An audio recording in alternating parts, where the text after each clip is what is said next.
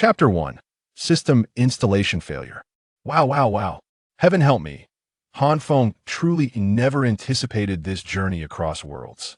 Compared to most parallel universes, what is wrong with the harmonious and stable 21st century with its air conditioning, computers, and smartphones? But who could have guessed that simply enjoying a spicy hot pot at home could lead to such a fate? Goodness, all it took was a glance at his phone, and a glaring object knocked him unconscious. When he finally opened his eyes again, he had transformed into a newborn infant, finding it difficult even to stand, save for his incessant wailing. "Let me see the child." At that moment, a gentle female voice resonated, and judging by the tone, its owner could be considered a goddess. However, for Han Feng, he understood not a single word amidst the torrent of unfamiliar sounds, leaving his heart suddenly chilled. The language spoken was neither Chinese nor any earthly tongue, signifying his arrival in a foreign realm, rendering the historical knowledge he had barely retained from his previous life utterly useless.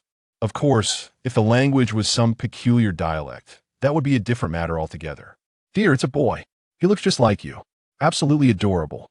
Then came a male voice, imbued with a mix of concern and joy. Han Feng could easily deduce that these two voices belonged to his parents in this life. "Ah, it seems I am not the protagonist." With great effort, Han Feng opened his eyes, and as he expected, the man before him was not particularly handsome, but had thick eyebrows and bright eyes, radiating a sense of kindness. An inexplicable sense of familiarity surged within Han Feng. "Really? Let me take a look." Yet before Han Feng could properly examine his father, the woman's voice chimed in again, weak yet filled with delight. Upon hearing this, Han Feng's father naturally complied and handed him over. The woman carefully received Han Feng, her pale face adorned with an irrefutable affection as she smiled happily and nuzzled her face against him. At that moment, Han Feng was somewhat astonished. Although he had suspected it, witnessing his mother in this life left him utterly captivated. If placed in his previous life, she would undoubtedly be a top-tier star. "Madam, you have just given birth, and your body is still weak. Allow me to provide you with some treatment first." "Indeed, dear, Aunt Lin is right. Let her treat you first." Perhaps her movement had been too vigorous, straining her injury, for Han Feng's mother furrowed her brow, causing the midwife and Han Feng's father to grow anxious and hastily advise her.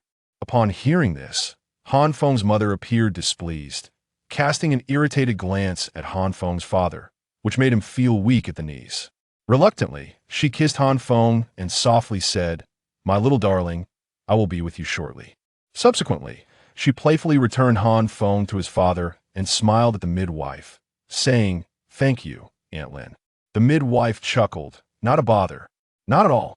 Observing all of this, Han Feng had nothing to say. He could not comprehend what was happening, but after experiencing his mother's warm embrace, returning to his father's firm grip made him somewhat disdainful of his father's muscular chest, which felt as hard as bricks. You wondered how he had achieved such a physique. Perhaps sensing Han Feng's disdain, Han Feng's father shot him a glare and jokingly scolded, "Little rascal, already showing signs of fickleness right after birth. When you grow up, who knows how many girls you'll trouble." Having ceased his loud cries, Han Feng paid no heed to his father's words, which he could not understand anyway. Instead, he turned his gaze toward his mother. But upon looking, he was startled.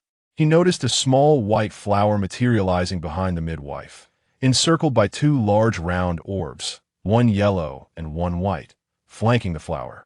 As the midwife babbled on, the yellow orb suddenly illuminated with a ding, enveloping his mother in a radiant glow. Gradually, Han Feng observed his mother's complexion visibly improving. "Isn't that a soul ring? Douluo continent?" Just the other day, Han Feng had been watching the animated version. He felt a pang of despair. Wasn't this the end of his hopes? With Tangan around, what place did he have in this world? If it were any other realm, perhaps he could stealthily seize some opportunities like exotic fire techniques or skills. As long as his talent wasn't too poor, he could still soar. But Douluo? Upon closer inspection of Tangan's rise, what opportunities did he possess? In his previous life, he had inherent skills, divine herbs, the Haotian hammer, and the blue-silver emperor, along with the god of slaughter's domain and the sea god's legacy. The Haotian hammer and blue silver emperor were innate gifts. He couldn't possibly steal those. Divine herbs were even more futile. Forget about whether he could access the Eye of Ice and Fire, even if he got there. Could he contend with Dugu? He had no knowledge of poison, let alone curing Dugu boss ailments. The god of slaughter's domain and sea god's legacy were far removed. He was still just a little sprout. However, perhaps there's still hope for the Shintian skill. If it's still 2 or 3, as long as I join the Tang sect, it seems like I cultivate it. Sigh. I'm thinking too far ahead. I haven't even awakened my martial soul, yet whether I possess soul power is still in question. Why ponder such things? With that thought, Han Feng felt a wave of calm wash over him. If he had come to Douluo, so be it. Could he return once he had arrived? Everything could wait until he turned 6 and awakened his martial soul. An infant's energy is inherently limited. Having thought so much, Han Feng grew weary and slowly closed his eyes, preparing to take a nap. Ding! Infinite upgrade system has been bound.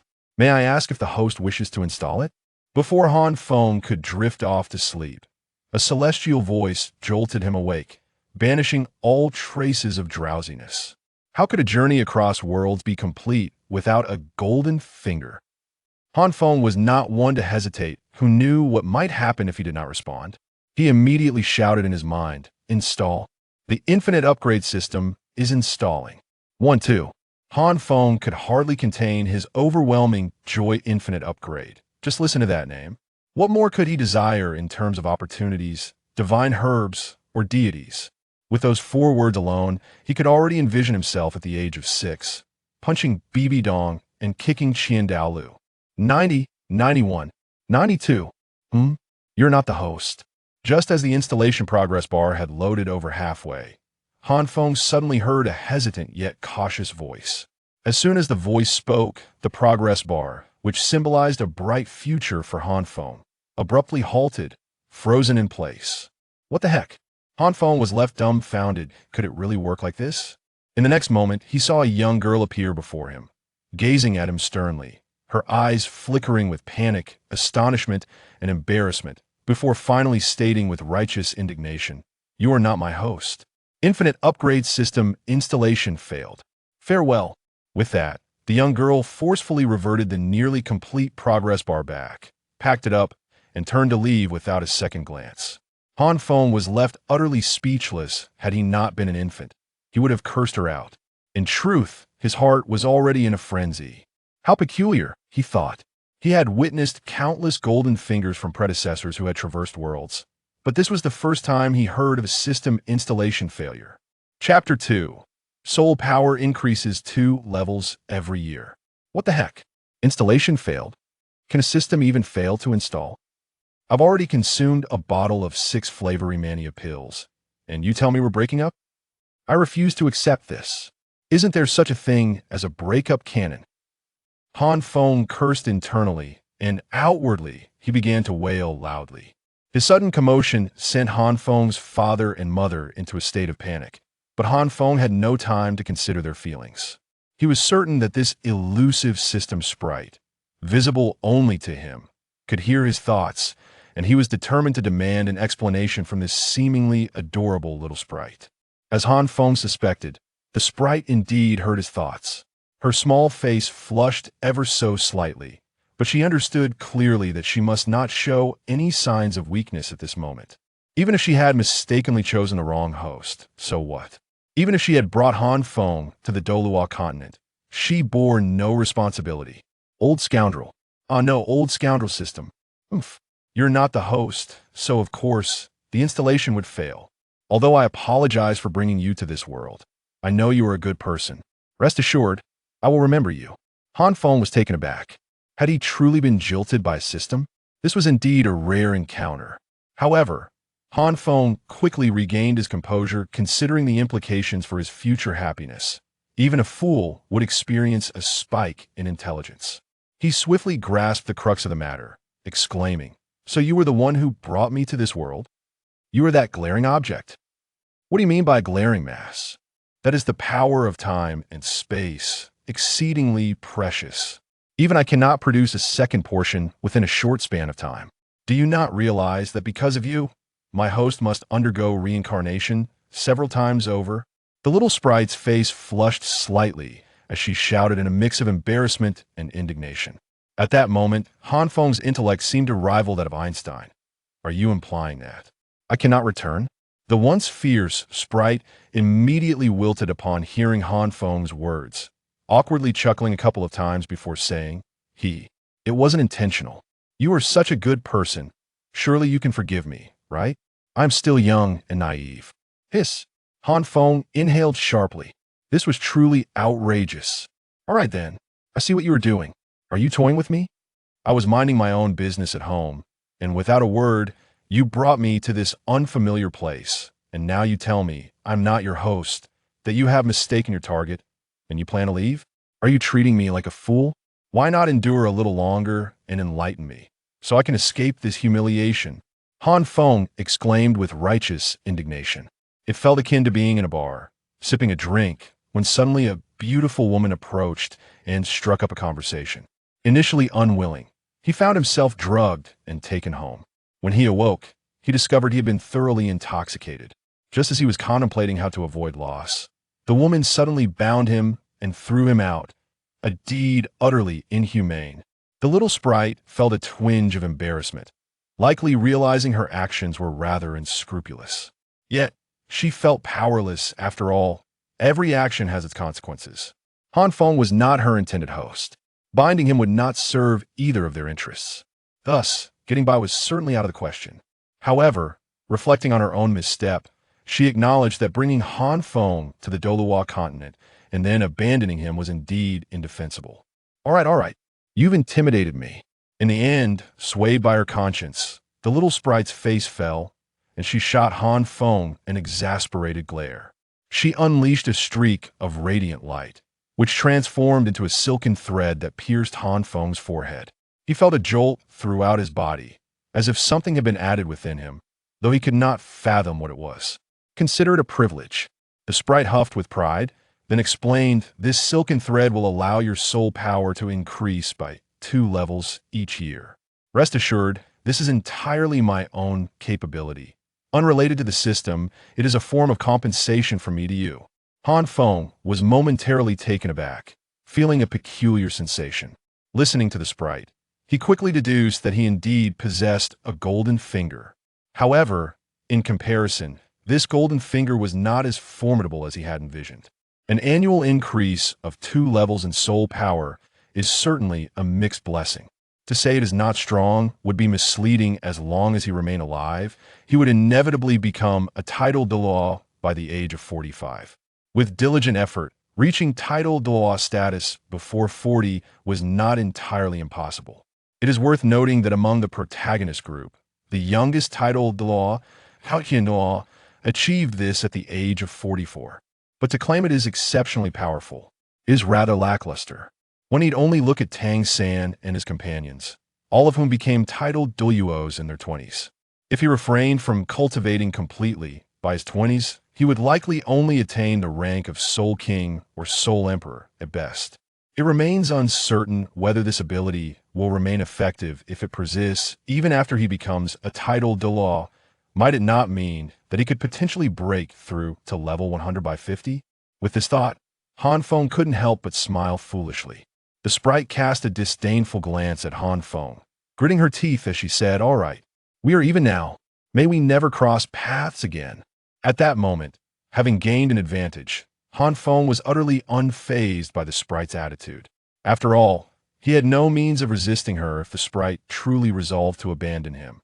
He would be utterly powerless. For now, being granted a modicum of favor was satisfactory enough for him. "Farewell. I, Han Feng, shall never forget your great kindness. I shall not stoop to your level." The sprite glared at Han Feng resentfully, but ultimately took her leave without further incident. Having exhausted considerable energy traversing through time and space and lacking the energy of a host, she needed to return promptly. As for her destination, only the sprite herself knew, perhaps a place akin to the M78 Nebula. Though unable to comprehend his mother's words, Han Feng understood what transpired from observing the scene. She had misconstrued his earlier cries as mere hunger. Yet, speaking of which, he indeed felt somewhat hungry. Thus, under the fierce gaze of his father, Han Feng partook in his first meal in this world. "You little rascal, just you wait. You'll have to endure another 2 years." Even his own son could incite jealousy. What a formidable person. Chapter 3. Soul Awakening, Radiant Heavenly Shield. "Mom, save me. Dad is going to hit me again." "You little rascal, do not falsely accuse me. Why have I ever intended to strike you?" 6 years have elapsed since Han Feng arrived in the Douluo continent. Han Feng devoted a year to mastering the language of the land. However, unlike Tang San, Han Feng's life has been considerably more comfortable. He is cherished by a loving mother and supported by a responsible father, and every couple of days, he indulges in the delicacies of spirit beast meat, which represents a pinnacle of living standards in this realm. In contrast to Tang San's illustrious parents, Han Feng's family appears rather ordinary. His father, Han Dang, is 33 years old, a level 45 defense battle soul master, wielding the martial spirit of the Xuanjia shield, adorned with 1 white, 1 yellow, and 2 purple soul rings. His mother, Zhang Lingling, is 30 years old, a level 38 auxiliary soul master, with the martial spirit of Chian, embellished with 2 yellow and 1 purple soul rings. Han Dang works at the Grand Soul Arena in the city, where the commensurate with the soul sect level is quite generous, sufficiently providing for a prosperous life for his family of 3. Today marks the day of Han Feng's martial soul awakening, and despite being a transmigrator, he cannot help but feel a surge of excitement. Han Feng harbored no doubts regarding his soul power. It was undoubtedly at the 12th level. After all, with his extraordinary talents, he had steadily progressed 2 levels each year. 6 years had passed, and even if he were to have no innate soul power, he would still have reached the 12th level by now. What exhilarated Han Feng was, of course, the prospect of his own martial soul. To speak candidly, he was not particularly keen on inheriting Han Dang's martial soul. After all, sheer offense epitomized a man's romanticism. Should he inherit the Xuanjia shield, he would be irrevocably bound to the path of a defensive soul master. Han Feng harbored a profound desire to inherit his mother's scarlet flame martial soul. Although Zhang Lingling was an auxiliary soul master, her circumstances had arisen from an unfortunate choice during the selection of her soul rings, compelling her into this role. After all, it was fire. As long as one's resolve remained steadfast, transforming into a formidable assault soul master was quite attainable, with dreams of the scarlet flame martial soul dancing in his mind. The unfortunate boy clung to Han Dang early in the morning, incessantly bombarding him with questions, his disdain for the Xuanjia shield martial soul evident in every word. However, Han Dang was not one to indulge him. He bluntly informed Han Feng that their family had a long-standing tradition of the Xuanjia shield martial soul, passed down exclusively through the male line. Thus, Han Feng's aspirations were effectively dashed, with a mindset of mutual destruction. He abandoned Han Dang and approached Zhang Lingling to report his grievances, a familiar routine that elicited a twinge of sympathy for Han Dang. As anticipated, upon learning that Han Dang intended to chastise her precious son, Zhang Lingling cast a mere glance at him. In an instant, the previously fierce Han Dang transformed into a docile little kitten, while Han Feng, concealed behind Zhang Lingling, mischievously stuck out his tongue at Han Dang, reveling in his triumph. Much to Han Dang's dismay, though Han Feng had traversed into this realm, his actual age far exceeded his youthful appearance. In his past life, he was merely 20 years old, and now, at 6, he was a mere 26, a mere 2 decades since graduating from kindergarten. Yet, this time, Zhang Lingling refrained from twisting Han Dang's ear, simply glaring at him before letting the matter rest, leaving Han Feng somewhat disappointed. She then lifted Han Feng into her arms, affectionately ruffling his little face. Han Feng's mother, aside from her large eyes resembling Han Dang's, bears a closer resemblance to Zhang Lingling in terms of her nose and mouth. This filled Han Feng with a fleeting sense of pride, considering himself quite the handsome young man. However, it also prompted Zhang Lingling to take great delight in playfully pinching his cheeks, leaving Han Feng feeling somewhat exasperated. My dear Fenger, regardless of what martial soul you possess, each has its distinct advantages. Your mother believes that whether it is your father's Xuanjia shield or my Chian, you will undoubtedly find ways to capitalize on your strengths while circumventing any weaknesses. Wouldn't you agree? Han Feng, possessing a precocious intellect, elicited no fear in Zhang Lingling. who gently responded to his childish tantrums. Upon hearing this, Han Feng offered a sheepish smile, clearly aware that his little scheme had been seen through by Zhang Lingling. Indeed, what could possibly be wrong with the Xuanjia shield? A single warrior can hold the pass against 1,000 foes. Noticing that Zhang Lingling had not criticized him, Han's courage suddenly swelled, and he quickly chimed in with a light-hearted reprimand. Han Feng stuck out his tongue, lowered his head, and murmured softly, "TSK. Aren't they just standing there to take a beating?" Han Feng's voice was indeed quite soft, yet with Han Dang and Zhang Lingling, one a soul master and the other a soul sovereign, positioned so closely, how could they possibly fail to hear? Just as Han Dang was about to reprimand, he was met with a piercing glare from Zhang Lingling, who retorted, "What business of yours is this?" Han Dang could do nothing but mumble a few words and retreat to the side. "Fenger, the people from the spirit hall have already arrived. Regardless of what your martial spirit may be, we shall soon find out. What if our Fenger's martial spirit has undergone a mutation?" Seeing her precious son's discontent, Zhang Lingling hurriedly tried to console him. "Oh," Han Feng responded weakly. As a soul sect master, Han Dang, who is also married to a soul sovereign, is entirely qualified to invite individuals capable of awakening martial souls to his residence. After following Zhang Lingling, Han Feng soon encountered the esteemed individual responsible for awakening his martial soul. "Greetings, esteemed soul sect master. I am Wang Sun, and it is my pleasure to serve you. Thank you for your assistance." In the presence of outsiders, Han Dang maintained an air of authority, even without unleashing his soul power.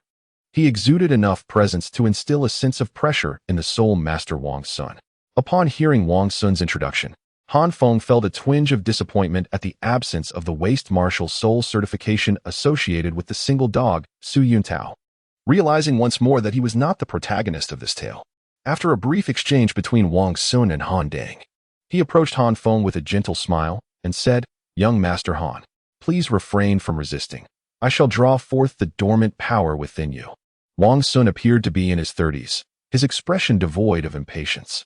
Han Feng could only nod in agreement, encouraged by Zhang Lingling's supportive gaze, and replied, "Thank you for your assistance." Han Feng's politeness illuminated Wang Sun's eyes. Without further ado, he unleashed his martial soul, Sand Crocodile. The dual soul rings, one white and one yellow, ascended from behind Wang Sun, and his form underwent a visible transformation. Jagged yellow armored plates sprouted along his spine. His hands morphed into sharp claws, and his limbs grew robust, as a whirlwind of sand swirled around him.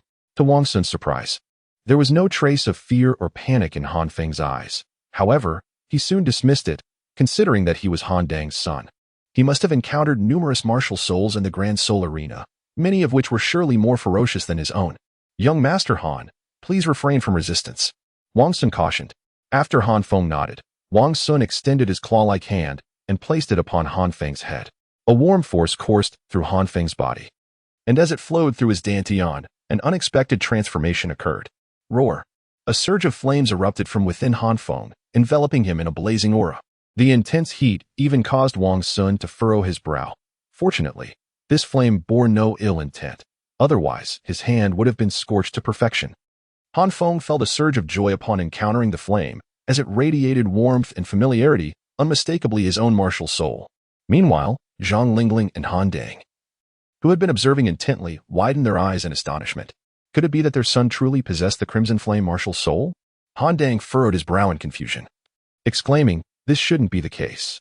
The genes of the old Han family are remarkably resilient." Indeed, it was soon proven that the genes of the old Han family were indeed robust. Han Dang and his companions quickly discerned that amidst the flames, a shield had emerged, which Han Feng naturally grasped in his right hand. The sensation of their bloodline connection made Han Feng aware that this was the true embodiment of his complete martial spirit. With their discerning eyes, how could Han Dang and his companions fail to notice that the flames were emanating from the shield, rather than merely being flames? Han Feng's martial spirit should more accurately be described as that shield which unleashed the flames. Zhang Lingling appeared somewhat displeased, remarking, "Is it still a shield?" "Hee, my dear, what is wrong with the shield? Our son will undoubtedly grow to be the most resilient man," Han Dang cheerfully conveyed to Zhang Lingling through their bond. However, to his surprise, Zhang Lingling was not convinced, scoffing, "Isn't that just standing there to take a beating? Let me tell you, if our precious son gets hurt in the future, I will twist your ears off." Han Dang's expression suddenly turned desolate. The young couple had not even considered whether Han Feng possessed any soul power. Wang Sun, oblivious to the couple's hushed conversation, inquired after Han Feng's martial soul had awakened and the sand crocodile martial soul had been retracted. Young Master Han, it appears that your martial soul is a fusion of Lord Han and Lady's martial souls. May I ask what it is called? Han Feng was momentarily taken aback, intending to express his uncertainty, yet when he opened his mouth, he inexplicably uttered the name of his martial spirit, the Shield of the Blazing Heavens. My martial spirit is called the Shield of the Blazing Heavens. The name certainly evokes a vivid image. How could it not? This is precisely what the Shield of the Blazing Heavens conveyed to Han Feng. Chapter 4. Innate Level 12, Twin Martial Spirits. The Shield of the Blazing Heavens. It has truly undergone a transformation. My son is indeed remarkable. Despite her lingering dissatisfaction with Han Feng's martial spirit being a shield, Zhang Lingling could hardly withhold her praise for him. Even if Han Feng had awakened a seemingly useless martial spirit, she would still elevate it to the heavens. Moreover, at the very least, her beloved son's martial spirit still bore traces of her own crimson flame. Beside them, Han Dang sighed inwardly. Both being shields, he was merely the target of blows, while his son was exceptional. Such a glaring double standard was rather disheartening. In contrast, Wang Sun appeared composed. After all, Han Feng was not his son. Why should he involve himself in this affair? Even if one were to consider it from another perspective, he could glean no true insights from Han Feng's martial spirit. It merely seemed commendable, undoubtedly superior to his own. However, he did not regard the Shield of the Blazing Heavens as a pinnacle martial spirit. At most, it was merely decent. Additionally, they had yet to assess the innate soul power. Had they? Though it appeared that Han Feng's Shield of the Blazing Heavens had mutated for the better, one must always consider the possibility of unforeseen circumstances. Mutated martial spirits are typically evaluated based on innate soul power. High innate soul power signifies excellence, while low innate soul power indicates inferiority. What if Han Feng's Shield of the Blazing Heavens turned out to be merely a fade? While Han Feng was lost in thought, Wang Sun had already produced a crystal ball, extending it toward Han Feng with a gentle tone. Young Master Han, the next step involves testing your innate soul power. You only need to channel the power of your martial spirit into this crystal ball. Han Feng finally regained his senses, nodding blankly as he placed his hand upon the crystal ball. The power of his martial soul naturally flowed forth, merging into the orb. In an instant, the crystal ball illuminated brilliantly, akin to a radiant bulb. Despite Han Feng's prior preparation, he was momentarily dazzled by the brilliance. Good heavens! It was an innate full soul power. Wang Sun was the first to react, exclaiming in astonishment as he reverently cradled the crystal ball in Han Feng's hands, his eyes sparkling with excitement. Wang Sun could hardly fathom the rewards he would receive from the martial soul hall if he were to bring this child back. A formidable martial soul coupled with innate full soul power, it was as if a living treasure stood before him. Unbeknownst to Wang Sun, Han Feng was not merely endowed with innate full soul power, but possessed an innate level 12. However, Wang Sun only recognized that a fully illuminated crystal ball indicated innate full soul power, and the brilliance emanating from the orb was threefold stronger than that of innate full soul power. Yet, having never encountered innate full soul power himself, how could Wang Sun discern the truth? Child, would you be willing to join the Martial Soul Hall? The thought of the rewards the Martial Soul Hall might bestow upon him ignited a fervent passion in Wang Sun's heart as he grasped Han Feng's hand, his excitement palpable. Cough, cough. However, before Han Feng could respond, he heard a couple of coughs from Han, who gazed at Wang Sun with his large, unblinking eyes, remaining utterly silent. Wang Sun was taken aback. How could he have forgotten? This child was not just some background-less kid from a mountain village. His father was a member of the Soul Sect. How could a mere great soul master like himself presume to make such arrangements? I have overstepped. I shall take my leave at once. Wang Sun exclaimed in alarm, bowing deeply to Han Feng before hastily departing. Please, take care.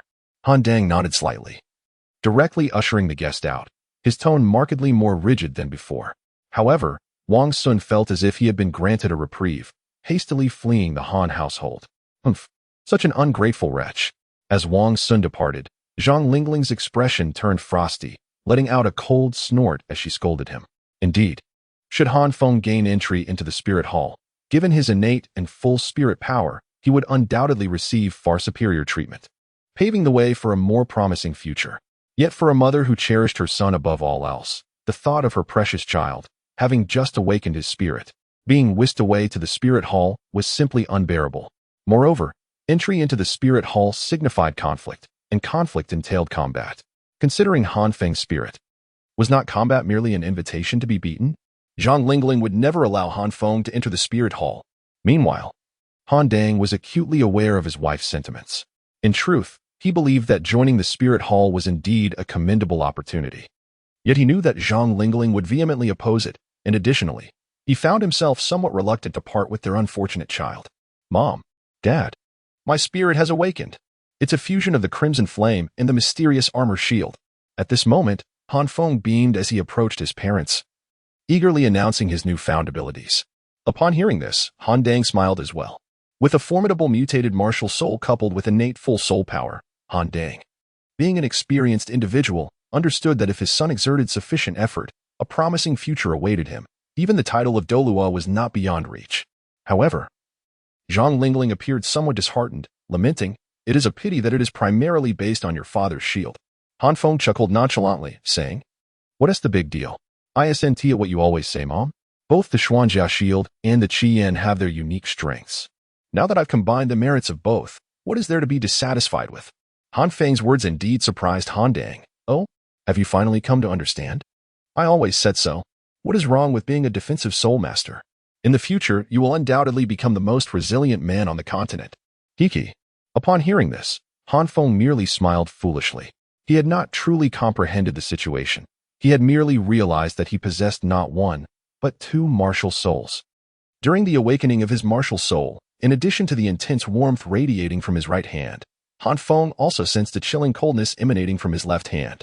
Had he not reacted swiftly, the moment of awakening would not have been limited to a mere flame, but rather a magnificent duality of ice and fire.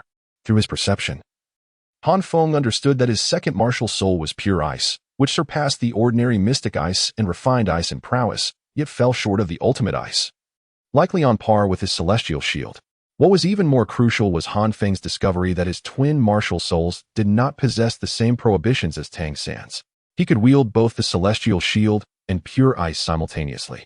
With this second martial soul at his disposal, he no longer needed to agonize over the choice between shield and weapon. If pushed to his limits, he could simply unleash his second martial soul, transforming into a formidable warrior, achieving both tank-like resilience and substantial damage output. With this thought in mind, Han Feng instinctively retracted his left hand. This martial soul must be kept hidden. It was indeed a trump card, his true ace. Han Feng had no intention of revealing the existence of his rare ice martial spirit to Han Dang and Zhang Lingling. It was not out of distrust, rather. It was due to Han Dang's penchant for boasting. If he disclosed this information today, by tomorrow, everyone in the Soul Arena would be aware that he possessed two martial spirits. Furthermore, as the saying goes, dragons beget dragons and phoenixes beget phoenixes. Based on Han Feng's understanding, neither his maternal nor paternal lineage had any record of a martial spirit related to ice. The origins of his rare ice martial spirit were difficult to explain. Though there are theories regarding the mutation of martial spirits, such as a cat and a tiger producing a lion, this could be rationalized. However, if a cat and a tiger were to produce a hammer, it would clearly be unreasonable. While it was evident from his primary martial spirit that he was undoubtedly the biological son of Han Dang and Zhang Lingling, Han Feng chose to keep this secret for the sake of familial harmony. After all, he perceived that his father genuinely loved his mother. Yet there was also a hint of possessiveness. Could one truly guarantee that a man so intensely jealous of his own son would not harbor any inner turmoil? In his previous life, Han Feng had a roommate whose girlfriend forbade any male contact information in her phone, except for that of family members. Han Feng truly fears that his father might be such a person. He decides to observe further. After all, love is inherently selfish. If there truly exists such a selfless devotee, Han Feng would not mind encountering the divine canine of the licking world. And it would be best if he could also converse with its partner. Chapter 5, The Soul Hunting Forest, the 400-year-old bullhead lava turtle.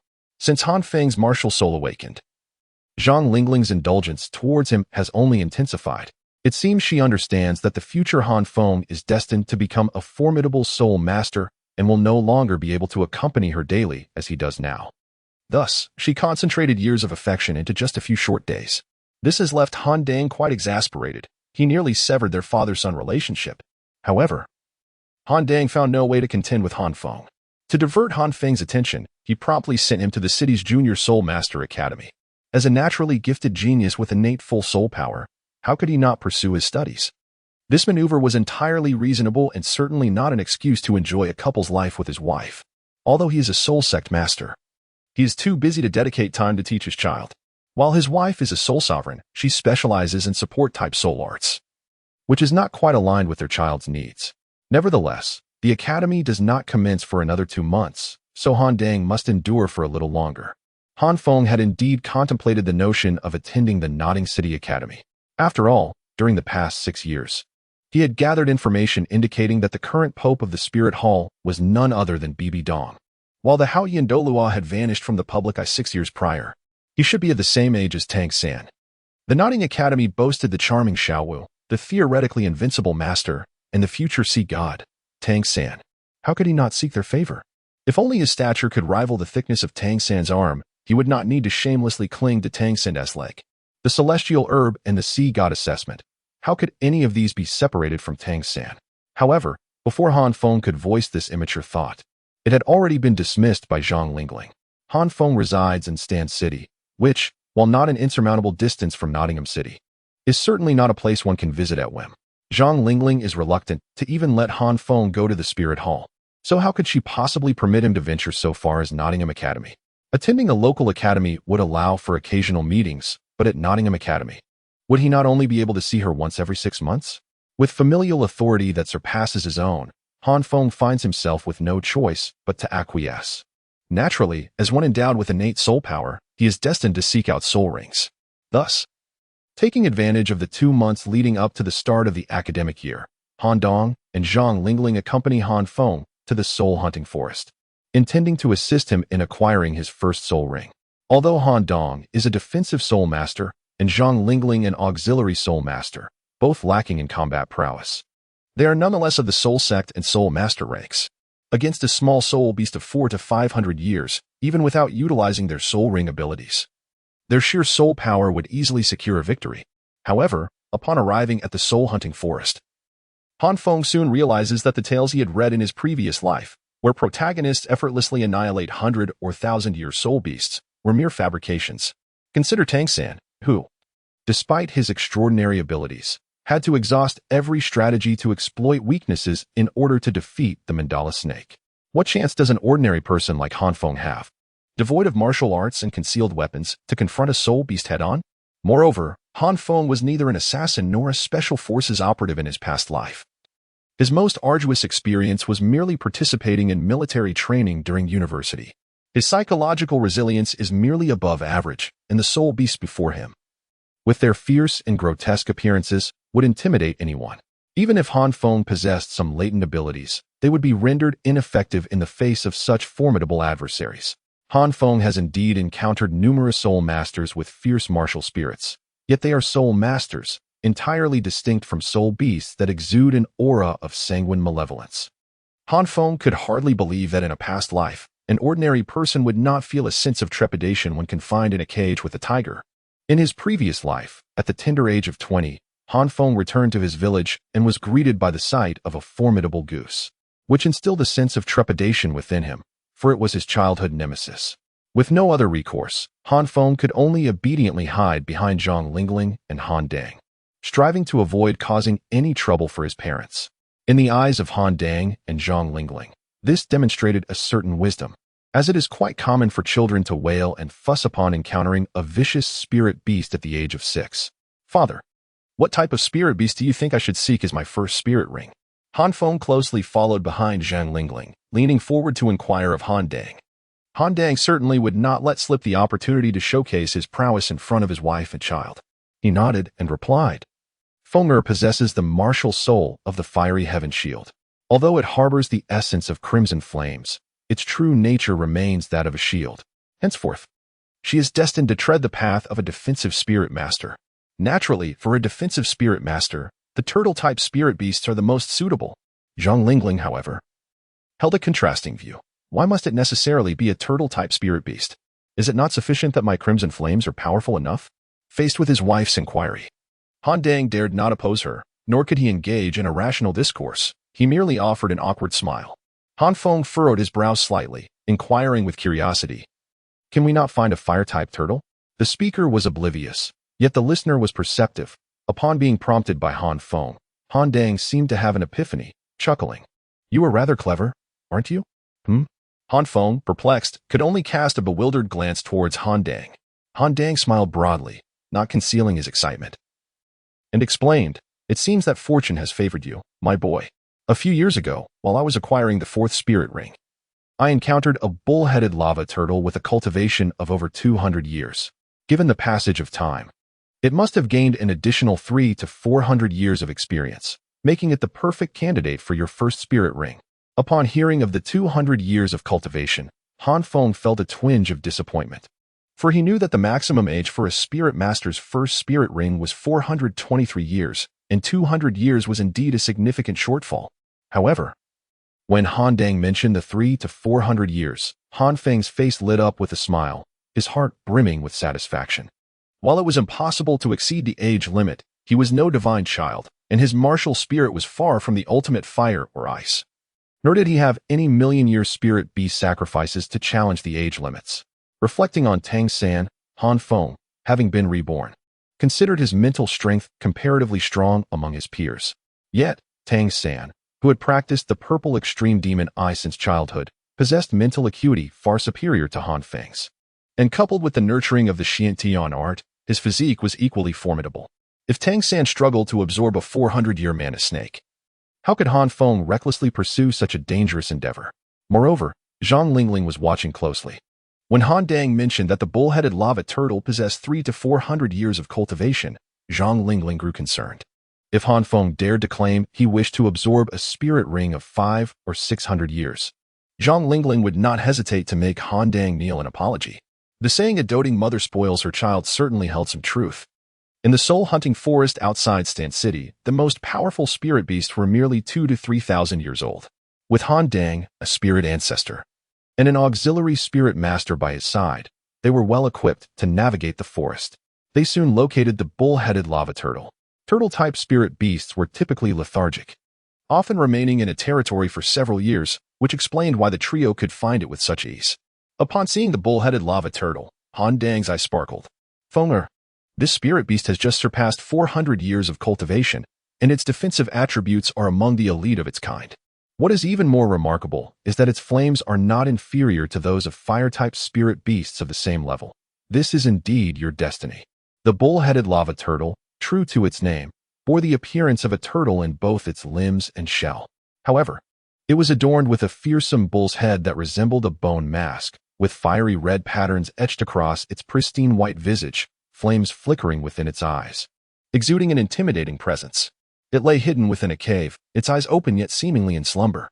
If they were to strike now, it would not be impossible to defeat it in a single blow. Han Feng gazed at the bull-headed lava turtle, his eyes brimming with brilliance as he stifled the excitement within. Turning to Han Dang, he declared, "This shall be the one, father." Upon hearing this, Han Dang's large eyes sparkled with satisfaction. He had been awaiting Han Feng's decision, for after 4 centuries of cultivation, he was on the brink of reaching the pinnacle of the first spirit ring for soul masters.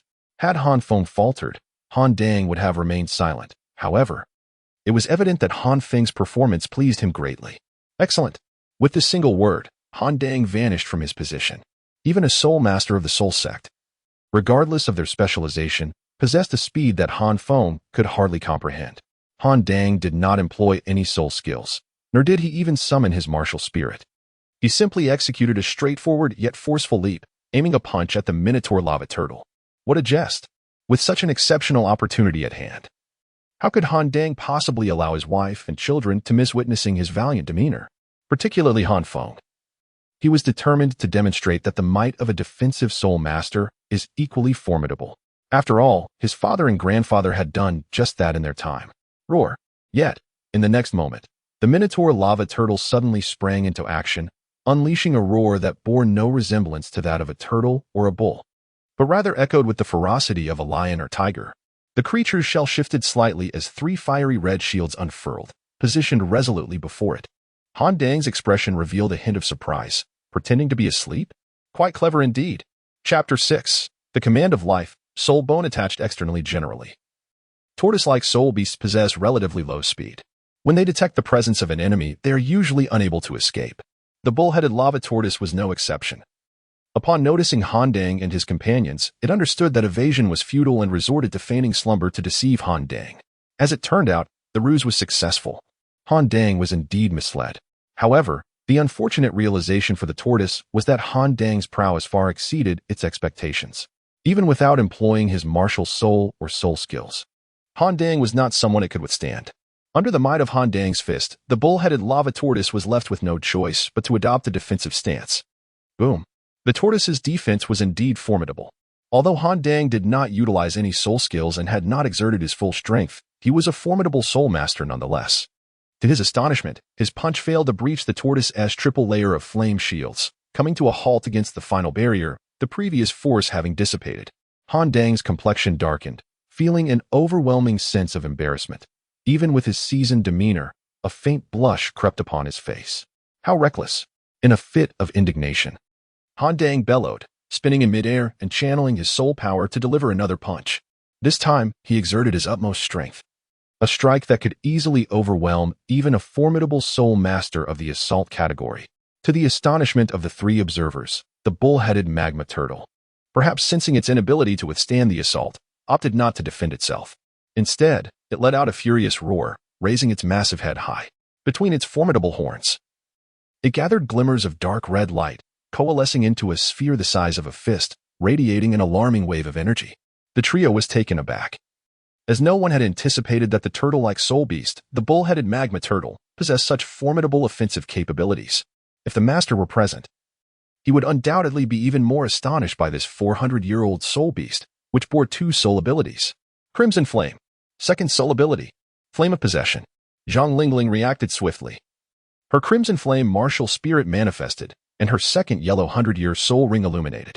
A brilliant flame surged towards Han Dang, and in an instant, a resounding roar echoed as Han Dang ignited in flames.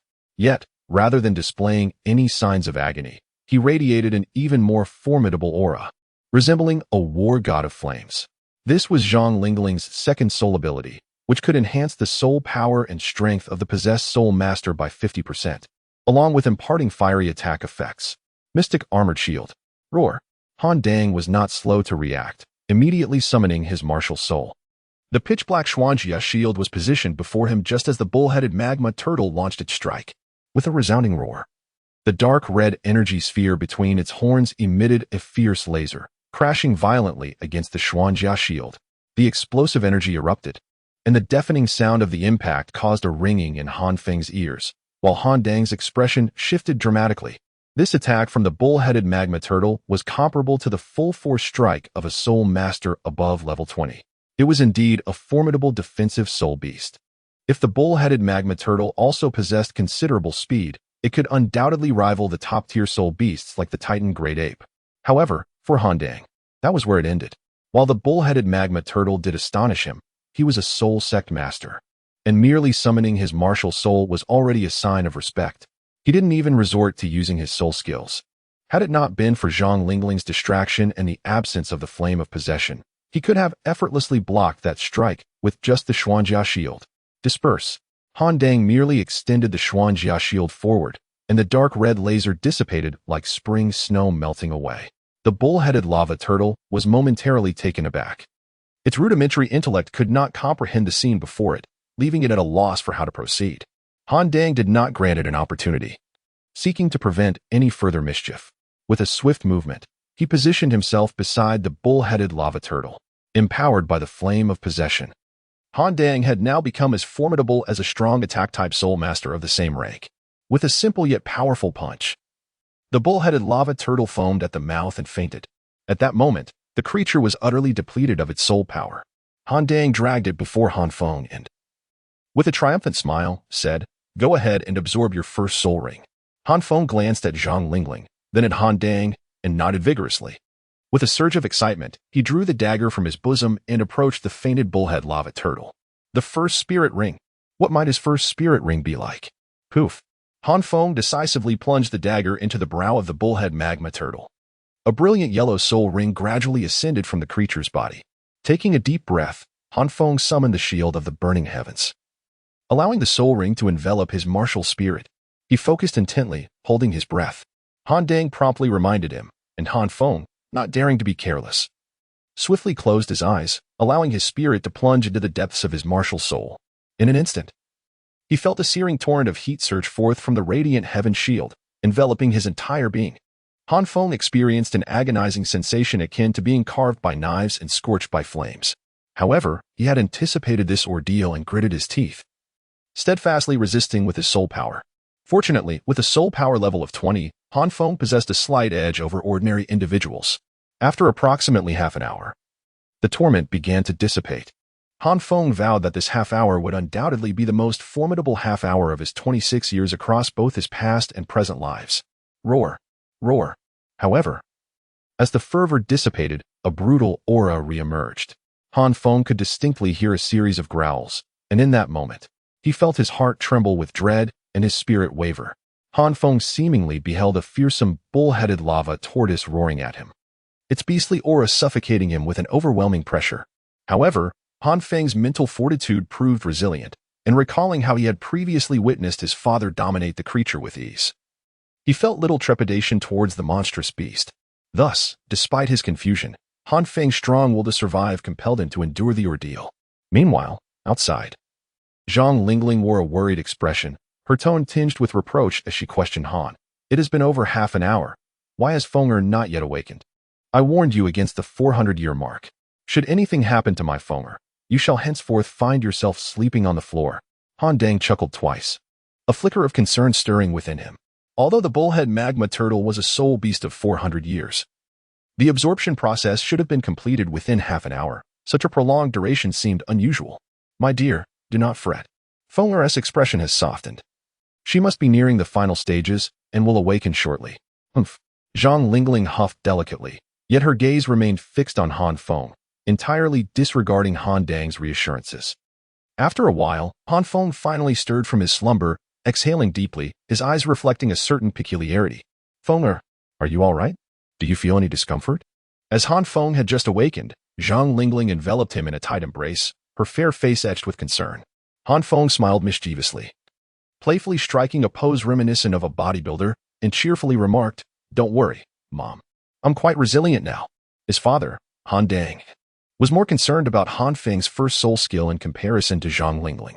Zhang Lingling shot him a reproachful glance, but Han Feng, as if anticipating the question, exclaimed, Haha, Dad, you've asked the right question. My first soul skill is called Guardian of Life. With that, Han Feng summoned the radiant shield of heaven. A brilliant yellow soul ring ascended, and as he uttered a low command, the ring shimmered brightly. In an instant, Han Feng was enveloped in flames, a fiery red shield materializing before him, utterly indomitable. The first soul skill, Guardian of Life, enhances soul power and defense by 60%, providing absolute protection against the first instance of damage. Of course, this is relative. Attacks from soul masters and great soul masters can be completely defended against, while for soul venerates, there is only a 75% chance of absolute defense. For soul sects, it drops to 50%. And by the time one reaches the rank of Soul Emperor, it becomes nearly ineffective. Hiki. Upon hearing this, Han Dang's eyes sparkled with brilliance. An enhancement of 60% in soul power and defense is already considered top tier among the first soul rings. Coupled with the ability to provide absolute defense against initial damage, it is nothing short of a divine skill. If utilized effectively, even a critically wounded individual could showcase extraordinary prowess. Moreover, Han Dang firmly believes that his son will undoubtedly surpass the ranks of Soul Dulau and even ascend to title Dulau. According to Han Feng, when he transcends to the realm of Soul Emperor or even Soul Saint, wouldn't this first soul skill serve as an absolute defense? Furthermore, Han Feng seemed to feel that the astonishment of Han Dang and Zhang Lingling was insufficient. With an air of mystery, he smiled subtly, raised his right hand to his small face, and pretended to ponder deeply. Illusion. Chapter 7. The Illusion, the Radiance of Wang Su. Illusion, he roared. With a sound akin to a fierce howl, Han Feng's aura transformed. In the preceding moment, he appeared self-satisfied and enigmatically composed, yet in the next, he was enveloped by a ferocious and violent presence, reminiscent of a wild beast unleashed from its cage, poised to devour its prey. Han Dang and Zhang Lingling were immediately taken aback. They could sense that Han Feng's strength had significantly increased under the enhancement of the first soul ring. His soul power attributes had astonishingly risen by more than 80%, along with a notable boost in physical strength. Yet, was the figure before them, shrouded in dark red mist, truly their cherished son? The roar just moments ago, though tinged with a human's voice, unmistakably resembled the bellow of a bullhead lava turtle. Han Dang and Zhang Lingling swiftly summoned their martial souls, their faces etched with concern and tension. The aura of the Soul Sect and Soul Master was fully unleashed, causing the shadow within the dark red mist to visibly flinch and retract. Han Feng's youthful voice rang out, "Dad, Mom, don't make a move. It's me. It's me." Under the astonished gazes of Han Dang and Zhang Lingling, the dark red mist gradually dissipated, revealing Han Feng's small figure. However, he appeared markedly different. A massive, bony bull skull mask adorned his head, with a pair of sharp, twisted horns protruding forward. Two dark red stripes extended from his eye sockets down to his jaw, and his hollow, eerie pupils glimmered with a haunting light. Although distinct from the bullhead lava turtle, a profound connection was evident. Upon hearing Han Feng's voice, Zhang Lingling disregarded the terrifying mask atop his head and embraced him tightly, exclaiming, "Fenger?" Han Feng nodded slightly, his bony mask betraying not a hint of emotion, and simply stated, "It is I." Upon realizing Han Feng's clarity of mind, Zhang Lingling let out a sigh of relief. Beside them, Han Dang seemed to sense something amiss and spoke with gravity, "Fenger, this is an external spirit bone. The external spirit bone from the bullhead lava turtle's face can enhance one's soul power and strength by 30%. Although he had harbored suspicions, the moment Han Feng confirmed it, Han Dang's body quivered with astonishment. An external spirit bone. For a soul master, its worth is surpassed only by 100,000-year spirit ring, ranking as the second most coveted treasure on a soul master's wish list. Upon witnessing his father, Han Dang, frozen in place, Han Feng initially assumed that his father held a disdain for such a modest augmentation. He hastily exclaimed, "Although the current enhancement is merely 30%, it is, after all, an external soul bone that can evolve alongside my growth. Today it stands at 30%, but in the future it shall reach 60%, 90%. Indeed, Han Feng speaks the truth. Ever since he acquired this external spirit bone, he has been aware that its enhancement would escalate in tandem with his soul power. For every 10 levels he ascends, the augmentation increases by 10%. Currently, at his mid-teens level, it stands at 30% at level 20. It will rise to 40%. At level 30, it will reach 50%, and so forth." Han Feng initially believed that his words would elicit amazement from Han Dang. However, to his surprise, Han Dang displayed no astonishment or admiration. Instead, he wore a solemn expression, fixating intently on Han Feng. With deliberate emphasis, he cautioned, "Fenger, from this moment forth, without absolute strength or a life-threatening situation, you must never allow anyone to be aware of the existence of this external soul bone. Do you understand?" Han Dang's expression bore no trace of jest, as the subtle yet palpable pressure emanating from the soul master level bore down on Han Feng, causing his pupils to constrict sharply. Han Feng suddenly realized that he had become overly proud and careless. Just a few days prior, he had worried that Han Dang would boast about his second martial soul, prompting him to conceal its existence. Yet, it seemed he had acted no differently. A mere external soul bone had clouded his judgment. And like a child who had stumbled upon treasure, he had eagerly shared the news with Han Dang and Zhang Lingling, driven by a desire to show off. Had it not been for the fact that these two were his closest kin, he might have met a far grimmer fate at the hands of other soul sects and soul masters. As this thought crossed his mind, Han Feng's fleeting pride dissipated, leaving only a sense of shame. He had prided himself on being a reborn individual, yet his behavior was nothing short of an embarrassment to all the predecessors who had traversed before him. Do you comprehend this? Han Feng remained silent for a prolonged period, prompting Han Dang to raise his voice sharply, his commanding tone sending a jolt through Han Feng's heart. Zhang Lingling, unusually, did not come to Han Feng's defense, nor did she intervene against Han Dang, for she too understood the significance of this external soul bone. It represented innate talent, power, opportunity, and the bloody pursuit that accompanied it. Han Feng came to his senses, realizing he should no longer indulge in complacency, and quickly nodded, "I understand." This marked perhaps the first time in 6 years that Han had spoken so sternly to Han Feng. Han Dang cast a profound glance at Han Feng, then let out a deep sigh, his imposing demeanor softening. After all, the external spirit bone was indeed a divine treasure. To reject the gifts of heaven would only invite calamity. There was no need for him to pressure Han Feng so relentlessly. His earlier sternness stemmed from concern that this unfortunate child might, in his naivety, flaunt this magnificent treasure recklessly, courting disaster. Han Feng, in turn, regarded his father with an air of curiosity. Previously, he had perceived Han Dang as someone prone to ostentation. Yet now it seemed his understanding was far less profound than he had imagined. In matters of great significance, Han Dang clearly possessed a maturity that surpassed his own. It appeared that Han Feng's perspective was rather limited. Having just listened to Han Dang's tone, it was evident that the capabilities of this external spirit bone extended beyond mere enhancement of spiritual power and strength. Pray tell, Han Feng inquired gently. Perhaps feeling he had been too harsh earlier, what other abilities does it possess? Han Feng chuckled softly, a surge of excitement coursing through him at the thought of another soulbone skill. He swiftly extricated himself from Zhang Lingling's embrace and approached a colossal ancient tree. Large enough for two to encircle.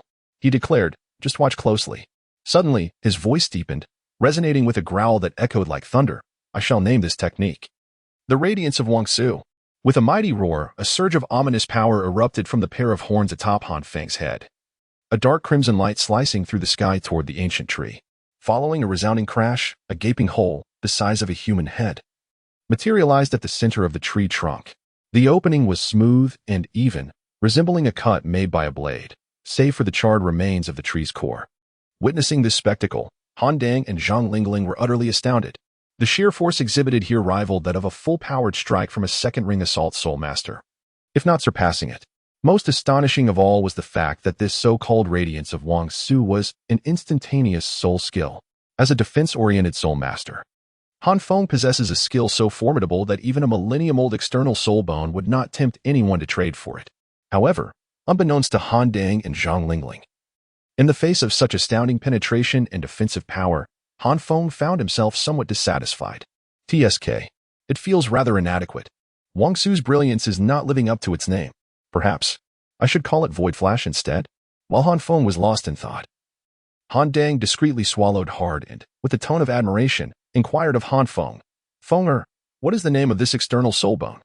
Han Feng was taken aback for a moment, yet he resolutely replied, Afade. Upon hearing this, Han Dang felt somewhat perplexed. Unable to comprehend why the soul bone derived from the bullhead lava tortoise bore a name that had no correlation to the creature itself. And even the soul skill seemed entirely unrelated.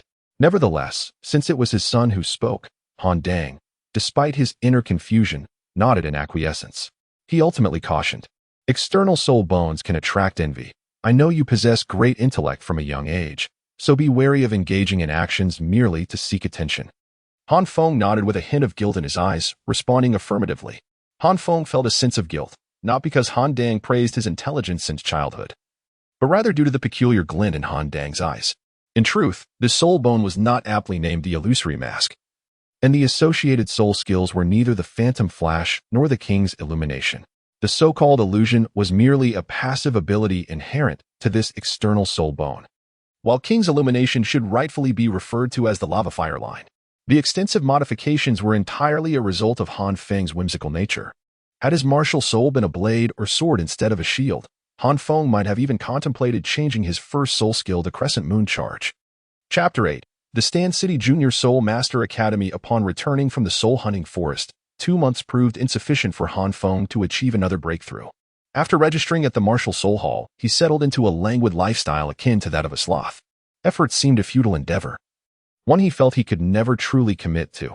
Instead, he resigned himself to subsisting on a meager annual increase of 2 levels in soul power. However, Han Feng was somewhat perturbed when he discovered that his registration at the Martial Soul Hall indicated he possessed only 15 levels of soul power. It is worth noting that over the past 6 years, he had automatically elevated his soul power by 12 levels. Moreover, with his first soul ring being 400 years old, it should have contributed significantly to his soul power. Certainly, he was entitled to at least 1 level. And with an external soul bone, albeit a century-old one, it seemed reasonable to expect an increase of 1 level in his capacity as a soul master. Calculating thus, it appeared that a mere 14 levels of his soul power were derived from the contributions of his white female companion. Yet, despite this, he found himself with only 15 levels of soul power. What did this imply? It suggested that his innate soul power was merely between half a level to 1 level. With dual martial souls, both seemingly formidable, how could his innate soul power be so paltry?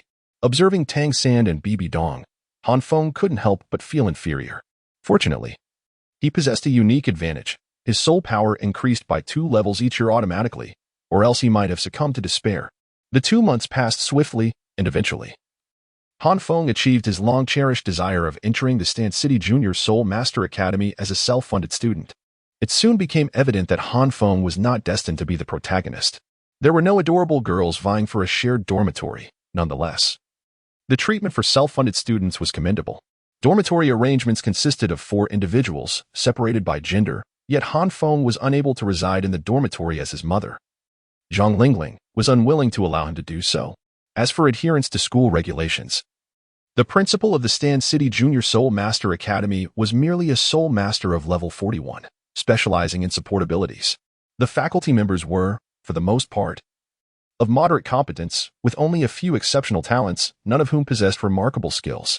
To them, Han Feng's father, Han Dang, was already considered an extraordinary figure, despite only being a great soul master of average cultivation. Such narrow-mindedness rendered it impossible for Han Feng to treat them with deference. Of course, even though Han Feng specialized in defensive martial souls, no one dared to provoke him. After all, one need not mention his parents, even Han Feng himself. Boasting a towering 15 levels of soul power, could hardly be bullied by a group of children. It was well known that many 6th-year graduates possessed only 12 or 13 levels of soul power. If any upperclassman dared to bully Han Feng, he would simply report them. He wasn't foolish. While his martial soul was not weak, it did possess only a single soul ring and lacked offensive capabilities. In one-on-one scenarios, he could manage. But in a group confrontation, he would find himself at a disadvantage. After all, he could not expose his external soul bone.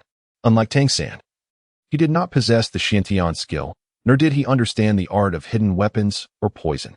At merely 6 years old, could he truly take on 100 foes?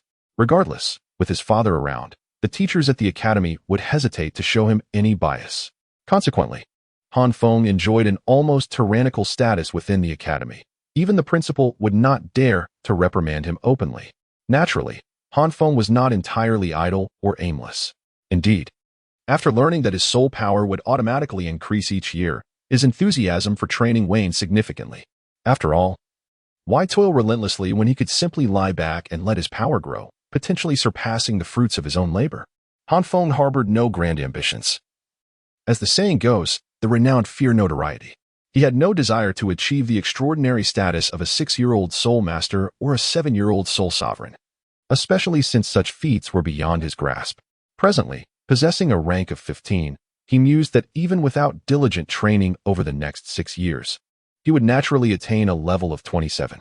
By that time, Ning Rongrong and Zhu Zhuqing would likely be at a similar standing, sufficient for them to gain admission to Shrek Academy. Nevertheless, it must be noted that Han Feng was not entirely devoid of pursuits. Han Feng, having traversed from the 21st century, possesses thoughts and ideas far beyond the imagination of the natives of Douluo continent. Within merely a day of meditation, which was essentially solitary contemplation, Han Feng discovered his own path to cultivation. First and foremost, he resolved not to squander his extraordinary gift. With an automatic enhancement of 2 levels of soul power each year, he may be reluctant to actively augment the quantity of his soul power. Yet he can certainly devise a means to enhance its quality. This was the fruit of Han Feng's deep reflection. He believed that allowing soul power to increase in a simple manner would be a grievous waste. While he could not elevate it by 3 or 4 levels each year, he could condense his soul power, making each increment more substantial. If his first level of soul power could equate to the soul power of 2 or 3 levels above his own, would he not be advancing by 5 or 6 levels annually? Ordinary soul masters would never conceive of such a method. Any rational soul master would exert tremendous effort to increase their soul power by a single level, who would willingly complicate their progression. Yet Han Feng was different. His soul power was not acquired through traditional cultivation. The primary reason for his unique approach was that compressing soul power was significantly simpler than increasing it. One is the creation of something from nothing, while the other is a transformation through quantity leading to quality. It is evident which path Han Feng would choose. Secondly, he aimed to diversify his methods. After being strictly prohibited by Han Dang from utilizing his external soul bone in public, Han Feng acutely sensed his lack of skills. Apart from the first soul skill of the Shield of the Sun, he found himself devoid of any respectable techniques. This was clearly unacceptable. Just look at Tang San, who dazzled at the tender age of 6. With his martial spirit and martial arts flourishing together, and soul skills intertwined with hidden weapons, he managed to confound the 76th level Zhao Wujing with a myriad of ingenious tactics, even while not exceeding 30 levels of soul power. How could a youthful Han Feng not feel a twinge of aspiration? For Han Feng, the most straightforward way to enhance his repertoire was through the creation of original soul skills. This is not mere self-promotion. Unlike other soul masters who toil to elevate their soul power, he has ample time for research, coupled with the imaginative insights from his past life, making the creation of soul skills a tangible reality. As for the fear of being seized for examination, Han Feng remained unfazed. Tangan, at the age of 32, was able to create formidable soul skills such as Ghost Shadow Mystique and Control Crane Capture Dragon. For a 12-year-old like himself, devising a few ordinary soul skills was well within reach. Consequently, Han Feng made it a point to pester Han Dang daily upon returning home, eager to learn various techniques of shield usage in hopes of gaining something valuable. Han Feng and Han Dang have diligently studied for over half a year, acquiring numerous skills. However, they remain utterly perplexed when it comes to creating their own soul techniques. Their constant companionship has inadvertently led to the neglect of Zhang Lingling, causing her considerable displeasure, resulting in numerous nocturnal reprimands directed at Han Dang. This situation has left Han Dang feeling quite irked, while he feels jealousy when Han Feng is affectionate with Zhang Lingling. He finds himself on the receiving end of the same jealousy when Han Feng expresses affection towards him, leaving him bewildered by this turn of events. Consequently, Han Dang has secretly resolved that one day he will send that unfortunate child far away, ensuring that he remains absent for at least half a year. Simultaneously, Han Dang cleverly devised a plan to send Han Feng to accompany Zhang Lingling, asserting with righteous conviction, "Your radiant shield not only serves as a protective barrier but also possesses the power of flames. Learn from your mother. It can help unlock the fiery potential within your martial soul." Han Feng found himself unexpectedly on the verge of creating his own soul technique while learning fire control with Zhang Lingling. Chapter 9. Self-Created Soul Technique. Level 20 Boss Han. "Do you truly want me to come at you with all my might?" "Indeed," Han Feng replied. Although Dugu's first soul ring is merely a decade-old one, he is still a formidable assault soul master. "Are you certain you can manage without using your first soul ring?" Outside the classroom of Class 2. Grade 3 at the Stan City Junior Soul Master Academy, two youths appeared conflicted as they spoke to another strikingly handsome boy, whose expression was marred by impatience and irritation. In response to their persistent pleas, the handsome youth erupted in anger, delivering a sharp rebuke and a swift slap to each of the boys, exclaiming, "Can you not be so indecisive? If I say to attack, then attack. Why complicate matters? No wonder Arya and Hunyo find you both unappealing." His words painted the faces of the two boys with embarrassment. Upon hearing the names of Hunyo and Arya, they fell silent, struggling to muster a response. Observing their reaction, the handsome youth smirked slyly and said, "Either you, Dugu, attack me with all your strength now, or I will inform Arya that you followed her yesterday." At this, Dugu was consumed by a mix of rage and humiliation. A grayish-brown dog's spirit erupted from him, accompanied by a white soul ring. The spirit, infused with his martial soul, charged toward the handsome youth. The other boy gasped in alarm but was too late to intervene, feeling an overwhelming sense of despair as he envisioned himself and Dugu sprawled on the ground moments later. The handsome youth, however, smiled with satisfaction. "Now this is more like it. It's supposed to be you attacking me, not the other way around. Stop dawdling like a coward." As he spoke, he revealed a shield enveloped in crimson flames, positioning it effortlessly before him without even activating his soul ring. In his embarrassment and anger, Dugu disregarded caution and lunged at the handsome youth, eager to silence him. First soul technique. Mad Dog pounces. Thud. That hurts. It's so hot. In an instant, Dugu transformed into a grayish-white blur and collided with the fire shield. A dull thud echoed, accompanied by a pained cry. The impact seemed to provoke the flames on the shield, which retaliated fiercely, engulfing Dugu in a scorching wave of heat. Witnessing this, the handsome youth furrowed his brows, swiftly retracting the flames and his martial soul as he approached Dugu. With a gentle touch of his left hand over the burn, a barely perceptible blue flash flickered, and Dugu soon calmed down. Realizing he had crossed the academy's top figure, Dugu was struck with fear, unable to comprehend why the pain had suddenly subsided.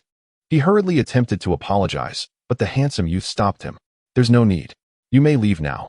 Rest assured, I won't mention that incident to Arya. My lips are sealed." A year ago, I witnessed a senior being dragged away early in the morning, and I told no one. By the time everyone discovered him later that evening, even his mother could not recognize him. Upon hearing the handsome youth's words, Dugu felt immense relief, grateful for the assurance.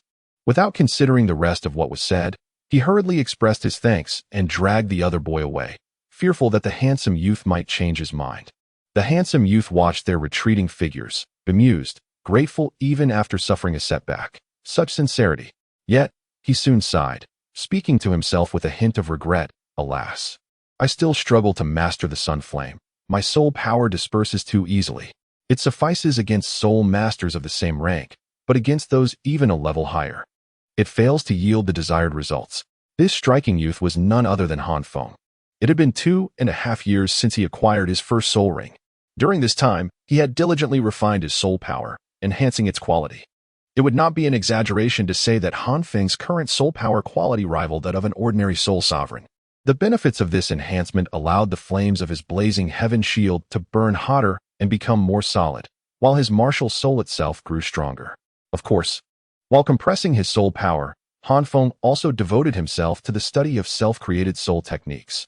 Remarkably, inspired by his mother, he indeed made some progress. Over the course of 2.5 years, Han Feng successfully created 2 soul techniques, both of which were auxiliary in nature. The first, named Concealment Shield, allowed him to envelop his entire body with the blazing heaven shield while diminishing its presence, achieving a stealth effect. Although it did not render him invisible, it obscured his soul power's trace, proving practical despite its relatively low difficulty. The second technique, dubbed Sun Flame, was born from Han Feng's epiphany upon witnessing Zhang Lingling's third soul ring's counterfire ring. This third soul ring granted others a protective fire ring that retaliated against any attacks aimed at the soul masters within its boundary. Han Feng pondered, since my martial soul also possesses fire, why can't I utilize it to supplement my limited offensive capabilities? Though constrained by the nature of his martial soul, rendering his flames incapable of proactive attacks, he believed a passive retaliation was feasible. Much like the tanks in games from his past life, they might not deal significant damage when equipped with offensive capabilities, but when equipped with counter-reflective armor, they could unleash tremendous effects. In Han Feng's mind, the Sun Flame functioned as such a counter-reflective armor, lacking a flamboyant appearance or exaggerated damage, yet anyone who dared to touch his martial soul would inevitably be scorched by the flames. With no escape. Since witnessing the counterfire ring, Han Feng had longed to envelop his martial soul in a counter-reflective armor. However, the Sun Flame technique proved significantly more challenging to develop compared to the Concealment Shield. It took him over 6 months to form a rudimentary version and an additional year to refine it. Yet he remained unsatisfied with the results. The path ahead is long and arduous. Han Feng feigned a deep sigh as he made his way home. Today, Han Dang and Zhang Lingling were to take him to the Star Luo forest to hunt for his second spirit ring. A month ago, Han Feng had already surpassed level 20, apart from the 4 levels he had automatically gained over the past 2.5 years. He had only managed to cultivate 1 level on his own during that time, a portion of which was due to the natural increase in his soul power. Even considering the high quality of Han Feng's soul power, this pace was rather slow. Were it not for his exceptional circumstances, he might as well have been a mere fish out of water. The reason they were heading to the Star Luo forest instead of the soul-hunting forest outside of Stan City was that Han Feng's mother, Zhang Lingling, had recently broken through to level 40 and needed to hunt a 6,000-year-old soul beast for her 4th spirit ring, a requirement that the soul-hunting forest could evidently not fulfill. Thus, Han Dang's primary aim was to assist his wife in obtaining her 4th spirit ring, while Han Feng's quest for his 2nd spirit ring became a secondary concern. Han Feng heard that in order to acquire the 4th soul ring for Zhang Lingling, Han Dang had specially sought out a formidable assault-type soul king and a control-type soul king, together with Han Dang, a defense-type soul master, and Zhang Lingling, a support-type quasi-soul master. A mere 6,000-year-old soul beast should pose no challenge. However, in order to enlist the assistance of these 2 soul kings, Han Dang's treasury was nearly depleted. In truth, Han Feng understood that for a considerable time to come, if he desired superior soul rings, he too would likely need to seek the help of others, which is a common predicament for defense-type soul masters, leaving him with no other option. Han Feng was acutely aware that even if Zhang Lingling did not achieve a breakthrough to the Soul Sovereign this time, he would inevitably require assistance when he himself ascended to the rank of Soul Sovereign. 1,000 years of cultivation in soul beasts equates to the strength of a soul sovereign. And some formidable soul beasts possess combat capabilities that rival even the most advanced defensive soul sovereigns. Given Han Feng's status as a defensive soul sovereign, it would be exceedingly challenging to defeat them without resorting to lethal measures.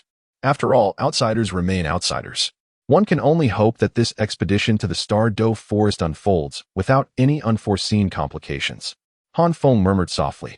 The two soul kings invited by Han Dang are individuals of reputable standing, and barring unforeseen circumstances, they are unlikely to harbor any ulterior motives. Such unforeseen events may arise externally, such as an encounter with a formidable 10,000-year soul beast, or internally, like the unexpected emergence of a soul bone from the slain soul beast. Chapter 10. Star Luo Great Forest, 5,000-year Crimson Flame Lord. The Star Luo Great Forest stands as one of the most renowned habitats for soul beasts on the Douluo continent, its expanse nearly equivalent to that of the Barak Kingdom, straddling the borders of the Heaven Luo Empire and the Star Luo Empire. It is a primeval forest characterized by intricate terrain and powerful soul beasts, reputed to provide suitable soul rings for all soul masters. However, the Star Luo Great Forest is fraught with peril.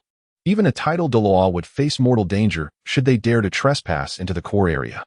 It is essential to recognize that the forest is not merely home to the formidable sky blue bull python and the Titan Giant Ape, who are still in slumber. As a reincarnated individual, Han Feng is acutely aware that provoking the Silver Dragon King within the heart of the Star Luo Great Forest could summon a true deity, from which escape is not guaranteed. In summary, it is imperative to avoid courting disaster in the Star Luo Great Forest. Nevertheless, Han Feng and his companions seek only a 5,000-year soul beast and a 700-year soul beast, rendering an incursion into the core area unnecessary. The mixed zone suffices. And with a stroke of fortune, they might procure suitable soul beasts at the forest periphery. The two soul kings summoned by Han Dang were taciturn individuals. After a brief introduction, they fell silent. The first, an assault-type soul king named Qin Xing, wielded the martial soul heavenly spear and possessed a soul power of level 54. The second, a control-type soul king named Wu Fan, wielded the martial soul shocking hammer and had a soul power of level 52. According to their preference, they suggested that Han Feng first hunt a century-old soul beast in the periphery to serve as his second soul ring, then gradually venture into the mixed area to procure the fourth soul ring for Zhang Lingling, as this approach would ensure optimal safety and minimal risk. However, Han Dang proposed an alternative, to initially enter the mixed zone to secure the fourth soul ring for Zhang Lingling, while simultaneously acquiring the second soul ring for Han Feng. This strategy, albeit more perilous, promised Han Feng a significantly more formidable second soul ring. For the century-old soul beasts inhabiting the mixed area were undoubtedly superior to those residing in the periphery. Initially, Qin Sheng and Wu Fan opposed this plan, but eventually acquiesced after Han Dang increased their compensation by 20%. As a first-ring soul master, Han Feng remained obediently sheltered under the protection of his parents. Although he harbored concerns regarding Qin Sheng and Wu Fan, he understood that Han Dang, being a seasoned veteran, was far more aware of the treacherous nature of human hearts. Fenger, remember this. In the wild, always be vigilant of your surroundings. Do not underestimate any rustle of grass or whisper of wind. The abilities of soul beasts are manifold and unpredictable. As a soul master, you must never expose yourself in open areas. Seek refuge in tree hollows or caves for the night. Avoid making fires whenever possible. While most soul beasts instinctively fear flames, some are born without such apprehension. Igniting a fire may inadvertently provoke their aggression. Ensure that your soul power remains no less than 2/3 of its full capacity. Should it dip below this threshold, even if your speed is sluggish, you must halt to recover your soul power to prevent vulnerability in the face of formidable soul beasts. Throughout their journey, Han Dang passionately imparted various wisdoms to Han Feng, often reiterating points multiple times. Unlike the soul-hunting forest outside of Stan City, where the mightiest soul beasts barely exceeded a millennium in age, Han Dang, alongside Zhang Lingling's support, could traverse that territory with ease, requiring no such meticulous caution. Yet, the Star Luo forest was not a domain where any soul master could roam without restraint. Han Feng exhibited not a trace of impatience, for these insights had been painstakingly accumulated by his predecessors over time. At times, this seemingly timid knowledge could indeed prove to be a lifesaver. Mr. Han, ahead lies a flame lord with 5,000 years of cultivation. Han Feng and his companions had arrived at the starry forest for 2 days. On the first day, they encountered a 600-year-old black armored turtle, which was suitable for Han Feng. However, he dismissed it due to its lack of fire attributes and deemed its age somewhat insufficient. Early on the second day, Wu Fan calmly addressed Han. Upon hearing this, Han Dang's eyes sparkled with excitement. The 5,000-year limit was perfectly suited for Zhang Lingling's fourth spirit ring, although it still fell short of the maximum age. The pursuit of perfection is fraught with challenges. Neither Zhang Lingling nor Han Dang harbored aspirations of tackling higher difficulties. 5,000 years was just right. Han Dang and Zhang Lingling exchanged a glance, each perceiving the surprise reflected in the other's eyes. The attributes of the Crimson Flame Lord were perfectly suited for Zhang Lingling. This was it. Han Dang made a decisive decision, and upon hearing this, Chunxing nodded in agreement, leading the charge in a specific direction. Following closely were Han Dang, along with Zhang Lingling and Han Feng, while Wu Fan trailed behind. Soon, Han Feng caught sight of the so-called Crimson Flame Lord, a figure enveloped in searing red flames. Radiating an intense heat wave, lacking a solid form, it bore a layer of magma armor upon its shoulders and floated ethereally in the air without legs. Beneath the Crimson Flame Lord lay a charred expanse, and within 100 meters, there thrived no fewer than 1,000 Crimson Flame spirits, indicating the existence of a formidable clan. This clan resided within a volcanic crater, with the still-boiling magma serving as their natural barrier. Witnessing this scene, Chunxing furrowed his brows and remarked, "This poses quite a challenge." Wu Fan's abilities were only capable of detecting soul beasts with a cultivation of a millennium or more, rendering him unable to perceive these smaller entities. While a single Crimson Flame Lord could easily be dispatched by the 2 Soul Kings and 2 Soul Sect members present, the presence of numerous lesser soul beasts and the magma barrier complicated matters. It wasn't that they were incapable of overcoming the challenge, rather, it was the troublesome nature of the situation. Furthermore, as the number of smaller soul beasts increased, the consumption of soul power became inevitable, and excessive depletion of soul energy in the Star Luo forest was a grave concern. Han Dang's expression darkened, yet he refused to abandon the Flame Lord. In a deep voice, he declared, "I am a defense-type soul master. I shall charge ahead. My wife, you stay behind me. The 2 of you position yourselves on either side of me. To capture the thief, we must first seize the king. We will directly hunt down their leader." Wu Fan and Chunxing exchanged glances with Han Dang before nodding in agreement, having no objections. Given their strength, they were confident in their ability to retreat unscathed. Seeing that Wu Fan and Chunxing were in accord, Han Dang turned his gaze to Han Feng.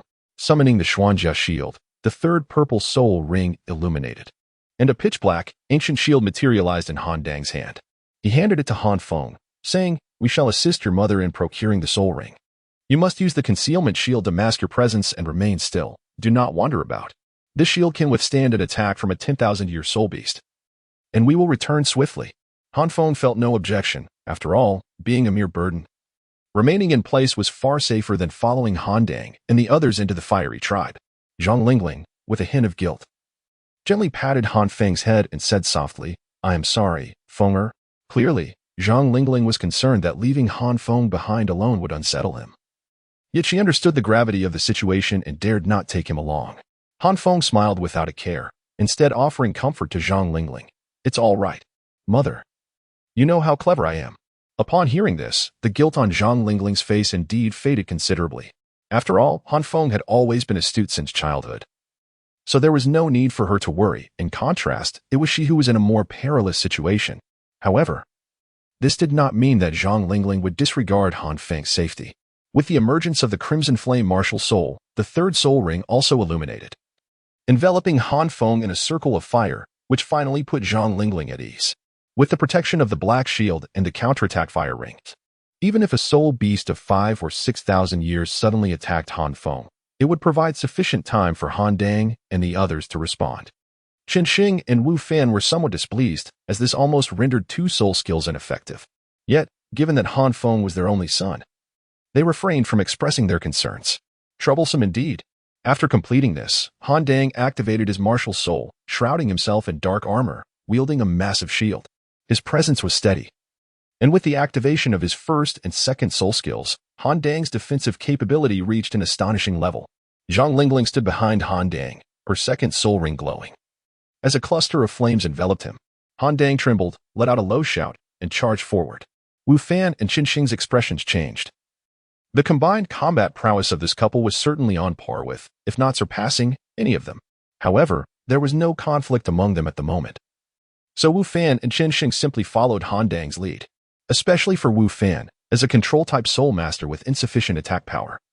It was wise to stay close to the tank-like front line. Boom. In an instant, Han Dang, clad in the fiery black armor, surged ahead, covering several dozen meters in the blink of an eye. By the time the Crimson Flame clan reacted, Wu Fan and Chen Xing had already launched their assault. Massive hammers and long spears materialized. Each strike of the hammer could stun dozens of Crimson Flame specters, and each thrust of the spear could annihilate numerous foes. The greatest distinction between Soul Masters and Soul Beasts lies in the fact that Soul Masters can cooperate. A group of 3 to 5 Soul Masters could even hunt down powerful 10,000-year Soul Beasts. Observing the unstoppable advance of Han Dang and his companions, Han Feng, hidden at a distance, felt a surge of emotion. The Douluo continent was indeed a wondrous place. Such formidable power was truly something to yearn for. Chapter 11. The 10,000-year flame spirit cat Han Feng watched as Han Dang and his companions charged forward. The mere 100 meters was insufficient to impede their advance, and they were on the verge of reaching the Crimson Flame Lord. Observing this scene, Han Feng let out a sigh of relief. It appeared that Zhang Lingling's 4th spirit ring was assured. Just then, Han Feng was momentarily taken aback. In this mixed zone of the Star Luo forest, notorious for its rampant 1,000-year spirit beasts, he surprisingly heard a soft and delicate meow. Filled with curiosity, Han Feng turned towards the source of the sound, only to discover a small cat, no larger than a human palm, timidly gazing at him from a mere 10 meters away. Its fiery red fur appeared exceedingly adorable, and had it been seen by the cat enthusiasts of his previous life, they would likely have been overwhelmed with excitement. Han Feng felt a peculiar sensation. How could such an adorable little cat appear in the mixed zone of the starry forest? Could it be some sort of soul beast? Yet, this little feline seemed devoid of any lethal prowess. Nevertheless, Han Feng was not a cat enthusiast. Although he cherished the charming creature, he refrained from making any sudden movements. Instead, he gently smiled at the cat, placing his index finger against his lips in a gesture of silence, preparing to turn away. Perhaps it was merely Han Feng's imagination. But the instant he averted his gaze, the little cat appeared to display a hint of displeasure. Almost immediately, a melodious meow echoed, startling Han Feng into a stupor. As if enchanted, compelling him to look back at the cat. Observing Han Feng's lack of resistance this time, the cat smiled in satisfaction, a glimmer of pink light flashing in its vertical eyes. Mesmerized, Han Feng stepped closer to the little feline, cautiously lifting it into his embrace, his right hand gliding through its fur, tenderly caressing it. As Han Feng continued his gentle ministrations, the little cat's face radiated bliss. It glanced at Han Feng before lazily settling into his arms, surrendering to his affection. Suddenly, just as the cat was about to close its eyes, a loud crash erupted in the distance. The cat, filled with fury, first cast a worried glance at Han Feng, and upon seeing no signs of awakening, it exhaled in relief. With a fierce glint in its eyes, it turned to observe the commotion ahead, where flames roared, far more formidable than those of the Flame Lord. Before them, Han Dang and his companions had already engaged the Flame Lord. Naturally, the Flame Lord was not one to remain passive. He unleashed a powerful punch against Han Dang's armored shield, producing a thunderous noise. The cat's slit pupils darted between the Flame Lord and Han Dang's group, brimming with a murderous intent. Yet, concerned that its actions might rouse Han Feng, it suppressed its fury, leaped onto Han Feng's shoulder, and playfully licked his face, emitting another enchanting meow. Han Feng, like a marionette, cradled the little cat and gradually distanced himself from Han Dang and the others. Only when the sounds of Han Dang and his companions faded completely did Han Feng pause. The cat returned to his embrace, relishing in his gentle caresses, its tail swaying contentedly. Meanwhile, Han Dang and his group swiftly gained the upper hand, under the relentless assault of Chen Sheng and Tiangu. The Flame Lord was now gasping for breath. With the leader vanquished, the remaining flame spirits scattered like birds fleeing a storm.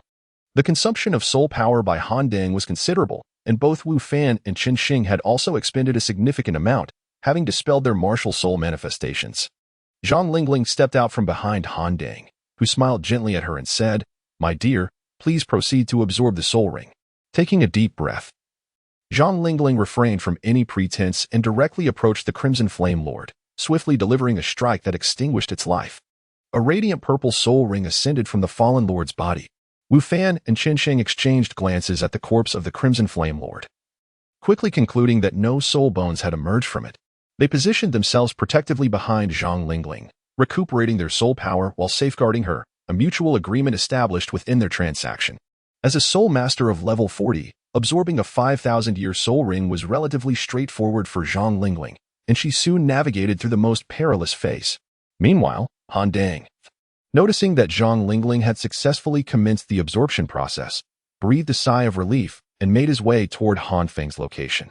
However, upon arriving at the spot where Han Feng had previously been, he found no trace of him, initially attributing Han Feng's absence to clever evasion. Han Dang cursed under his breath, yet still, no sign of Han Feng appeared. Gradually, he began to grasp the gravity of the situation. Han Dang frantically searched every corner within a radius of several meters. Aside from a few inconspicuous strands of red hair, there was not a single footprint to be found. Han Dang was uncertain whether it was Han Feng's own mischievousness that led him to wander off or if he had encountered some peril. If it were indeed a danger, why was there not a single sign of distress? After closing his eyes and concentrating, Han Dang was relieved to sense through his third soul skill that Han Feng's life was not in jeopardy. He could not help but curse. This unfortunate child always finds trouble. Just wait until you return. I shall deal with you then. Han Dang's third soul skill possesses the remarkable ability to safeguard the shield bearer while also allowing him to sense the bearer's vitality. Although he is unable to trace the shield bearer, Han Feng's life force is currently exceedingly vibrant, leading Han Dang to mistakenly interpret Han Feng's absence as mere mischief on his part. Were the master present at this moment, he would not exhibit the same nonchalance as Han Dang. The master would undoubtedly recognize the crimson strands of fur on the ground, which Han Dang has overlooked, as unmistakably belonging to the flame spirit cat, and given the coloration, its cultivation level would likely exceed 10,000 years. The flame spirit cat is an exceptionally unique soul beast. Regardless of its age, it always appears as an innocuous little cat. Furthermore, the flame spirit cat possesses a remarkably high level of intelligence, akin to that of a 15 or 16-year-old human adolescent upon reaching 10,000 years of age. This soul beast tends to form attachments to particular humans. It employs its innate abilities to first assess the advantages and disadvantages it may have with a human.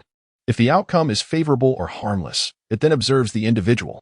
Once it determines a fondness for a human, it manifests itself and uses its enchanting skills to draw that person away, engaging them in what is colloquially known as cat petting. During this petting process, the flame spirit cat subtly alters the human subconscious. This transformation can take as little as a day or two or extend to 10 days or even half a month, ultimately turning the human into its devoted servant before ceasing its influence. In the current scenario, it is evident that Han Feng has caught the eye of a 10,000-year-old flame spirit cat. Although being taken by the flame spirit cat poses no mortal peril, becoming its servant would irrevocably alter his identity. If Han Feng were to become a cat enthusiast, he might even forget about Han Dang and Zhang Lingling, only remembering that fiery spirit cat. Han Dang, clearly oblivious to the perilous state of Han Feng at this moment, cannot be entirely blamed. After all, he has never heard of such a fiery spirit cat. In his more than 20 years as a soul master, he has yet to encounter a soul beast possessing enchanting abilities. However, it would be disingenuous to claim that Han Dang is not at all concerned about Han Feng. This is the Star Luo forest, a place rife with dangers. Yet, casting a glance back at Zhang Lingling, who is currently absorbing her soul ring, a look of conflict crosses his face. Ultimately, Han Dang chooses to prioritize Zhang Lingling. After all, Han Feng is merely being playful and has ventured out for some amusement. He is bound to return sooner or later, and with the protection of the counterfire ring and the black shield, he is generally safe. It is Zhang Lingling who is truly at risk. Han Dang felt uneasy in trusting Wu Fan and Chen Shang to guard Zhang Lingling. While he assumed Han Feng was running wildly, Han Feng remained stationary, entranced, cradling the flame spirit cat, which languidly stretched in his embrace. The flame spirit cat, with its pair of vertical pupils sparkling, flashed a charming smile before leaping onto Han Feng's shoulder. It playfully licked Han Feng's ear, only to find that his earlobe was exceptionally sensitive. The bewildered Han Feng shuddered at the cat's touch, causing its pupils to narrow in delight. As the flame spirit cat continued to caress Han Feng's earlobe, his tremors only fueled its enthusiasm. However, unbeknownst to the flame spirit cat, as it engaged in this interaction, Han Feng's confusion began to dissipate.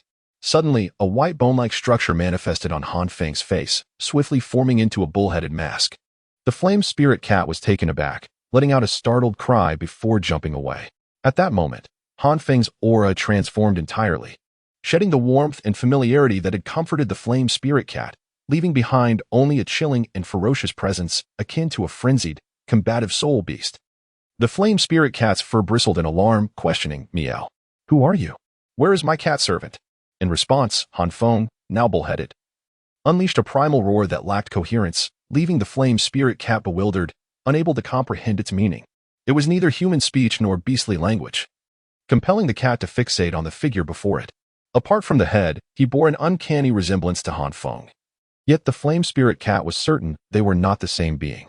"Meow, what have you done to my cat servant? Return him at once," it demanded. The bull-headed Han Feng merely roared in response, releasing a tempest of soul power that rattled the surrounding trees. "Meow, return him to me. Otherwise, I shall retaliate." The flame spirit cat sensed a mocking glint in the bull-headed figure's eyes, and as Han Feng raised the black shield given by Han Dang, he charged towards the flame spirit cat. Naturally, the flame spirit cat would not remain passive. It propelled itself forward with all its might, aiming to claw at Han Feng. However, as soon as it approached, the retaliatory fire ring reacted, surging towards it. Previously, the flame spirit cat had no intention of attacking Han Feng. Thus the fire ring remained dormant. But now that the cat had initiated an attack, the fire ring unleashed its latent power. While formidable, the fire ring's flames were no match for the flame spirit cat, which, being a fire attribute soul beast, merely halted momentarily before shattering the flames. Yet that brief moment was sufficient. During this interval, the bull-headed Han Feng had already closed in on the flame spirit cat. Seizing the opportunity, he fixed his cold, menacing gaze upon the creature, sending a shiver down its spine. Instinctively, the flame spirit cat let out a sharp shriek, channeling its flames towards Han Feng. However, it hesitated to unleash its full power, knowing the connection between the bull-headed figure and Han Feng. With acute battle awareness, the bull-headed Han Feng did not hesitate. He raised the black shield, which shimmered as it absorbed the flame spirit cat's fire. The black shield, capable of withstanding the mightiest strikes from 10,000-year soul beasts, remained unscathed due to the cat's restraint. Meanwhile, Han Dang, waiting for Zhang Lingling to absorb her soul ring, furrowed his brow. He sensed an attack on his black shield. Although it held firm, the assailant's power was undoubtedly formidable. Han Dang took a deep breath, disbelief etched across his face. Meanwhile, Yanling Cat appeared equally astonished, clearly taken aback by the unremarkable ancient black shield before him, which had somehow managed to withstand his strike. Yet, the Minotaur, Han Feng, showed no signs of hesitation. As the black shield absorbed the force of Yanling Cat's blow, he swiftly retracted it, facing the fiery feline head-on. This time, however, a fist-sized orb of dark crimson energy coalesced between his formidable horns. With a thunderous roar, the dark red energy sphere erupted, unleashing a laser beam with blinding intensity. The light of the king's void flashed. Yanling Cat's slit pupils contracted sharply, sensing an imminent threat from the laser. The illusionary dash of the Minotaur Han Feng was far superior to Han Feng's own. A wave of instinct urged Yanling Cat not to underestimate Han Feng, compelling it to unleash a torrent of crimson flames. The searing heat distorted the very fabric of space, causing nearby flora to wither at an observable rate, while any liquid remaining on the ground dissipated before it could even vaporize. The colossal scarlet fireball collided with the dark red laser, releasing a cataclysmic surge of energy that flattened a small grove. Yet, it was evident that the laser stood no chance against the fireball, succumbing almost instantaneously. Han Feng's expression twisted into a grimace of frustration as he fixated on the encroaching fireball. With a furious roar, he brandished the black shield before him. Simultaneously, he activated the celestial shield, his first spirit ring illuminating with power, triggering the protection of fate. The fireball struck the black shield with devastating force, causing cracks to spiderweb across its surface, yet it managed to momentarily thwart the fiery onslaught. Despite blocking the fireball, the impact reverberated through Han Feng's, undermining the absolute defense of fate. Although the celestial shield absorbed a portion of the blow, Han Feng was still affected, sent hurtling backward, his form becoming increasingly unstable as he oscillated between his true self and the bone-like visage of the Minotaur. With a final, defiant roar, Han Feng succumbed. His eyes clenched shut as he plummeted from the sky. Yanling Cat, sensing a change in Han Feng's aura, felt its own momentum dissipate as it rushed toward him. However, unbeknownst to them, they had unknowingly approached the precipice of a cliff. The unconscious Han Feng fell from the edge, plunging into the river below with a resounding splash. Yin Link had hurried to the cliff's edge, sorrowfully calling out to the depths below, yet it could not descend. After all, it was a cat, not an owl. Meanwhile, Han Dang abruptly stood, his face contorted in anguish. The black shield he had entrusted to Han Feng lay shattered. Severing line of madness. Chian Renua had recently found herself in a dismal state. As the awakened bearer of the six-winged angel martial soul, she had never truly experienced the essence of freedom throughout her life. Beyond her rigorous training, she was perpetually confronted by her grandfather's expectant gaze and the disdainful eyes of her mother. Bibi Dong. Just days prior, Bibi Dong had unexpectedly informed her that she could leave the spirit hall. Initially, Chian Renua felt a surge of joy, believing that her mother had finally recognized her solitude and was allowing her a reprieve. Little did she know, Bibi Dong intended for her to masquerade as the prince of the Tiando Empire, Xue Qinghe, to execute a treacherous plan. Stunned by Bibi Dong's words, Chian Renua grappled with the implications of impersonating Xue Qinghe. This meant she would not only remain devoid of the freedom she so desperately sought, but would also lose the last vestiges of her own identity. At merely 13 years of age, she knew that such a scheme could not succeed in less than a decade or two. Embarking on this path meant that Chian Renua would no longer live as herself, but as another person, squandering the most precious years of her youth and hindering her cultivation. Even with innate talent at level 20, one could not achieve greatness without training. Chian Renua was acutely aware of the myriad drawbacks. Yet the cold detachment mingled with faint disdain in Bibi Dong's gaze, coupled with the spirit hall's grand ambitions, compelled her to shed tears that traced her exquisite features. Ultimately, she nodded in acceptance of Bibi Dong's plan. Today, she departed from Spirit City but did not journey to the Tiando imperial capital. Instead, she sought to empty her mind. Arriving at the Star Luo forest, penetrating the mixed zone inhabited by 10,000-year soul beasts. Presently, Chian Renua was merely a soul master, venturing alone into such perilous territory. Despite her extraordinary talent, the risks were substantial. She understood this all too well, yet she was undeterred. Whether deemed self-destructive or mad, she needed to express her frustrations, leaving all her negative emotions within the Star Luo forest. Upon exiting, she would no longer be Chian Renua but a maid to Xue Qinghe, and thereafter, Xue Qinghe himself. At times, Chian Renua even contemplated the notion of remaining forever within the Star Luo forest as a viable option. Just then, having brutally slain a millennium-old soul beast, she sought a clear stream to cleanse herself of the blood. It was then that she noticed a tattered figure lying by the water's edge, appearing to be a child of 7 or 8 years.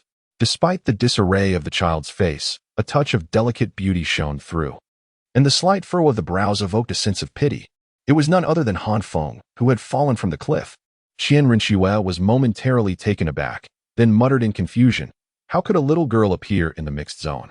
Han Feng's mother, charmingly adorable in her youth, had yet to blossom fully into maturity. If one were to close their eyes, one might easily mistake her for a young girl. Although Chian Renua felt a pang of confusion, being a 13-year-old girl herself, she naturally possessed a sense of compassion. She lifted the unconscious Han Feng and utilized her soul energy to stabilize his condition. However, in the next moment, her expression shifted to one of astonishment. An 8.5-year-old skeletal age possessed an astonishing level 20 of pure soul energy, comparable to that of a soul sovereign. Chian Renua, a 6-year-old great soul master, had attained her status due to her innate level 20, yet this child defied all expectations. Doubt swirled in her mind. She began to suspect that the child in her arms was not merely a human boy, but rather a soul beast reincarnated after 100,000 years. Unable to ascertain the truth, she refrained from taking drastic actions based solely on her unreliable suspicions, at least for the time being. Chian Renua resolved to wait until Han Feng awakened to unveil the truth. If he were indeed a reincarnated soul beast, he would have lost all his powers. A mere great soul master posed no threat to her. Contemplating this, Chian Renua retrieved a dress from her soul guide, a garment she had worn in her childhood, intending to clean it for Han Feng. Yet, as she began to undress him, her cheeks flushed with embarrassment as the realization of her misunderstanding dawned upon her. With a playful huff, she admonished, "What a little rascal! What is there to gawk at?" Han Feng's injuries were indeed quite severe, primarily due to the fall and subsequent impact in the river. Under the nurturing essence of Chian Renua's soul power, he became aware that it was only midnight when he regained consciousness. With a soft sob, Han Feng struggled to rise, his mind clouded and disoriented. Upon opening his eyes, he beheld a breathtaking visage, Her light golden irises shimmered with a hint of vigilance and fatigue, yet sparkled like the stars. Her skin, fair and flawless, surpassed any beauty he had encountered before, even eclipsing the photographs from his past life. In his dazed state, Han Feng inexplicably exclaimed, "Miss, you are so beautiful." To his astonishment, he was taken aback by his own words. Who was Han Feng? A quintessentially straightforward man, shaped not by protein but by the very essence of steel. Back in university, when he first spoke to a female classmate, he had already relinquished his right to choose a partner for 4 years, and yet, his initial words were not a crude remark but rather an unexpected compliment. P.S. Indeed, I have made some alterations. Chian Renshue is 5 years older than the protagonist. Chapter 13. Sister Chian, please support me. As Han Feng just awakened, his thoughts lagged behind his speech. By the time he realized what he had uttered, it was already too late to retract his words. Chian Renshue, initially taken aback, soon registered the compliment. Indeed, she was beautiful, but having grown up in isolation, she had rarely encountered young men who might praise her appearance. Despite Han Feng's bewildered gaze, the sincerity in his eyes was unmistakable to Chian Renshue. Her cheeks flushed. Her exquisite face radiated even more brilliance. Unfortunately, Han Feng, preoccupied with his own emotional turmoil, failed to notice this enchanting moment. Otherwise, he might have been left breathless. Humph. Such flattery. Chian Renshue huffed, turning her face away, yet an uncontrollable joy bubbled within her. It was a pitiful realization that in her 13 years of life, she had never received a sincere compliment from a young man. Upon hearing Chian Renshue's response, Han Feng was momentarily stunned. Noticing her displeasure as she scoffed, he mistakenly assumed she disliked being told she was beautiful and quickly offered an apology. "I'm sorry. That wasn't my intention. I didn't mean to say you're pretty. No, that's not it either. What I meant was, I meant to say that, although you appear lovely, to me, you're just alright, so please don't be upset." After uttering these words, Han Feng chuckled inwardly, pleased with his newfound emotional intelligence. However, Chian Renshue froze at his explanation. For a moment, she dismissed any lingering doubts about Han Feng being a 10,000-year-old soul beast. Surely, no creature of such age could be this foolish. How could someone so dim-witted possibly reach such an age? She thought. Then, with a sudden sharpness, she exclaimed, "What do you mean by that? Am I not beautiful?" This time, it was Han Feng's turn to be taken aback. What was he to say? Was she beautiful or not? No matter how he phrased it, it seemed that she would take offense either way. Han Feng pondered for a moment, and then, as if he had discovered a solution, confidently remarked, "Miss, you are quite beautiful. However, as the saying goes, external beauty is not true beauty. Are you implying that my inner self is ugly?" Before Han Feng could finish his words, Chian Renshue abruptly interrupted him, exclaiming in a fit of anger, which startled Han Feng, causing him to shrink back in fear. For the first time, Chian Renshue found the adorable little face before her to be utterly detestable. With her delicate hands, she pinched Han Feng's cheeks, pulling relentlessly, her expression dark as she said, "I saved you from the gates of death. And you describe your savior in such a manner? If I had known, I should have let you perish." Upon hearing this, Han Feng was momentarily taken aback, his eyes reflecting a bewildered expression as he evidently delved into the recesses of his memory, recalling the events that had transpired earlier. He remembered waiting for Han Dang and the others to assist Zhang Lingling in procuring the fourth spirit ring. Subsequently, he encountered a peculiar little cat of fiery red hue. Their gazes met for an instant, and then darkness enveloped him, akin to losing consciousness. When he finally opened his eyes once more, he found himself in the presence of Chian Renshue. Han Feng, not one to be easily deceived, recalled that the fiery red kitten must undoubtedly be a formidable soul beast, having used its enchanting skills to render him unconscious. Upon this realization, he glanced at Chian Renshue, pondering if it was indeed she who had rescued him from the clutches of that feline creature. As the truth dawned upon him, Han Feng felt a flush of embarrassment for having previously considered Chian Renshue's heart to be tainted. Noticing his blush, Chian Renshue let out a delicate huff, clearly aware that Han Feng had come to recognize the injustice of his earlier assumptions. Han Feng awkwardly scratched his head and feigned a cough, clearing his throat with a couple of coughs. "Ahem. That young lady. Please do not address me as young lady. My name is Chian." As Han Feng was about to speak, he was unexpectedly interrupted by Chian Renshue. However, midway through her words, she suddenly ceased speaking, leaving Han Feng puzzled. "Chian? Chian what?" Chian Renshue contemplated for a moment, refraining from revealing her true name, and instead feigned arrogance, declaring, "Chian Chian." "Oh, Sister Chian Chian, Han Feng called out with familiarity. What shall I do then? I've become separated from my parents and am wandering alone in the mixed zone of the Star Luo forest. It's akin to courting death. Since Chian was able to rescue me from that little cat, her strength must be considerable. Shouldn't I seek to establish a rapport with her? Regarding Han Feng's casual demeanor, Qian did not reprimand him. Instead, she smiled with a sense of pride, thinking, this little one must yield to me. Sister Chian. Actually, Han Feng went on to recount the encounter he had with the fiery red kitten, feeling there was nothing to conceal, as he himself scarcely remembered the details. Once Han Feng finished his tale, Qian, being quite knowledgeable and well-read, quickly deduced the identity of the fiery red kitten he spoke of. A fire spirit cat, perhaps. Qian observed Han Feng closely. Those favored by a fire spirit cat often attracted the admiration of young ladies. She scrutinized him with keen interest, inwardly acknowledging the authenticity of the records housed within the spirit hall. Han Feng could not fathom the thoughts swirling in Qian mind. He merely gazed at her in a daze. Qian, unaccustomed to being scrutinized so intently, soon found herself unable to endure Han Feng's unwavering stare. With a hint of embarrassment and irritation, she remarked, "You are quite impressive. A mere first-ring soul master not only ventured into the Star Luo forest, but also managed to survive and escape from the fire spirit cat." Upon hearing this, Han Feng inwardly mused that the soul beast that had lured him was named the fire spirit cat. He quickly jotted this down in his notebook, while outwardly feigning humility as he said, "Hee. It's merely a stroke of good fortune on my part. Sister Chian is the truly formidable one. It was not my own audacity that led me into the Star Luo forest. I accompanied my parents to procure soul rings, but alas, I was deceived and led astray by the fire spirit cat. If it weren't for Sister Chian, I might have already been consumed."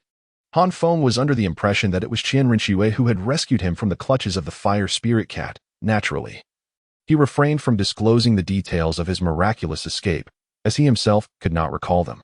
Qian, not inquiring further, merely accepted it as Han Feng's personal secret. Upon hearing that Han Feng had parents waiting for him, a flicker of envy crossed Qian's eyes, for she had never known the warmth of maternal or paternal love. "I am not formidable. I am merely a novice in the soul sect, and my powers have been hastily augmented through the use of potions. My combat capabilities are rather limited. If you were counting on me, it would be wise to temper your expectations," she remarked, discerning Han Feng's intentions with a mere glance. Though she felt a tinge of sympathy for him, the six-winged angel martial spirit must not be revealed lightly. At the tender age of less than 9, Han Feng possessed a soul power level of 20. Once he acquired his soul ring, his level would undoubtedly rise to at least 22.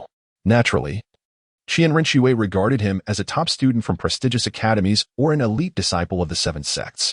Typically, such individuals harbor lofty ambitions. And upon learning that Qian was a soul master hastily cultivated through medicinal means, with little combat prowess, they would likely look down upon her, making it improbable for them to lower themselves to seek her protection. Unfortunately, Qian miscalculated. Upon hearing that Qian belonged to the soul sect, Han Feng's eyes gleamed with excitement. After all, his father was also a member of the soul sect. As for Qian's claim of lacking any combat prowess, Han Feng found it utterly implausible. How could someone who was capable of rescuing him from the fire spirit cat possess no strength at all? Upon hearing Qian's words, Han Feng could not contain his fury and silently vowed, "This is a pillar of strength I shall cling to." He chuckled to himself, "Sister Chian, what ulterior motives could I possibly have? I merely noticed that you, a young lady, might find it inconvenient to traverse the starry forest alone. Rest assured, I am proficient in laundry, cooking, and keeping the bed warm. I will ensure that you experience a quality of life akin to that of a noblewoman." At his words, Qian's delicate face flushed, and in a mix of embarrassment and indignation, she retorted, "Who said anything about needing you to warm my bed?" Han Feng, instead of being taken aback, felt a surge of joy. "Sister Chian means that all I need to do is wash clothes and cook, right?" Qian's expression suddenly darkened. She did not anticipate that this seemingly harmless little fellow before her would be so shameless. Chapter 14. The interaction between Han Feng and Qian. Han Feng. Qian. Why am I wearing a dress? Qian. Han Feng. Qian. Is this your garment? It possesses a remarkably pleasant fragrance. Qian. Han Feng. Qian. Did you just undress me? Qian. Han Feng. Sister Qian. You have already seen my body. I am no longer pure. I wish to end my life. Qian. Han Feng, Sister Chian. Why didn't you stop me? We share a bond that transcends life and death. Do you not feel even a hint of concern at the thought of my demise? Renua believed that her greatest misstep in life was her momentary soft-heartedness in taking Han Feng under her wing. Although a significant factor was Han Feng's relentless persistence. She could not bear to let a child, not yet 9, wander alone in the perilous Star Luo forest, teeming with soul beasts and fraught with danger. Yet, in retrospect, death seemed to be a divine blessing for Han Feng. Throughout her life, Renua had never encountered a boy with such audacity, whose incessant chatter resembled the sharpness of shattered glass. Han Feng was indeed misled by the original narrative. Had any ordinary child known that Renua belonged to the Soul Sect, they would never dare to act so recklessly. Although Renua claimed to be a novice in the Soul Sect, hastily advanced through the use of potions, and likely to have no further opportunities for progression, she was still part of the Soul Sect. In reality, the Soul Sect members were indeed the elite among elites, a stark contrast to the characters in the original narrative, who could easily be disregarded. It was also a fault of Han Feng, a prominent member of the Soul Sect, who exhibited no semblance of authority in front of his wife and child. Sister Chian.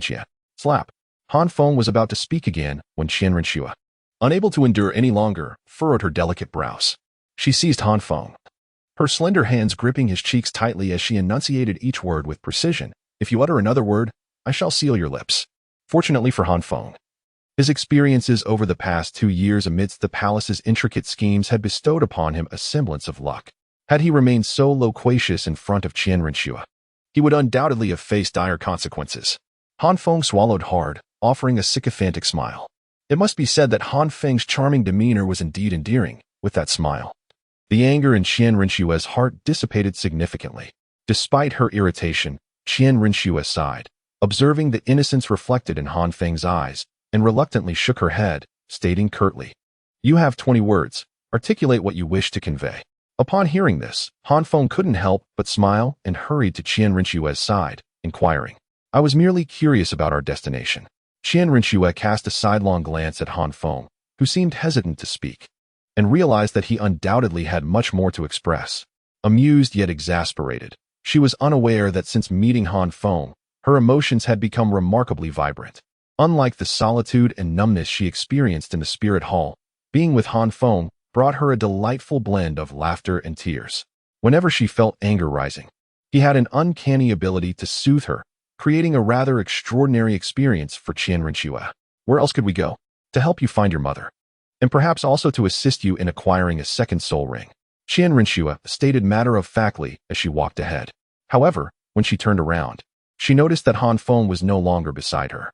A flicker of concern crossed her face as she quickly turned back, only to find him still standing in place. Frowning, she asked, "What is the matter?" "Sister Chian." Han Feng slowly began to speak, advancing step by step.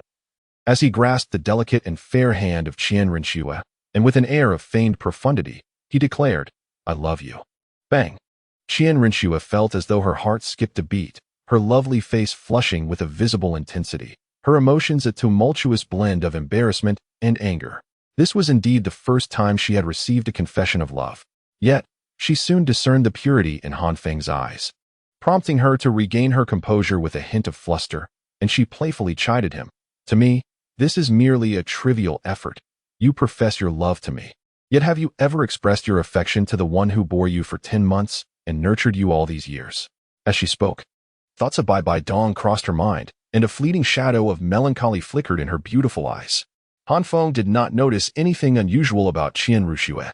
After a moment of surprise, he promptly declared, "I will tell him when I return." "What about your father?" Renua inquired again. However, this time, Han Feng did not respond immediately. His large eyes were filled with conflict. Observing his expression, Renua, perplexed, asked, "What is the matter?" "Well, my father always calls me Little Rabbit." Han Feng, feeling somewhat embarrassed, spoke to Renua, his cheeks tinged with a faint blush. He couldn't shake the feeling that after his rebirth, his intellect had diminished alongside his physical form. Could this truly be what is meant by the notion that the economic foundation determines the superstructure? Han Feng did not consider that even in his previous life. There were times when he was not necessarily more mature than an elementary school student. At the age of 20, he was still engrossed in watching SpongeBob SquarePants. Qian Ruxue could only chuckle in disbelief, yet she chose not to dwell on the matter any longer. Instead, she spoke. In truth, this is merely my own presumption. After all, if I wish to assist you in acquiring your second spirit ring, I must first understand your martial spirit and your initial soul skill. For only then can I seek a suitable spirit beast for you. If you are unwilling, it would simply be my own misguided affections. As she spoke, Qian Ruxue turned her gaze towards Han Feng, seemingly awaiting his decision. To her surprise, Han Feng did not hesitate for a moment. He promptly replied, "My name is Han Feng. I am 8.5 years old, residing near the Spirit Arena in Stan City, unmarried, and studying at the Stan City Junior Spirit Master Academy. My martial spirit is the Radiant Shield, possessing a degree of fire control ability. My first soul skill is Command of Life, a status skill that can enhance defense and soul power by 60%. Qian Ruxue was taken aback. Automatically disregarding Han Feng's nonsensical remarks, her light golden eyes reflecting a hint of intrigue. Is this what it feels like to be unconditionally trusted? Han Feng naturally noticed the changes in Qian Ruxue's eyes. When he sensed that her gaze towards him grew increasingly gentle, even with his thick skin, he couldn't help but feel a slight flush of embarrassment. Fortunately, the lingering effects of their previous encounter had not yet faded. Otherwise, he would have been utterly humiliated. Han Feng indeed revealed certain abilities of his own accord, yet these were trivial matters. Anyone with intent could discern them. During his time at school, he never intended to conceal his martial soul and soul skills. More significantly, he withheld crucial information: the external soul bone, his second martial soul, and his self-created soul skills. Even the pivotal ability of absolute defense from his first soul skill remained undisclosed. In an effort to alleviate his own embarrassment, Han Feng forced a smile and feigned seriousness, stating, "My first soul ring is derived from a 400-year-old bullhead magma turtle, and for my second soul ring, I aim to find a similar beast, one that possesses formidable defensive capabilities and a fire attribute." Qian Ruxue, her thoughts drawn back by Han Feng's voice, gently ruffled his hair, shook her head lightly, and replied with a smile, "Your idea is indeed commendable, but I have an even better one." Unbeknownst to them both, Qian Ruxue had begun to refer to herself as sister in front of Han Feng, yet neither felt the slightest embarrassment. It was quite natural. As her words settled, Han Feng furrowed his brow. Noticing the look of doubt in his eyes, Qian Ruxue understood his skepticism. She merely smiled mysteriously, took his small hand, and, unfurling a pair of wings from her back, soared in a specific direction. Han Feng reached out to touch the snow-white wings on Qian Ruxue's back. His eyes filled with curiosity. Is this truly the martial soul of Sister Qian? To be able to fly, how enviable. Upon sensing Han Feng's action, Qian Ruxue shot him an annoyed glare but did not deter him. She possessed far more than a mere pair of wings. In fact, these wings were not her complete martial soul, but merely a fragment of it. Chapter 15, 700 Years of Dynamic Rhinoceros. I came across a rather exasperating comment. How can one critique a book they have not read? I mentioned that leveling up twice a year is merely an auxiliary golden finger. The protagonist, being lazy, truly does not engage in cultivation. Would soul rings not enhance soul power? Would soul bones not augment soul power? Would celestial herbs not boost soul power? Moreover, it has been established that the protagonist is associated with the third brother. As a third-rate transcender, what can he possibly use to compete with the third brother, who claimed there would be a confrontation with Tangan? Even if such thoughts crossed one's mind, that would be a concern for later developments. Han Feng, sister, inquired, "What does a defensive soul master fear the most?" As Qian Ruxue glided through the low skies with Han Feng, she slightly parted her crimson lips to pose this question to him. Although Han Feng was somewhat puzzled, he nonetheless responded, "If Sister Qian is referring to a control-type soul master, then it is undoubtedly a control-type soul master. If a control-type soul master ensnares their target, even the most formidable defense offered by a defense-type soul master becomes futile in safeguarding their comrades. Moreover, without an effective means of dispelling control abilities, one could easily be ground down to nothing." Upon hearing this, Qian Ruxue cast a surprised glance at Han Feng. She had not anticipated that the merely 8.5-year-old Han Feng possessed such profound understanding. Han Feng, on the other hand, smiled with pride. After all, his father was a defense-type soul sect master, and their family had a long-standing lineage of defense-type soul masters, with an understanding of defense that rivaled even that of a defense-type soul sage, if not surpassing it. Despite her astonishment, Qian Ruxue refrained from praising Han Feng. knowing full well that he would become insufferably proud with even the slightest commendation. Furthermore, she herself had thoroughly read all the texts of the Spirit Hall by the age of 13. Was she not proud? Indeed. The greatest fear of a defense-type soul master lies with a control-type soul master, unlike the brute force of an assault-type soul master. A defense-type soul master becomes utterly helpless when ensnared by a control-type soul master, particularly as most defense-type soul masters tend to lack speed, rendering them unable to evade control. If her sister's guess is correct, your speed is not particularly remarkable among peers, is it? Han Feng nodded. Indeed, his speed was not particularly swift. Even a newly awakened soul master, endowed with the innate talent of their martial soul, could surpass him slightly in velocity. Upon seeing Han Feng's nod, Chian Rinxue immediately broke into a smile so enchanting it rendered the flowers pale in comparison. This time, Han Feng did not let the moment slip by. In an instant, he found himself entranced, gazing foolishly at Chian Rinxue with a silly grin adorning his lips. Chian Rinxue, with a playful annoyance, gently tapped Han Feng on the head and teasingly scolded him, calling him a little lecher. Han Feng remained unperturbed, flashing a grin without refuting Chian Rinxue's words. You are indeed superior to the average defensive soul master. After all, your radiant heaven shield possesses fire control capabilities, granting it an attack power that surpasses that of ordinary defensive soul masters. It inherently counters plant-type martial spirits, yet it still bears certain drawbacks. Chian's sister. Please do not keep me in suspense. Just tell me directly. While Chian Rinxue continued to analyze the merits and demerits of Han Feng's martial spirit, she was abruptly interrupted by his impatience. Observing the urgency etched on Han Feng's face, Chian Rinxue conceded, since I've made such a bold claim, I must possess genuine prowess. The soul beast I've found for you, if fortune smiles upon you, may even shatter the conventional fears that defensive soul masters have towards control-type soul masters.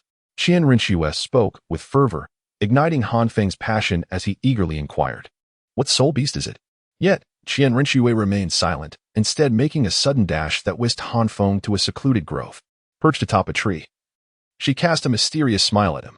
As she parted the branches, she whispered gently, you shall see for yourself. Han Feng, filled with skepticism, shifted his gaze along the direction of the branches, only to be suddenly startled. Pleased with Han Feng's reaction, Chian Rinxue chuckled and asked, so, did I deceive you? However, Han Feng scarcely registered her words, his focus fixated on the enormous shadow before him, momentarily at a loss for how to articulate his thoughts. Within his line of sight, a creature the size of a hulking bull darted through the forest, its true form eluding Han Feng's keen eye. The air was filled with the resounding echoes of bang, bang, bang, clearly indicating that this shadow possessed considerable strength. After a labored swallow, Han Feng stammered, what is that? Such incredible speed. It was then that Chian Rinxue realized Han Feng could not discern the appearance of the soul beast before him, and she erupted into laughter, explaining, that is a 700-year-old rampant rhinoceros, known for its tough skin and formidable defense. It also possesses immense strength, although it lacks any elemental enhancements. Its speed is unparalleled among its peers. Even soul masters of the same rank specializing in agility may not match the rampant rhinoceros's swiftness. Han Feng is no fool. On the contrary, his mind is quite innovative. Through Chian Rinxue's description, he has already surmised the value of the overactive rhinoceros, his eyes suddenly sparkling with excitement as he fixed his gaze intently upon it. This implies that. Chian Rinxue nodded affirmatively, smiling as she said, exactly. If fortune favors you, this overactive rhinoceros will not only grant you enhanced defensive capabilities and strength, but also bestow upon a defensive soul master an unprecedented swiftness. In truth, this overactive rhinoceros was predetermined by the Spirit Hall to cultivate exceptional disciples, a fact unbeknownst to many branch leaders. Chian Rinxue had only learned of it through occasional conversations with several elders. Were it not for the Spirit Hall's deliberate control, how could such a creature, with its inherent nature, remain in one place? And without Chian Rinxue's partiality, how could a rare soul beast like the overactive rhinoceros ever come to Han Feng? Han Feng was unaware of these matters. He only knew that after encountering the dynamic rhinoceros, he could no longer regard any other century-old spirit beasts with the same esteem. Sister Chian. Han Feng directly embraced Chian Rinxue's arm, calling her sister Chian in a manner that was both convoluted and excessively sweet, almost unbearable to the teeth. This display of affection revealed the extent of Han Feng's capitulation, showcasing the irresistible allure that Dong Shi had over him. Yet, It was precisely this charm that captivated Chian Renua, who playfully ruffled Han Feng's hair and said, "Rest assured, this is the second spirit ring I have prepared for you." Han Feng suddenly smiled, his large eyes fixed intently on Chian Renua as he enunciated each word. "Sister Chian, I love you." Chian Renua playfully pinched Han Feng's nose and chuckled, "You might want to save that for your mother, and perhaps share a bit with your father, otherwise he might feel quite neglected." With that, Chian Renua descended into the forest, her pristine white wings unfurling, allowing her to hover gracefully in midair. "Be careful, Sister Chian." Han Feng called out from his perch on a branch, displaying a touch of eagerness. As he observed Chian Renua land amidst the trees, he noticed the swift shadows of the overactive rhinoceros darting around her, causing him to worry for her safety. Chian Renua had informed Han Feng that she was a soul master cultivated through medicinal means, possessing limited combat prowess, and given the overactive rhinoceros's remarkable speed, he genuinely feared she might struggle against it. However, Han Feng had clearly underestimated Chian Renua. To his astonishment, she did not even summon her soul rings. Her pale golden pupils suddenly shimmered with a radiant golden light, transforming her presence into something divine. Under this overwhelming aura, the overactive rhinoceros appeared as if gripped by an unseen force, freezing in place, utterly immobilized. From Han Feng's vantage point, the creature gazed at Chian Renua with a look of sheer terror, its beastly eyes filled with reverence. The six-winged angel, a divine martial soul, was indeed one of the most formidable beast martial souls, its imposing presence far beyond that which a mere century-old overactive rhinoceros could withstand. Desiring to conceal her true strength from Han Feng, Chian Renua merely utilized her soul power to render the overactive rhinoceros unconscious before retracting her pressure and wings. Meanwhile, Han Feng remained somewhat dazed on the branch. He pondered, could soul masters truly possess such formidable strength? Why was Han Dang so vastly inferior to Sister Chian? It was evident that she should be the weaker one, yet she could intimidate a 700-year-old overactive rhinoceros with a mere glance, while Han Dang could not even subdue a 400-year-old bullhead magma turtle. Could it be that Han Dang had become so accustomed to being submissive that he lacked that commanding presence? Han Feng remained perplexed for an extended period regarding the true strength of soul masters, largely due to the combined efforts of Chian Renua and Han Dang. "What are you still dawdling for? Come down." Upon noticing Han Feng's daze, Chian Renua called out, prompting him to respond, and leaped down from the branch. Even as he approached the moving rhinoceros, he still found it hard to believe and asked, "Is it really resolved just like that?" Chian Renua rolled her eyes. "Do you expect me to engage in a fierce battle with it for 300 rounds? Chapter 16, A Sudden Turn, The Assault of the Millennia Soul Beast. What are you still hesitating for? Quickly absorb the soul ring." Oh. Upon hearing this, Han Feng swiftly took the dagger from Chian Renua's hand and plunged it into the brow of the Godongxi, effortlessly ending its life. This left Han Feng somewhat astonished. The dagger bestowed upon him by Chian Renua was exquisitely crafted, adorned with a sapphire the size of a large eye, and possessed the ability to cut through steel as if it were mere clay. The hide of the Godongxi was coarse and thick, making it a feat even for a soul master to slay it in a single strike. Yet, this dagger had dispatched it with remarkable ease, a rarity even in the standards of his previous life. However, Han Feng quickly cast these thoughts aside, as the Godongxi succumbed to its fate. A brilliant yellow soul ring ascended from its body, capturing all of Han Feng's attention. The horn of this Godongxi measured 7.3 centimeters, slightly exceeding the limit for a second soul ring, yet with your pure soul power far surpassing that of the same rank. You will undoubtedly be able to endure it, just be cautious, Chian Renua advised Han Feng, displaying little concern.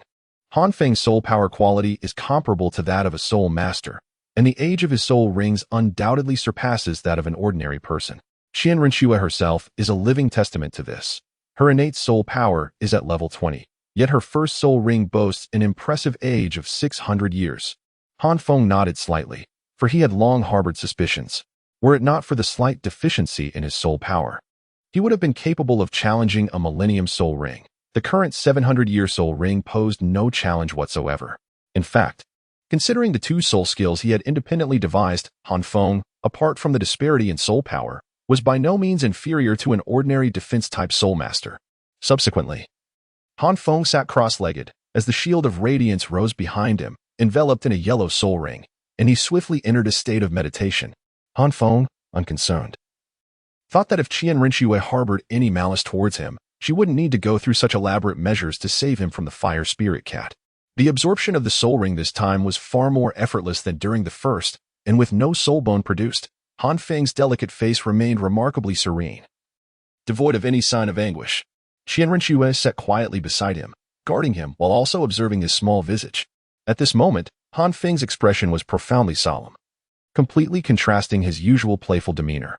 Instinctively, Chian Renshue reached out with her slender fingers, yearning to poke him. But she retracted her hand upon recalling that he was in the midst of absorbing the soul ring. In truth, Chian Renshue's earlier declaration of assisting Han Feng in hunting for a soul ring was merely a casual remark. She had come to the Star Luo forest primarily to vent her emotions. However, upon Han Feng unhesitatingly revealing his martial spirit and soul ring to her, she realized how effortlessly she could be herself in his presence. There were no deceitful machinations from the spirit hall, no expectations from her grandfather, nor the cold disdain from Bibi Dong. She could laugh freely and express her anger without reservation. Astute as she was, Chian Renshue could discern that Han Feng was concealing certain truths from her, yet she pondered, did she truly lay bare her own secrets to him? Her martial spirit, her identity, her strength, even her name, were any of them entirely genuine? At that moment, Chian Renshue had genuinely come to regard Han Feng as a younger brother, a family member, and a sanctuary within her heart. Beside him, she was simply herself, not Bibi Dong's daughter, not Xian Deliu's granddaughter, nor the successor of the six-winged angel. She even knew that as long as Han Feng remained, she would never become Shuqinghe. Chian Renshue had already contemplated her future, regardless of Han Feng's identity or destiny, or whether he might become an adversary of the Spirit Hall. She would eventually return to his side after several years, relishing her role as Qian, accompanying him. In the intervening years, she would continue to be his Qian, while also being Chian Renshue of the Spirit Hall and Shuqinghe of the Tiando Imperial family. With her identity as Chian Renshue and Shuqinghe, she was utterly confident that she could protect Han Feng without him ever realizing it. This was Han Feng's fortune. Who could so easily penetrate Chian Renshue's heart? Unless one were to utterly defeat her, she might not even remember his name. Unbeknownst to Han Feng, as he absorbed the soul ring, the exquisite maiden before him had already meticulously planned the next several years of his life. Suddenly, as Chian Renshue envisioned a promising future, a series of thunderous roars erupted, shaking the very ground beneath them. Startled, Chian Renshue extended her senses and swiftly detected an enormous figure approaching them, a lazy giant ape. Her beautiful eyes narrowed in alarm, and a grave expression crossed her face. This lazy giant ape appeared to possess at least 10,000 years of cultivation. While its strength was formidable enough to contend with a Titan Giant Ape of the same rank, its lethargic nature meant it would spend 10 months of the year sleeping, with the remaining time devoted to eating or preparing to eat, never wasting a moment. The only thing that could rouse the lazy giant ape was food, specifically the brain matter of a rampaging rhinoceros. For the brain of a 700-year-old rampaging rhinoceros, the lazy giant ape would even dare to risk its life against a 10,000-year soul beast. Consuming such brain matter would allow it to sleep undisturbed for 2 to 3 years, a veritable dream come true. Under normal circumstances, even a tidal Douluo would avoid provoking a 10,000-year lazy giant ape, given the inherent risks. However, the situation was different now. Han Feng was absorbing the soul ring right beside the rampaging rhinoceros's corpse. Should the lazy giant ape approach, even if it disregarded Han Feng, its mountain-like bulk could easily disrupt his absorption process. Failure to absorb a soul ring, particularly one of high age, could result in severe backlash. In Han Feng's case, it would likely lead to significant injury. This did not even account for the possibility that the lazy giant ape might mistakenly perceive Han Feng as a competitor for food and sweat him down with a single blow. Realizing this, a flicker of guilt crossed Chian Renshue's beautiful eyes. She was aware of the lazy giant ape but had been careless, not anticipating that one would awaken and seek food at this inopportune moment. She could not allow the lazy giant ape to approach Han Feng. A glint of determination flashed in her eyes. The lazy giant ape before her seemed to have just awakened, its battle strength not at its peak, likely possessing only the initial stages of 10,000-year cultivation, equivalent to a typical soul beast of 50 to 60,000 years. If she exercised caution, she might be able to stall it. As long as she could keep the lazy giant ape at bay until Han Feng completed his soul ring absorption, it would likely not pursue them, given its nature. With no hesitation, Chian Renshue took to the air, unfurling her 6 pairs of wings, enveloped in a golden glow. Her pale golden eyes transformed into a brilliant yellow, and 4 resplendent soul rings materialized. unleashing the full force of her 48th rank soul power before the lazy giant ape. She held nothing back. However, the lazy giant ape merely glanced her way, seemingly unimpressed. Aside from food and sleep, there were few things in this world that could capture its attention. Halt. Chian Rinchue's voice rang out coldly, her angelic divinity erupting in full force. The lazy giant ape felt its entire body stiffen, a wave of intense trepidation washing over it, even stirring a hint of fear deep within its bloodline. In all its years, it had never experienced such a sensation before. Even the two in the heart of the Star Luo forest had never instilled such fear in its lineage. Roaring in frustration at the perceived provocation, the lazy giant ape finally turned its gaze towards Chian Rinchue. Sensing the feeble fluctuation of her soul power, it swatted its hand dismissively, as if shooing away a bothersome insect. Second soul skill, Void Wings. Chian Rinchue's pupils constricted as her second soul ring illuminated. Bathed in a soft golden light, she entered a state of void. The lazy giant ape's punch, a purely physical attack devoid of soul power, passed harmlessly through her, causing no damage whatsoever.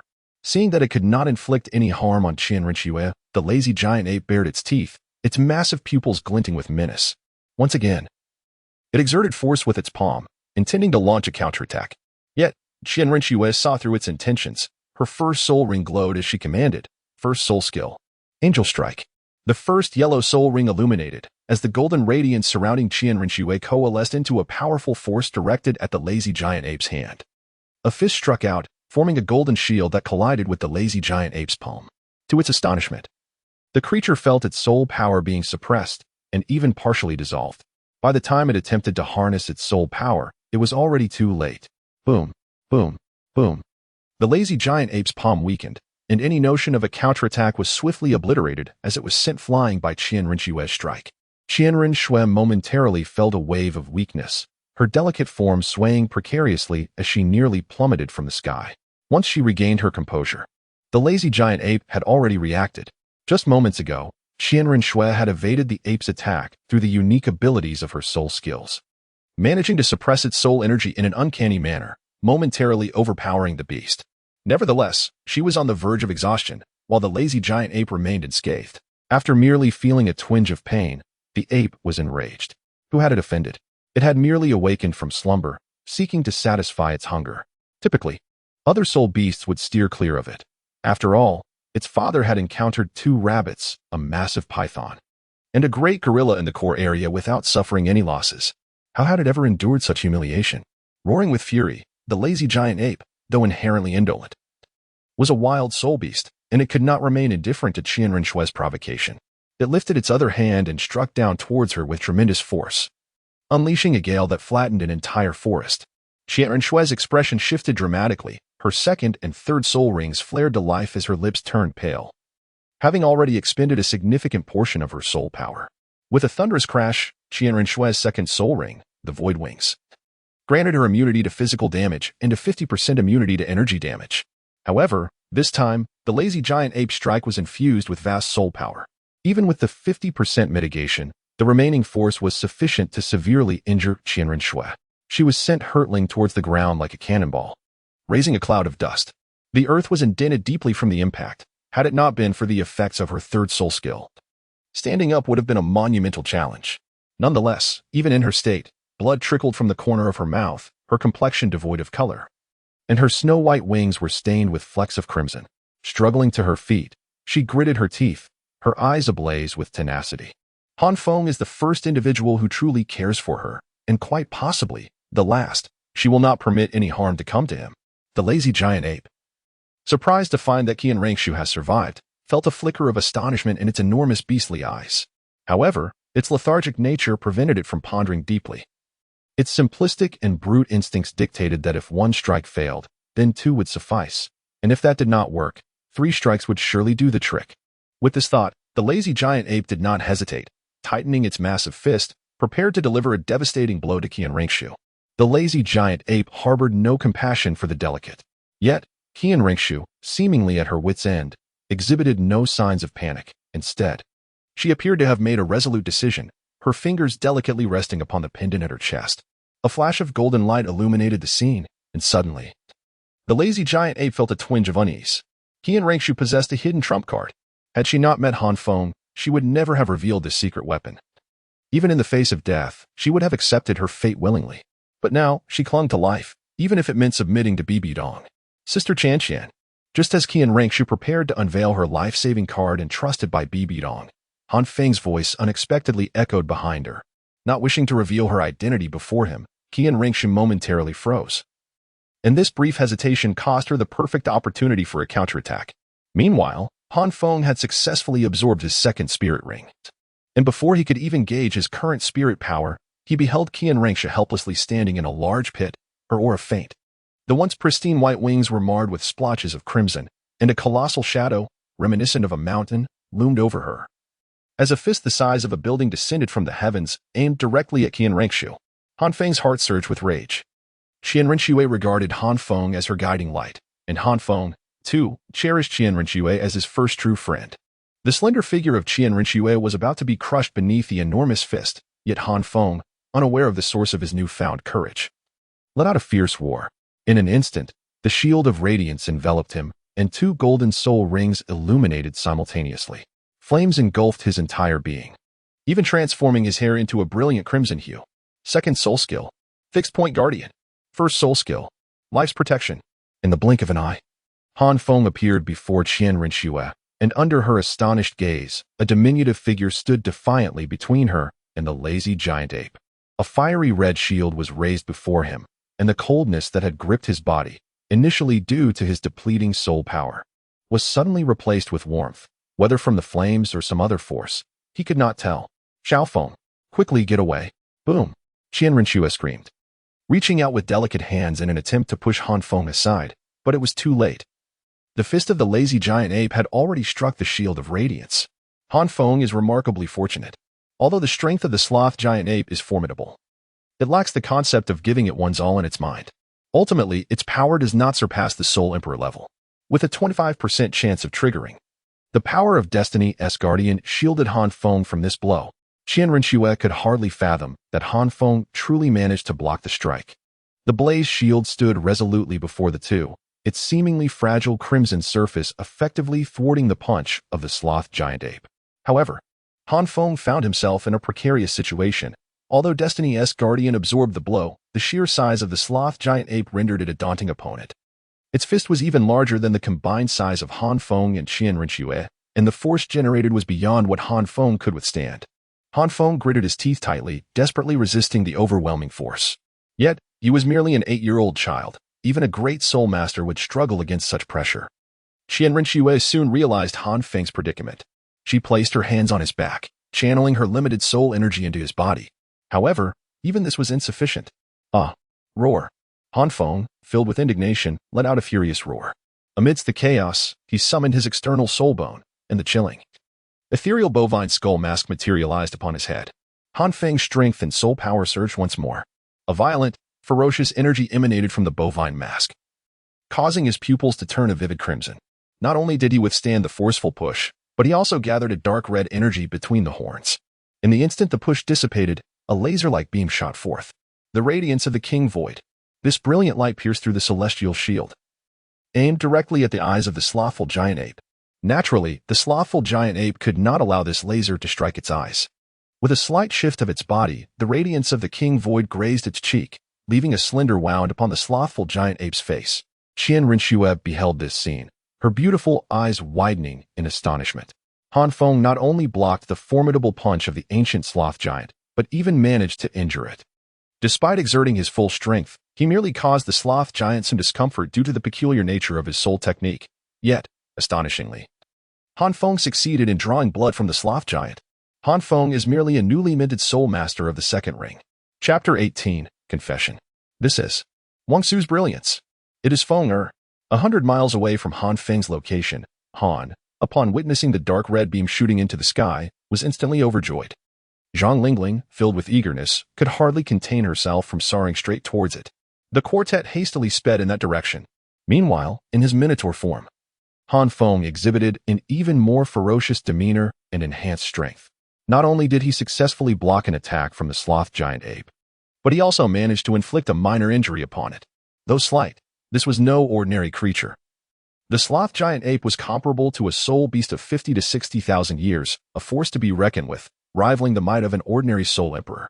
In her astonishment, Chian Rushue observed that Han Feng, having landed a successful blow, was unrelenting and seemed intent on pursuing further. Alarmed, she swiftly seized Han Feng. And as he was halted, the fierce glint in his eyes diminished considerably. Casting a complex glance at Chian Rushue, he abandoned the pursuit. Seeing Han Feng turn back, Chian Rushue let out a sigh of relief and urged, "We must depart. The sloth giant ape's sole purpose here is to obtain the brain marrow of the moving rhinoceros. We should leave at once, distancing ourselves from its line of sight. Once the sloth giant ape acquires the brain marrow, it will no longer concern itself with us. Although you have wounded it, the sloth giant ape remains a soul beast beyond our capabilities to confront. We must evade its wrath." Han Feng nodded and dispelled the illusion. Han Feng returned to his original state, and Chian Rinxue, relieved by his absence, did not shy away from him. She effortlessly lifted Han Feng into her arms and, taking advantage of the stillness of the lazy giant ape, spread her 4 pairs of wings and soared into the sky, heading towards the horizon. As Chian Rinxue had predicted, upon witnessing their swift departure, although the lazy giant ape had the capability to pursue them in retribution for the previous arrow, it chose not to chase after them. Instead, it let out a frustrated snort directed at their retreating figures, as if to vent its anger, before making its way towards the corpse of the moving rhinoceros. This decision brought a sense of relief to Chian Rinxue. Had the lazy giant ape been determined to follow, she would have been compelled to reveal her final trump card. She carried Han Feng away from the lazy giant ape until her soul power was completely depleted and she finally came to a halt. Throughout the journey, Han Feng was not as playful with his banter as before. A solemn expression marred his usually cheerful face, and he paid no heed to the unique fragrance that surrounded Chian Rinxue. Deep within his gaze, there flickered a faint glimmer of ruthless intent. Han Feng never anticipated that. In a moment of emotional turmoil, the ethereal mask would manifest on its own. Moreover, in a fit of rage, the enhancement to his soul power and strength was evidently beyond the 40% typically expected of a great soul master. However, this surge of power also compromised Han Feng's clarity of thought, rendering him as wild as a frenzied soul beast. A person of sound mind would never dare charge headlong at a millennia-old sloth giant. It was evident that within his external soul bone, there lay an unfathomable force he had yet to comprehend. Nevertheless, Han Feng found himself bereft of time to ponder such matters. Heaven bears witness, Han Feng had never intended to reveal his external soul bone, since acquiring the ethereal mask 2.5 years prior. Apart from a moment of vanity in front of Han Dang and Zhang Lingling, he had not summoned it even once. This unexpected incident not only illuminated the nature of his external soul bone, but also unveiled one of his most closely guarded secrets to Chian Rinxue. Wealth can stir the heart, and what more for an external soul bone? The allure of such a bone to a soul master is no less than that of a 100,000-year spirit ring. An external soul bone can accompany a soul master through their growth. Han Feng is acutely aware of his own circumstances. The illusory mask has not entirely merged with him. At this moment, the words of Han Dang resonate in his mind. If the external soul bone is discovered by others, one must either kill or flee. Without the slightest hesitation, Han Feng comprehended Han Dang's intentions. His external soul bone was such that even a titled Douluo would be moved by it. However, Han Feng could not ascertain whether Chian Rinxue was indeed affected. Yet, he was acutely aware that Chian Rinxue's soul power was nearly depleted, and her pallor indicated that her physical strength was dwindling. Coupled with the injuries left by the lazy giant ape, Han Feng believed that if he unleashed his full power and revealed all his cards, he could strike down Chian Rinxue with a thunderous force, even if she were a soul sect. After all, in Han Feng's eyes, Chian Rinxue was merely a soul sect with limited combat capability. Nonetheless, could he truly accomplish this? Setting aside the fact that Han Feng felt Chian Rinxue had saved him from the fire spirit cat, it was evident to him that she had risked her own life to protect him in that recent encounter. Han Feng has never been a heartless individual. At least not until now. In his past life, he was merely a university student who had yet to step into society. He was neither a soldier nor an assassin, which rendered him incapable of such transformations. How could one expect a character like Long Ao Tian to undergo a complete metamorphosis upon entering another world, evolving from a timid and cowardly mortal into a decisive and formidable hero? Han Feng could only conclude that this was a mere whim of the author. Reflecting on this, he felt a surge of frustration for having inadvertently exposed himself in front of Sister Chian, particularly the most critical aspect, his external soul bone. If it were merely his second martial soul, Han Feng would not have been so troubled. Han Feng had no desire to be adversaries with Chian Renshue. As Chian Renshue released him, her delicate form swayed precariously, nearly causing her to stumble. Han Feng instinctively reached out to steady her, his gaze laden with complexity. Chian Renshue remained silent, acutely aware of Han Feng's thoughts, yet chose to feign ignorance, leaning weakly against him. Ultimately, it was Han Feng who broke the silence, addressing her as Sister Chian. Chian Renshue, a sense that Han Feng was on the verge of making a decision, her heart inexplicably tightening with anxiety. If Han Feng truly wished to end her life, their previous struggles would not have led to such a profound severance of ties. She would still regard Han Feng as her brother, yet a lingering discomfort would inevitably remain in her heart. Just now, that was an external soul bone, derived from my first soul ring, a 400-year-old bull-headed lava tortoise. I refer to it as the Mask of Void. Beyond the fundamental Mask of Void, it possesses an additional ability known as the Flash of the King Void, which is the soul skill that pierced the skin of the sloth giant ape. Han Feng spoke directly, catching Chian Renshue off guard. Just as she was about to respond, Han Feng continued, in addition, my first soul skill, Destiny's Embrace, not only enhances my soul power and defense by 60%, but it also provides absolute defense against the first attack. As a great soul master, I can entirely defend against assaults from great soul masters and soul venerates, while I have a 75% chance of absolute defense against soul sect attacks, 50% against soul kings, and 25% against soul emperors. The second soul ring bestowed upon me by the overactive rhinoceros, targeted guardian, allows me to teleport in front of an individual, ensuring I am positioned with my back to the designated target. Furthermore, upon teleportation, a flame shield is generated, which can be stacked up to 6 layers, with each layer capable of withstanding a full-force strike from a great soul master.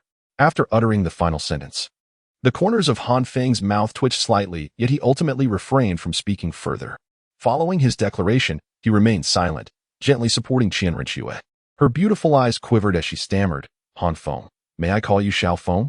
Han Feng was momentarily taken aback, seemingly unprepared for Chian Renshue's inquiry. Although it struck him as somewhat peculiar, he eventually nodded in response. Chian Renshue smiled and said, so, little Feng, what is it that you wish to convey to your sister?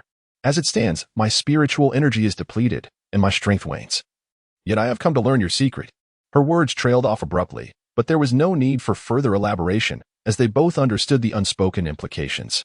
Han Feng gazed at Chian Renshue's pale yet exquisite visage, letting out a helpless sigh. My father instructed me that anyone who discovers my secret must be dealt with decisively. Yet, Sister Chian, you are my savior and so remarkably beautiful, I find myself unable to act against you. I trust you completely. The reason I confided in you is my concern that when we meet again in the future, you might blame me for deceiving you. Han Feng, rather disloyally, shifted all the blame onto Han Dang, yet Chian Renshue suddenly felt a pang of emotion in her eyes.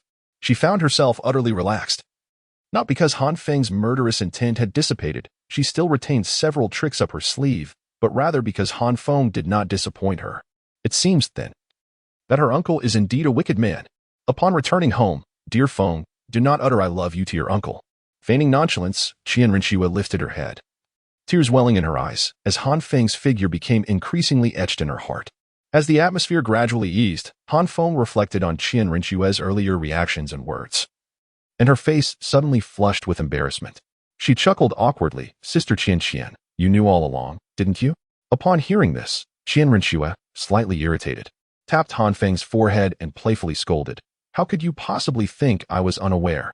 Though your murderous aura was faint, it was far too conspicuous.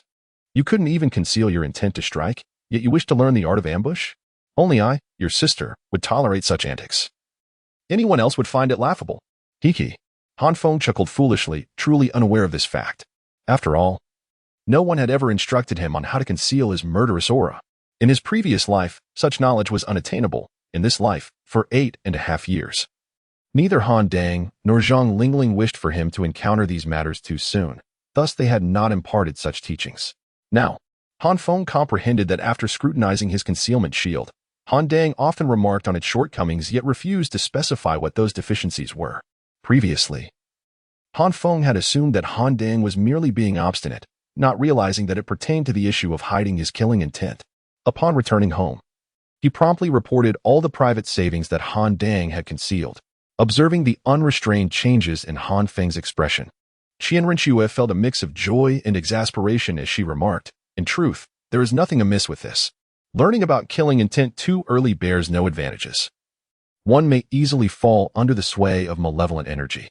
Little Feng, there is no need for haste. Additionally, what Uncle said holds merit from now on. Regardless of who it is, if they see your external soul bone, unless complete trust is established, even the slightest possibility must be eradicated. The world of soul masters is far more complex than you can imagine." As she spoke, Chian Renchue's gaze dimmed, evidently recalling her own experiences. Chapter 19. Farewell. Noticing the change in Chian Renchue's expression, Han Feng quickly attempted to lighten the mood, exclaiming in mock dissatisfaction, "Sister Chian, let us not dwell on these trivial matters. I am merely 8.5 years old, yet to graduate from the junior academy. What soul master nonsense is this? I have ample time to learn. Right now, I wish to learn more about you, Sister Chian. I have already shared everything with you. Yet you have divulged nothing in return. Is that not utterly unfair?"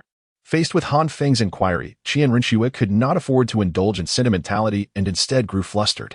As Han Feng had articulated, he had been open with her, or at least she believed so. The concept of dual martial souls was too fantastical for her to contemplate. Yet, precisely because of this, Chian Renchue felt awkward about deceiving Han Feng further. However, upon reflection, she questioned whether revealing everything to Han Feng would truly benefit him in any way.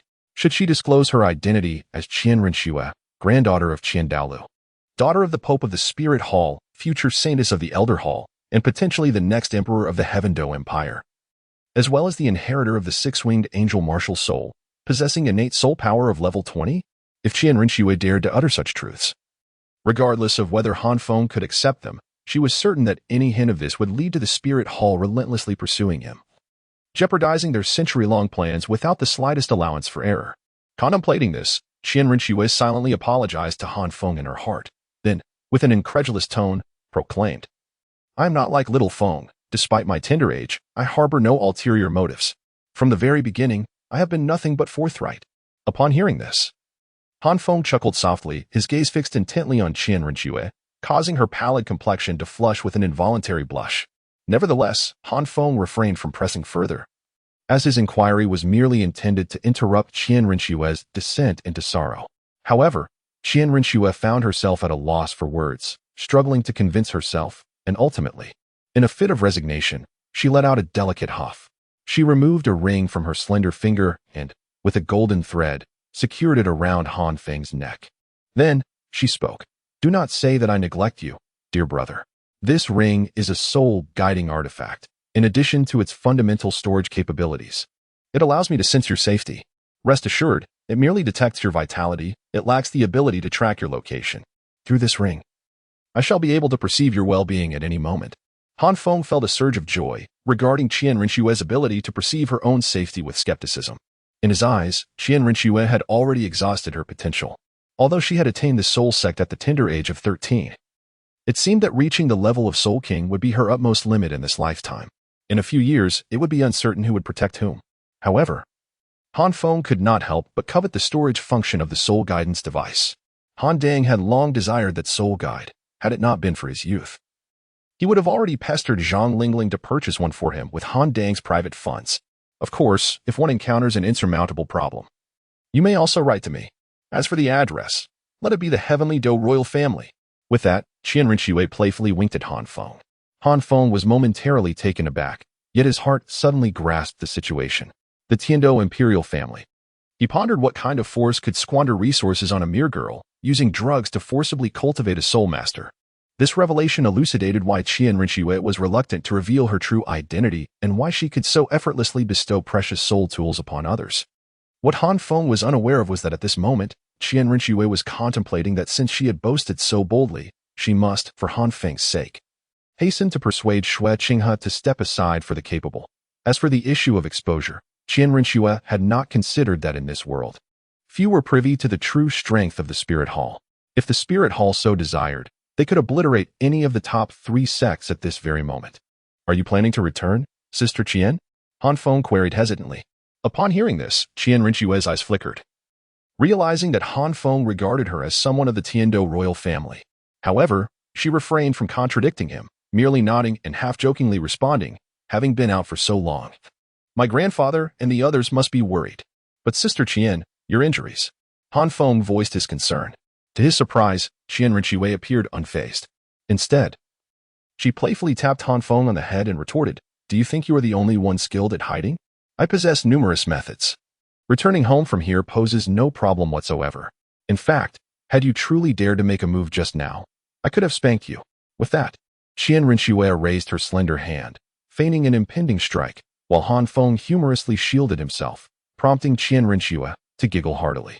"Do you not worry about me, Sister Chian? As a mere child, what would I do if I encountered a formidable soul beast? Their eyes are larger than my head." Han Feng murmured regretfully. Chian Rinchiwei felt a warmth in her heart, but shot him a playful glance, recalling how he had brazenly attempted to confront the lazy giant ape earlier. "Sister does not worry about you. You are clever enough. Those foolish soul beasts cannot harm you. And don't think I am unaware. You left numerous signals along the way. Plus, with that flash of Wang Su, your parents have likely already found you. With them protecting you, do you still need me?"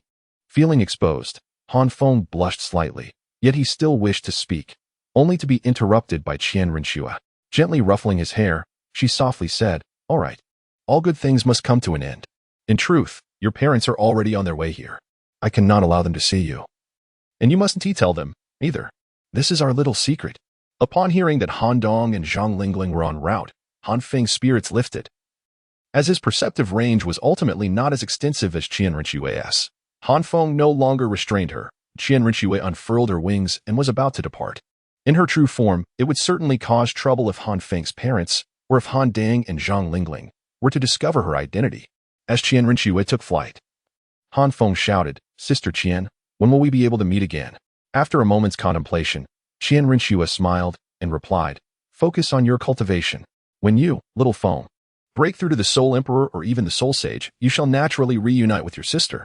Chian Rinchiwei believed that once Han Feng attained the rank of Soul Emperor or Soul Sage, the plans of the Spirit Hall would have nearly come to fruition, allowing her to gracefully retreat.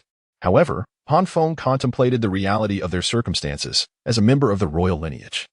Chian Rinchiwei's status contrasted sharply with his own as an ordinary commoner. Without any significant prowess, it would indeed be inappropriate for him to meet with her. Little did Chian Rinchiwei realize that for Han Feng, breaking through to the ranks of Soul Emperor or Soul Sage was not an insurmountable challenge. The moment of Han Feng's breakthrough will undoubtedly arrive even sooner than Chian Rinchiwei anticipates. However, this shall remain our little secret, one that must never reach a third party. With that, Chian Rinchiwei playfully winked at Han Feng, and upon his nod of agreement, she soared into the sky. As Chian Rinchiwei departed, Han Feng suddenly felt a twinge of melancholy. It was undeniable that Chian Rinchiwei was his very first friend in this world, and not only was she exceptionally beautiful, but she also treated him kindly and held such a prestigious status. Han Feng suddenly felt a lack of motivation.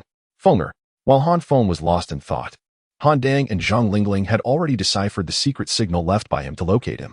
Upon seeing Han Feng, Zhang Lingling immediately embraced him. Her beautiful face streaked with tears. The confidence she usually radiated was replaced by an expression of exhaustion. For only she understood the torment she endured during the day and night of Han Feng's disappearance. Han Dang also stepped forward, but unlike Zhang Lingling, he delivered a sharp slap to Han Feng. Although Zhang Lingling felt somewhat displeased by this action, she chose to remain silent. In their eyes, Han Feng's reckless wandering in the starry forest was a consequence of his frivolity. They believed he needed to learn a lesson. This time, he was fortunate. But what about next time? Han Dang harbored no desire to confront Han Feng. The sharp sound of a slap left Han Feng feeling somewhat aggrieved. Yet he refrained from speaking, for he found it challenging to elucidate how he had evaded the clutches of the fire spirit cat. Moreover, doing so would only exacerbate the worries and guilt of Zhang Lingling and Han Dang. In the distance, Chen Xing and Wu Fan remained indifferent, after all. These were not their children. The absence was inconsequential. Should they be found, it would only mean an earlier departure from work. Family disgrace should not be aired publicly. And the starry forest was hardly a place for disciplining children. Han Dang huffed dismissively and sternly declared, "We shall address this upon our return." With that, he swiftly led Han Feng and Zhang Lingling out of the starry forest, under the protective watch of Chun Sheng and Wu Fan. As for Han Feng's second soul ring, they were no longer in the mood to pursue it. Although Han Dang vociferously berated him, his affection for Han Feng was no less than that of Zhang Lingling. Throughout their journey, he vigilantly safeguarded Han Feng, fearful that he might suddenly vanish again. This deeply touched Han Feng, stirring within him a blend of warmth and guilt. Chapter 20. 3.5 years child. Do you truly intend to attend that so-called Shrek Academy? To be honest, I find several nearby intermediate academies quite commendable, particularly the Heavenly Spirit Intermediate Academy, which boasts a royal background. With your innate talent, you could easily gain admission to the Heavenly Spirit Academy, and from there, proceed to the Heaven Do Royal Academy. Zhang Lingling gazed at Han Feng with a reluctant expression. Over the span of 3.5 years, her soul power had scarcely increased, and her appearance had seen little change. It was as if time had frozen for her, rendering her virtually indistinguishable from the person she had been 3.5 years prior. Han Feng chuckled awkwardly. Ever since he expressed his intention to attend Shrek Academy, Zhang Lingling had incessantly recounted her feelings of reluctance, and today marked the third time, once in the morning, once at noon, and once in the evening. In reality, Soto City is not far from Stain City. With determination, one could easily make the round trip in a single day. On the other hand, Han Dang, overhearing this, let out a discontented snort and retorted sharply, "Humph. I believe he simply wishes to escape the confines of home, seeking adventure, and finds us tiresome and old." Upon hearing Han Dang's words, a mournful expression suddenly filled Zhang Lingling's beautiful eyes as she fixed her gaze intently on Han Feng and inquired, "Feng?" Han Feng, feeling apprehensive, quickly shook his head and gestured emphatically with both hands, fervently denying, "I have never uttered such words. I have long contemplated my decision to attend Shrek Academy. Although Heavenly Spirit Academy boasts a royal background, I simply cannot endure the constraints of aristocratic life. It is far too confining. Shrek Academy may not possess a prominent reputation, yet I have heard that those who successfully graduate from it are at least of soul sect caliber. After all, the youngest soul emperor, Chian, is a proud alumnus of Shrek Academy, is he not?" Han Feng vehemently defended himself, refusing to accept the blame that Han Dang had unjustly placed upon him. Naturally, there was another unspoken reason. After all, Shrek Academy had influential connections. Zhang Lingling let out a soft sigh. Although she understood the rationale, the thought of her son, whom she had nurtured for 12 years, leaving her was undeniably difficult to accept. Han Dang, on the other hand, was forthright, stating bluntly, "Do you think your mother and I would consent to your attending Shrek Academy under different circumstances? However, I do have one condition." Han Dang shifted the conversation, fixing a solemn gaze upon Han Feng, enunciating each word with deliberate gravity. Han Feng was taken aback. Seeing his father so earnest, he naturally refrained from jesting. "Father, please speak. I too was young once. When I was your age, my curiosity was boundless. I yearned to understand everything in the world. However, you must comprehend that there are limits to everything. I hope we do not encounter a recurrence of the events from 3 years ago." Han Feng initially thought Han Dang had something to say, but upon hearing him bring up old matters, his expression immediately soured. With a pained smile, he remarked, "Father, I have explained countless times that it was not I who ran off 3 years ago, but rather I was enticed by a millennia-old fire spirit cat."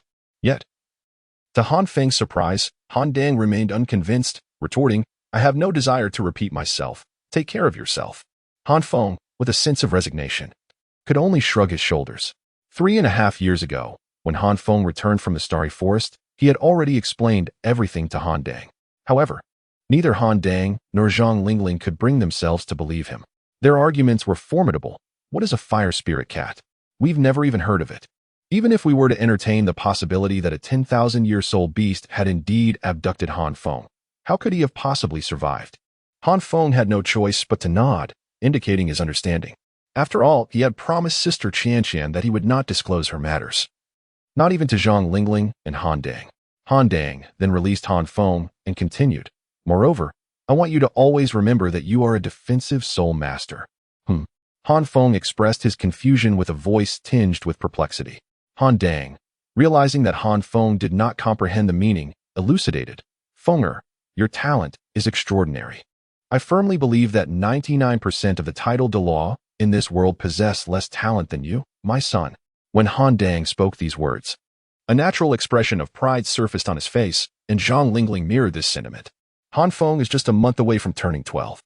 Yet his soul power has reached a formidable level of 30, to be precise, 32. Initially, Han planned to assist Han Feng in hunting for soul rings. However, Han Feng declined the offer. His reasoning was quite straightforward. Even without hunting for soul rings, he could still cultivate.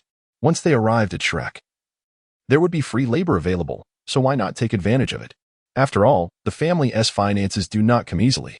Although Han had recently broken through to the rank of Soul King and was responsible for the Grand Soul Arena in the city of Stan, they are, after all, a family that values frugality.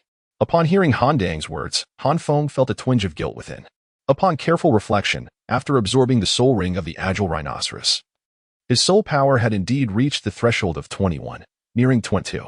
Adding to that the automatic elevation of 8 levels, he realized that over the past 3 years, he had only managed to enhance his soul power by approximately 2 levels. However, Han Feng was not devoid of accomplishments. At present, his soul power stood at 32, with its quality rivaling that of a soul sect. In fact, compared to someone like Zhang Lingling, who was not adept in combat, his soul power quality surpassed hers. He had also developed 4 unique soul skills. In addition to the Sun Flame and the Concealment Shield, he had created a powerful attack skill called the Charged Shield Strike, along with a grand technique he named Flame Dragon Armor. Truly, if not for the limitations imposed by his martial soul and the constraints of his soul power, Han Feng would undoubtedly be akin to a soul sect, boasting even a greater number of soul skills. Yet, Han Dang's tone abruptly shifted as he spoke sharply. I want you to remember that you are a defense-type soul master. Matters of bravado should be left to the assault-type soul masters. You are a prodigy, endowed with an external spirit bone and possessing self-created soul skills, along with high-quality and potent soul power. Even I would find it challenging when you unleash your full potential. However, you must understand that the world of soul masters is fraught with peril. Only those geniuses who grow and mature can truly be called geniuses. With your exceptional talent, you are destined to become a titled Douluo in the future, and there will undoubtedly be a place for you in this world. Do not be swayed by momentary pride. Despite Han Dang's earnest admonitions, Han Feng merely curled his lips in disdain. A double-sided shield, indeed a formidable challenge. With a soft thud, Zhang Lingling furrowed her brow and gently patted Han Feng's head, playfully chiding him. Listen to your father. Yes, yes, yes. Han Feng nodded, choosing silence as he absorbed Han Dang's profound insights. Yet his thoughts began to drift. In truth, he had contemplated attending the Heavenly Do Academy, especially since Sister Chian belonged to the royal family, but her reply had decisively discouraged him. Despite their parting in the Star Luo forest, Han Feng maintained correspondence with Qian Renxue through letters. Throughout this period, Han Feng had always imagined his dear sister Qian to be merely a princess or noblewoman of the Heavenly Do royal lineage, never once considering Qian Renshue's true identity. The mere mention of Qian Renxue naturally conjured thoughts of his external spirit bone, prompting a sigh from deep within. Ever since he had discovered the peculiarities of the external spirit bone, he had discreetly conducted research for a time, yet ultimately, his efforts bore no fruitful results. Han Feng was aware that during moments of intense emotional turmoil, his soul power would surge, resulting in a certain enhancement of his abilities. However, concurrently, the external soul bone would also become exceedingly agitated due to the fluctuations in his soul power, thereby impacting his emotions in return. This cyclical interplay, if left unchecked, could easily lead him into a state of madness. Han Feng had contemplated using control as a trump card, yet emotions are not easily subdued at will. Moreover, his external soul bone possesses a particularly unique character. It does not entertain positive emotions such as joy and happiness, but rather responds solely to negative feelings like rage and resentment. This peculiarity left Han Feng in a state of helplessness, as he struggled to amplify his anger to the required intensity. All right, dear parents, I shall embark on my journey tomorrow. Worry not for me, for I possess the oars of joy and wisdom, Han Feng cheerfully sang, having said enough to his father, Han Dang. Though Han Dang and Zhang Lingling could not grasp the references, they had long grown accustomed to Han Feng's occasional utterances of incomprehensible phrases. At that moment, Han Dang could only think of his son's exceptional talent, certain that he would one day ascend to greatness, surveying the world from the pinnacle of success. Zhang Lingling, on the other hand, was more pragmatic in her thoughts. My son is so handsome. I wonder how many daughters-in-law he will bring back from this trip. Chapter 21. The pink-haired maiden attacked on the road the next day. Han Feng set forth on his journey. Although Zhang Lingling felt reluctant to part, she understood that as a young man, Han Feng was destined to venture out into the world. After seeing him off for a while, she returned home. Han Dang, even more direct, had not laid eyes on Han Feng since the previous evening. The mere thought of meeting the legendary protagonist group sent Han Feng's heart racing. During his childhood, he had often immersed himself in novels, and now, his dreams from those days were finally materializing. 2 years prior, Han Feng had contrived an excuse to visit Nanning City. He and Tangan were born in the same year, with Han Feng being a few months younger, thus alleviating any fears of missing out on the familiar storyline. Of course, Han Feng was not foolish enough to naively attempt to befriend Tangan. The reincarnated sage was far more adept in the ways of the world than Han Feng. It would not be an exaggeration to say that if Han Feng were to approach Tangan, the latter would undoubtedly harbor suspicions. Will I ever have the chance to mingle with the divine? The god of fire? Or perhaps the god of defense? I recall reading somewhere that the god of fire is a first-level deity, originally intended to be inherited by Ma Hongjun, but it seems that inheritance faltered. I suspect it was quite a challenge. As for the god of defense, I wonder if such a deity exists at all. Perhaps the god of ice would also be a worthy pursuit? If all else fails, I shall cultivate a close relationship with Tangan and see if he can take me to the heavens. Han Feng, oblivious to the reality surrounding him, continuously weaves visions of a splendid future in his mind, completely unaware of the peculiar gazes directed his way. To speak candidly, Han Feng bears a closer resemblance to Zhang Lingling, yet his large, expressive eyes prevent him from appearing effeminate.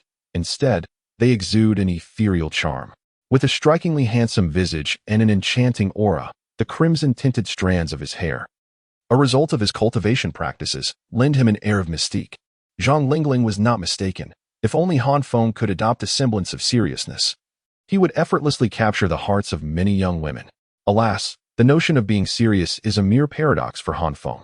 As he strolls along the street, numerous young women and married ladies cast wistful glances at him. What a dashing young man. It is unfortunate that he is somewhat dim-witted. Of course, there are a few who maintain that as long as one possesses good looks, even a lack of intellect is inconsequential. However, Han Feng remains blissfully unaware of their innermost thoughts. Under the weight of such myriad and complex gazes, Han Feng traversed city after city. In order to hasten his journey, Han Feng exerted his soul power. Thus, even if some found his foolishly cheerful demeanor along the way irksome, no one with a modicum of discernment would dare to disturb him. Han Feng set off in the morning, and by evening, he could already see Soto City in the distance. Of course, traveling by carriage would have been swifter, but as a modern individual, Han Feng found such a mode of transport rather cumbersome. Having experienced a ride at the tender age of 7 or 8, he vowed never to endure that ordeal again, even if it meant exhausting himself on foot. With the enrollment day just tomorrow, Han Feng felt no urgency. Despite traveling light, he carried 2 soul guides with him. One was a ring gifted to him by Chian Renua, which he wore around his neck to safeguard precious items. The other was a bracelet that Han Feng wore on his wrist for daily necessities. A purchase made by Han Dang with his private savings under the pressure of Zhang Lingling when Han Feng decided to journey to Shrek Academy. As the saying goes, a mother worries for her child traveling 1,000 miles, and within those 2 soul guides, Zhang Lingling had packed a considerable portion of the family's belongings. Upon arriving outside Soto City, Han Feng couldn't help but quicken his pace. He had no desire to spend the night outdoors. "You little brat, hand over anything of value, and my friends might consider sparing you, otherwise." Hearing this voice, Han Feng rolled his eyes in disbelief, astonished that he found himself entangled in such a situation. Han Feng stood atop a high vantage point, gazing downwards, where he beheld 3 brutish men encircling a young girl adorned in a pale yellow dress with flowing pink hair. The sheer size and muscularity of the 3 ruffians starkly contrasted with the delicate frame of the girl, rendering them all the more menacing. Each of them brandished a glinting blade, its cold light shimmering ominously. Han Feng sincerely despises these 3 bandits. Before you stands a maiden as exquisite as a flower, and yet you are solely intent on robbing her? Could this be some form of professional ethics? Or is it possible that this seemingly charming young woman is, in fact, a formidable assassin, capable of repelling a 1,000,000-strong army with her mere presence? Han Feng, harboring a hint of malice, concocted a myriad of intricate plots in his mind, yet showed no intention of extending a helping hand. Han Feng could discern that the 3 bandits bore no soul power. They were evidently mere mortals. In stark contrast, the young girl exuded a robust wave of soul energy, rendering it unnecessary for him to intervene. It is worth noting that even an auxiliary soul master, relying solely on the overwhelming force of their soul power, would be insurmountable for an ordinary person. With this thought in mind, Han Feng feigned an intention to depart. Aware that dusk was approaching, and he did not wish to be delayed, for there remained a considerable distance to Soto City. However, To his astonishment, the pink-haired girl suddenly turned and called out with a voice as melodious as a lark's song, imbued with a poignant sorrow that sent shivers down one's spine. Her heartfelt cry startled the three bandits, causing their brutish faces to quiver in alarm. In a state of panic, they hastily turned to the direction from which the girl had called, only to see Han Feng poised to leap away, their expression shifting to one of sheer horror. At this moment, Han Feng stood in an imposing position, his countenance devoid of any trace of panic, reminiscent of the heroic savior depicted in tales. The three ruffians, seemingly well-read, recognized the authority he exuded and sensed that Han Feng might possess considerable prowess, possibly even that of a noble soulmaster. Consequently, they adopted a facade of bravado, their internal trepidation evident as they declared, "State your name. We, the Sacho trio, shall not be intimidated by you." Upon witnessing this, Han Feng let out a sigh within his heart. He should have activated the concealment shield upon exiting. Such a hasty decision. Han Feng was taken aback. The pink-haired girl, whose soul power was evidently inferior to his own, had managed to perceive his presence without him revealing any of his energy. However, what surprised Han Feng even more was that this girl was far younger and more enchanting than he had initially imagined. She appeared to be around the same age as him, certainly not exceeding 13 years, with her short, ear-length pink hair and a delicate makeup that highlighted her extraordinary beauty without appearing ostentatious. Even having encountered the stunning Chian, Han Feng could not help but concede that this young girl was on par with her, differing only in temperament. Yet, at that moment, the mischievous and triumphant expression on the girl's face left Han Feng feeling somewhat vexed. This girl was clearly toying with him. "Hey kid, our boss is asking you a question." One of the three bandits, gathering his courage, questioned Han Feng, though his voice lacked conviction. Han Feng shrugged his shoulders, harboring lingering thoughts about the girl who had toyed with him. Nonchalantly, he remarked, "I am merely a passing masked rider. Neither her brother nor inclined to meddle in your affairs. Feel free to carry on, and do not mind me." As Han Feng's words fell, the young girl displayed an expression of disbelief, her gaze fixed intently upon him. Her large eyes brimmed with confusion and inquiry.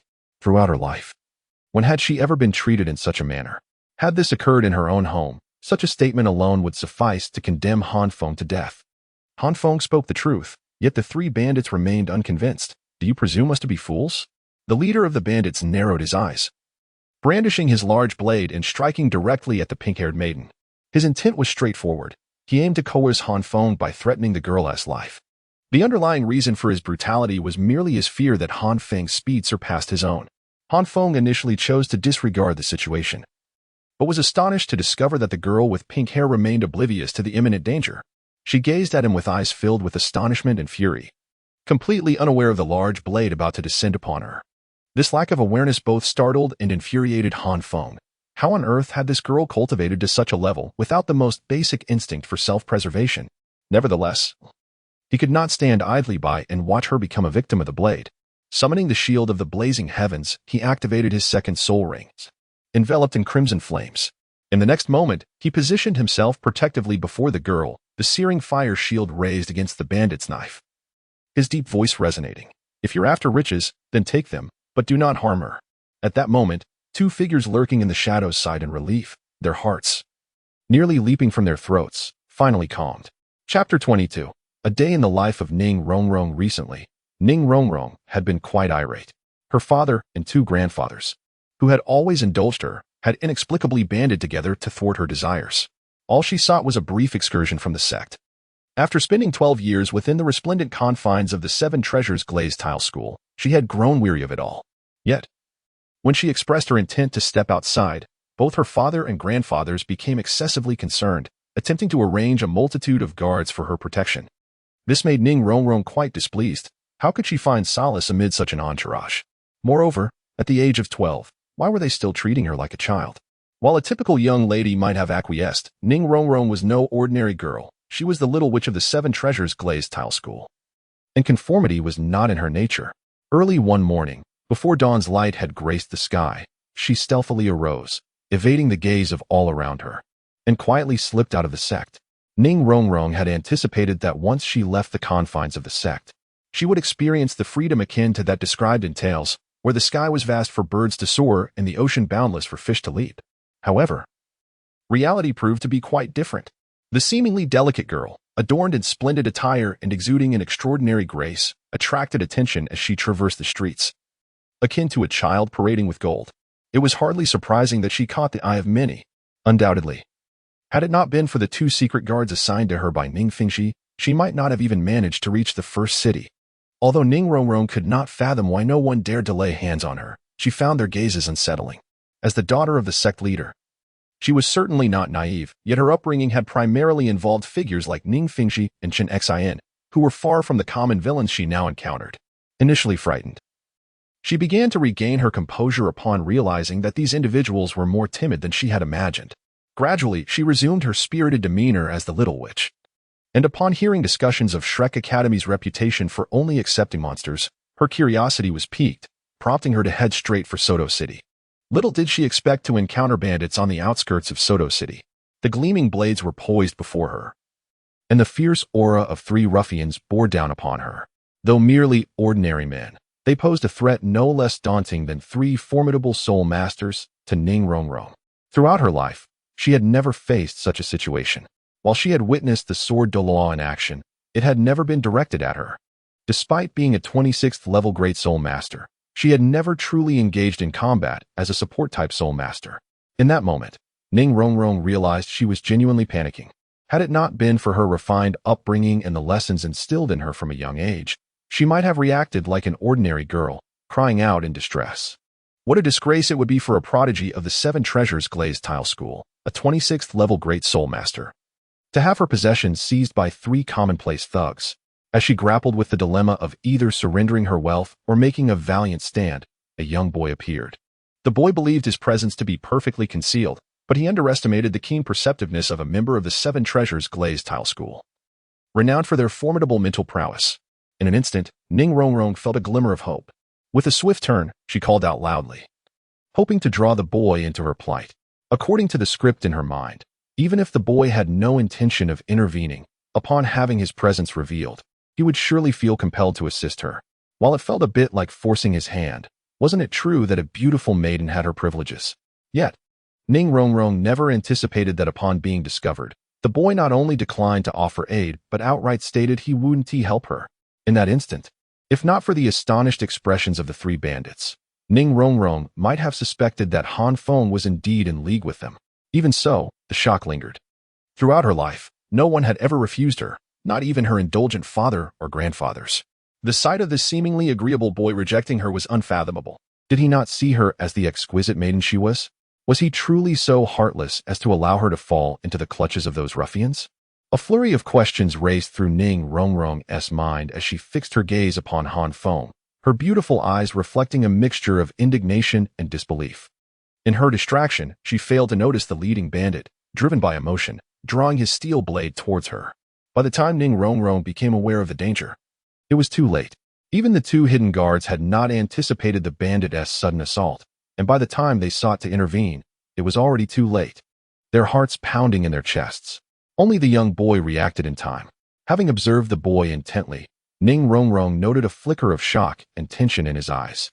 Flames erupted from his form, radiating an intense heat as his hair transformed into fiery strands, aglow under the sunlight. Amidst the flames, she noticed one of the yellow soul rings illuminating. This boy, appearing to be of similar age, was also a highly accomplished soul master. In the blink of an eye, he had reached her side, revealing that his martial spirit was not fire but rather a blazing shield. The shield intercepted the bandit's blade. As the boy's deep voice resonated, "If you're after riches, then take them, but do not harm her." Ning Rongrong had to admit that in that fleeting moment, the boy's series of actions left an indelible impression on her heart. Coupled with his strikingly handsome visage, she felt a stir of admiration. However, as soon as he spoke, that feeling evaporated. What did he mean by "if you're after riches"? Did he perceive her as unworthy of protection?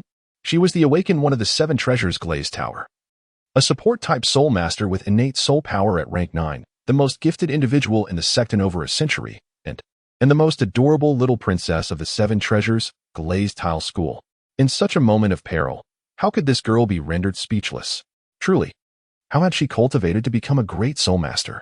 Blocking a steel knife devoid of any soul power posed no challenge to the youth, who even had ample energy left to turn around and tease Ning Rongrong. Who was Ning Rongrong? Never had she been treated in such a manner before. She let out an indignant huff, placing her hands on her hips, and retorted angrily, "Humph. Who asked for your opinion?" Upon hearing her words, the youth shrugged nonchalantly, dismissing his flame shield martial spirit, and paid no heed to Ning Rongrong. Instead, he addressed the three bandits. "Listen here. There are rules to banditry. Robbing for wealth is one thing, but taking lives is utterly reprehensible. Consider this. If every bandit were to act as you do, who would dare travel this road in the future? Would you not find yourselves reduced to mere scavengers? Remember the importance of sustainable development." However, the three bandits were too frightened to absorb his words. Seeing that the youth was a noble soul master, they were already paralyzed with fear and hastily knelt before him, banging their heads on the ground in a plea for mercy. Observing their reaction, Ning Rongrong mused to herself whether she should have unleashed her soul power earlier, thus avoiding this troublesome situation. Yet, this thought was fleeting. She soon realized that this young man was, in fact, instructing the bandits on the art of robbery. Dumbfounded, she stood there, a stunning beauty who had just survived a robbery, not offering comfort, but rather teaching the bandits how to thrive in their nefarious trade. "Hey, are you even a man? Don't you know that don't you realize that I need comfort right now?" Ning Rongrong had never endured such humiliation and let out a shriek, nearly forgetting her basic decorum. However, she could never have anticipated that the youth before her was no pushover either. Gifted with extraordinary talent, in his past life he could be described as a steadfast man. And in this life, he had evolved into an indomitable force, entirely impervious to Ning Rongrong's whims. "First, I am not He, I am Han Feng. Second, whether I am a man is of no concern to you. What matters is that my wife knows, and that suffices. Unless you wish to become my wife, though I must decline, you are far too fierce for my taste," the youth stated matter-of-factly, unbeknownst to Ning Rongrong, a few years prior. Another exquisite girl had also found herself equally infuriated in the presence of this very youth. Ning Rongrong, now both furious and amused, let out a scoff, saying, "You, a little brat, wish to marry? You are but a speck compared to my little fingernail. Do you think I need your affection?" The youth frowned, logically. Ning Rongrong should have been indignant and scolded him, but her unexpected reaction made him feel as though his authority was being challenged. Chapter 23, Banner. The Han Feng could hardly believe that the pink-haired girl before him was so formidable. Even in his previous life, such a presence was rare. Glancing at the girl, Han Feng furrowed his brow. Although he had lived in the Douluo world for 12 years, he still found it difficult to accept the notion of harming a woman. However, as a straight man, it was also not in his nature to easily overlook her plight. After much contemplation, Han Feng ultimately directed his attention towards the three bandits and spoke. "Look, while this woman may not possess any conspicuous treasures, anything she carries could sustain you for half a year. So here is a proposition. Let it be as though I never existed. You may proceed with your robbery, as long as you spare her life. What do you say?" Han Feng's expression was so earnest that it seemed genuine. However, the three bandits had long been frightened out of their wits and paid no heed to Han Feng's nonsensical words. Instead, they simply continued to bow their heads repeatedly, leaving Han Feng in a state of helplessness, pondering whether it was his fearsome appearance that caused such terror. Han Feng attempted to offer counsel, yet the young girl beside him erupted in fury, letting out a piercing scream. She extended her slender finger, pointing accusatorily at Han Feng, and exclaimed, "How can you be so unreasonable? When you cannot win an argument against me, you incite bandits to bully me." Han Feng rolled his eyes in exasperation and scoffed. "How can this little girl be so narrow-minded? You are a distinguished soul master, yet you were robbed by three mere commoners. Not only do you lack the sense of shame, but if it weren't for my timely intervention, you would have long been a ghost under the blade. And now, you dare to speak ill of your savior? Who, I ask, is truly being unreasonable here?" The young girl, taken aback by Han Feng's words, felt her cheeks flush crimson, momentarily at a loss for a retort.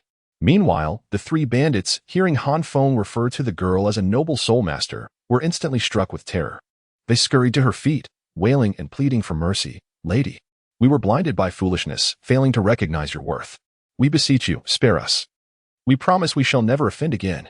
At that moment, the girl had no time to entertain the pleas of these common rascals. With a sharp command, she exclaimed, "Begone."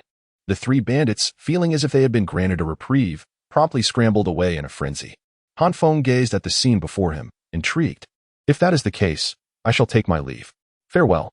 Just as a young girl would prefer to ignore the three bandits, Han Feng too wished to refrain from entangling himself with her. This young lady clearly emanated the air of a pampered heiress, and he had no desire to cater to someone afflicted with a princess complex. Noticing Han Feng's utter lack of hesitation as he turned to depart, the girl felt a mix of anger and frustration.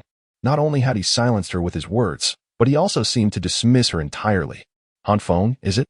Just you wait. I shall find your home and your family, and I will ensure that the torment you inflicted upon me is returned to them 1,000-fold. You will regret this. I will make you weep as you apologize to me. Any man with a modicum of emotional intelligence would have detected the quiver of sorrow and lamentation in her voice at that moment.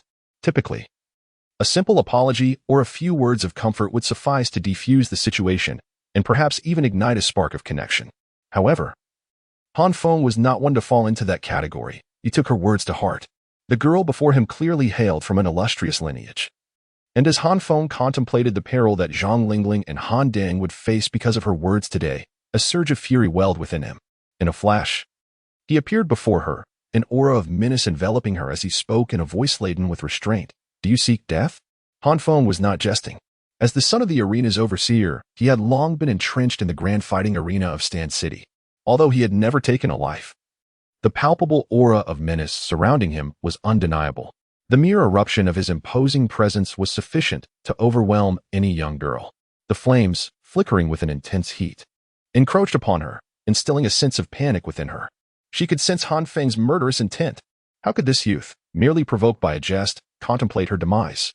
Simultaneously, two shadowy figures, concealed in the darkness, trembled slightly, their forms gradually fading as they stealthily approached, undetected by both Han Feng and the girl. The girl found the situation utterly incredulous. All she desired was an apology from Han Feng. After all, she was a girl who had never endured any grievances at home. Yet, upon stepping outside, nothing had transpired to her satisfaction.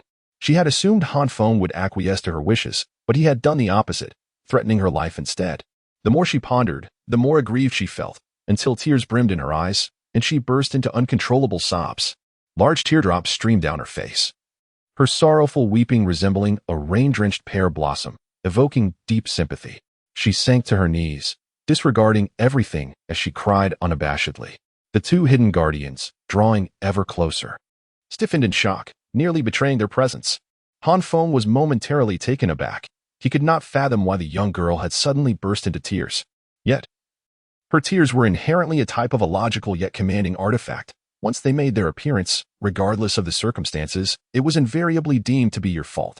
Han Feng, witnessing the girl weeping sorrowfully, felt a sudden halt in his imposing demeanor as the flames gradually subsided. Just when the two hidden guards in the shadows presumed that Han Feng was about to offer an apology, he coldly remarked, "Why are you crying?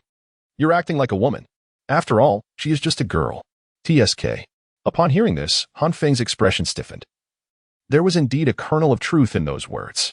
Reflecting on this, Han Feng's malevolence involuntarily receded as he spoke. "Who compelled you to threaten the safety of my family? If it were anyone else, the situation would have escalated considerably by now." The young girl, taken aback by Han Feng's unexpected reproach, momentarily ceased her tears. Sniffling, she glared at him with her reddened eyes, indignantly retorting, "So, are you saying it's my fault? Was I truly threatening you? Do you not realize that girls are delicate, like water, and require tender care? Is it so difficult for you to apologize? Are you really that foolish?" At that moment, Han Feng found himself at a loss for words to counter the girl, so he merely shrugged his shoulders and, adhering to the principle that a gentleman should not quarrel with a lady, insincerely declared, all right. I am a fool. I apologize. Forgive me. I am an idiot. You are being too dismissive. At the very least, you should." Suddenly, she exclaimed, "Wait. What are you doing? Wait for me." Just as she was about to reprimand Han Feng, he finished his words and turned to leave. She shouted after him, hoping to halt his departure. To her astonishment, Han Feng not only failed to stop but quickened his pace, leaving her with the parting remark, "My dear aunt, I have no time to attend to you. I'm in a rush to reach Soto City, and the day is waning. I do not wish to sleep under the stars." Upon hearing that Han Feng was also heading to Soto City, the girl was momentarily taken aback. Then she called out, "Wait, I want to go to Soto City too." However, Han Feng did not hear her words. He continued to sprint towards Soto City, prompting the girl to utilize her soul skill just to keep pace with him. 30 minutes later, panting heavily, the girl stood beside Han Feng, who looked at her helplessly, unable to comprehend why she insisted on accompanying him. With a glare of indignation, She scolded. Why are you running so fast? Did a dog chase you or something? Are you sure? The one who was chasing me just now was you. Han Feng replied, his expression peculiar and filled with hesitation. The girl's face stiffened instantly, and fearing she might burst into tears, Han Feng quickly shifted the topic. All right, let us find a place to rest. Surely, the young lady would prefer not to sleep on the streets? She huffed coldly, choosing not to argue with Han Feng, and headed straight towards the most bustling part of the city. Han Feng initially intended to bid farewell, but to his surprise, the young girl seized him and dragged him away. Upon arriving at the most opulent inn in the city, the girl cast a wary glance at Han Feng and warned him, let me be clear, do not entertain any improper thoughts. Han Feng rolled his eyes, acknowledging the undeniable beauty of the young girl before him. Although she had not yet fully blossomed into her beauty, she was undoubtedly a stunning maiden, one who might bring calamity to nations in the future. However, in this moment, as their eyes met, the girl's radiant smile flushed with embarrassment. She was about to speak when Han Feng decisively addressed the receptionist, saying, 2 rooms, please. What did that mean? Did he look down upon her? The girl's expression shifted dramatically, her previous allure replaced by a storm of indignation. She could conjure countless reasons to be wary of Han Feng. Yet he seemed indifferent to her presence. After all, she was a beauty. 1 room. Thank you, she insisted, forcefully tossing a bag of gold coins onto the counter. Her gaze fixed intently on the receptionist, her eyes brimming with determination. Chapter 24. Ningrongrong. The boy wore a troubled expression while the girl gazed at him with unwavering resolve, as if pleading for just 1 room. This was quite a contrast to her earlier demeanor, which had been filled with suspicion. The receptionist, observing the pair before her, felt a twinge of envy. Perhaps this was the essence of youth? Yet, she couldn't help but feel dissatisfied with the boy's apparent lack of social grace. Just days earlier, a haughty young man with golden hair had effortlessly convinced a pair of sisters that there was only 1 room available, yet here stood this boy, insisting on 2 rooms? Was the girl not attractive enough? How foolish. With that thought, the receptionist glanced at the bag of gold coins and sighed internally, deciding to lend a hand to this Navi lad. I'm afraid, our inn only has 1 room available, she said apologetically. As soon as the words left her lips, the girl's eyes sparkled with delight, and she lifted her delicate neck, casting a triumphant glance at the boy. It seems that I shall have to endure a little discomfort tonight. The receptionist stifled a laugh at the pair before her. They were perhaps unaware of the burgeoning affection that had begun to blossom between them. At least the girl was aware. As for the boy, how could such a captivating girl fail to evoke feelings in him?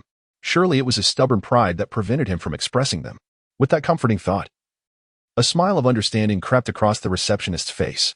Meanwhile, upon hearing the receptionist's words, Han Feng rolled his eyes in disbelief. How could such a large inn, located in the bustling heart of Soto City, possibly have only 1 room left? The bag of gold coins was elegantly disregarded by him, under the indulgence of Zhang Lingling. He had yet to develop a proper understanding of the currency in the Douluo world. Nevertheless, even though he recognized the receptionist's deceit, he had no intention of calling her out. After all, it wouldn't be a loss for him, and since the pink-haired girl had agreed, why should he hesitate? Han Feng is a straightforward man and certainly not disinterested in girls. After receiving the room key, the pink-haired girl chattered incessantly in Han Feng's ear, saying, I must tell you, although we share a room, you must not entertain any improper thoughts. Han Feng, naturally, would not show her any mercy, coldly stating, with no forward thrust and no upward tilt, you are merely a girl still reeking of youth, who could entertain any improper thoughts. Yet, the young maiden paid no heed to Han Feng's words, continuing to assert, moreover, I cannot tolerate the slightest noise while I sleep. Should you dare to snore or grind your teeth, I shall smother you with a pillow.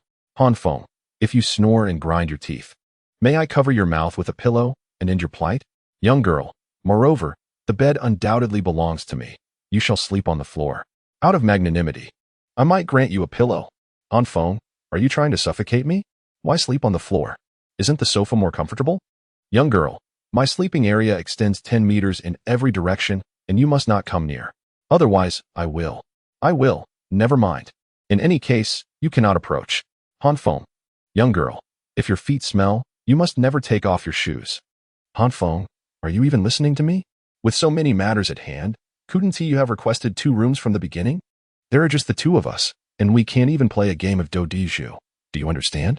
It became evident that the girl was hardly paying attention to Han Feng's words, or perhaps she had simply chosen to disregard them. Without a second thought, She opened the door and stepped inside, prompting Han Feng to follow her in, albeit reluctantly. To Han Feng's utter disbelief, upon entering the room, the girl swiftly drew a line on the floor, partitioning the space into 2 unequal halves, 8 parts for her and 2 for Han Feng. Han Feng let out a soft click of his tongue. To his surprise, despite having spoken so much earlier without her hearing, this subtle sound caught the girl's attention perfectly. You need not wear such an expression. In the future, you may proudly tell others that you once shared a room with me, Ning Rongrong. I assure you, it will bring you great fame and fortune. Han Feng, without a moment's hesitation, retorted, do you truly believe that I desire to share a room with you? It was not my choice, but rather your insistence that compelled the front desk attendant to allocate a room. I should be resting on a grand bed. Yet here I am confined to a mere sofa. What expression do you expect from me? And you wish for me to broadcast the fact that we are cohabiting? My dear, your audacity is quite remarkable. Are you not concerned that this might affect your prospects for marriage in the future? Even as a man, I find this situation rather embarrassing. Moreover, what difference does it make if you are Ning Rongrong? Wait a moment. What did you just say your name was? Han Feng suddenly had a realization regarding the pink-haired young woman, the great soul master in Soto City, the young lady. Despite Han Feng's previous series of sarcastic remarks, Ning Rongrong remained unfazed, instead observing him with keen interest, her arms crossed. It was only when Han Feng's expression shifted dramatically that a glimmer of cunning danced in her eyes, as if she had been anticipating this moment all along. 7 Treasure Glazed Tile School, Ning Rongrong. Are you beginning to feel apprehensive? With a mere glance at Han Feng's face, Ning Rongrong discerned that he was aware of her true identity. A charming smile graced her lips, revealing the signature expression of a little sorceress. Upon her acknowledgement, Han Feng instinctively swallowed hard. Ning Rongrong was indeed the esteemed young lady of the 7 Treasure Glazed Tile School, with 2 exceedingly doting titled Douluos above her. Though she appeared to be alone at this moment, Han Feng had every reason to believe that there were at least 2 Soul Kings discreetly safeguarding her. The thought of having threatened Ning Rongrong and even brought her to tears filled Han Feng with trepidation. What if Gurong and Chen Xian were to discover this? Would they not flay him alive? And if they learned that he had shared a room with Ning Rongrong, would they not scatter his ashes to the winds? Miss Ning. Greetings. Farewell, Miss Ning. I take my leave. Resolute in his decision, Han Feng promptly turned to depart, preferring to sleep on the streets than face a fate worse than death. Stop, if you dare to leave. I shall inform my father and my 2 grandfathers about today's events. By the way, both of my grandfathers are titled Douluos. Han Feng dared not linger, disregarding Ning Rongrong's words. As he approached the door, Ning Rongrong, in a fit of urgency, leaped and tackled Han Feng, demanding, why are you running away? I won't bite you. Are you truly so afraid of the title Douluo? I haven't even informed my 2 grandfathers yet. Han Feng revealed a smile that was more grotesque than tears and spoke. Miss, you need not voice your concerns. However, your family's hidden guards will not remain silent. If I linger here any longer, I fear that by tomorrow, my ashes will be freely soaring by the seaside. Upon hearing Han Feng's words, Ning Rongrong displayed a puzzled expression and inquired, what hidden guards? I came out here on my own, and no one is aware. Han Feng was momentarily taken aback, gazing intently at Ning Rongrong, and suddenly comprehended the situation. With a dramatic roll of his eyes, he weakly remarked, young lady, have you truly reflected upon it? With your meager skills, which title Douluo could you possibly deceive? Upon hearing Han Feng's words, Ning Rongrong was momentarily taken aback. Furrowing her delicate brows, her expression shifted, and she suddenly exclaimed with authority, come out. There was silence. If you do not reveal yourselves, I shall inform Grandfather Jin upon my return home that you have abandoned your posts. Miss, the presence of hidden guards only served to heighten Ning Rongrong's anger and embarrassment, causing her cheeks to flush. With a cold huff, she warned the 2 hidden guards in a chilling tone, I must inform you that regarding matters related to Han Feng, you are forbidden to disclose anything to my father or my grandfathers. Should you defy this, I assure you, upon my return home, I will make your existence a living torment. The 2 hidden guards exchanged glances, their resolve wavering. Did you hear that? Ning Rongrong barked. We obey your command. Very well. You may withdraw. In the next moment, the 2 hidden guards vanished, and only then did Ning Rongrong turn to Han Feng and say, is this satisfactory? Han Feng remained silent, instead inquiring, Miss, what exactly are your intentions? Ning Rongrong flashed a charming smile, similarly refraining from answering Han Feng, and asked, so, does this mean you owe me a favor? Han Feng fell silent for a moment, although he was reluctant in his heart. The prevailing circumstances compelled him to nod. I suppose so. So, what is it that you wish for me to do? Ning Rongrong revealed a charming smile. Triumphant in her cunning, and cheerfully replied, "Oh, it's nothing much. Do you remember what I said before your initiation? Recite it back to me. If you miss a single word, I shall have another request. If you can recite it flawlessly in one go, then this favor will be considered repaid." Han Feng. Chapter 25, Shrek Academy. Han Feng, Han Feng. I desire candied hawthorn. How old are you? Still craving candied hawthorn? Too much sugar will rot your teeth. Just have a couple of steamed buns instead. The following morning, Ning Rongrong insisted that Han Feng procure candied hawthorn for her, specifically from the western part of the city. It must be freshly made. It must be coated in syrup. The hawthorns should be plump. The sugar coating must be translucent. They were currently at the East City Gate. As if she had anticipated Han Feng's refusal, Ning Rongrong merely smiled mischievously, extending 4 fingers and gazing at him with a cheerful expression. "TSK, just wait. All right. Be swift in your return. If the candy melts, you shall buy me another." Han Feng let out a cold snort, directly channeling his soul power and rushing out. It was not that he took pleasure in serving Ning Rongrong. Rather, during their recounting of events last night, he had not paid close attention to what she had said.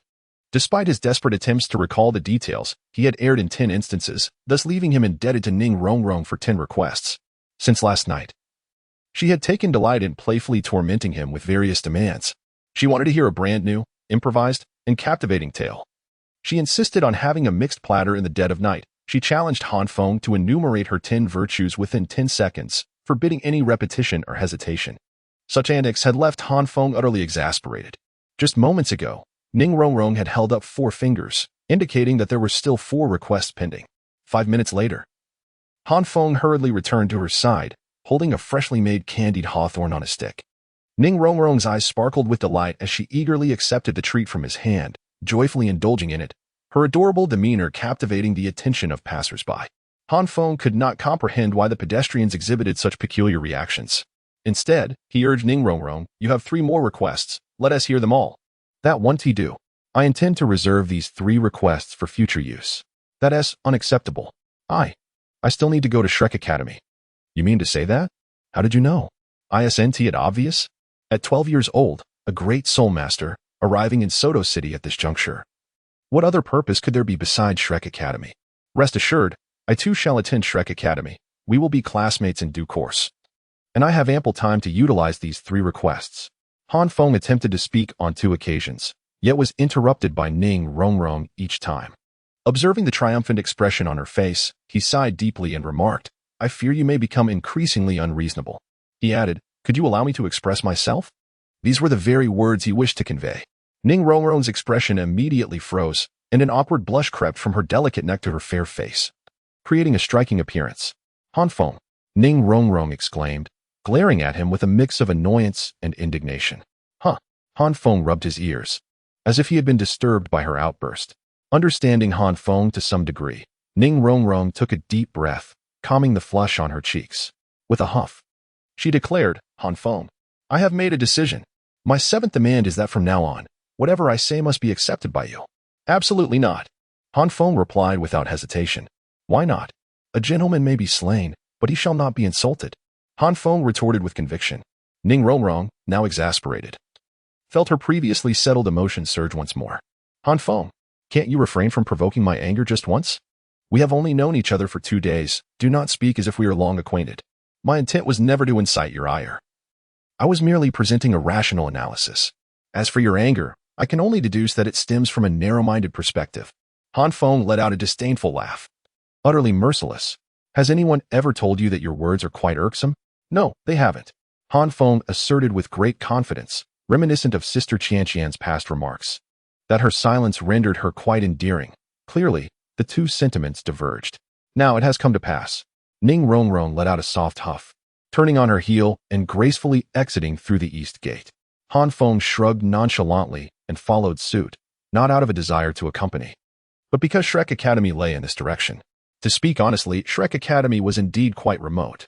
Han Feng and Ning Rongrong had departed from Soto City in the morning, and it was not until midday, nearing afternoon, that they finally glimpsed the village housing Shrek Academy. As they gazed at the academy, marked only by a wooden sign, both Ning Rongrong and Han Feng felt an unusual sensation. The adage, seeing is believing, rang true. Neither had anticipated that Shrek Academy would appear in such a dilapidated state.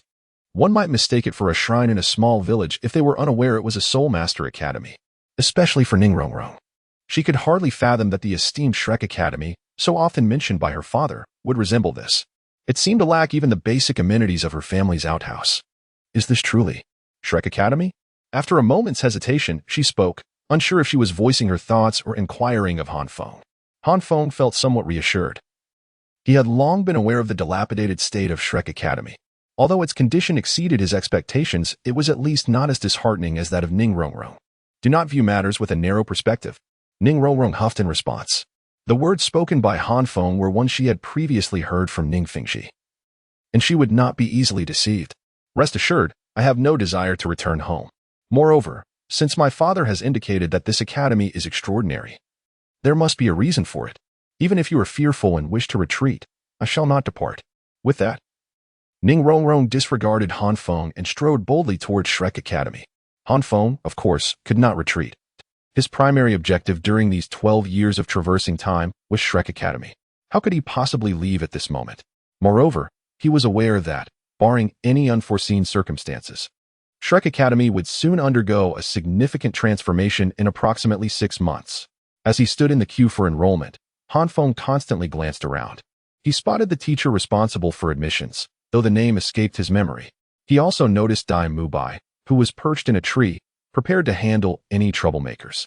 His golden hair, complemented by a black-trimmed white outfit, concealed his unique eyes behind closed lids, yet he exuded an air of arrogant dominance. In addition, Han Feng's gaze fell upon Zhu Zhuqing, who stood behind him, impossible to overlook due to her striking presence. He also caught sight of Tang San ahead in the line. But before he could glimpse Xiaowu, Ningrongrong had already obstructed his view, glaring at him with evident displeasure, yet saying nothing. What are you doing? Han Feng questioned in confusion, yearning to see how Xiaowu had grown over the years, purely out of curiosity. Nothing. Ningrongrong huffed, turning her face away in irritation. Then step aside. I won't. TSK. What a hassle. Chapter 26. Entering the 4th challenge. What? Unqualified. My son is an outstanding student from a junior academy. You can't dismiss me like this. Fraud. Refund my money. It had been previously agreed that the registration fee was 10 gold soul coins, non-refundable once paid. Next, just as Han Feng was about to accuse Ningrongrong of causing a scene, he suddenly heard an irate voice followed by a languid one. Disregarding Ningrongrong, he turned towards the source of the commotion and indeed saw a middle-aged man vociferously berating the Shrek teacher, who appeared utterly indifferent and relaxed. Witnessing this scene, Han Feng could not help but marvel at the man's luck. Even the weakest of Shrek's teachers were soul emperors. And for a mere low-tier soul master to act so brazenly before them, without facing dire consequences, was remarkable. Such audacity would likely have resulted in severe repercussions if it had been a soul emperor or soul saint from the spirit hall. Mubai, handle this. The teacher, evidently uninterested in prolonging the confrontation, yawned and called out to Dai Mubai, who had descended from the tree. Before touching the ground, he had already manifested his martial spirit, the imposing character appearing before him. With a perfect configuration of 2 yellow and 1 purple soul rings, the aura of the Beast King radiated from him, silencing the man with just his presence. Defeat me, and your tuition will be fully refunded. Dai Mubai snapped his fingers, a wicked grin playing on his lips, disdain evident in his heterochromatic eyes. The man, daunted by Dai Mubai's aura, could only clutch his child, his face betraying a mix of fear and resentment as he muttered under his breath, TCH. Who would even want to enroll in this pathetic school? Old man. Our registration fee totals 20 gold soul coins. In the next moment, a clear voice rang out from the crowd as Tang San and Xiaowu approached the registration desk, handing a pouch of gold soul coins to the Shrek teacher. The man's expression immediately froze upon hearing this. Extend your hand. Though Tang San could not be deemed handsome, he possessed a gentle aura, and Xiaowu was exceptionally lively and adorable, her long scorpion tail and rabbit ears evoking instant affection. The Shrek teacher could not help but smile upon seeing the pair, sensing their extraordinary nature.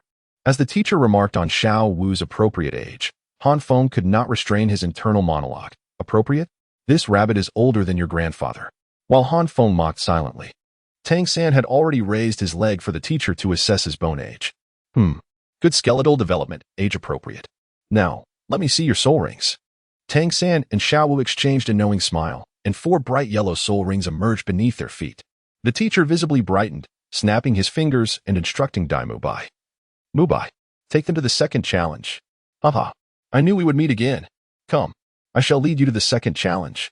Dai Mubai, evidently familiar with Tangan, embraced him and linked arms as they headed into the academy, prompting a fit of discontent from Xiaowu. Next, after Tangan and Xiaowu departed, the teacher resumed his languid demeanor, believing that enrolling even 1 student per year was already quite commendable, given Tangan and Xiaowu's prospects. He felt satisfied with the possibility of 2 students successfully passing the 4th challenge in a single year. Since earlier, Han Feng's gaze had been fixed on Tangan and the others. He understood he was merely witnessing the unfolding narrative, yet Ning Rongrong did not share this perspective. She glared at Han Feng with unblinking eyes, huffed in annoyance, and approached the teacher directly. May I? Typically, Ning Rongrong would have politely prefaced her request with may I inquire, but her mood was far from pleasant, and she had no intention of feigning the demeanor of a compliant girl. Without waiting for the teacher's response, she unleashed her martial spirit, revealing 2 yellow soul rings flanking the 7 treasures glazed tower. Upon seeing the 7 treasures glazed tower, the teacher's expression stiffened, and he awkwardly inquired, Are your family members aware of your presence here? This is my affair. It should not concern my family, right? The teacher felt somewhat conflicted, but, seeing Ning Rongrong's resolute demeanor, could only manage a wry smile and concede, Very well. You may enter. If anything goes awry, the dean and Zhao Wujin will take responsibility. Won't they? Wait, there SM. Suddenly, Ning Rongrong returned to Han Feng's side, pushing him in front of the teacher as she sweetly exclaimed, He is also a 2-ringed Great Soul Master. There should be no issue, right? Originally, Ning Rongrong had intended to leave Han Feng behind, but in that moment, she recalled the imposing girl who trailed behind them. The teacher, observing the interaction between Han Feng and Ning Rongrong, was taken aback. Who was this youth that he could be so familiar with the little princess of the 7 treasures glazed tile school? Moreover, judging by her expression, the boy seemed somewhat disdainful. Cough, cough. The teacher cleared his throat vigorously and repeated, Extend your hand. Han Feng placed his hand in the teacher's, who merely squeezed it gently and nodded in acknowledgement. Yes, your age is appropriate. You may enter with this young lady. At that moment, Dai Mubai returned, and upon hearing the teacher's words, his distinctive eyes gleamed with surprise, astonished by the abundance of prodigies this year. His gaze fell upon Ning Rongrong, and it sparkled even more, yet when he noticed that her attention remained fixed on Han Feng, he quickly reined in his enthusiasm. After all, Dai Mubai was not one to lack decorum. Initially, he intended to guide Han Feng and Ning Rongrong to the second stage, but upon spotting a figure in the crowd, he instantly discarded that thought. Instead, he instructed Han Feng, If you continue down this path, you will naturally encounter the teacher responsible for the second stage. This left Ning Rongrong quite dissatisfied, prompting her to complain. What kind of attitude is that? Han Feng expressed his understanding without inquiring about the reasons, gently guiding Ning Rongrong to walk through the academy. The ensuing scene was not suitable for outsiders. Dai Mubai cast an apologetic glance at Han Feng before fixating his gaze on Zhu Zhuqing amidst the crowd. Upon noticing Dai Mubai's stare, Ning Rongrong's face flushed with embarrassment, and she muttered in irritation, Men are all the same.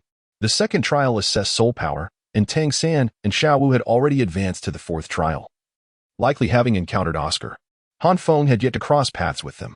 A 26th level support soul master at the tender age of 12, such promising talent. The instructor responsible for the assessment, sensing the fluctuations of Ning Rongrong's soul power, smiled and offered a nonchalant remark. He did not look down upon her. For within Shrek Academy, there existed a support-type soul master with innate full soul power. Although Ning Rongrong was the most gifted descendant of the 7-treasure glazed tile school in a century, her haughty demeanor made her seem merely competent compared to Oscar. Ning Rongrong proudly glanced at Han Feng, believing that he was likely on par with her. However, as a support-type soul master, her initial training challenges could not be compared to those faced by battle soul masters. Upon witnessing this, Han Feng rolled his eyes, disregarding Ning Rongrong, and approached the crystal ball. Infusing it with his soul power, the crystal ball suddenly radiated a brilliant light. The teacher sprang to his feet, astonishment etched across his face, and exclaimed, 30 levels. No, that cannot be right. You have yet to acquire your 3rd spirit ring. Your soul power exceeds 30 levels. Moreover, The quality of this soul power. It is akin to that of a soul sect. It was the first time in many years that he had lost his composure. Although Shrek Academy exclusively admitted prodigies, this was the first time he encountered a student who was already a soul master upon enrollment, let alone one with such exquisitely refined soul skills. The graduation requirement for Shrek was merely that of a soul sect. Han Feng displayed an air of nonchalance. So, teacher, may I proceed directly to the 4th level? Yes. Absolutely. Thank you, teacher. Han Feng has witnessed numerous overpowered protagonists and naturally understands that remaining composed in such moments truly exemplifies sophistication. Have you not noticed how the teacher is so astonished that they can hardly articulate their thoughts? Han Feng was quite pleased with this reaction. Just as he was reveling in his triumph, Ning Rongrong suddenly, with a dazed expression, extended her delicate finger and gently tapped his face. Instinctively, Han Feng swatted away Ning Rongrong's playful gesture, exclaiming, "What are you doing? Are you some kind of monster?" Ning Rongrong, unperturbed by Han Feng's dismissal of her fair and tender hand, merely asked with a silly curiosity. Han Feng let out a cold snort. Indeed, I am a monster, capable of devouring humans. So keep your distance. Chapter 27. Zhao Wuji. To Han Feng's astonishment, Dai Mubai, who had been trailing behind them, had surprisingly reached the 4th barrier more swiftly than they had, and was now elucidating the 4th challenge to Tang San and his companions.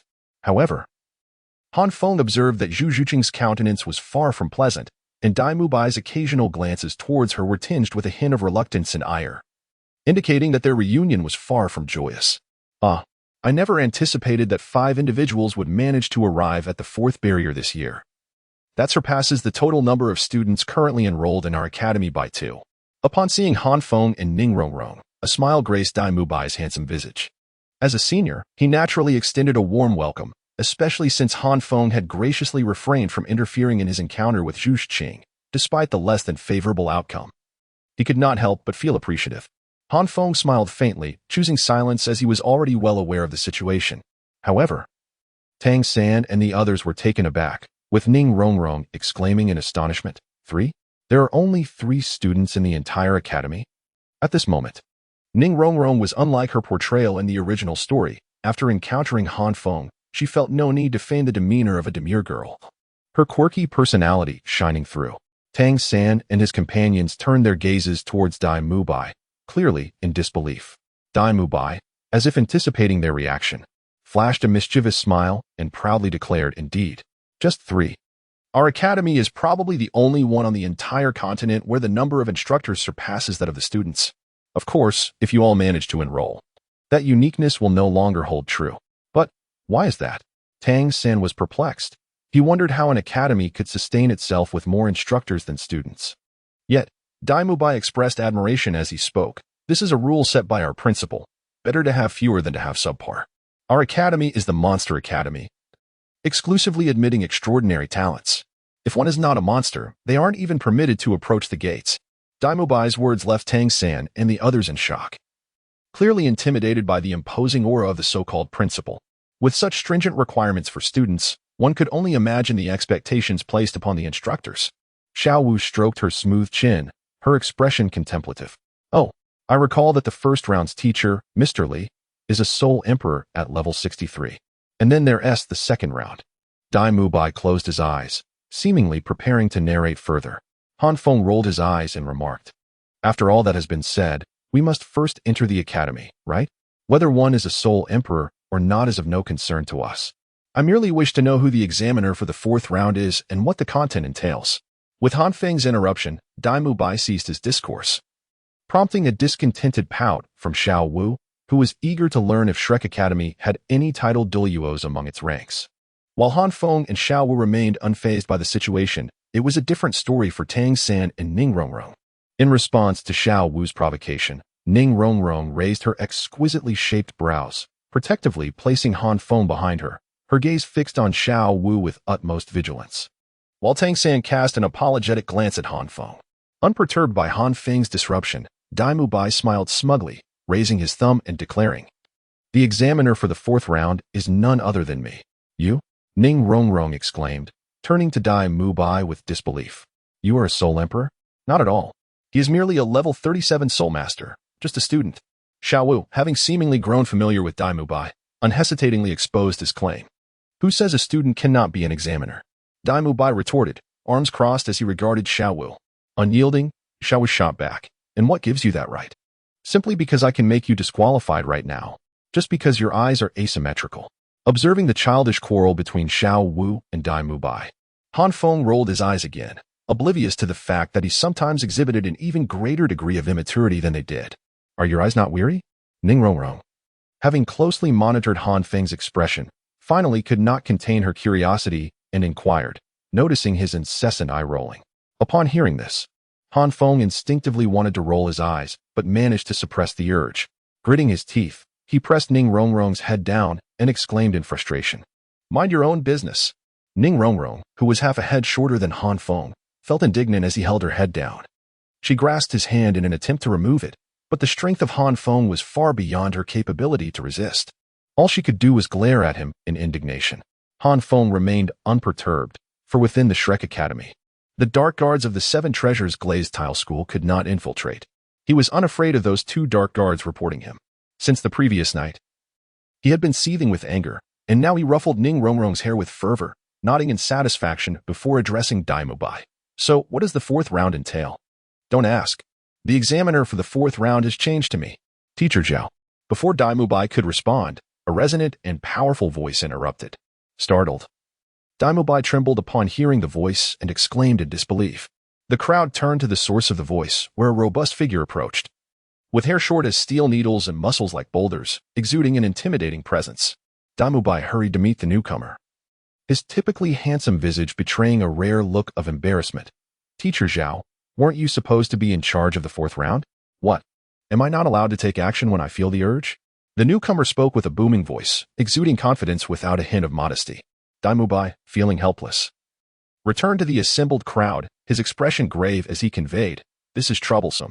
Teacher Zhao is a rank 76 soul sage, with the martial spirit of the great strength diamond bear.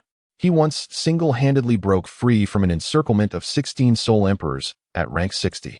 The great strength diamond bear. Is he the immovable King Zhao Wujing? Before Tang San and the others could react, Ning Rongrong gasped in astonishment. Little girl, quiet down. If you keep squealing like that, one might think you've lost your chest padding. Han Feng shot a merciless glance at Ning Rongrong, mocking her without restraint. Han Feng, are you trying to provoke me to death? Ning Rongrong's cheeks flushed crimson as she lunged at Han Feng like a wildcat.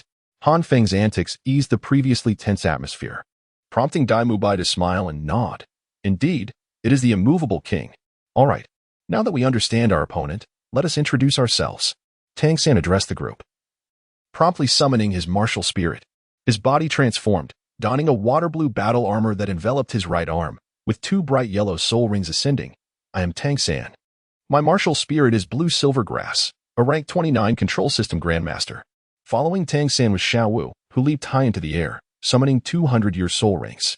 Her pink battle armor and fluffy rabbit ears lent her an endearing appearance. I am Xiaowu.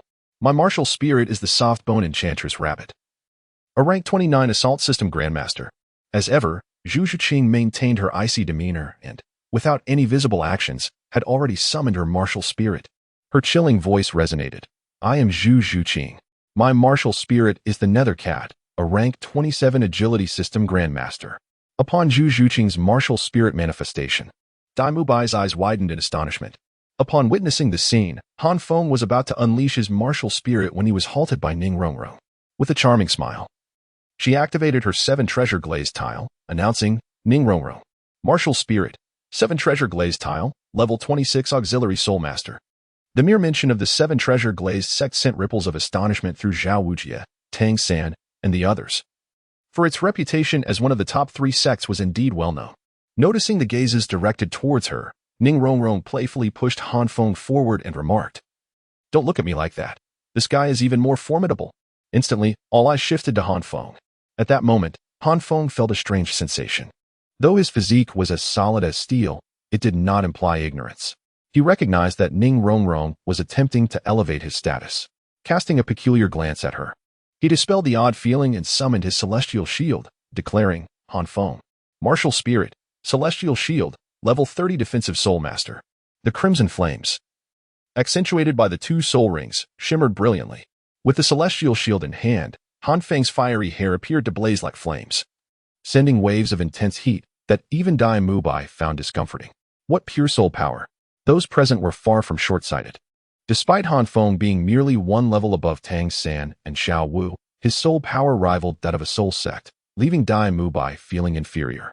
Moreover, Han Feng proclaimed himself as a level 30 defensive soul master, suggesting he had yet to acquire a soul ring. Who could fathom how long he had trained to reach this level? Observing the expressions of the crowd, Ning Rongrong burst into laughter and added, "Don't be misled by his defensive title. That shield of his possesses offensive capabilities as well." Upon hearing this, Han Feng glanced at Ning Rongrong and, with a hint of hesitation, nodded affirmatively. "Indeed, if one were to consider it, I do possess a certain degree of offensive capability." The crowd, upon hearing this, was once again taken aback, and Zhao Wujia's eyes gleamed with a flash of excitement as he thought to himself, this is bound to be intriguing. Chapter 28. Confrontation with Zhao Wujia. Han Feng's prowess rendered Tang San somewhat awkward. As a control-type soul master, he was among the highest in soul power, second only to Xiao Wu. Given that Xiao Wu would inevitably rely on him, he could rightfully assume the position of command, thereby unleashing his utmost combat potential. After all, the master had imparted to him knowledge far beyond that of soul beasts. Tang San was imbued with absolute confidence in his ability to direct the others, enabling Han Feng and the rest to unleash their full capabilities. However, if Han Feng were to take the lead, it was not that Tang San doubted his abilities. Rather, how could a defensive soul master orchestrate a strategy? Yet, at this moment, Han Feng's soul power surpassed his own, both in quantity and quality, and his strength was far greater than he had previously demonstrated. Tang San felt a twinge of embarrassment at the thought of having Han Feng subordinate to him. Noticing the expression on Tang San's face, Han Feng quickly discerned his thoughts and waved dismissively, saying, "It matters not. If you are confident in your command, I shall naturally defer to you.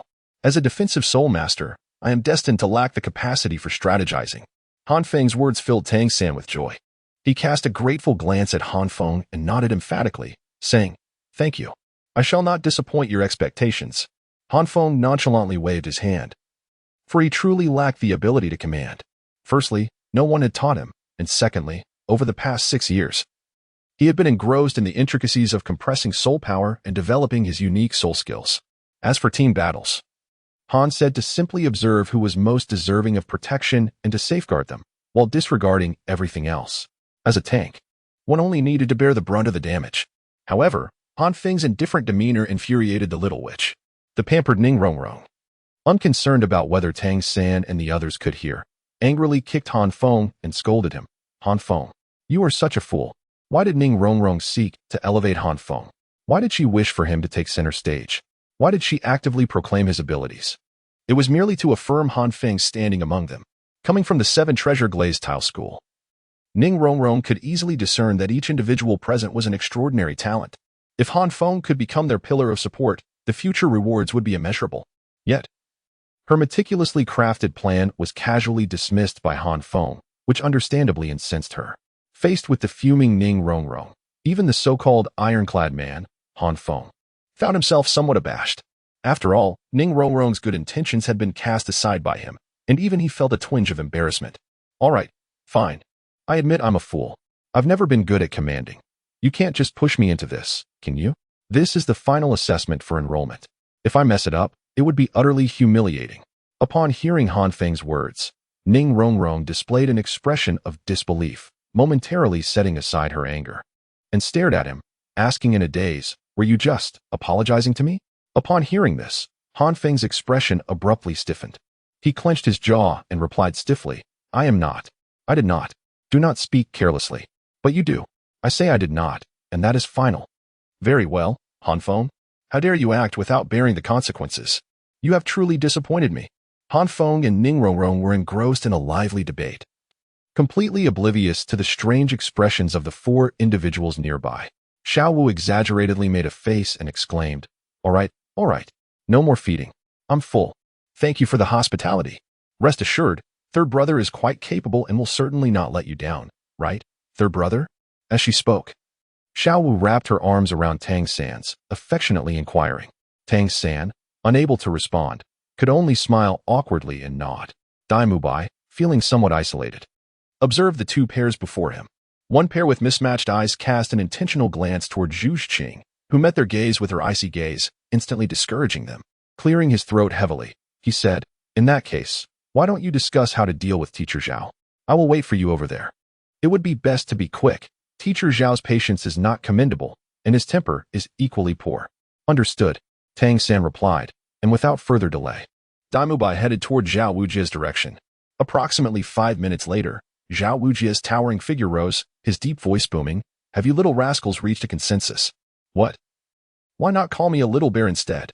Xiao muttered under her breath, irritated by the remark. Han Feng, being more forthright, stepped forward and retorted loudly. "What are you so anxious about? Are you in a rush to return to the pond to catch loaches?" Upon hearing Han Feng's words, both Xiao Wu and Ning Rongrong burst into laughter. Even Zhu Zhuqing could not help but smile. Zhao Wujia was momentarily taken aback, then erupted in fury, bellowing, "You little rascal, are you implying that I am a toad?" "Ha ha ha." Han Feng feigned a laugh 3 times before nodding in acknowledgement. Han Feng harbored apprehensions. If it were any other soul saint, he would certainly refrain from speaking so boldly. Yet, in the presence of Zhao Wujin, who possessed the capability to eliminate them all, one could only await the scorn of Flanders. Ultimately, it was Tang San's composure that prevailed. As Han Feng and Zhao Wujin appeared poised for confrontation, Tang San hastily interjected, addressing Zhao Wujin, "Teacher Zhao, we have reached an agreement. We are ready to commence at any moment. Do not call me teacher. Whether you can enroll is still uncertain." Zhao Wujin retorted with a disdainful snort. His mood decidedly foul, which left him unwilling to offer Tang San any semblance of kindness. In response, Tang San could only manage a wry smile, bearing this unwarranted misfortune with resignation. "With everyone prepared, let us proceed with the 4th assessment." Daimubai quickly stepped forth to mediate, igniting a stick of incense and announcing, "The task entails enduring under Teacher Zhao's scrutiny for the duration of an incense stick. We shall begin now." Humph. As the crowd dispersed, a cold snort escaped from Zhao Wujia's lips. He forcefully stamped his left foot upon the ground, unleashing a shockwave that surged across the earth, aimed directly at Ning Rongrong. According to the rules of the soul fighting arena, one must first eliminate the support. The onlookers were taken aback, astonished by Zhao Wujia's seasoned tactics, while simultaneously feeling an urgent desire to rescue Ning Rongrong. Tang San had already summoned his blue-silver grass, intent on saving her. But there was another who acted with greater swiftness. With a flash of fire, Han Feng positioned himself before Ning Rongrong, his blazing celestial shield trembling violently. The impact of the Soul Sage's kick was formidable, and even though Zhao Wujia had moderated his strength, Han Feng could not help but grit his teeth in pain, inwardly lamenting his decision to refrain from using his soul skills. Yet, he maintained a grimace of a smile on his face, exclaiming, "Could you please refrain from ignoring me?" It was impossible for him not to grimace, as the pain made him bare his teeth. As Han Feng's voice faded, his self-created soul skill, Sun Flame, was unleashed, with flames surging back along the trajectory of Zhao Wujia's attack, transforming everything in their path into scorched earth. A flicker of surprise crossed Zhao Wujia's eyes, but it quickly dissipated. The offensive power of Sun Flame posed little threat to him. Without even summoning his martial soul, he casually waved a hand, dispersing the flames with ease. Han Feng. As the flames erupted, Han Feng took a deep breath and rubbed his right arm. Ning Rongrong, feeling anxious, attempted to step forward to check on him, but Han Feng gestured for her to stay back. "Stay safe. Enhance our strength. If you get hurt, it would be a disgrace to me." His words, though unintentional, resonated with Ning Rongrong, causing her cheeks to flush. She ceased her insistence, nodded, and took refuge behind Han Feng. The 7 treasures are renowned for their brilliance. The first, strength. The soul ring behind Ning Rongrong shimmered, and a beam of yellow light shot forth. Zhao Wujia's gaze sharpened as he followed the light's direction, only to discover that Xiao Wu had taken to the air above him while his view was obstructed by flames. As the yellow light descended, Xiao Wu's power surged by 30%. First soul skill, Entangle. Simultaneously, Tang San ensnared Zhao Wujia's legs with his blue-silver grass. With Ning Rongrong's enhancement, Tang San's strength also skyrocketed. First soul skill, Bowstring. Xiao Wu and Tang San had long mastered their coordination, requiring no additional communication. They executed their soul skills in unison, their minds perfectly attuned as they pivoted in the same direction. Boom. In the next moment, a tempest erupted from the ground, centering around Zhao Wujia. creating a spectacular scene under the collaboration of Ning Rongrong, Tang San, and Xiao Wu. However, Han Feng understood that this feeble force could not inflict harm on Zhao Wujia. At this moment, Zhao Wujia was merely indulging Xiao Wu in a performance. Indeed, as expected, Tang San, who controlled the blue-silver grass, soon furrowed his brows. Realizing his grip on it had suddenly weakened, his expression shifted, and he sought to signal Xiao Wu to withdraw, but it was too late. Zhao Wujia's thunderous roar abruptly halted the tempest, and his 7 soul rings, yellow, purple, and black, rose in a display of unleashed soul power, sending Xiao Wu hurtling away. Tang San hastily caught Xiao Wu with the blue-silver grass, his face grave. Spinning around was entertaining, but now he had grown weary of the game. Empty. Zhao Wujia's physique suddenly expanded, resembling a gigantic humanoid bear. His eyes gleaming with ferocity as he raised a fist the size of a sandbag and swung it toward Tang San. Tang San remained composed, his feet seemingly becoming ethereal as he vanished in an instant. Zhao Wujia was taken aback, yet his extensive combat experience prevented him from being at a loss. He swiftly turned to launch an attack at Ning Rongrong. Zhao Wujia had discerned that Han Feng and the others were led by Tang San. If he could eliminate Tang San, the remaining 4 would be like scattered sand. However, if he failed to capture Tang San, Ning Rongrong, armed with the 7 treasures glazed tower, would remain his primary target. I have warned you. Do not disregard my presence. In Han Feng's eyes, a flicker of fire surged forth as both his first and second soul abilities illuminated simultaneously. The fixed guardian materialized before Ning Rongrong, and the command of life was activated, resulting in an instantaneous increase of 60% in both soul power and defense.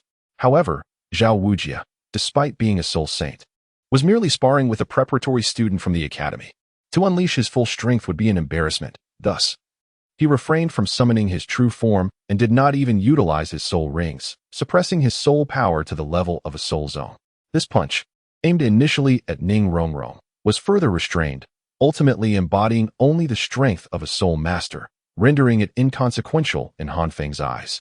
Zhao Wujia's punch was effortlessly deflected by Han Feng, triggering the Sunfire Soul skill. The searing flames surged along Zhao Wujia's fist, threatening to engulf his heart. Instantly, Zhao Wujia furrowed his brow. The flames elicited a sense of peril. What a remarkable lad. Zhao Wujia chuckled heartily. Though the boy had a sharp tongue and a biting wit, his talent was undeniably exceptional. As a defense-type soul master, the mere fact that he could pose a threat to an assault-type soul master with his fiery soul skill was a coveted dream for all defensive soul masters. However, it was still insufficient. Zhao Wujia's arm swelled once more, his steel-forged muscles gleaming with a metallic luster under the flames, effortlessly repelling the sunfire. Han Feng, however, was utterly unperturbed, revealing a broad smile as he addressed Zhao Wuji. Can you believe it? I must have been struck in the head by the stench of your unwashed socks for a month to think that would resolve anything with you. Might I trouble you to turn around and take a look? Zhao Wuji was taken aback, having no time to retort Han Feng's taunts, and quickly turned around, only to discover that Tang San and his companions had mysteriously gathered together. Upon noticing Zhao Wuji's gaze, Xiao Wu flashed him a playful smile.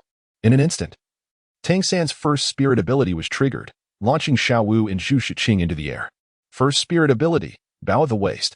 As Xiao Wu and Zhu Shiqing reached their zenith, Xiao Wu's first spirit ability activated simultaneously, her slender waist arching at an astonishing angle. Zhu Shiqing, clearly anticipating the unfolding events, displayed no sign of panic on her cool visage. Instead, she unleashed her second spirit ability, transforming into a phantom and charging towards Zhao Wuji.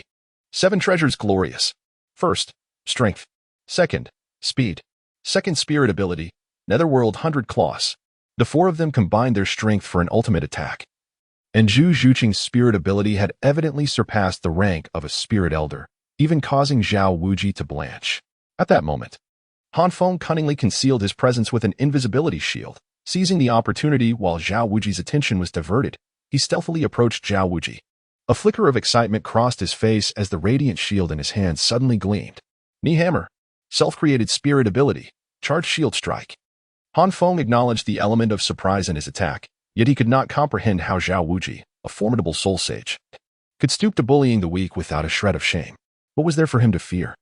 The charged shield strike was one of Han Feng's significant achievements at the Junior Academy, allowing him to absorb a portion of his opponent's attack power into the blazing celestial shield, erupting in a moment of explosive force. While he could store energy himself, it seemed wasteful. The charged shield strike could not retain soul power for long and required adaptability in battle, as any pre-stored energy would dissipate. Currently, the celestial shield could only harness the attack power of a soul sovereign, and Zhao Wuji's recent strikes had evidently filled its capacity. Zhao Wuji initially intended to unleash his true martial form to withstand Zhu Zhuqing's assault, but before he could act, he felt his knees buckle involuntarily, almost forcing him to kneel. Without activating his true martial form, his body was merely at the Soul King level, and Han Feng's strike posed a genuine threat to him. With a thunderous crash, Zhao Wuji collapsed like a fallen pillar, and by the time he attempted to rise, it was too late. Zhu Zhuqing's phantom claw descended swiftly, and Han Feng could only perceive fleeting shadows. Although Zhao Wuji could resist, engaging now would undoubtedly harm both Han Feng and Zhu Zhuqing, leaving him no choice but to begrudgingly endure this unexpected blow. As a swift attacker, Zhu Zhuqing had completed her second soul skill in the blink of an eye. Her icy visage reflecting disbelief, she could hardly fathom that she had managed to confront a soul sage head-on. Had Han Feng been privy to her thoughts, he would have surely remarked, "Sister, you are overthinking it."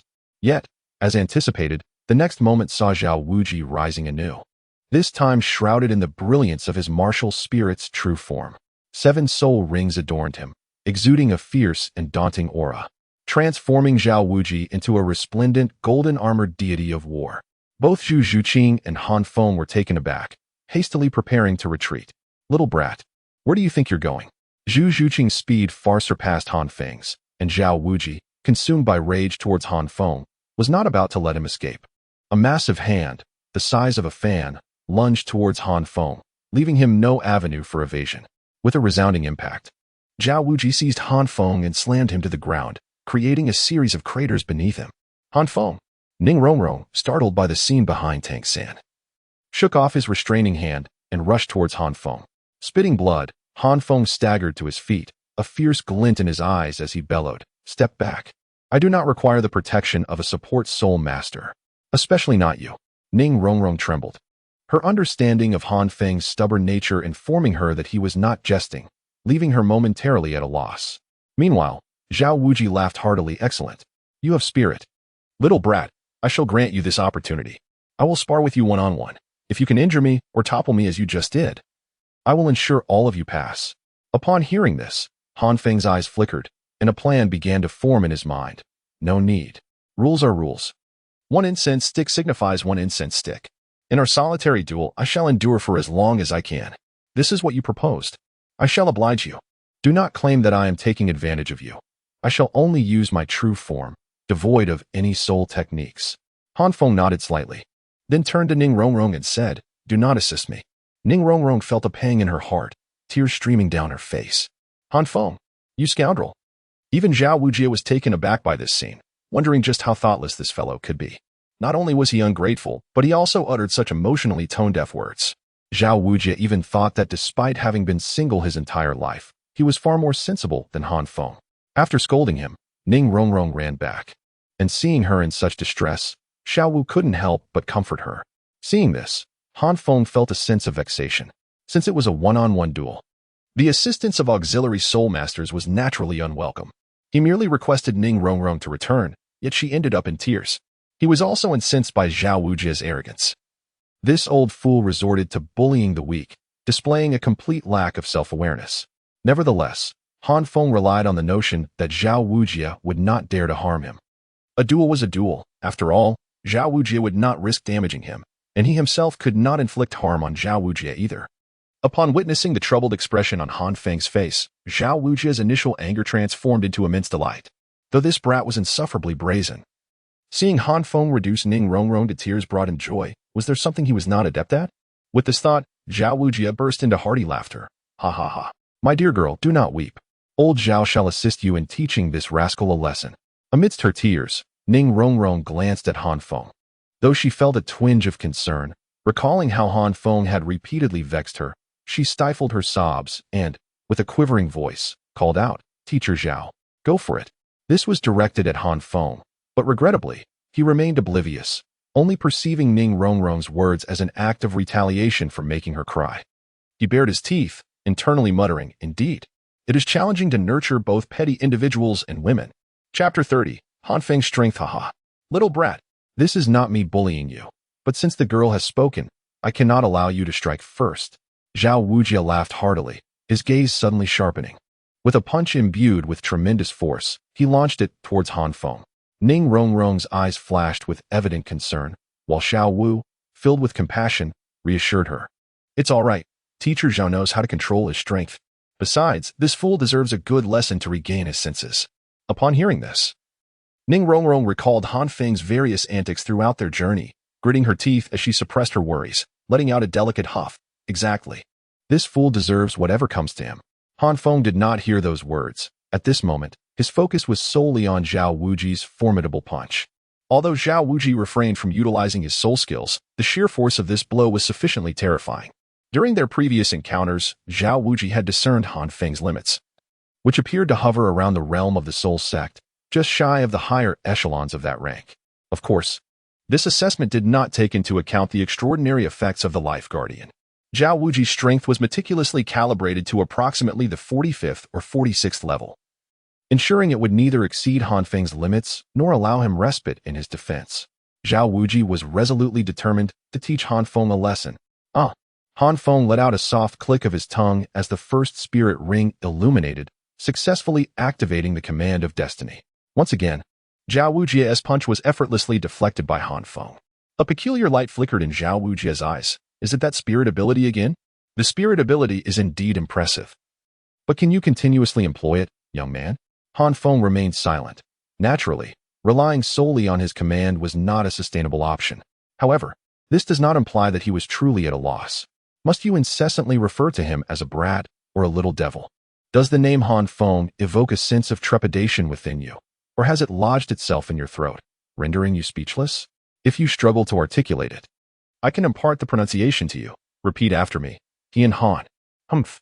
I wonder if you possess the stamina to utter another word. Boom.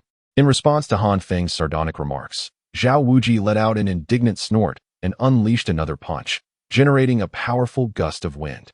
Roar. Han Feng dared not be careless. His pupils constricted as a towering inferno erupted forth, the searing flames even evaporating the moisture in the air around him. The atmosphere became parched. Bang, bang, bang. Zhao Wujie, intent on imparting a lesson to Han Feng about the importance of respecting one's teacher and the precedence of the capable, deliberately increased the force behind his punch. However, he was taken aback when his strike failed to yield the anticipated overwhelming effect. It was as if he had struck a solid rock. Han Feng merely staggered back 3 steps before regaining his composure. At that moment, Han Feng underwent a remarkable transformation, his entire being igniting with the essence of flames. Yet, upon closer inspection, it became apparent that he was not ablaze. Rather, he was enveloped in a layer of flame-like armor akin to a true battle suit. The shield of the celestial blaze morphed into dual shields, one for each arm, safeguarding him. This was his self-created soul skill, Flame Dragon Armor. Admittedly, Han Feng had to concede that this soul skill bore little resemblance to the true Flame Dragon armor. It could neither merge into the Imperial armor nor summon the Flame Dragon steed. In truth, it was akin to a hollow mask, a name he had audaciously appropriated. Even Zhao Wujie could not help but exhibit a look of astonishment. Han Feng was perpetually astonished by the myriad surprises presented to him, each encounter surpassing his expectations. As if there were no limits to his astonishment. Nevertheless, despite this, Han Feng could not suppress his loquacious nature. With a slight gasp of breath, he chuckled, "Apologies. But I still possess a modicum of energy to utter a few more words. If you, esteemed elder, could deliver a couple more blows.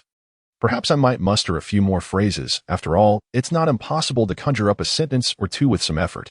Oh, by the way, might you lower your voice a tad? It's reverberating through my skull." This time, Zhao Wujie did not exhibit anger. Rather, a rugged appreciation danced across his coarse features as he bellowed with laughter. "Very well. Let me see how many words you can still muster." Thud. Boom. As Zhao Wujie's words faded, he charged forth like a rampaging bear, each step leaving a visible indentation in the ground. With a final punch, Han Feng even heard the sound of an explosion. Boom. As Zhao Wujie descended, Han Feng stood his ground, bracing himself for the blow. Yet this time, Zhao Wujie had augmented his strength, sending Han Feng hurtling backward, rolling several times before coming to a halt.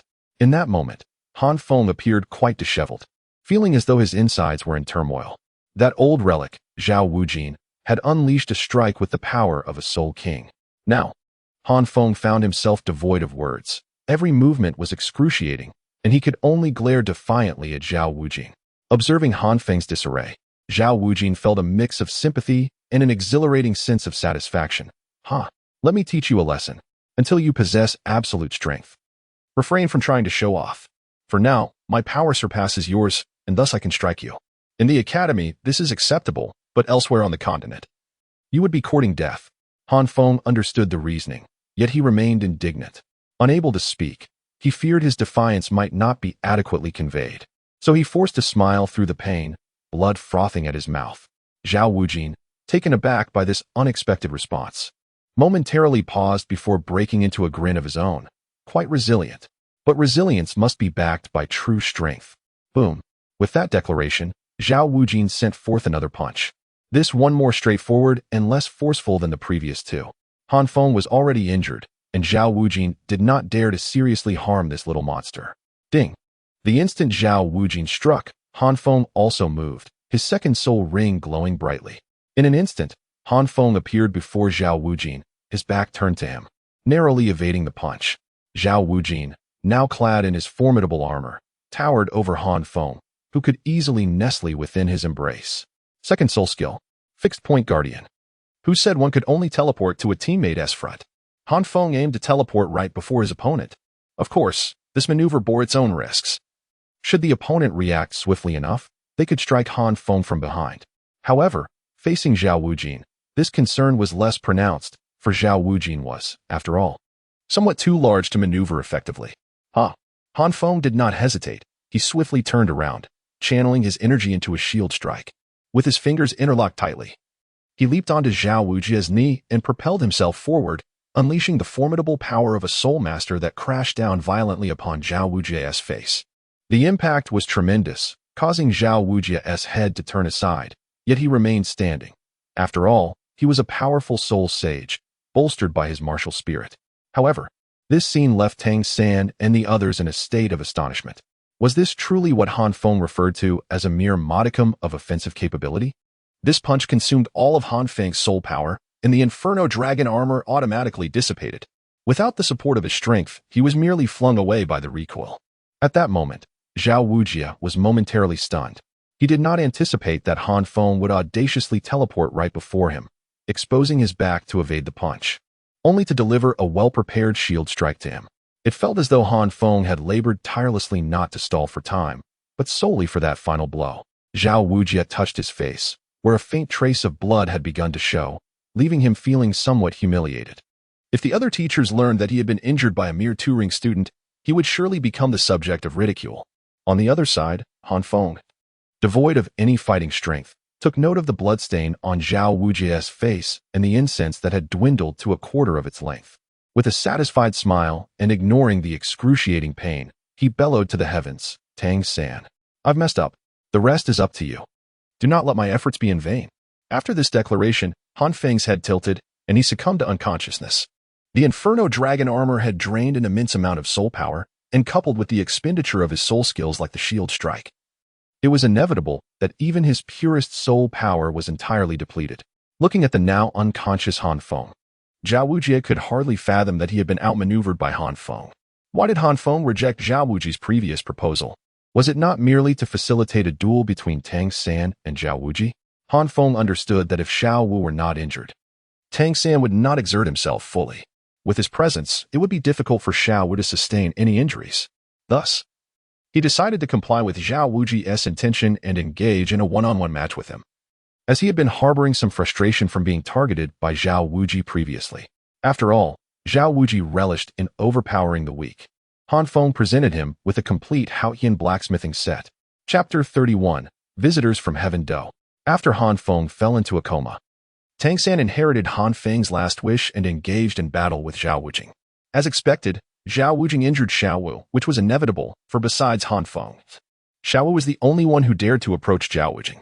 Zhu Xing, being a sensitive attacker, would strike and retreat, her evasiveness making her far safer than Xiao Wu's more aggressive approach. Following Xiao Wu's injury, Tangan erupted with fury, unleashing all of Tang's sex techniques upon Zhao Wujing. Akin to a porcupine, much to Zhao Wujing's annoyance. In a similar vein to Han Feng, if Zhao Wujing truly wished to defeat Tang San, could he not accomplish it? Even with Tang San's Dragon Beard Needle, how could he breach Zhao Wujing's defenses? However, Zhao Wujing could not genuinely harm either Tang San or Han Feng, rendering him constrained and allowing Tang San to act freely. What irked Zhao Wujing was that Tang San lacked the self-awareness that Han Feng possessed. Although Han Feng was brash, he was straightforward during their sparring sessions. Aware of his limitations and merely seeking to vent his frustrations, Tang San, however, aimed to triumph over Zhao Wujing, which was rather irritating. Without comparison, the presence of Han Feng made Zhao Wujing less fond of Tang San. Both being geniuses, Han Feng possessed a higher soul power and a disposition more palatable to Zhao Wujing, blunt and direct, akin to a naive youth, which Zhao Wujing appreciated, considering he himself bore a similar demeanor. As for Tang San, his self-created techniques, while impressive, appeared somewhat sinister. When comparing Han Feng's grand techniques, even the concealed shield seemed more honorable than Tang San's abilities, which were steeped in poison, hidden weapons, and ghostly shadows. Were Tang San aware of Zhao Wujing's inner thoughts, he might protest his innocence, for his techniques were not originally his own, but rather inherited from his previous life in the Tang sect, which taught such skills. Furthermore, had Zhao Wujing known that Han Feng intentionally set up the spar to allow Tang San to face him, hoping for Tang how to give him a lesson, his perspective might have shifted. Subsequently, events unfolded naturally. Though Tang San, Han Feng, and Xiao Wu had all lost consciousness, time had already passed, and Han Feng and his companions seamlessly entered Shrek Academy. When it came time for dormitory assignments, the three girls posed no issue. But complications arose for Han Feng and Tang San, as both were unconscious, complicating the decision-making process. Ultimately, Dai Mubai decisively claimed Han Feng, insisting they share a room. Dai Mubai's choice was easily understood. Observing the other members of Shrek, Oscar with his scruffy beard often rambled about his great sausage, while Ma Hongjun was notorious for his fiery temperament, which could be intolerable for anyone, regardless of gender. As for Tang San, Dai Mubai had previously held a favorable view of him, but after today's events, he felt uneasy, as no one desired to share a roof with someone laden with hidden weapons and deadly toxins. In comparison, Han Feng seemed more normal, although lacking in social grace.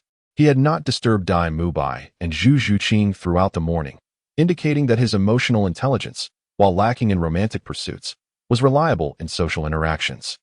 Should Dai Mubai impart wisdom to Han Feng on winning women? Observing the sleeping Han Feng, he pondered. Dai Mubai perceived that, based on Ning Rongrong's attentiveness toward Han Feng, a touch of gentleness from him could easily win her over. However, after much contemplation, he relinquished the idea. As a seasoned romantic, he realized that Han Feng did not harbor feelings for Ning Rongrong, as her domineering nature left a poor impression on him. It would be wiser not to press the matter, lest he invoke Han Feng's disdain. Reflecting on this, Dai Mubai sighed, recognizing that Han Feng was oblivious to his fortune, capable of easily attaining love, while he himself was entangled with Zhu Zhuqing. As for Tang San, he ultimately shared a dormitory with Oscar, given Ma Hongjun's peculiarities. Thus, a tranquil day passed. As night fell, before midnight, a powerful soul force surged toward Zhao Wujing's location, unnoticed by all. While in his room, Zhao Wujing, gritting his teeth, suddenly felt a constriction in his breath, his rugged pupils narrowing as he burst out, demanding to know the identity of the intruder. At that moment, several other Shrek teachers arrived, their expressions grave. Flinder hovered in the air, his eyes filled with concern, sensing the formidable presence of the approaching individuals, who were at least soul-fighting masters. Zhao Wujing, a raspy voice echoed in the night as two figures stepped forward, revealing their soul rings, for yellow, for purple, and 8 black. 16 soul rings illuminated the starry sky, revealing them both as soul-fighting masters. Flinder, taken aback, felt a moment of breathlessness but ultimately sighed with relief. Though the teachers' quarters were distanced from the student dormitories, a soul-fighting master could easily overwhelm the entire Shrek Academy. Yet, these two soul-fighting masters did not unleash their aura upon the students, confining it to the Academy's rear mountains and teachers' residences. Clearly wishing to avoid entangling Han Feng and the others, Flinder stepped forward, solemnly inquiring about the purpose of the two esteemed soul-fighting masters' visit. One of them scoffed, revealing their martial spirits, a colossal green vine, and a radiant starry furnace. Flinder, not lacking in perception, swiftly deduced their identities. Inwardly astonished that they were by Bashan and Jilin, the two deans of the Tiando Royal Academy. Flender was perplexed. They had had little interaction with Tiando. So what brought these two deans to their door today, especially given their intimidating demeanor? Bai Baoshan coldly replied, "We come in search of Zhao Wujing. He has bullied the prince's close friends, and we are here on the princess' orders to teach him a lesson." Upon hearing this, Flender and the others were taken aback. They were aware that the three deans of the Tiando Royal Academy were aligned with the prince. But how was it that the prince's close friends had been mistreated? Had Zhao Wujing offended Ning Rongrong, the princess disciple? Yet, Zhao Wujing had not even encountered her. It's Han Feng. Jilin discerned the confusion on Flender's faces and spoke impassively. What? Zhao Wujing was utterly bewildered. Not only Zhao Wujing and his companions, but even Jilin and Bai Baoshan were equally perplexed. They could not comprehend how the prince had become such close friends with the son of the director of the Spirit Arena in Star City. If they were indeed such close friends, why had Han Feng not been sent to attend the Tiando Royal Academy? They were baffled as to what kind of relationship could compel the prince to dispatch two soul-fighting masters to chastise Zhao Wujing. To speak candidly, both Bai Baoshan and Jilin feel a profound sense of injustice on behalf of Zhao Wujing. To be fair, Zhao Wujing did not truly harm Han Feng. He merely exchanged a few blows. However, the moment the prince caught wind of this incident, his eyes gleamed with ferocity, creating an atmosphere of dread. Cough, cough.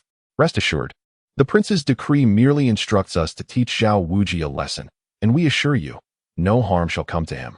Bai Baoshan coughed twice to mask his embarrassment. Upon hearing this, Flender and the others ungratefully retreated. What else could they do? The opposing side dispatched a control system and a defense system Sol Douluo, making their intentions abundantly clear. They did not wish to inflict injury, nor should anyone entertain thoughts of an all-out brawl, even if Flender and his companions harbored such intentions. Could they possibly breach the defenses of the Heavenly Star Furnace? Zhao Wujing, witnessing the scene, wore a sorrowful expression akin to a valiant warrior marching toward his demise, and addressed Jilin. Please enlighten me. The reality proved that even though Jilin was a control system soul master, the significant level disparity rendered Zhao Wujing unable to overcome the challenge. Throughout the encounter, Zhao Wujing was thoroughly dominated, suffering a brutal beating at the hands of the Sky Blue Vine, leaving his body marred with ghastly bruises that would terrify anyone who beheld him.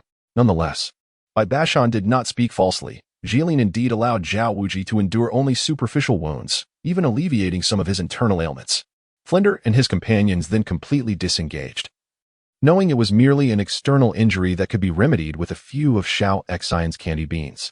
After a relentless thrashing lasting half an hour, Jilin finally ceased his assault.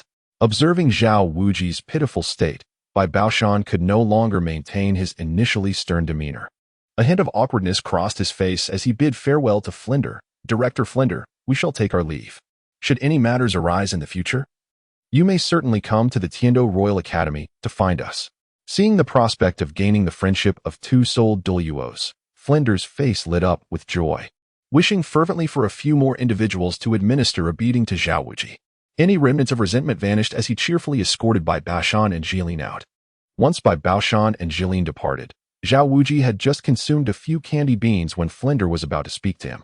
Suddenly, a thunderous voice echoed from the back mountain. Zhao Wujing, come here. This time it was the aura of a tidal Douluo. Holy smokes! Zhao Wujing trembled all over, nearly fainting from fear. Flender and the others stood frozen. Chapter 32. Why should I indulge you? When Han Feng awoke, it was already the following morning. The excessive consumption of soul power left his head in a daze, and he vigorously shook it to regain clarity. Oh, you are awake. A cheerful voice rang in his ears. Han Feng turned to see Dai Mubai, golden-haired and grinning. Confused, he inquired, where am I? How did you end up here? Dai Mubai chuckled awkwardly and explained, do you not remember? Yesterday, you practiced with Teacher Zhao and fainted afterward. Later, Tangan also had a solo practice with Teacher Zhao, and you both successfully passed the assessment. Naturally, you are now in the academy dormitory. As for why I am here, we are roommates. Upon hearing Dai Mubai's words, Han Feng's eyes brightened, and he leapt up, seizing Dai Mubai's shoulders and asking loudly, did Tangan practice with Zhao Wujing? What was the outcome? Zhao Wujing did not knock Tangan out, did he? Dai Mubai initially thought Han Feng was curious about who was stronger between him and Tangan, but when Tangan was mentioned, a flicker of discontent crossed his handsome features. What's wrong? Han Feng asked, puzzled. It's nothing much, just a suggestion that if you have the chance, do not provoke Tang-san. Oh, and definitely avoid Xiao Wu. That guy is too dangerous, Dai Mubai replied with an awkward smile. Seeing Han Feng still confused, Dai Mubai further clarified. Han Feng, you are a formidable man. You are the only person I have seen who could stand toe-to-toe with Teacher Zhao in a direct confrontation at the level of 30, even leaving a mark on his face. Hey, what is the big deal? If Zhao Wuji had truly wanted to harm me, I would have been done for. Han Feng acknowledged his own limitations, not daring to take credit. Dai Mubai nodded in agreement and continued discussing Tang-san. But Tang-san is different. He is like a porcupine. With his poisons, hidden weapons, and some peculiar footwork, he managed to hold his ground against Teacher Zhao for an entire incense stick's duration, ultimately landing a blow on Teacher Zhao's face with his dragon whisker needle. Keep in mind, Teacher Zhao is using his soul techniques.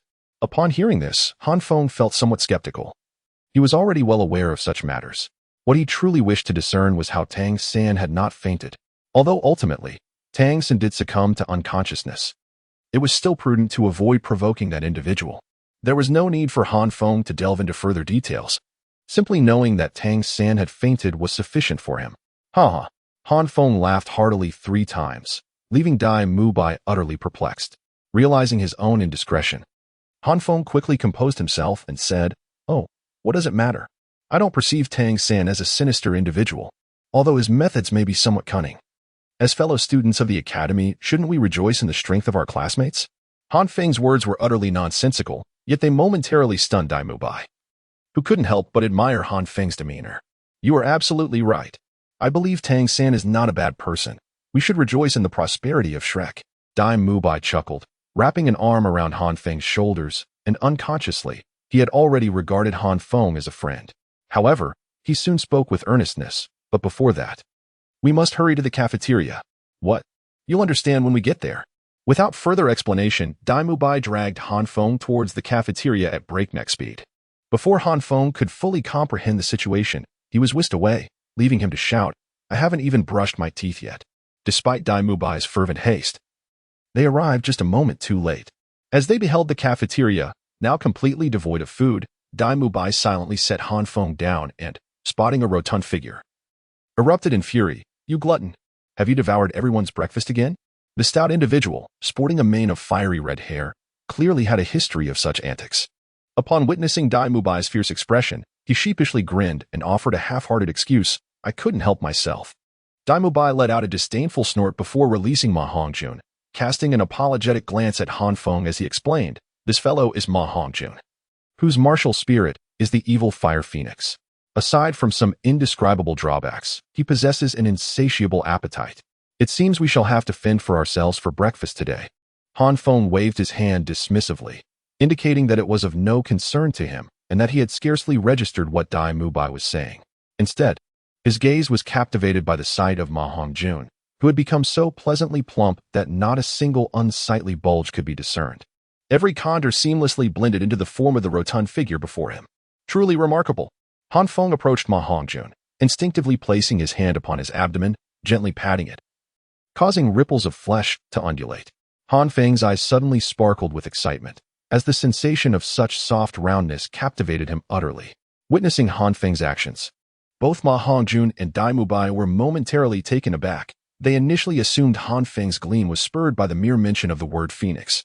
Ma Hongjun's expression darkened with anger, but upon hearing a few whispered words from Dai Mubai, his demeanor shifted, ultimately deciding to forego any confrontation with Han Feng. Approximately half a minute later, Han Feng suddenly turned to Ma Hongjun, exclaiming, "Chubby, you are so round." Dai Mubai nearly choked on his saliva upon hearing this, while Ma Hongjun's face turned sour, as he couldn't shake the feeling that Han Feng regarded his robust physique as a mere toy. Ahem. Han Feng, on the first day of school, we likely have no classes. After the dean finishes speaking, shall we head into the city to resolve the breakfast situation? Han Feng nodded in agreement, for after all, a person is like iron and a meal is like steel. One cannot help but feel uneasy when a meal is missed. Approximately 10 minutes later, everyone had arrived. Zhu Zhuqing remained as cold and distant as ever, a clear signal for strangers to keep their distance. Xiao Wu and Tang Sen were engaged in a whispered conversation, while Han Feng and Dai Mubai maintained their composed demeanor. Oscar, having discerned that the three renowned beauties of the academy were already taken, had abandoned the notion of grooming and was engaged in his usual banter with Ma Hongjun. When Ning Rongrong entered the cafeteria and noticed Han Feng seemingly at leisure, a flicker of relief crossed her eyes. However, she did not approach him. Instead, she shot Han Feng a resentful glare before taking a seat beside Zhu Qing. Shortly thereafter, Flinder made his appearance. Han Feng could not shake the feeling that, upon seeing him and Tang San, a strange glimmer had crossed Flinder's eyes. Han Feng found himself perplexed and did not delve deeper into the matter, merely attributing it to the fact that he had caused Zhao Wujia to suffer a setback, thus leading him to regard himself with a touch more esteem. Subsequently, as Dai Mubai had mentioned, on the very first day of school, there were indeed no classes scheduled. Flanders simply instructed Han Feng and the other 4 new students to pay a tuition fee of 100 gold soul coins, casually mentioning a gathering in the evening. After which he sent Ning Rongrong and Oscar off for a run. After Dai Mubai and the others settled the tuition fee, he took Han Feng into the city, leaving Xiao Wu and Tang San behind, as well as Zhu Qing. Oscar had dashed off for his run, and as for Ma Hongjun, perhaps he was off addressing his own fiery issues once more. Han Feng stated that he would join after brushing his teeth, yet when Dai Mubai and Han Feng returned, they encountered an unexpected individual. "Aren't you supposed to be out for a run?" Han Feng furrowed his brow as he gazed at the pink-haired girl before him, feeling a twinge of displeasure at the thought of the original storyline. Dai Mubai observed the situation, and while he was dissatisfied with Ning Rongrong's disregard for the dean's orders, he prudently took a step back and remained silent. The pink-haired girl beamed brightly, exclaiming, "Running is so exhausting. Aren't you all heading to the city? I want to go too. I haven't had breakfast yet. I crave Ling Long Yushu and candied hawthorns. You should be the one to run." Han Feng continued to frown, responding somewhat coldly, "You ought to go for a run." Ning Rongrong knitted her delicate brows, feeling a hint of discontent. However, well aware of Han Feng's temperament, she did not relent. Instead, she pushed him forward, complaining, "If I say let's go, then let us go. Having breakfast with this charming young lady is a dream coveted by countless individuals. Can't you indulge me just this once?" Yet, when Ning Rongrong exerted force, she found herself unable to budge Han Feng. Confused, she looked up only to meet his stern expression. Dai Mubai, witnessing Han Feng's demeanor, felt an unsettling premonition arise within him. Sure enough, Han Feng spoke decisively, "You ought to run. As a support-type soul master, you must understand the importance of stamina. Are you not going to protect me?" Han Feng maintained his composure and stated, "I can protect you for a day, a year, but not for a lifetime. You must possess the ability to protect yourself." Ning Rongrong suddenly turned pale, her voice trembling as she asked, "Is that not possible?" "Of course, it is impossible," Han Feng responded bluntly. "How could anyone achieve that? Even in marriage, like Han Dang and Zhang Lingling, Han Dang cannot be by Zhang Lingling's side every moment, can he?" Ning Rongrong shuddered, her hands falling limply to her sides, her complexion darkening, and her eyes reddening with tears cascading down her cheeks. However, this time, Han Feng did not indulge her. Instead, he adopted the words of the original text from Flinder. "Have you not realized that you are the weakest in the entire academy in terms of strength and talent?" Dai Mubai, a 37th level soul master at just 15. Ma Hongjun, whose martial soul quality even surpasses that of the 7 treasure glazed tile pagoda. Oscar, a 29th level food system support soul master at 13. And Tang San and Xiao Wu, who are of your age, have levels far exceeding yours. Zhu Qing, though only slightly more advanced than you, possesses the heart of a true warrior. What grounds do you have to be lazy here? Yet, Ning Rongrong was already beyond listening. With her eyes red and filled with resentment, she shouted sorrowfully, "Fine. I will run. I will protect myself. I will never need your protection again." With that, she turned and fled, leaving a trail of tears in her wake. Watching her retreating figure, Han Feng smiled with satisfaction. He had successfully roused Ning Rongrong from her stupor. "Come on, Mubai, let us go eat." Dai Mubai, standing nearby, was taken aback. As an observer, he had a clear view of the interaction between Han Feng and Ning Rongrong, yet he was genuinely astonished by the existence of such an unyielding spirit in the world. Chapter 33, Dai Mubai. You should reward him. Fengzi, are you truly all right with this? As they walked through the streets of Soto City, Dai Mubai, having grown accustomed to the presence of Zhu Qing since her arrival at Shrek Academy, walked closely alongside Han Feng, no longer indulging in frivolous behavior. During their journey to Soto City, Dai Mubai had become familiar with Han Feng, their camaraderie deepening. At this moment, Dai Mubai wore a conflicted expression as he subtly addressed Han Feng. Han Feng was somewhat perplexed. What does it matter? It is precisely Ning Rongrong, isn't it? Han Feng understood, reflecting on his previous words, which indeed seemed a bit harsh. However, severe ailments necessitate potent remedies. The thought of sharing his studies at Shrek Academy with someone as spoiled as Ning Rongrong caused him a headache. Quirky and spirited is one thing, but being willful and capricious is quite another. Ning Rongrong's obstinacy, coupled with her myriad faults, raised the question, would one truly wish to study alongside such a character? Dai Mubai, of course, shook his head. Han Feng smiled lightly. That is precisely right. Someone must convey these truths to her. Otherwise, consider the ramifications if the dean learned that Ning Rongrong had neglected her running in favor of joining us in Swoto City. What would the dean do? We might also find ourselves entangled in the consequences. My actions are for her sake as well as our own. Dai Mubai instinctively nodded, but soon realized something was amiss. The crux of the matter did not lie here. Yet, your words are undeniably hurtful.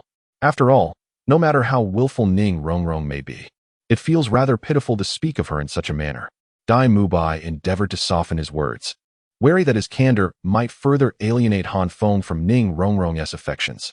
Little did he know, Han Feng was entirely oblivious to Ning Rongrong's feelings. Han Feng, with an air of entitlement, declared, "What is wrong with me?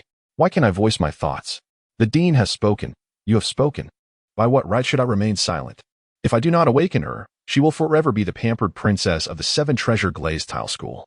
Besides, Shrek has no hidden guards from the Seven Treasure Glazed Tile School. What do I have to fear?" Dai Mubai, taken aback by Han Feng's words, appraised him up and down, suddenly enlightened. He realized he had fallen into a misconception. He had assumed Han Feng was aware of Ning Rongrong's affections, only disdainful of her capriciousness. But now it became clear that Han Feng was entirely ignorant of her feelings. Consequently, Ning Rongrong's actions would undoubtedly appear quite different in Han Feng's eyes. With this realization, Dai Mubai couldn't help but feel sympathy for Ning Rongrong. Why must one develop feelings for someone so emotionally oblivious? Han Feng, have you considered the possibility that Ning Rongrong might actually like you? Perhaps her intentions are simply to draw closer to you, seeking interaction rather than annoyance. Dai Mubai, renowned as the romantic sage of Shrek, succinctly pinpointed Han Feng's flawed mindset. Upon hearing this, Han Feng was taken aback, his brow furrowing in contemplation. He had never pondered this question before, partly because in the original narrative, Ning Rongrong's destined partner was Oscar, and partly because, in his perception, Ning Rongrong had always played the role of a mischievous little witch, toying with him, making it inconceivable that she could harbor feelings for him. In Han Feng's view, if Ning Rongrong truly liked him, how could she possibly torment him at such late hours? How could she expect him to traverse from the eastern part of the city to the west merely for a candied hawthorn?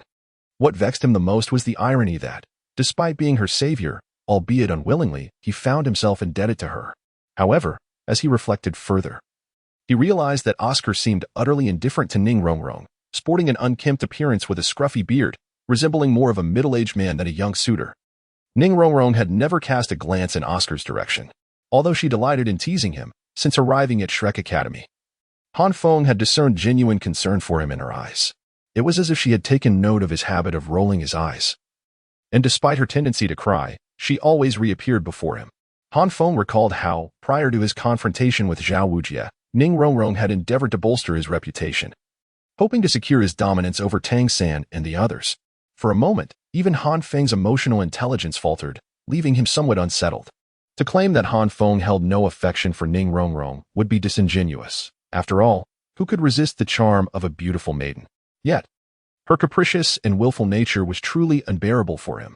He found himself perplexed, as in his 30-odd years across both lives, he had never encountered such dilemmas, matters that eluded rational explanation entirely. Han Feng has always been perplexed by the behavior of those around him, even when there are feelings involved. Why must they be so convoluted and reticent, dragging matters out for months on end, only to eventually express themselves? Is it so difficult to exhibit a modicum of consideration for these emotionally oblivious individuals? Observing Han Feng standing there, his expression fluctuating between confusion and contemplation, Dai Mubai sighed softly, recognizing that such matters were perhaps too premature for Han Feng at this stage. He quickly interjected into Han Feng's train of thought. Of course, this is merely my idle speculation. Do not overthink it, or you may find yourself in an embarrassing predicament. Indeed, upon hearing Dai Mubai's words, Han Feng's mind, which had just begun to awaken, promptly reverted to a state of dormancy. This was for the best. Further contemplation might lead to a mental crash. You are right. Let us dine first. I have yet to eat anything since morning. Dai Mubai, noticing Han Feng's demeanor, was reminded of Zhu Shiqing, and he sighed inwardly, acknowledging that every family has its own burdens. Who could be as fortunate as Tang San and Xiao Wu, having grown up together in innocent camaraderie? Observing Han Feng devouring his food ravenously, Dai Mubai felt compelled to lend a hand and casually remarked, that being said, Fengzi, you ought to apologize to Ning Rongrong. Why? Dai Mubai nonchalantly picked up a bun. If it were the dean, it would be understandable, as he is an elder and Ning Rongrong's mentor. Any reprimand would be justifiable. However, you and I are merely classmates of Ning Rongrong, peers in every sense. Having chastised her so sternly, it is only right that you extend an apology. Upon hearing Dai Mubai's words, Han Feng found them to be quite reasonable, although he was straightforward. He was not a proponent of male chauvinism. He inquired, how should I apologize? A smirk danced on Dai Mubai's lips as he tilted his chin slightly. Han Feng understood the gesture and turned his gaze in the indicated direction, just in time to spot a vendor selling candied hawthorn and a shop offering exquisite jade potatoes. Han Feng contemplated for a moment, then rose to purchase it, but was halted by Dai Mubai. Han Feng looked at Dai Mubai with a hint of confusion. Dai Mubai remarked, in addition, I believe it would be prudent for you to offer Ning Rongrong some encouragement. For it was indeed your words that prompted her to obediently go for a run. The combination of a firm hand and a sweet reward is the essence of true education. Is it really that troublesome? Han Feng furrowed his brow, feeling as though he had taken on the role of a father. Dai Mubai chuckled awkwardly to himself, recalling how much effort he had expended in pursuit of those enchanting maidens in his youth. When you were reprimanding Ning Rongrong, did you ever express such concerns? Dai Mubai retorted. Han Feng curled his lips. At that moment, he merely needed to utter a few words. What should I do? Han Feng pondered for a moment and, adhering to the principle of not troubling two masters with a single task, inquired of Dai Mubai. To his surprise, Dai Mubai chuckled mysteriously, that depends on you. Deliver the Buddha to the West.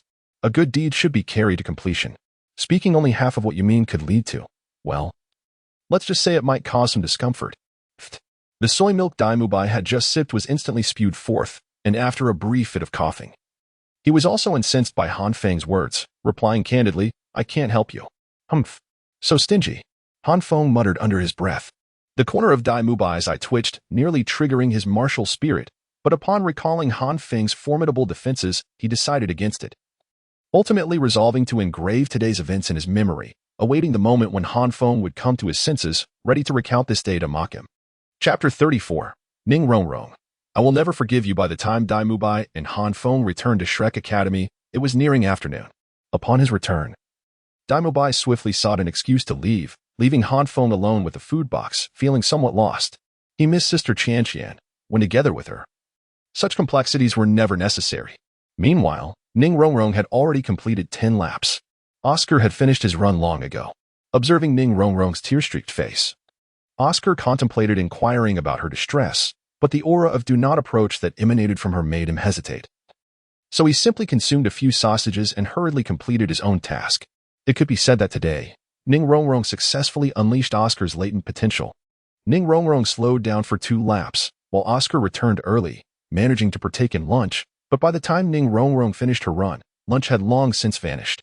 Starving, Ning Rongrong sought refuge under a tree in the academy, recalling Han Feng's words from the morning, and her sense of grievance surged forth, tears streaming uncontrollably from her eyes. Han Feng, you scoundrel! Scoundrel, scoundrel, scoundrel! Ning Rongrong's body ached, and she felt both hungry and weary. Yet none of it compared to the emotional turmoil Han Feng had inflicted upon her. Unable to contain her feelings, she lashed out, but inexplicably. Despite having countless harsh words in her heart, only scoundrel escaped her lips. Realizing this, Ning Rongrong pressed her lips together, reprimanding herself for her lack of fortitude. Do you not know that speaking ill of others behind their backs is wrong? As Han Feng just located Ning Rongrong, he was immediately met with her scathing remarks, causing him to furrow his brow. However, upon observing her glistening skin, pallid complexion, tear-streaked face, and slightly trembling legs, he ultimately decided to speak in a measured tone. Upon hearing Han Feng's voice, Ning Rongrong's delicate frame trembled, and an involuntary flicker of delight surged within her heart. Nevertheless, she was not one to demean herself. She would not simply offer warmth to someone indifferent. Coldly, she cast a glance at Han Feng and icily inquired, "What do you want? If you have come to mock me, you have witnessed enough and may leave now."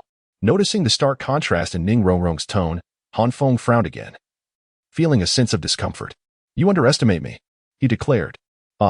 With his resolve firm, Han Feng approached Ning Rongrong with confidence, presenting the food box in his hands and sincerely stating, "I apologize.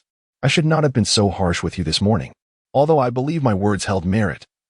My tone was indeed excessive. Han Feng's words left Ning Rongrong in a state of astonishment.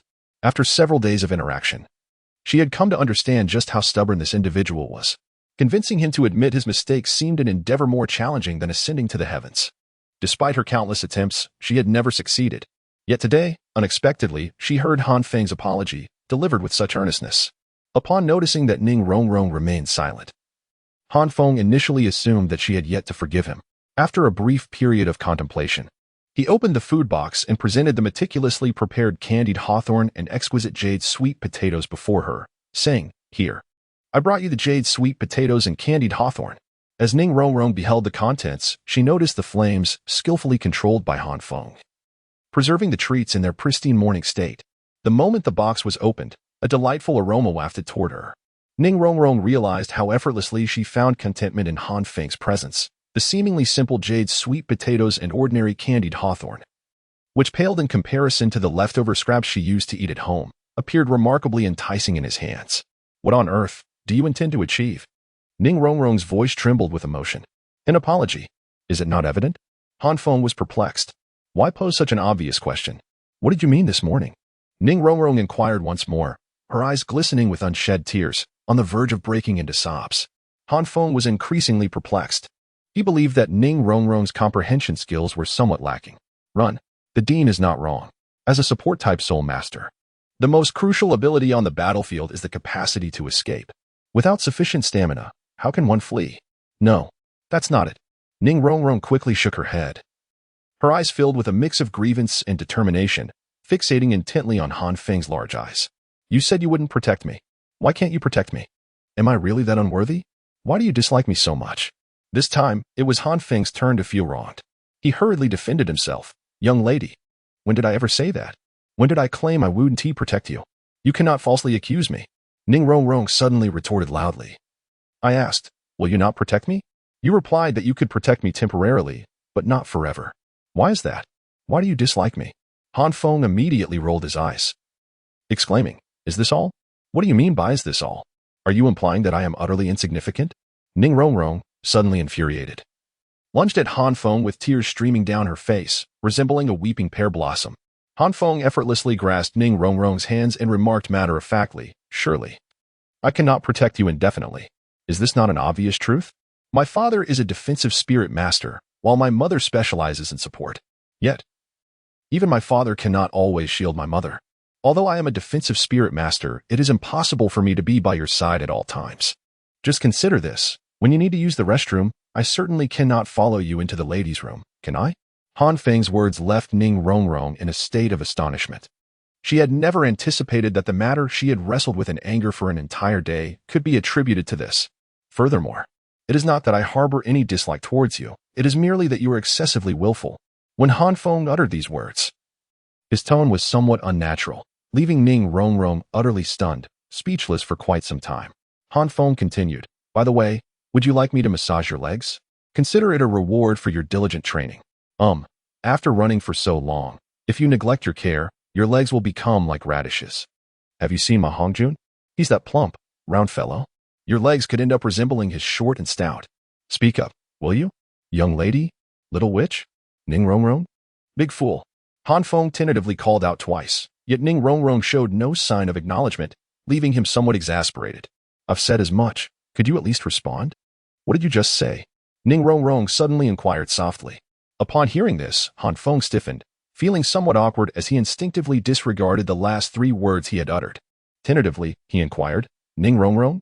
To his relief, it seemed that Ning Rongrong had not caught his reference. She merely murmured, "Not that line, the one before." "I can massage your legs?" "No, the one before that." I don't dislike you?" Han Feng seriously suspected that Ning Rongrong had lost her wits, her memory seemingly faltering. Suddenly, to his astonishment, Ning Rongrong burst into tears, enveloping Han Feng in an embrace. Her scalding tears cascaded down his cheek, soaking his shoulder. Han Feng felt his entire body tense up, as an inexplicable sensation surged within him. He could have pushed Ning Rongrong away. Yet the warmth radiating from her made him reluctant to do so. Could you loosen your grip a bit? I'm having trouble breathing. I won't. Then do you still want to eat Linglong Yushu and Tong Hulu? It's already past lunchtime. So, will you eat or not? I will eat. Then do you still want a leg massage? I do. Does that mean you've forgiven me? Han Feng felt somewhat exasperated. No, I will never forgive you. Ning Rongrong declared emphatically. What can Han Feng do? He now realizes that indeed, Sister Chian is the best. Chapter 35, The Grand Soul Arena of Soto City. When Han Feng and Ning Rongrong returned, Flinder was already waiting for them with Dai Mubai and the other 6. Flinder glanced at Ning Rongrong, who was still somewhat embarrassed and angry behind Han Feng, and then looked at Han Feng, feeling somewhat speechless. It seemed that only Han Feng, being a close and dear friend of the prince, had the audacity to point out Ning Rongrong's mistake so fearlessly. It is worth noting that even Flinder himself felt a bit reluctant. Had it not been for the letter from the 7 Treasure Glazed Tile School, he would not have dared to humiliate Ning Rongrong, as Han Feng did. Nevertheless, the outcome was favorable. Although Han Feng's emotional intelligence was somewhat lacking, he indeed spoke the truth, awakening Ning Rongrong without causing a rift between her and the other students. For Flinder, as the dean, this was the conclusion he was most pleased to witness. The 7 Treasure Glazed Tile School, merely deducting a brick from it would suffice to sustain Shrek Academy for half a year. Ahem. Since everyone is present, let us commence the first lesson. Flinder coughed twice. Originally, seeing Ning Rongrong's tearful eyes, he assumed Han Feng had bullied her. Little Wu, who was preparing to confront Han Feng, could only click her tongue in dissatisfaction and walked over to Ning Rongrong, embracing her arm and casting an annoyed glance at Han Feng. Han Feng, disinterested in squabbling with Xiao Wu, positioned himself beside Dai Mubai. Contemplating inwardly, these young ladies undoubtedly possessed their peculiarities.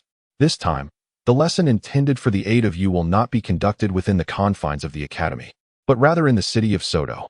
Upon hearing this, Han Feng couldn't help but roll his eyes in exasperation. He and Dai Mubai had just returned from Soto City, and now they were being summoned back? However, Flinder paid no heed to the students' reactions. He unfurled a pair of wings behind him and soared towards Soto City, leaving behind a terse command. In 1 hour, I expect to see all of you in Soto City. Those who are late will be punished to run 10 laps around the city. With that, Flinder flapped his wings and departed with effortless grace. Watching Flinder's retreating figure, Han Feng muttered under his breath, with those big wings, dark and unappealing, they are far less attractive than Sister Chian. Beside him, Dai Mubai, curious about the identity of this Sister Chian, chuckled awkwardly and patted Han Feng on the shoulder. Come on, we should hurry and set off. An hour is neither too long nor too short, and if we dawdle, the dean will truly make us run 10 laps around Soto City. Agreed. Han Feng nodded, channeling his soul power beneath his feet, and surged forward. Dai Mubai glanced at Zhu Qing, and after a moment of defeat, he sighed and set off to follow Han Feng. Big brother Dai, take me along. Oscar, with his unkempt stubble, called out in a sycophantic manner. Dai Mubai's expression darkened as he seized Oscar, whisking him away like a piece of luggage. Ma Hongjun, on the other hand, soared gracefully through the sky with wings of fire, though his rotund figure rendered the spectacle somewhat comical. Humph, that fellow has no understanding of consideration, Rongrong. Has he been bullying you again? You must tell me, and I shall have third brother teach him a lesson, Xiao Wu exclaimed, embracing Ning Rongrong with a mix of indignation and playful reproach. Han Feng rode ahead, oblivious to Xiao Wu's criticisms trailing behind him. Tang San, however, caught her words and chuckled awkwardly, feeling somewhat innocent. Ning Rongrong, held by Xiao Wu, shook her head in protest. No, he did not bully me. Yet, Xiao Wu could not bear to see Ning Rongrong in such a state of self-pity. With a cold snort and a tone of affection, she remarked, Rongrong, you are only making it harder for yourself. That Han Feng fellow truly deserves a good thrashing. There is something fundamentally off in his mind. A good beating would suffice. He simply does not comprehend the feelings of girls. 80% of the time, he has no idea why you are upset, and in the remaining 20%, he doesn't even realize you are angry. I truly cannot fathom what you see in him. Ning Rongrong's delicate face flushed crimson as she hastily denied. I do not like him. Xiao Wu laughed, clearly unconvinced, but chose not to press further. All right, let us hurry. Rongrong, hold my hand along with Qing S. and we shall lead you. Ning Rongrong did not refuse, grasping the hands of Zhu Shiqing and Xiao Wu. She summoned the 7 treasure glazed tile pagoda to enhance their speed and strength. After completing 10 laps as a support-type soul master, she truly lacked the energy to reach Soto City within an hour. She wished for Han Feng to carry her, but deep down, she knew he would not agree. Had he not been the first and fastest to run? After more than half an hour, the 3 girls finally arrived at Soto City, with Tangan naturally following Xiaowu's side. By this time, Han Feng and the others had been waiting for quite a while. Upon seeing Tangan's group, Daimubai and the others refrained from comment, but Han Feng could not help but pout, complaining, "You all are incredibly slow." Ning Rongrong, well aware of Han Feng's nature of not letting others take advantage, chose to remain silent, and Zhu Shiqing would never speak up. However, Xiaowu was not pleased and retorted, "Do you think everyone is as eager as you? Not everyone is born with such enthusiasm. You excel at nothing but eating. This is precisely you. So lazy in class, it's no wonder your cultivation is so low." Han Feng, however, was not one to be trifled with and swiftly silenced Xiaowu with a single remark. While others might hesitate to speak like this, Xiaowu is indeed remarkable. Having reached the 29th level as a soul master at just 12, yet compared to Han Feng's 32nd level at the same age, her progress appeared somewhat lacking. Now, Han Feng did not flinch. After all, his extraordinary abilities were earned through his own efforts. Excellent. You all have arrived at Soto City within the designated time. Just as Xiaowu was about to explode with frustration, Flinder appeared, nodding in satisfaction as he led the 8 into Soto City. Although nightfall was approaching, Soto City seemed to have just awakened, radiant with lights and vibrant festivities. Han Feng had witnessed this before, and while Zhu Shiqing remained aloof, Ning Rongrong dismissed the spectacle. Xiaowu was extremely excited, glancing around. Ma Hongjun and Oscar, however, appeared rather lecherous, their gazes fixated on the girls shopping, provoking disdain from Ning Rongrong and her companions. Daimubai, on the other hand, maintained an air of propriety, not allowing his gaze to wander, even when approached by flirtatious women. Occasionally, he would spot familiar faces, his handsome visage betraying a hint of panic, as if he feared being seen, prompting Han Feng to muse that love indeed makes one foolish. And he preferred to keep his distance. Flinder paid no mind to the varied reactions of the students and directly led them to the heart of Soto City. Beneath the most magnificent structure, today, U8 will be attending classes in a venue teeming with battle-type soul masters, the most renowned building in Soto City. Symbolizing the prosperity of a city, the Great Soul Arena. The subject of your lesson today is soul fighting. Flinder spoke with a relaxed demeanor, though he had suspected as much. Hearing Flinder's stringent expectations made Daimubai unable to suppress his words. "Principal, is it appropriate to have them engage in soul fighting on their very first day at Shrek?" Daimubai hesitated, but Flinder, understanding the unspoken concern, shot him a glance and replied matter-of-factly, "Monsters must train with a monster's methods." Subsequently, Flinder informed Han Feng and the others of the rules of the Great Soul Arena, along with Shrek's graduation requirements, before allowing them to sign up. He reminded them, "Remember, you are here to train, to engage in practical combat, not merely to win." This statement was particularly directed at Tangan. If Tangan were to employ his hidden weapons, he might secure a silver soul badge within 2 or 3 days, perhaps. The rest of you can consult Mubai, he added before departing, though it was more accurate to say he left to place bets. Given these young prodigies, especially Han Feng, with his 30-level cultivation and pure soul power, he could easily contend with Zhao Wuji's abilities when possessed. How could they possibly lose in a 2-ring soul master match? Sighing, Daimubai lamented, and Han Feng inquired, "What's wrong?" "The principle is too harsh, allowing you to engage in soul fighting on your first day." Daimubai shrugged helplessly. Shall we dismiss the concern? Isn't it just a silver soul badge? How difficult could it be? Daimubai shot her a glance, directly sharing his own experience. "Don't speak so lightly of it. Look at me. I'm merely a bronze soul badge holder with 3 points. The fatty is still stuck with a steel soul badge." Tangan was taken aback, aware of Daimubai's strength. How could that be possible? Daimubai had to explain, "Didn't you hear the principle? We are here for practical combat, not merely to win. Take you two, Tangan and Xiao Wu, you are currently at the 29th level. Naturally winning more than losing in the Great Soul Master Arena, but what after you break through to soul respect? At that point, we will still engage in soul fighting.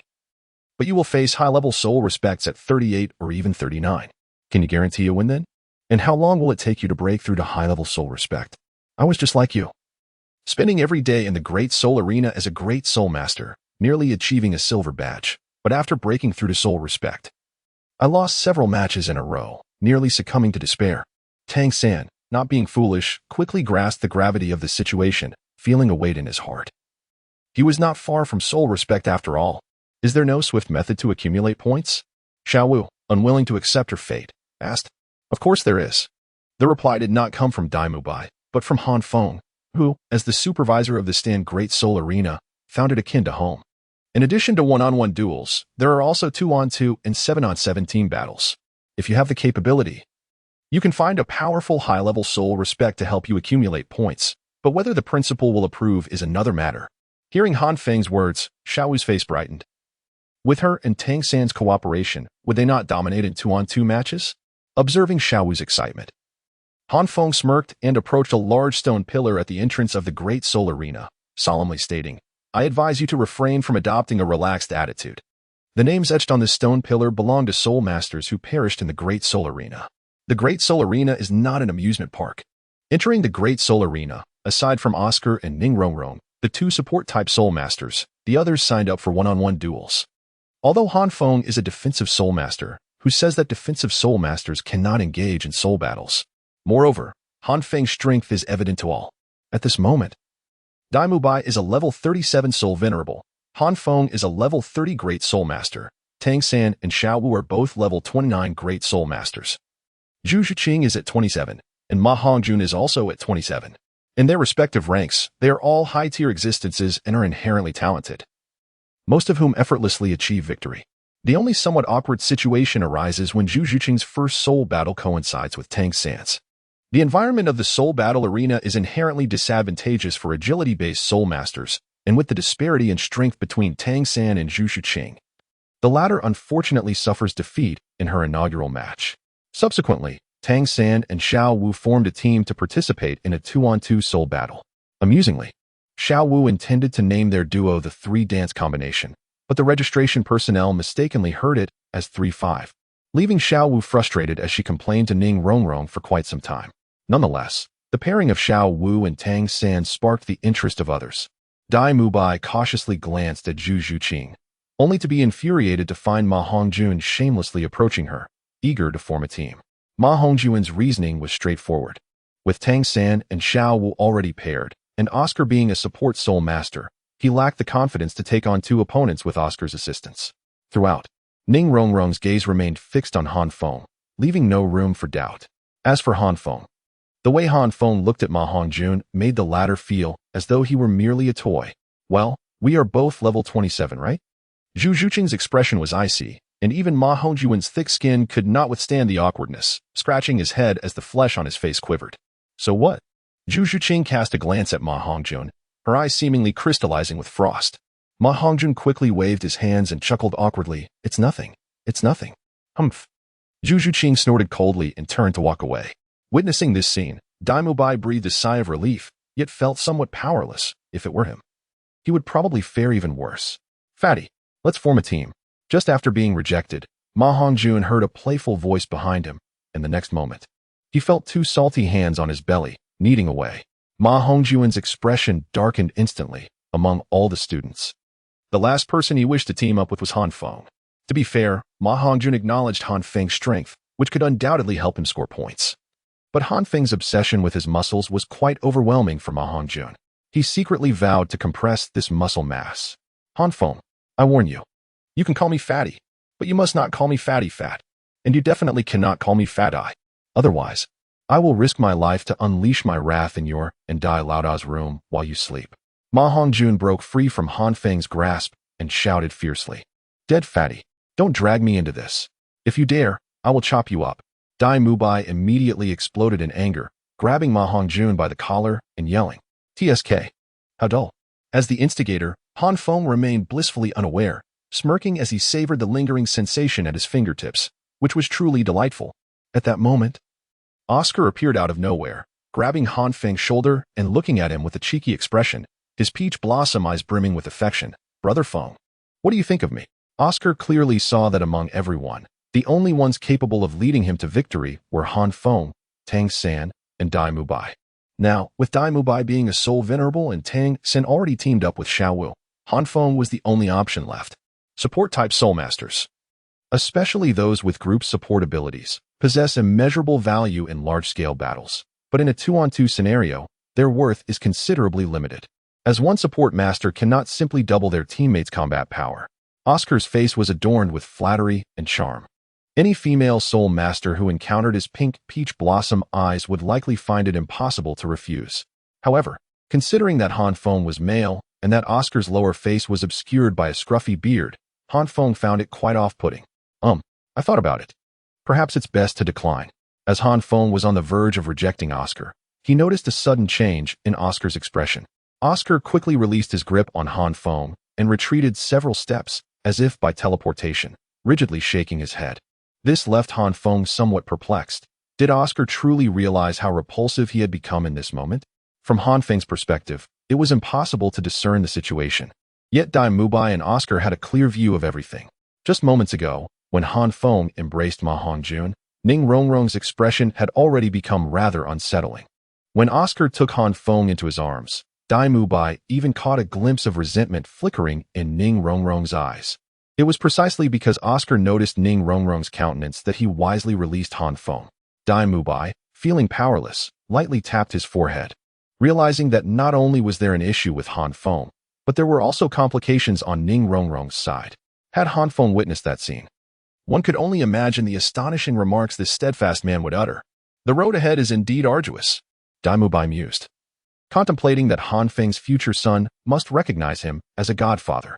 Observing Oscar's voluntary withdrawal, Ning Rongrong's face lit up with joy, her previous unease dissipating entirely. Taking a deep breath, she mustered her courage to approach Han Feng and cheerfully proposed, Han Feng, how about we form a team together? You? Han Feng glanced at Ning Rongrong, feeling somewhat reluctant. If she were to throw a tantrum during the soul duel, it would certainly cause him trouble. Noticing the hesitation on Han Feng's face, Dai Mubai swiftly approached, wrapping his arms around Han Feng's neck and whispering, just agree to her. There's no one else who can team up with her. Zhu Qing and the fatty lack the necessary strength. They would likely suffer more defeats than victories. Tang Sen has already teamed up with Xiao Wu, which leaves only you. Why should I? I can hardly tolerate her temperament. Besides, if I team up with her, what will happen to Oscar? Han Feng furrowed his brows, expressing his reluctance. Dai Mubai, inwardly affirming his thoughts, chuckled lightly. Come on. Those capable should shoulder more responsibilities, right? If she throws another fit, you can simply walk away. Are you afraid you won't be able to earn a Silver Soul badge? Moreover, you've already reached level 30. It won't be long before you have to face the Soul Sovereign match. It's just one day. Bear with it. As for Oscar, Dai Mubai cast a glance at Oscar in the distance, gritting his teeth with a touch of solemnity. That guy is also nearing level 30. When the time comes, he can team up with me, and I'll guide him through the soul duel. Han Feng still furrowed her brows. Yet she could not deny that Dai Mubai's words held merit, so she reluctantly nodded. Very well. However, let me make it clear beforehand, if she falls ill again, I shall not indulge her. Dai Mubai chuckled lightly, of course. Naturally, Han Feng looked at Dai Mubai with a mix of skepticism and belief, ultimately choosing to trust him. Noticing Han Feng nodding, Dai Mubai promptly pressed down on Han Feng's head and flashed a broad smile at Ning Rongrong, exclaiming, Han Feng says he agrees. Really? Ning Rongrong exclaimed joyfully, having expected Han Feng to refuse her. How could it be false? Just a moment ago, he asked me if the name-blazing treasure team sounds appealing. Dai Mubai, with his eloquence, seized the opportunity to utter delightful words that would please Ning Rongrong. Wait a moment. Han Feng attempted to counter Dai Mubai, but his mouth was covered, preventing him from revealing the truth. Sounds good. Very good. Absolutely splendid. I shall register the team name right away. Ning Rongrong, ignoring Han Feng entirely, turned and dashed off to register the name, leaving behind a perplexed Han Feng and a sheepish Dai Mubai. You truly have a way with words, with just a touch of your lips. Even the title of Douluo could be yours. Han Feng rolled his eyes, casting a questioning glare at Dai Mubai. Dai Mubai merely chuckled awkwardly, responding, You're too kind, too kind. This scene did not escape Xiao Wu's notice, and it left her somewhat displeased. Why should such a beautiful girl as Rongrong so humbly cherish Han Feng? Humph. Xiao Wu vowed to make him understand the meaning of cherishing and the pain of losing what one loves. She huffed silently, sticking her tongue out at Han Feng's retreating figure. Chapter 37. Stand still. When Ning Rongrong returned, slightly breathless, as if fearing Han Feng might have a change of heart. She swiftly resolved everything, presenting a bronze badge to Han Feng and solemnly placing her own badge into her soul guide. Han Feng, however, was indifferent, casually placing it into his pocket. He certainly would not divulge to Dai Mubai and the others that he had already acquired the Golden Soul Badge at the Soul Arena in Stan City. Had it not been for the utter lack of excitement towards the end, he could have easily obtained the Purple Gold and Diamond Soul Badges as well. To say that Han Feng was exceptionally strong would not be entirely accurate, for when he had just broken through to the Great Soul Master level, his prowess paled in comparison to those Soul Masters who had toiled for 8 or 9 years within the same realm. Much of his perceived strength stemmed from the respect accorded to him due to his lineage. After all, he was the son of the Soul Arena's overseer. Those less gifted Great Soul Masters, seeking to make a living at the arena, would do well to avoid antagonizing Han Feng. Honestly, can't you take better care of it? Ning Rongrong playfully chided upon witnessing Han Feng's actions. This was their first shared possession. How could he treat it so carelessly? Observing Han Feng's furrowed brow, she heard him mutter, "In any case, it's just a matter of playing." As soon as Han Feng opened his mouth, Dai Mubai sensed that this fellow had nothing good to say and promptly interjected, "It's just a copper soul badge after all. With Fengzi's prowess, he will soon replace it. It's nothing to be concerned about." TSK. Han Feng clicked his tongue, observing the bewildered yet amused expression on Dai Mubai's face, and decided against offering an explanation. Ning Rongrong furrowed her brows and murmured softly, "But that is not acceptable." The remainder of her words, even for Han Feng who was closest to her, remained inaudible. Just as Han Feng was about to inquire further, an announcement echoed through the speakers. "We will now proceed to the 2-on-2 matches. Please welcome the newcomers, the Blazing Treasures duo, to battle against the Venomous Beauties ensemble." Oh. As the announcement concluded, the venue erupted into a fervor, cheers rising in a cacophony. These cheers were not directed at Ning Rongrong and Han Feng, but rather at the Venomous Beauties duo, a name well known in the Great Soul Arena. Their strength could not be deemed overly formidable, yet their striking appearance captivated the audience. The so-called beauties were a pair of sisters. Though they could not rival the breathtaking beauty of Ning Rongrong and Chian Renua, they were nonetheless a feast for the eyes. The term venomous referred to their martial spirits, one a snake and the other a scorpion, both renowned for their poison, with one excelling in strong attacks and the other in agile strikes. Upon hearing the words fiery treasure, Han Feng felt no inclination to inquire further. He turned to Ning Rongrong and said, "Let us proceed." Ning Rongrong hurriedly followed, exclaiming, "Wait for me." Upon reaching the stage, Han Feng was no stranger to such scenes, his heart undisturbed. In contrast, Ning Rongrong appeared somewhat anxious. Only by staying close to Han Feng could she find a semblance of security. Before them approached 2 tall women, likely in their 20s. Both clad in kipayos with high slits, seemingly intentional in their attire. Upon witnessing the scene, Han Feng furrowed his brows, for he harbored a disdain for frivolous women. Although they were strangers and he held no ill will towards them. "I cannot believe our luck today, sisters. We have encountered 2 fledglings," one of the women exclaimed. "Little brother, look at that girl beside you. She lacks both bosom and rear. How about this, if you surrender? My sisters and I shall entertain you with a game of house tonight." One of the women caught sight of Han Feng and her eyes sparkled with interest. She let out a flirtatious laugh, her voice dripping with seduction, enticing Han Feng. Their banter ignited a cacophony of reactions in the grand arena, prompting fits of laughter from the sisters. Should a novice encounter such overwhelming bravado, it would likely stifle their ability to perform. But alas, Han Feng had witnessed far worse in the Stan Grand Arena.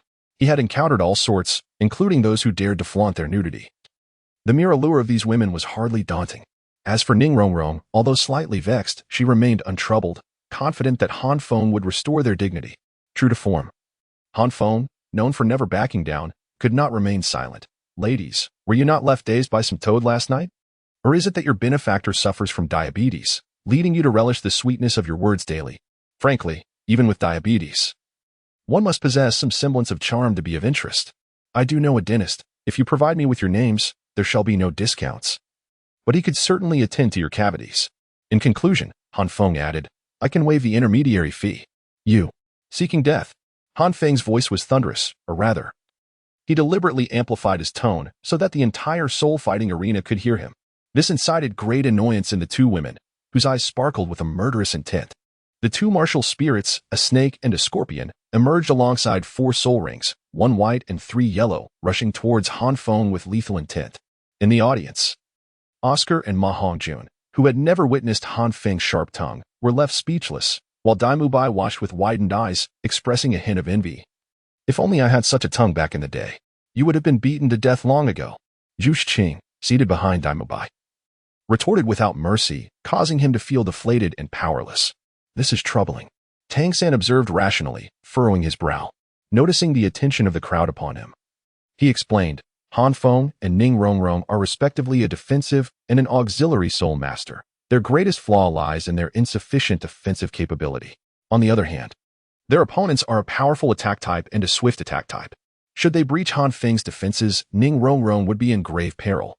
No matter how formidable Han Feng is, he cannot simultaneously guard against two adversaries. If the snake and scorpion pair split their efforts, Han Feng may find himself overwhelmed and ultimately worn down, unless Han Feng chooses to abandon Ning Rongrong from the outset. As Tangan articulated this analysis, Daimubai and the others also frowned, reluctantly acknowledging the validity of his statements. Furthermore, Daimubai was aware that for the sake of victory, Han Feng might indeed forsake Ning Rongrong, rendering their efforts futile. Humph! If Han Feng dares to do that, Sister Xiaowu will pummel him. Xiaowu huffed in response, half-seriously raising her small pink fist and gesturing angrily towards Han Feng on the stage. Xiaowu, stop that. Tangan chuckled awkwardly, quickly restraining her and casting an apologetic glance towards Daimubai and the others. On the soul-fighting platform, as the two opponents charged towards him, Han Feng chuckled lightly, unfazed, and turned to Ning Rongrong, instructing, stand still and just amplify my abilities. Understood. Ning Rongrong nodded earnestly, summoning the 7 treasures glazed pagoda, which illuminated with 2 soul rings, one enhancing strength and the other increasing speed, bestowing upon Han Feng a palpable surge in momentum. Upon witnessing the 7 treasures glazed pagoda, the 2 women, initially charging towards Han Feng, suddenly halted, exchanging quick glances laden with unspoken understanding. Never underestimate the tacit coordination of twins. Meanwhile, seeing Ning Rongrong's affirmative nod, Han Feng grinned widely and charged directly at the scorpion martial spirit's formidable attacker. With a resounding roar, the blaze shield materialized, enveloping Han Feng in searing flames, his 2 soul rings trailing closely behind like a rampaging bull. A defensive soul master, accompanied by an auxiliary soul master, dares to challenge us in soul fighting? Utterly reckless. The scorpion martial spirit scoffed, undeterred by Han Feng's presence. Activating her first soul ring, her hands transformed into purple venomous pincers. The second soul technique of the scorpion master unleashed a potent toxin, yet against Han Feng's flames, it posed no threat. Instead, she channeled her soul power into her first technique, causing the pincers to swell to more than double their size, crashing violently against the blaze shield. As the pincers collided with the shield, flames erupted, igniting the sunfire, which surged along the pincers towards the scorpion master. Startled, she narrowed her eyes and leaped back. But the sunfire clung to her like a relentless parasite. The scorpion master, realizing the dire nature of the situation, felt a chill of fear wash over her. Yet her eyes betrayed no panic as she shot Han Feng a mocking grin. In the audience, Daimubai suddenly sprang to his feet, shouting, Fengzi, behind you. While Han Feng and the scorpion master were locked in fierce combat, the snake master had stealthily approached Han Feng's rear, targeting Ning Rongrong. As an auxiliary soul master, Ning Rongrong stood no chance against a swift attack-type soul master, even if she tried to flee. The snake master's eyes gleamed with malice, filled with murderous intent. She was oblivious to the true nature of Ning Rongrong's martial spirit. All she knew was that Han Feng had insulted her, and as an auxiliary soul master, Ning Rongrong was vulnerable to a swift and lethal strike. Chapter 38. Who says a shield cannot inflict damage? Han Feng instructed Ning Rongrong to remain still, and she obediently complied, dedicating herself entirely to supporting him, wary of any lapse in attention. However, what Ning Rongrong did not anticipate was Han Feng's complete disregard for her in that moment. Not only she, but also Daimubai and the others watching from below, believed Han Feng was prepared to abandon her, perhaps even viewing her as bait from the outset. After all, at this juncture, should he choose to pursue the Scorpion Soul Master, Han Feng could undoubtedly deliver a devastating blow, ensuring victory against the Serpent Soul Master thereafter. Yet, this notion was undeniably cruel towards Ning Rongrong. She felt a pang of injustice, while she understood the reasoning. If every issue in the world could be resolved with logic, there would be far fewer unrequited loves and lingering attachments. As the Serpent Soul Master drew ever closer, Ning Rongrong realized that any chance of escape was futile. The opponent, being a speed-oriented Soul Master, was several times faster than her. The distance, though seemingly only a few meters, felt insurmountable. Stealing her resolve, She silently reassured herself. Han Feng had often irked her, so this was nothing new. Yet, despite her attempts at self-comfort, her throat felt tight with emotion. Casting an aggrieved glance at Han Feng's back, she assumed a mischievous demeanor, flashing a cunning smile at the Serpent Soul Master before preparing to leap off the stage. Such a plan could not be allowed to succeed. The Serpent Soul Master cursed inwardly, taken aback by Ning Rongrong's decisiveness. If he pursued her outside the arena, the Soul Master's present would surely intervene. Angered by Han Feng's disparaging remarks, he unreservedly unleashed his powers, activating his first and second soul rings, accelerating his speed drastically. Transforming into a chilling serpent with a grotesque maw aimed directly at Ning Rongrong. Alarm bells rang. Time was running out. Daimu Bai's heterochromatic eyes widened in alarm. His handsome face etched with concern. Ning Rongrong too was startled, her beautiful eyes filled with fear as she shut them in despair. Yet, as a second passed, then two. The anticipated agony did not arrive. Instead, she felt herself enveloped in a warm embrace. Opening her eyes, she found Han Feng standing less than a hand's breadth away. Her cheeks flushed with surprise. However, Han Feng's expression was grim. He effortlessly repelled the Serpent Soul Master with his sun flame but did not pursue. Instead, he fixed his gaze on Ning Rongrong, speaking in a grave tone. What did I say during our battle with Zhao Wujie? When you and I are teammates. Allowing you to be harmed is a grave insult to me. What were you about to do? Did you doubt me? Meeting Han Feng's intense gaze, the normally domineering Ning Rongrong felt a flicker of panic, hastily shaking her head. No. It's just because. Because you thought I would regard you as bait? You believe I was prepared to abandon you from the beginning of the battle? Han Feng pressed, his eyes piercing into hers. Do you think that as a defensive soul master, I lack this level of awareness? I can assure you. As long as you stand behind me on the battlefield, no one can harm you while I am still standing. If you cannot even trust this, then the very existence of the Blaze treasure duo is meaningless. It was understandable why Han Feng was so incensed. Ever since his martial spirit awakened, Han Dong had been instilling the principles of defensive soul masters within him, including their responsibilities and dignity. A defensive soul master who cannot protect their allies during battle is of no use. A defensive soul master who cannot safeguard others is no better than a lump of iron. What Han Feng did not expect, however, was that after his serious declaration, Ning Rongrong would turn crimson, retreating into his embrace, timidly nodding and responding in a voice barely above a whisper. At this moment, should she not declare loudly, "Yes, I believe in you," as a sign of respect? What a stirring scene that would be. No. According to Ning Rongrong's temperament, she should have scolded him with her usual fierceness, not displayed this meekness. Had he misjudged her? Was she truly not the spoiled, headstrong young lady he had perceived? Han Feng found himself perplexed and decided to cast aside his thoughts, for they were still engaged in the soul fighting. Since he was already aware, why should he continue to evade? Oh, Ning Rongrong hastily rose to her feet.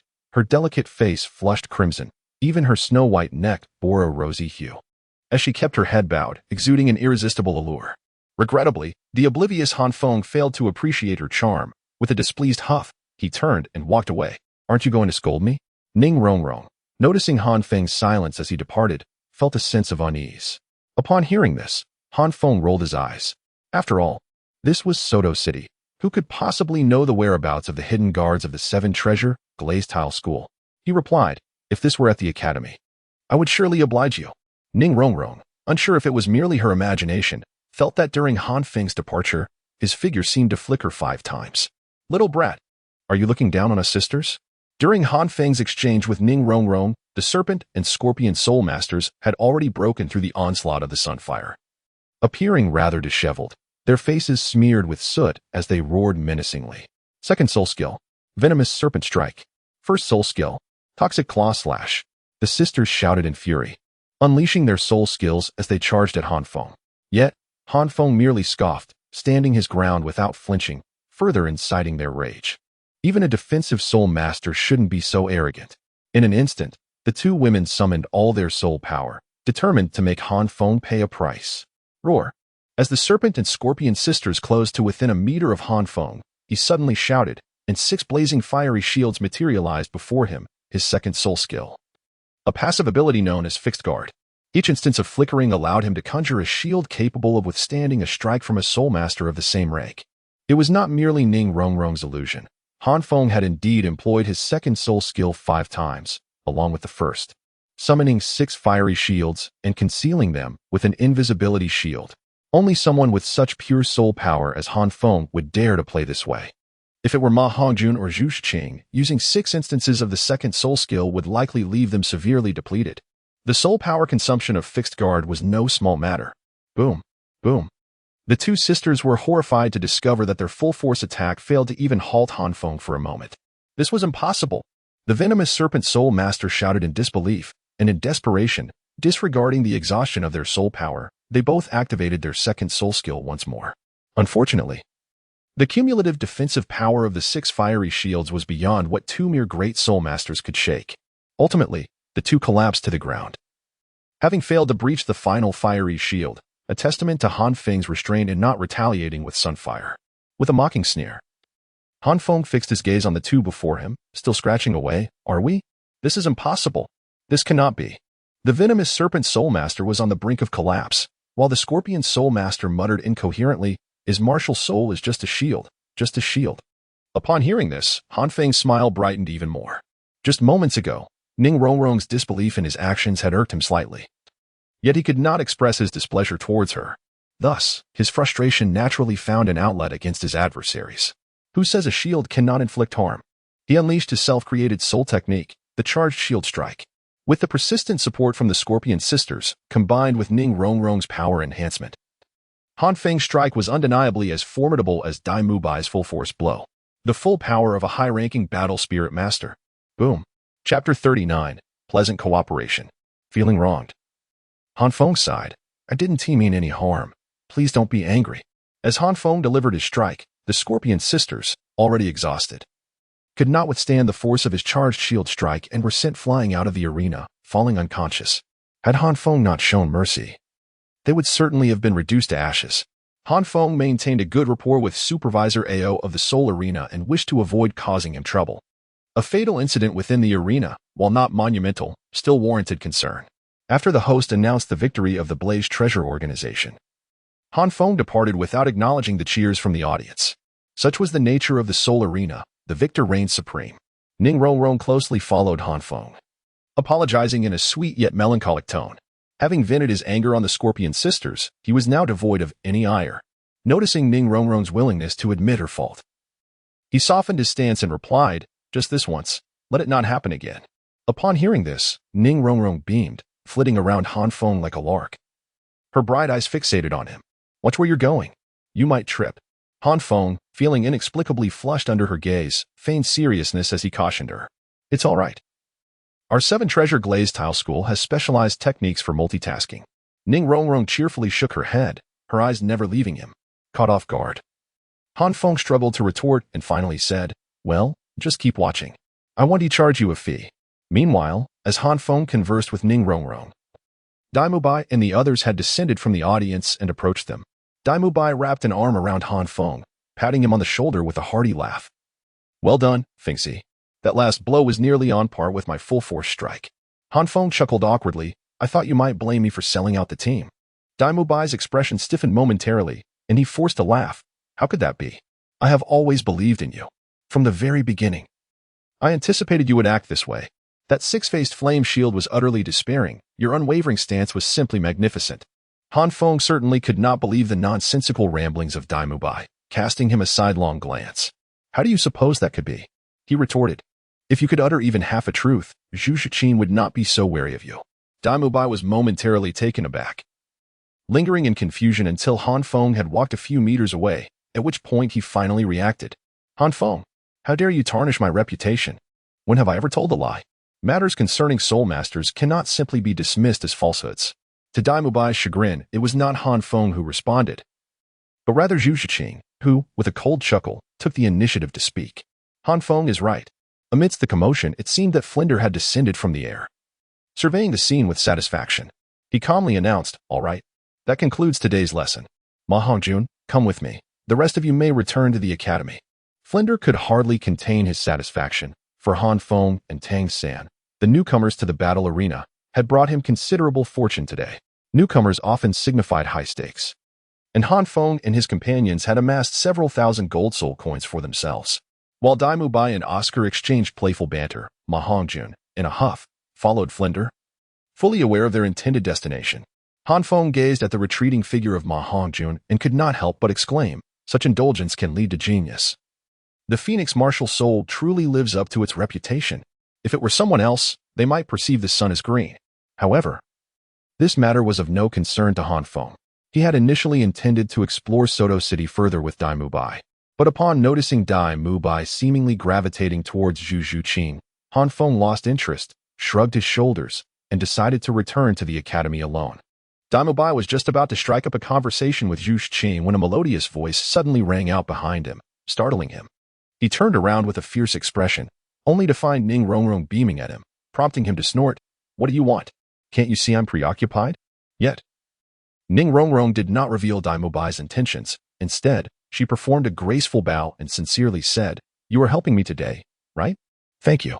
Dai Mubai was momentarily taken aback by Ning Rongrong's words, thinking to himself, it seems Han Feng has indeed changed her quite a bit. Although he pondered this, he replied, "Do not misunderstand. I am assisting Fengzi, not you." Ning Rongrong nodded nonchalantly, revealing her signature mischievous smile. "You may deceive others, but not me. Han Feng is right.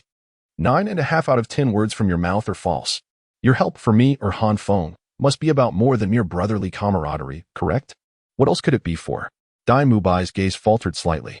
Ning Rongrong, however, remained silent, merely casting a glance at the forward-moving Zhu Zhuqing, smiling sweetly. Acknowledging that he had been seen through, Dai Mubai dropped the pretense. "What do you want?" "Nothing much. You like Zhuqing, and I like Han Feng. In a certain sense, our situations are quite similar." Ning Rongrong ceased her teasing, and a trace of melancholy flickered across her lovely face, clearly reminiscent of Han Feng's demeanor towards her. Dai Mubai contemplated this and sighed, recognizing that Ning Rongrong could at least engage in conversation with Han Feng, while he struggled to even speak with him. Thus, "I believe we have a need to collaborate." Suddenly, Ning Rongrong's expression turned serious as she looked intently at Dai Mubai. "You are Han Feng's roommate, and Zhuqing and I share a room. If anyone can discern Han Feng's preferences, it is you. Likewise, as for Zhuqing's likes and dislikes, besides me, there is no one more suitable. Of course, if you could borrow Xiao Wu from Tang San, consider me silent." Ning Rongrong's eyes sparkled with confidence as she fixed her gaze upon Dai Mubai. As the daughter of Ning Fengxi, she was absolutely certain about her negotiation skills. As expected, once Ning Rongrong finished speaking, Dai Mubai's eyes gleamed with understanding, signaling that he comprehended her intentions and agreed to her plan. With a slight smile, Ning Rongrong remarked, "May our collaboration be delightful." "Delightful indeed." Dai Mubai grinned widely, deep in thought. However, Ning Rongrong quickly added with seriousness, "But let me be clear, I will only share Zhuqing's preferences and some information I deem appropriate. If you seek my assistance in administering any form of underhanded tactics, I will directly inform Zhuqing. Even if it means severing ties with her, you shall never win her heart." Dai Mubai chuckled. "Likewise," he continued, "and I trust you understand Han Feng's temperament. If he discovers this, neither of us will emerge unscathed." Finally, Dai Mubai issued a stern warning to Ning Rongrong. Yet, Ning Rongrong remained unfazed, retorting, "I return your warning in full. You must understand, I am ultimately a girl, and I can at least have one night with Han Feng." Dai Mubai was momentarily speechless, taken aback by Ning Rongrong's boldness. He coughed awkwardly, conceding that she had a point. After a moment's contemplation, Dai Mubai remarked, "To express my sincerity, I can offer you one piece of advice. If you do not alter your current spoiled demeanor, no matter how much I assist you, Han Feng shall never develop feelings for you. Especially regarding your attitude towards others, I advise you to refrain from treating them as mere servants." With that, he turned and left, leaving Ning Rongrong behind, lost in thought. Han Feng and Zhu Zhuqing could scarcely have imagined that the person sleeping beside them would betray them. Yet, perhaps by the time they realized this, they might already be reveling in their newfound circumstances. Chapter 40. The Pursuit of the Third Soul Ring Today. I perused the comments and discovered numerous typographical errors in my earlier writings, which was quite embarrassing. Henceforth, after completing each chapter, I shall review it myself to promptly rectify any mistakes I find. The following morning, Han Feng was abruptly awakened by Dai Mubai. He barely had time for a hurried wash before being dragged outside by Dai Mubai. Flinder had long been awaiting them in the academy's open grounds, and surprisingly, Ma Hongjun arrived even earlier than both Dai Mubai and Han Feng. This left Han Feng astonished, contemplating how Ma Hongjun could possibly have battled until the wee hours of the night, yet still appeared vibrant and full of energy for class the next day. Truly remarkable. If only Ma Hongjun could channel that fiery spirit into his cultivation, Han Feng believed he could easily surpass level 30, perhaps even reach 37 or 38. Alas, Han Feng could only muse on such possibilities. Any man understands the arduous choice between achieving dreams through hard work and cultivating a tranquil mind like a sage. Especially considering that Ma Hongjun is genuinely engaged in the heat of battle. Subsequently, Zhu Zhiqing and Ning Rongrong arrived together, leaving Han Feng somewhat perplexed. It seemed that after just one night, the bond between Ning Rongrong and Zhu Zhiqing had remarkably strengthened, as if they were already the closest of friends. Is this what friendship among girls truly entails? Han Feng was perplexed, but Dai Mubai's eyes sparkled with enthusiasm as he secretly nodded and gave Ning Rongrong a thumbs up. Soon, Tang San and Xiaowu appeared. Despite one residing in the male dormitory and the other in the female dormitory, their simultaneous arrival was quite perplexing. After a while, Oscar had yet to show up, prompting a vein to throb on Flinder's forehead. Where is Oscar? Is he sleeping again? Tang San, who shared a dormitory with Oscar, quickly explained, Dean, I saw Oscar cultivating this morning, so I didn't disturb him. He might have lost track of time while practicing. Upon hearing that Oscar was in training, Flinder's anger diminished slightly, but he still instructed Dai Mubai, go fetch Oscar for me. Today's lesson cannot proceed without him. There's no need. I'm here. Just as Flinder finished speaking, Oscar dashed over from behind the group, his stubble mysteriously vanished, and his peach blossom eyes radiated joy and pride. Noticing the astonishment in everyone's eyes, Oscar smiled with satisfaction, as his sudden decision to shave stemmed from an incident in Soto City yesterday, where he was not only scorned by Han Feng for his facial hair but also mistaken for an old man by a child. This was utterly unacceptable to Oscar. After all, he considered himself a dashing young lad. How could he be perceived as a grandfather while walking with Han Feng and the others? Ah, little Oscar. You finally decided to tidy up. Dai Mubai chuckled, pulling Oscar into a friendly embrace. Ma Hongjun also wore a wistful expression, reminiscing about the times when Oscar had accompanied him. Now, he was left alone. The remaining members, Tang San and others, were in awe, never having imagined that such a stark contrast could exist in a single individual. Flinder's focus, however, diverged from the rest as he was struck by a revelation upon seeing Oscar. Oscar, have you reached level 30? Finally receiving the attention he sought.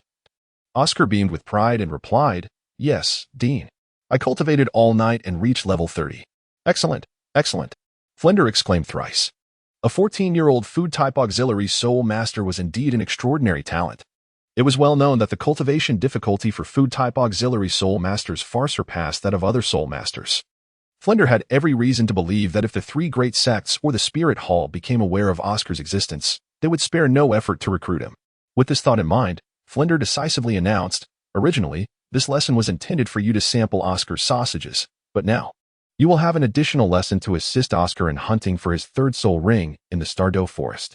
While Tang San and the others had no objections to helping Oscar with his third soul ring, they were quite resistant to Flinder's earlier remark. Oscar's soul abilities were rather off-putting. Han Feng, however, was unperturbed. Instead, he smiled with delight and remarked, That's splendid. By the way, I can also procure my third soul ring. Upon hearing Han Feng's words, Flinder suddenly recalled that Han Feng was indeed the most formidable of monsters.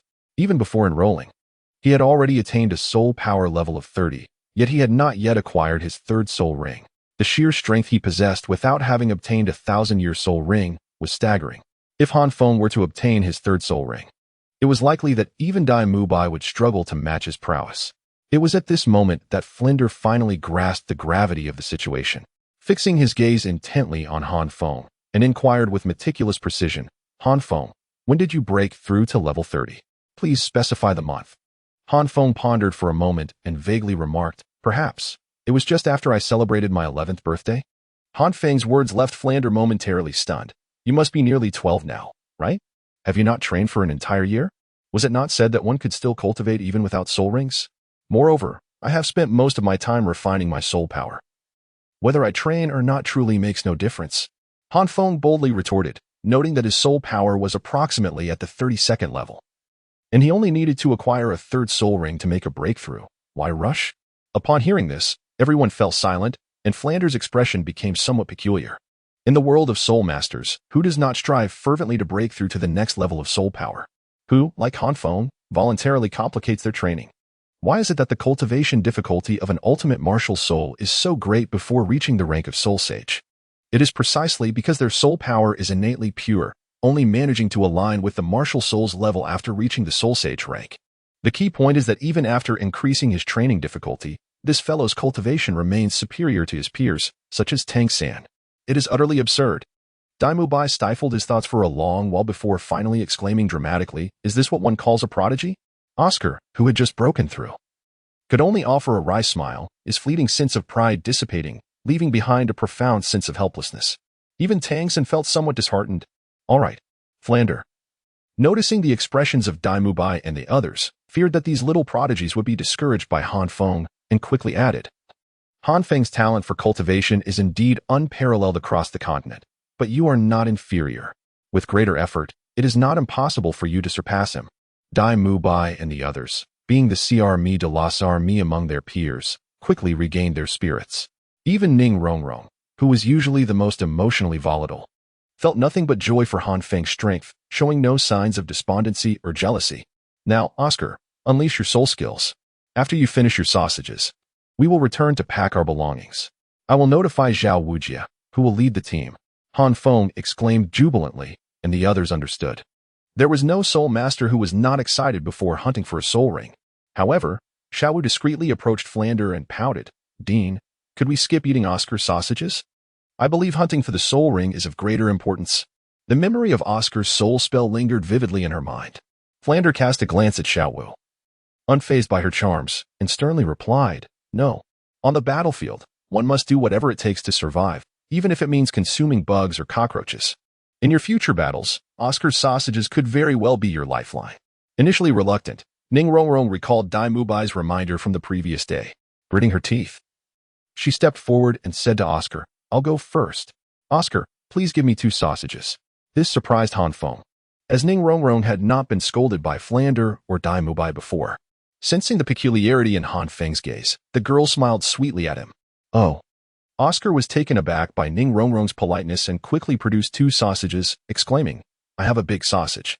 I have a small sausage." Upon hearing Oscar's soul spell, Ning Rongrong's delicate face stiffened momentarily as she reluctantly accepted the 2 sausages, but then, with her eyes closed, she grit her teeth and consumed them. With Ning Rongrong setting the precedent, the others could not hesitate any longer and began to eat Oscar's sausages. Initially, they all resisted, but once they consumed them, they revealed expressions of astonishment.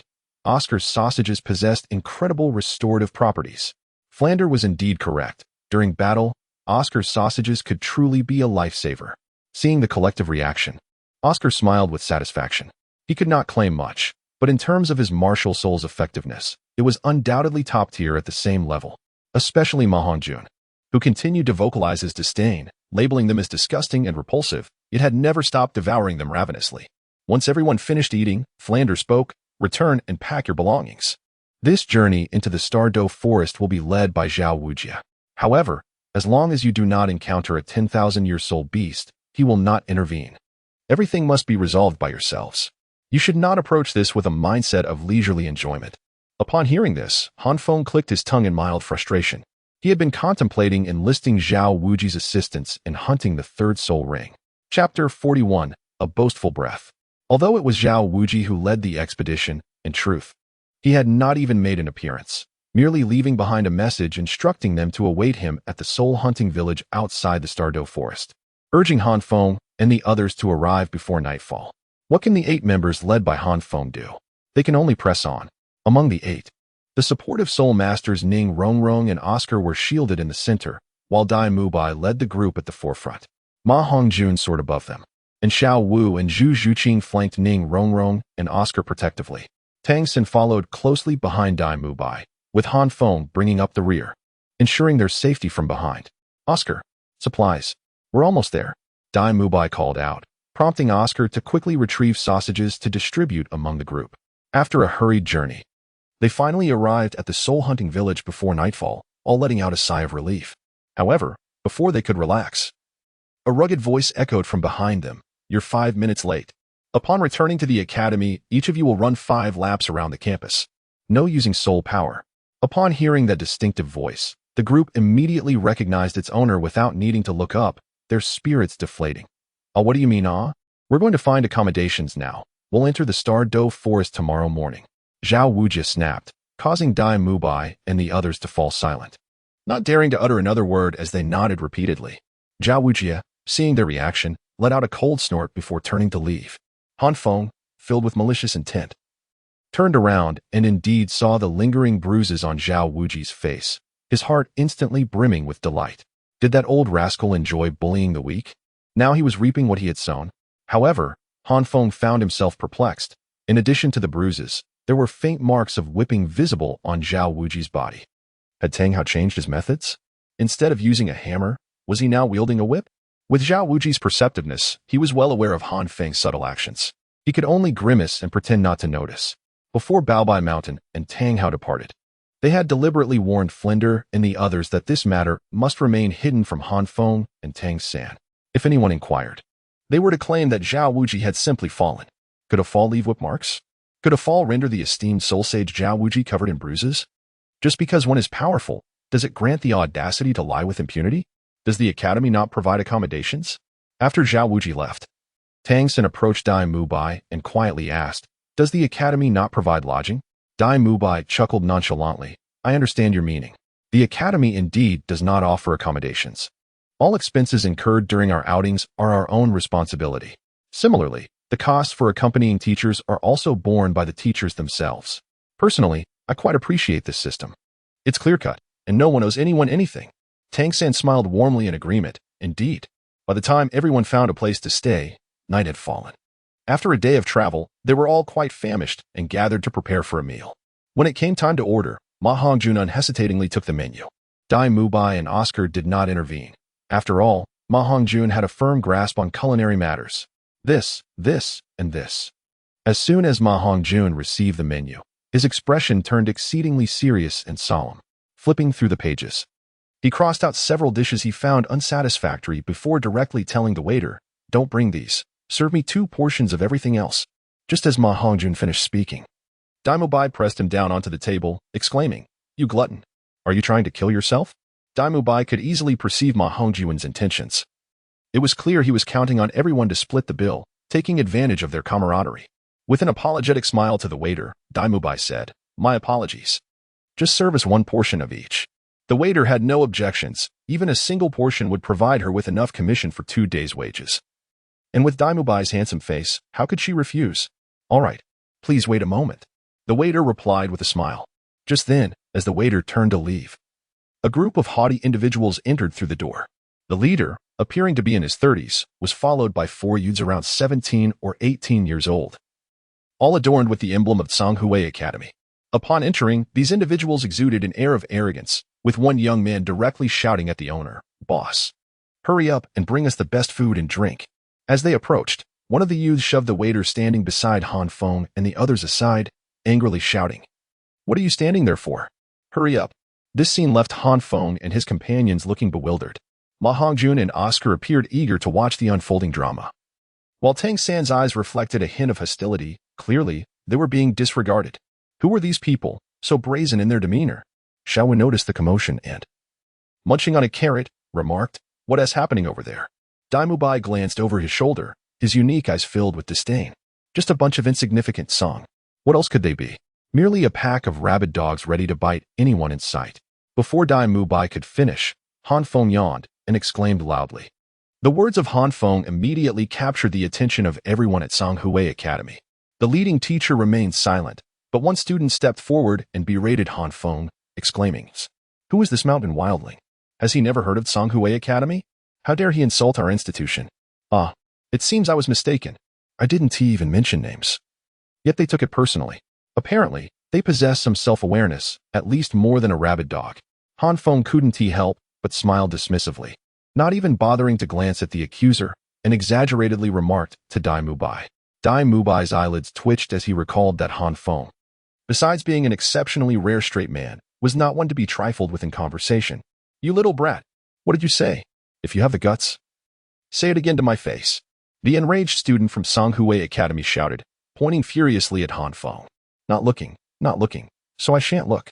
With your features, you clearly resemble a couple long separated, living their own lives, and when brought together, it becomes a tragic scene.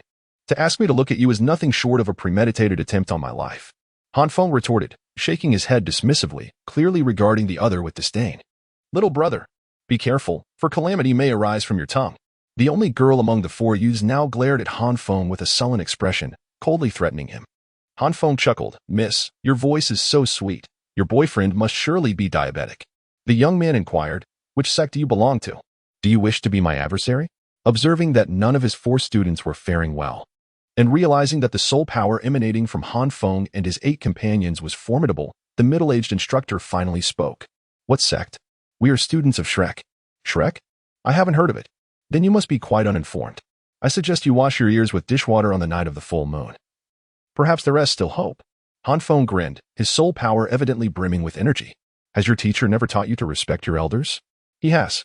But he never taught me how to respect a green-skinned turtle. Han Feng remarked, observing the man's appearance. With a face like yours, you must be barren. Only when one is blessed with numerous offspring can they grow a head of such greasy green hair. You seek death. The middle-aged man could no longer restrain himself.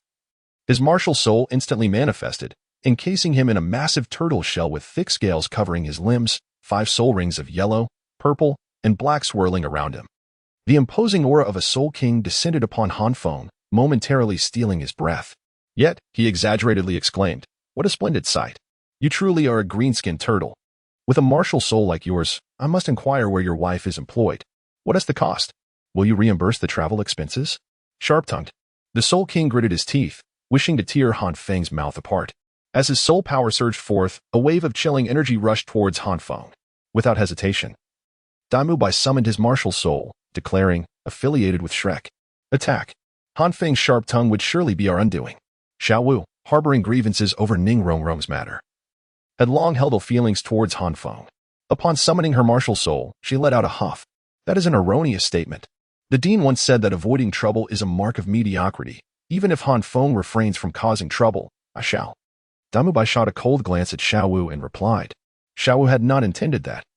She merely detested Han Feng and was about to retort when Tangan stopped her, saying, Xiao Wu, do not speak further. Humph. Aware of her shortcomings, Xiao Wu redirected her ire towards the Xian Gui Soul King, imploring Tangan, Brother San, help me, I wish to shatter that old turtle shell. With that, she charged forward. Tangan, not daring to hesitate, activated his first soul skill, Blue Silver Grass, instantly ensnaring the Xian Gui Soul King.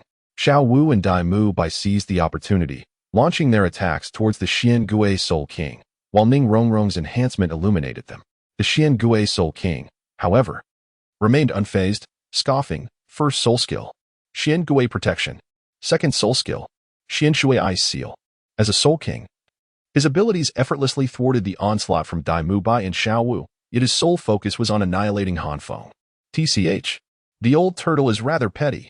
Han Feng remained unruffled, activating his martial soul and unleashing his first soul skill, Command of Life, successfully resisting the chilling assault with the aid of the sun's flames. Chapter 42 Zhaowuji. Delightful. Zhu Qing. Xiao Wu. As Han Feng withstood the icy blast, Tangan shouted, and Zhu Qing and Xiao Wu immediately understood. Ning Rongrong's enhancement enveloped both, and the shadows of black and red descended, unleashing their strikes upon the Xian Gui Soul King's shell. What a tough shell. Xiao Wu exclaimed after a few blows, cursing under her breath. Oh, allow me to give it a try. Seeing Xiao Wu and Zhu Qing struggling, Daimyo laughed heartily, activating his White Tiger Protective Shield and White Tiger Transformation, his golden hair transforming to a brilliant white as he roared and charged at the turtle shell. The 7 treasures are renowned. First, strength. Second, speed. Ning Rongrong hastily amplified Daimyo, his power soaring to terrifying heights. The Xian Gui Soul Master was taken aback, quickly retreating into his shell. Boom. Daimyo's fist struck down, failing to penetrate the tough shell, but his arm was instantly encased in ice, causing him to gasp in shock. What terrifying cold. You seek death. The Xian Gui Soul King emerged from his shell, his face aflame with fury. Though the last blow was not painful, it was humiliating. Xian Bing Surge. The Xian Gui Soul King roared, channeling 30% of his soul power, summoning a blizzard that swept through the hotel, large chunks of ice crashing down upon the group. Tangan and the others were startled. This defensive soul master possessed offensive capabilities. Let me handle it. The already prepared Ma Hongjun suddenly shouted. activating his first and second soul skills simultaneously, unleashing a blazing fire line that successfully countered much of the storm. However, it was evident to all that Ma Hongjun was at a disadvantage. The Xian Bing was breaking through his flames, and his soul power could not sustain such intense heat for long. Swish, swish, swish, swish, swish. The ice rained down upon them. Yet a flash of fire surged forth and blocked all the ice. Oscar, sausages. As Han Feng shielded Oscar from the ice, he called out. And Oscar quickly produced 3 sausages, frantically handing them to Han Feng. Han Feng devoured them, feeling his soul power surge momentarily before swiftly depleting. Not good. The fatty can't hold on. Han Feng, Dai Mu Bai suddenly shouted, his tone grave. Here it comes. The second soul skill activated again. 6 flaming shields forming in front of Han Feng, holding the blazing celestial shield, enhanced by Ning Rongrong. Han Feng activated his first soul skill, Command of Life. And while shielding Ma Hongjun from the tumultuous ice, he advanced forward. The cold ice crashed against the fiery celestial shield as Han Feng bore the icy tempest. Stepping forward step by step, observing Han Feng's actions, Tang San was the first to comprehend his intentions. A glimmer of madness and exhilaration flashed in his gentle gaze. As the blue silver grass surged forth, once gathered to a certain extent, it erupted, ensnaring the Xian Gui Soul King in a veritable cage. Upon witnessing this, Han Feng smiled. As he approached the Xian Gui Soul Master, mere half a meter away, the flames upon the Qitian shield surged dramatically. Han Feng lifted the Qitian shield, employing its 6 fiery facets to withstand the frigid onslaught of the Xianbing storm. With a sinister grin, he pondered, powerful shield strike. The chilling aura of the Xian Gui and the Xianbing storm enabled Han Feng to amass a considerable amount of strength. Coupled with the 3 sausages he had consumed and his own reservoir of soul power, the energy within the Qitian shield had evidently reached its zenith. With a formidable strike from the Soul Sect, the air crackled as the impact shattered the protective barrier of the Xian Gui Soul King. Unable to retreat into his shell due to the control exerted by the blue-silver grass, he could only watch helplessly as Han Feng's shield drew nearer, ultimately colliding with his face. The immense force sent him hurtling backward, crashing beneath the staircase on the 2nd floor. Exhaling deeply, Han Feng concluded his barrage. Feeling the depletion of his soul power, the spirit embodiment automatically lifted, and he let out a long sigh, half kneeling on the ground in exhaustion. Dai Mu Bai hurriedly stepped forward to support Han Feng and leaped away from the Xian Gui Soul King. Han Feng's strike was insufficient to render a defense-type Soul King powerless. I shall ensure your demise is without burial. As anticipated, in the next moment, the Xian Gui Soul King rose, his eyes brimming with a terrifying murderous intent. The pitch-black 10,000-year soul ring behind him radiated a brilliant glow, causing the onlookers to gasp in astonishment. The might of a 10,000-year soul ring is far beyond that of a 1,000-year soul ring. How dare you stay awake at this hour, playing games like a turtle? Hurry back to sleep, Teacher Zhao. Yet before the dark 10,000-year soul ring could fully illuminate, Zhao Wujie descended from the 2nd floor, effortlessly sending the Xian Gui Soul Master flying with a single slap. Unfazed, he scolded Han Feng and the others. Upon seeing Zhao Wujie, Tang San and his companions felt completely at ease. What did it matter if the Soul King was present? Zhao Wujie was a soul sage. Fuming, the Xian Gui Soul King climbed back up, his eyes reflecting a deep apprehension as he gazed at Zhao Wujie. However, the resentment within him could not be contained. You are their teacher? Have you not taught them to respect the strong? You must provide me with an explanation today. In the face of the enraged Xian Gui Soul King, Zhao Wujie merely boredly flicked his ear, sneering disdainfully. Respect the strong? If you cannot even defeat my students, how dare you call yourself strong? Indeed, with that turtle shell and hunched posture, those pea-sized eyes, are you truly a strong one? Aside from your words, how are you different from an ordinary turtle? Han Feng, having regained some composure, could not resist throwing in his own insult. You. The Xian Gui Soul King was left speechless, for if it were not for Zhao Wujie's presence, he would have surely slain Han Feng. Hearing Han Feng's words, Zhao Wujie merely smirked. Others claimed that a defensive soul master must possess the ability to protect their teammates, but in Zhao Wujie's eyes, Han Feng did not need such capability at all. Merely relying on Han Feng's sharp tongue could draw the ire of all. When it came to the battlefield, Han Feng would be a target himself. How could he protect others? Naturally, while Zhao Wujie held such thoughts, he could not neglect to defend his students. With a snort, he shot a glance at the Xian Gui Soul King and retorted, You desire an explanation, do you? Very well, I shall provide you with one. With a menacing grin, Zhao Wujie unleashed a strike with a palm the size of a fan, descending upon the Xian Gui Soul King with lightning speed.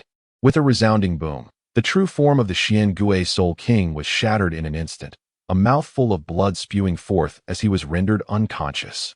Zhao Wujie, satisfied, dusted off his hands, a look of triumph etched across his face. Han Feng gazed at Zhao Wujie's expression, chuckling lightly and intentionally directing his attention towards Zhao Wujie, feigning admiration as he remarked, "Ah, the sensation of not having to rely on a martial soul to strike is truly something to yearn for."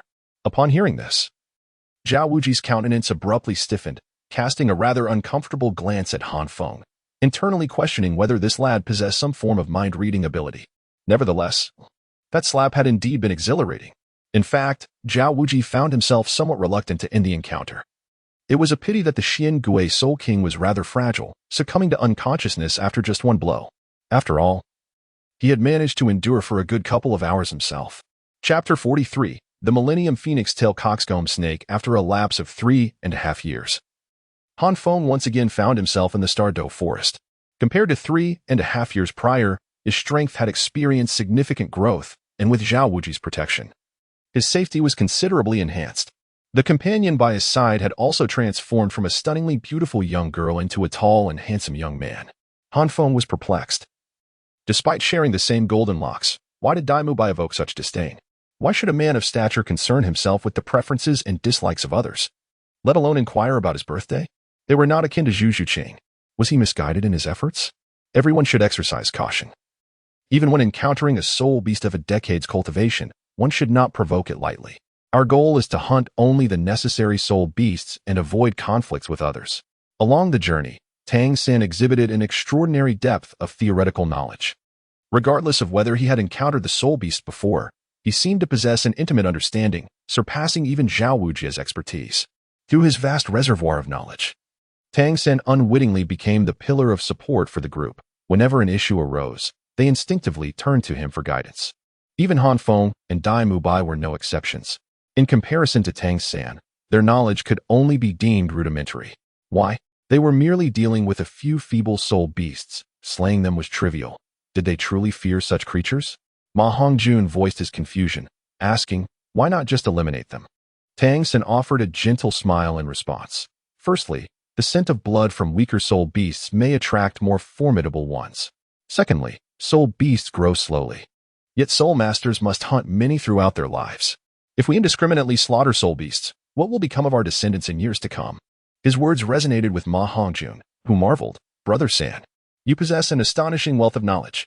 Zhao Wujie, following behind, nodded in agreement, internally acknowledging the prowess of Tangan's teacher. Suddenly, Zhao Wujie's brow furrowed, and he exclaimed, something's amiss. Zhu Zhuqing, go investigate. Zhu Zhuqing nodded, swiftly leaping into the trees. With her martial spirit manifested, her eyes transformed into slitted pupils, quickly discerning an anomaly. It's a soul beast. It's flying 3 to 4 meters off the ground. And it's quite swift. Could it be a bird-type soul beast? Ning Rongrong inquired uncertainly. No, it's an elongated soul beast, around 6 to 7 meters long. The foliage is too dense. I can only see a pair of wings and a red head. Zhu Zhuqing swiftly dismissed Ning Rongrong's speculation, her brow furrowing as she attempted to approach closer. Zhao Wujie, seeing this, urgently called out, come back. Do not approach any closer. Tangan remained silent.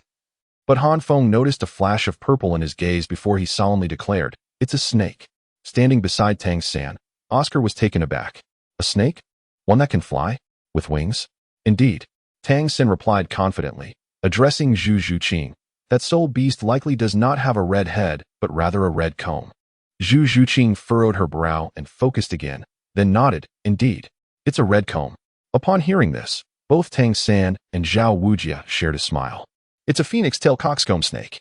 Tangan exclaimed joyfully. Noting the group's puzzled expressions, he elaborated. This phoenix-tail coxcomb snake, based on its characteristics, should be a soul beast aged between 1300 to 1800 years. It is perfectly suited for Oscar. Upon realizing the soul beast was a good match for him, Oscar grinned widely, praising Tangan, little San. You are akin to an encyclopedia of soul masters. Tangan blushed at the compliment, modestly replying, my teacher is the remarkable one. I have merely scratched the surface. Oscar, It seems fortune has favored you, Zhao Wujie commented, observing the grinning Oscar. However, I will not intervene. Since you are well versed in this soul beast, the responsibility falls upon you. Tangsan nodded, understood. Fatty, your martial spirit has a suppressive effect on the phoenix tail coxcomb snake. When it appears, unleash your spirit to hinder its speed. Zuqing, Xiaowu. I will use blue silvergrass to allow you to approach the phoenix tail coxcomb snake. Ensure you strike decisively. Oscar. Rong. Be ready to support at any moment. Tangsan swiftly organized the plan, deliberately omitting any mention of Dai Mubai and Han Feng's overwhelming strength, as their abilities might not be required against a millennium-old soul beast. Furthermore, their apparent prowess surpassed even Tangsan's, making it a complex matter to lead those stronger than oneself. Han Feng and Dai Mubai exchanged no words, each preparing in silence. Although Tangsan had not issued any directives, they were nonetheless ready for the unforeseen mutations that might arise at any moment.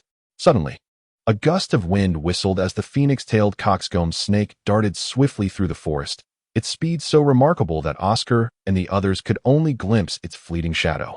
However, the group had been on high alert for quite some time, and they would not allow it to escape easily. With a piercing cry, the evil fire phoenix materialized in the sky, its majestic presence momentarily stunning the phoenix-tailed coxcomb snake, causing its speed to plummet to a fraction of its former pace. Sensing victory was within reach, Tangsan smiled as the blue silver grass danced at his fingertips. Xiaowu and Zhu Zhuqing leapt from the trees, instantly positioning themselves before the serpent. With a swift invocation of their second soul skills, Yinming 100 Claws and 8-section throw, Xiaowu and Zhu Zhuqing, with their eyes ablaze in red and black, transformed into blurs, unleashing a barrage of attacks. Yet, the snake's body was exceedingly slippery. Even Tangsan's blue-silver grass could not ensnare it. The assaults were mitigated by 80% before making contact, and the serpent's tough exterior absorbed the remaining force, leaving Xiaowu and Zhu Zhuqing with no tangible damage to show. A sense of alarm washed over them. It was attempting to flee. Despite Ma Hongjuan's suppression, the phoenix-tailed coxcomb snake's speed was formidable. Realizing it stood no chance against the group, a glint of malice flashed in its eyes as it prepared to escape. Xiaowu discerned the creature's desperate instinct for survival and hesitated for a moment before it shot several meters away. Yet, Zhu Zhuqing showed no hesitation. Instinctively, she activated her first soul skill and pursued the snake. However, alone, she was no match for the serpent, and without support, she found herself at a loss against it. The snake, initially taken aback, quickly recognized that the soul master before it was devoid of offensive capabilities and lashed out with its tail. Zuqing, Dai Mubai, witnessing the scene from the ground, felt his eyes redden in an instant. He unleashed his first and third soul skills, transforming into the white-haired Tiger King, and with a powerful leap, soared 7 to 8 meters into the air. As Dai Mubai reached Zhu Zhuqing's side, there was no time to retaliate against the phoenix-tailed coxcomb snake. Instead, he enveloped her in his arms, shielding her from the impending attack. Just as he braced himself for the serpent's strike, a loud crash resounded behind him, followed by Han Feng's nonchalant voice. Are you all ignoring my presence? Dai Mubai, taken aback, turned to see Han Feng, wielding the radiant shield of heaven, having intercepted the serpent's assault. In that moment of urgency, Dai Mubai momentarily forgot about Han Feng's second soul skill. TSK. The world is indeed declining. It seems Dai Lauda is still the one playing with flair. Han Feng smirked teasingly, observing Dai Mubai with keen interest. Let go of me already. At that moment, Zhu Zhuqing, who was cradled in Dai Mubai's arms, finally spoke up, her face flushed as she shot him an indignant glare. Only then did Dai Mubai, caught off guard, release Zhu Zhuqing. Under her bashful yet icy gaze, coupled with Han Feng's mocking stare, Dai Mubai's face turned crimson, prompting him to vent his frustration on the phoenix-tailed chicken-crowned serpent. You dare seek death? Hold your punches, Mubai. Tangsan, who was on the ground, shouted urgently. But alas, it was too late. Dai Mubai's fist had already been unleashed. Boom. Dai Mubai's strike landed squarely, driving the phoenix-tailed chicken-crowned serpent into the ground, visibly struggling to breathe.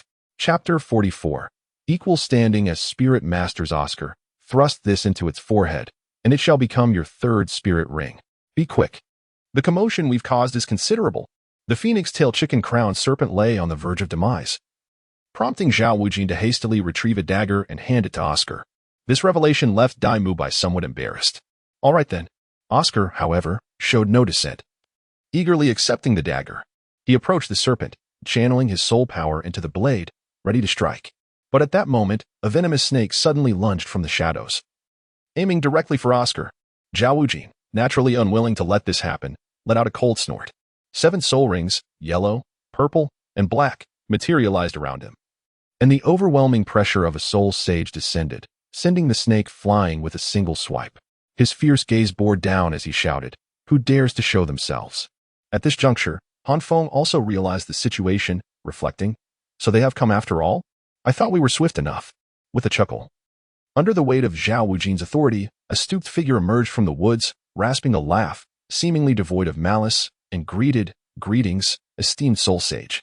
As the figure spoke, 6 soul rings appeared behind them, barely countering Zhao Wujin's pressure. Upon realizing their opponent was merely a soul emperor, Ma Hongjun scoffed quietly, Just a lowly soul emperor, what are they so arrogant about? Our teacher Zhao is a true soul sage." To everyone's surprise, the typically domineering Zhao Wujin displayed an unexpectedly amiable smile, playfully nudging Ma Hongjun to silence him before saying, "It is the illustrious serpent matriarch, Chao Tianxiang.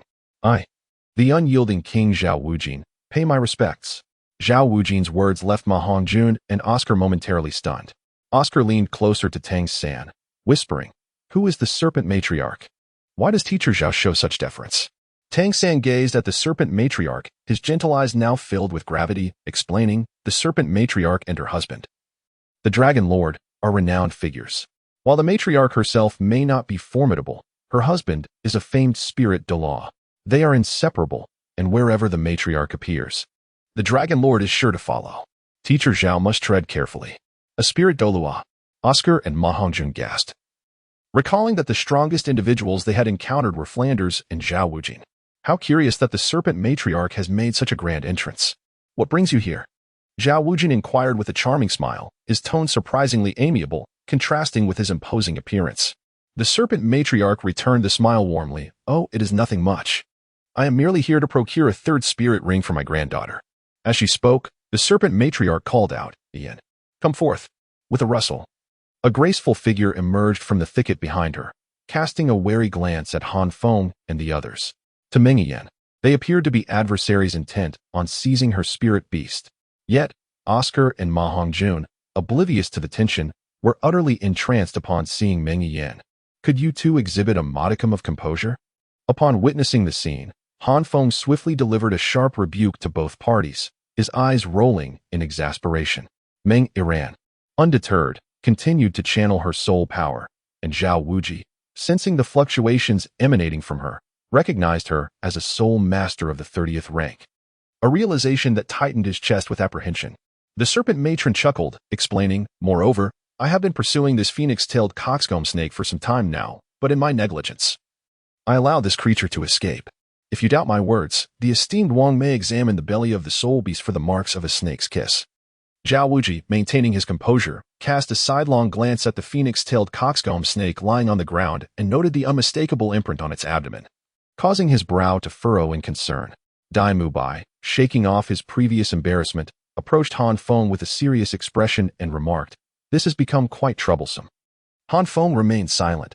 Although he was quite talkative, he understood that this was not the time for him to speak. How unfortunate. In truth, I too have a disciple who has reached level 30 and requires the soul beast as his 3rd soul ring. Moreover, this soul beast was ultimately subdued by us. Snake Lady, might I ask for a favor? Naturally, Zhao Wujie could not abandon the phoenix-tailed coxcomb snake merely due to a few words from the Snake Lady.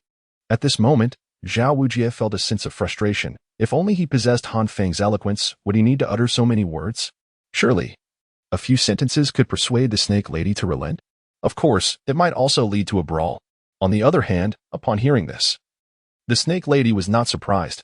Rather, she seemed to have anticipated it, and naturally said, "If that is the case, let this young gentleman battle my granddaughter."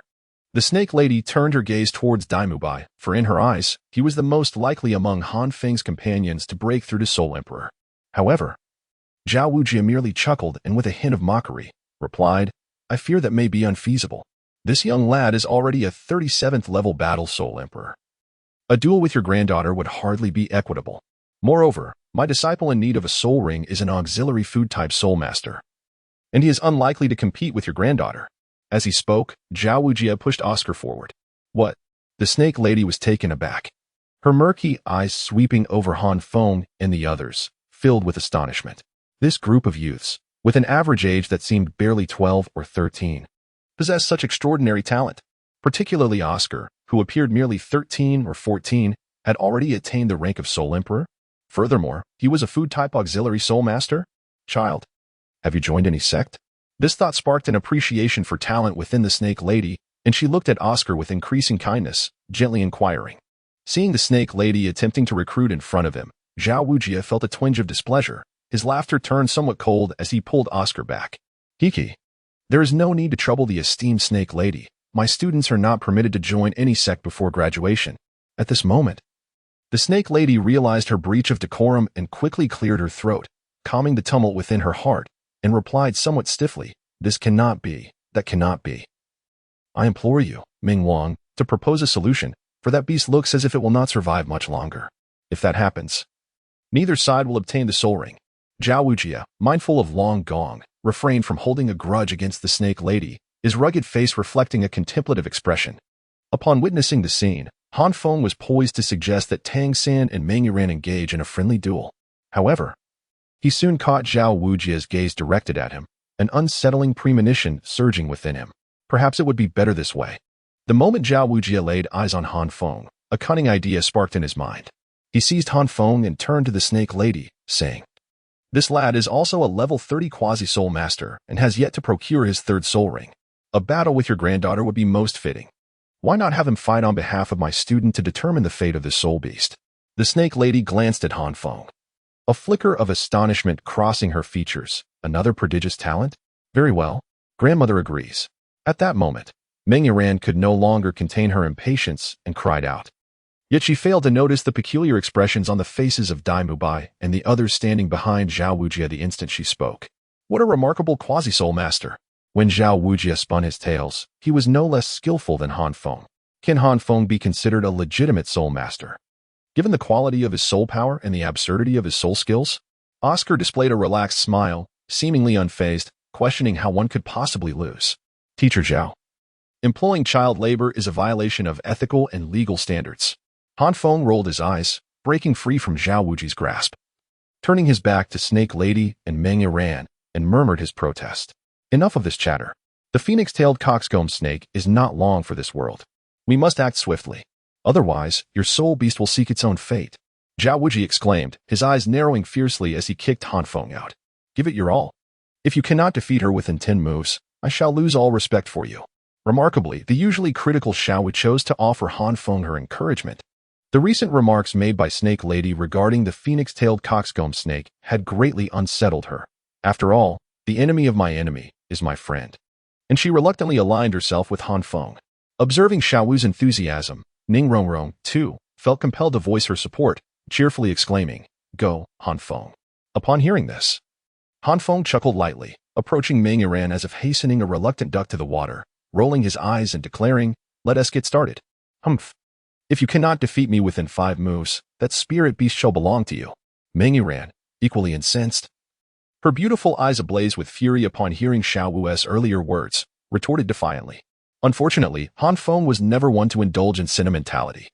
He simply grinned and remarked nonchalantly, "If you can breach my defenses within 10 moves, I shall surrender immediately." Such arrogance. Chapter 45. Zhao Wujie, I have misjudged you. Here, I adopt a comic book setting, where the martial spirit manifests as an armored form, for I find the armored visage quite striking. With a sharp intake of breath at Han Feng's dismissive words, Meng Yuran's countenance hardened, her fair face flaring with rage and resentment. A serpent-headed staff materialized in her grasp, while a purple armor enveloped her arms, 2 golden soul rings flanking her, as she charged towards Han Feng. Humph! Han Feng scoffed, remaining steadfast in his position.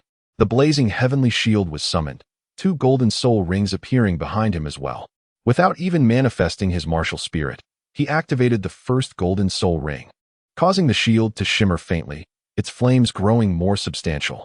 Witnessing this scene, Dai Mubai and Tang San exchanged exasperated glances, both knowing that Han Feng was merely setting the stage once more. Anyone who had been provoked by Han Feng's taunts ultimately faced the inevitable consequence of a shield to the face. Yet, Meng Yuran remained oblivious to this. interpreting Han Feng's lack of spirit manifestation as a mark of disdain and insult. Her expression twisted into a snarl, and clutching her serpent-headed staff tightly, she hurled it towards Han Feng. Clang! Han Feng stood steadfast and unyielding, his expression unwavering as the serpent-headed staff struck the radiant shield. Under the extraordinary power of the command of fate, not even a spark was disturbed upon the surface of the radiant shield. Han Feng felt a twinge of regret. While the soul skill named Imperial Guard was impressive, its ability to provide absolute defense against the initial strike seemed rather conventional. Regardless of the strength of the opponent's attack or whether it could breach the defenses of Imperial Guard, the effect of absolute defense would only apply to the first blow. It was somewhat disappointing that such a formidable defense was merely utilized to counter Meng Yiran's lackluster strike.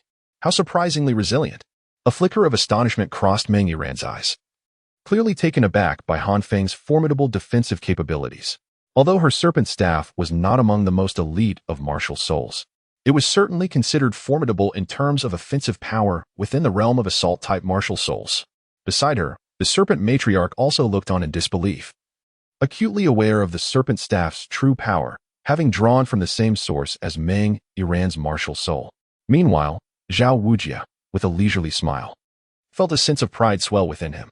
He mused that not even the minor spirit masters could contend with Han Feng's first soul skill. Even against a soul master of the same rank, the initial strike could be flawlessly defended. Unbeknownst to Meng Yiran and the serpent matriarch, Zhao Wujia cast a sidelong glance at them, choosing not to elucidate further, allowing them to remain in their state of bewilderment. After a brief moment of shock, Meng Yiran swiftly regained her composure. With a focused gaze, she summoned her serpent staff, which glimmered with a violet light. The serpent's head at the top of the staff appeared to come alive, its eyes glowing with violet radiance as it opened its jaws wide, unleashing a crimson serpent tongue towards Han Feng. First soul skill, Serpent Blade. Meng Yiran's inaugural soul skill possessed excellent piercing capabilities, employing a targeted attack that not only struck with precision but also delivered a potent venomous spray, effectively countering many defensive soul masters. Regrettably, Han Feng was not among those it could overcome. As Han Feng discerned the moment Meng Yiran unleashed her soul skill, he instinctively reacted, his blazing celestial shield radiating a brilliant light, surging towards the direction of the serpent-headed staff, and in an instant, incinerated the noxious violet-red poison to near oblivion. Yet, the flames remained insatiable, creeping along the serpent-headed staff towards Meng Yiran's hand. The onlookers, including Dai Mubai, couldn't help but smile, recognizing this as Han Feng's unique soul skill. How infuriating! Meng Yiran felt the intense heat of the flames, her pupils dilating in alarm, cold sweat trickling down her smooth forehead. She activated her second soul skill, Serpent's Body, desperately attempting to rid herself of the flames, only to discover they clung to her like a parasite, refusing to let go, no matter her efforts. In that moment, panic surged within her. She sensed the threat of the flames creeping up her arm, realizing that if they reached her heart, defeat would be inevitable. Just as Meng Yiran was engulfed in despair, Han Feng sprang into action. Were it not for the serpent woman observing, he might have unleashed a stream of invectives. However, he couldn't help but internally scoff. Isn't this a tad weak? With a mighty roar, as Han Feng moved, the flames upon the celestial shield surged with renewed intensity, a power akin to that of a soul sovereign brewing within. Seeing this, Zhao Wujin was thrown into a state of alarm. Foolhardy, you reckless brat, halt! Both the serpent woman and Zhao Wujin bellowed in unison, fully aware that if Han Feng's strike connected with Meng Yiran in her current state, she would either be gravely injured or worse. In that moment, as they prepared to intervene, it was already too late.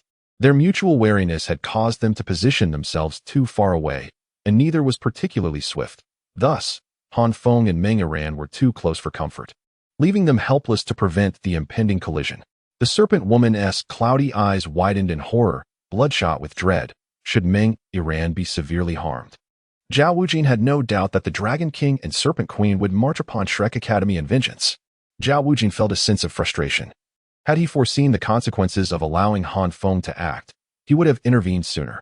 He was aware of the boy's troublesome nature, but had not anticipated the extent of his recklessness. With a thunderous roar, the conflagration and the release of power brought the serpent woman to the brink of fury. You have lost. As the flames dissipated, the celestial shield brushed past Meng Yiran, leaving a charred path in its wake. Remarkably, Meng Yiran emerged unscathed, and Han Feng had even managed to expel the Sunfire's encroachment from her body.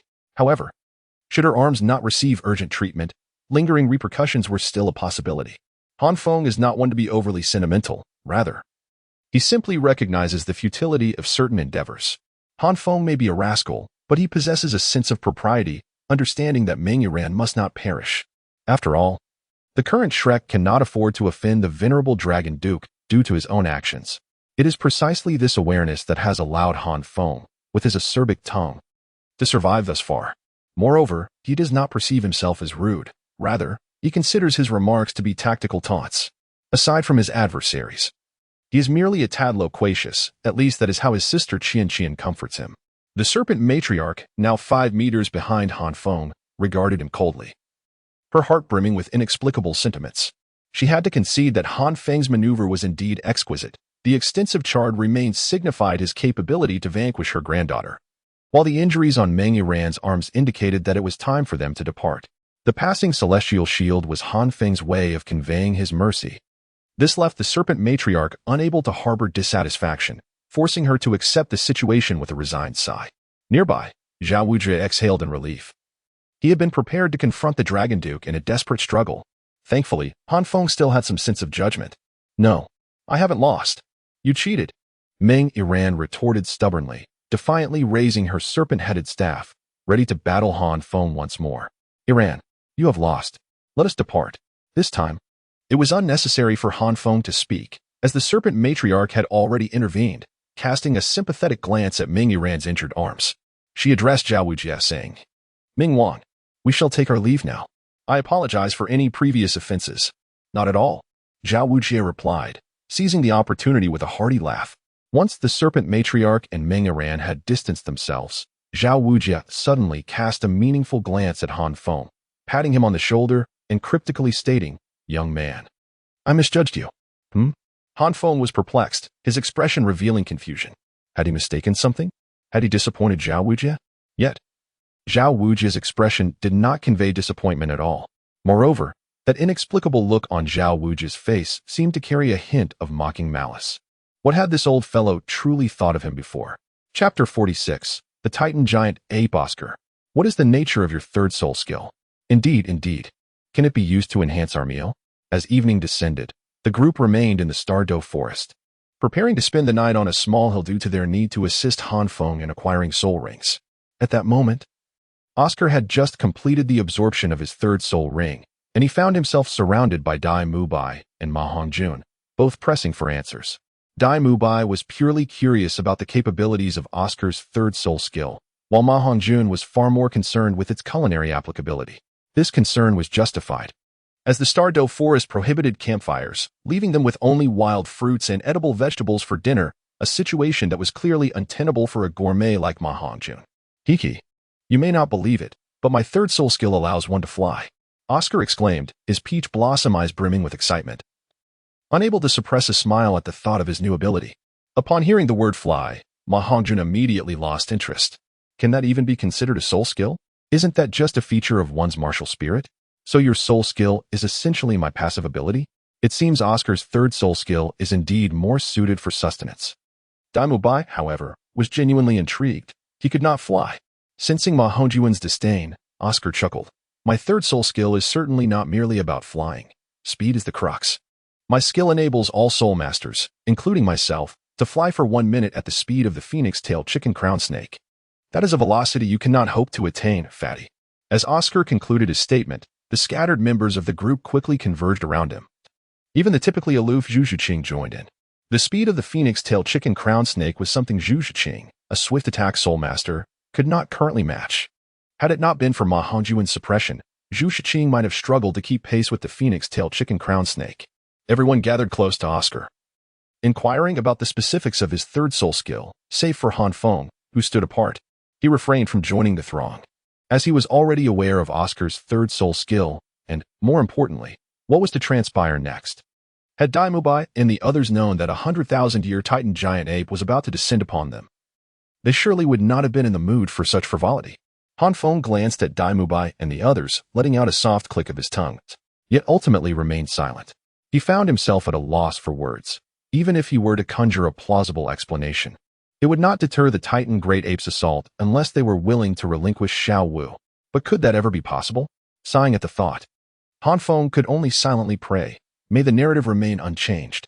According to the original storyline, the Titan Great Ape was merely in search of Xiao Wu and bore no malice towards the others. Otherwise, how could the illustrious king of the forest, a formidable soul beast of 100,000 years, be thwarted by Zhao Wujin? Let alone the idea of everyone surviving. What troubles you? Are you anxious about the third soul skill? At that moment, a gentle and concerned voice resonated from behind Han Feng. Han Feng turned around and happened to see Ning Rongrong standing quietly behind him, gazing at him intently. At that moment, Han Feng was not inclined to ponder the changes in Ning Rongrong's personality, nor could he divulge his thoughts to her. He could only respond nonchalantly. What are you doing here? Don't you want to know about Oscar's third soul skill? Aren't you here as well? Ning Rongrong flashed a mischievous smile and retorted, besides, isn't it something you'll find out eventually? Aren't you afraid of being overshadowed by Oscar? You are also a support soul master. Han Feng exchanged idle chatter with Ning Rongrong, yet his mind remained vigilant to the shifting environment around them. Ning Rongrong seemed accustomed to Han Feng's aloof demeanor, and she cheerfully remarked, afraid? That's why I will train harder. You will help me, won't you? The night was serene, and in the girl's eyes sparkled a starlight, filled with anticipation as she looked at Han Feng. However, Han Feng paid no attention to the radiance in her eyes, though he felt a vague sensation. The pressure from the Titan Giant Ape left him no room for distractions, and he merely stated, let us talk about it later. Ning Rongrong, undeterred, smiled quietly, understanding that Han Feng was not in the mood and would not share his troubles with her. Boom. Suddenly, after a few minutes, Han Feng felt the hill beneath and tremble violently.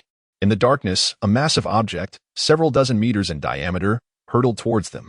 His pupils constricted and his heart raced as he remained alert to his surroundings.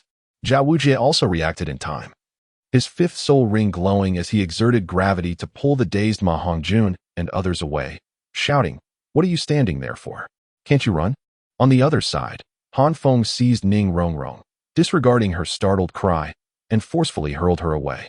With a flash of his second soul ring, he appeared before her, using the celestial shield to block the incoming debris while simultaneously grasping Ning Rongrong, propelling them both to safety. What is that? Why are there two moons in the sky? Once they landed safely, Han Feng had just set Ning Rongrong down when he heard Ma Hongjun exclaiming in disbelief, pointing upwards. In that critical moment, Han Feng's heart raced. He realized he had underestimated the Titan Giant Ape's strength. In the original story, Tang San and the others had emerged unscathed, but now, even before the Titan Giant Ape made its appearance, Han Feng already felt the suffocating pressure in the air. His expression turned grave as he shouted without raising his head, that is not the moon. It is an eye. Run. It is a soul beast. The Titan Giant Ape of 100,000 years. However, his shout caught Xiao Wu's attention, and noticing her gaze, Han Feng knew he would have to concoct an excuse for the rabbit later, though at that moment, he had no time to consider it. The name Titan Giant Ape even flickered a hint of panic across Zhao Wujie's face. Run. Do not look back. Oscar, use your third soul skill. Quickly. Zhao Wujie wasted no time, praying that the Titan Giant Ape was merely passing through. Xiao Wu, hurry. The group consumed Oscar's third soul skill and turned to flee. Tang San, seeing Xiao Wu standing frozen, hurriedly pulled her along. Witnessing this scene, Han Feng nearly shouted, no. Let her stand there. It's for everyone's good. Roar. As expected, upon seeing Xiao Wu being taken away, the Titan Giant Ape erupted in fury, letting out a roar that sent pain through Han Feng and the others' eardrums, leaving them in a state of buzzing for quite some time. As their heads spun, the Titan Giant Ape reached for Xiao Wu, and in that instant, Tang San's eyes turned bloodshot. Xiao Wu, he cried out in a heart-wrenching scream, only to hear another roar resound. Zhao Wujie had already summoned his martial spirit's true form, a massive diamond bear, standing before the Titan Giant Ape, ready to fight to the death. As its leader, no one was allowed to harm his students. But in that moment, the Titan Giant Ape perceived Zhao Wujie's actions as a provocation, casting a fierce glance at him, placing Xiao Wu in its left hand, and raising its right hand to unleash a punch towards Zhao Wujie. Instead of retreating, Zhao Wujie advanced, roaring back, matching the Titan Giant Ape's might with a punch of his own. 7 treasures, famous. First, strength. Ning Rongrong seized the opportunity to amplify Zhao Wujie with her first soul skill, but the vast disparity in their cultivation drained her soul power in an instant. causing her to sway precariously. Seeing this, Han Feng rushed to support her. Boom. The two fists collided, and despite Ning Rongrong's enhancement, Zhao Wujia's power barely reached the level of a Soul Douluo, making him no match for the Titan Giant Ape, which effortlessly shattered his martial spirit's true form, causing a backlash. Chapter 47. Tang San goes berserk. Puffed. Zhao Wujia, whose martial spirit's true form had been dispersed, crashed to the ground, spitting out a mouthful of blood. Utterly exhausted, Ning Rongrong, who had assisted him, was in a similar state, her soul power nearly depleted. Her complexion pale as she consumed 2 of Oscar's sausages to regain some strength. Teacher Zhao, Han Feng and the others quickly surrounded them. Dai Mubai attempted to lift Zhao Wujia, but Zhao Wujia forcefully pushed him away. Dai Mubai, take Han Feng and the others and flee. Do not look back. Oscar, give me the sausage. I will take full responsibility for today's matter. Not even the king of the forest can take my student from me. Dai Mubai was momentarily stunned by his words, yet Zhao Wujia disregarded him. Shoving the sausage into his mouth, his rugged face twisted with ferocity as he stood up menacingly. Return Xiao Wu to me. At that moment, everyone heard Tang San's furious roar. In the darkness, his eyes gleamed like purple gemstones. He unleashed a barrage of hidden weapons, scattering a myriad of noxious toxins as he recklessly hurled them at the Titan Giant Ape. Only Xiao Wu could incite such unbridled rage in the usually composed Tang San. It seemed, scoundrel, come back. Zhu Zhuqing and the others were moved by Tang San's genuine feelings for Xiao Wu. But Zhao Wujia discerned the determination to die reflected in Tang San's eyes. The Titan Giant Ape, dismissively glancing at Tang San, would have easily dispatched him had Xiao Wu not warned it against harming this human boy. However, even so, the Titan Giant Ape merely snorted, unleashing a tempest in the air that scattered all the hidden weapons and poisons, sending Tang San hurtling backward. At that moment, the calmest among them, Han Feng, suddenly stomped his foot and leaped high into the air, summoning the shield of the Seraphim to catch the falling Tang San. Though his second soul skill could not match Tang San's descent speed, with a thud, Tang San crashed into Han Feng's arms, causing the air to be forcefully expelled from Han Feng's lungs, letting out a muffled grunt as they landed heavily on the ground. Meanwhile, the Titan Giant Ape, having sent Tang San flying, wore a sinister grin of triumph and did not pursue further, turning away with Xiao Wu in tow. The speed of the Titan Giant Ape was astonishing. In the blink of an eye, it vanished without a trace, from its appearance to its disappearance. Barely a minute had passed, leaving even Oscar momentarily dazed, as if the preceding events had been a mere dream amidst the surrounding ruins. Zhao Wujia's face darkened, his mouth filled with Oscar's sausage, a flicker of pain occasionally crossing his features, clearly indicating that the backlash had not yet subsided. Dai Mubai appeared bewildered, while Han Feng remained composed, glancing at the grim-faced Tang San with a sigh, ultimately saying nothing. What can I say? Oscar, give me your third soul skill. At that moment, Tang San, with an ashen expression, suddenly lifted his head. Even Han Feng was startled by the intensity of his gaze, filled with rage, turmoil, murderous intent, and a menacing aura, a tumult of negative emotions that could easily drive anyone else into madness. Oscar was taken aback by Tang San's eyes, unsure of his intentions, yet urged, Xiao San, do not act impulsively. Give it to me. Tang San, however, was impervious to reason, letting out a low growl, his eyes bloodshot, resembling a bloodthirsty soul beast. At that moment, Han Feng patted Oscar's shoulder, signaling for him to step aside. Tang San, are you not afraid of death? Tang San fell silent for a moment, then resolutely fixed his gaze on Han Feng, articulating each word with conviction. I'm afraid, but I fear losing Xiao Wu even more. Han Feng suddenly felt a wave of irritation, thus exclaiming that matters of love and affection were the most troublesome. In truth, he had long been aware that even with his golden finger, entering Shrek Academy would place him in a position of utmost vulnerability. He initially believed that by remaining silent and inactive, he could navigate through this phase unscathed. However, he has now realized that such a course of action is beyond his capability, not to mention that he had usurped the opportunity to spar with Meng Yiran. At this moment, Tang San's soul power was merely at the 29th level. Han Feng was aware that Tang San would not encounter the Titan Giant Ape on this journey, but he would certainly face a 2,000-year-old faceless demon spider. Even with all his skills at level 30, Tang San would be in grave peril against the faceless demon spider. Whether the 29-level Tang San could withstand such a foe was a matter of uncertainty for Han Feng. Contemplating this, Han Feng cast a deep gaze upon Tang San, closed his eyes, and mused, very well. I shall consider this as a reward for future favors of your celestial herbs. When Han Feng opened his eyes again, he spoke in a grave tone. All right, I will accompany you. No, don't go. As soon as Han Feng uttered these words, Tang San's pupils constricted, and he was about to respond when someone else reacted even more swiftly. Ning Rongrong dashed in front of Han Feng, her eyes filled with a pleading look. In truth, she had already surmised Tang San's intentions when he was about to speak, yet she refrained from intervening, knowing it was futile and that she lacked the standing to do so. However, upon hearing Han Feng's intent to join Tang San, she recognized her inability to prevent this as well, yet found herself unable to suppress her emotions. Indeed, Han Feng merely cast a cold glance at Ning Rongrong, disregarding her entirely, and turned his attention to Oscar, stating, "You cannot stop him. Give it to him. With my presence, at least I can ensure his return." Acknowledging the truth in Han Feng's words, Oscar sighed, conjured 2 sausages, handed them to Han Feng, and then discreetly walked away, pretending not to notice anything. Tears began to well in the corners of Ning Rongrong's eyes as she was overlooked by Han Feng. Watching his retreating figure, she understood that he would not heed her, and thus turned to Tang San, awkwardly saying, "Third brother, even if I perish, Han Feng will not die." Tang San, understanding Ning Rongrong's intent, responded directly. Han Feng, upon hearing Tang San's words, let out a cold snort and handed him a sausage, mockingly retorting, "Do not speak as if you are the one protecting me. You are the one holding me back. Let us go." After Han Feng finished speaking, he consumed the sausage in one bite, sprouting a pair of wings from his back and soaring into the sky. Tang San did not hesitate, swallowing the sausage whole and following suit. Ning Rongrong gazed sorrowfully at Han Feng's departing figure, her hand clutching a badge engraved with the 7 treasure glazed Tao Pagoda, yet alas, Han Feng did not afford her the opportunity to present it. Meanwhile, Zhao Wujie, suffering from a splitting headache, finally noticed Tang San and Han Feng. Seeing the 2 men retreating, he realized what had transpired and cursed angrily before leaping into pursuit. However, the speed of the phoenix-tailed coxcomb snake was formidable, and in his current state of dizziness, Zhao Wujie was unable to catch either of them.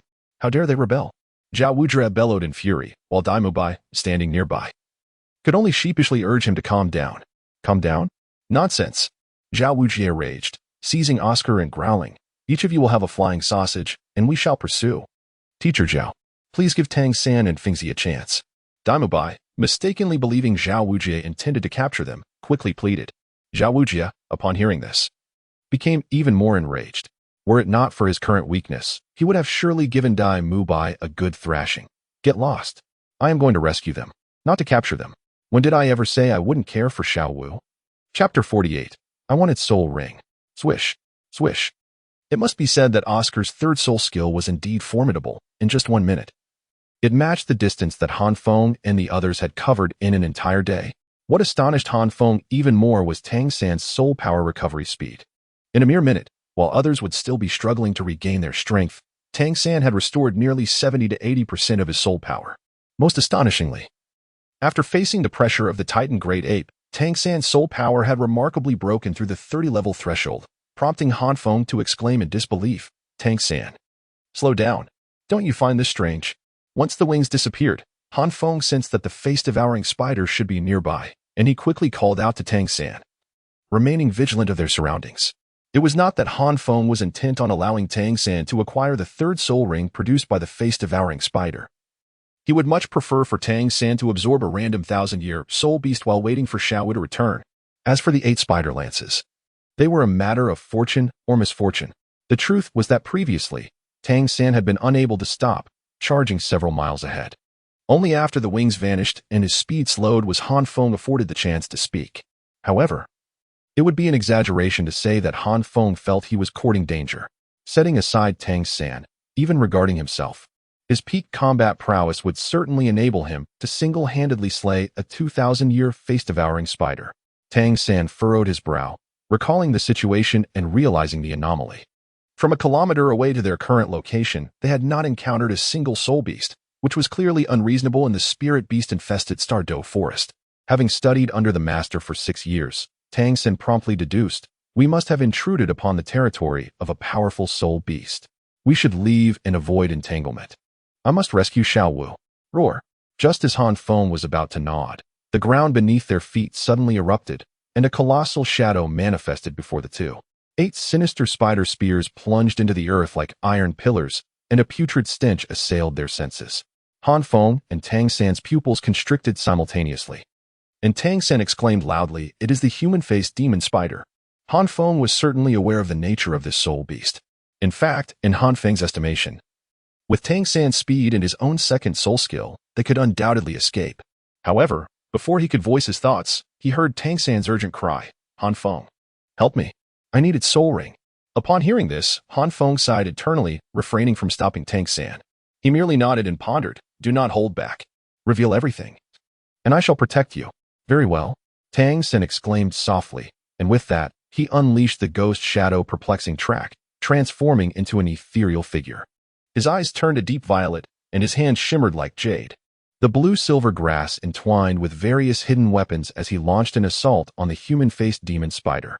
In this moment, the most rational course of action would undoubtedly be to retreat. However, reasoning with Tang San at this juncture was a fundamentally irrational endeavor. Otherwise, he would have heeded Zhao Wujia's advice, which would have been the safest option. Die! Tang San roared, and a flurry of hidden weapons descended like a torrential downpour. Yet, the carapace of the human-faced demon spider emitted a series of sharp clangs, failing to penetrate its defenses. With a swift motion, the human-faced demon spider, a fierce soul beast, sensed the intent to kill as soon as it laid eyes on Han Feng and Tang San. 2 spider spears, resembling steel forks, lunged towards Tang San with lethal intent. Han Feng pondered for a moment, and in an instant, the first and second soul rings illuminated, appearing before Tang San to intercept the attack of the faceless demon spider. Han Feng exclaimed, "The shell of the faceless demon spider is exceedingly tough. Such trivial attacks are utterly ineffective." "Damn it!" Tang San's face contorted with rage as he let out a fierce roar, retracting the blue-silver grass. Another soul mark glimmered, and the formidable Haotian hammer, the size of his arm, materialized. Tang San darted around Han Feng and charged once more at the faceless demon spider, unleashing the chaotic wind hammer technique, skillfully driving the concealed weapons embedded in the spider's body deep into its flesh with each strike. Roar! The faceless demon spider let out a pained cry, its entire body convulsing. Before Tang San withdrew, he hurled the Haotian hammer, striking the creature's head with such force that it crushed its skull. Though he had encountered this scene in the original text, witnessing it firsthand left Han Feng in awe. Tang San's combat prowess could not merely be gauged by his soul power. Yet, what occupied Han Feng's thoughts even more was his astonishment at Tang San revealing the Haotian hammer before him. He wondered whether Tang San had placed his trust in him, or if the urgency to save Xiao Wu had led him to drop his guard. "Han Feng, block a strike from the faceless demon spider for me. I wish to slay it." Tang San called out from behind Han Feng, his hand moving to his waist. Han Feng knew that he was reaching for the Zhuge divine crossbow. "Understood." Han Feng replied solemnly, as the flames on the shield of the burning heaven surged, forming a barrier before Tang San. The faceless demon spider had not perished. Perhaps it was experiencing a resurgence. The face on its abdomen suddenly appeared animated, its 3 pairs of compound eyes glowing with a sinister purple light. 8 spider spears ignited with the same hue, targeting both Han Feng and Tang San as they lunged forward. Whoosh! Empty. Han Feng once again summoned the might of his destiny guardian. The immense force elicited a muffled groan from him. Yet, ultimately, he successfully withstood the blow. The flames on the celestial shield proved to be a formidable counter against the inferno emitted by the faceless demon spider, preventing it from breaching Han Feng's defenses. Having thwarted the attack from the faceless demon spider, Han Feng flashed a grin and, with a determined step, charged beneath the monstrous creature. He swung the celestial shield toward the grotesque visage, channeling the energy of a fortified shield strike that sent the faceless demon spider soaring through the air. Now Tang San. In a seamless display of coordination, Tang San had already pulled the trigger of the Zhuge crossbow the moment Han Feng launched the faceless demon spider into the sky. A volley of powerful bolts was unleashed, precisely piercing the creature's already collapsed cranium. The faceless demon spider could only emit a final whimper before succumbing to its fate, collapsing lifelessly to the ground, and a purple soul ring ascended from its form. Thanks to Han Feng's assistance, the faceless demon spider failed to lay a finger on Tang San, who remained unscathed. In a few swift strides, he approached the soul ring, ready to absorb it. "Are you certain?" Han Feng's voice, albeit subtly, carried concern. This faceless demon spider, though its age is not extensive, possesses strength comparable to that of a typical soul beast aged 3 to 4,000 years, and it harbors potent venom. Absorbing it may pose dangers.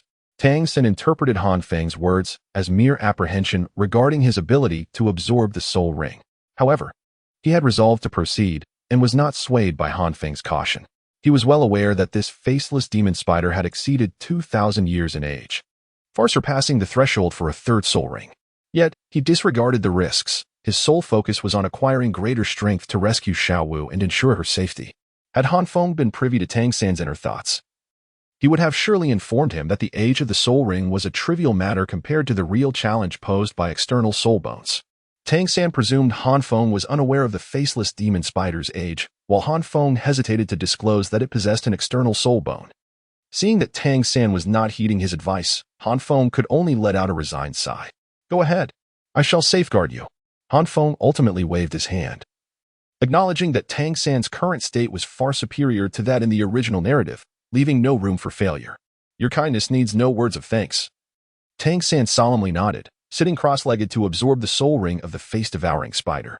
Observing the stillness of Tangan, Han Feng felt a moment of internal conflict, ultimately letting out a bitter smile as he turned his back to Tangan, assuming the role of his protector. It would be disingenuous to claim that Han Feng harbored no thoughts regarding the 8 spider lances. However, when he thought of Xiaowu and Tang Hao, he questioned himself. How could he possibly harm Tangan? One cannot bite off more than one can chew. The 8 spider lances and his own inclinations did not align well either. Han Feng could only reason with himself in this manner. Contemplating further, he mused. This time, the favor Tangan owed him was considerable. Perhaps when the time came to divide the celestial herbs, he could assist Sister Chian in obtaining a share as well. Although Renua informed Han Feng that her potential had been exhausted and she would forever remain a spirit master, Han Feng believed that after all, it was a celestial herb, and having a higher spirit power would still be beneficial. With this thought, Han Feng suddenly felt a wave of relief wash over him. Chapter 49. The Return of the Illusory Flash. Tangan sat cross-legged before Han Feng, a fleeting look of agony crossing his face, yet his breath remained steady, which eased Han Feng's worries. To be extra cautious, Han Feng utilized the concealment shield to mask both his and Tangan's auras, in order to avoid detection by any passing spirit beasts. Although the likelihood of such an encounter was minimal, should it occur, any spirit beast daring enough to tread in the domain of the face-devouring spider would undoubtedly possess formidable power. It is worth noting that in the original tale, when Tangan completed the absorption of the soul ring, the first sight that met his eyes was Zhao Wuji. One could only wonder if Zhao Wuji had assisted Tangan in fending off any spirit beasts. Thus, an entire hour passed without any sign of improvement from Tangan, while a situation arose for Han Feng. Rustle. The forest surrounding the corpse of the face-devouring spider suddenly stirred, and Han Feng's eyes narrowed as he beheld a colossal creature emerging from the thicket, its size rivaling that of the face-devouring spider itself. This beast resembled a bull, its massive horns prodding the lifeless form of the face-devouring spider. Upon realizing its demise, it let out a thunderous bellow. Moo. At that moment, Han Feng sensed a powerful surge of soul energy emanating from the creature, revealing it to be a millennium-old spirit beast. Under the moonlight, the creature stepped forth from the jungle, its enormous body covered in scales, and its beastly eyes glowed with a fierce red light, seemingly celebrating the death of the face-devouring spider. Han Feng did not have a master to guide him, and thus was unfamiliar with this soul beast. However, judging solely by its appearance, it seemed to surpass the human-faced demon spider, perhaps even excelling in strength and defense beyond that of the latter. With the protection of the concealment shield, the soul beast failed to detect Han Feng and Tangan. Han Feng refrained from taking any rash actions.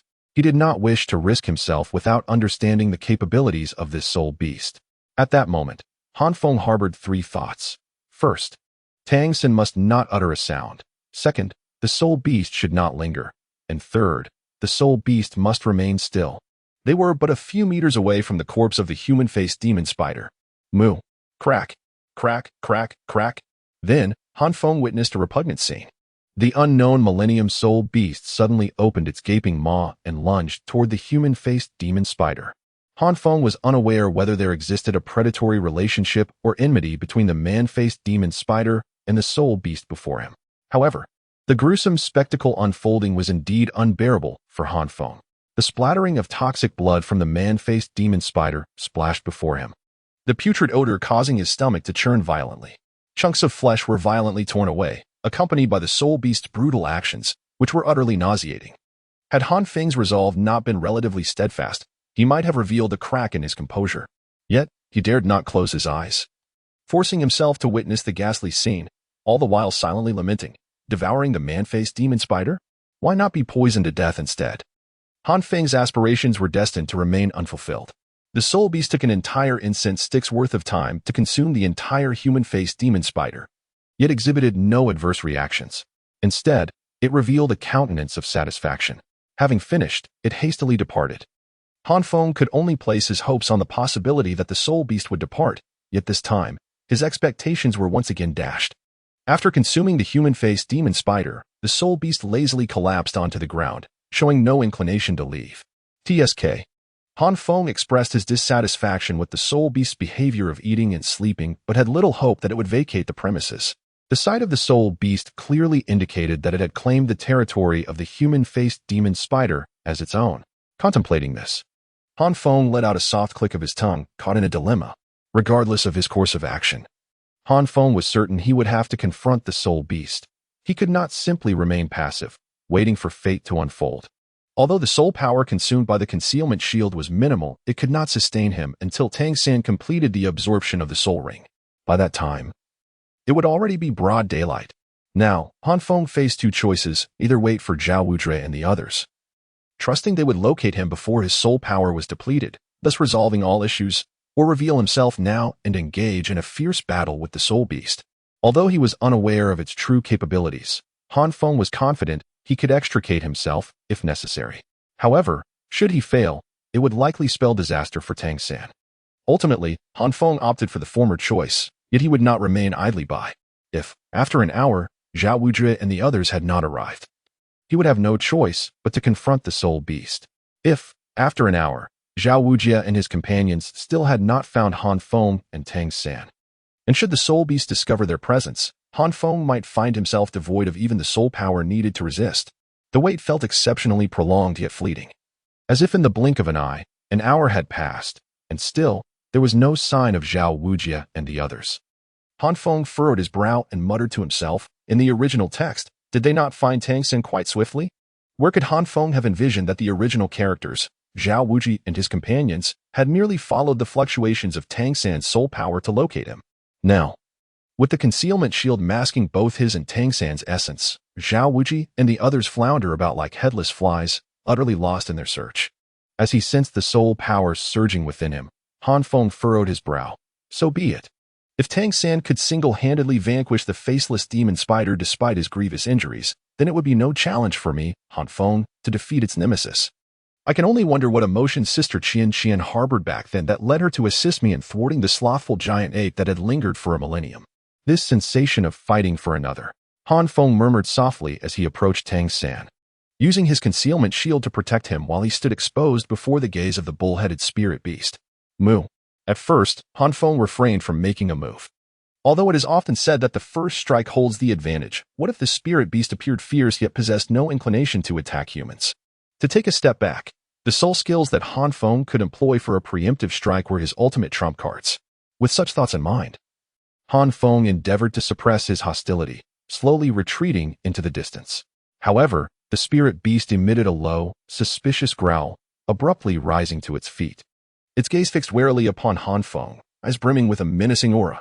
Han Feng quickly halted his steps, standing still as the spirit beast began to circle around him, scrutinizing him intently. Undeterred, Han Feng maintained his gaze upon the creature's enormous eyes, striving to conceal any semblance of hostility. Moo. TSK. I am a fool. Yet.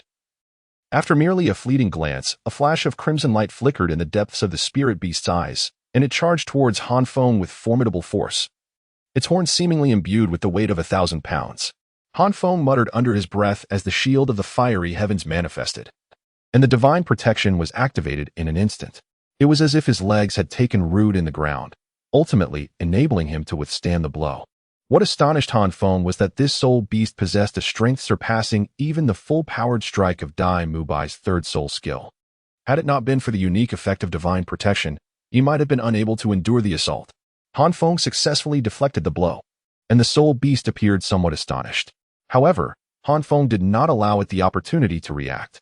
Eager for a swift resolution, he unleashed his utmost combat prowess in that moment. Flame Dragon Armor. Manifest. Intangibility. Han Feng, in a burst of youthful exuberance, shouted twice, unleashing the pure soul power within him. His entire being became enveloped in a fiery armor, and a bone-like bull head mask materialized upon his face, with flames adorning its horns, rendering them even more terrifying than those of the soul beast itself. Witnessing the dramatic transformation in the human before it, the soul beast was taken aback, seemingly unable to comprehend how this individual had suddenly adopted the ferocity of a soul beast. Han Feng, undeterred, recognized that his ethereal form could not endure for long. Acting decisively, he charged towards the spirit beast, employing the same technique once more. With a concentrated shield strike, he sent the beast flying.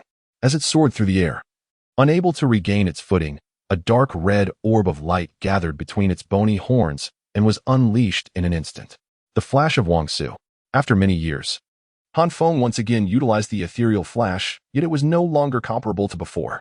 The seemingly formidable spirit beast, caught off guard and unable to leverage its strength, failed to unleash its soul skill and was pierced through by Han Feng.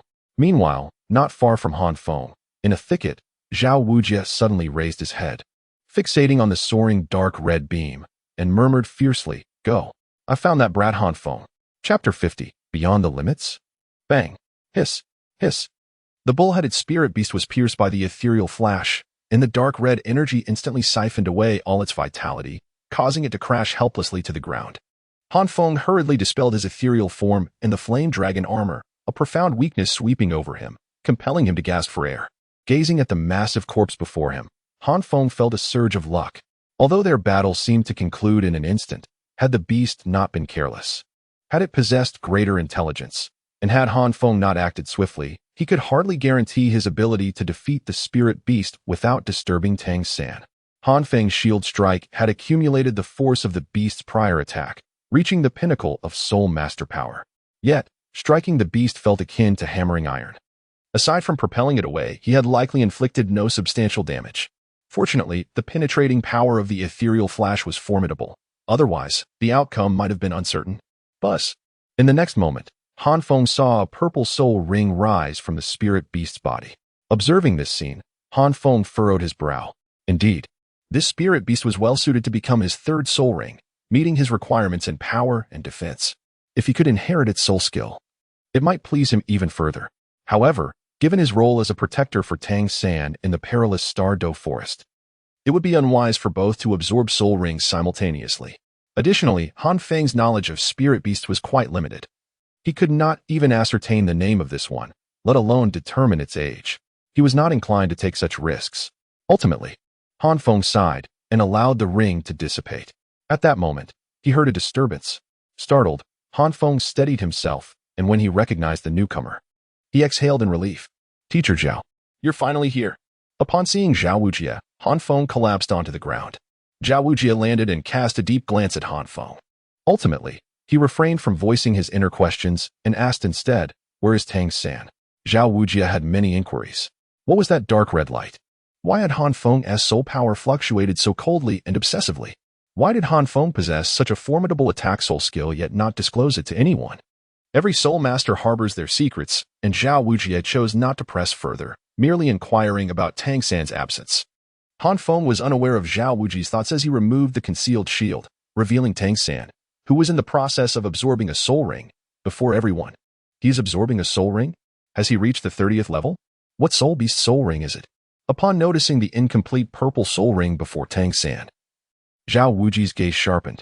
Although he was astonished by Tang San's innate talent, his concern for both Han Feng and Tang San grew, fearing they might recklessly absorb a soul ring that was either unsuitable or excessively powerful. Subsequently, Zhao Wujie caught sight of the corpse of the soul beast behind Han Feng and inquired, "Is this soul beast's soul ring?" "No, wait. The soul ring of the soul beast is still present." Zhao Wujie's brow furrowed even deeper as he spotted the soul ring. His gaze fixed on Han Feng with an interrogative intensity. Han Feng rolled his eyes. Tang San broke through to the 30th level under the pressure of the Titan Giant Ape. Subsequently, we encountered the faceless demon spider, and Tang San expressed his desire for its soul ring, so I assisted him in hunting the creature. As for the faceless demon spider, It has already been consumed by this soul beast, which seems to harbor a grudge against it. After the faceless demon spider perished, the soul beast approached, leaving me no choice but to engage in combat. After a hard-fought battle, I finally defeated it, just as you all arrived. Having listened to Han Feng's explanation, Zhao Wujie heaved a sigh of relief and then inquired, "The faceless demon spider? How many years did it live?" Although the faceless demon spider may not be on par with the Titan Giant Ape, it remains a formidable soul beast. And a soul ring of the same age would undoubtedly be even more challenging to absorb. Han Feng chuckled, half seriously remarking, "Look at your words. A soul beast with a history of 3,000 or 4,000 years. Even Tang San and I would find it insurmountable. In truth, it was not 3,000 or 4,000 years, but rather 2,000, just exceeding the age limit."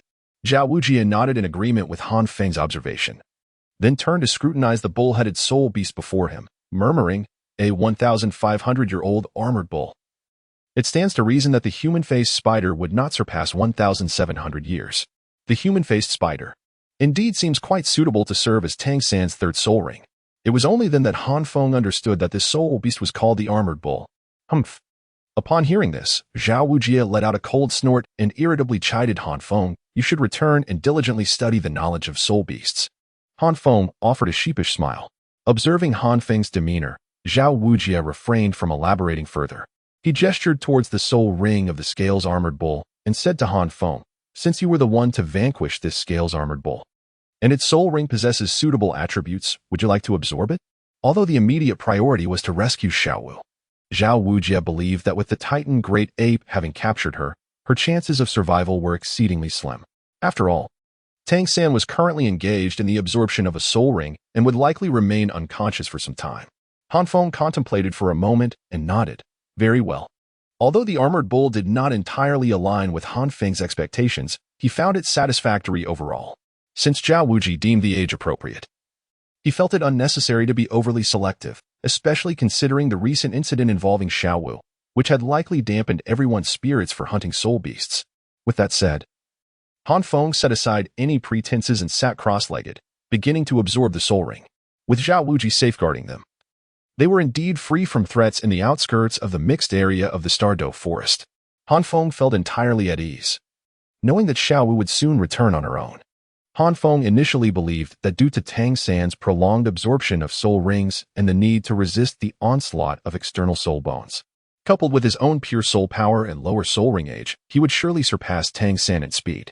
However, the reality proved otherwise. Until the sun had fully risen, Han Feng had yet to succeed in his absorption, while Xiaowu had returned, and Tang San had completed his own process, leaving Han Feng still in slumber. Upon awakening, Tang San's first sight was of Xiaowu, which naturally led to an affectionate exchange between them. Subsequently, he inquired about Han Feng's situation, feeling a sense of indebtedness towards him.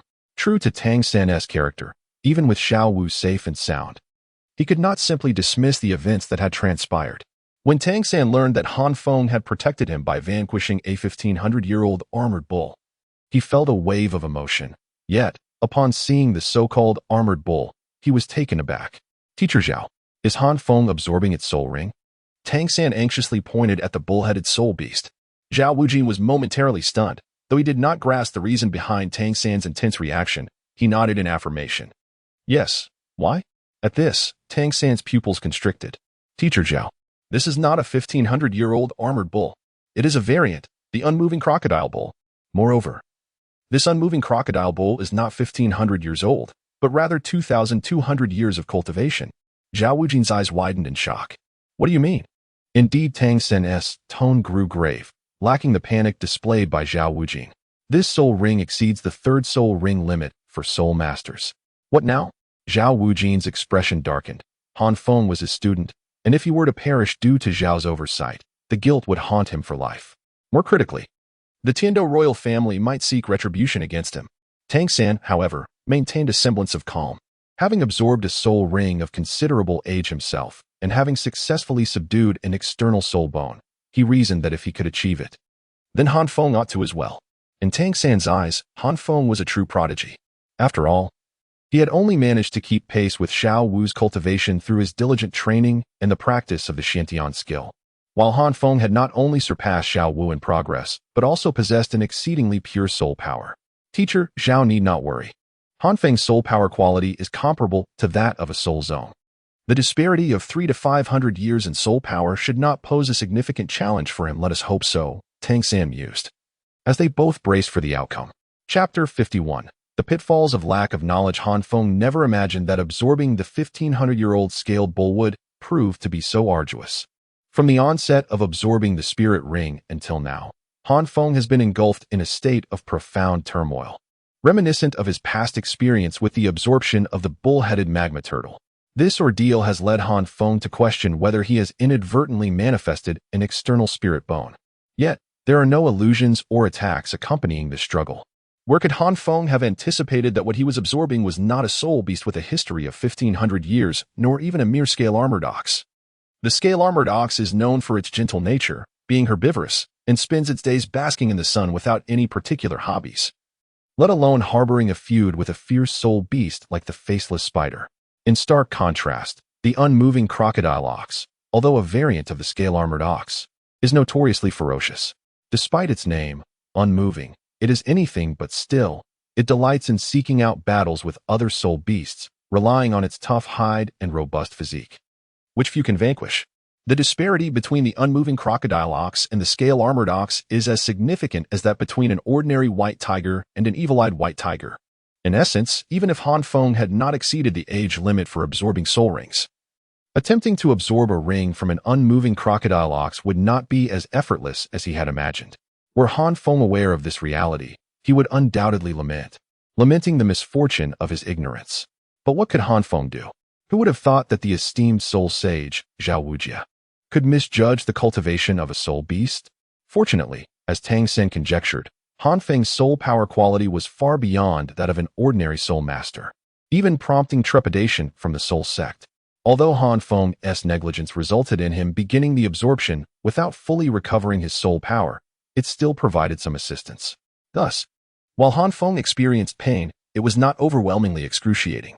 If one were to categorize pain on a scale of 10, Han Feng's current suffering would approximate the value of pi, neither intensely painful nor fleeting, but rather a persistent, unending cycle. As Han Feng absorbed the soul ring, the rest of the Shrek team found themselves somewhat relieved. 2 hours had passed since Han Feng commenced the absorption, and due to Tangan's smoother process compared to the original narrative, the sky was beginning to brighten. Initially, the group harbored concerns, but as Han Feng remained steady and his aura showed no fluctuations, they gradually relaxed. Only Ning Rongrong stayed by Han Feng's side, while the others, such as Ma Hongjun and Oscar, had succumbed to slumber.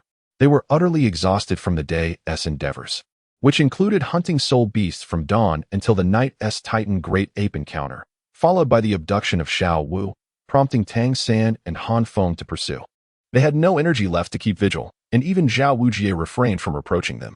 Observing Ning Rongrong's weary demeanor, Xiao Wu felt a twinge of sympathy but sighed, recalling how Han Feng had previously assisted Tangan.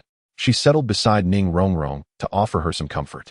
Tangan, feeling guilty and knowing that Han Feng had confronted the unmoving crocodile ox to protect him, found it impossible to rest soundly, especially with Xiao Wu still awake. The night was tranquil, with Zhao Wujia perched on a branch, vigilant in all directions. Since the appearance of the Titan Giant Ape, he had been on high alert, even refusing to blink. Xiao Wu and Ning Rongrong, remaining together, left Tangan with no choice but to retreat to a distance. As the two young women conversed, idle chatter ensued. Rongrong, what is it that you like about him? His temperament is dreadful. He is neither gentle nor considerate, and unlike San good. Doesn't he seem to think of you? With your beauty, why would you pursue him? Xiao Wu exclaimed, her frustration evident as she glared at Han Feng. Ning Rongrong's cheeks flushed crimson, instinctively preparing to refute, but upon noticing their solitude, her shyness waned, replaced by a gentle smile. I am not quite sure. To be honest, Han Feng has not treated me well. He often scolds and reprimands me. Throughout my life, I have faced more grievances in front of him than anywhere else. Ning Rongrong observed Han Feng with furrowed brows, pouting. Moreover, he is neither the most handsome nor the smartest I have encountered. Then why? Xiao Wu inquired, her confusion deepening. I do not know. Ning Rongrong's fair neck tinged with a hint of red. As Xiao Wu seemed poised to press for more information, she swiftly grasped Xiao Wu's hand, challenging her. And you?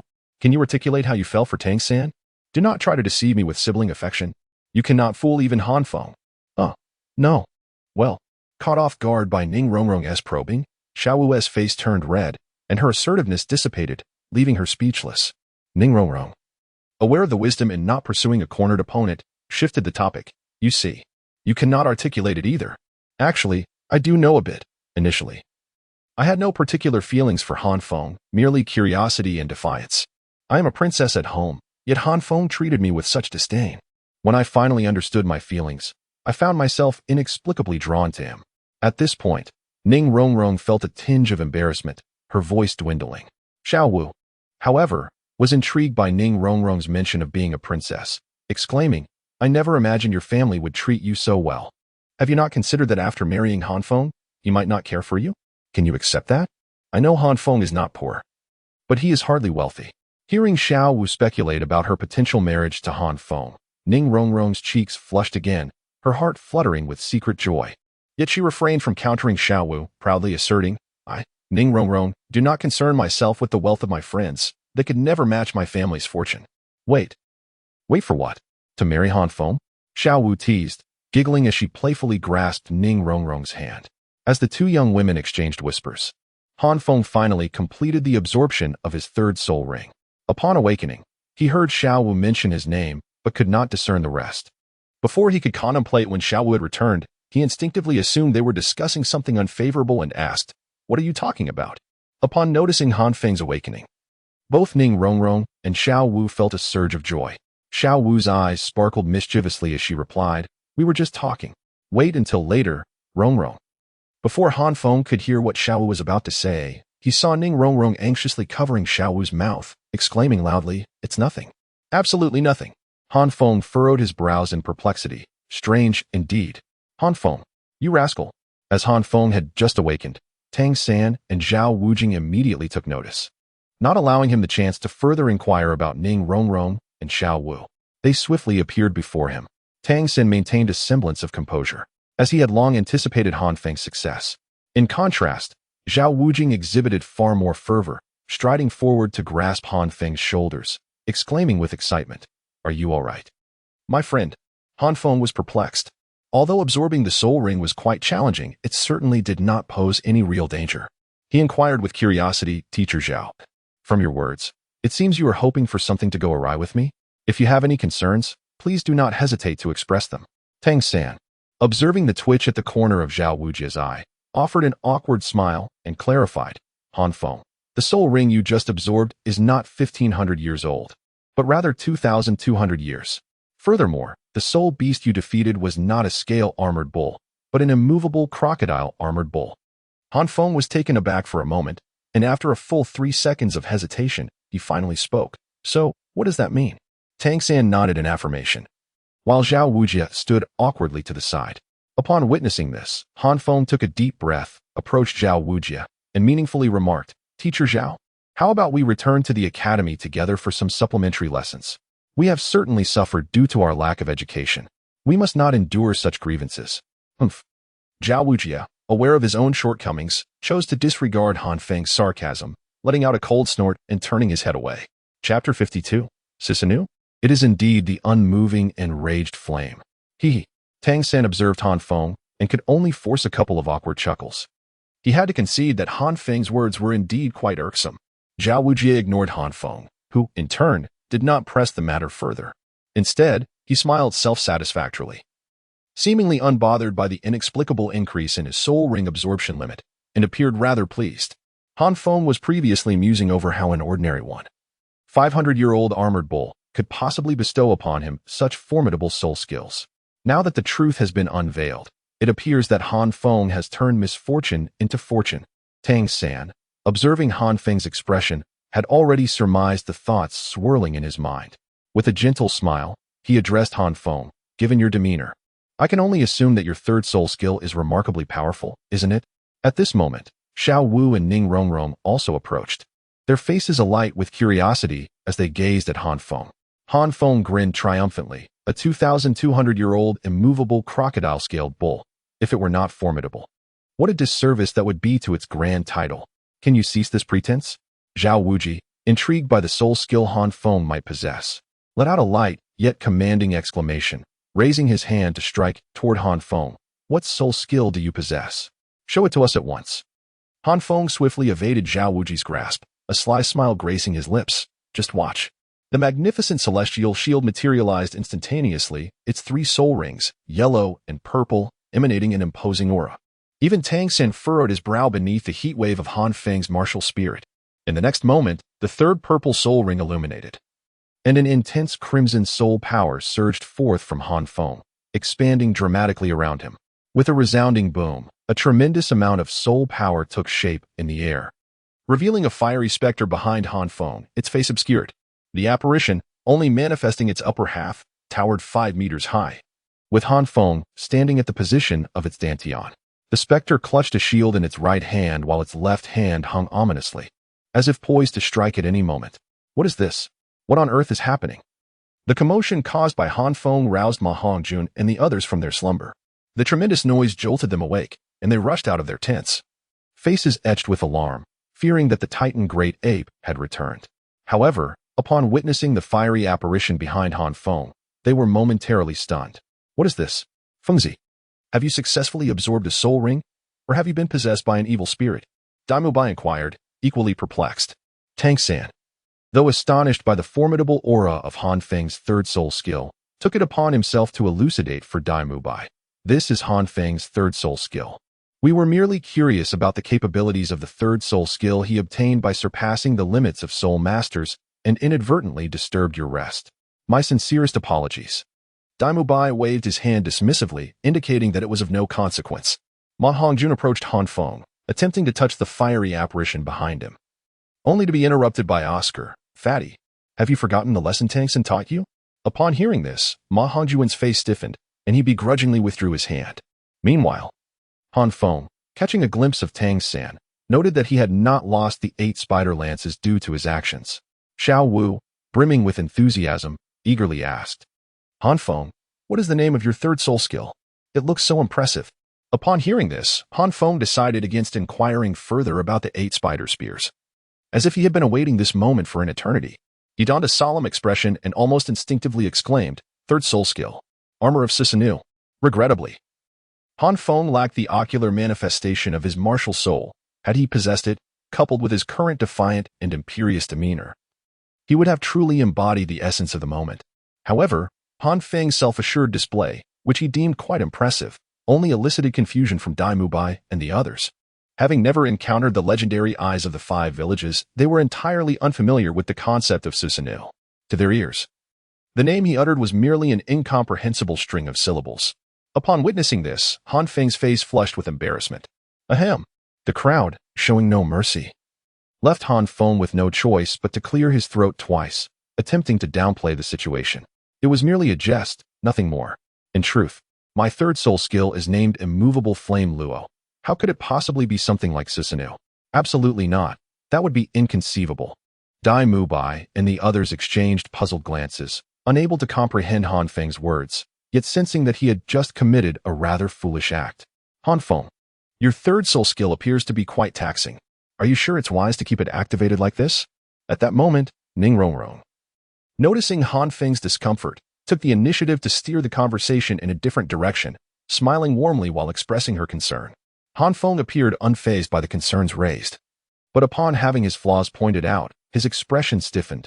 It's manageable. With my current soul power, sustaining myself for a minute or 2 without engaging in battle is certainly feasible. The crowd gasped in astonishment, fully aware of the purity of Han Feng's soul power, which was nearly several times greater than that of a typical soul master at the same level. At the 30th level, his total soul power was already comparable to Daimu Bai's, and now, having absorbed the 3rd soul ring, his abilities must have advanced further. Zhao Wuji's prior revelations had informed them that once Han Feng completed the absorption of his soul rings, he would possess at least the soul power of a 30th level master. When considering these factors, Han Feng's soul power rivaled that of an average soul sect, yet he could only sustain it for a minute or 2 without combat. If this soul skill were to be utilized by Ma Hongjun or Zhu Shiqing, would they not be utterly depleted before even launching an attack? Ning Rongrong, however, smiled charmingly and remarked, then I shall select the enhancement of soul power for my 3rd soul skill. Originally intending to choose a defensive enhancement due to Han Feng's influence, she had now changed her mind. As the others absorbed her words, they fell into a contemplative silence, eagerly anticipating Han Feng's reaction. Little did they know. Apart from Han Feng, there was an earnest man among them. Can you stop keeping us in suspense? Knowing the great consumption of your soul skill, why engage in idle chatter? You ought to share the effects of your third soul skill promptly. We are in the Star Luo forest, not at the academy. Observing Zhao Wujia's impatient demeanor, the others inwardly sighed.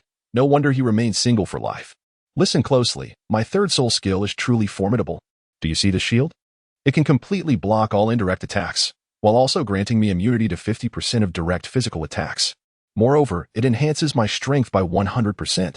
Han Feng declared with spirited enthusiasm. Indirect damage? Ma Hongjun queried, somewhat perplexed. How can you be so dense? It refers to attacks akin to your Phoenix Fire line or the White Tiger's Light Wave. Oscar chided, delivering a light slap to Ma Hongjun. Ma Hongjun, however, was too astonished to retort, his eyes widening in disbelief. Does that mean? Indeed. Against Han Feng, who possesses the soul skill, his foes can only resort to close combat. Tang San analyzed calmly. Upon hearing Tang San's elucidation, the group, led by Dai Mubai, swallowed hard, murmuring, engage in close combat with Fengzi? Can we breach his defenses? If we do, can we withstand Han Feng's charged shield strike? If we can withstand it, Han Feng can transform into the Flame Dragon Knight, not to mention that his third soul skill grants him immunity to 50% of direct physical damage. Dai Mubai even began to ponder whether he could withstand a direct confrontation with Han Feng. With satisfaction, Han Feng observed the reactions of his companions as he retracted the immovable Flame Luo. Tang San, appearing more composed, approached Han Feng and inquired, Han Feng, did you experience any illusory attacks while absorbing your soul ring? Or perhaps, suddenly, Tang San unleashed his 8 spider lances, presenting them before Han Feng, and continued to ask, did you acquire any items akin to this? Gazing at the 8 spider lances behind Tang San, Han Feng's pupils constricted. Yet Tang San assumed Han Feng was merely astonished by the sight of his weapon. No, did you encounter something? I found the absorption of this soul ring somewhat challenging, not to mention any illusions.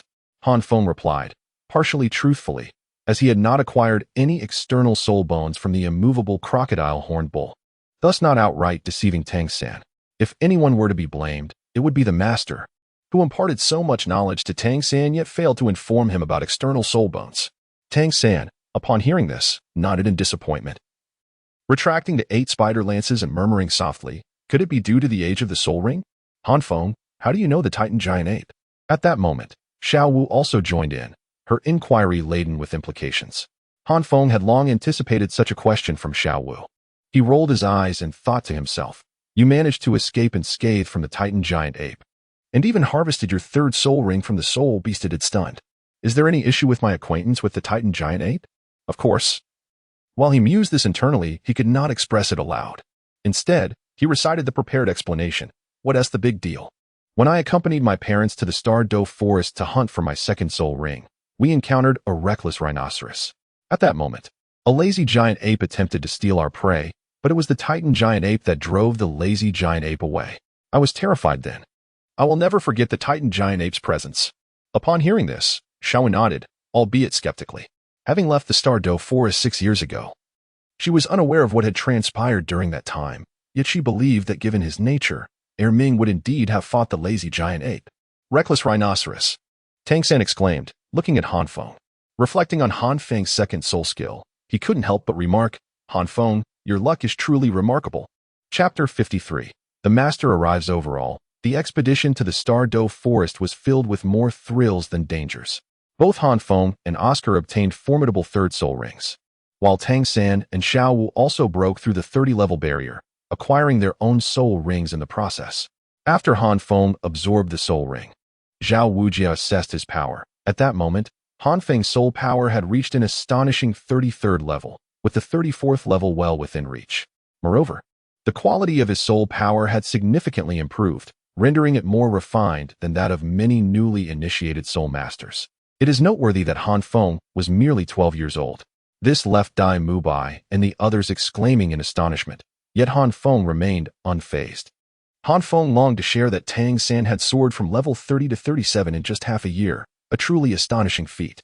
Due to the Titan Giant Ape, Zhao Wujing was reluctant to linger in the Star Luo forest. Even before dawn, he urged everyone to return to the academy.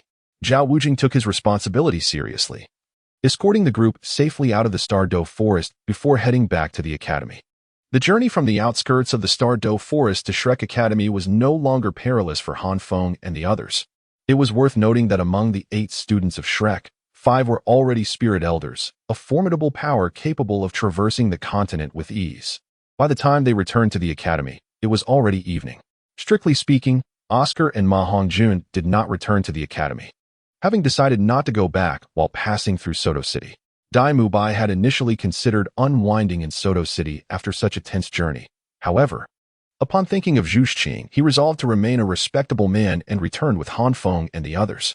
Zhu Xuqing headed straight to her training upon arriving at the academy, evidently affected by the earlier events. When Han Feng returned, he keenly noticed a middle-aged figure beside Flander. This man appeared gaunt, his expression somewhat stiff and weary, dressed in simple clothing with a faint presence. Yet, Flanders seemed to be quite familiar with him, engaging in lively conversation. Upon seeing this figure, Han Feng raised an eyebrow, and indeed, he observed Tang San rushing toward the man with delight, animatedly recounting something. Xiao Wu, noticing Tang San's neglect of her, burned no resentment. With such developments, Han Feng could easily deduce that the middle-aged man was none other than the illustrious master. Though he had met the master a few years prior, the man had not seemed so worn down then. It was clear that the journey had taken its toll, as he had exerted himself for the sake of his disciple. With Tang San preoccupied, Xiao Wu had no choice but to depart with Ning Rongrong. Initially hesitant, Ning Rongrong frequently glanced at Han Feng, but after a few whispered words from Xiao Wu, she nodded, and together they vanished from sight. In an instant, the group of 8 had dwindled to just Han Feng and Dai Mubai. After facing rejection from Zhu Xing, Dai Mubai returned to Han Feng, forcing a cheerful demeanor as he proposed. So, how about it? You've become a spirit elder now. Shall we head to the Soul Arena for some practice? Han Feng chuckled lightly, rolling his eyes at the suggestion. Just coming from Soto City, he had refrained from leaving to maintain a virtuous image before Zhu Xing. And now he was to venture back? The round trip from Shrek Academy to Soto City took an hour. Han Feng would be utterly bored to entertain such an idea with Dai Mubai. Honestly, you needn't put on such a show before Zhu Xing. After all, you're not trying to impress her in a brothel. Why not be forthright? Are you hoping Zhu Xing will fall for you or the facade you've created? Let us consider this. Even if you disregard your own needs, could you spare a thought for me? I just absorbed my 3rd spirit ring, and I desperately need to solidify my cultivation. A round trip to Soto City takes an hour. Can we not check the time? Han Feng decisively rejected Dai Mubai, his expression rife with disdain, which left Dai Mubai feeling quite embarrassed. However, it must be acknowledged that Han Feng's words held merit. A glimmer of contemplation flickered in Dai Mubai's eyes as he reflected on his past foolish actions, suddenly realizing that he could indeed amend those detrimental habits. Yet, he thought, there was no need to feign the virtues of a paragon. After all, he was the evil-eye white tiger. How perplexing it was.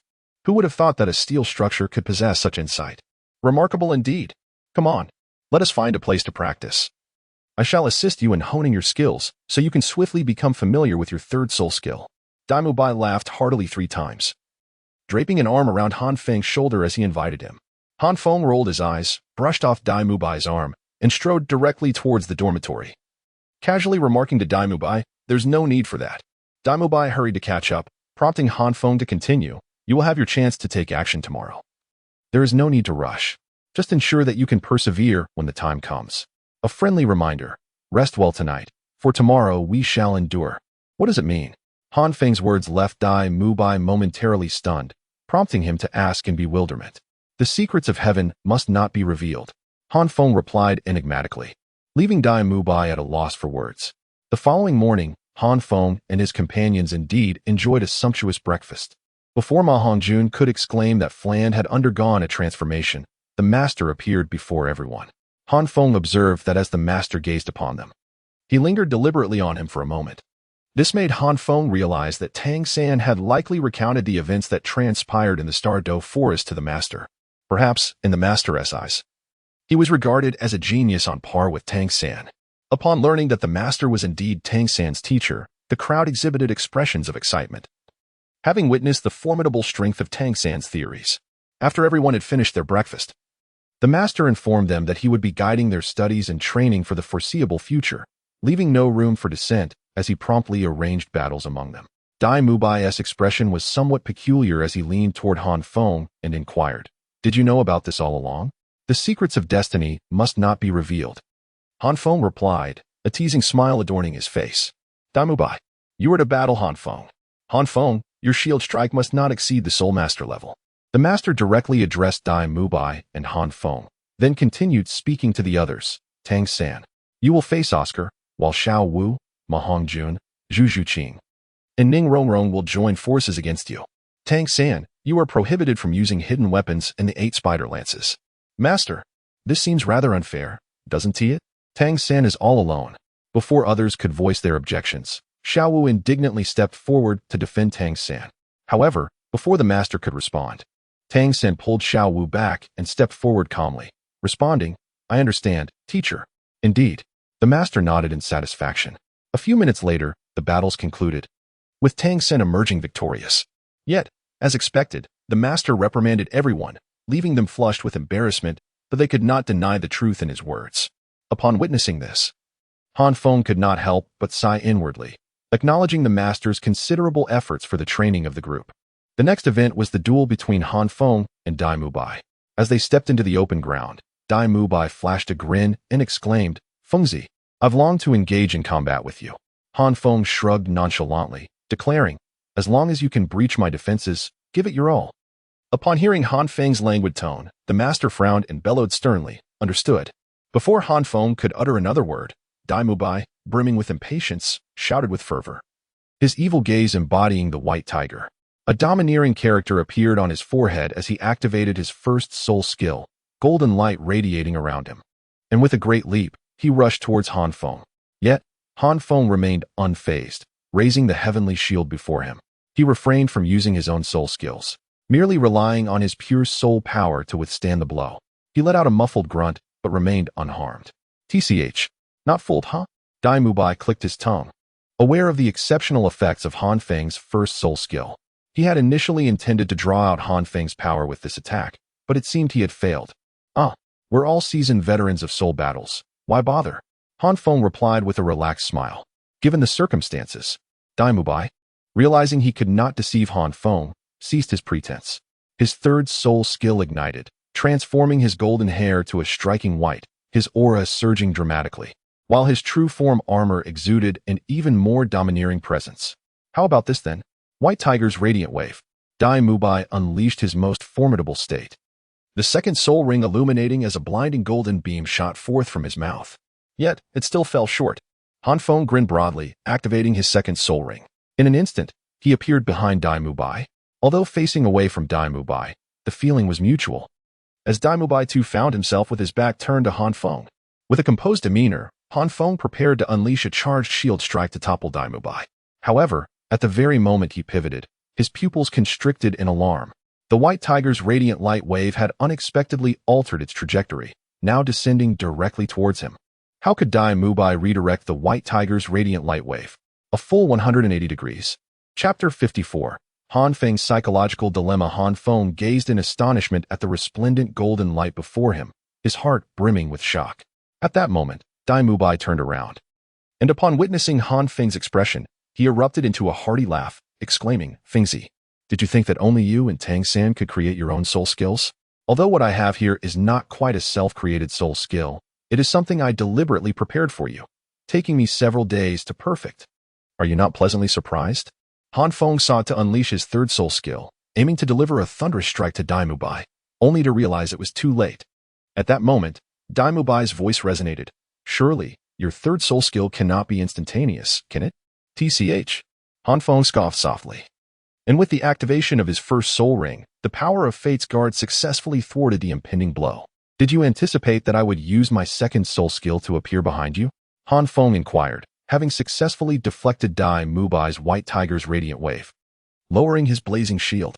Dai Mubai grinned widely. "When I witnessed you using your second soul skill to appear before Teacher Zhao, I thought to myself that your second soul skill must possess further capabilities. It seems I was right." Upon hearing this, Han Feng fell silent for a moment before breaking into a grin, exclaiming, "Douluo Bai, I underestimated you." With a powerful shout, Han Feng summoned his flame dragon armor once more, activating his second soul skill, which reappeared behind Dai Mubai. However, Dai Mubai had anticipated this move. He was well aware that Han Feng's second soul skill required a medium to activate, a fact he had already discerned. "There is no way I will allow you to successfully stack 6 flame shields," Dai Mubai shouted, gripping the white tiger radiant wave in his hand and slicing it forward like a long sword. The white tiger radiant wave enveloped Han Feng's shield, not dissipating but instead sending him hurtling backward. Yet, there was no sign of joy on Dai Mubai's face. Instead, he let out a sharp cry and stamped his foot, pursuing Han Feng with determination. "Brother, I will not allow you to unleash your third soul skill." Dai Mubai believed he had deciphered Han Feng's intentions. But in that very moment as he charged forward, Han Feng flashed a smile, his pearly white teeth gleaming, and taunted, "If you can overcome such great momentum, then show me." Dai Mubai's heart raced, realizing that the situation was dire. Second soul skill. Fixed point guardian. Han Feng once again utilized his second soul skill, and this time he swiftly manifested behind Dai Mubai. Despite Dai Mubai's remarkable speed, which rendered Han Feng incapable of capturing him, his true objective was never Dai Mubai. Unyielding, Yin Luo. Han Feng let out a thunderous shout, and behind him arose an awe-inspiring silhouette of flames. A colossal shield loomed before him, while a fiery fist was raised high, as if poised to strike at any moment. Dai Mubai swiftly turned around, his eyes widening in shock at the sight of Han Feng unleashing his third soul skill. A grave expression etched across his face. "Descend," with Han Feng's low command. The fiery apparition behind him sprang into action, the elevated fist hurtling towards Dai Mubai like a shooting star. Wait. This can hardly be considered a defensive soul master anymore."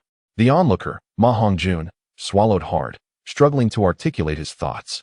"Come," Dai Mubai roared in response, leaping forth like a ferocious tiger, colliding fiercely with the gigantic fist. Amidst the earth-shattering boom, Dai Mubai emerged from the dust. While the immovable flame figure behind Han Feng had lost an arm, leaving only the shield-bearing hand still positioned in front, Han Feng maintained his composure, though his lips had taken on a pale hue. "Shall we continue?" Han Feng rasped. Dai Mubai smirked maliciously. "The loser washes socks for a month. By hand. Without soap." Han Feng added with emphasis, "Indeed." Dai Mubai's pupils constricted as he gritted his teeth, forcing himself forward. He understood that Han Feng's third soul skill could nullify the white tiger's radiant light wave, and that to defeat him, he had to close the distance. Though the odds were grim, Dai Mubai recognized that to advance was to court death, yet to retreat was to invite certain doom. Han Feng dashed forward, his right arm, along with the shield he held, was raised high and came crashing down with a resounding boom. The power of the shield strike reverberated through the air. Amidst the astonished gazes of the onlookers, Han Feng's voice emerged from the swirling dust. "From this day forth, for the next month, I shall change my socks twice a day. Thank you." Coughing, he added, "Cough. Fengzi, you're too much." Following this, Dai Mubai's exasperated voice echoed, and the crowd finally exhaled in relief. "Thank you for the compliment." Han Feng merely smiled and approached the master, with a resigned sigh. Dai Mubai followed suit to stand beside the master. As anticipated, the master wore a stern expression. He turned first to Dai Mubai. "At the outset, you astonished me. It is rare for a formidable assault spirit master to possess the ability to adapt, yet you achieved it. However, your subsequent performance left me greatly disappointed. You failed to thwart Han Feng's third soul skill. You needn't have interfered. You are well aware that Han Feng's third soul skill demands considerable energy. All you needed to do was endure those 2 minutes, and you could have triumphed over him. Yet you did not. You chose to confront Han Feng head-on. Engaging directly with a defensive spirit master like Han Feng is the poorest decision, especially when he possesses such formidable offensive capabilities. You had a chance to win. But in your pursuit of a direct victory over Han Feng, you opted for the most irrational strategy. Receiving this reprimand from the master, Dai Mubai did not retort. He listened obediently. He understood all too well, yet he would never choose to evade battle against Han Feng. The master, sensing it was time to conclude, had orchestrated this scenario to prepare for the upcoming training. If Dai Mubai were to be left doubting himself, it would be counterproductive. As Dai Mubai rejoined the ranks, the master shifted his gaze to Han Feng. "Han Feng, you have disappointed me," the master stated bluntly. "Yesterday, Shaoxin told me that you are a true genius. Your pure soul power far exceeds that of your peers, your defensive strength is formidable, your offensive capabilities are commendable, and you possess a variety of self-created soul skills. However, your performance today, just as the master was about to continue, He caught the glint of indifference in Han Feng's eyes, immediately realizing that Han Feng had likely discerned his intent. The master couldn't help but reflect on the challenges of guiding a genius. Yet, this did not imply he was bereft of strategies. You were arrogant, complacent, disdainful of others. You appear affable, yet you are unruly. You seem gentle as jade, yet you are prideful and conceited. You believe you control everything. You think you understand all. While you appear kind and amiable towards Xiao San and the others, you maintain a barrier between you and them. You regard everyone as mere passers-by, treating them with a dismissive attitude. On what grounds do you presume that your life will be smooth sailing?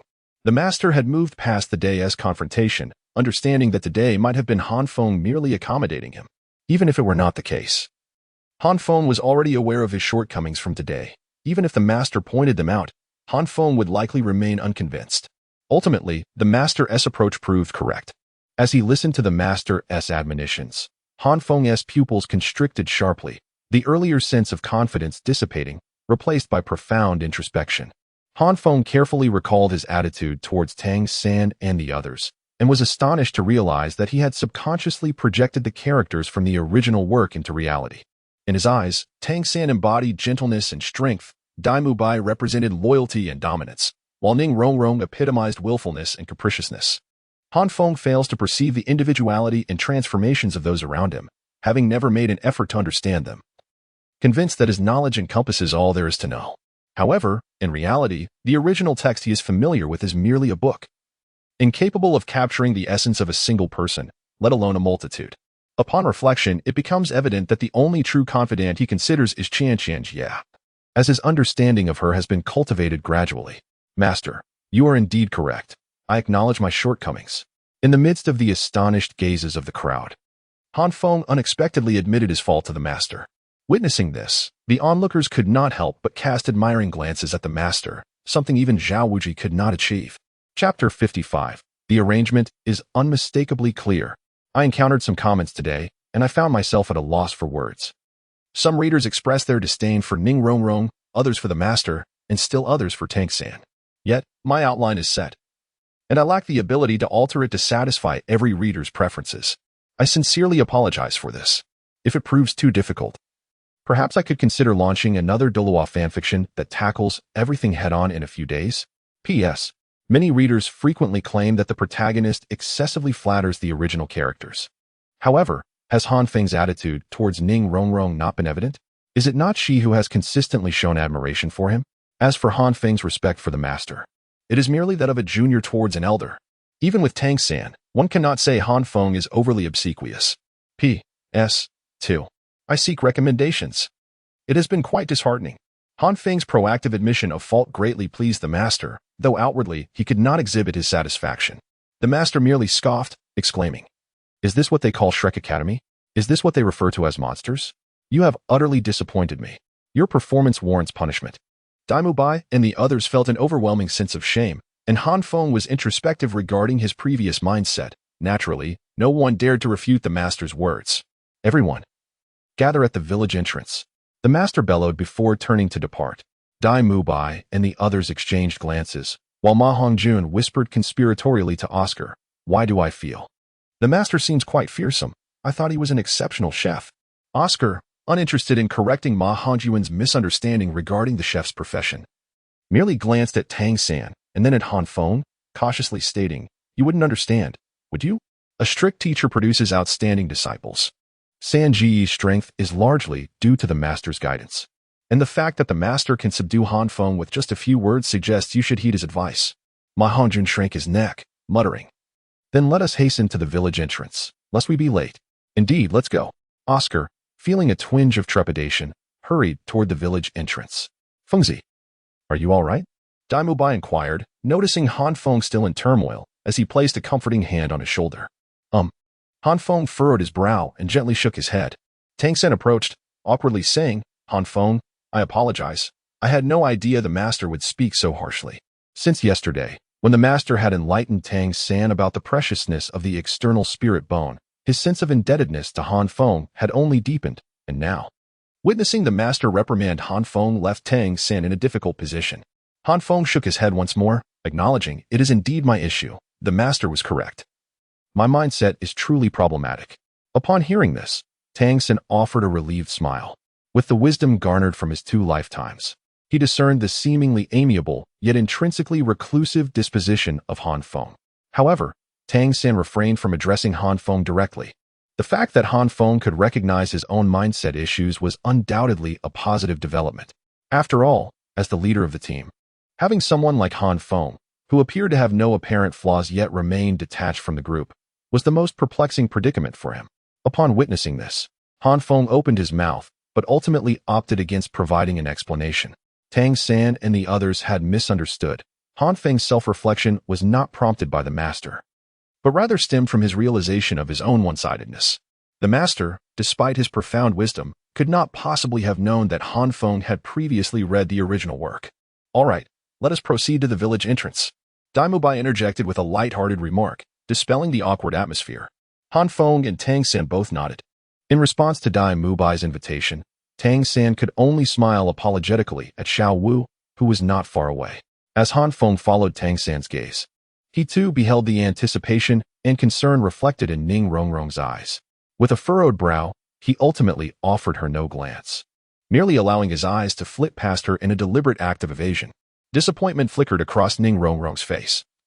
Yet she understood that Han Feng's heart was undoubtedly tumultuous at that moment. Regardless of whether he acknowledged her, she bestowed a comforting smile upon him and, entwining her arm with Zhu Zhuqing's, whispered softly, "The Lao Bai, was what you told me that day truly sincere?" Han Feng, acutely aware of the shift in Ning Rongrong's demeanor, felt an unexpected surge of agitation and, without preamble, posed the question to Daimubai. Daimubai appeared momentarily taken aback. "That day? Which day? I spoke so much. How could I recall that specific remark?" "It's nothing." Han Feng abruptly ceased his inquiry and, lost in thought, ambled towards the village's entrance. "What the?" Daimubai regarded Han Feng with confusion, hastening to catch up, and with a pointed tone remarked, "Fengzi," leaving a sentence half-finished. "You'll surely suffer from hemorrhoids within 3 days." Han Feng merely cast a fleeting glance at Daimubai, reminding him, "Remember to wash your socks." Daimubai's expression stiffened instantly. At the village entrance, Oscar and Ma Hongjun had arrived early, standing behind the master with obsequious expressions. Ning Rongrong and her companions looked at Ma Hongjun and Oscar with disdain, yet they remained unashamed, whispering amongst themselves, "So you are unafraid of authority, are you? Just wait until the master punishes you. We shall see how you weep." They had noticed the 8 glaring baskets at the village entrance, each containing a large stone weighing no less than 20 pounds. Witnessing this, how could they not curry favor? At that moment, Han Feng and his companions arrived late, prompting Oscar and Ma Hongjun to exclaim in admiration, "The 3 Titans are indeed formidable. Their courage is commendable." However, to their disappointment, the master did not react with the fury they had anticipated. Instead, he calmly pointed to the 8 baskets at the village entrance, stating unequivocally, "Each of you must carry a basket. You are not permitted to use your soul power. Depart from here, make a round trip to Soto City. If anyone fails to return, none shall be allowed to eat." A round trip to Soto City. No food. Oscar and Ma Hongjun cried out in unison, their eyes wide with disbelief as they gazed at the master, seemingly hoping he would retract his orders. Soto City was not a short distance from Shrek Academy. Even with the use of soul power, a round trip would take at least an hour. Now, the master forbade them from using soul power and imposed a wait, which would turn the journey into a 5 or 6 hour ordeal. For Ma Hongjun, the thought of missing dinner was more unbearable than death. "Set off." The master, disregarding their protests, bellowed, startling the 2. Tangan naturally would not defy the master's will. He swiftly shouldered the basket. Han Feng had anticipated this outcome and also took up his basket. Daimubai, ever headstrong, followed suit without hesitation, as did Tangan and Han Feng.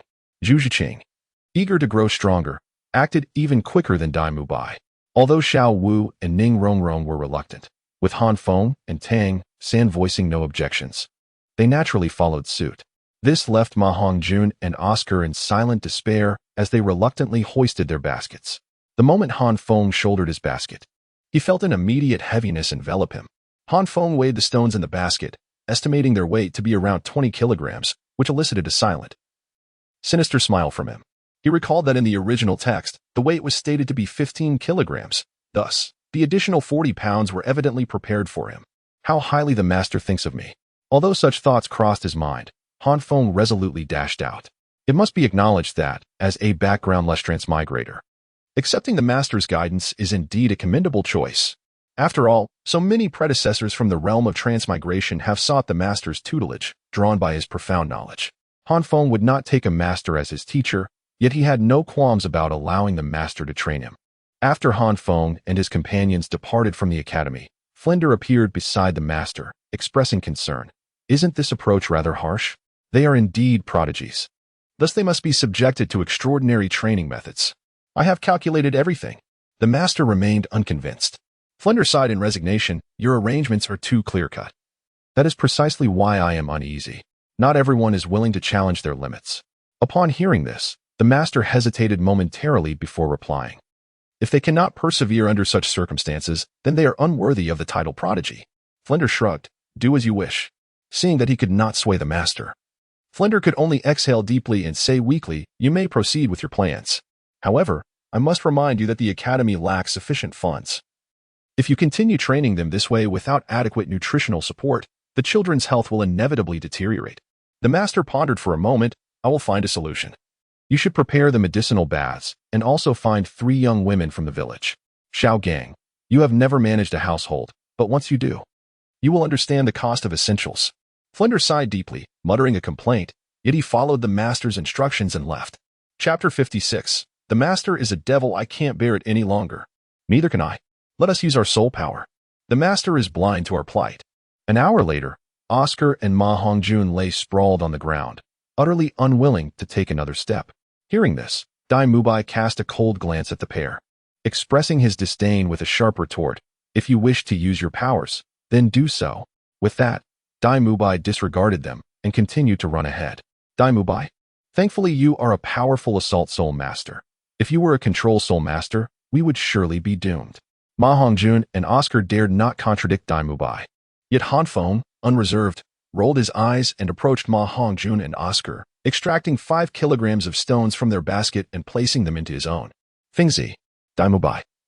Witnessing Han Feng's assistance to Oscar and Ma Hongjun, shouted sternly, attempting to deter him. Han Feng, however, remained unfazed. Do not be anxious. The master has stated that if one person cannot return, none of us shall partake in our meal. This is evidently a test of our collective cooperation. Otherwise, why would the master have prepared 8 baskets of identical weight? It is worth noting that Oscar's physique is not comparable to ours. Indeed, if this were merely a temporary punishment, how could each basket bear a name tag? Xiao Wu interjected. Tang Xin concurred, asserting, indeed, the weight within our baskets has been meticulously calculated. Our instructor would not engage in meaningless endeavors. It is undoubtedly a trial of our teamwork. Han Feng smiled triumphantly at Dai Mubai, saying, look, even Xiao Wu can see this. How can you remain oblivious? What do you mean by even Xiao Wu can see? Han Feng, I have noticed that you are increasingly disrespectful towards me. Before Dai Mubai could respond, Xiao Wu's temper flared. Had it not been for Tang San's quick reflexes in restraining her, she might have already clashed with Han Feng. What do you mean by that? Dai Mubai furrowed his brow, hesitantly inquiring. Since this is a test of our teamwork, it is only natural that we assist one another. When a teammate is overwhelmed, isn't it our duty to help shoulder the burden? As Han Feng approached Ning Rongrong, he couldn't comprehend how she had managed to endure thus far. Yet he could observe her trembling calves. Ning Rongrong felt a mixture of joy and resistance at Han Feng's approach. While she was delighted that he was willing to assist her, she was equally aware that he disapproved of her pampered demeanor. She was reluctant to accept his help, wanting to persevere a little longer. Otherwise, she would have relinquished her burden long ago. Give it to me. Han Feng extended his hand, attempting to remove the stone from Ning Rongrong's back, but she swiftly evaded him. No, I can hold on for a bit longer. Ning Rongrong fixed her gaze on Han Feng, and to his surprise, he discerned a trace of desperation in her eyes. Han Feng felt a tinge of irritation. Yet Xiao Wu darted between the two, seizing the stone behind Ning Rongrong. With a teasing glance directed at Han Feng, she proclaimed, with me around, Rongrong needs no one else. TSK, just a mere Xiao Wu. Han Feng found himself at a loss regarding the situation before him. Yet he clearly discerned the provocation from Xiao Wu. With a slight click of his tongue, he continued, in half an hour. I hope you can still wear that cheerful smile. Humph, I have my third brother. Successfully retorting against Han Feng, Xiao Wu felt quite pleased and cheerfully ran off. Indifferent to Han Feng's sarcastic remarks, Ning Rongrong, however, felt a twinge of guilt and dared not meet Han Feng's gaze any longer. Han Feng was initially perplexed, but after receiving guidance from the master, he ceased to view matters through a narrow lens. Instead of employing cold retorts, he spoke to Ning Rongrong in a neutral tone. If you cannot persevere, just let me know. Do not force yourself. Ning Rongrong softly acknowledged his words and hurriedly departed. Her cheeks seemingly flushed. Half an hour later, as Han Feng had predicted, Xiao Wu, burdened with 20 kilograms, could indeed no longer endure. Yet, Xiao Wu was reluctant to concede to Han Feng and Daimu Bai. Thus, Tangan took it upon himself to transfer all of Xiao Wu's stones into his own basket, now carrying 35 kilograms, while gripping Xiao Wu's hand and pressing onward with determination. Ma Hongjun managed relatively well, sustaining his burden of 15 kilograms. But Oscar was utterly exhausted, prompting Daimu Bai to relieve him of his load, bringing his own weight to 25 kilograms. Although Daimu Bai initially intended to assist Zhu Xing, his offer was met with a resolute refusal. Ning Rongrong, too, could no longer endure. All remaining weight was taken by Han Feng, raising his own burden to 35 kilograms. This is excessive. You are carrying too much. I can manage for a while longer.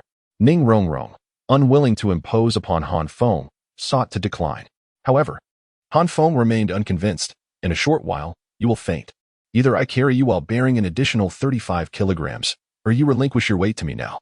Tangan is also carrying 35 kilograms.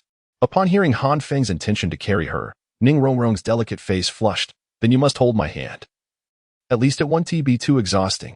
Han Feng was rather indifferent. After all, he was aware that the burden he was meant to bear was 55 kilograms. However, upon observing Ning Rongrong's resolute gaze, he nodded. All right then. It doesn't really matter. Another hour passed, and Han Feng took an additional 5 kilograms of stones from Ma Hongjun, bringing his total burden to 40 kilograms. Xiao Wu reclaimed her own weight, while Tangan's burden was reduced to 20 kilograms. Zhu Xuqing, unwilling to accept assistance, fainted after a fall, prompting Daimu Bai to take on her weight and carry her. Half an hour later, Ning Rongrong succumbed to unconsciousness, and Han Feng furrowed his brow. Realizing she had reached her limit, he hoisted her onto his back, bearing an additional 20 kilograms, redistributing 35 kilograms among Ma Hongjun, Xiao Wu, and Tangan. Zhu Xuqing regained consciousness and reclaimed her burden. Soon after, Oscar reached his limit and fainted. Tangan divided his weight between Han Feng and Daimu Bai, lifting Oscar onto his back. By the time they returned to Shrek, evening had descended. Oscar and Ning Rongrong had already awakened, supported by Ma Hongjun and Zhu Xuqing, while the burdens were entirely shouldered by Han Feng and the others. Upon seeing the word Shrek, even Han Feng felt a surge of emotion. Only through first-hand experience could one comprehend the true nature of Master. He was a veritable demon, calculating every detail to perfection, pushing everyone to their limits. Only by fulfilling his demands could they transcend their boundaries. Yet failure would not result in dire consequences, truly terrifying. When the group finally laid eyes on Master, they collectively relaxed, collapsing to the ground in exhaustion. Han Feng, however, endured longer, trudging up to Master with a grin that revealed his gleaming white teeth, hoarsely declaring, "Mission accomplished." Shortly thereafter, he too succumbed to unconsciousness. Was this what Zhao Wujin referred to as stubbornness? Master smiled with satisfaction, gazing at the collapsed Han Feng before him, softly murmuring, "Not bad at all." From that day forth, Han Feng and the others truly experienced what it meant to live a hellish life, courtesy of the hellish overlord, Master. He devised various training regimens, from combat to physical conditioning, from theoretical knowledge to mental fortitude. One day it was 4 against 4, the next 3 against 5, and the following day 2 against 6, exhausting every conceivable method, eliciting a chorus of complaints from the group. Their fear of Master was only matched by Zhao Wujin's dread of Tang Hao. Yet it must be acknowledged that Master's specialized training was indeed effective. In just a few days, Han Feng and his companions significantly enhanced both their combat prowess and teamwork. Daimu Bai even refined his self-created soul skill under Master's guidance. Among the 8 members of Shrek, Han Feng, Tangan, Xiao Wu, and Daimu Bai had all mastered their unique soul skills. And Ning Rongrong's distraction technique could also be considered one. This left Oscar and the others filled with envy. Ma Hongjun even approached Han Feng for advice, hoping to develop his own unique soul skill, but once he heard Han Feng mention meatball charge, he never broached the subject again. Xiao Gang. The Academy's funds have been utterly depleted. One day, Flinder lamented to Master about the situation. Despite Han Feng and the others training diligently, their nutritional intake had not diminished. In just a few days, the meager savings Shrek Academy had painstakingly accumulated were squandered by Master. Unhurriedly, Master closed the book in his hands. I understand. The first phase of the children's specialized training is complete, and now we shall embark on the second phase. At that time, the Academy will not only need not worry about funding, but will also have the opportunity for substantial profit. Flinder was perplexed. But Master wore an air of confidence that left Flinder utterly bewildered. After so much training, how could they possibly neglect practical combat? The corners of Master's mouth curled into a slight smile, imbued with profound meaning. As a longtime friend of Master, Flinder quickly grasped his intentions. Exclaiming in shock, "Are you suggesting? Is that wise? The gap in cultivation between Dai Mubai, Hongjun, and Ning Rongrong is a whole 10 levels. Is soul fighting ever determined solely by cultivation levels?" Master dismissed Flinder's concerns, his gaze drifting towards the window, where he observed Han Feng and the others diligently training, his eyes brimming with confidence. Chapter 57. Reverse Flame Guard. Han Feng. The second phase of specialized training involves soul fighting. On this day, Master gathered Han Feng and the others to announce the completion of the first phase of training and the commencement of the second phase focused on practical combat. However, upon hearing Master's words, Dai Mubai displayed a puzzled expression, clearly struggling to comprehend why Master had chosen soul fighting as the second phase of training. After all, as students of Shrek, participating in soul fights at the Great Soul Arena was practically second nature to them. Upon hearing Dai Mubai's voice, Master produced 8 colorful masks from behind him and handed them to Dai Mubai, stating, "Of course, this is not merely an invitation for you to engage in soul fighting. Do you see these masks? You are to wear them while participating in soul fights. You are already well known at the Great Soul Arena, especially you, Dai Mubai. Your martial soul and soul skills have been thoroughly studied by many. Upon realizing they are facing you, competitors often choose to forfeit or withdraw to conserve their strength. This limits your perspective and hinders your growth. I want you to wear these masks and start anew at the Great Soul Arena, beginning afresh." Upon hearing this, Dai Mubai trembled in realization, nodding in agreement. Master was correct. Given their long tenure in the Great Soul Arena, seasoned competitors had already memorized their identities. Control-type Soul Masters fared better, but many agile and powerful Soul Masters would deliberately choose to surrender or avoid combat upon recognizing Dai Mubai as their opponent. While it could be said that Dai Mubai had the ability to intimidate, it was not entirely accurate. The difference in objectives was simply the crux of the matter. Dai Mubai and his companions sought to hone their battle skills and experience in the Great Soul Arena, and with Flinder's orders against surrender or evasion, they were compelled to confront every battle head-on. Others, however, were different. Those in their 30s or 40s who remained at the Great Soul Master or Soul Master level were primarily there to make a living and earn a little prize money. Could they truly not contend with Dai Mubai? Not necessarily.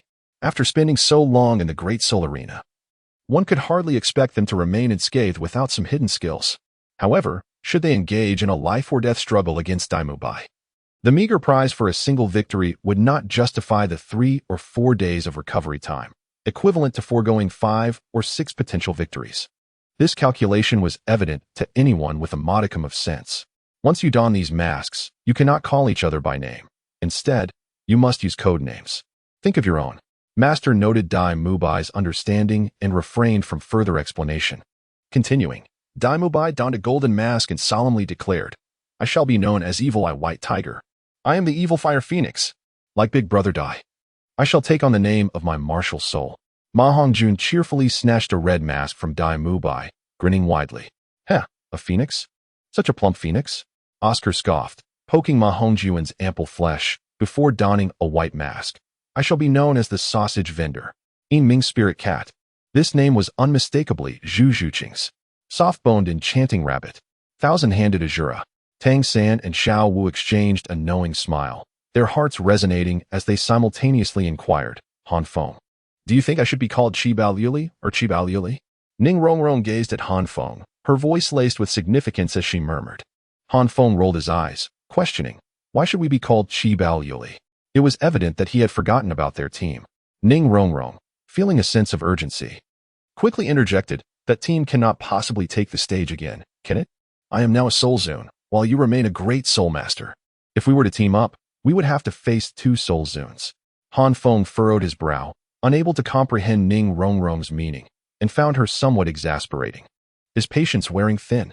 Ning Rongrong retracted her head slightly, murmuring in a tone laced with grievance, "Well, I will definitely practice earnestly in the future." Fengzi, what do you intend to call your codename? Dai Mubai, sensing the escalating tension, hurriedly inquired. Han Feng gazed at the crimson mask in his hand, feeling a sense of unease within. He could not fathom how merely donning a mask, coupled with the fact that most codenames were derived from one's own martial spirit, could effectively conceal one's identity. The team's name, Shrek, raised further questions about how such secrecy could elude the eyes of so many. Was this a manifestation of some world order? It reminded him of the first time he encountered Ning Rongrong, reminiscent of the two bandits he had encountered then, who could only rob for wealth, never for lust. Fengzi?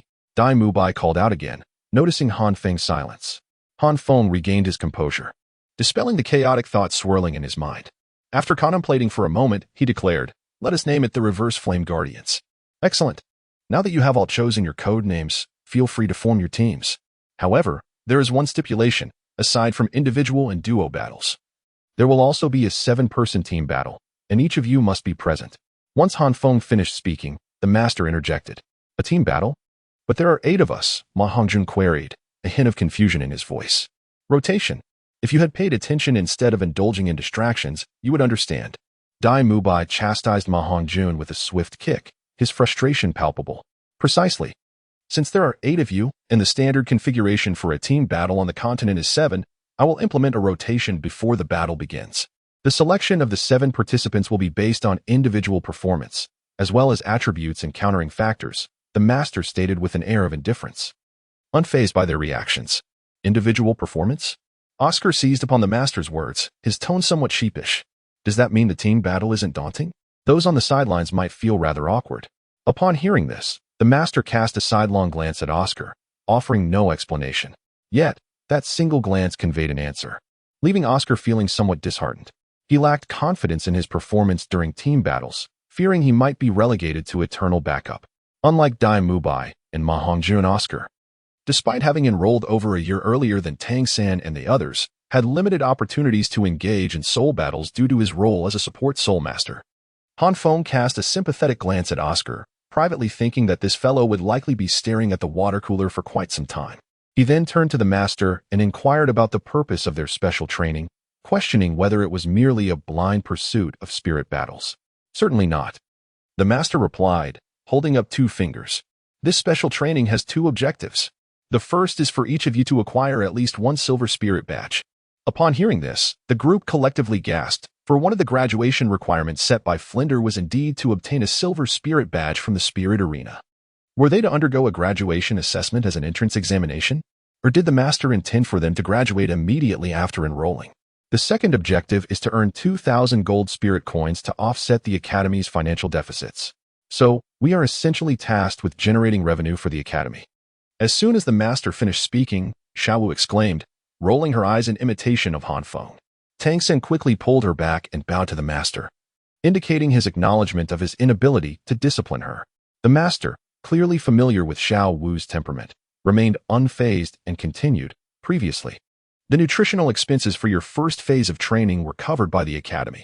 Your training has burdened the academy significantly, so repaying it is only just. No wonder when we were indulging a few days ago, I spotted teacher Zhao discreetly nibbling on a bun. So that's the reason. Ma Hongjun remarked thoughtfully, suddenly enlightened. Chapter 58. The double kill combination. After the master concluded, he departed. If Han Feng's intuition was correct, the master was likely off to study other spirit teams in the arena.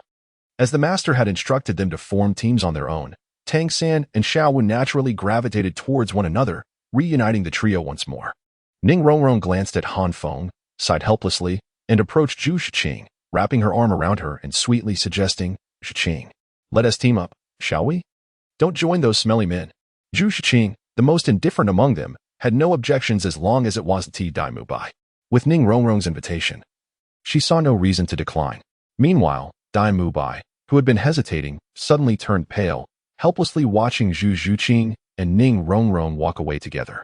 He glared at Ning Rongrong, feeling betrayed that their promise of mutual support had been so easily broken. Ning Rongrong did not look back, oblivious to Dai Mubai's expression. Even if she had noticed, she likely wouldn't have cared. After all, Zhu Shiqing would never agree to team with Dai Mubai, and neither would Oscar or Ma Hongjun. The most probable pairing for Zhu Shiqing was with Han Feng, leading to an uncomfortable situation for everyone involved, as both Zhu Shiqing and Han Feng were indifferent to such matters. Hey, and this person dares to call himself a romantic hero. Looks like he is in for a rough ride. Ma Hongjun floated over at some point, a smirk on his face as he teased Dai Mubai. Dai Mubai clenched his teeth. Having spent ample time with Han Feng had sharpened his tongue. You ought to worry about yourself. Everyone here is a spirit elder. And you're the only one left as a great spirit master, yet you still dare to laugh. As expected, upon hearing Dai Mubai's words, Ma Hongjun's jovial expression faltered. The rules of the spirit arena were indeed stringent. Among the 8 from Shrek, 5 were spirit elders while only 3 were great spirit masters. With Ning Rongrong and Zhu Shiqing teamed up, he was left solitary. Let them envy me as I reign supreme in the realm of great spirit masters. Ma Hongjun proclaimed defiantly, though his words lacked conviction. Dai Mubai merely scoffed, not needing to expose Ma Hongjun's plight. His disdainful gaze was sufficient to inflict damage. Suddenly, a sycophantic laugh echoed, and Oscar appeared, wearing a look of eager supplication towards Han Feng and Dai Mubai. Brothers, which of you would be willing to take me under your wing? Compared to Ma Hongjun, Oscar's predicament was even more dire. He possessed a clear understanding of his role as a support spirit master. Individual combat was not his forte, and team battles appeared challenging as well. To secure enough points, he could only rely on pair battles. With one of the 3 pillars, Tang San, already taken by Xiaowu, he had no choice but to curry favor with Han Feng and Dai Mubai. Act normal. You're making me nauseous, Han Feng retorted, pushing Oscar away with visible disdain. Oscar immediately put on a wounded expression, akin to a bullied spouse. You should team with me, being a defensive spirit master. Dai Mubai considered for a moment before ultimately deciding to join forces with Oscar. Although Han Feng outwardly displayed impressive strength and even had formidable offensive capabilities, being a defensive spirit master posed significant drawbacks when paired with Oscar. Han Feng merely shrugged, indicating his lack of objection. Oscar, filled with delight, was indifferent. Whether it was Han Feng or Dai Mubai, he was content as long as someone was willing to take him along.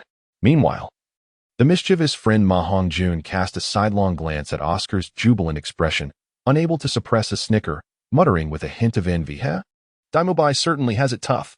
Being in your team is no different from letting Dai Mubai face 2 opponents alone. Fatty, what did you just say? Oscar, having ascended to the rank of Soul Master, had significantly enhanced hearing and, in a fit of rage, leaped onto Ma Hongjun, engaging him in a scuffle. Am I wrong? A few months prior, when we teamed up, you nearly got me killed. Ma Hongjun refused to back down, eschewing the use of soul power as the 2 rolled about like a pair of ruffians on the ground. That was your own lack of skill. How can you even compare yourself to Dai Mubai? Oh, is this where the flattery begins? Just a few days ago, you weren't saying that. You fatso. One day, I will smash all that blubber off you. Come on. Whoever backs down is a coward. If you can defeat me, I will willingly fast for 7 days. Han Feng rolled his eyes, opting not to engage in the conflict between these 2 formidable individuals. He waved at Dai Mubai, saying, since that is the case, I shall take my leave. It appears I must fight my own battle. I will go and register first. Wait a moment. To Han Feng's surprise, Dai Mubai suddenly called out to him, his unique eyes gleaming with intensity as he fixed an enigmatic gaze upon Han Feng. With a hint of provocation in his voice, he said, Fengzi, would you be interested in placing another bet? The month Han Feng spent washing Dai Mubai's socks had left an indelible impression on him. Upon hearing the words, Han Feng squinted slightly, a meaningful smile gracing his lips as he turned around, intrigued, and inquired, what shall we wager? Doing laundry. For a month, Dai Mubai declared, extending a finger and grinning widely. Twice a day. There must be no unpleasant odor. Hand-washed. Han Feng reciprocated with a smile, their understanding palpable as he replied. Dai Mubai's heterochromatic eyes sparkled with excitement as he grasped Han Feng's hand and exclaimed, deal. Thus, what was to be the nature of the wager? Han Feng regarded Dai Mubai with amusement, sensing that Dai Mubai was clearly plotting against him. Yet, he was curious to see how Dai Mubai intended to play this game. If the terms were indeed outrageous, Han Feng could easily renounce the agreement, as there would be no evidence to hold him accountable. Just now, Fatty's words reminded me, Dai Mubai said, his enthusiasm palpable. I want us to form a team, and we shall call ourselves the Double Kill Duo. Han Feng furrowed his brow, pondering the concept of the double kill combination. Indeed, it is the double kill combination. Daimubai chuckled silently, his expression revealing a hint of mischief. Let us embark on something grand. You and I shall form a duo. Yet only one may take the stage. At the onset of the battle soul, one of us must withdraw immediately, allowing the other to confront both adversaries alone. How intriguing. Han Feng trembled at the notion, stroking his smooth chin, and then inquired, is there no time limit? You must understand, if I employ my full defensive capabilities, I am confident I could withstand the relentless bombardment of two soul respecters for half an hour. Of course, there is a time limit. 5 minutes is the maximum. If we fail to secure victory within that time, we concede defeat. I see. In this 2-on-2 clash, we shall register. Yet only one may remain on the field. If we cannot manage to face two opponents with one, it shall be deemed a loss. After finishing his statement, Han Feng felt a surge of excitement within. Indeed, the loser must wash the socks. If both emerge victorious, we shall compete to see who takes less time. And if both falter, we shall measure who can endure the longest. Daimubai declared with unwavering confidence. Han Feng nodded. That seems fair. In terms of combat prowess, Han Feng's apparent strength was now nearly on par with Daimubai's. If they were to wager, without revealing their external soul bones, the outcome might hinge on fortune. Should their adversaries be feeble, it would undoubtedly favor Daimubai. Conversely, if their foes were formidable, Han Feng would hold the advantage. It's decided, Han Feng proclaimed, sharing a knowing smile with Daimubai, both their eyes glimmering with confidence in victory. Are you two going to team up? No. Please don't abandon me. Oscar and Ma Hongjun, who had been eavesdropping, ceased their commotion. Oscar ran to Daimubai, lamenting with tears and snot, resembling a forsaken lover lamenting her fate. Indeed, your pairing hardly differs from score farming. If Master were to find out, he would surely disapprove. Ma Hongjun's face twisted in uncertainty.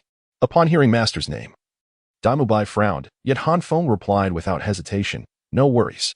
We are not score farming, nor do we intend to form a long-term partnership. We merely wish to indulge in a bit of fun today. Master would not object.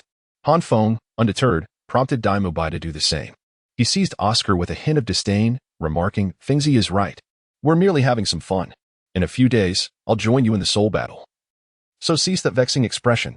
Chapter 59, The Arrogant Double Kill Duo. Moments later, Tangan and Xiao Luo had just completed their soul battle and spotted Ma Hongjun and Oscar seated in the audience. Curiosity piqued, they approached. Little Oscar, Fatty, why aren't you participating in the soul battle? What are you doing here? Ma Hongjun and Oscar's movements were remarkably synchronized, with legs together, arms resting on their knees, and palms cradling their heads. They fixated unwaveringly on the empty soul battle arena. We are waiting, they replied in unison, without turning. Waiting? Waiting for what? Tangan inquired, tilting his head in confusion. Now, we welcome the double kill duo to face the absolute offense and defense duo. At that moment, the host of the soul battle appeared, announcing the names of the upcoming teams with great fervor. They're coming. To Tangan's astonishment, upon hearing the names of the two teams, both Ma Hongjun and Oscar suddenly became animated, their curiosity driving them to glance towards the competitor's area, only to be taken aback by the sight of Han Feng and Daimubai walking together towards the arena. Han Feng and Daimubai have formed a team. Tangan gasped, unable to conceal his surprise. This combination was indeed formidable. Their offensive and defensive prowess represented the pinnacle among the Shrek 7 monsters. Their collective combat strength even surpassing that of the remaining 6, provided, of course, that Tangan refrained from employing his array of intricate hidden weapons and lethal toxins. Patience, patience. The best is yet to come. Oscar shot Tangan a sidelong glance, as if he were a simpleton, before cryptically suggesting. Tangan, compelled by his curiosity, settled beside Oscar, pulling Xiao Wu along, and furrowed his brow in keen observation. Meanwhile, Han Feng and Daimubai deliberated on who would execute the first double kill in their inaugural soul battle. Who should go first? Han Feng whispered. I will, Daimubai replied. Glancing at their opponents, one tall and slender like a stick, the other round and rotund. Beyond these superficial traits, he gleaned little else. Unable to discern their type of soul masters. This was not unusual. Most soul masters, when not manifesting their spirits, appeared much like ordinary individuals. The most Daimubai could ascertain was that the tall, lean soul master was likely not a defensive type. Han Feng shrugged and said, then it's your turn. This was inherently a life-risking endeavor. Should they encounter a control-type soul master, whether it be Daimubai or Han Feng, surrender would be virtually inevitable. Aha! Our luck is remarkable to encounter two novices. Wearing masks, perhaps they are afraid of losing face and not being able to return home? As Han Feng and Dai Mubai ascended to the battle arena, the tall, slender Soul Master, upon seeing their figures, erupted into laughter, his eyes brimming with derision. With both Han Feng and Dai Mubai masked, the chubby brothers naturally could not recognize them, mistaking them for inexperienced newcomers, and thus resorted to their well-worn psychological tactics. Unfortunately, neither Han Feng nor Dai Mubai were novices, seasoned veterans of the battle arena. They paid no heed to the chubby brothers, remaining utterly unfazed. Humph! The tall, slender Soul Master, realizing his verbal onslaught had failed, coldly snorted and whispered to his portly companion, "You protect me later. Let us first eliminate that golden-haired one. The younger-looking one should be easier to handle. 5 minutes." Yet, before the chubby brothers could act, Han Feng had already turned and leapt off the stage, departing for the waiting area without a backward glance, leaving behind only 3 words. Dai Mubai, remaining unfazed, similarly ignored Han Feng, instead casting a disdainful look at the chubby brothers, disdainfully stating, "For reasons unbeknownst to you, I must resolve this swiftly. So let us dispense with the superfluous and commence the battle." With a thunderous shout, Dai Mubai summoned the white tiger's spirit, instantly enveloped in a formidable aura. As 3 soul rings, 2 yellow and 1 purple, hovered behind him, the overwhelming presence of the King of Beasts engulfing the arena. What are Han Feng and Mubai doing? Why did Han Feng exit the stage? Do they not wish to win? Is Han Feng intending to let Mubai face 2 opponents alone? Tangan gasped in bewilderment, fixated on Han Feng and Dai Mubai, perplexed by their actions. Observing Tangan's expression, Ma Hongjun and Oscar exchanged knowing glances and quickly recounted the events that had transpired backstage. Upon hearing their account, a strange expression crossed Tangan's face. Dai Mubai and Han Feng certainly playfully treated the battle as a wager, unafraid of the master's ire. Why did that fellow leave? Afraid? I don't think so. Judging by his stance, it seems the golden-haired youth is prepared to take on 2 opponents. Take on 2? Brother, do not jest. This is a Soul Master battle arena, and their opponents are undoubtedly high-level Soul Masters, each above level 35. You expect me to believe this golden-haired lad intends to challenge 2 at once? How arrogant! Is he merely seeking attention? Not only Tangan, but the other spectators in the arena were equally confounded by Han Feng and Dai Mubai's intentions, a myriad of voices echoing their disbelief, with the consensus leaning towards skepticism. Are you suggesting you intend to confront both of us alone? On stage, the tall, slender Soul Master narrowed his eyes, a glint of danger flashing within, coldly retorting. Dai Mubai extended his hand, saying nothing, merely beckoning with a finger. Everything was left unspoken. Arrogance! The tall, slender Soul Master bellowed angrily, his true form manifesting. Purple-black spots emerging across his body as his tongue extended impossibly long, lashing towards Dai Mubai. Humph! Dai Mubai coldly snorted, opting not to grasp the tongue but instead unleashing the more soul power-consuming white tiger's radiant wave, sending it hurtling away. Experienced in battle, Dai Mubai quickly discerned that the opponent's martial spirit was inherently toxic, hence he would never willingly make contact. Wish to harm my brother? You must first pass through me. Just as the white tiger's radiant wave was about to strike the tall, slender Soul Master, the shorter, portly Soul Master shouted fiercely, manifesting his true form. Sprouting 2 antennae atop his head, a snail shell upon his back, wielding a shell-like shield. Upon seeing both their true forms, a gleam of intrigue flickered in Dai Mubai's eyes, and he smirked without changing his expression. Empty. The white tiger's radiant wave collided with the portly Soul Master's shield, producing a dull thud, yet the shield remained unbroken, the chubby brothers standing behind it, unharmed. "Ha! You think you can take on 2 of us?" The tall, slender Soul Master scoffed, about to speak further when Dai Mubai interrupted. "I have no time for idle chatter with you." With that, Dai Mubai raised 3 fingers, grinning malevolently. 3 moves. Within 3 moves, I shall defeat you. Resist with all your might within your capabilities. Initially, Dai Mubai had harbored concerns about the opponents being control-type Soul Masters, fearing their attributes might counter his own. However, after just a simple exchange, he had discerned their roles. His worries dispelled, he felt emboldened. Seeking death. Upon hearing Dai Mubai's haughty declaration, the tall, slender Soul Master furiously seized the shell shield from his brother, propelling himself forward with a burst of speed rivaling that of agile attack-type Soul Masters. Albeit merely a linear velocity incapable of maneuvering, Dai Mubai regarded him with disdain. Defense? I know someone who is your ancestor in terms of defense. First move. First soul ring, white tiger's protective shield. Stacking, Third soul skill, White Tiger S Diamond Transformation. Under the White Tiger S Diamond Transformation, Dai Mubai's aura surged. His golden hair transforming to white, golden light erupting from beneath his mask, rendering him akin to a radiant war god. The chubby brothers were taken aback. The portly one exclaiming, "Brother, come back." "Huh? Can you return?" Dai Mubai would never relinquish the feast laid before him, before the tall, slender soul master could act. The second soul skill, White Tiger S Radiant Wave, had already shot forth with such velocity that the audience could only perceive a fleeting golden light. The tall, slender soul master barely managed to raise his shield in defense, yet the White Tiger S Radiant Wave struck with unyielding force. Now, second move, with Dai Mubai's command. The White Tiger S Radiant Wave crashed against the shield, which appeared unbreakable yet shattered like paper, and had the portly soul master not intervened in time, the blow would have grievously injured the tall, slender soul master. Nevertheless, the brothers were pushed to the edge of the battle arena. Now for the third move. Under normal circumstances, Dai Mubai might have granted them a glimmer of hope, but now, burdened by a wager and intent on reclaiming his honor, he dared not be careless. Offering no chance to the brothers, with a fierce clawing gesture, he conjured two golden short daggers from thin air. This was a soul skill Dai Mubai had comprehended and perfected under the Master's guidance, a synthesis of Han Feng's solar flare and his own second soul skill. Named the Gung Metal Celestial Sabers. The White Tiger's claw strikes, embodying the essence of metal, this soul skill was a crystallization of Dai Mubai's immense power, representing his most formidable offensive capability. Third soul skill, Snail Shell.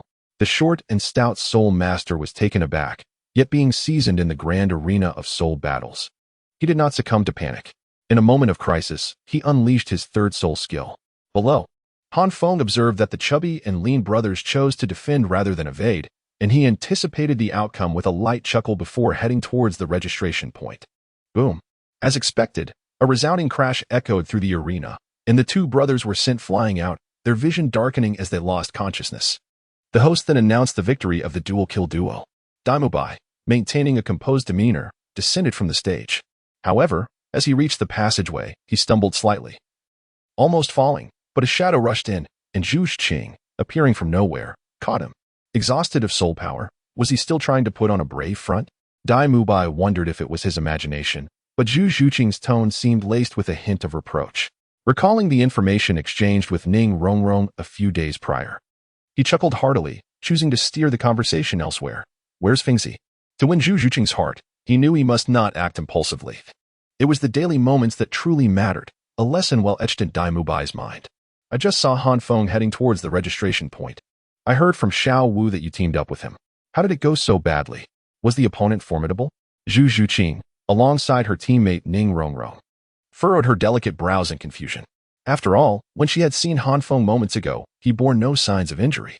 Upon hearing that Han Feng had registered again, Dai Mubai flashed a grin, but chose not to respond to Ning Rongrong.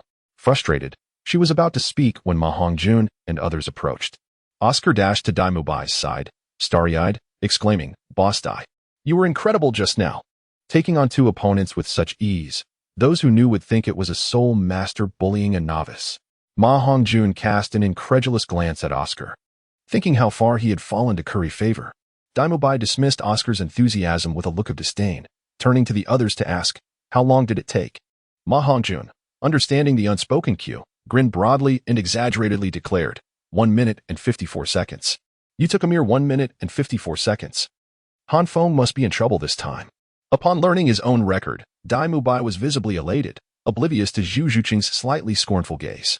With his body straining against the depletion of soul power, he clenched his right fist, as if envisioning dawn upon the sea, resolutely declaring, "From today onward, I shall wear only white socks. Men remain youthful until death." Xiao Wu, Zhu Xing, and Ning Rongrong stood to the side, their eyes filled with confusion. Tang San, who understood the reference, merely smiled awkwardly, reluctant to recall that embarrassing chapter of his past. He could guarantee that decades from now, Dai Mubai would look back on this proclamation with profound embarrassment. What on earth is going on? What does this have to do with Han Feng? Ning Rongrong, despite her lack of understanding regarding Dai Mubai's remarks, was compelled to inquire due to her concern for Han Feng. Xiao Wu rolled her eyes in exasperation and explained the wager between Dai Mubai and Han Feng to Zhu Xing and Ning Rongrong, concluding with, "You probably can't comprehend it." Can you? He'd rather face 2 opponents than wash socks? With their soul rank, they could easily afford a new pair every day, suppressing her urge to scoff. Zhu Zhuqing shot Daimu a glance and simply uttered, boring. Ning Rongrong wore a similarly puzzled expression but refrained from criticizing Han Feng, instead forcing an explanation. Perhaps this is just the way men find joy. You know nothing. This isn't about whether one wants to wash socks, but rather who has to do it. You have no idea how Han Feng looked when he made me wash his socks. Daimu Bai's face flushed slightly at the girl's teasing, bristling in embarrassment. Isn't it the same? Xiaowu challenged, refusing to back down. You understand nothing. What else could possibly be in your head besides carrots? And Brother San, Xiaowu boldly added, wrapping her arms around Tang San's. Suddenly, Daimu Bai felt a pang of envy, his handsome face contorting as he found himself momentarily speechless. At that moment, the host's voice cut through the chatter. Now, let us welcome the dual kill duo to the stage for their next battle.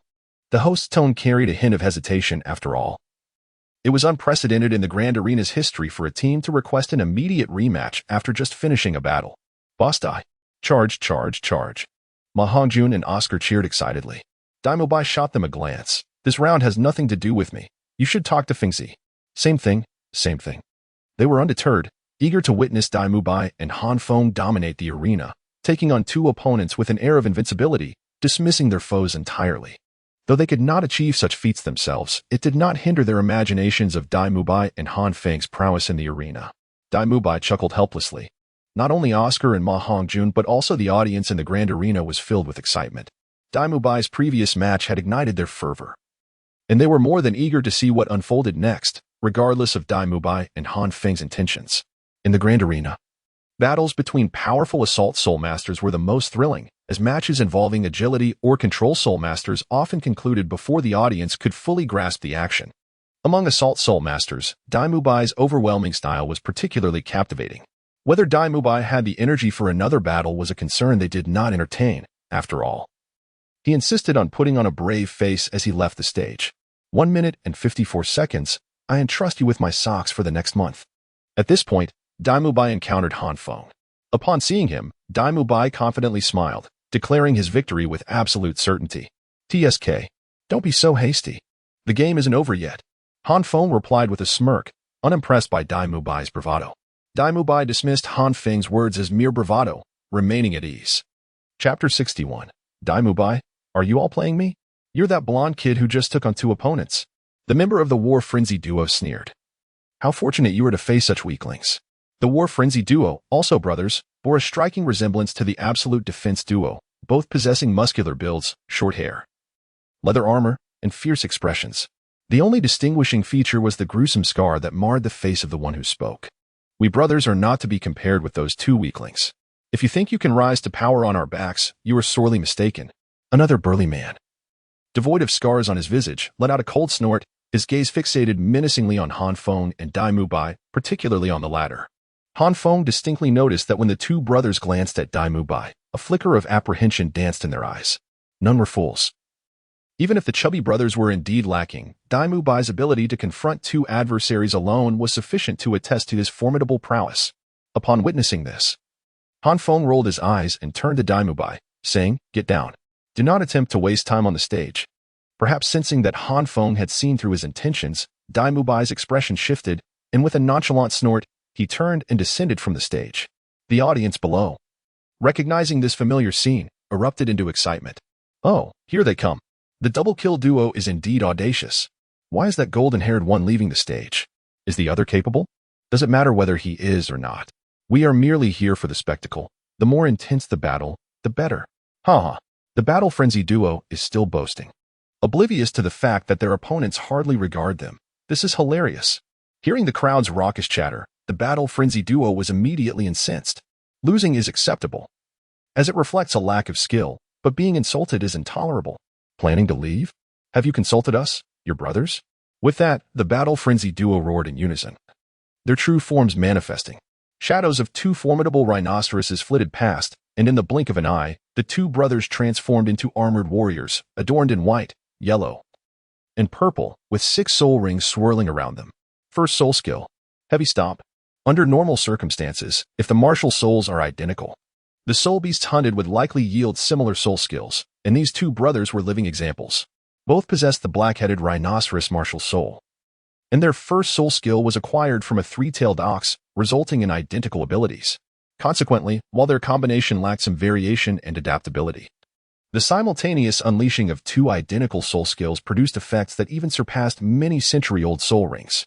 Crack, crack, crack. The brothers lifted their feet in unison, stomping down forcefully upon the ground, causing the battle arena to tremble slightly as a fissure surged towards Daimubai. Sensing the shift in the arena, Daimubai smiled faintly, not even glancing back, and continued forward. Clang. Han Feng had completed the fusion with his true form armor, the shield of the blazing heaven positioned before him. With a single step, he effortlessly blocked the fissure in the ground, grinning widely. His words laced with mockery. Do I need to ask you whether you wish to step down? I have witnessed pleas for withdrawal, but never for entry. What is the matter? Is my single blow insufficient for your enjoyment? At the edge of the arena, Daimubai's brow furrowed, silently acknowledging, here he goes again. However, Daimubai had no intention of warning Han Feng. He had not forgotten the wager between them. He secretly hoped that Han Feng would engage in more idle chatter, ideally prolonging the fight for 5 minutes while indulging in 2 hours of banter. With this thought, Daimubai felt a surge of delight and leaped into the arena. Meanwhile, the brothers of the battle frenzy could not restrain Daimubai and were already infuriated. Now, with Han Feng's taunt stoking their rage, they were practically seething, their eyes flashing with a crimson hue. Seeking death, are we? How can a mere defensive spirit master contend against two adversaries? The scarred man bellowed, his second soul ring igniting. Suddenly, a colossal rhinoceros apparition materialized behind him, charging fiercely toward Han Feng. Second soul skill, Hell's Charge. Han Feng was acutely aware that this was not the moment for idle chatter. After a brief contemplation, he activated his first soul skill and the Flame Dragon armor. Having successfully withstood the attack with the Shield of Command, he proceeded to transform his true body armor into its second stage, evidently intending to conclude the battle swiftly. The unmoved Flame Luo was not instantaneous. With two opponents before him, it would be exceedingly simple for them to interrupt Han Feng. He would not provide them with any advantage. The scarred man's second soul skill was thwarted, and the scorching sunlight fell upon him, the intense flames clinging to his true body armor, incessantly eroding his soul power. Observing this, the scarred man made a swift decision and spoke to his comrade. The flames on his shield are deceptive. To attack is to reveal oneself, and to touch is to be harmed. Though the damage may be slight, it is akin to a parasite, lingering and unyielding. Prolonged exposure will be detrimental to us. We cannot engage in a war of attrition. We must resolve this quickly. Understood. The other burly man did not hesitate. Their third soul rings illuminated simultaneously, unleashing identical soul skills once again. Third soul skill, Rampaging Rhinoceros descends. Both giants roared in unison, their true body armor transforming yet again. Achieving the second stage of its metamorphosis, their aura surging significantly, even surpassing Daimubai's White Tiger Diamond transformation. However, a closer inspection would reveal their eyes were now a fiery crimson, suggesting that this soul skill bore considerable side effects. Kill. The two brothers bellowed ferociously, disregarding any tactical approach, charging directly at Han Feng with sheer force. Berserk skills, perhaps? Han Feng narrowed his eyes, surprised to encounter such a rare soul skill. Yet there was no sign of panic in his gaze. This was precisely to his advantage. If the rampaging brothers had decided to forego their assault on him due to the sunlight's influence, Han Feng might have faced some difficulties. However, their reckless determination to end the fight quickly only made it easier for him. Fixed Guardian. Han Feng employed the same strategy he had used against Daimubai. In an instant, he had appeared behind the two brothers. As they charged ahead, they could not keep pace with Han Feng, helplessly watching as he put increasing distance between them. Unmoved Flame Luo. By the time the brothers regained their wits, Han Feng had already unleashed his third soul skill, a colossal fiery apparition rising behind him like a guardian spirit. Any ordinary person witnessing this scene would surely deliberate cautiously. Yet, under the influence of the berserk skill, the rampaging brothers were far too consumed by their fervor to consider the implications, even if they were to grasp the formidable nature of the flaming apparition. What could it matter? The berserk skill had a limited duration. Once it expired, backlash would ensue, rendering them mere prey. Fearlessly, the brothers charged towards Han Feng, unleashing their first and second soul skills with reckless abandon. The power within the celestial shield surged dramatically, swiftly reaching the level of a soul sovereign. Han Feng, equally generous with his soul power, infused pure energy into the celestial shield, elevating its might once more. Meanwhile, Daimubai, anxiously glancing at the clock in the grand arena while observing the unfolding battle, could not suppress an expletive. Are these two merely actors invited by Fengzi? This relentless assault on Han Feng is tantamount to courting disaster.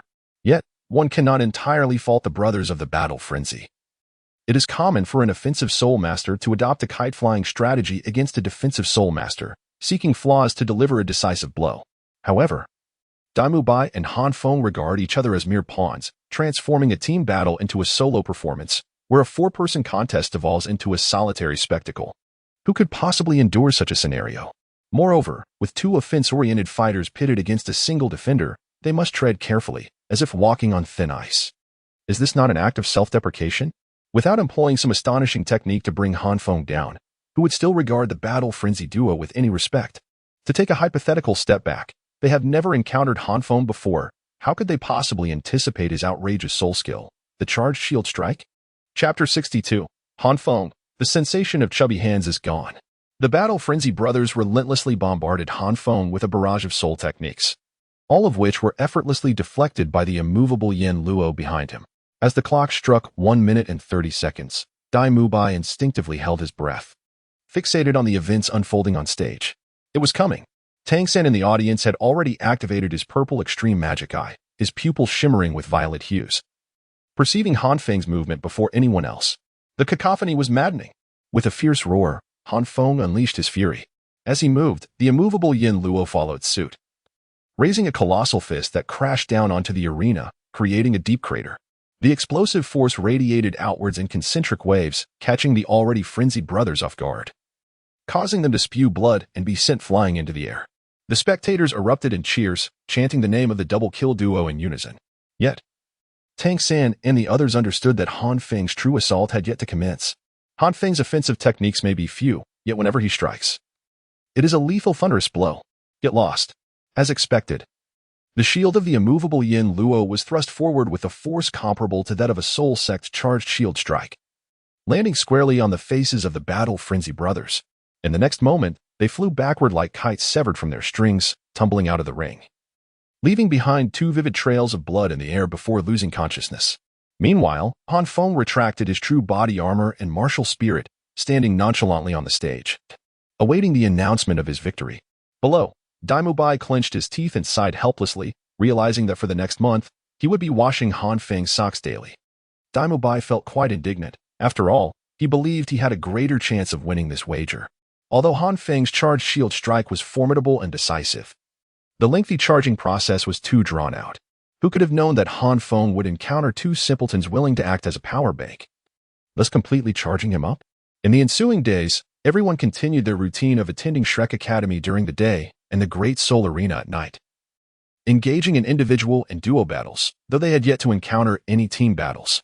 Tangan and Xiao Wu's trio successfully claimed a remarkable record of 27 battles with 27 victories, their individual achievements equally dazzling. Zhu Zhuqing and Ning Rongrong's partnership faced its share of challenges yet still achieved commendable results, although Zhu Zhuqing's individual battles were rather disheartening, as the arena's environment severely restricted the performance of agile attack soul masters. She often found herself on the verge of being eliminated just as she began to make her move, which was quite frustrating. Daimubai and Oscar's duo battles were also rather standard, yet due to their double-kill synergy, the audience would chant double kill every time Daimubai took the stage, while Oscar remained somewhat overlooked. Speaking of the double-kill combination, the fame of Daimubai and Han Feng in the Great Soul Arena even eclipsed that of many soul sect powerhouses, leading the arena manager, AO, to personally approach them to discuss exhibition matches. Due to Han Feng's relationship with manager AO, he could not outright refuse and had to give a vague agreement. Although he declined the request for an exhibition match, he consented to occasionally join Daimubai for some playful matches. Of course, the double-kill duo was not invincible. They faced a few defeats over the past days, yet this did not dampen the audience's enthusiasm. Remaining, Ma Hongjun, confined to individual matches, found his points comparable to those of Oscar and Ning Rongrong, leading him to lament daily about wanting to participate in team battles. Tonight, however, was the night of Ma Hongjun's long-awaited first team battle. Yet, during the day he had already been beaten. Daimubai and the others surrounded Ma Hongjun and, after scrutinizing him for a while, confirmed that the battered figure before them was indeed Ma Hongjun. Fatty, Have you finally awakened your second martial spirit, the pig head? Oscar could not help but chuckle, relishing in his misfortune. Fatty, have you been beaten? Tangan remarked with a slight twitch of his lips. Dai Mubai was more direct, patting his chest confidently, proclaiming, Fatty, speak. Who hit you? We'll avenge you. Ma Hongjun shot them an exasperated glare. But the change in his expression tugged at his facial wounds, making him gasp in pain. The sight of Ma Hongjun's comical predicament made the others want to laugh. Yet they felt it would be unkind, struggling to suppress their amusement. Only Han Feng remained unaffected, his expression unchanged and unmoved by external circumstances. His eyes void of joy or sorrow, standing apart from the rest. Seeing this, Ma Hongjun felt a surge of emotion and cried out, Brother Feng, you are the only one who cares about me. You must avenge me. They will only kick me when I'm down, but you are surely different. To his surprise, Han Feng seemed to ignore Ma Hongjun's pleas, taking a step forward, grasping Ma Hongjun's belly and tentatively patting it. The sensation under his hands caused Han Feng's expression to change dramatically. Damn it, Fatty, what have they done to your round belly? Witnessing Han Feng's anger, Ma Hongjun felt a wave of indignation. So, in Han Feng's eyes, his face was less significant than his belly. Dai Mubai and the others were momentarily stunned, before bursting into boisterous laughter. Ultimately, Tangan, ever the composed one, noticed Ma Hongjun's increasingly darkened face and quickly stated, all right. We can't let this go unpunished. We must avenge Fatty. Dai Mubai and Oscar, suppressing their laughter, nodded in agreement. Indeed, revenge is a must. Han Feng nodded and, filled with righteous indignation, exclaimed, Indeed. How could anyone dare to mar such a perfectly rounded belly? This is a crime that demands severe punishment. My joy for the day has been halved. Initially, Ma Hongjun felt somewhat touched, but as soon as Han Feng spoke, his expression fell once again. Han Feng, I call you Brother Feng. Can we please refrain from fixating on the matter of my belly? Han Feng appeared to be oblivious to the conversation, saying, Pang pang. How about this? You allow me to massage your belly for an hour, and in return, I shall assist you in your quest for vengeance. What do you think? Absolutely not. Although Ma Hongjun yearned for retribution, he would never yield to Han Feng. Han Feng seemed eager to express more, but Tangan interjected with a light-hearted chuckle. Adopting the role of a mediator, let us first inquire who it was that struck our dear friend, and what prompted the altercation. Upon hearing Tangan's words, Han Feng fell silent, and the gathering turned their inquisitive gazes towards Ma Hongjun. In that moment, even Ma Hongjun's weathered visage betrayed a hint of embarrassment. It was not until they pressed him repeatedly that Ma Hongjun reluctantly divulged the details of the incident. As he spoke, the onlookers regarded him with amusement. It turned out that Ma Hongjun had been in a tavern, vying for the affections of a lady with another Soul Sect member. Given that he had arrived first, Ma Hongjun was unwilling to concede in a matter so closely tied to his honor. The rival, seemingly intent on provoking him, engaged him in a brawl. Fatty Tangan mused, momentarily at a loss for words. After all, in his 2 lifetimes spanning over 40 years, he had never frequented such establishments. Bravo, my portly friend. A true player in the game of love. Han Feng offered a thumbs up to Ma Hongjun, his expression grave yet laced with sarcasm. Yet, the absurdity of the situation was not lost on anyone. Could it truly be that someone had been beaten into a pulp over a romantic rivalry in a tavern? Dai Mubai, having spent time in Han Feng's company, had learned a fair bit in these past few days. A simple remark from him left Ma Hongjun's plump face flushed with embarrassment. After a moment's hesitation, Ma Hongjun found himself at a loss to counter Han Feng and Dai Mubai's jests, ultimately retreating into a sulk.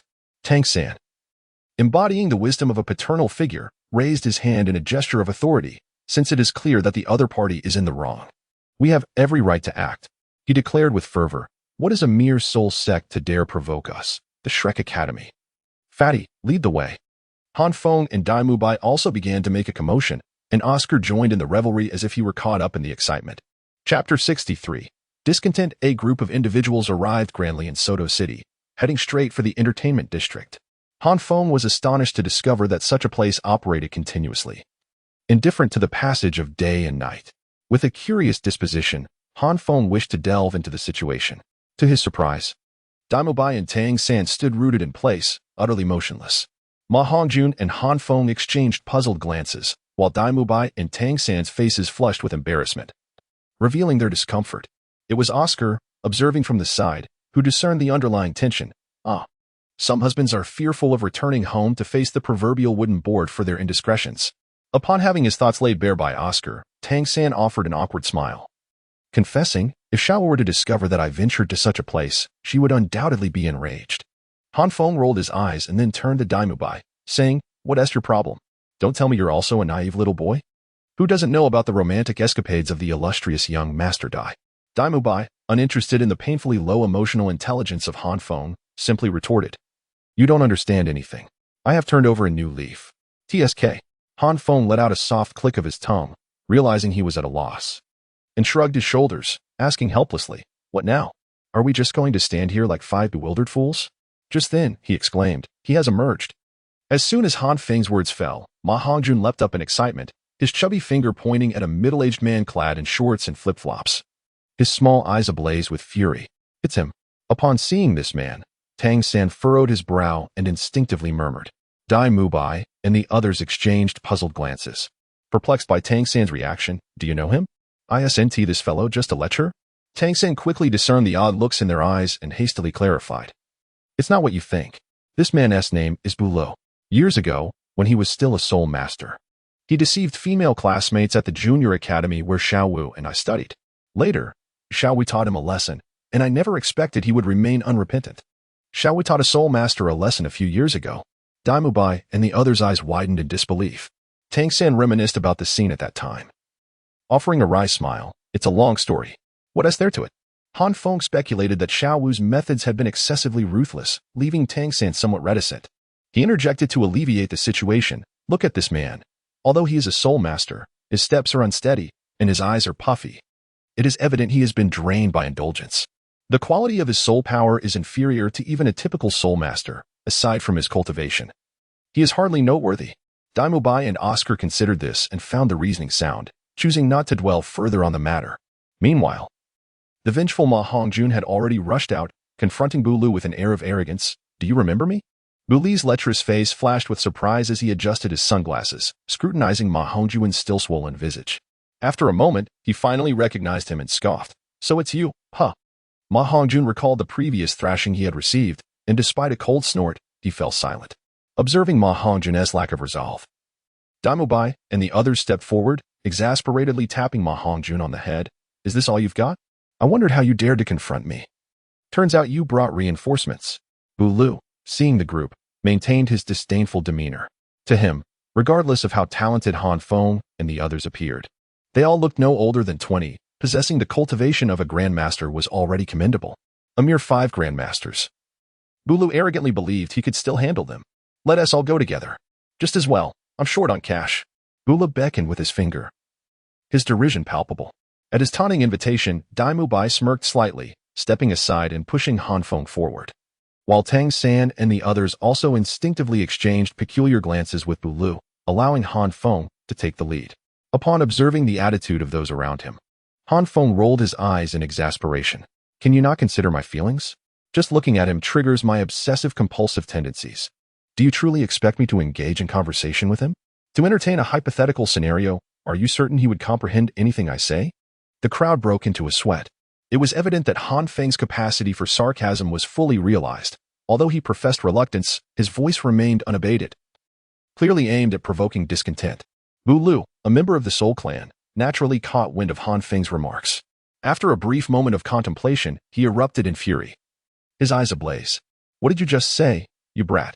Han Feng observed the fragile nerves of Douluo and was instantly dissuaded from continuing the playful endeavor. With the shield of the fiery heavens positioned before him, he addressed Dai Mubai and Tang San, urging them to conclude the battle swiftly. "We must act decisively. In just 1 hour, Master will likely summon us," he declared. "I shall take control.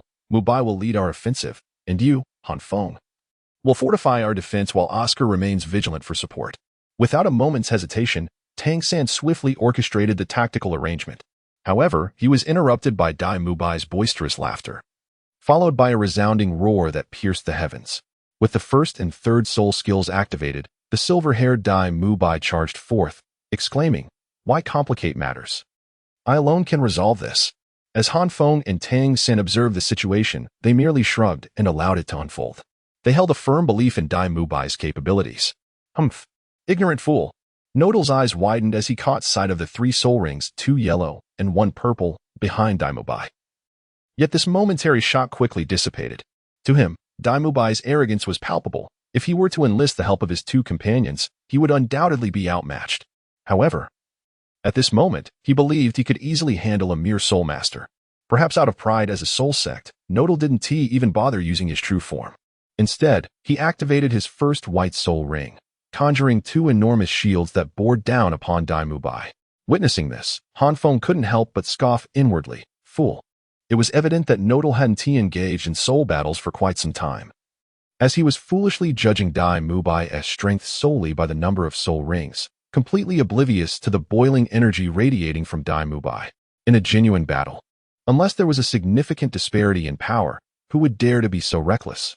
Who would be so careless? Huh. The one truly ignorant of their situation is you. Indeed, as expected, Dai Mubai sensed Nodal's blatant disregard for him, a flash of anger igniting within his heterochromatic eyes. His second soul skill erupted forth.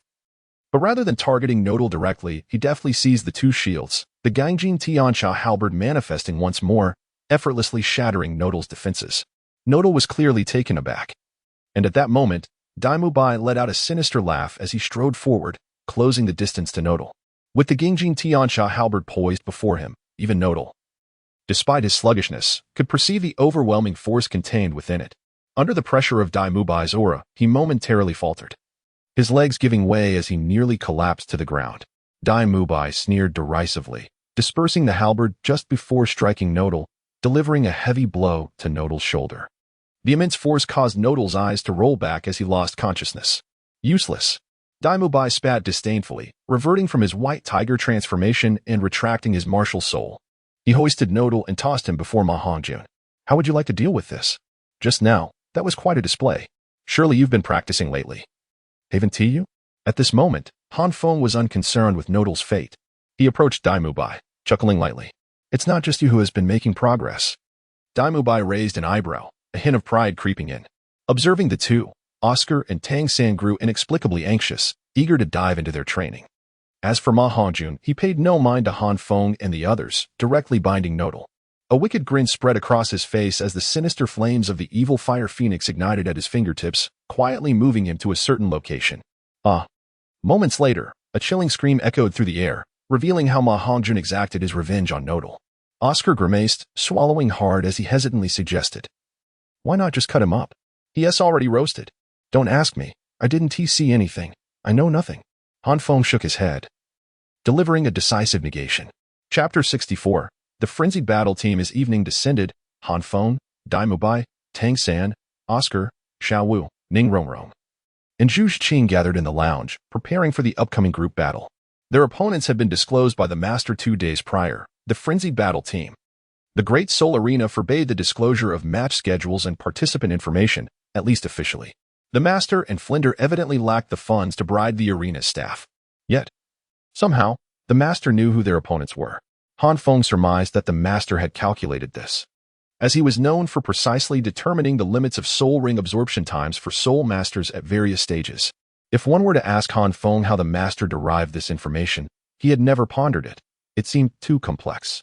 However, regarding Ma Hongjun's whereabouts, Han Feng was aware that after the master inquired about the afternoon's events and noted Ma Hongjun's poor condition, he was promptly relegated to the bench, allowing Oscar to take his place. This thrilled Oscar while leaving Ma Hongjun in a slump, as this marked their first genuine group battle.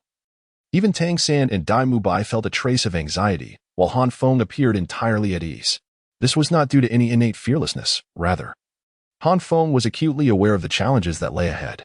The Royal Battle Team, the 4 Element Academies, the Golden Generation of the Spirit Hall, and the Frenzied Battle Team before them, none posed a significant threat. Little San, in this battle, I still want to permit you to use hidden weapons or poison. This is your first group battle, and likewise, it's Shrek's first group battle. I not only want you to win, but to win splendidly. The master delivered his final address before the battle, and it was evident from his stern tone that Flinder had wagered a considerable sum. I understand. Tang San nodded solemnly, always obedient to the master's words. He held the sentiment that once a teacher, always a father, and he spoke with sincerity. Rest assured, we shall accomplish the task. Dai Mubai and Han Feng exchanged a knowing smile, standing at attention, half serious yet half joking. Since Dai Mubai and Han Feng began sharing a dormitory, they had grown increasingly distant from their former selves. Very well. The master observed Han Feng and Dai Mubai's antics, and a rare smile broke through his stern demeanor as he addressed everyone. Proceed. You shall ultimately shine in the Great Soul Arena and across the continent.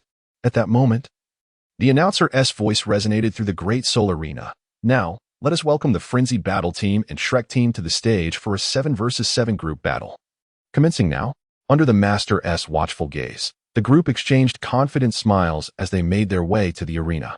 Across from them, 6 men and 1 woman approached the arena. As they regarded their 7 opponents, Tangan's voice rang out. The Frenzied Battle Team has won 7 consecutive matches and possesses formidable strength. That burly man is their captain.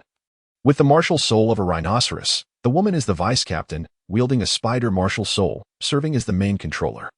The 2 pairs of twins have martial souls of monkeys and goats, and the last individual is an amplification support soul master with a wishful disc martial soul.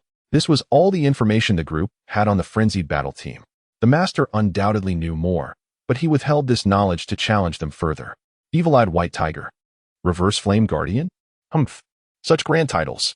As soon as they took the stage, the captain of the Frenzied Battle Team, Guangxi, let out a cold snort toward Dai Mubai and Han Feng, his eyes filled with disdain. Clearly, he was yet another brutish man who scoffed at their double kill combination. Thousand-handed Azura, you performed admirably in the last match. The vice-captain of the Frenzied Battle Team flashed a flirtatious smile at Tangan, even throwing him a wink. As Shrek's most formidable artillery, Han Feng stepped forward without hesitation, engaging in a verbal exchange with Guangxi while simultaneously mocking the vice-captain.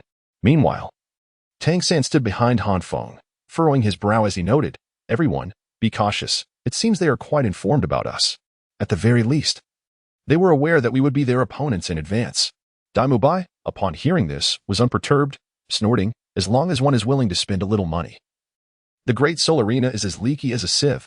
Tangan nodded, choosing not to elaborate further. Foolish child.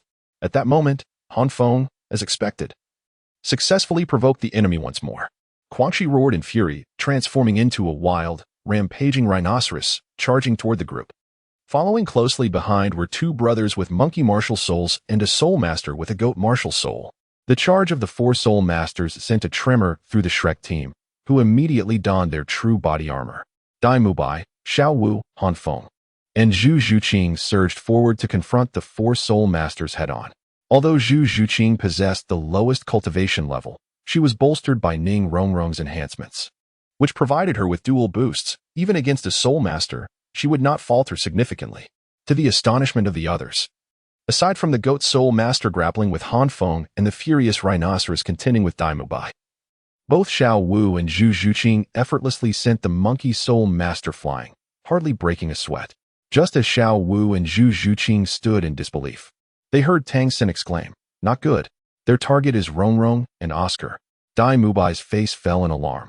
Ning Rongrong and Oscar were the auxiliary soul masters of their team, and if they were to be ambushed by the attacking soul masters, retreat would be the only outcome. Stay put. Noticing the shock on Dai Mubai's face, the furious rhinoceros let out a sinister laugh, activating his 3rd soul skill and pinning Dai Mubai to the ground. The crazy battle team clearly held a measure of apprehension towards Dai Mubai and Han Feng, given the formidable reputation of their dual kill combination. Thus, they initially dispatched their 2 strongest members, accompanied by the support from the wishful disc, intending to overpower the 2. Fengzi. At that moment, Dai Mubai could only shout, "I can hear you." Han Feng replied loudly, casting a cold glance at the goat soul master before him, and declared, "Ching. Xiao Wu, continue your assault. Cut straight through to their back line. Either the wishful disc or the spider, either one will suffice. I will guard our rear." "Guard? Can you really do that?" The goat's soul master scoffed at Han Feng's words, activating his 1st and 3rd soul skills. The true body armor on his legs and head suddenly glowed, and his strength surged once more. To counter Han Feng, he was even prepared to endure severe burns from the sun's flames. Han Feng merely smiled broadly and said, "Guess what? I wish to leave, and no one can stop me." The 2nd soul skill activated. Point guard. What? The goat soul master was taken aback. In the Grand Soul Arena, Han Feng had primarily engaged in individual battles or dual kills, rarely employing his 2nd soul skill due to the absence of teammates. It was evident that the Frenzied Battle Team had not gathered intelligence about Han Feng's additional teleportation soul skill. In the next instant, Han Feng appeared before Ning Rongrong and Oscar, channeling pure soul power into the Sunfire Shield, which expanded dramatically. As the first soul skill was activated, Han Feng's cold voice echoed, "Apologies. This path is blocked." Damn it. The frantic rhino, who was suppressing Dai Mubai, realized that their plan had failed the moment Han Feng positioned himself in front of the Monkey Brothers. Cursing under his breath, he witnessed the Monkey Brothers' attack falter, only to be ensnared by Tang San's blue silvergrass. Having suffered an unsuccessful campaign and lost 2 key players, the frantic rhino's eyes darkened as he bellowed, "Goat, fall back." He had not forgotten that Xiao Wu and Zhu Zhuqing had already charged ahead. Should they falter, the frenzied battle team would be relegated to a secondary rank. "Fall back. Did you consult me?" Dai Mubai, who had been under pressure from the beginning, had been seething with anger. Seizing the moment of the frantic rhino's distraction, he capitalized on the opportunity provided by the enhancement from Ning Rongrong, whose boost increased his power by 30%, and unleashed the White Tiger's radiant light wave to push the frantic rhino back. Dai Mubai finally rose once more. "Let us do this again." At that moment, Dai Mubai transformed into his second form, his white hair swirling wildly, wielding the Gung Jin heavenly halberd with a fierce gaze directed at the frantic rhino. Eager for a fierce battle, the fluctuation of soul power emanating from Dai Mubai caused the frantic rhino's pupils to contract. Dai Mubai's current strength far surpassed his own. In the rear of the frenzied battle team, the spider sensed the dire situation and turned to another goat soul master beside him, saying, "You deal with that rabbit. I will handle that cat." As the goat soul master surged forward, the spider shouted to the support soul master behind him, "Rui Plate. Activate your third soul skill directly. We have no choice but to fight with all we have." "Understood." The Rui Plate soul master decisively acknowledged, aware of the unfavorable circumstances, and without hesitation, activated his third soul ring. 6 beams of red light shot forth from the Rui Plate martial soul, heralding the activation of the third soul skill, Frenzied Light. Han Feng furrowed his brows. Am I still one step too late? Chapter 65, Battle of the Second World War. I have discovered that the comments are far more entertaining than my own writings. The third soul skill of the Rui Plate, the Light of Frenzy, increases all attributes by 30% for 2 minutes, but after 2 minutes, the enhanced individual will suffer backlash. This is a desperate move, a last resort. In the original work, the Rui Plate was only used in the fleeting moment before leaving the arena, but now, Han Feng and Dai Mubai's strength has far exceeded the expectations of the frenzied battle team, forcing them into a corner where they have no choice but to resort to this move. Not good. Zhu Qin, Xiao Wu, come back quickly. Tang San reacted swiftly, and as soon as the soul skill of the Rui Plate was unleashed, he urgently shouted, with blue silver grass shooting out to bring Xiao Wu and Zhu Zhuqing back. Thousand-handed Azura, you are too arrogant. The spider sneered coldly. She was the only one in the frenzied battle team capable of maintaining her composure under the light of frenzy. It was precisely because of her presence that the frenzied battle team could ascend to the ranks of elite teams in the Soto Great Spirit Arena. Goat. The spider shot out spider webs with both hands, ensnaring the nearby goat soul master with her left web, flinging him towards Zhu Zhuqing to restrain her, while another web descended towards Zhu Zhuqing. She was aware that Xiao Wu was of greater importance to Tang San, but she also understood that Xiao Wu possessed a teleportation soul skill, making it exceedingly difficult to capture her. Thus, she settled for targeting Zhu Zhuqing instead. Upon hearing Tang San's voice, Xiao Wu made a decisive choice and successfully withdrew. Zhu Zhuqing's beautiful eyes narrowed as she saw the goat soul master rushing towards her. Though he was only a half-agility type soul master, his soul power exceeded Zhu Zhuqing's, and with the enhancement of the Light of Frenzy, he was even faster. With a muffled sound, Zhu Zhuqing was caught by the spider. The spider did not harm Zhu Zhuqing. She was acutely aware that the Monkey Brothers were still in Tang San's grasp. Even with the boost from the Light of Frenzy, they could not break free from the blockade of Tang San and Han Feng. Zhu Zhuqing was her bargaining chip. Zhu Qin, Dai Mubai, still grappling with the frenzied rhino, saw Zhu Zhuqing being captured, and his heterochromatic eye sparkled with fury. Yet, just as he had been able to suppress the frenzied rhino, the frenzied rhino was capable of restraining him now. He could only watch helplessly as Zhu Zhuqing became ensnared by the spider web. Meanwhile, Tang San's blue-silver grass trembled as the 2 monkey soul masters struggled violently, on the verge of breaking free. Tang San could not simultaneously control 2 frenzied battle soul lords. Oscar, flying sausages. As an excellent commander, Tang San knew what was most crucial at that moment. He shouted to Oscar and quickly devised the best strategy to buy time. Oscar understood immediately. With a flash of his third soul skill, he created 7 flying sausages, keeping one for himself and handing the others to Tang San. Tangan took the sausages, intending to toss the two monkey soul masters off the field, only to find that the blue silver grass was immobile. The two monkey soul masters had already risen, and the blue silver grass binding them was continuously deforming. About to be broken. Heighten.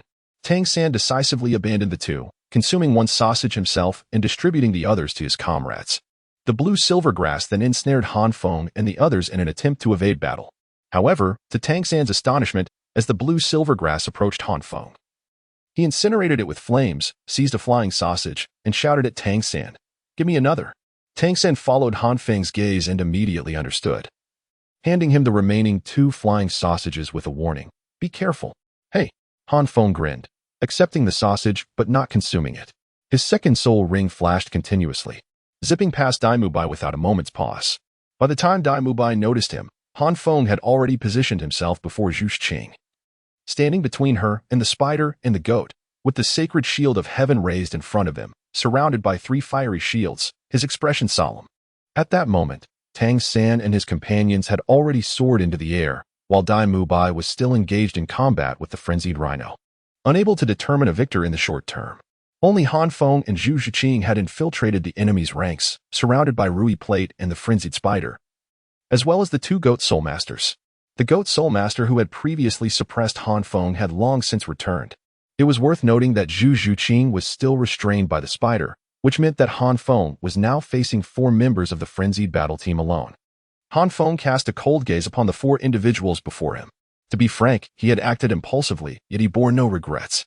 If one were to consider his relationships within the entirety of Shrek Academy, the person he was closest to was not the protagonist Tangan, nor the seemingly favored Ma Hongjun, but rather his roommate, Dai Mubai. At this moment, with Zhu Qing captured, Han Feng could not turn a blind eye. "Huh? The guardian of the reverse flame? I have often witnessed you facing 2 opponents alone, but can you truly contend against 4?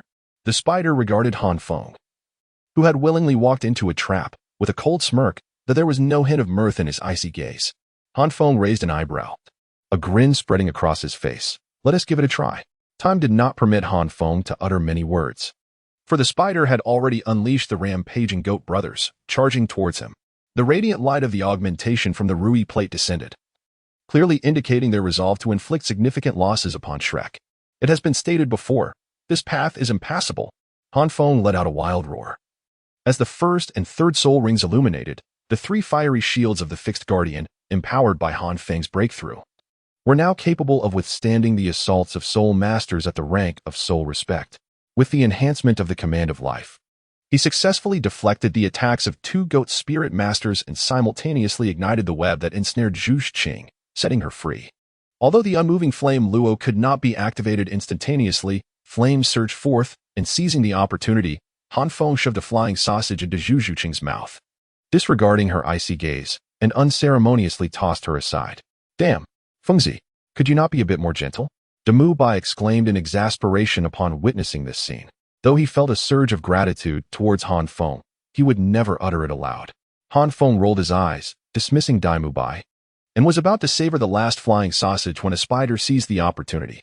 With a flash of its first soul ring, a web shot forth, ensnaring the sausage in Han Feng's hand, as purple venom seeped out, corroding the delectable morsel.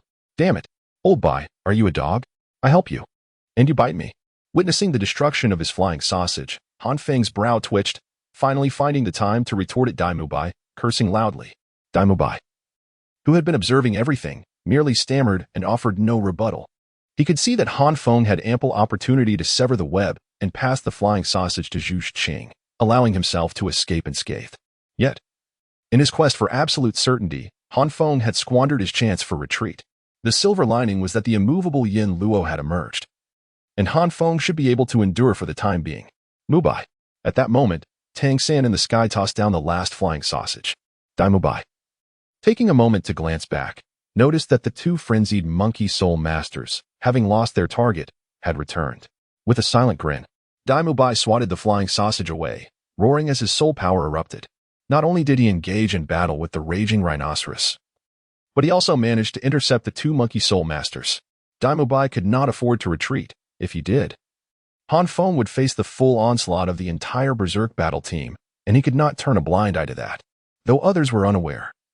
Daimubai understood that Han Feng's second soul skill had a range limitation. In their usual skirmishes, the confined arena kept its potential from manifesting. But now, in a 7-person battle, the arena had expanded severalfold. Moreover, with Tang San and the others soaring into the air, Han Feng could not leverage his second soul skill for an exit. As long as he remained on the battlefield, Han Feng could at least make a single displacement with Daimubai's assistance. Fengzi, you ought to thank me. Daimubai, besieged by 3 opponents, laughed maniacally, his white hair dancing as his soul power surged exponentially, allowing him to fight without defeat. Strictly speaking, this could be considered a nascent form of a self-created soul skill. However, Daimubai was unaware of this, perceiving it merely as a technique of exertion that would entail a significant backlash after its brief burst. Han Feng stood within the immovable inferno, the 3 fiery shields having long been shattered. The Inferno Dragon armor was affixed upon the immovable inferno, enabling Han Feng to withstand the onslaught of 4 Soul Emperors with relative ease, appearing far more at ease than Daimubai. Han Feng glanced back and exclaimed, "Old Bai? I've noticed your chatter has increased lately." With a hearty laugh, Daimubai, unable to turn around, could only imagine Han Feng's expression. That wretched creature, the spider. Witnessing the frenzied battle between the Berserk team and Han Feng and Daimubai, found itself unable to break through, its silver teeth clenched tightly. Its gaze filled with animosity towards the duo. Their brother. In the sky, Ning Rongrong looked at Tang San with earnest pleading. Her 7 treasure light had already descended upon Han Feng and Daimubai, but it was merely a drop in the bucket. Despite Han Feng and Daimubai's seemingly unmatched prowess, any discerning eye could see that their soul power was rapidly depleting, and they could not hold out much longer before succumbing to defeat. Tang San furrowed his brow. Zhu Zhuqin was a grand soul master, one whom Han Feng had painstakingly rescued, and he could not allow her to take further risks. With Ning Rongrong and Oscar being supportive soul masters, driven by his own selfish concerns and unwilling to place Xiaowu in danger, Tang San finally took a deep breath and whispered to Oscar, "Give me a sausage. I shall assist them." Chapter 66, Great Victory. Mubai, leave those 2 monkeys to me. Lead the Berserk Rhinoceros towards Han Feng. Tang San dove down, activating his 3rd soul skill, Spider Web Binding, ensnaring the 2 monkey soul masters within webs.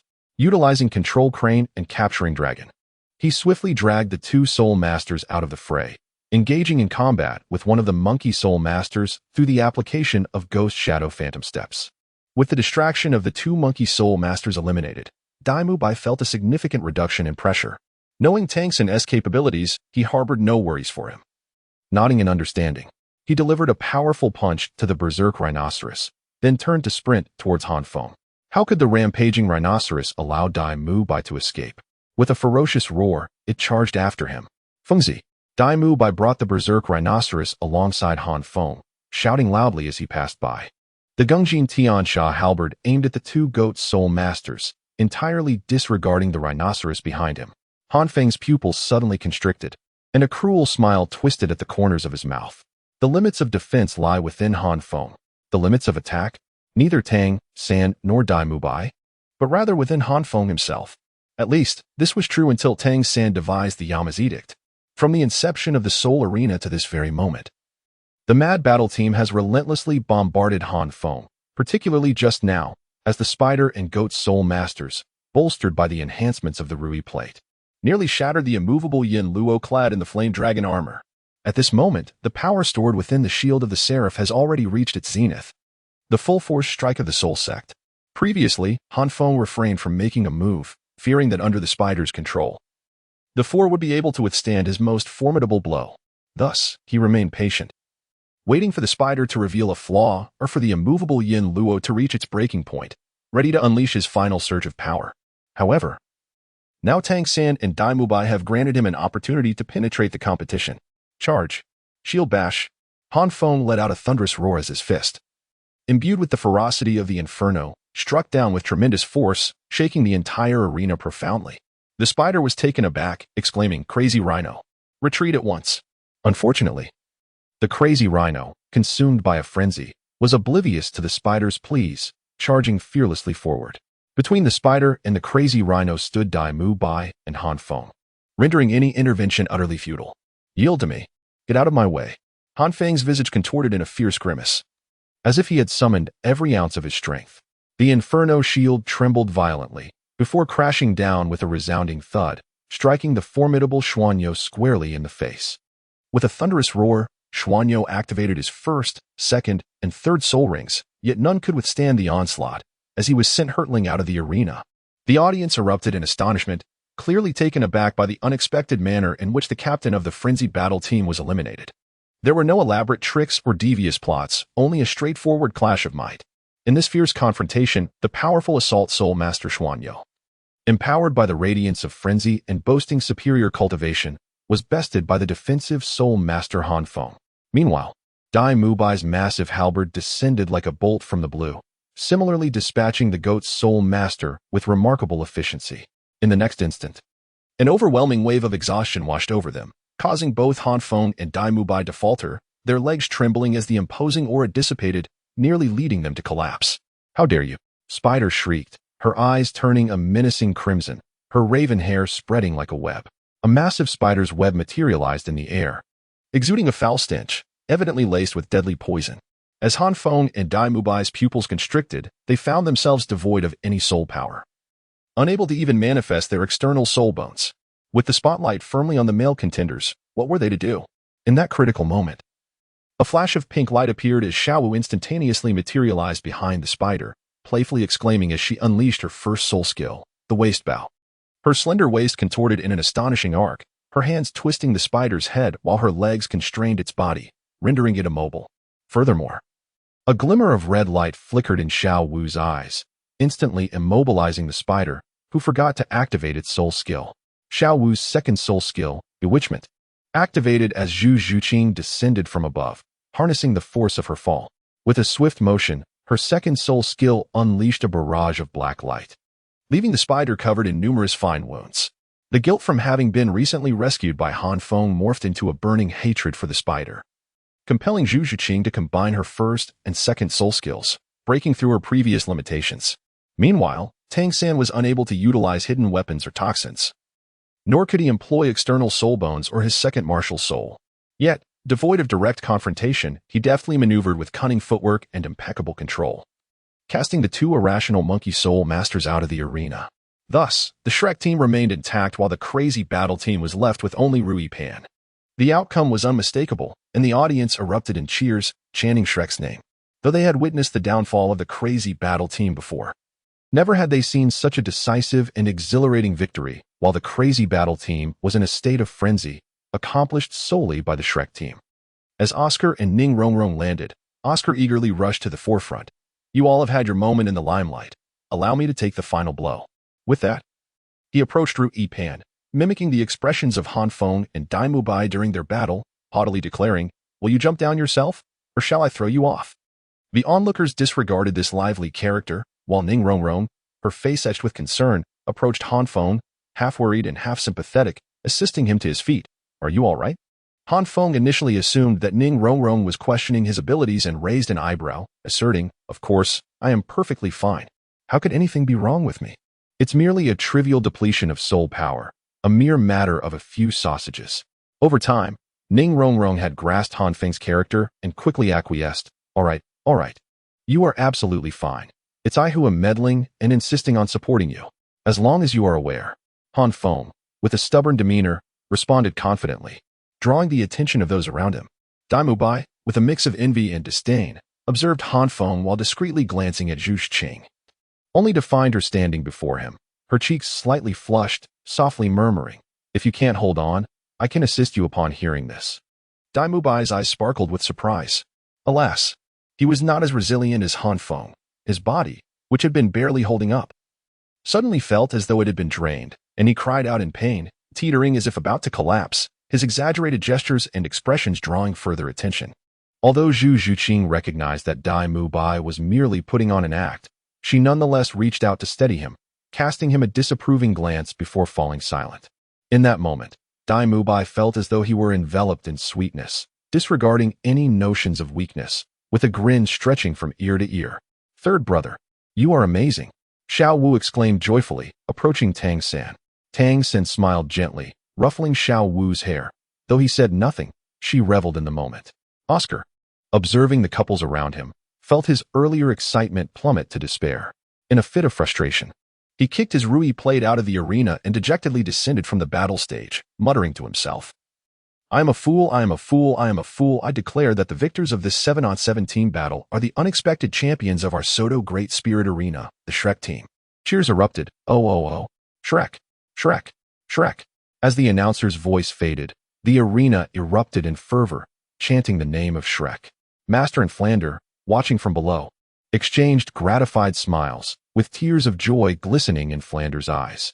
To have Shrek's name resonate throughout the land was his lifelong dream. Although he was still far from achieving this aspiration, he could at least see hope reflected in the 8 individuals led by Han Feng. Chapter 67. Ning Rongrong. The resilient one, upon returning to the lounge, Ma Hongjun, Master, and Flander had been eagerly awaiting their arrival. Observing Flander's exuberant grin, Han Feng rolled his eyes and remarked, "Dean, you must have made quite a profit, right? Shouldn't you treat us, your worthy contributors?" Under normal circumstances, even the mention of money would ignite Flander's temper. He would scold his cherished students for daring to ask for funds. However, this time, Flander merely chuckled, dismissively waving his hand, and cheerfully announced, "A trivial matter. I'll take you all for a celebratory feast. Let us commemorate the little monster's first victory in team combat." Hearing Flander's promise of a treat, Ma Hongjun, who had felt a bit down for not participating, suddenly brightened, all traces of negativity evaporating.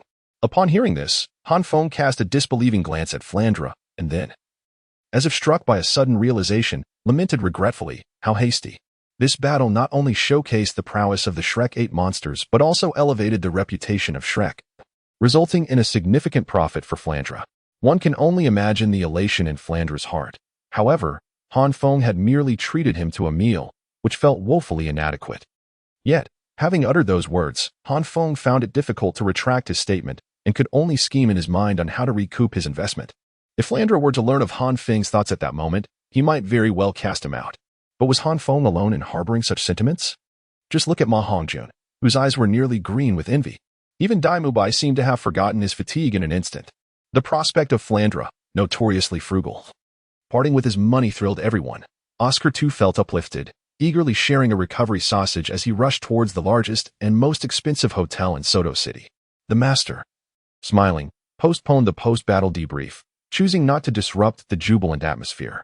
At the celebration feast, the Master and Flandre departed early from the gathering of the younger generation, for their presence cast a pall over the festivities. Once the 2 elders had left, the remaining members of the group quickly regained their merriment. It was unclear who initiated it, but soon several crates of barley wine were brought forth, setting the stage for an evening of revelry that promised not to end until intoxication ensued. Han Feng remained composed, possessing a clear understanding of his own drinking capacity. While he was not easily intoxicated, he certainly did not possess an extraordinary tolerance. However, unable to resist the persistent coaxing of Dai Mubai and the others, he forced himself to down several glasses. Soon, an unnatural flush crept onto his face. Realizing the situation, Han Feng hastily pretended to be inebriated and withdrew to a corner, burying himself in food. Han Feng gazed upon the boisterous Dai Mubai amidst the crowd, a sympathetic pout forming on his lips. He faintly recalled that among the 7 characters in the original tale, there was one renowned for his prodigious drinking abilities, capable of incapacitating all others. Although the specifics eluded him, he was certain it was not Dai Mubai. Given Dai Mubai's current drinking style, he would be utterly incapacitated in mere minutes. Sure enough, it wasn't long before others began to falter. Ma Hongjun and Oscar rolled their eyes and collapsed, entangled in a haze of drunkenness, their expressions lewd and their thoughts indiscernible. The onlookers cast them a disdainful glance, showing no inclination to separate them, leaving it for the morrow when they would awaken to their own discomfort. Moments later, Dai Mubai and Zhu Zhuqing could no longer hold their ground. Dai Mubai, draping an arm around Zhu Zhuqing's shoulders, began to babble incoherently, spilling forth an array of nauseating sweet nothings and sordid tales of his past indiscretions, oblivious to whether Zhu Zhuqing was listening. As the words tumbled out, he succumbed to slumber. Zhu Zhuqing's cheeks flushed a deep crimson as she cradled her wine glass, gradually leaning down in resignation. Ultimately, only Tang San, Xiao Wu, and Ning Rongrong remained. Xiao Wu could scarcely be counted, having reached her limits, flailing about and creating a ruckus as she spun in circles. Ning Rongrong's face was similarly flushed, her breath reeking of alcohol, while Tang San sat apart, displaying no signs of inebriation. With one hand clutching his wine glass and the other resting on the back of his chair, he gazed at the revelers with a half-lidded, disdainful expression. Han Feng gazed at the scene before him, unable to suppress his admiration. Truly, the protagonist shines. At that moment, after Ning Rongrong had playfully toppled Xiao Wu, she gracefully glided over to Han Feng. Perhaps under the influence of alcohol, Ning Rongrong was not her usual timid self. With a delicate hand, she brushed across Han Feng's face and inquired, Han Feng, why aren't you drinking? Han Feng thought that his secret of avoiding alcohol had been discovered, feeling somewhat anxious. I did drink. Of course I did, he exclaimed. But you didn't even pick up your glass. Ning Rongrong's face flickered with a mischievous glint as she smiled brightly and remarked. Although Han Feng was not intoxicated, he was somewhat distracted and failed to notice the subtle expressions on Ning Rongrong's face. In a bid to conceal his transgression, he snatched the wine cup from her hand and downed its contents in one go, exclaiming, "Look, I have finished it." A glimmer of surprise flickered across Ning Rongrong's delicate features, and seizing the moment, she retorted, "That's not fair. You're being unreasonable." Han Feng furrowed his brows. The beer was far from delightful. Were it not for the ambience, he would have little desire to partake in such a beverage.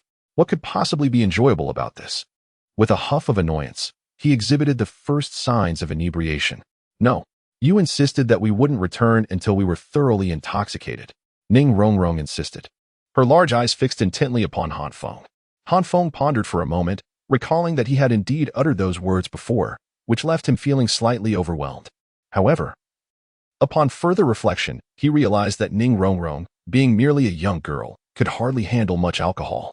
The fact that she had managed to keep up until now was likely due to the indulgence of those around her. After all, the most capable drinker among them was Tang San, so why should he fear Ning Rongrong? With this thought in mind, Han Feng regained his confidence. "If we are to drink, then let us drink to our heart's content. Come, I shall drink with you." Hearing this, Ning Rongrong was overjoyed, a mischievous glint shining even brighter in her eyes. "Excellent. Let us drink." As the rounds of drinks progressed, Han Feng began to sense something unusual. Han Feng's vision had begun to blur, and he could only vaguely hear Ning Rongrong uttering some words, his consciousness starting to fade. On the other side, Ning Rongrong gazed at Han Feng with a charming smile, gently poking his cheek in a playful manner. Noticing his lack of response, she softly inquired, Han Feng, what's wrong?" Han Feng furrowed his brows, weakly calling out, "What is it? What do you think of Ning Rongrong?" Ning Rongrong's delicate face flushed crimson, as if it might bleed, yet she still managed to pose the question. At this moment, Han Feng had his eyes closed, leaning against the back of the chair. "Ning Rongrong? She's not bad, just a bit too willful. If she weren't so capricious with me, she could be a wonderful friend." Upon hearing the word friend, Ning Rongrong visibly panicked. "But she has changed." "Changed? Perhaps." Han Feng replied dismissively, his voice dwindling.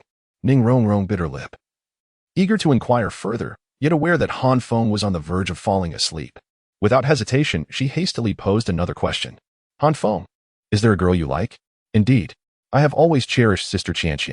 Ning Rongrong regretted her inquiry as soon as the words left her mouth. Han Feng abruptly opened his eyes, placing a foot on the table, and declared loudly as if taking an oath. Startled, Ning Rongrong nervously asked, "Who is Sister Chian?" "Sister Chian is Sister Chian. Who else could she be?" Han Feng frowned, expressing his dissatisfaction with a shout. "Sister Chian likes me. She calls me Xiao Feng, and I call her sister. If Sister Chian weren't in Heavendo City, I would certainly go to see her." "Xiao Feng, sister? Heavendo City?" Ning Rongrong's eyes widened in shock, a strong sense of urgency surging within her as she grasped Han Feng's hands tightly, anxiously questioning, "You call her sister? And she calls you Xiao Feng?" Han Feng cast a sidelong glance at Ning Rongrong and gently pried her hand away. "Sister Chian is now 18 years old, while I am merely 12. It is entirely appropriate for me to address her as Sister Chian, and there is nothing amiss in her calling me Little Feng, is there?" Upon hearing Han Feng's words, Ning Rongrong immediately felt a sense of relief. With a playful pat on her unremarkable chest, she murmured, "Thank goodness, thank goodness." Han Feng did not hear what Ning Rongrong was saying behind him. With a roll of his eyes, he laid his head on the table and fell into a deep slumber, until the very moment he lost consciousness. Han Feng could not fathom why Ning Rongrong could drink so much.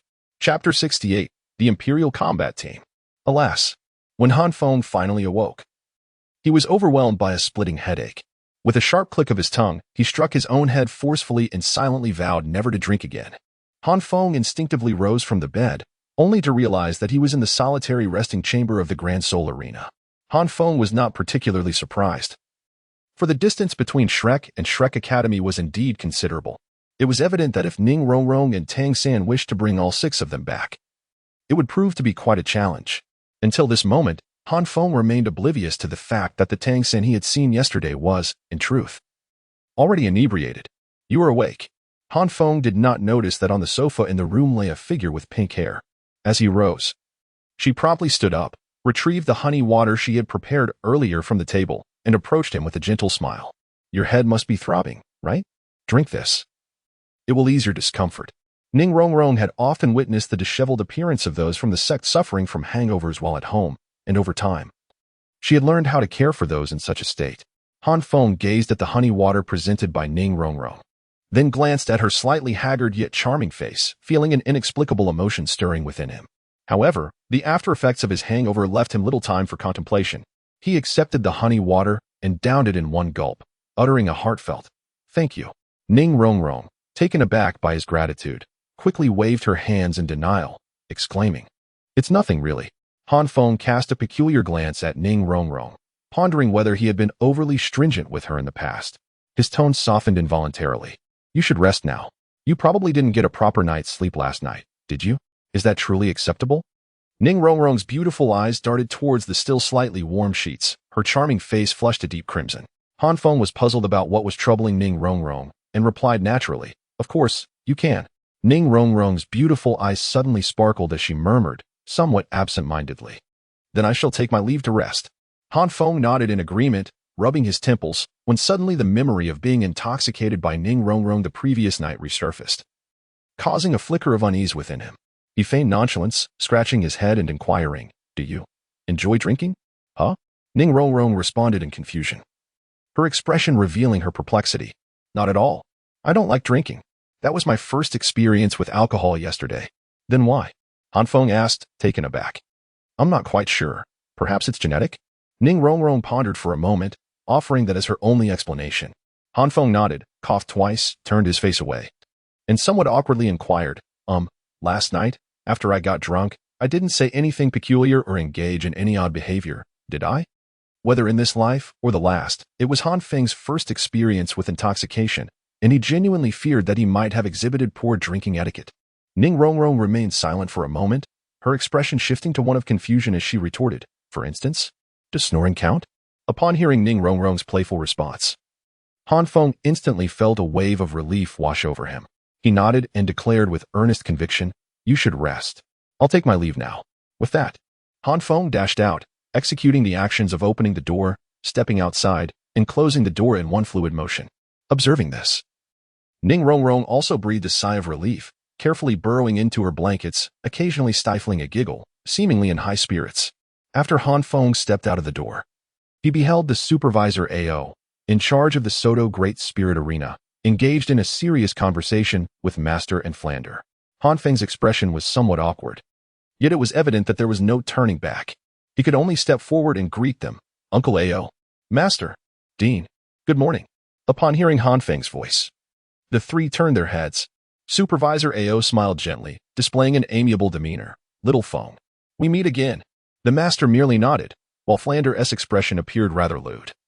With a sly grin, he remarked, "Han Feng, you have finally awakened."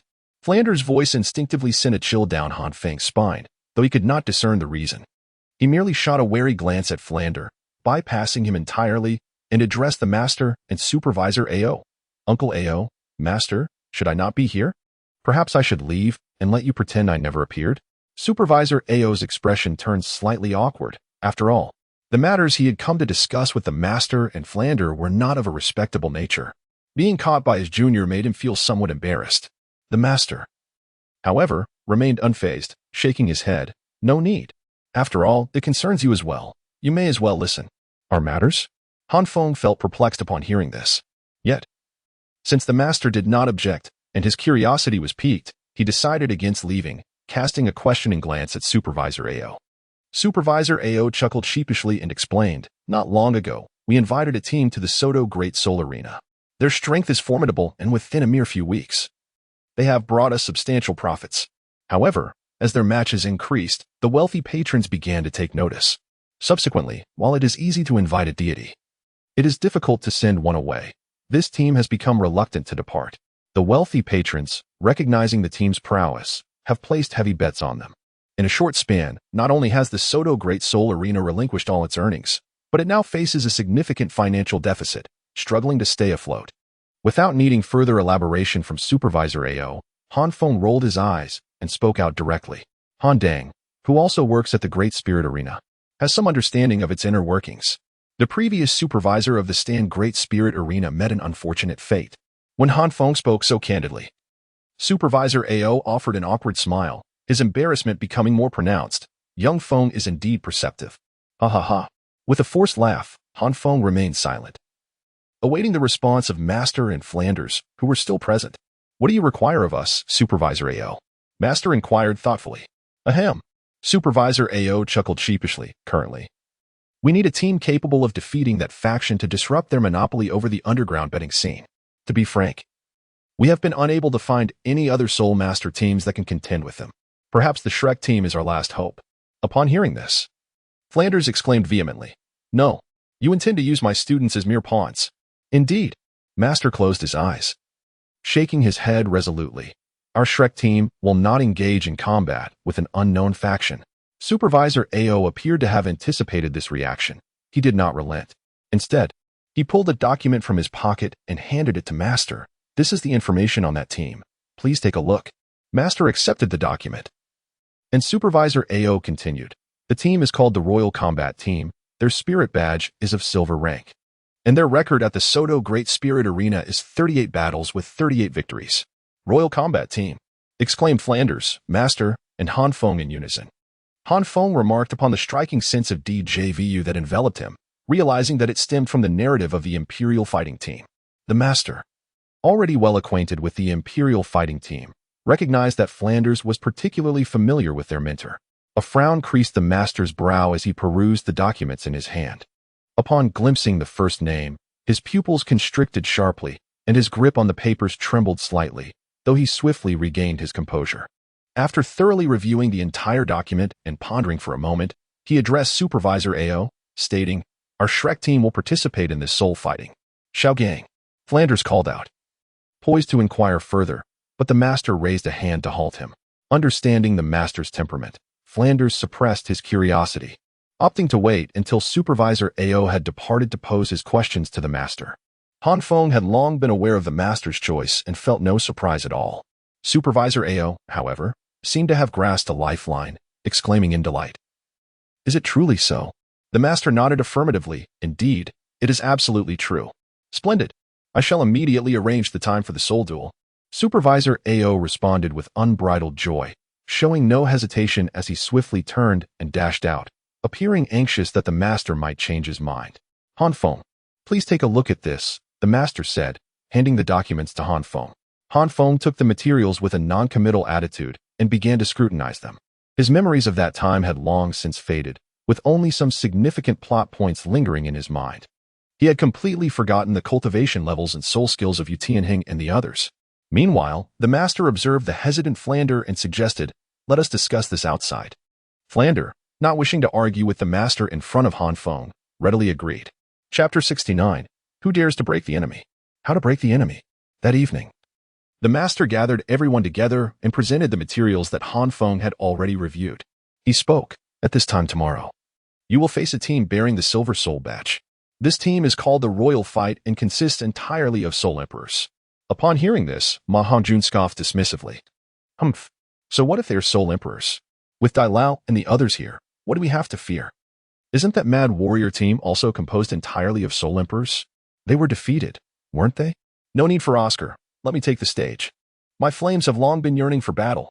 Han Feng rolled his eyes, seizing Ma Hongjuan's belly and giving it a firm squeeze before dousing him with a cold splash of reality. I strongly advise against such unbridled optimism. He then placed a document before everyone, stating, The average cultivation level of the crazy battle team is merely 32, around level 33. However, this royal fighting team boasts all members at level 35 and above. Moreover, take a good look at their martial souls. They are on an entirely different plane compared to those of goats or monkeys. Upon hearing Han Feng's words, the group was instantly taken aback. And after perusing the information in Han Feng's hands, their expressions grew even more grave. The Blue Lightning Tyrant Dragon, the continent's foremost offensive beast martial soul. Daimubai's heterochromatic eyes constricted sharply, filled with solemnity. As a member of the Dai family from the Star Luo Empire, Daimubai had heard the names of martial souls since childhood. Aside from the evil eye white tiger, it was the Blue Lightning Tyrant Dragon. The members of the Dai family had long coveted the title of the continent's strongest offensive beast martial soul. Unfortunately, the Dai family had not produced a title Douluo in many years. Level 39 Offensive Soul Douluo Yutianing. Martial Soul, Blue Lightning Tyrant Dragon. Level 38 Control Soul Douluo Dugu. Martial Soul, Green Scale Snake. Upon seeing the top two names on the document, Tangan's countenance also darkened.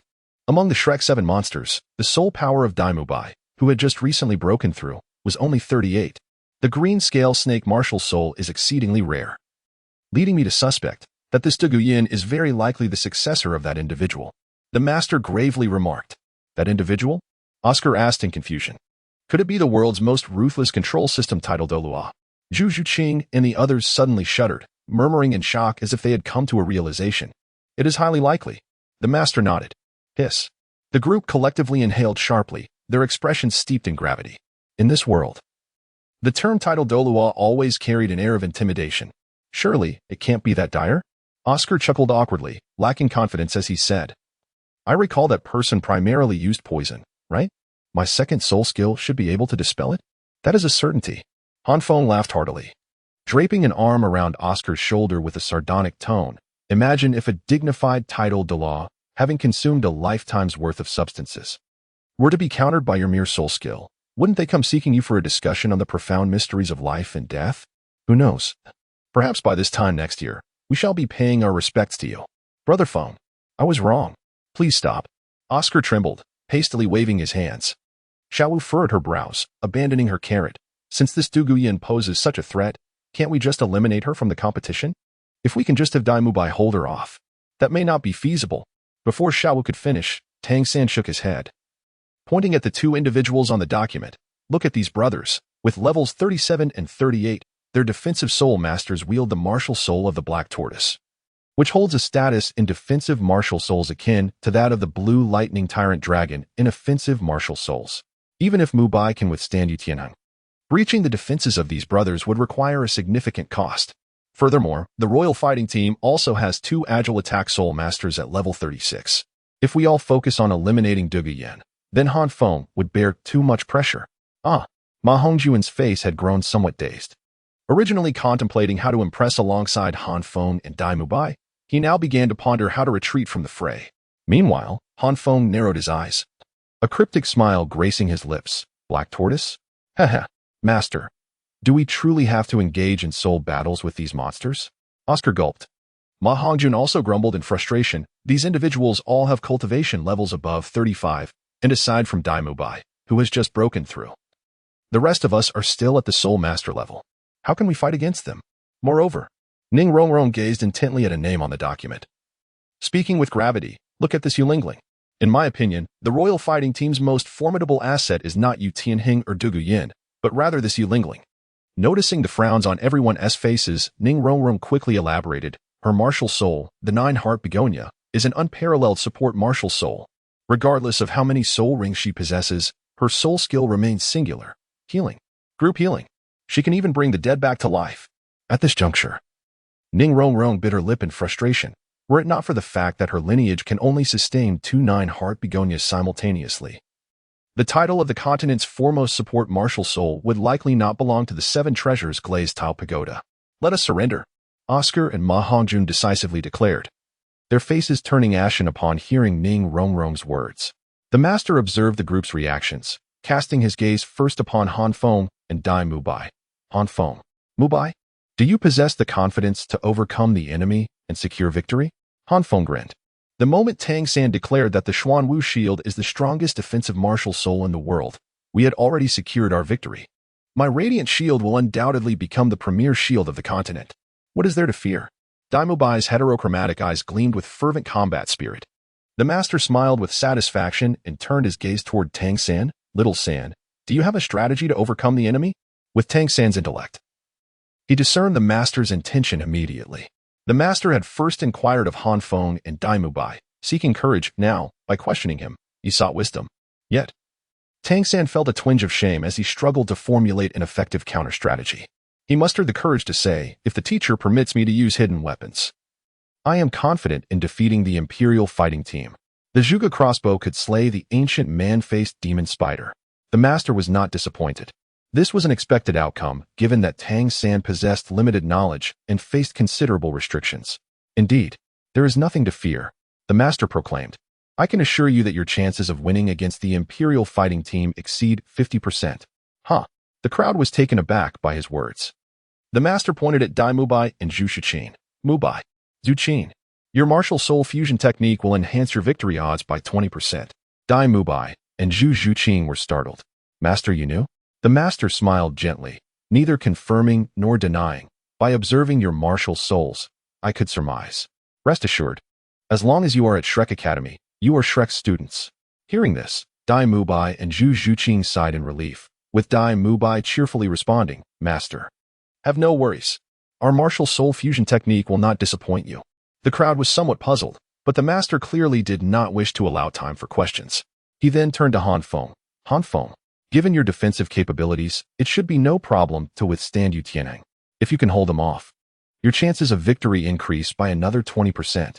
Having never tasted defeat since his debut, Han Feng exuded confidence. The master smiled and finally looked at Tang San. Tang San felt a jolt as he met the master's gaze, listening as the master said, Little San, this time in the soul arena, I permit you to use the 8 spider lances. Are you confident in surpassing Dugu Yin? Yes, Tang San replied with equal confidence. Even without the 8 spider lances. Armed with the Xiantian treasure record and his knowledge from previous lies regarding toxins, he was assured he could counter Dugu Yan's snake venom.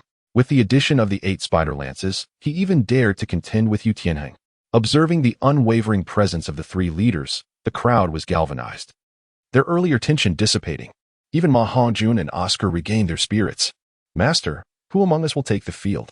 Xiao casually inquired, instantly causing Ma Hongjun and Oscar to feel anxious. Dai Mubai, Tang San, and Han Feng were undoubtedly the unyielding starters. The master's intention suggested that Zhu Shiqin would join Dai Mubai for their martial soul fusion technique, so she too was certain to participate. Ning Rongrong was the key to the group's success against formidable opponents, hence her inclusion was unquestionable. Compared to her, Xiao Wu's competitiveness appeared significantly diminished. After a moment of contemplation, the master decisively stated, Xiao Ao, your flying sausages may prove exceptionally effective. Let Ma Hongjun take the substitute position this time. Upon hearing this, neither Ma Hongjun nor Oscar knew whether to feel joy or concern. The following evening, the Shrek team faced the Imperial fighting team in the Soul Arena as scheduled. The arena was a sea of humanity, bustling with excitement, and cheers surged like waves, predominantly in support of the Imperial fighting team. While Shrek had some fans, they paled in comparison. Under normal circumstances, the supervisor would have been elated by such a turnout, but today, he wore a troubled expression. He had just calculated that if the Imperial fighting team emerged victorious again, his position would be in jeopardy.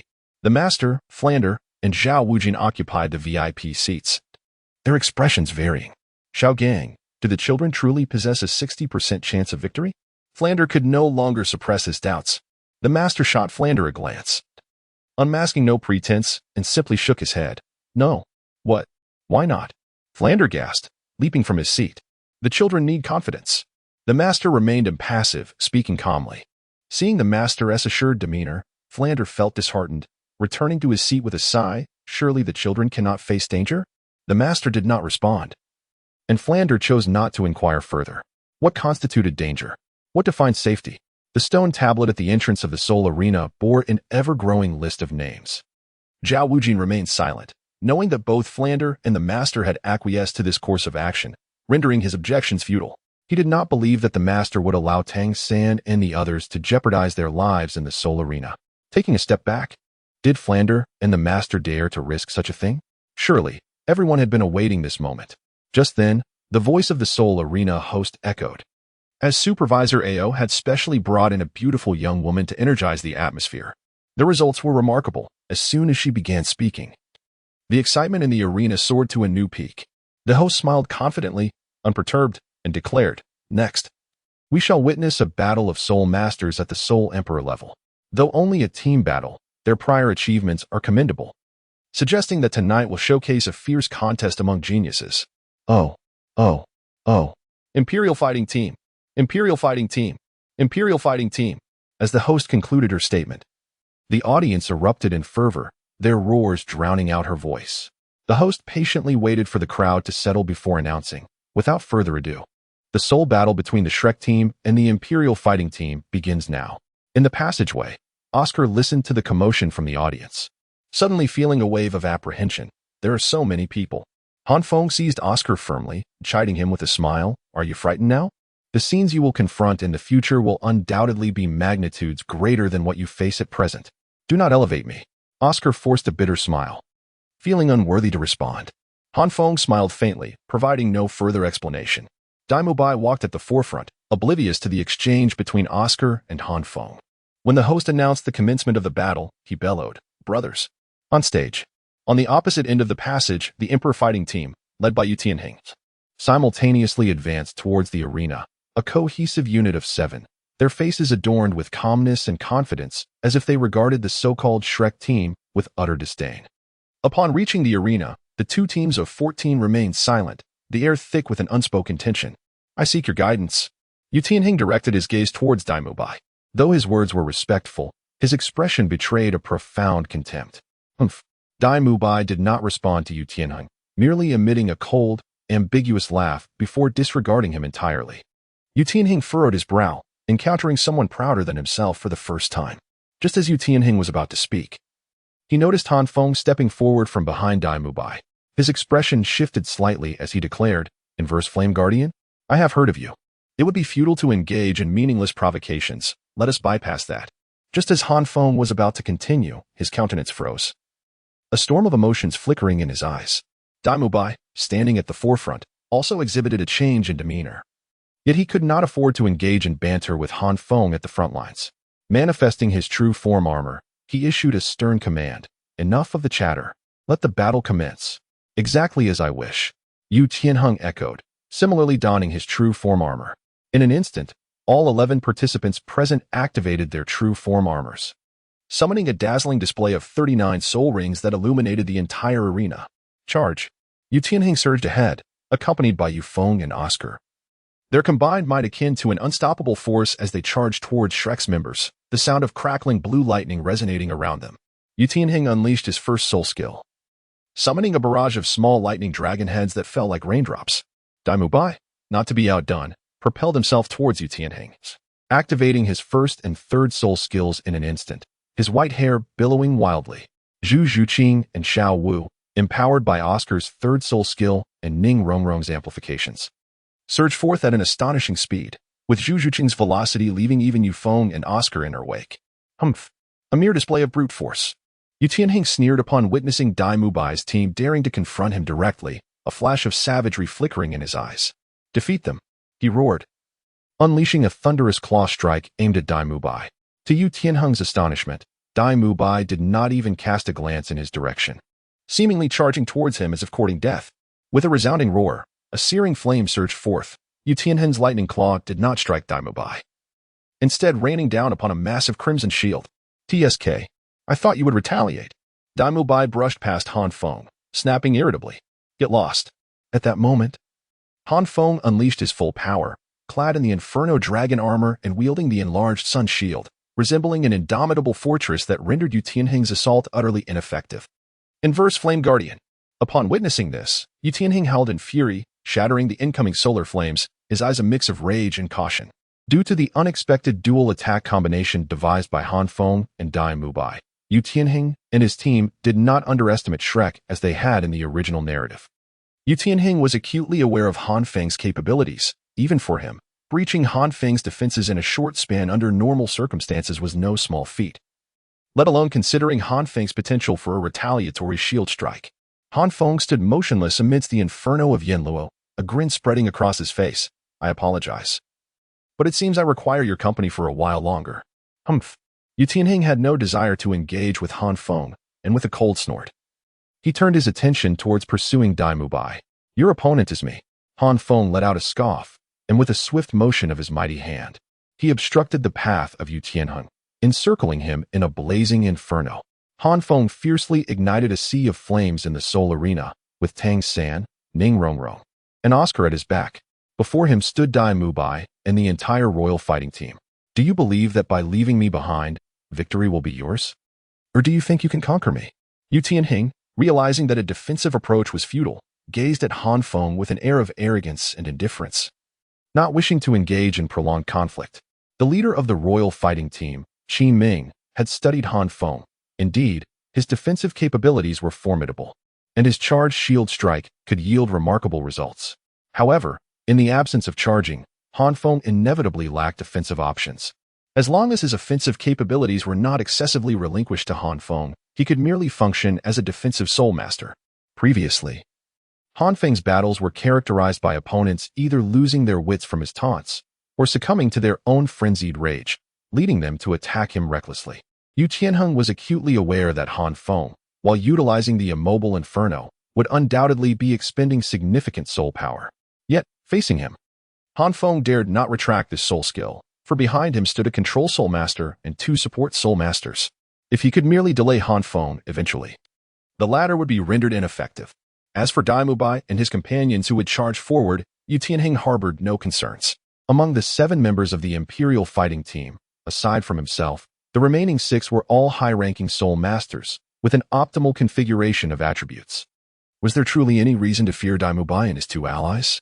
With victory seemingly assured, Yu Tianheng remained unperturbed. Chapter 71. The Imperial Fight Team Cornered. This week should see the preparations for the official launch. I hope for everyone's support. Observing Yu Tianheng's calm demeanor, Han Feng's pupils subtly contracted. It was evident that Yu Tianheng had discerned the flaws within his combat system. He was intent on dragging Han Feng down to his demise. Han Feng slightly curled his lips, seemingly unfazed by the vulnerability of the charged shield strike, which was destined to be uncovered one day. All he could do was strive to mend and refine it, for the soul skills are static, while humans are dynamic. Yu Tianheng, is it? Han Feng inquired, adopting a relaxed tone, testing the waters. To his surprise, Yu Tianheng merely cast a glance in his direction, sneering coldly as he replied, "There is no need to provoke me. I am unlike those fools."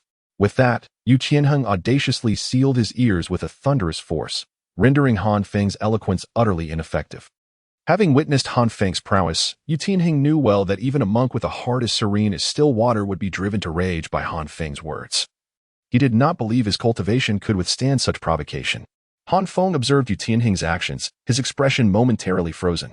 Fortunately, Dai Mubai was oblivious to this scene. Otherwise, witnessing Han Feng's predicament would undoubtedly result in relentless mockery throughout the day. Very well. Yu Tianheng appeared resolute, determined to disregard Han Feng's words. Relinquishing his insistence, Han Feng merely shrugged nonchalantly, choosing to sit down and face Yu Tianheng from a distance. Let us engage in this standoff and see who can outlast the other. Yu Tianheng had confidence in his teammates, and Han Feng was no less formidable. Meanwhile, Dugu, witnessing Yu Tianheng ensnared by Han Feng amidst the fiery chaos, felt no concern whatsoever. Instead, her gaze shifted towards Dai Mubai and his companions, her brow furrowing slightly. The Shi brothers had positioned themselves to obstruct Dai Mubai at the outermost perimeter, akin to how Yu Tianheng was trapped in flames, leaving Dai Mubai equally unable to advance. Yet, on the side of Yu Feng and Osro, who possessed a distinct advantage in cultivation, they had yet to subdue Xiaowu and Zhu Shiqing. In fact, Osro, facing Xiaowu, seemed to be at a disadvantage. With keen eyes, Dugu noticed the glimmering enhancement radiating from Xiaowu and Zhu Shiqing, letting out a cold snort. Is it the 7-treasure glazed tile? She cast a distant glance towards Ning Rongrong, who stood among the back ranks of Shrek, her eyes transforming into serpentine slits as she whispered icily. Is it only you Shrek who possesses enhancement soul skills? First soul skill, Azure Scale Red Poison. The Azure Scale Red Poison, a potent toxin that invigorates, simultaneously augmenting both attack and speed by 20%. As the Azure Scale Red Poison enveloped Osro and Yu Feng, their eyes instantly turned crimson, and their momentum surged, causing the tides of battle to shift perilously for Xiaowu and Zhu Shiqing. Zhu Qing, witnessing this turn of events, Dai Mubai let out a furious roar as he hurled the Gangjin Tiansha halberd. Having previously tasted its ferocity, the Shi brothers did not dare to underestimate it. Each wielded a halberd to block the attack. Dai Mubai then leapt into action to catch Zhu Shiqing. Within the inferno, Han Feng observed this spectacle, suddenly breaking into a derisive laugh. Noticing the change in Han Feng's demeanor, Yu Tianheng furrowed his brow, an ominous premonition welling up within him. Han Feng also noticed Yu Tianheng's gaze. With a wide grin, he remained silent, merely exaggerating his lip movements as he proclaimed, "Yu Tianheng, you are exceedingly arrogant. Your arrogance will lead to your downfall. Do you truly believe I would be deceived?" Unconvinced, Yu Tianheng scoffed dismissively. However, Han Feng paid no heed to his words. Continuing to articulate, "Rest assured, your failure will not stem from your arrogance, but rather from the stark disparity in strength that exists between us." Suddenly, as Han Feng's lips came together, a tempest erupted across the arena. Yu Tianheng sensed the anomaly and swiftly turned to observe. As Dai Mubai and Zhu Zhuqing lingered in the air, their immense soul power engulfing the entire battleground. Even Yu Feng and Osro, positioned closest to them, found themselves unable to approach. Yu Tianheng's eyes widened with fury, a martial soul fusion technique. He never anticipated that Shrek would possess such a hidden trump card. Dai Mubai caught sight of Yu Tianheng's expression and let out a mocking laugh. "Fengzi, hold your ground. Silence. A martial soul fusion technique should not be wasted on you." Han Feng retorted with an eye roll, unceremoniously countering. At that moment, Yu Tianheng released the seal on his auditory perception. As a scion of his clan, he possessed a clear understanding of the formidable nature of martial soul fusion techniques, leaving no room for carelessness as he charged toward the direction of the Imperial combat team. Han Feng let out a cold laugh, lowering the immovable Yinju shield and placing it before Yu Tianheng. "I have already stated, your opponent is me." Yu Tianheng's eyes flickered with uncertainty for a moment, causing him to hesitate. Utilizing the dragon transformation against Han Feng would not only be an overestimation of his capabilities but also risk a counterattack from Han Feng's charged shield. However, if he refrained from using it, he was uncertain whether Dugu Yin and the others could withstand the martial soul fusion technique of Dai Mubai and Zhu Zhuqing. Furthermore, Yu Tianheng was not naive enough to believe that Tang San, who had remained in the rear, was merely there to protect Ning Rongrong and Oscar. In that fleeting moment of hesitation, the martial soul fusion technique of Dai Mubai and Zhu Zhuqing reached its critical point. "Yinzi Jia, their soul power fluctuations are too intense. We cannot approach." Yu Feng's words echoed. A fierce expression flashed across Dugu Yan's beautiful face as she coldly commanded, "Yu Feng, Oscar, retreat." Upon seeing Dugu Yan's expression, both Yu Feng and Oscar were taken aback, realizing her intent, and hurriedly retreated behind her. At that moment, Dugu Yan's pupils transformed into serpentine slits, and the purple soul ring behind her began to glow faintly. An ethereal green serpent manifested behind her, its eyes filled with murderous intent as it opened its gaping maw, spewing forth thick purple mist. Below the battle arena, Ao Zhuan was startled, quickly instructing, "Activate the protective barrier." Simultaneously, Tang San, who had been lying low, focused intently, his eyes swirling with purple energy. His hands transformed into a jade hue as he swiftly retrieved a pouch from his waist, shouting to Oscar, "Little Ao, bring me the detoxifying sausages and recovery sausages." A substantial quantity. Oscar nodded eagerly, disregarding the consumption of soul power, and poured all his effort into crafting sausages. In the blink of an eye, he produced over 30 sausages, which he handed over to Tang San in one go. "Rongrong, boost Mubai and Shuqing." After passing the sausages to Ning Rongrong, Tang San dashed forward. Han Feng. With a leap, Tang San landed atop the immovable Yinju, tossing the pouch and detoxifying sausages into the purple toxic mist, bellowing at Han Feng. "Understood." Han Feng laughed heartily, directing a flame to ignite the purple mist, setting the entire arena ablaze.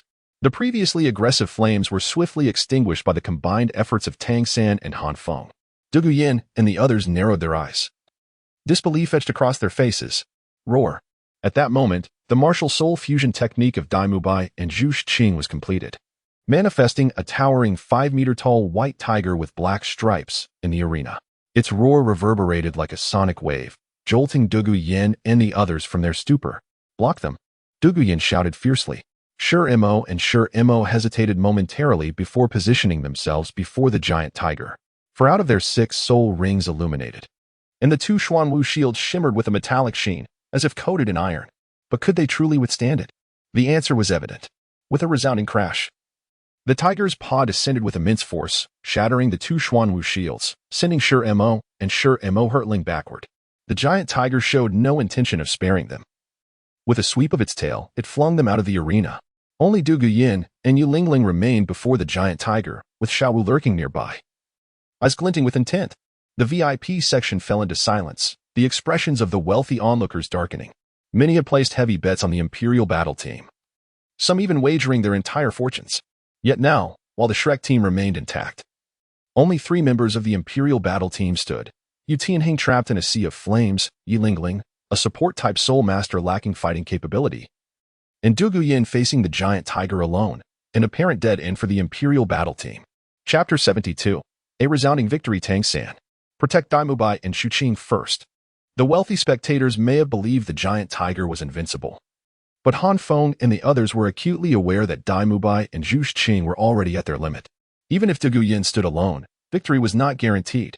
Dugu Yin was a high-ranking soul master at level 38 and a successor of a titled Douluo.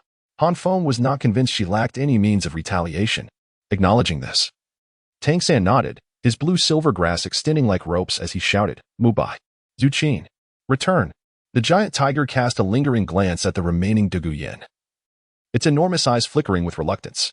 Yet, to ensure success, Daimubai and Zhu Shuqing opted for the most conservative approach. The giant tiger dissipated like smoke, and the fatigued Daimubai and Zhu Shuqing were ensnared by the blue-silver grass.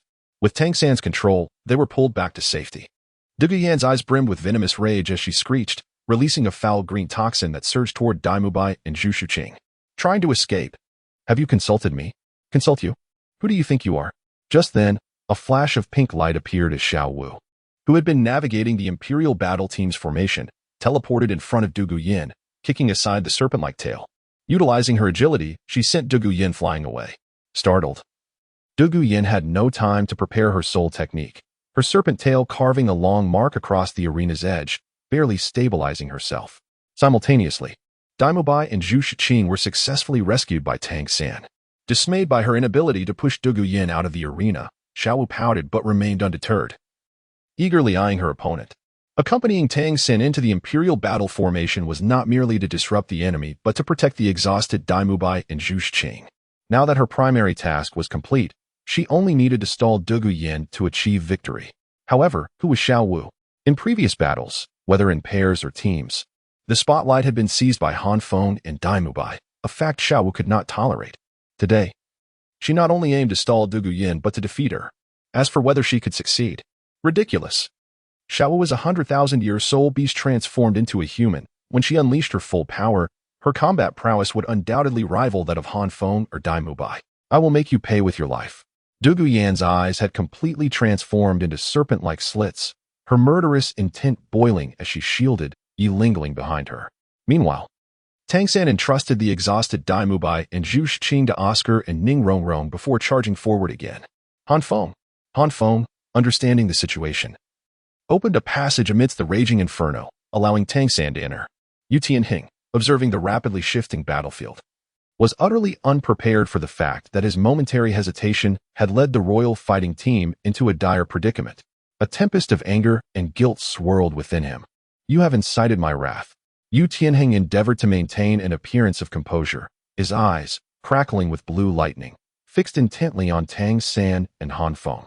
The furious bolts of lightning incessantly struck the ground, and the collision of lightning and flames triggered explosions, threatening to reduce the battlefield to ruins. Han Feng seized the restorative sausage from Tangan's hand, hastily swallowing it whole before sneering. Goodness!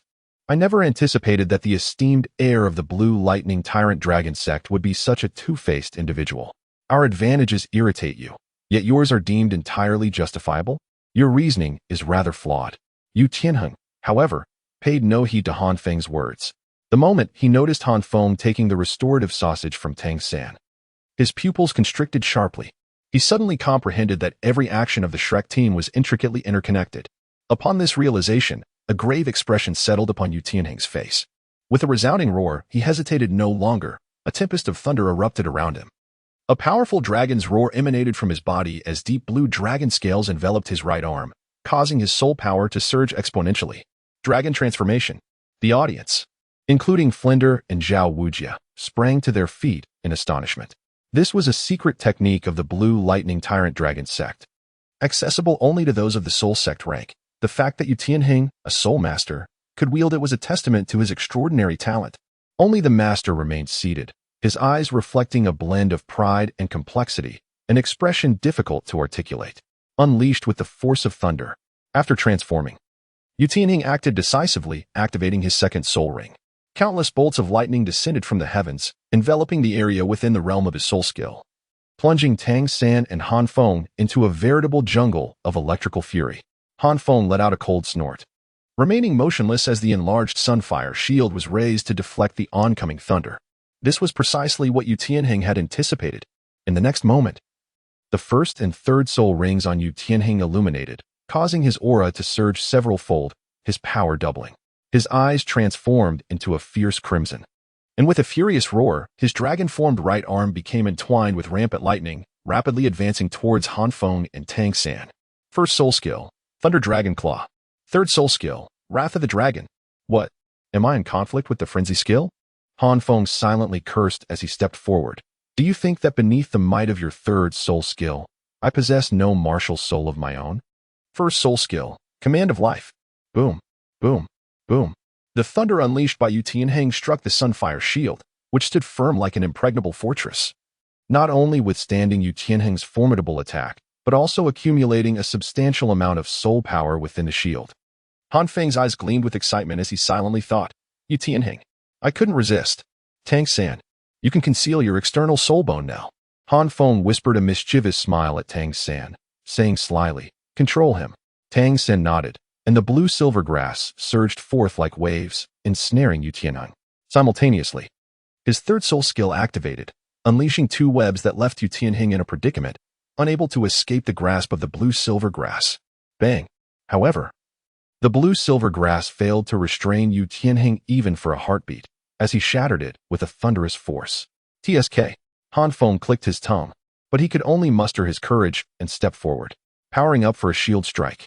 In order to vanquish Tianheng, Han Feng did not hesitate to expend his soul power. This strike was infused with all the soul power he had just regained, delivering a full-force blow from his soul master.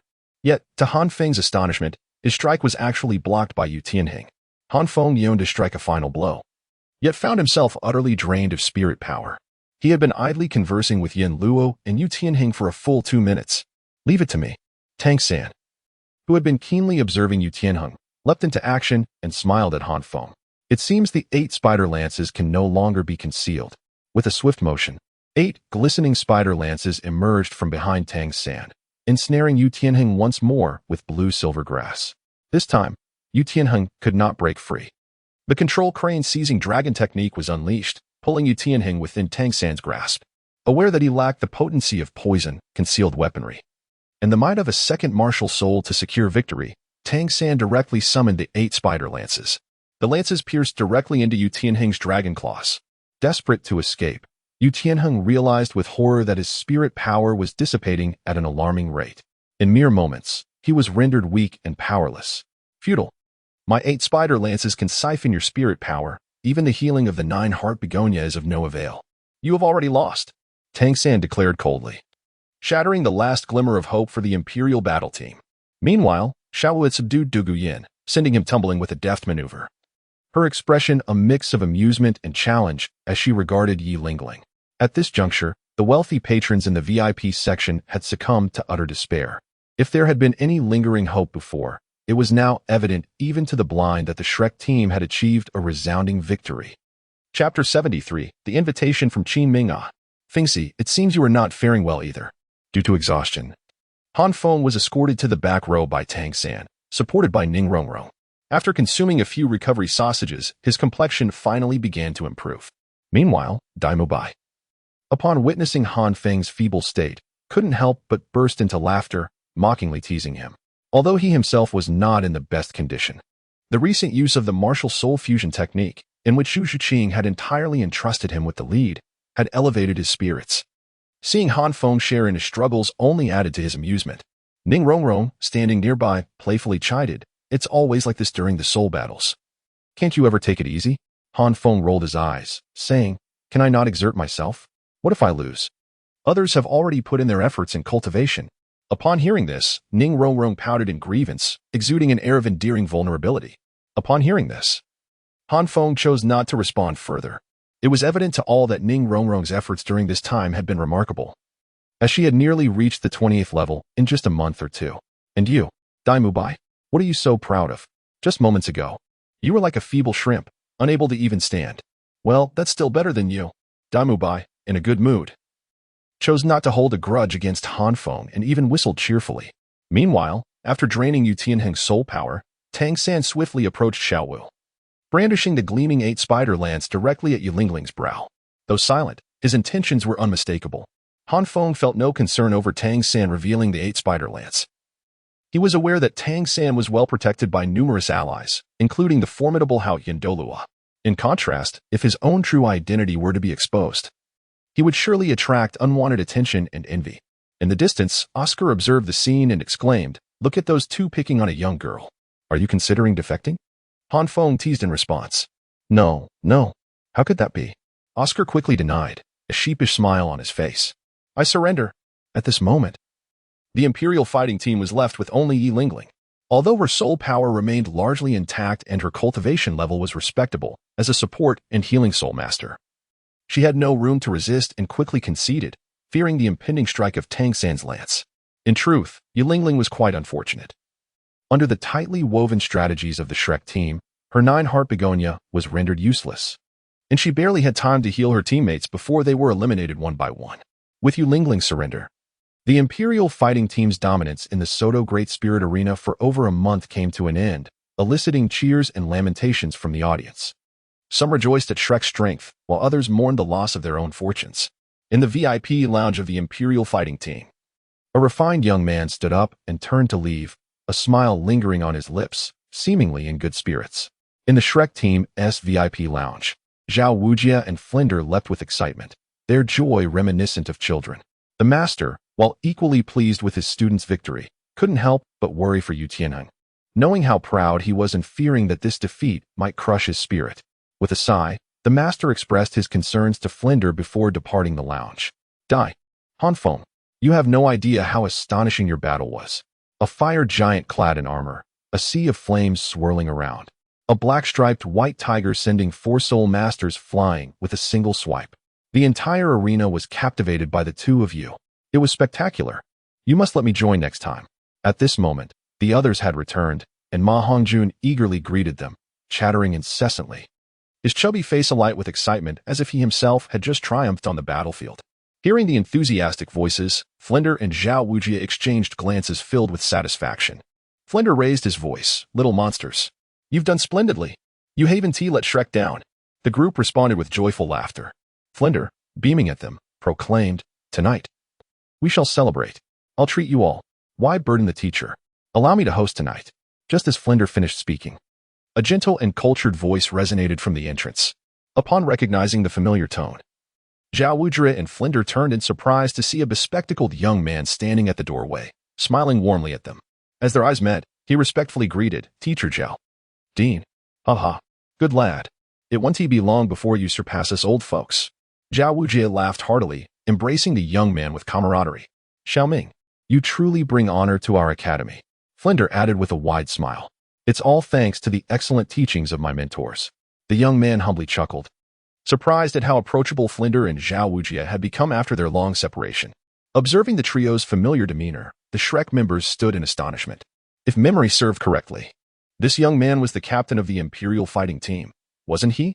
Finally, Dai Mubai regained his composure and hesitantly remarked, "The dean calls him Xiaoming. Could he be our senior?" Liu Songlong Qinming, the youngest soul emperor in the continent. "He is our senior?" Ning Rongrong gasped upon hearing the name, knowing well the intelligence capabilities of the 7 treasure glazed tile school.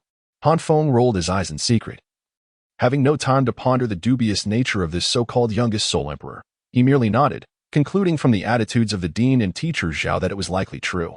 At this point, the expressions of those present grew somewhat peculiar. Qin Ming, a former student of Shrek and now the leader of the Royal Battle Team, found it quite ironic that his juniors had just defeated the Royal Battle Team. By the way, Xiaoming, what you mentioned about treating us, that's not a joke, is it?" After a few exchanges, Flinder immediately revealed his miserly disposition, casting a sly glance at Qin Ming, his stinginess making even Zhao Wujia feel embarrassed. Qin Ming chuckled awkwardly, secretly realizing that the dean had indeed not changed. Of course it's a promise. Upon hearing this, Flanders' face brightened. Saving on a meal was undoubtedly a win, especially after the previous meal had cost him quite a bit. But soon, Chian Ming shifted the topic, his expression turning solemn. Actually, I came here to discuss another matter with the dean. What matter? We are allies, so there is no need for formality. Flanders joyfully interjected, delighted by Chian Ming's intention to treat. Well, as you know, I am currently a mentor at the Tiando Royal Academy. However, I believe you can guess that most students there come from noble backgrounds, accustomed to being spoiled. Although they possess considerable talent, their rate of success is disappointingly low. We are currently in urgent need of talent. Thus, Chian Ming ventured to propose, if my juniors are willing to join Tiando Royal Academy, I assure you that I will secure the best treatment for them. He endeavored to express his request as delicately as possible, yet his intention was unmistakably clear. Absolutely not. Flanders' countenance changed abruptly, and he shouted with authority, his voice grave and commanding, "They are all students of Shrek Academy. They can never join Tiando Royal Academy." Flanders' furious reaction left Chian Ming somewhat at a loss. He was about to soothe Flanders when he heard the voice of Master coming from outside. This matter has been agreed upon by Shrek Academy. Flanders was taken aback. Glancing towards the door in disbelief, Xiao Gang. Master strode in from outside. Having just met Yu Tianheng, his expression somewhat similar, yet he paid no heed to Flanders. Walking directly past him to address Chian Ming. It is not impossible for our students to attend your Tiando Royal Academy, but we have one condition. Chian Ming quickly inquired. What is it, Master? Let our students participate in the next Continental Advanced Soul Master Competition. Master stated resolutely. If you agree to this condition, we can join Tiando Royal Academy. Otherwise, it is absolutely out of the question. You Xiaojing, do you realize what you are saying? Before Chian Ming could respond, Flanders rushed in front of Master, his fury palpable as he even directly addressed him by name, showcasing the depth of his agitation. Shrek Academy was the culmination of Flanders' lifelong efforts. He would never allow it to be absorbed. Master cast a calm glance at Flanders, fully aware of his old friend's sentiments. Yet he continued, I am seeking a path for the children. You know all the talent of these children. Shrek Academy cannot meet their needs or provide the best education. Keeping them here will only hinder their progress. Master's words were piercing and relentless, leaving Flanders momentarily speechless. As the argument ensued between Master and Flanders, others remained silent. Even Zhao Wujia was rendered mute. Even if Shrek lacks the best conditions, it is still their academy. Flanders' expression darkened. He had come to realize the crux of the matter, yet he could not abandon Shrek Academy. Master merely cast a sidelong glance at Flanders. Do you have the capability to allow these children to represent Shrek in the Continental Advanced Soul Master Competition?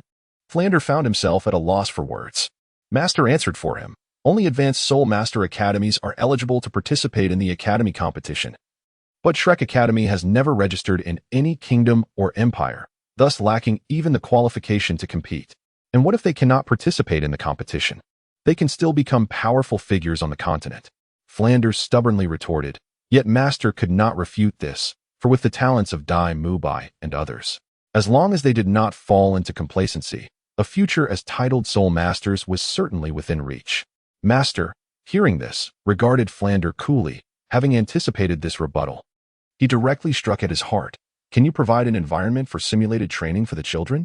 Flanders' resolve instantly crumbled. His expression grew dark and oppressive. He was unwilling to see his lifelong dedication dissipate, yet he could not neglect the future of Dai Mubai and the others. After several changes in his demeanor, he sighed, defeated, and addressed Chian Ming. Xiao Ming, discuss the merger details with Xiao Gang. I need some air. I'm feeling a bit weary. Once these words were spoken, it became evident to everyone that Flanders had acquiesced to the merger. Zhao Wujia observed Flanders' retreating figure, feeling a sense of melancholy. Shrek was not only Flanders' labor of love but also the fruit of his lifelong endeavors. Witnessing its potential demise was understandably disheartening. Xiao quietly leaned towards Ning Rongrong, whispering, Rongrong, what is the Tiando Royal Academy? What is the Continental Advanced Soul Master Competition? Ning Rongrong, surprised by Xiao Wu's inquiry, explained softly. Tiando Royal Academy is the largest Soul Master Academy in the Tiando Empire, established by the royal family, boasting top-notch facilities and an exceptional teaching environment. Moreover, every past dean has been appointed by the Emperor. The Continental Advanced Soul Master Competition is the highest-level youth Soul Master competition across the continent. Xiao furrowed her brow, continuing to ask, then what is a simulated training environment? It is a form of training that can enhance the speed of soul power cultivation. Ning Rongrong patiently elaborated. Xiao Wu did not fully comprehend, yet the current atmosphere clearly did not permit her to probe further. She furrowed her delicate brows. Feigning understanding with a nod, resolved to inquire further with Tang San later. Teacher. Tang San expressed his concern to Master. Worried that this situation might drive a wedge between him and Flander, Master simply shook his head lightly. No worries. Ma Hongjun cast a conflicted glance at the red braised pork that had just been served, appearing somewhat indecisive. But in the next moment, as if struck by an epiphany, he slapped his own chubby face. I am hesitating between the dean and red braised pork. I must go check on the dean. Unlike Ma Hongjun, who views Flinder as a mentor, Dai Mubai and the others regard him merely as the academy's president. It is no wonder that Ma Hongjun would forego his beloved braised pork. This incident dampened the spirits of Dai Mubai and his companions, casting a pall over the atmosphere, rendering Qin Ming acutely aware of his awkwardness, for he bore responsibility for the current predicament. In contrast, Han Feng displayed little emotional turmoil. He understood that Shrek Academy would not be subsumed. Rather, it would absorb Lu Erlong's Blue Lightning Academy, a strategic exchange that warranted little concern on his part. The sole source of Han Feng's vexation lay in the prospect of facing the challenges posed by Prince Xuexing and Dugu Bo at the Tiando Royal Academy. Although he anticipated that ultimately the situation would prove less perilous than it seemed, and that Tang San would even procure numerous celestial herbs from Dugu Bo's ice and fire yin-yang eye, he could not shake the feeling of discomfort. It left him with an unsettling sensation, akin to offering one's face for a slap. He could hardly suggest to the group that they avoid the Tiando Royal Academy, especially since both Master and Flinder had agreed to the plan. Yet, as he contemplated the Tiando Royal Academy, a thought struck him. Wouldn't Tian be connected to the royal family? Perhaps he would have the chance to meet her. He resolved to write her a letter upon his return. With this thought, Han Feng's spirits lifted. As for Prince Xuexing and Dugu Bo, a true gentleman knows when to yield. He could always reclaim his dignity later. Naturally, Han Feng kept his inner thoughts concealed, leaving the others oblivious. In such a somber atmosphere, the meal was lackluster, and after a few bites, the group dispersed. The following day, due to the Shrek team's victory over the Royal Fighting Team, Director Ao conferred upon them the Silver Soul Badge, even extending this honor to Ma Hongjun, who had not participated in the match. Notably, Tang San was awarded the Gold Soul Badge for his exceptional performance in both individual and team battles. Although the duo of Han Feng and Dai Mubai is renowned, their actual performance cannot be deemed particularly impressive. Consequently, the so-called second phase of special training by the Master has been completed by all.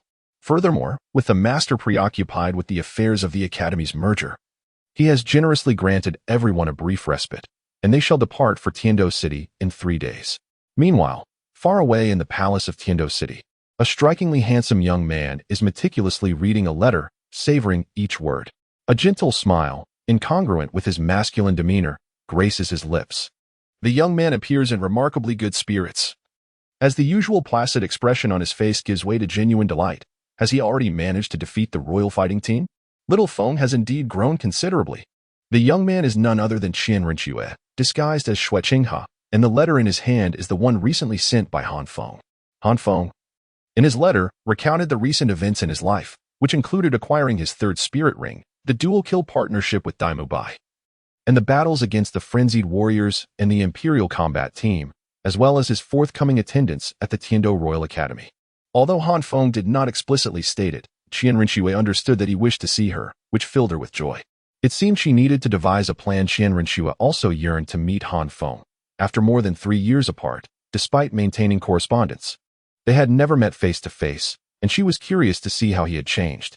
However, it was not so simple for Qian Renxue to arrange a meeting without revealing her identity or raising Han Feng's suspicions. Even for her, this posed a considerable challenge. Yet, her momentary frustration quickly transformed into delight as she thought, Little Feng is already at level 33. It appears I must also strive harder. Previously, Qian Renxue had told Han Feng that he could visit her upon breaking through to the Spirit Emperor or Spirit Sage rank. Now, it seemed her initial conditions were rather modest, given Han Feng's talent far exceeded her expectations. Nevertheless, this only served to make Qian Renxue happier for Han Feng's achievements, fueling her determination to infiltrate the Tiando royal family further. 3 days. Just 3 days. Hee hee. Little foam. Chian Renua laughed exuberantly, resembling an ordinary girl. If outsiders were to witness this scene, they would likely be left speechless. Neither the Spirit Hall members nor the Tiendo royal family had ever seen such a jubilant display from Chian Renua and Xue Qinghe. This laughter belonged solely to Han Feng. Of course, the laughter was quickly stifled by Chian Renua, who was ever mindful of her precarious position within the royal vortex, requiring her to tread carefully at all times. Recently, it seemed the Spirit Hall had uncovered something. This led her to recall the vague hints she had received from them days earlier, causing her to frown. I hope this has nothing to do with Little Foam. The Spirit Hall had previously sent her subtle warnings, perhaps due to her delayed intelligence or a slowdown in their plans for various reasons. However, the thought that Han Feng's situation might have been discovered by the Spirit Hall was what truly troubled Chian Renua. She could only proceed with utmost caution, hoping to evade detection. Reflecting on this, Chian Renua muttered to herself, half in sorrow and half in bitterness, Little Foam, oh little Foam. You have no idea how much your sister has endured for you. Sadly, she knew that Han Feng was oblivious to these struggles, and she had no intention of letting him know. In his eyes, she was likely just a carefree princess or noblewoman living in Tiendo City. This was precisely what Chian Renua desired, as her complaints were merely a means of expressing her longing for him. Walking on thin ice, she sighed, carefully storing the letter in a special soul guide device, before reverting to her approachable persona as Xue Qinghe, her demeanor natural yet lacking a certain vivacity. Chapter 75. Has Han Feng awakened? Due to the master granting the students a 3-day break, the members of Shrek Academy were finally afforded a rare opportunity for freedom since the start of the term. Oscar and Ma Hongjun joyously ventured to Soto City, indulging in a day of revelry, while Zhu Zhiqing rigorously trained, understanding that among the Shrek 8, she possessed the least talent. If she did not exert herself further, she would undoubtedly be left behind. This left Daimu Bai, who had been plotting for some time, feeling rather disheartened. The day before the holiday, Daimu Bai had dragged Han Feng into late-night discussions, employing every tactic to coax Zhu Zhiqing out, nearly driving Han Feng to madness. However, the next day, before Daimu Bai could utter a word, Zhu Zhiqing seemed to anticipate his intentions, declaring, "I'm going to train," nearly suffocating him with her response. On the first day of their break, Daimu Bai relentlessly practiced with Han Feng for an entire day, leaving Han Feng both amused and exasperated. Meanwhile, Tangsan decided to use the 3-day holiday to craft a set of hidden weapons, leaving him with no time to accompany Xiaowu, who then sought out Ning Rongrong for a day of exploration in Soto City. On the following morning, Han Feng was once again roused early by Daimu Bai. "Old Bai, have you lost your mind? I concede. What is wrong with Zhiqing's serious training? If you have nothing better to do, go find the fatty and Oscar and spare me." Han Feng gazed at Daimu Bai helplessly, his voice filled with fatigue. Daimu Bai shook his head resolutely. "Not a chance. You have no idea how embarrassing yesterday was. After a night of deep contemplation on my plans, they were abruptly cut short before I could even implement them. I cannot accept this." Han Feng rolled his eyes in exasperation. "Well, I am utterly oblivious to that. Of course, you, a typical straight man, wouldn't understand." Daimu Bai, relentless and somewhat frantic, murmured, "Just recalling Zhu Qing's expression from yesterday sends shivers down my spine. I can hardly bear to face anyone." Han Feng found himself perplexed by Daimu Bai's words. He stifled a yawn and queried in bewilderment, "So, you intend to engage in a fight with me?" "Indeed," Daimu Bai replied, his gaze fixed unwaveringly on Han Feng, exhibiting not a trace of hesitation. Han Feng gazed skyward in exasperation, raising a hand to his forehead. "Old Bai, you are already 15 years old. Can you not exhibit a bit more maturity? It is merely a rejection, not the first time it has happened. Furthermore, Zhu Qing did not explicitly state that she is unwilling to go out with you. She simply mentioned the need to focus on her cultivation. Her reasoning is sound and her logic is clear. What, then, are you so troubled about?" Han Feng was utterly at a loss for words. Daimu Bai, who usually seemed to possess an astute understanding of emotions, transformed into a bashful young lad at the mere sight of Zhu Zhiqing. His face flushed with embarrassment. A mixture of irritation and shyness, he gritted his teeth and replied, "I simply do not wish to be spoken to in such a manner." "Ah, the great Daimu Bai. It seems you are ensnared by matters of the heart." Han Feng couldn't help but tease him, expressing both mockery and sympathy. "Enough of this nonsense. Are you going to fight or not?" Daimu Bai, unwilling to entertain Han Feng's banter any longer, demanded brusquely. Unyielding to the end, Han Feng retorted with equal defiance. If you're feeling restless, you can seek out Teacher Zhao. He would undoubtedly relish the opportunity to spar with you. Dai Mubai was momentarily taken aback. If only he dared to approach Zhao Wujie. Ever since their enrollment, Zhao Wujie had seemingly lost his mind, treating their practice sessions with an extreme ruthlessness. He would forego his soul skills and martial spirit, relying solely on pure physical strength to overwhelm them, delivering blows that resonated painfully. This left Dai Mubai and his companions in a state of utter despair, yet Zhao Wujie continued to tout it as being for their own good, which ultimately deterred them from seeking his guidance any longer. At that moment, Xiao Wu and Ning Rongrong, who had just stepped outside, spotted Han Feng and Dai Mubai. Observing their tense standoff, Xiao Wu approached with curiosity. What sort of training are you two engaging in so early in the morning? Han Feng and Dai Mubai turned around to look. Dai Mubai, clearly reluctant for the two women to learn of his embarrassing incident, averted his gaze with irritation. He did not wish for Zhu Xing to discover that he was plagued by insecurities due to her rejection. Han Feng smiled and remarked, "Ah, it's you. It seems that Tang Sen has yet to emerge from his seclusion, hasn't he? Your words remain as irksome as ever." In response, Xiao Wu offered a sly smile. Her brows slightly furrowed with an air of menace, as if she might toss the carrot in her hand at any moment. Han Feng, undaunted, replied, "Likewise." At this moment, Ning Rongrong could not help but chide playfully, prompting Xiao Wu to scrunch her nose at Han Feng in a whimsical manner, saying, "For Rongrong's sake, Sister Xiao Wu shall not hold a grudge against a mere child." By age, Han Feng is indeed the youngest among the Shrek 8 monsters, a fact that Xiao Wu often exploits to tease him. Han Feng merely shrugged, showing indifference, and ceased to retort. "What are you all up to?" "Oh, we intend to explore Soto City," Ning Rongrong hastily replied. "What is so amusing about Soto City? We've been there countless times."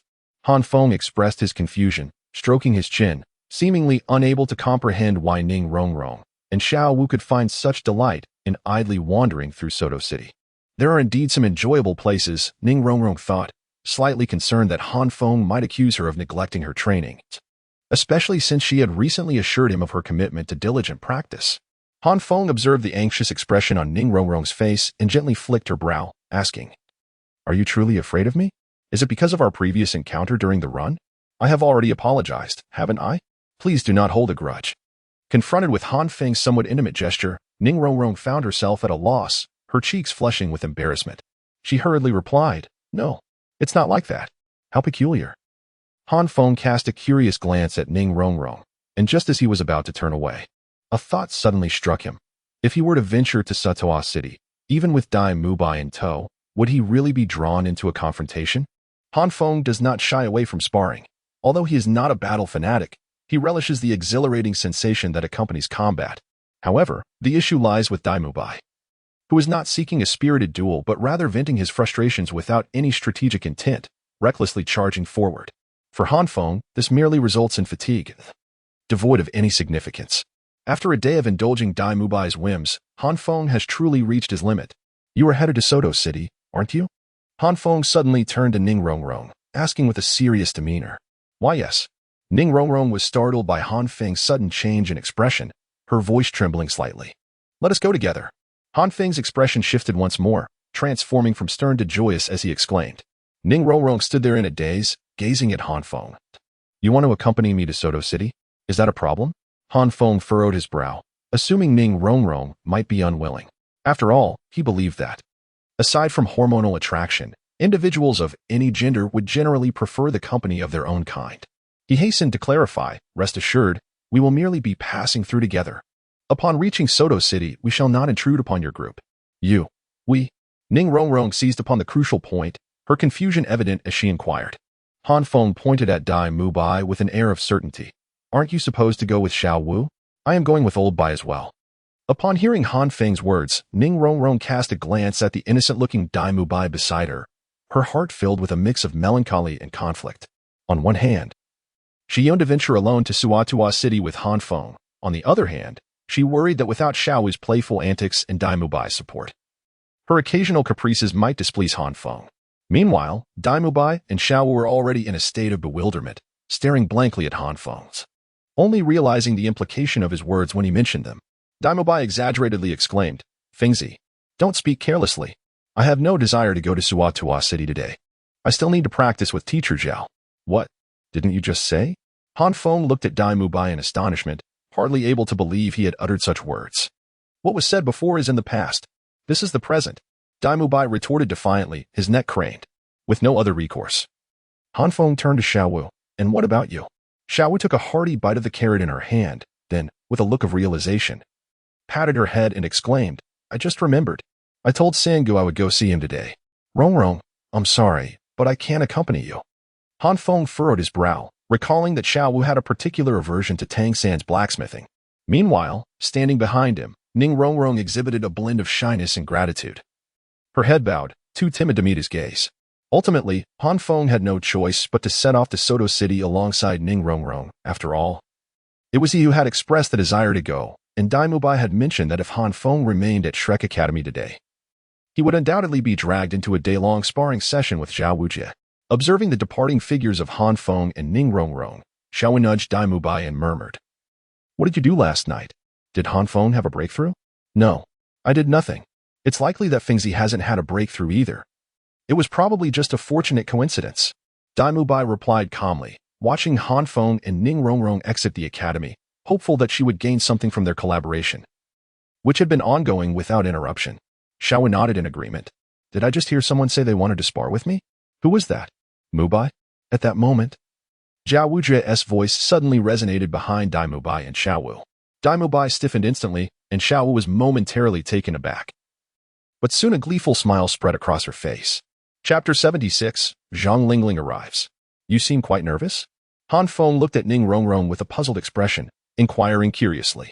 Ever since leaving Shrek Academy, Ning Rongrong had exhibited an air of restraint, her eyes darting about, and her delicate face consistently adorned with an unnatural flush, which was quite endearing. Upon hearing Han Feng's words, Ning Rongrong suddenly became aware of her peculiar demeanor, her complexion deepening in crimson as she hastily waved her hands, exclaiming, No, it's not that. I'm not nervous. How could I possibly be nervous? What is there for me to be anxious about? Ning Rongrong's acting was rather unconvincing, at least in front of Han Feng, who immediately discerned that she was attempting to cover up her embarrassment. However, noticing her strong resistance, he refrained from pressing further and casually shifted the topic. Your family's shadow guard should be nearby, right? At this, Ning Rongrong furrowed her brows, hesitating slightly as she replied, I'm not entirely certain, but they should be around. Recalling Han Feng's reaction the last time he encountered her shadow guards, she quickly added, If you don't like them, I can have them leave. As long as you are here, we won't be in any danger. That is quite unnecessary. Han Feng shook his head. After all, they are sent by your family to protect you. This response only deepened Ning Rongrong's confusion. Aren't you worried? Han Feng retorted, What am I worried about? It's precisely those concerns you had back then. Ning Rongrong was referring to the events that transpired 2 months prior, during their first encounter at the inn. Han Feng suddenly realized, waving his hand dismissively, It's been 2 months. Your family hasn't sought me out. I suppose your words hold some weight. Moreover, we've fought together in several soul battles, so we can be considered partners, can't we? There's no need for excessive suspicion. Hearing the word partner, Ning Rongrong's eyes dimmed slightly. Yet the noticeable shift in Han Feng's demeanor was undeniable. At least he no longer regarded her with cold indifference. This revelation revitalized Ning Rongrong's spirits. However, her mind soon wandered back to the celebration after their victory over the Mad Warrior team, recalling Han Feng's words, which caused her spirits to wane again. Glancing at Han Feng's profile, she tentatively inquired, Han Feng, you said we are partners, right? Or is it not so? Han Feng furrowed his brow, his gaze growing chilly once more. Observing this, Ning Rongrong hastily waved her hand. It's not what you think. What I mean is, if we are partners, then could you call me Rongrong? She looked at Han Feng with anticipation and a hint of anxiety in her eyes. Huh? Han Feng exclaimed in surprise. Haven't I ever called you Rongrong? Ning Rongrong rolled her eyes, imitating Han Feng's manner, and replied, half playfully and half dejectedly, Nope. You've called Zhu Qing and Xiao Wu, but you've never called me. Upon hearing this, Han Feng felt somewhat awkward, as he had indeed overlooked this detail. How should I address you then? Miss, Little Demoness. Ning Rongrong, or simply you? Ning Rongrong smiled faintly, a hint of bitterness in her expression. Han Feng scratched his head awkwardly, feeling a bit embarrassed, as if he had been in the same class with someone for 2 months without ever calling them by name. All right. Rongrong. I understand. The mere utterance of Rongrong instantly brightened Ning Rongrong's face, filling her with a sweetness akin to that of honey. Ning Rongrong also yearned to address Han Feng as Little Feng, much like how he referred to Sister Chian. However, she was acutely aware that Han Feng would undoubtedly refuse, despite being a few days younger than her. Thus, Ning Rongrong decided against broaching the subject, lest she provoke Han Feng's disdain. Han Feng felt content that he could call her Rongrong. Observing Ning Rongrong's fluctuating emotions, from moments of despondency to bursts of joy, he found himself perplexed by her thoughts. However, witnessing the cheerful smile adorning her face significantly uplifted his own spirits. Han Feng was in no hurry, and Ning Rongrong also wished to stroll alongside him a little longer, so their pace was leisurely. By the time they arrived at Soto City, it was already noon. Let us go. We should have a meal first. In the afternoon, I plan to explore the Soul Fighting Arena, Han Feng suggested to Ning Rongrong, as it was the perfect time for lunch. Ning Rongrong was more than eager to dine with Han Feng. She readily nodded in agreement. Absolutely. Fenger. Just as Han Feng and Ning Rongrong reached the entrance of the restaurant, a voice filled with surprise rang out from behind them. Han Feng and Ning Rongrong instinctively turned around, only to see a figure rushing towards Han Feng. Initially, Han Feng reflexively attempted to evade, but fortunately, his quick reaction allowed him to discern the face of the approaching figure. With a resigned smile, he willingly opened his arms and embraced the figure. Fenger, I have missed you so much. The figure similarly enveloped Han Feng in a warm embrace, pressing her rosy lips gently upon his forehead. Speaking in a tone that was half pitiful, half affectionate, Han Feng smiled helplessly, allowing the individual to continue their antics. Witnessing this scene, Ning Rongrong's beautiful eyes seemed to ignite with flames, as a profound sense of animosity welled up within her. The person embracing Han Feng, though not exceptionally beautiful, possessed a striking appearance, with a maturity and charm that Ning Rongrong lacked. Almost instinctively, she regarded this woman as the Sister Chian mentioned by Han Feng. Striving to maintain a calm tone, she inquired, "Who are you? Can't you see that Han Feng is quite uncomfortable?" At this moment, Han Feng was embraced by that person, unable to see Ning Rongrong's expression. However, that individual could perceive Ning Rongrong clearly. Although she still wore a smile, her eyes were slightly narrowed, and a dark aura seemed to rise behind her. The gaze directed at her was akin to that of a predator regarding a sneaky wildcat, far from benevolent. This revelation astonished the individual. As someone who had experienced such situations before, she quickly comprehended the underlying dynamics. A glimmer of cunning flashed in her eyes as she tightened her hold on Han Feng, almost as if to meld him into her embrace. With a blend of playful teasing and provocation, she addressed Ning Rongrong, saying, "Who said that? Fenger is quite comfortable. Moreover, Fenger enjoys being held by me." Han Feng dared not resist, suppressing his discomfort as he reluctantly spoke. Yes, you are absolutely right." Ning Rongrong was taken aback by his response, feeling a mix of embarrassment and anger. In broad daylight, what do you call this embrace? Seeing that Ning Rongrong had reached her limit, the person ceased to provoke her further, a playful smile gracing their lips as they feigned confusion and inquired, "But I am Fenger's mother. Is it not permissible for a mother to embrace her son?" At that moment, Han Feng managed to gasp for breath and seized the opportunity to exclaim, "Mom, I can hardly breathe." "Oh." Zhang Lingling chuckled, releasing Han Feng, and extended a hand towards Ning Rongrong with a smile. "Allow me to introduce myself. I am Han Feng's mother, named Zhang Lingling. I presume you are his classmate at Shrek Academy? It is a pleasure to meet you." "Mother?" Ning Rongrong glanced at Zhang Lingling, then at Han Feng, only to realize the striking resemblance between them. Her face flushed a deep crimson, nearly emitting steam from her head. Devoid of any lingering hostility, she hurriedly extended her hand, nervously stating, "Aunt Zhang." "No, sister. My name is Ning Rongrong, and I am Han Feng's classmate."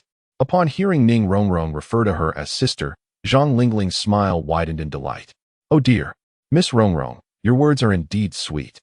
Han Feng rolled his eyes beside her, reluctant to disclose Zhang Lingling's true age. Instead, he inquired, "Mom, what brings you to Suatua City?"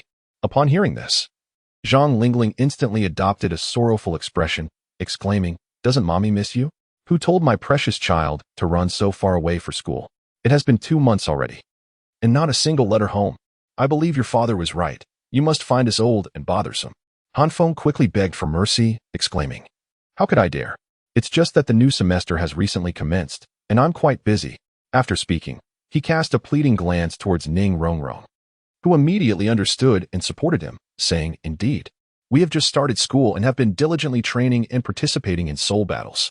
In just 2 months, We have already earned the Silver Soul Badge. Oh, Zhang Lingling, not an ignorant woman, being Han Dang's wife, was well aware of the value of the Silver Soul Badge. She looked at Han Feng in surprise and decided not to dwell on the previous topic, smiling as she remarked, "My son is truly impressive." Ning Rongrong, observing Han Feng's expression of relief, couldn't help but chuckle, thinking that indeed, there is a balance in the world. Mom, you haven't eaten yet, have you? Let's have a meal first. We can discuss anything while we eat. Han Feng suggested. They had already been standing at the entrance of the restaurant for 2 or 3 minutes, and the smile on the receptionist's face was beginning to freeze. Why add old to mom? Am I that old? Zhang Lingling retorted, playfully tapping Han Feng on the head and giving him a disapproving glare. Han Feng could only manage a smile as he quickly replied, "Mom, let us dine first." This was a more agreeable approach. Zhang Lingling let out a huff, grasping Ning Rongrong's hand, and said, "Come on, Rongrong, let us go eat." Naturally, Ning Rongrong had no intention of declining. She was eager to deepen her relationship with Zhang Lingling. Observing their retreating figures, Han Feng was puzzled as to when their bond had grown so strong, and he could only scratch his head in confusion before following suit. Chapter 77. Arrangements for Parents. Han Feng found himself utterly perplexed by the bonds of friendship among women. Ning Rongrong and Zhang Lingling, despite their first encounter, conversed as if they were long-lost confidants, sharing intimate secrets within mere moments. This was reminiscent of Ning Rongrong's previous interaction with Zhu Qing, where, after just one night, they transitioned into close friends. What astonished Han Feng further was their insistence on excluding him from their whispers. Whenever he attempted to inch closer, Zhang Lingling would command him to step back. This led Han Feng to question whether the one who had affectionately called him baby was truly Zhang Lingling, for Ning Rongrong appeared to have a more genuine connection. Moreover, Han Feng was intrigued by the mystery surrounding Zhang Lingling's words, which left Ning Rongrong blushing profusely, occasionally stealing glances at him, adding to his confusion. Similarly, after Ning Rongrong expressed a thought, Zhang Lingling would often cast a reproachful glance in Han Feng's direction. Although he could not fathom the meaning behind these interactions, he could only respond with a forced smile. Han Feng sensed that Zhang Lingling and Ning Rongrong were likely discussing him, as their only common connection seemed to be himself. Yet, the matter concerning him was being withheld from his ears. What could this possibly mean? Thus, Han Feng could only helplessly continue eating. What? Feng, you are going to the Tiando Royal Academy.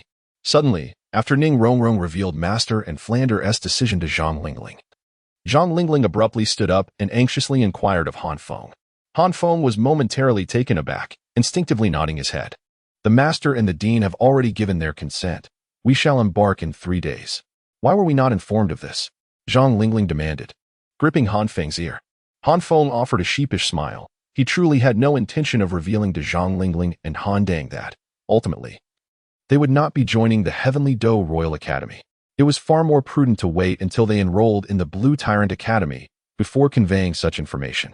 Naturally, Han Feng could not articulate this sentiment directly. I simply lacked the time. I intended to inform you yesterday, but was entangled for an entire day by someone ensnared in matters of the heart, which caused the delay. Upon hearing this, Zhang Lingling relented, yet her inner turmoil resurfaced. In the past, she had been reluctant to allow Han Feng to join the Spirit Hall, to go to Notting City, and had previously opposed his attendance at Shrek Academy. All because she deemed these places too distant, fearing she would not be able to see him frequently. Now, the Heavenly Dou Royal Academy was even farther than Shrek. And while she could still spend half a day visiting him at Shrek Academy, a journey to the Heavenly Dou Royal Academy would take more than an entire day. This was a reality Zhang Lingling found difficult to accept. However, she was not unreasonable. She understood the advantages of Han Feng attending the Heavenly Dou Royal Academy. She could not hinder his aspirations, yet her reluctance stemmed from her deep affections, leading to her internal conflict. Does this mean I shall not see my dear treasure for an extended period? Zhang Lingling murmured to herself, her right hand resting gently upon Han Feng's head, unconsciously caressing him. Han Feng smirked, feeling a touch of embarrassment as Zhang Lingling's affection was directed towards him in front of Ning Rongrong. He quickly exclaimed, "Oh, mother, I am already 12 years old, not a child anymore. Besides, with Senior Qin Ming's support, we shall not suffer any losses even at the Heaven Dou Royal Academy." Ning Rongrong, observing the situation, offered an awkward smile. She could clearly see that Han Feng had completely misunderstood the situation. He believed Zhang Lingling was concerned for him, while in truth, she simply could not bear to see him in distress. Am I not aware of my son's capabilities? Feng, You have always been clever and have never been on the losing end. I have never seen you suffer. My concern stems not from worry, but from a deep-seated affection for you. Indeed, Zhang Lingling shot Han Feng a disapproving glance and replied irritably. Upon hearing this, Han Feng scratched his head and pondered. What should we do then? Zhang Lingling, with a glint in her eye, proposed directly. Why don't we all move to Tiando City? Han Feng rolled his eyes and raised his hands in exasperation. Mom, you truly have a knack for coming up with ideas. Dad is the supervisor of the Star Knight Soul Arena. He can't just leave on a whim. Moreover, even if Dad were to agree, rushing off to Tiando City without a plan would surely lead to our downfall. Zhang Lingling furrowed her brow, realizing her notion was somewhat fanciful, and muttered in dissatisfaction. Your father is a soul king, and I am at least a soul sect. What difference would it make if we went to Tiando City? We certainly wouldn't starve. Han Feng hesitated to argue with Zhang Lingling and chose to seek an alternative path, pondering if there existed a method to save the nation through a roundabout way. At that moment, Ning Rongrong realized it was her time to shine and promptly spoke up. There is no need for you to be so conflicted, sister. If you wish to be with Han Feng, I can assist you. With a confident smile, Ning Rongrong articulated her thoughts with assurance. I can speak to my father, and it would be entirely feasible for you to take a position at the Heavenly Capital Royal Academy as a teacher. In doing so, not only would you be able to see Han Feng every day, but you would also be free from mundane troubles. Upon hearing this, both Han Feng and Zhang Lingling's eyes lit up. Zhang Lingling was captivated by the future Ning Rongrong described, whereas Han Feng understood that with the influence of the Seven Treasures glazed tile sect, such a scenario could indeed be realized. Moreover, Ning Rongrong's words served as a reminder for Han Feng, who then recognized that he had been somewhat negligent. It is important to note that in the coming years, the continent would be rife with turmoil, and at the forefront of this upheaval stood Shrek Academy and the Spirit Hall. Han Feng, having chosen to join Shrek Academy, was acutely aware that one day he would inevitably confront the Spirit Hall. Han Feng may not mind himself. He is confident in his ability to safeguard himself against the onslaught of the Spirit Hall. However, Han Dang and Zhang Lingling are not so fortunate. At present, Han Dang is merely a Soul King, and in a few years, he may ascend to the rank of Soul Emperor. However, before the Wuhuan Temple, he holds little significance. If he were to attract the attention of the Wuhuan Temple due to his own actions, it could spell grave danger for him. Han Feng cannot remain by Han Dang and Zhang Lingling's side at all times. Han Feng is quite distinct from the other 7 members of Shrek Academy. The origins of Ma Hongjun are shrouded in various narratives, yet akin to Oscar. Regardless of the tale, no relatives of theirs have ever been encountered. Daimubai and Zhu Qing hail from the royal family of Xinglua, and the Spirit Hall must tread cautiously in their endeavors against them.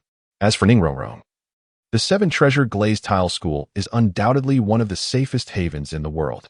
Tang San's father is a formidable figure who dared to confront the Pope directly, while Xiao is transformed into a spirit beast, making Han Feng's background appear rather mundane in comparison to his companions. It may seem somewhat absurd for Han Feng, a mere soul master, to worry about the Spirit Hall targeting his parents out of fear of him, but when it comes to family, one must remain vigilant. Pondering this, Han Feng cast a glance at Ning Rongrong.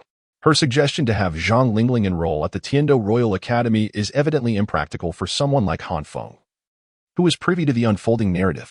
Not only is Shrek destined not to join the Tiando Royal Academy, but the latter is also undoubtedly a primary target for the Spirit Hall's eradication efforts, which precludes Han Feng from allowing Zhang Lingling to become involved. In truth, a few years hence, the remaining relatively secure factions on the continent include Shrek Academy and, to a lesser extent, the 7 Treasure Glazed Tile School.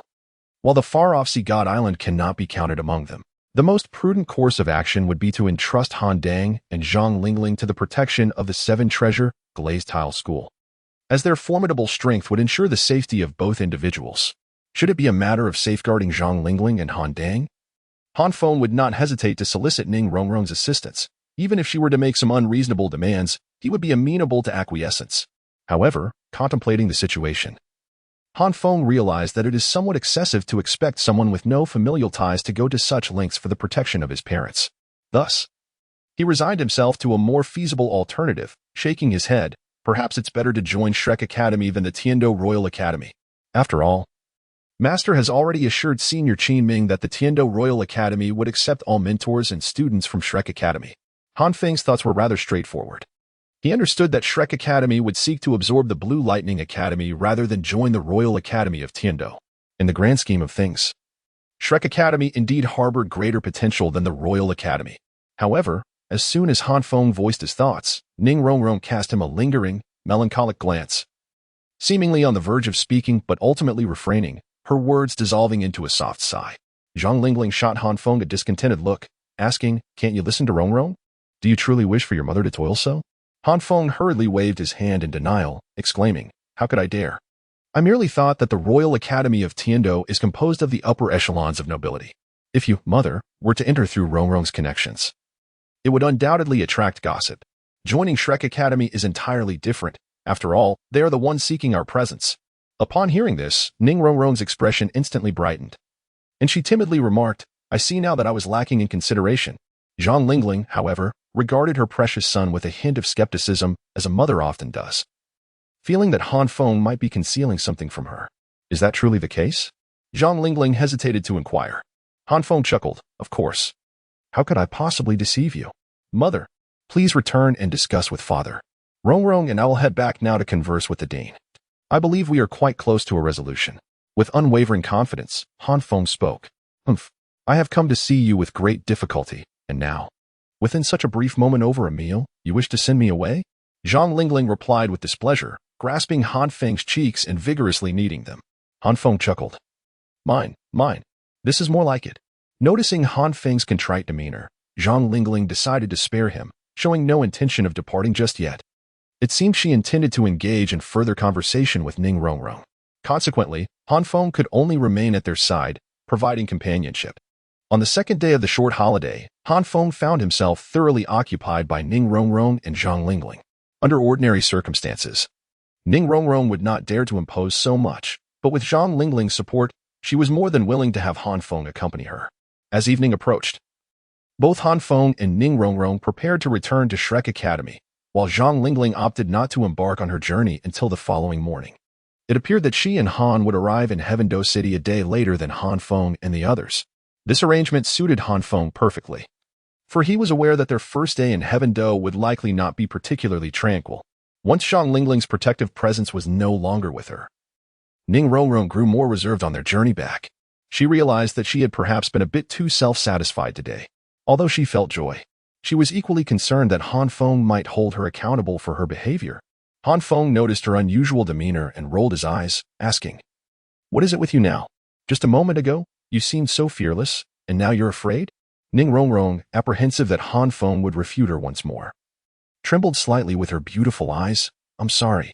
I got carried away just now. I assure you I won't dare again. Can you let me off just this once?" Perhaps due to Zhang Lingling's influence, today Han Feng and Ning Rongrong were unusually close. For the first time, Han Feng found Ning Rongrong's timid demeanor charmingly innocent.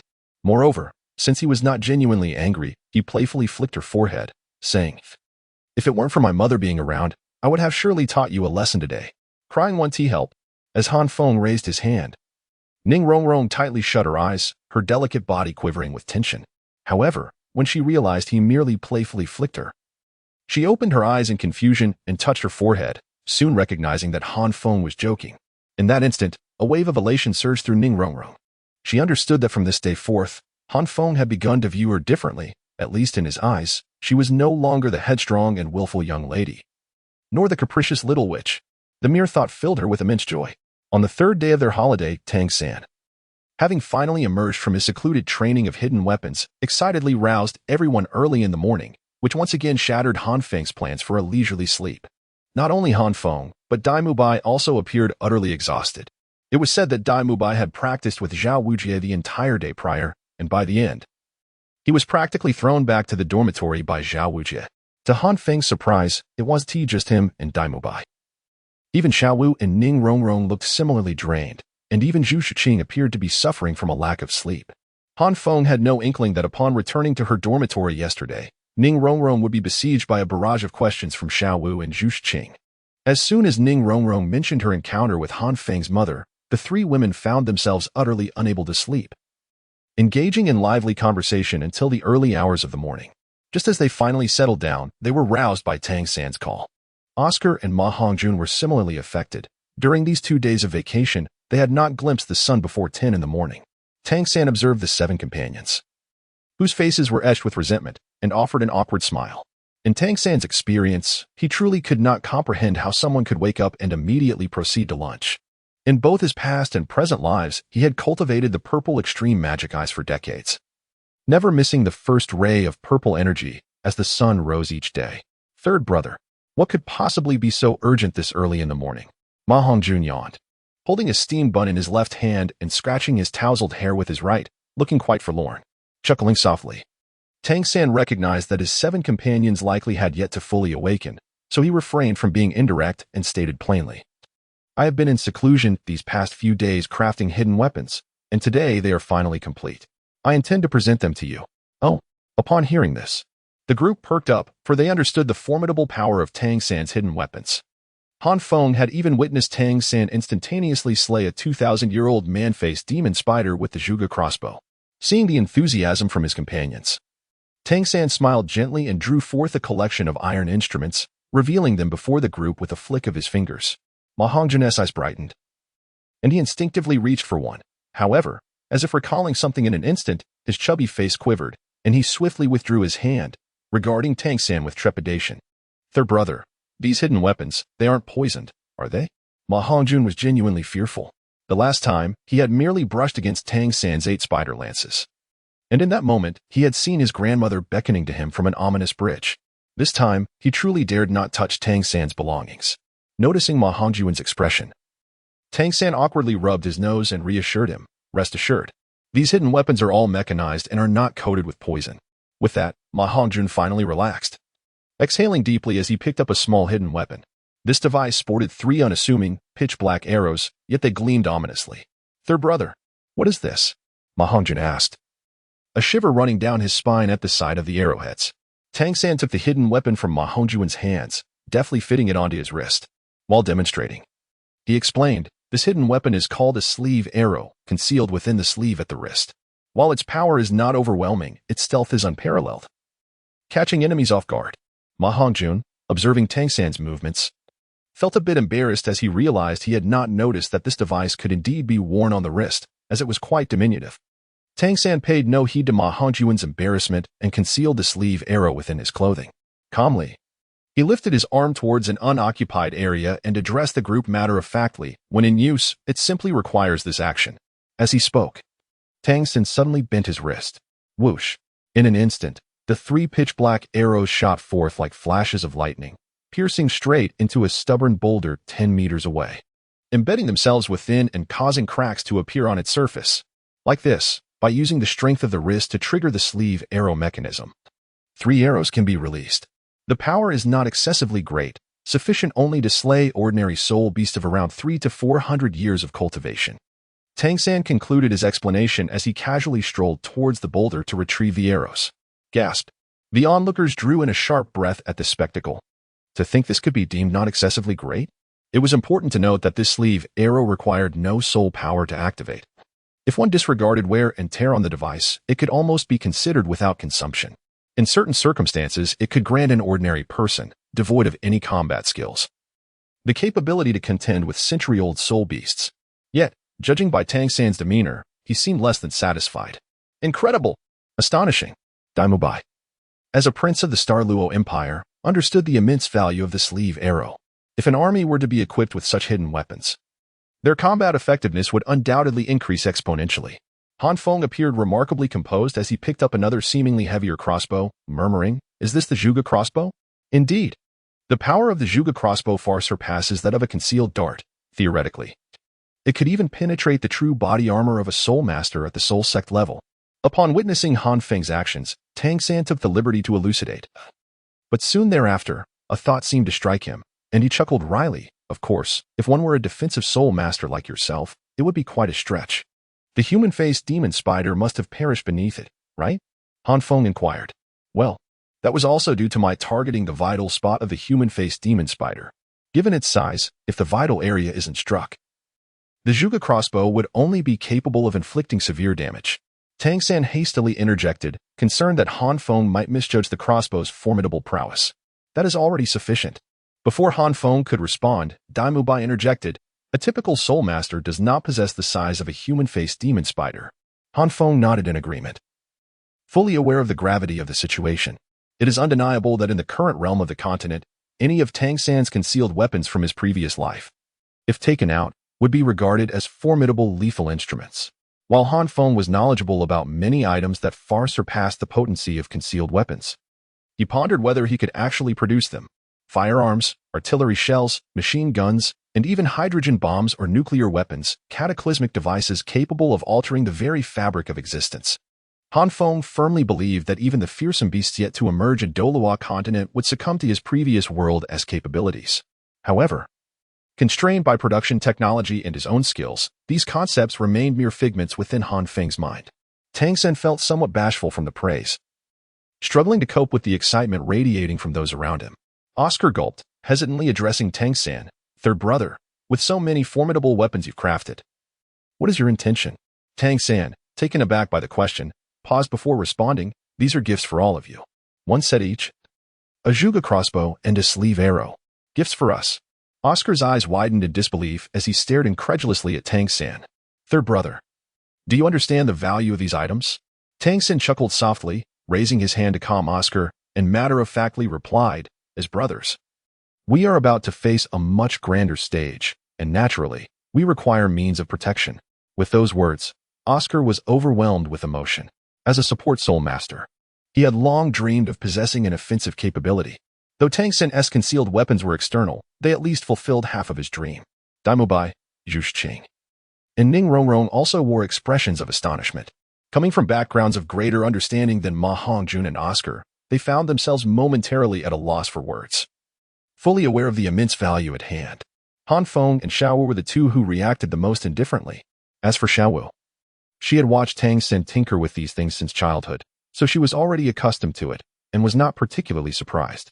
Han Feng is aware that the sleeve arrows and Juga crossbows are of limited utility in the later stages, posing little threat to anyone, except perhaps to the Soul Sect. Their primary function lies in equipping the disciples of the sect and the Imperial Army. However, as a member of the proletariat, Han Feng has little need for such devices. On the other hand, ultimate weapons like Guanyin has tiers cannot be mass-produced. Chapter 79. The Undercurrents of the Tiando Royal Family. With only a day remaining before Shrek Academy joins the Tiando Royal Academy, Chian Renxue, seated in the prince's palace as Shui Qinghe, is in discussion with Bai Bashan, Ji Lin, and Ming Shenji, the three deans of the Tiando Royal Academy. Unlike in the original text, Chian Renxue, spurred by Han Feng, has become significantly more motivated over the years, exhausting all possible means. She has seemingly gained control over the majority of the Tiando royal family's core. Most ministers of the Tiando Empire lean towards her. The Snow Knight Emperor trusts her, having conferred upon her the title of Crown Prince and delegated much of his affairs to her. She also has a mentor in Bai Bashan, the head of the 7 Treasure Glazed Tile School, and even the 3 deans of the Tiando Royal Academy regard her as the future emperor, adhering closely to her guidance. Were it not for the Snow Knight Emperor's robust health, she might have already ascended to the throne. "Have you arranged everything regarding Shrek Academy?" Although Chian Renxue maintains a gentle smile in the presence of the 3 deans, there is an unmistakable air of authority and severity about her.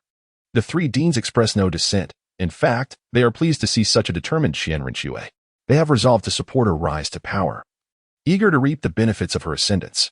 If they were titled Douluo, they would not care who ascended to the throne. For any emperor would dare not provoke a titled Douluo and would have to treat them with utmost respect.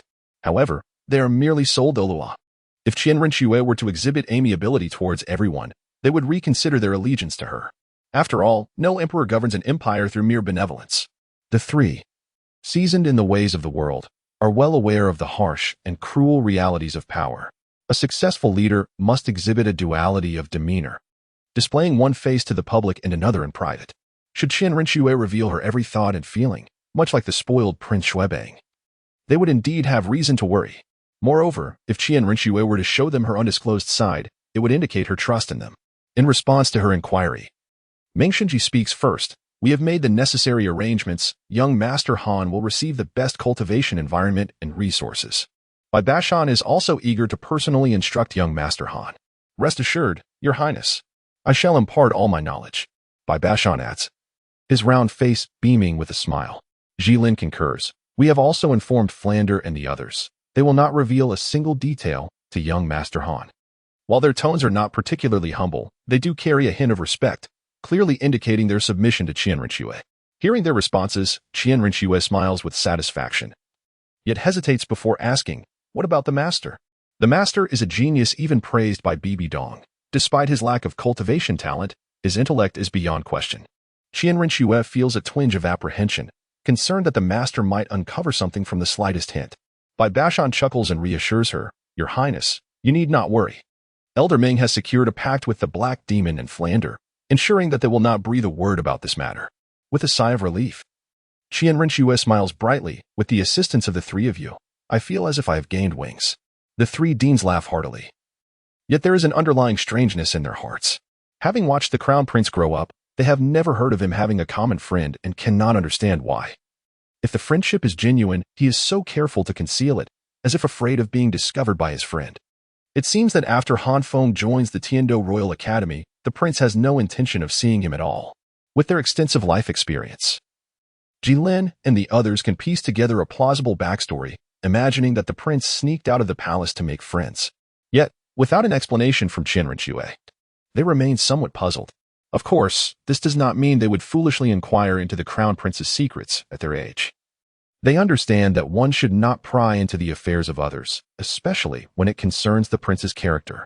Chian Rinxue is aware of Jilin and the others' unvoiced concerns, which is precisely why she entrusted them with matters concerning Han Feng. However, Ming Shenji suddenly furrows his brow, hesitatingly addressing Chian Rinxue, Your Highness, there is a piece of news that may pique your interest. Speak, Elder Ming. Chian Rinxue replies, frowning slightly, sensing that this news might not be favorable. Ming Shenji nods, Your Highness. I believe you are aware that the Shrek team defeated the royal fighting team at the Soto Great Soul Arena? Chian Rinxue nods, prompting Ming Shenji to continue. Do you know that among the royal fighting team, there is a young girl named Dugu Yin, the granddaughter of the poisoned Douluo? Due to her green scale snake poison being defeated by Shrek, it seems the poisoned Douluo has recently taken a keen interest in Shrek Academy. Ming Shenji does not finish his sentence, but everyone present understands that given the poisoned Douluo's ambiguous nature, he will not let this matter rest lightly upon discovering that his granddaughter's poison has been broken. I remember that it was not Han Feng who neutralized the green scale snake poison, correct? Chian Rinxue inquires. Ming Shenji confirms, indeed. It was the control-type Soul Master Tang San from the Shrek team who did so. This is the first time Chian Rinxue has heard the name Tang San. Knowing that the poisoned Douluo is targeting someone other than Han Feng, she dismisses the unfortunate name from her mind without concern. Elder Ming, do you know what the poisoned Douluo intends to do? Chian Rinxue asks, worried that the poisoned Douluo's actions may pose a threat to Han Feng. At this moment, Ming Shenji shakes his head with a look of regret. I am powerless, as the poisoned Douluo resides deep within the Sunset Forest. I truly cannot intervene. Please, Your Highness, punish me. Upon hearing this, Chian Rinxue clicks her tongue in discontent. The poisoned Douluo is known as one of the most unrestrained individuals in the entire Tiando city. Yet, she finds herself unable to deal with him, forced to let him drift beyond her plans unless the Spirit Hall is willing to dispatch a titled Douluo to eliminate this threat. Otherwise, no matter how adept Chian Rinxue is at maneuvering, she cannot pose a threat to Dugu. However, such actions would create too much commotion, and Bibi Dong would certainly not consent.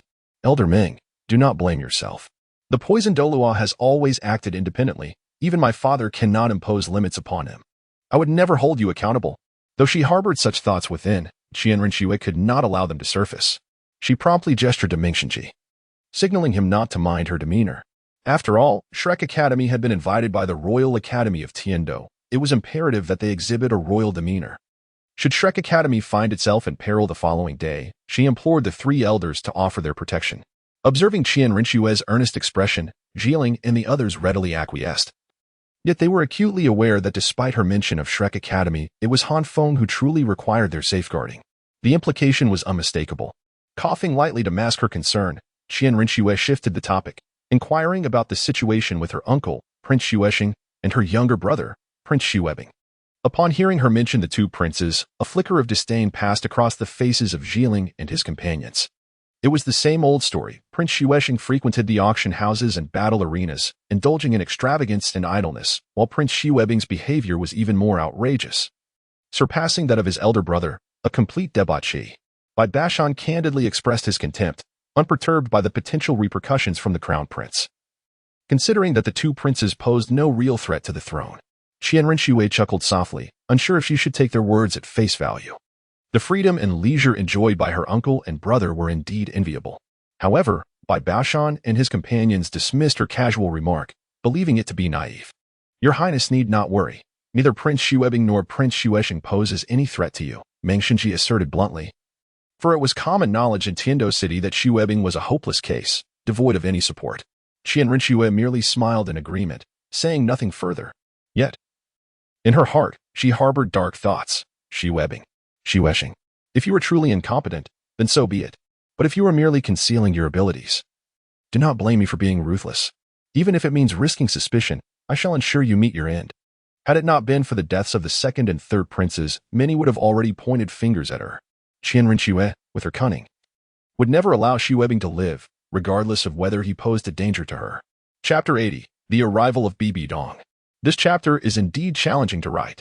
Jieling seemed to sense Qian Rinxue's thoughts, chuckling softly. Why should your highness be troubled, even if the princes were to covet the throne? Their current behavior renders them utterly unsupported, lacking both the emperor's favor and the people's trust. They are but a trivial annoyance to you. Upon hearing this, Qian Rinxue's pupils involuntarily contracted slightly. She did not wish for others to perceive her inner turmoil, and Jieling had inadvertently crossed a boundary. Nevertheless, Qian Rinxue maintained her composure, offering a polite smile as she responded, You speak wisely, Elder Jieling. Have the students been informed? She sought to divert the conversation from Xuebing. The three elders understood her inquiry pertained to the students' behavior, as Qian Rinxue had previously instructed them to discipline the pampered noble offspring upon the arrival of Han Feng and his companions. Ostensibly, it was to demonstrate royal grace.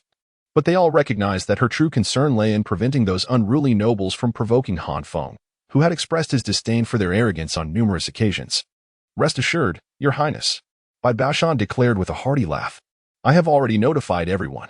At the very least, when Master Han and his companions arrive tomorrow, they will encounter no students, and we have designated a special teaching area for Shrek Academy, ensuring Master Han's comfort. Pleased, Qian Rinxue nodded, preparing to say more when she suddenly felt a tremor throughout her being, her mouth closing slowly. After a brief moment, she addressed the three elders. In that case, I shall rest easy. The Academy undoubtedly has many matters to attend to, so I shall not keep you any longer. Jieling and the others furrowed their brows, sensing that Qian Rinxue had more to say, yet her abrupt dismissal was perplexing. However, recognizing her silence, they understood it was best not to pry further and took their leave, departing with a sense of unease. Once they were gone, Qian Rinxue rose from her seat, inhaling deeply before kneeling gracefully, her head bowed as she spoke softly, Sister.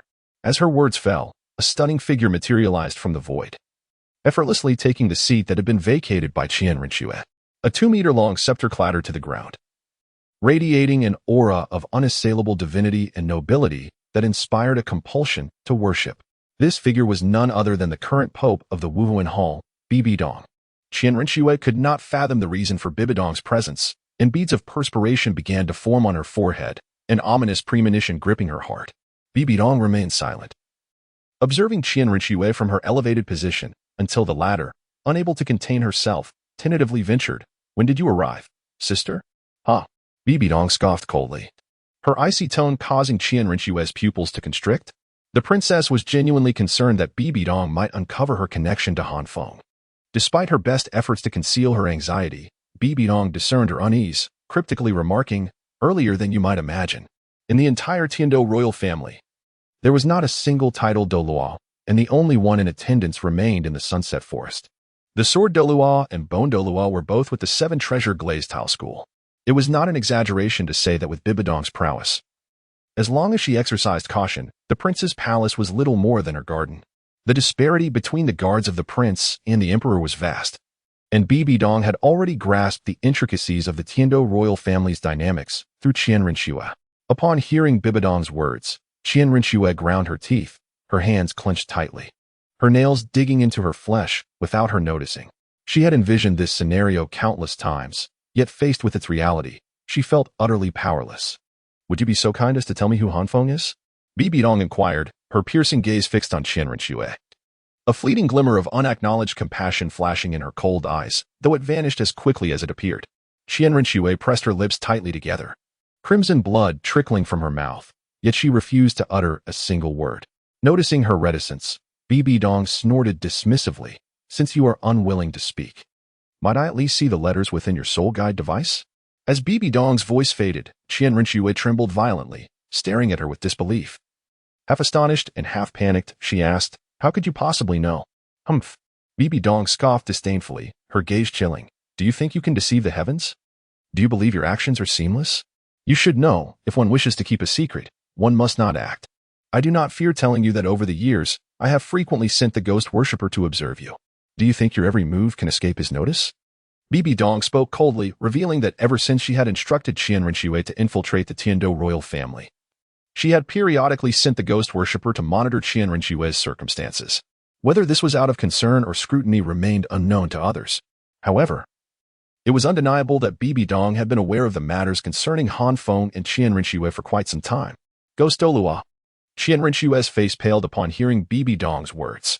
She was acutely aware of Ghost Douluo's strength, with his enigmatic martial spirit infiltrating the Tiando royal family. Unguarded by a title, Douluo would be a trivial task. "Why didn't you stop me from the beginning?" Chian Rinxue's voice trembled, as she had ultimately underestimated Bibi Dong's influence and the importance she placed on her. Bibi Dong fixed her gaze on Chian Rinxue and slowly spoke. "Everyone in the spirit hall, to some extent, engages in petty actions behind my back. Do you think I have the energy to attend to every triviality? But you have crossed the line. I heard from the ghost worshipper that tomorrow Han Feng seems likely to visit the Tiando Royal Academy. Do you intend to meet him? Are you aware of what you are doing? The Tiando royal family has only one deceased maid named Chian, but there is no princess by the name of Chian. Do you wish to see the century-long plans of the spirit hall come to ruin?" Faced with Bibi Dong's aggressive reprimands, Chian Rinxue had long lost her color.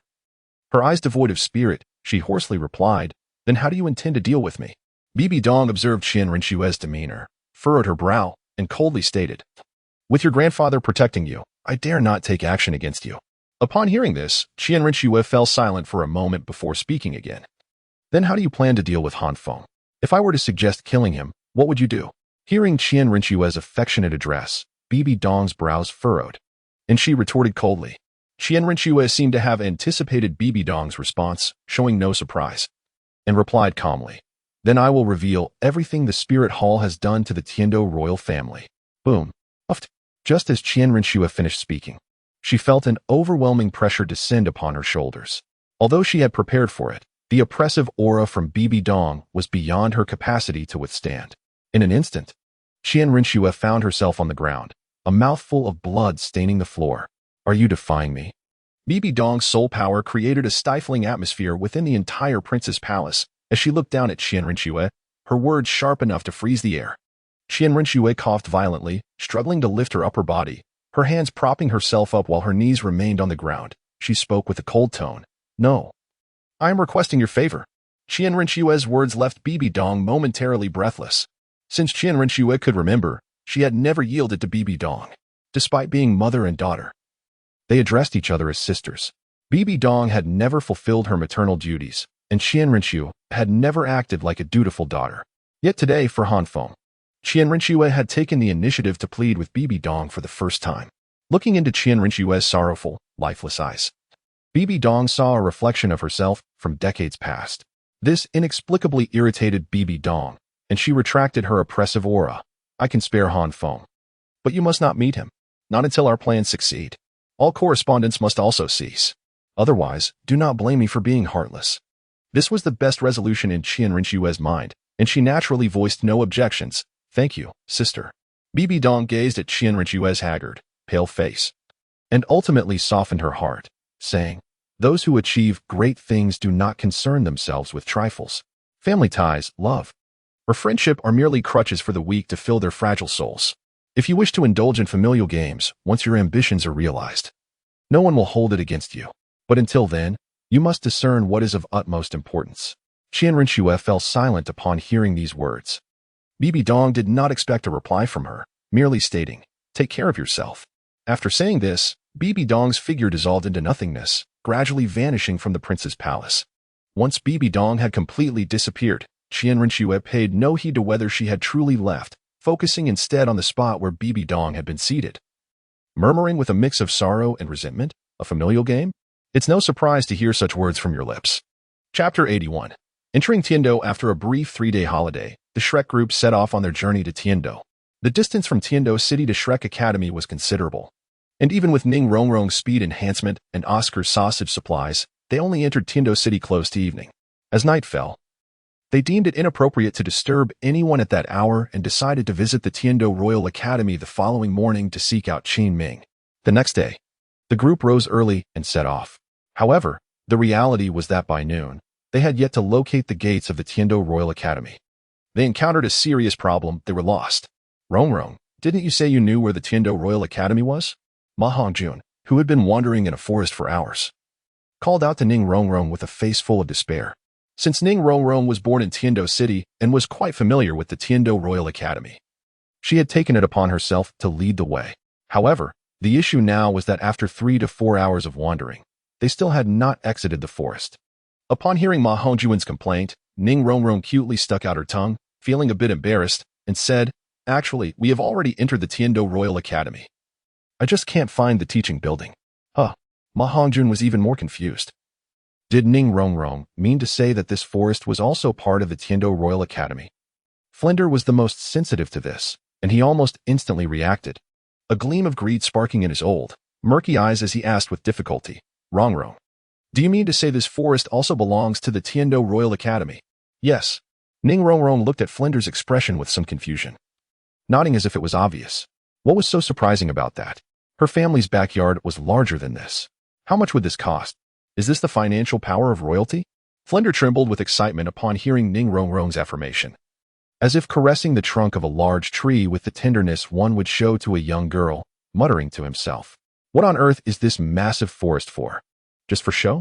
In the imperial capital, where every inch of land is precious, to occupy such a large area without constructing buildings but instead creating a forest? How ostentatious! Is it flaunting wealth or sheer foolishness? The group had long grown accustomed to Flinder's antics, directly ignoring him. Oscar, also born a commoner, could only smirk while lamenting and mocking. Only Tang-san, a plant-type soulmaster, gently shook his head, a glimmer of blue-silver grass sprouting from his fingertips, its emerald glow enveloping him. It is unlikely to be that simple. Tang-san felt the transformation of the blue-silver grass and, after a moment's contemplation, spoke. "This must be a mimicry cultivation environment.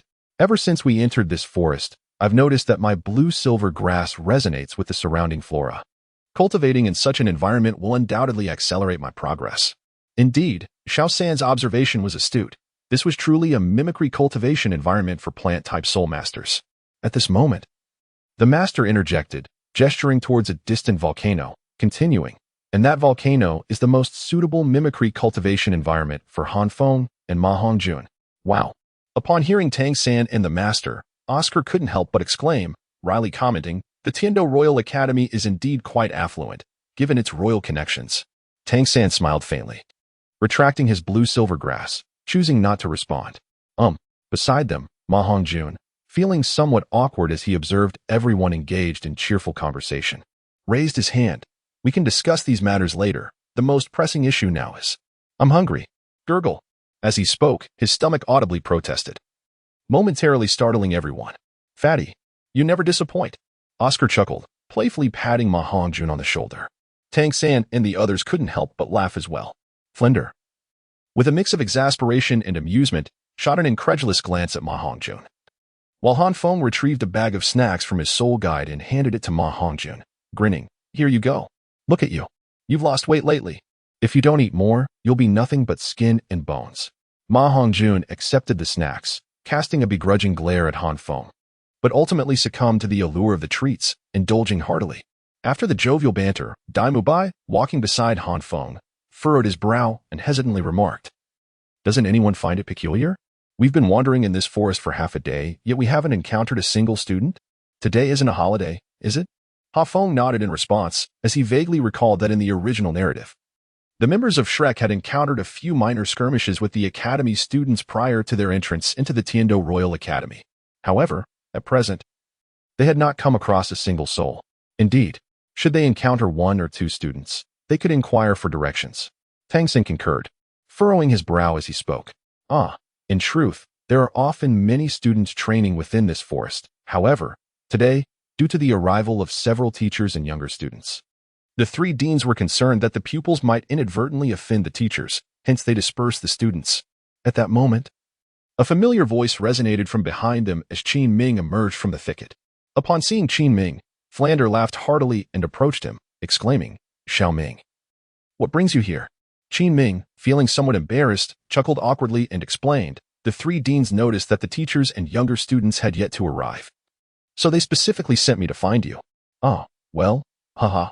Flander's smile faltered momentarily, and he quickly forced a couple of awkward chuckles to mask his discomfort.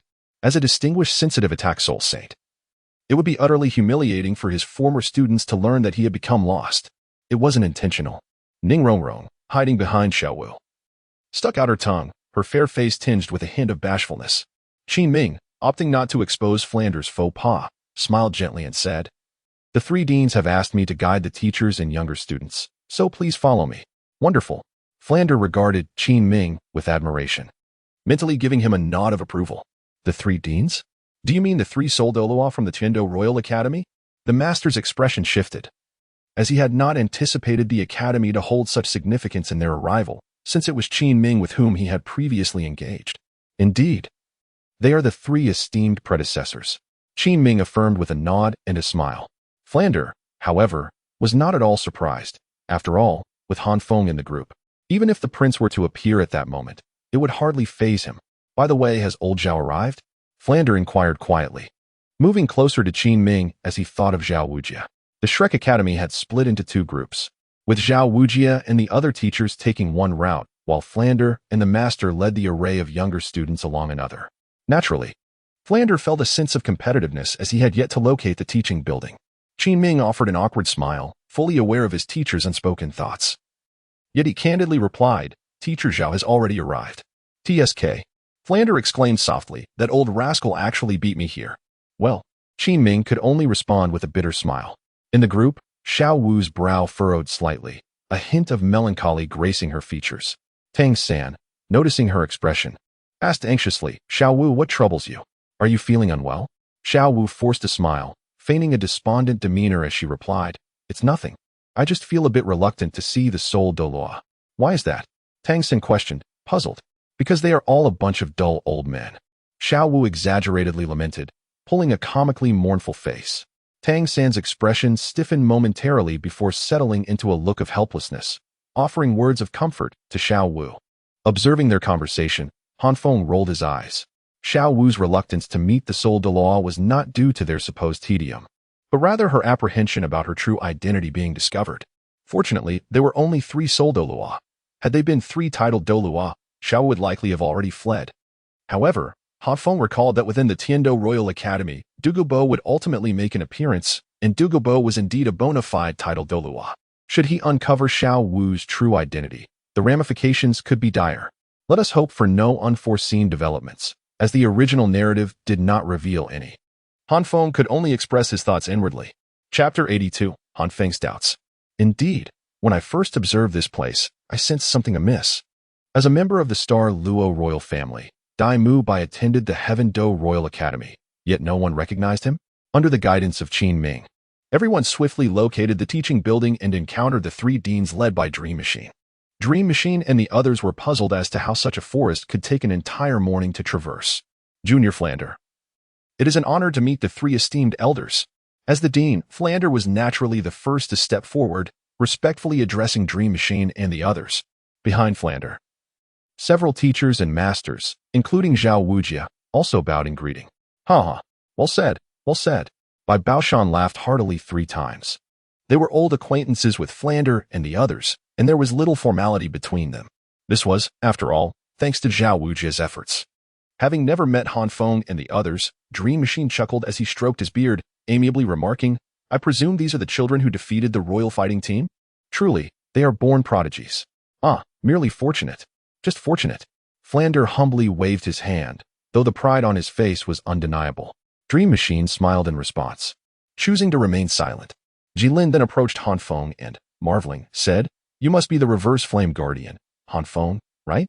To be able to confine a 39-level genius from the Blue Lightning Tyrant Dragon sect with your 30-level cultivation is indeed remarkable." Upon hearing this, Han Feng immediately waved his hand in surprise, exclaiming, "Senior, you flatter me." Han Feng felt a peculiar sense of bewilderment. He recalled that among the 3 deans, Jilin had been the most stringent regarding Shrek's admission to the Royal Academy of Tiando. Yet, why did it now seem as though Jilin appeared quite pleased?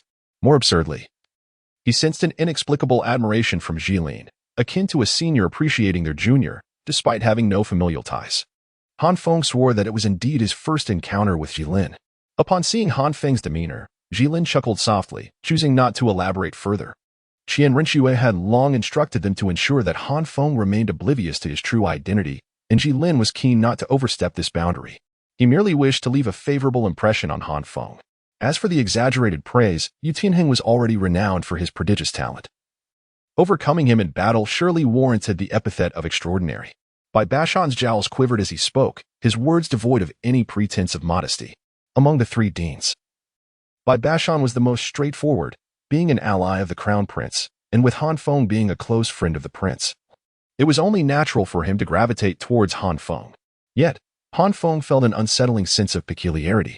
The overly amiable demeanor of the three deans toward him seemed rather excessive. They had not even exchanged pleasantries with Zhao Wuji before they began to elevate his stature.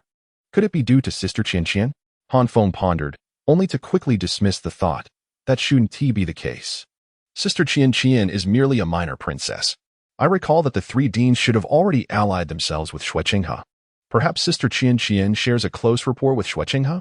Yet that seems implausible, as Shui Qinghe should have been supplanted by Chian Renua by now. However, one cannot be too certain. In the original narrative, Princess Shui Ku and Chian Renua maintained a rather amicable relationship, at least on the surface. Han Feng's mind was a whirlwind of thoughts, filled with endless speculation and subsequent denial, causing his brows to furrow unconsciously. Observing Han Feng's expression, the most seasoned dream machine quickly intervened, pulling aside Bai Bashan and Jilin, for their demeanor was overly conspicuous, making it apparent that Han Feng resembled their own grandson. Jilin and Bai Bashan reacted swiftly, realizing their lapse in decorum. With a superficial chuckle, they turned their attention to Tang San and Dai Mubai, remarking, "You must be the one bearing the external spirit bone, who has vanquished the Dugu Yin snake's venom, Tang San, indeed a prodigy. And you are the one possessing the martial soul fusion technique, Dai Mubai, truly a handsome figure." The expressions of Jilin and Bai Bashan resembled that of venerable elders who cherished talent. The master furrowed his brow slightly and leaned towards Flander, hesitantly stating, "The three deans' attitude towards Han Feng and the others seems excessively warm." Flander chuckled, aware that he had already signed a contract. He could not voice too many objections, opting instead to provide cover. "What's the issue? When I learned that Xiao San and his companions were joining Shrek Academy, I was even more excited than the three esteemed elders." Despite the lingering doubts in the master's heart, he could only nod in agreement, observing Flander's nonchalant demeanor. After a while, Jilin and the others returned to their seats. They intended to assess the capabilities of the Shrek members, but upon glancing over, they found the three most outstanding individuals. Han Feng appeared reluctant to stand out, while Dai Mubai seemed to have reservations, standing silently at the back with Zhu Zhuqing. Left with no other option, Jilin focused his attention on Tang San. In truth, they merely wished to silence any potential gossip, for with the presence of a prince, Shrek would undoubtedly join the Tiando Royal Academy without a hitch. The three exchanged knowing glances and nodded subtly. Jilin cleared his throat, stroking his beard, and called out, "Tang San." As soon as Jilin's voice fell, Tang San felt a resonating hum within his mind. His eyes widened, aware that Jilin intended to test his strength. A sense of gravity settled within him, and he maintained his composure under Jilin's soul power pressure. "Oh?" Jilin murmured softly. He had just released a pressure equivalent to level 20, yet he had not even compelled Tang San's martial soul to manifest, which surprised him. After all, their attention had predominantly been on Han Feng, and they had not closely observed the other members of Shrek. Tang San's performance piqued Jilin's interest, prompting him to gradually elevate his soul power. Bang! Under the astonished gazes of the three deans, Tang San only summoned his martial soul when the pressure reached level 40. The blue-silver grass enveloped him, and his true form armor manifested, allowing him to regain his ease despite the earlier strain. With the aid of the Xiantian Gong, Tang San felt even more at ease than before. The three deans stared in disbelief at Tang San, not expecting that this seemingly modest Shrek Academy concealed such extraordinary talent. "Xiao Gang, that pressure is already at the Soul Master level. Is everything truly all right?" Flander nervously grasped the master's hand, whispering. However, the master took a calm sip of tea and asked nonchalantly, What level is he? 44.8. Flander replied gravely. The master glanced up and noticed that the three deans dared not increase the pressure further. He exhaled deeply, standing with confidence before the three deans, stating, "Please, esteemed elders, continue to raise the soul power pressure. Tang-san is my student, and I will take full responsibility for any issues that arise." With a dry chuckle, Han Feng and the group laughed awkwardly.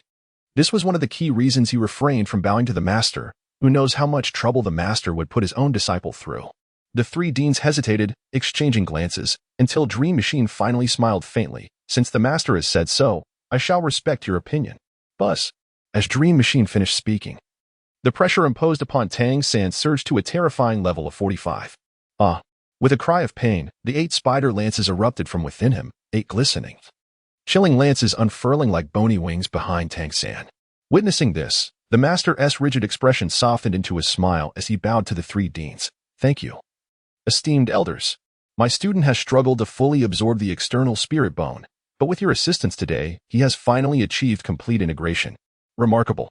Bai Baoshan murmured in awe, gazing at Tang-san and whispering, "This blue-silver grass can withstand a pressure of 45 and possesses such a precious external spirit bone, truly rare.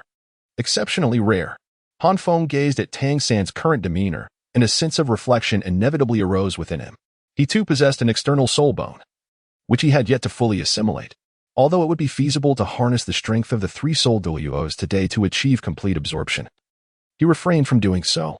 It is worth noting that only his parents and Chian were aware of his external soul bone, and he had no intention of revealing it to others until he had secured his own means of self-defense.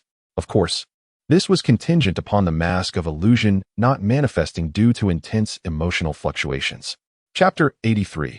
Han Feng's Limits. Alas, that fellow Tang-san has become increasingly outrageous. Within the team, Dai Mubai shook his head in resignation, a hint of self-deprecation in his tone.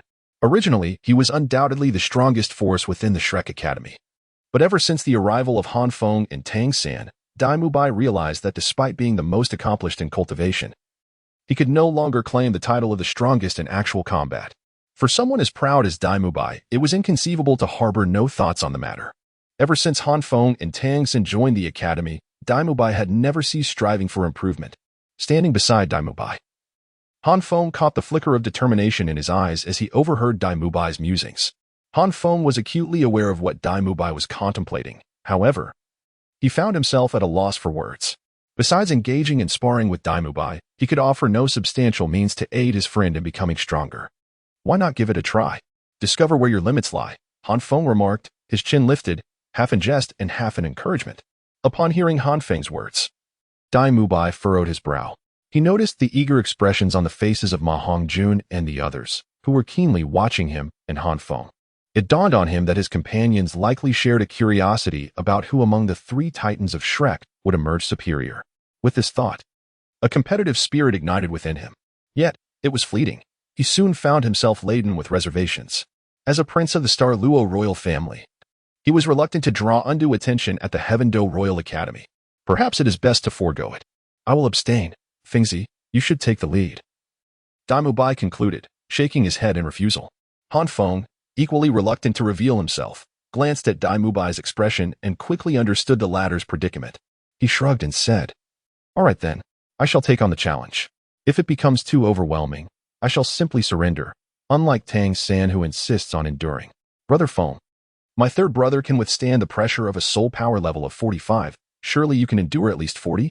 Oscar chimed in, teasingly. In response, Han Feng merely smiled. Given his foundation, he was confident he could withstand a pressure of 40. Esteemed seniors, I humbly seek your guidance. Han Feng approached the 3 elders, clasping his fists together in a gesture of respect, and offered a courteous smile. The 3 elders nodded in satisfaction. They had overheard Han Feng's conversation, but, out of respect, they did not treat him as casually as they did Tang-san. Instead, they inquired, "Are you prepared?" Of course. Although Han Feng felt a twinge of peculiarity, he nodded, presenting an image of readiness. Mengshenji nodded. And an overwhelming pressure of soul power descended upon Han Feng with a single syllable. Initially, Mengshenji applied a cautious pressure of only level 10, which felt to Han Feng like a gentle breeze against his face. Gradually, Mengshenji increased the intensity until it reached level 25, at which point Han Feng frowned. Yet his breathing remained steady. Indeed, he is the one chosen by the prince. The three elders gazed at Han Feng's performance with admiration. When Mingxinji escalated the pressure to level 40, Han Feng remained utterly unyielding. At this moment, Ma Hongjun swallowed hard and turned to Dai Mubai, asking, "Boss Dai, what level is this? I lost track ages ago." Dai Mubai shook his head slightly. "I cannot say for certain, but it surpassed level 39 a few minutes ago." At this juncture, Dai Mubai was at level 38, nearing 39, thus his words carried considerable weight. Upon hearing Dai Mubai's statement, Ma Hongjun's eyes widened. "Doesn't that mean it is likely that the pressure has already reached the level of a soul ancestor?" Dai Mubai replied gravely. The master was equally perplexed. In his calculations, even if Han Feng's soul power refinement was comparable to that of a soul ancestor, he should have been compelled to manifest his martial spirit by the time he reached levels 35 or 36. Yet, the pressure had long surpassed level 30, and Han Feng still had not revealed his martial spirit. The master could not fathom that Han Feng was merely 12 years old. Shortly after acquiring his third soul skill, he had already broken through to level 34, supported by his prior accumulation. Moreover, by the time Shrek faced off against the royal fight, Han Feng had turned 12, experiencing a sudden elevation of 2 levels in soul power, directly breaking through to level 36. Had he not been cautious about his soul power's rapid ascent, concealing his fluctuations with the invisibility shield, Dai Mubai and the others would have been utterly astonished. The master would never have dreamed that someone could surge 2 levels in soul power without any effort at all. "Flander, what level are we at?" The master hesitated to ask Flander. Although Han Feng was not his direct disciple, he was still a student of his, and the master genuinely worried about Han Feng pushing himself too hard. Flander wore a concerned expression, yet upon hearing the master's voice, his eyes darted, and he cleared his throat, sipping tea theatrically. "Stay calm. Stay calm. Han Feng hasn't even been forced to reveal his martial spirit, has he?" What was Flander afraid of? If the three elders truly dared to harm Han Feng, Flander would accept it. The master observed Flander's demeanor and realized that this petty individual was harboring grudges. With a sigh, he reluctantly accepted Flander's reasoning, for in the master's understanding, Han Feng was not the type to stubbornly endure suffering for the sake of pride. "Shall we continue?" At this moment, Mingxinji seemed somewhat apprehensive. Maintaining the pressure at level 40, he communicated with Yulin and Bai Baoshan. Bai Baoshan wavered, but ultimately Yulin conveyed, "Let us proceed. Young Master Han does not seem to be one who lacks self-awareness. The prince often praises his exceptional talent. Besides, if he truly cannot withstand it, he wouldn't be able to maintain his facade. At the very least, it would force out his martial spirit." "Very well." Upon hearing this, Mingxinji nodded and cautiously raised the pressure by 1 level. Han Feng suddenly emitted a muffled grunt as the radiant shield automatically enveloped him, flames of intense heat surrounding his entire being. Witnessing this, the master and Mingxinji breathed a sigh of relief. This confirmed that Han Feng was not merely enduring against his limits. At this moment, Han Feng was acutely aware that he was nearing his threshold. Though it appeared that he had been compelled to unveil his martial spirit at level 41, seemingly stronger than Tangan, in reality, Han Feng lacked the subtlety of the Chian Tian Gong, which allowed one to withstand immense pressure effortlessly. His ability to endure thus far stemmed solely from his superior cultivation and the purity of his soul power. "It seems I still cannot compare to Tangan." Han Feng pondered softly. Han Feng estimated that if he fell another 2 or 3 levels, he might be forced to seek out external spirit bones, much like Tangan. Tangan's limit was at level 45, while his own seemed to cap around levels 43 to 44. Han Feng, reluctant to reveal his external spirit bone, seemed to grasp his limitations and chose not to persist any longer. He immediately adopted a strained expression, as if he were on the verge of collapsing at any moment. Observing this, the trio of Yulin furrowed their brows in disbelief. After being compelled to unleash his martial soul, Tangan could still maintain a 5th-level spirit power, whereas Han Feng, upon being forced to reveal his martial soul, appeared ready to falter. The disparity between the two was astonishing, so vast that it left Yulin and his companions feeling incredulous. Mingxinji, caught in indecision, hesitated multiple times before ultimately yielding to his apprehensions. He dared not increase the oppressive spirit power further, fearing that should he inadvertently overwhelm Han Feng, his position as the dean of the Tiando Royal Academy would be irrevocably jeopardized. "Thank you for the guidance, esteemed deans." Upon Mingxinji retracting his spirit power, Han Feng flashed a grin. Returning to the group, Dai Mubai cast a peculiar glance at Han Feng, then, with a casual embrace around his shoulders, leaned in to whisper, Fengzi, have you been concealing your true abilities? Han Feng emitted an ambiguous grunt, offering no response to Dai Mubai. Yet, from Dai Mubai's understanding of him, he gleaned the answer and could not help but smirk. You are even more outrageous than a mistress. Chapter 84, Prince of Snow and Stars. Both Dai Mubai and Han Feng spoke in hushed tones, unnoticed by Tang San and the others. However, Flander and Ji Lin overheard their exchange and could only tacitly acknowledge Han Feng's behavior. What could they do? Were they to restrain Han Feng and compel him to display his utmost prowess, enduring an even greater soul power pressure? What if something went awry, leading to catastrophic consequences? Who would take responsibility? Dai, it's your turn. Ma Hongjun was unaware of the formidable soul power pressure Han Feng had already withstood, which had clearly surpassed his comprehension. Realizing Han Feng's prowess, he immediately shifted his gaze toward Dai Mubai. As for who was marginally stronger among Dai Mubai, Han Feng, and Tang San, it could wait until after Dai Mubai's assessment. Indeed. A baseline of 40. Oscar chimed in excitedly. Ning Rongrong and Xiao Wu regarded Dai Mubai with keen interest, clearly intrigued by the unfolding events. In truth, if one were to consider the situation seriously, among the Shrek ape monsters present, Xiao Wu was likely the one capable of withstanding the most formidable soul power pressure. However, the others remained oblivious to this, and Xiao Wu would never willingly expose herself before 3 soul Douluos. Only Zhu Zhuqing cast a concerned glance at Dai Mubai, clearly reluctant to see him take the spotlight. Han Feng, understanding Dai Mubai's predicament, casually remarked to him in a low voice, "Just put on a show. Do not bring shame upon us from Shrek." Han Feng's words illuminated Dai Mubai's eyes, while the 3 from the Jilin Academy exchanged awkward smiles. Flinder and Zhao Wuji feigned disapproval, casting reproachful glances at Han Feng and Dai Mubai, hastily apologizing to the trio from Jilin. It's my fault for not guiding the juniors properly. I hope the esteemed seniors will not take offense. They had no genuine intention of blaming Han Feng, as they likely suspected the identities of Dai Mubai and Zhu Zhuqing. They were pondering how to prevent Dai Mubai from exposing himself, for their true grievances lay with the unfortunate Ma Hongjun and Oscar. What a commotion for no reason. No harm done, since the children acted unintentionally. We certainly cannot impose upon them. Meng Shinji stroked his beard and smiled kindly, showing no intention of reprimanding. This left Han Feng, who was prepared to apologize, feeling somewhat disconcerted. The 3 deans from Jilin were exceedingly benevolent, which piqued Han Feng's curiosity about Sister Chian's identity even more. Sister Chian said she would come to meet me. I shall inquire then. Han Feng contemplated, temporarily suppressing his doubts, and respectfully bowed to the 3 deans, saying, "Thank you for your forgiveness, esteemed seniors." Not at all. Bai Bashan quickly waved his hand, a hint of awkwardness creeping into his smile. Meng Shinji and Ji Lin coughed lightly and turned to Flinder, saying, "Dean Flinder, we welcome you. From this day forth, the Tiando Royal Academy shall be your home." Flinder's heart soared with joy upon hearing this, his smile stretching from ear to ear as he replied, "You honor me, esteemed seniors. From today onward, I shall no longer be a dean, merely a teacher at the Tiando Royal Academy."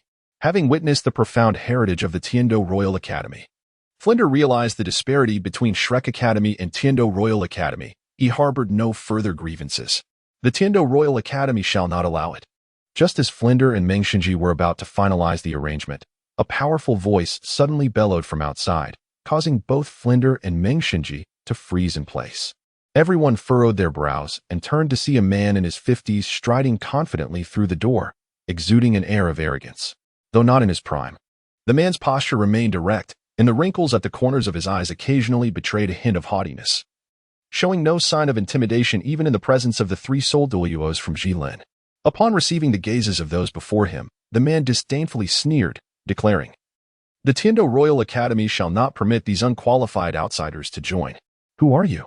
Just because you say so, doesn't mean it can't be done." Oscar shot a defiant glance at the man, retorting with equal tenacity. "Huh." The man let out a cold laugh, looking down at Oscar with a haughty demeanor, boasting, "Who am I? I am Prince Xuexing of the Tiando Empire. Who do you think I am? Prince." Oscar was no fool. Upon hearing this title, he froze, cold sweat instantly beading on his forehead. The Tiando royal family. Hearing Prince Xuexing's words, Dai Mubai and Zhu Zhuqing exchanged glances, retreating a step with somewhat stiff expressions. He has arrived.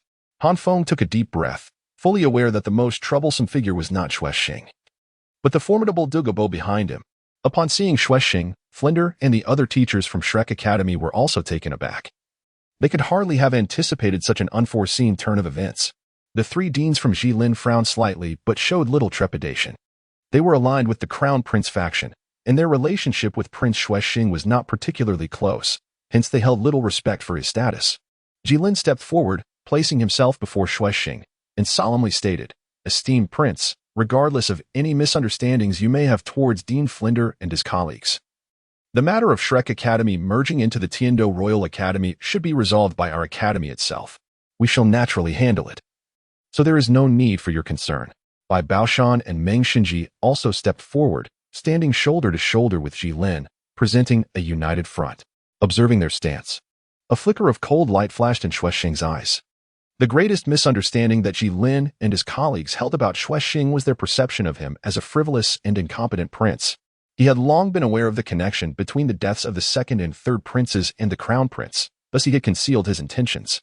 However, this did not imply that he had been idle. Xuexing understood that Jilin and his colleagues were affiliated with the crown prince, and their positions as deans of the Tiando Royal Academy essentially indicated that the academy had aligned itself with the crown prince. A man who thrived within the royal court could not possibly lack intelligence. Xuexing clearly recognized that controlling the Tiando Royal Academy would grant him the advantage of proximity, allowing him to more easily gather the next generation of talents from the Tiando Empire. This was the future. Thus, Xuexing orchestrated for Xue Bong to enter the Tiando Royal Academy, acting brazenly and oppressively, aiming to tarnish the royal family's image in the eyes of the students. Better to shatter like jade than to remain whole like tiles.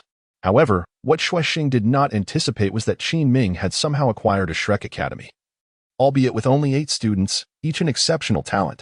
The most crucial factor was that the Shrek Academy was directly negotiating with the 3 deans from Jilin, effectively delivering 8 prodigies into the hands of the crown prince. This was intolerable for Xuexing, hence the scene unfolding before them. He knew that his actions would undoubtedly provoke intense disdain from Shrek Academy. Yet he adhered to the same principle. Better to shatter like jade than to remain whole like tiles. At the very least, he could not allow the crown prince to gain control of such a potentially powerful force. The academy's own affairs. Xuexing shot a cold glare at the 3 deans, icily retorting, "Are you suggesting that the Tiando Royal Academy has severed ties with the royal family and now belongs solely to the 3 of you?" Jilin was momentarily taken aback, clearly not expecting Xuexing's words to be so incisive. After all, in his eyes, Xuexing was merely an inept and foolish prince. Elder Ji certainly does not mean that. The academy is a place for teaching and nurturing, where there are naturally no distinctions of nobility or commonality. Meng Xinji reacted the fastest, offering a kind smile and attempting to placate the situation. Xuexing cast a look of disdain at Meng Xinji. Among the 3 deans of the Tiando Royal Academy, Bai Baoshan was the easiest to deal with. Being honest and straightforward, Jilin was also manageable, as he was prone to be inflexible. However, Meng Xinji was the most formidable. Beneath his amiable demeanor lay a cunning nature. Without Meng Xinji's interference, Bai Baoshan and Jilin would pose little threat. No distinctions of nobility or commonality. Xuexing sneered, dismissively stating, "If there truly were no distinctions, then from where does the royal in the academy's name arise?" Chapter 85, Dugu. I am astonished that some claim that new authors of Douluo fanfiction are unworthy of using the manga's settings and should write hundreds or thousands of chapters first. Should I wait until I've written hundreds or thousands of chapters before addressing matters of Douluo? What then should I write about beforehand? About how the protagonist betrays Yaochen and Dopa. As Director Meng stated, "Could you please enlighten me, Director Meng, why is the Tiando Academy endowed with the title royal?" Prince Xuexing, with an imposing demeanor and piercing gaze, fixed his eyes on Meng Xinji and continued to interrogate. The Tiando Royal Academy has always admitted only the offspring of nobility and esteemed families. What rationale is there for allowing these misfits into the academy? Upon hearing this, Meng Xinji's expression froze. It was not that he lacked a rebuttal for Xuexing, but rather that he abruptly realized both he and the crown prince had seemingly underestimated Xuexing.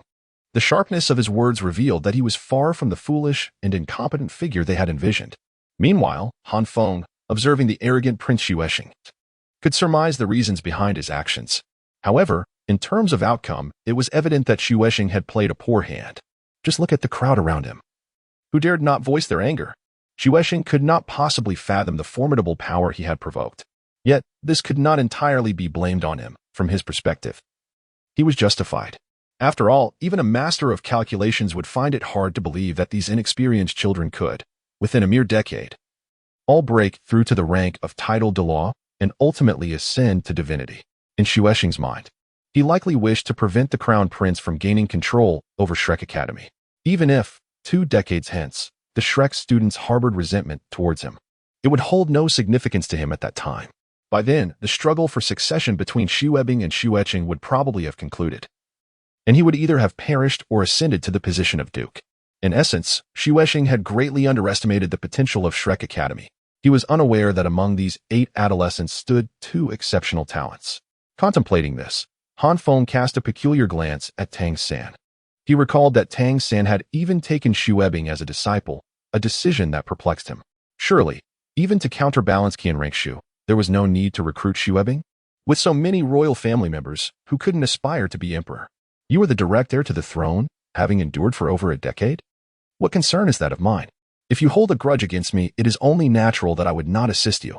From Han Feng's perspective, shaped by over 2 millennia of feudal history, the rise and fall of a nation bore little connection to its emperor.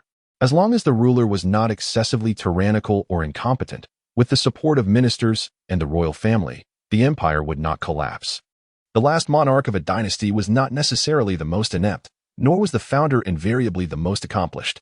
Regardless of today's events, Han Feng felt no affinity for Xuebing or Prince Xuexing. On the other side, Jilin could no longer contain himself. With a sharp call, the pressure of a soul Douluo gradually radiated outward, enveloping Prince Xuexing. His voice turned icy. Esteemed Prince, the Crown Prince, on behalf of His Majesty, has entrusted us 3 with the affairs of the Tiando Royal Academy. I implore you to refrain from making things difficult for us. Under the weight of a soul Douluo's presence, Xuexing could not help but emit a low groan. Although his cultivation was formidable, it paled in comparison to Jilin's. Under the pressure, his expression became increasingly twisted. Was the confrontation about to escalate? Xuexing smirked inwardly, as if victory were assured, and reluctantly forced a cold smile, saying, "You wish to use the Crown Prince to intimidate me? I dare not." Jilin could not possibly acquiesce, yet his indifferent demeanor was apparent to all. Xuexing grinned. What a Tiando Royal Academy! What a Jilin! Since I am deemed unworthy to involve myself in the affairs of the Tiando Royal Academy, may I ask if His Excellency has the qualifications?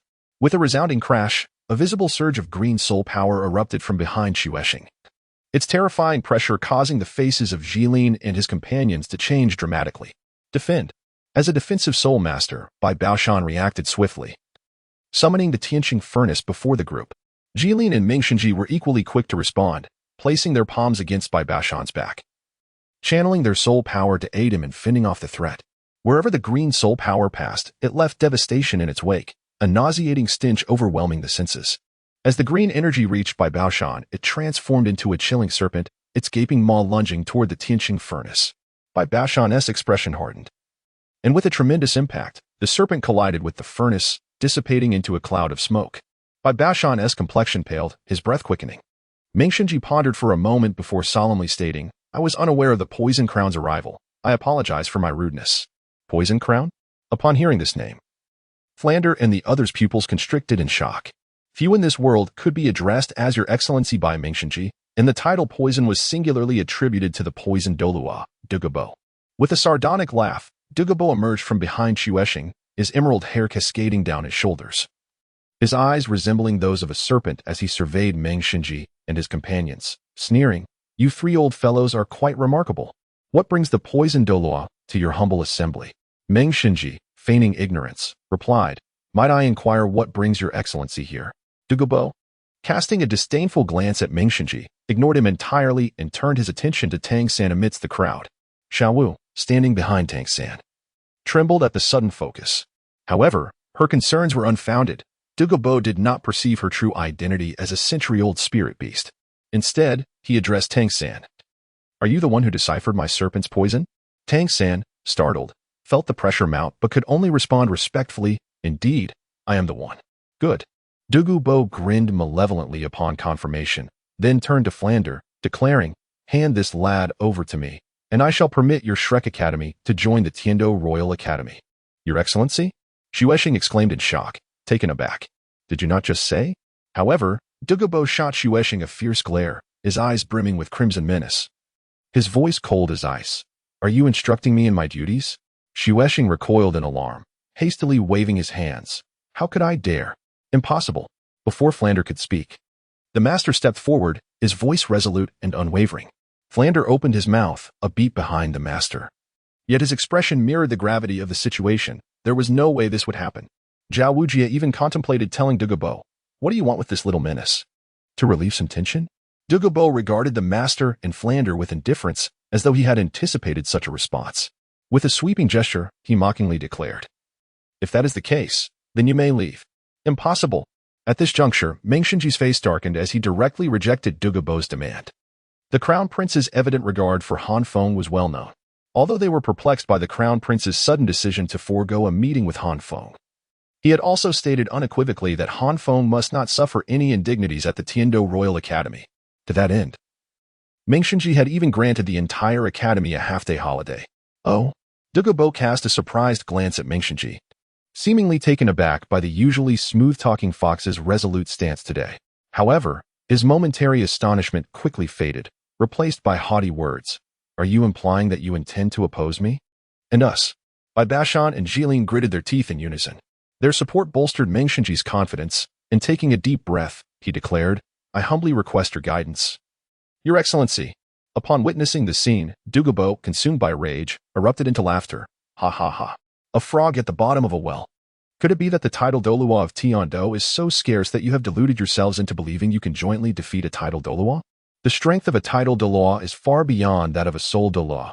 At least, an ordinary soul Douluo could never hope to engage in battle beyond their level, barring exceptions of monstrous beings and martial soul fusion techniques. Although the trio led by Jilin were formidable, they lacked the martial soul fusion technique and were not extraordinary monsters. Ultimately, in the presence of Dugu, they proved to be merely feeble ants, incapable of even compelling him to unleash his martial soul. One could not help but marvel at the formidable power of a title Douluo. The teaching building had long been reduced to rubble due to the clash between Dugu and the trio, standing atop the ruins. Dugu gazed down upon Jilin and his companions, a hint of surprise flickering within him. He simply could not fathom what motivated Jilin's group, who appeared utterly determined to fight to the death. Bai Bashan was merely a hot-headed youth, and Jilin had a fiery temperament, while their fervor might provoke them to rashness. What puzzled Dugu was why the cunning dream machine would also exert himself for the sake of a seemingly inconsequential Shrek Academy. Had he lost his senses? Of course, this thought was but a fleeting notion in Dugu's mind, for throughout his life, he had encountered many fools who lost their rationality in fits of anger. For the sake of you three old fellows, I shall grant you 10 seconds to vacate the Tiando Royal Academy. Dugu scoffed at Flanders as he stepped over the fallen 3 academy heads. Unacceptable. Jilin spat blood while shouting vehemently. This is not your place to speak. Dugu coldly retorted, delivering a disdainful kick to Jilin. Flanders' expression fluctuated between anger and despair, while Zhao Wujie, equally agitated, yearned to inform Dugu that the 8 children standing before him, aside from Ma Hongjun and Oscar, each possessed remarkable backgrounds that were quite intimidating. Perhaps the Xing Luo royal family in the Zhu clan would not take arms against the title Douluo over Dai Mubai and Zhu Qing, but the Haoyan Douluo, the crown prince of Tiando, and the 7 treasure glazed tile school would undoubtedly not let this slide. Regrettably, Zhao Wujie could not express this, nor did Dugu comprehend it. 10. Upon noticing Flanders' inaction, Dugu's serpentine gaze grew cold as he barked. Simultaneously, a terrifying wave of toxic soul power manifested as venomous serpents, lunging toward Shrek's group. Let us fight back. Zhao Wujie, unable to contain his fiery temperament, cursed loudly as he summoned the mighty golden bear and charged forward. Old Zhao, come back, Flanders exclaimed in alarm, quickly restraining Zhao Wujie. While Zhao Wujie might act recklessly, Flanders could not afford such folly. He was the principal of Shrek Academy and bore the responsibility for the group behind him. After being halted by Flanders, Zhao Wujie let out a helpless roar, his true form dissipating as he retreated in defeat. Flanders gritted his teeth, his wrinkled face nearly contorted in anguish as he cried out, Fine, we shall leave. The master cast a disbelieving glance at Flanders, fully aware of his friend's pride. Otherwise, he would not have settled for the position of principal in a small village despite being a soul sage. Depart. Dugu disdainfully regarded Flanders before turning away. as if no one present was worthy of his attention. Once Dugu had departed, the remaining individuals were left with only Xue Xing reveling in triumph, while the others wore grim expressions. Bashan struggled to rise, apologetically addressing Flanders. "Director Flanders, I am sorry." Flanders forced a smile. "It is of no consequence. Since it is the decision of the toxic Douluo, we shall naturally accept it." In truth, Flanders need not have been so resigned. If they merely informed the Crown Prince, he would undoubtedly find a way to resolve the matter. Jilin, too, gritted his teeth and weakly remarked, "This matter likely involves Chian Renxue, does it not?" This revelation astonished Han Feng. Was there indeed a connection to Chian Renxue in this affair? It seemed that Chian might share a bond with Princess Shueku, akin to being friends with Xue Qinghe. But would Chian Renxue provoke Dugu for the sake of Chian? Han Feng expressed his skepticism, stating, "There is no need to trouble His Highness the Crown Prince." Flinder shook his head in refusal, saying, "I appreciate the goodwill of Elder Ji and kindly extend my gratitude to His Highness the Crown Prince on behalf of the younger generation. However, this kindness is something our Shrek Academy cannot accept." Although Flinder resided in a village far from Soto City, it did not imply that he was oblivious to the outside world. He was well aware that Dugu, as the sole title de law serving the Tiando royal family, could not be easily challenged by the Crown Prince. Even the Snow Knight Emperor would likely refrain from antagonizing Dugu lightly. Upon hearing this, Jilin opened his mouth to speak but hesitated several times before finally sighing and resigning himself to silence. If Flinder could contemplate such matters, how could he not? Yet, as Flinder had surmised, the Crown Prince indeed lacked the means to punish Dugu, at least on the surface. Noticing the grim expressions on the faces of Jilin and the others, Flinder forced a smile, clasping his fist in respect. "I shall never forget the unwavering support of the three esteemed elders. However, given the current circumstances, we are merely outsiders. It is best for us to depart." Dream Machine displayed a look of remorse. "Director Flinder," Jilin reassured, "fear not, esteemed elders. Should the Crown Prince harbor any grievances, we shall claim ignorance on behalf of Shrek Academy." Flinder chuckled self-deprecatingly. "That is impossible," Jilin retorted firmly. "We three shall certainly inform His Highness the Crown Prince of this matter and implore him for justice." Jilin's stance was resolute. It was not only Shrek Academy that had been insulted today, but they, the three deans, could not simply let it slide. "Thank you for your kind intentions, but it is unnecessary." At this moment, Qin Ming stepped forward, speaking with an indifferent tone. "After all, we have offended a prince in the poisoned Douluo." His words trailed off, but the implication was clear. Provoking the Prince of Snow Stars and the poisoned Douluo would not bode well for Shrek Academy. Even with the Crown Prince's support, the future of Shrek at the Tiando Royal Academy would be fraught with unrest. With these words, Jilin fell silent. "Therefore, I apologize. I must leave the Tiando Royal Academy alongside the students of Shrek," Qin Ming declared with a composed demeanor. "Xiao Ming, you." Flinder stared at Qin Ming in shock, exclaiming, "Director Qin."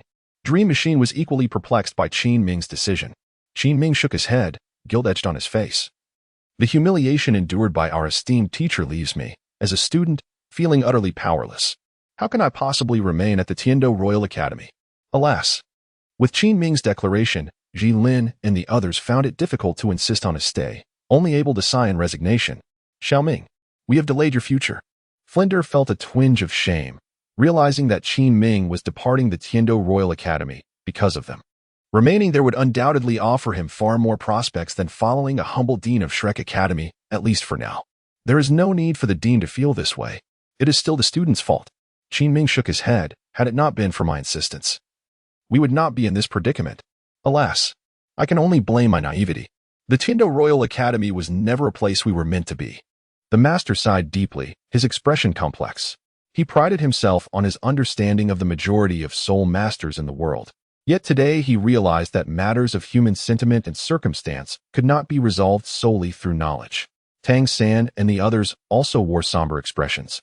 While Han Feng had anticipated this outcome and maintained a calm demeanor, though he harbored grievances, he understood that now was not the time to seek revenge. Han Feng cast a glance around, yet he could not find the figure he yearned to see, which inevitably left him feeling somewhat despondent. Han Feng glanced at the trio of Jilin, initially intending to inquire about their predicament. However, upon observing their disheveled state, he decided against pursuing the matter further. It was evident that the trio's spirits were far from high, and it would be prudent for him to refrain from making an awkward situation worse. Chapter 87. Blue Overlord Academy. Upon exiting the Royal Academy of Tiando, the expressions of the group were notably somber, clearly still haunted by the recent events.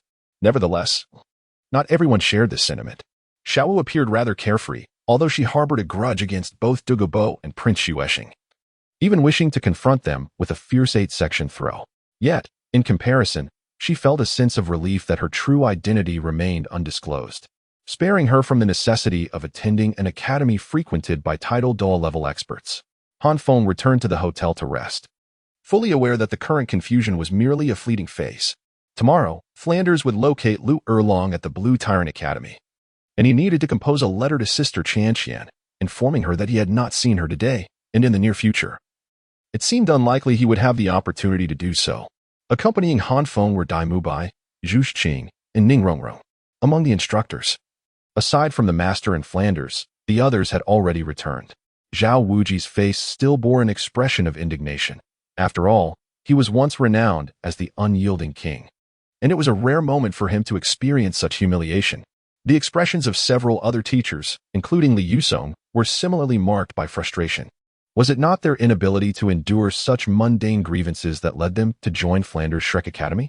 Yet, Ning Rongrong followed Han Feng with a peculiar expression, half bewildered and half cautious, and inquired, "Han Feng, are you not angry?"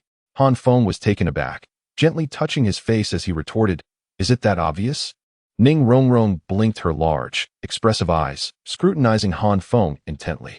After a few breaths, she nodded. "In your current state, it seems you have not taken this matter to heart." "I thought what? That I would be more indignant?" Han Feng chuckled, countering her observation. "Well." Ning Rongrong furrowed her brow, pondering her words before finally articulating, "To a degree, yes. However, you appear to embody a demeanor of someone who dismisses minor grievances.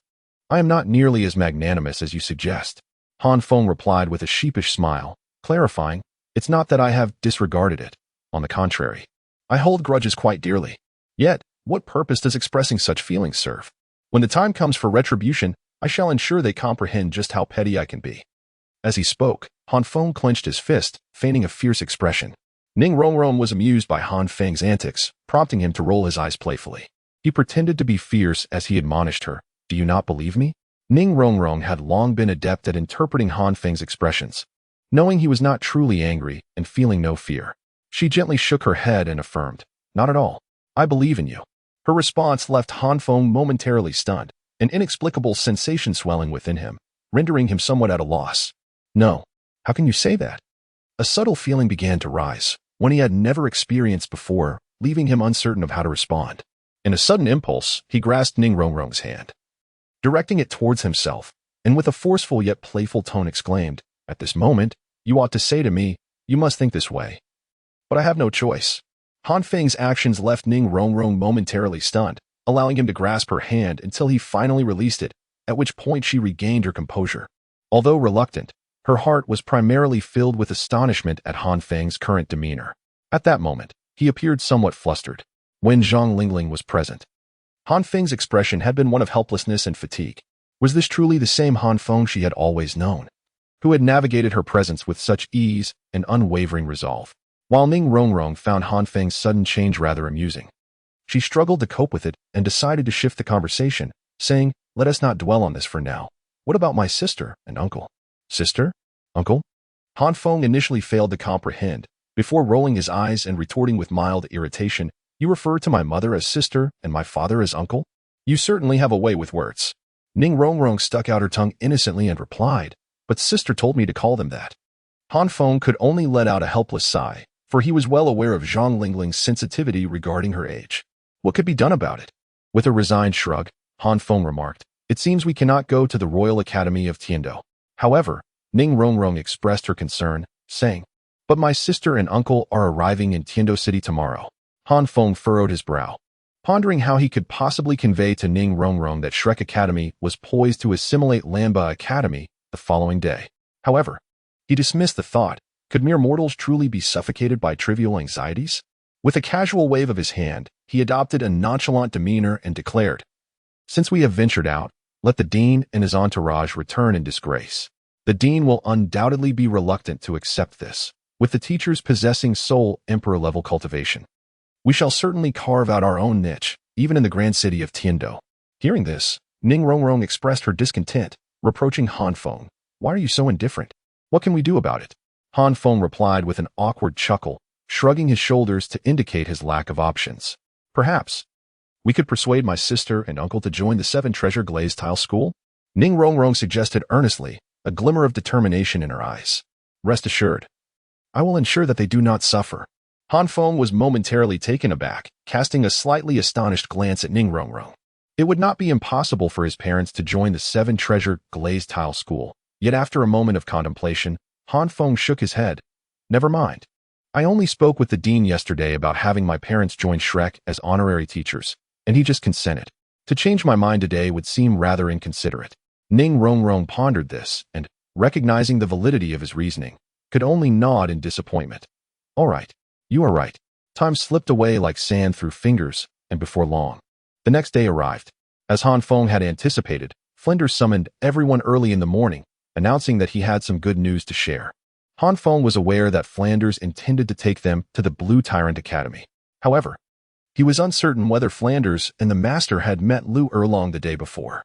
If they had, he would have regrettably missed a fascinating encounter. Principal, what good fortune has befallen you? Your smile could split your face, Li Yusong languidly remarked while reclining before Flanders. Flanders, unperturbed, exclaimed, It is indeed a tremendous opportunity. Have you heard of the Blue Tyrant Academy?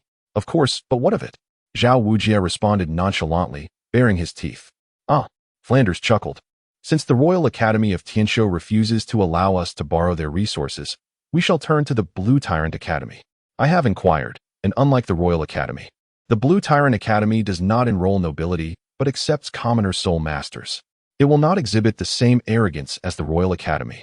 Furthermore, the Blue Tyrant Academy is currently recruiting and seeking instructors. With Mubai's talents and our cultivation, we are entirely capable of joining. Li Yusong frowned, displaying a hint of negativity. Not again. I do not wish to be expelled again. Clearly, Li Yusong was skeptical about the so-called borrowing resources. No one was foolish enough to expend their own resources to nurture others. Had it not been for Han Feng's connection with the prince, he would have never agreed to the previous arrangement with the Royal Academy. Flanders chuckled lightly and reassured him. Fear not. The principal of the Blue Tyrant Academy is merely a level 70 soul sage. He cannot pose a threat to us. Flanders understood Li Yusong's concerns. Yesterday's experience had made it clear that social intricacies were not something they could navigate effortlessly. However, this time was different. The principal of the Blue Tyrant Academy was genuinely on their side. Of course, Flanders would not divulge this, for they had not actually entered the Blue Tyrant Academy yesterday. At that moment, Flanders cast a glance at the master beside him. The master, contemplative, seemed particularly sensitive to the term Blue Tyrant, though he did not delve deeply into it. After all, the Blue Lightning Tyrant sect's influence spanned the continent, and the master was unaware of any connection between the Blue Tyrant Academy and the Blue Lightning Tyrant sect. Perhaps it was merely established by a distant relative?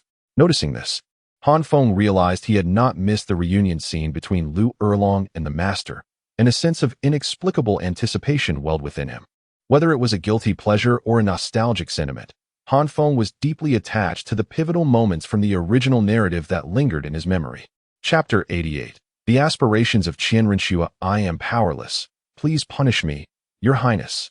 Within the prince's palace, Ji Lin and his companions conveyed the events that transpired at the Royal Academy of Tianshou to Chian Renua, their faces marked by shame and concern. Chian Renua sat in her seat, her brow furrowed, lost in thought. Ji Lin and his companions dared not utter a word, patiently awaiting her response. After a long pause, Chian Renua finally inquired, Prince Xuexing, the poisoned Douluo? How did they come to be at the Royal Academy of Tianshou?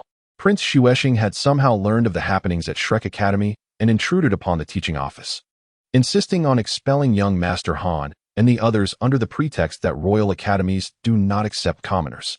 Bai Baoshan began to explain, his tone laden with indignation. At that moment, Meng Xinji, his murky eyes sparkling with wisdom, interjected, Your Highness, Prince Xuexing is far from being as simple as he appears. He is no fool. During our debate, his words were sharp and cunning, traits that a mere hedonist would not possess. I implore you to reassess Prince Xuexing.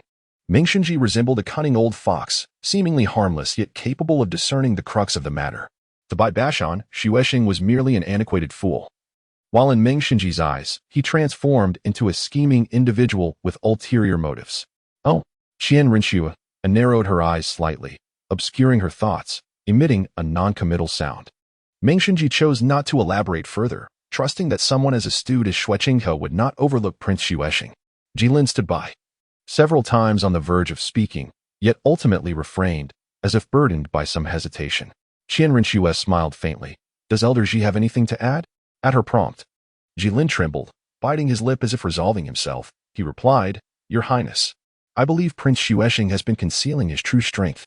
He fears you and is waiting for the opportune moment. The incidents at the academy may very well be orchestrated by him. Chian Renua lightly tapped her fingers on the table beside her, her expression inscrutable. She coolly replied, Please continue, Elder Ji. I dare to speculate. Jilin inhaled deeply, bowing with a mixture of gravity and trepidation. I speculate that the Avalanche Prince, close to Prince Xuexing, is also hiding his capabilities. They sully themselves to safeguard their positions. They are aware that their strength alone cannot challenge your authority, so they choose to remain concealed, waiting for a chance. To you, Your Highness, while Prince Xuexing and the Avalanche Prince may not pose an immediate threat, they are like venomous snakes lurking in the shadows. One must remain vigilant. Upon finishing, Bai Baoshan and Meng Xinji exchanged astonished glances. Jilin's words bore the weight of a dagger aimed directly at Chian Renua, urging her to eliminate the Avalanche Prince and Prince Xuexing. This was a blatant interference in royal affairs. Inciting princes to turn against each other was a precarious matter, even for a titled Douluo like Dugu to avoid. Jilin himself was filled with unease, beads of sweat forming on his aged brow. He felt cornered. Half of his words were genuinely for Chian Renua's benefit, aiming to clear her path, while the other half stemmed from his own indignation. The events at the Royal Academy of Tianshou were a profound humiliation for him, and the mere thought of it could incite internal injury. There is wisdom in the adage that excessive force leads to defeat. Hiki. After a moment of silence, Chian Renua smiled lightly. Elder Ji certainly possesses a thoughtful mind. Chian Renua neither affirmed nor denied his statement, leaving her stance ambiguous. However, Meng Xinji sighed in relief. Meanwhile, Chian Renua felt a tinge of sorrow. This was the court. This was royalty. It was indeed a perilous game. Why would the poisoned Douluo appear at the Royal Academy of Tianshou? Had he not been reclusive in the Sunset Forest? Chian Renua shifted the topic, inquiring about Dugu. Meng Xinji stepped forward, eager to preempt any potential shocking revelations from Jilin, hastily responding, the poisoned Douluo was summoned by Prince Xuexing, but from his tone, it seems he is more concerned about a youth named Tang San than Shrek Academy. Tang San. Chian Renua queried, her brow furrowing as the name sounded vaguely familiar. Meng Xinji reminded her, he is the boy who resolved the poisoned Douluo's snake venom. He is young Master Han's classmate. Ah, it is him. Chian Renua nodded in understanding, a flicker of intrigue in her eyes as she continued. What does the poisoned Douluo desire with him? Under the toxic crown. The desire to take away the youth was met with opposition from Dean Flander. I see. Chian Renua smiled meaningfully. However, Meng Xinji sensed a hint of disdain in her smile, perhaps directed at Dugu. Unable to voice his thoughts, he chose to remain silent. Where have Han Feng and the others gone? Chian Renua finally inquired about Han Feng, her words betraying her unmasked concern. Meng Xinji had been anticipating this question and, after a moment's consideration, responded, Rest assured, Your Highness, young Master Han and the others are unharmed, but it appears that the Heavenly Dou Royal Academy. Chian Renua waved her hand, having already anticipated this outcome. No matter. I must express my gratitude for the steadfast assistance of the three elders. I am overwhelmed. Meng Xinji quickly replied. Chian Renua smiled but chose not to engage further with him, stating her fatigue and dismissing Jilin and the others. Once they departed, her gaze turned icy. Avalanche. Snowstar. One must not underestimate the royal family. She scoffed, a faint golden glint of murderous intent flickering in her eyes. Were it not for the recent events involving the Heavenly Dou Royal Academy, she might have dismissed Avalanche and Snowstar as mere frivolous science. Yet, now that Snowstar had crossed her path, she had no intention of letting him off lightly. Snowstar had grievously insulted Han Feng. Had it not been for Han Feng, Chian Renua might have disregarded this incident entirely, but with Han Feng involved, even if Snowstar had merely stumbled into trouble, she would not let him escape unscathed. As for Dugu, the mere thought of him elicited a scornful smirk from Chian Renua. Has he begun to act out of desperation? She mocked. The Emerald Scale Serpent Emperor, what a grand title. With a martial spirit as useless as his. How dare he call himself an emperor? Qianren Shui, well versed in the doctrines of the Spirit Hall, was fully aware of the dangers posed by the Emerald Scale Serpent's poison. Though she could not deal with Dugu in the immediate term, this was only a matter of time, as long as she had a reliable reason. Even Bibi Dong would intervene on her behalf against Dugu, despite knowing her personal grievances. However, this was perhaps for the best. Qianren Shui sighed. Aware that Bibi Dong had already discovered the matter concerning Han Feng. Under Bibi Dong's watchful gaze, Qianren Shui dared not even glance at Han Feng. If Han Feng truly entered the Heavenly Dou Royal Academy, it would be Qianren Shui who faced the greatest hardship. With Han Feng so close yet so far. In Bibi Dong's omnipresent scrutiny, any appearance before Han Feng could invite endless troubles. In such circumstances, perhaps it was for the best. A flicker of longing stirred within Qianren Shui's heart. Bibi Dong had remarked that everyone in the Spirit Hall, to some extent, engaged in minor schemes, often turning a blind eye, just as she had done regarding Qianren Shui's correspondence with Han Feng, which she had known about, but did not stop, as it had not crossed her bottom line. Yet, if Han Feng were to enter the Heavenly Dou Royal Academy, it would be a situation Bibi Dong could not tolerate. Qianren Shui pondered whether, if Han Feng did not enter the academy and she refrained from appearing before him, she could maintain the status quo. The likelihood of this was slim, yet she could not help but harbor a glimmer of hope. Chapter 89. Lu Erlong. Meanwhile, within the Shrek group, Flander did not lead them directly to the Blue Tyrant Academy, but instead took them to purchase new attire. Though Dai Mubai and the others were puzzled, they were nonetheless eager to comply. Xiao Wu and Tang San followed Zhu Zhuqing, while Ning Rongrong accompanied Han Feng, and Oscar and Ma Hongjun formed yet another pair. Han Feng, indifferent to the situation, understood Flander's primary aim was to provoke a change in Master, whose current expression resembled that of a lifeless corpse. However, with Ning Rongrong's enthusiasm and Dai Mubai's encouragement, Han Feng reluctantly purchased 2 sets of clothing. Once everyone had donned their new garb, Flander led them in a grand procession to the Blue Tyrant Academy. Remarkably, Flander's demeanor at Blue Tyrant Academy was entirely different from that at the Heavenly Dou Royal Academy. He exuded an air of arrogance. Upon reaching the recruitment office, he boldly displayed 7 soul rings and proudly addressed the Soul King in charge. I hear your academy is recruiting instructors. Are we qualified? Following this, Zhao Wujie and the others revealed their own soul rings. A total of over a dozen black rings shimmering behind them, nearly frightening the poor Soul King to death.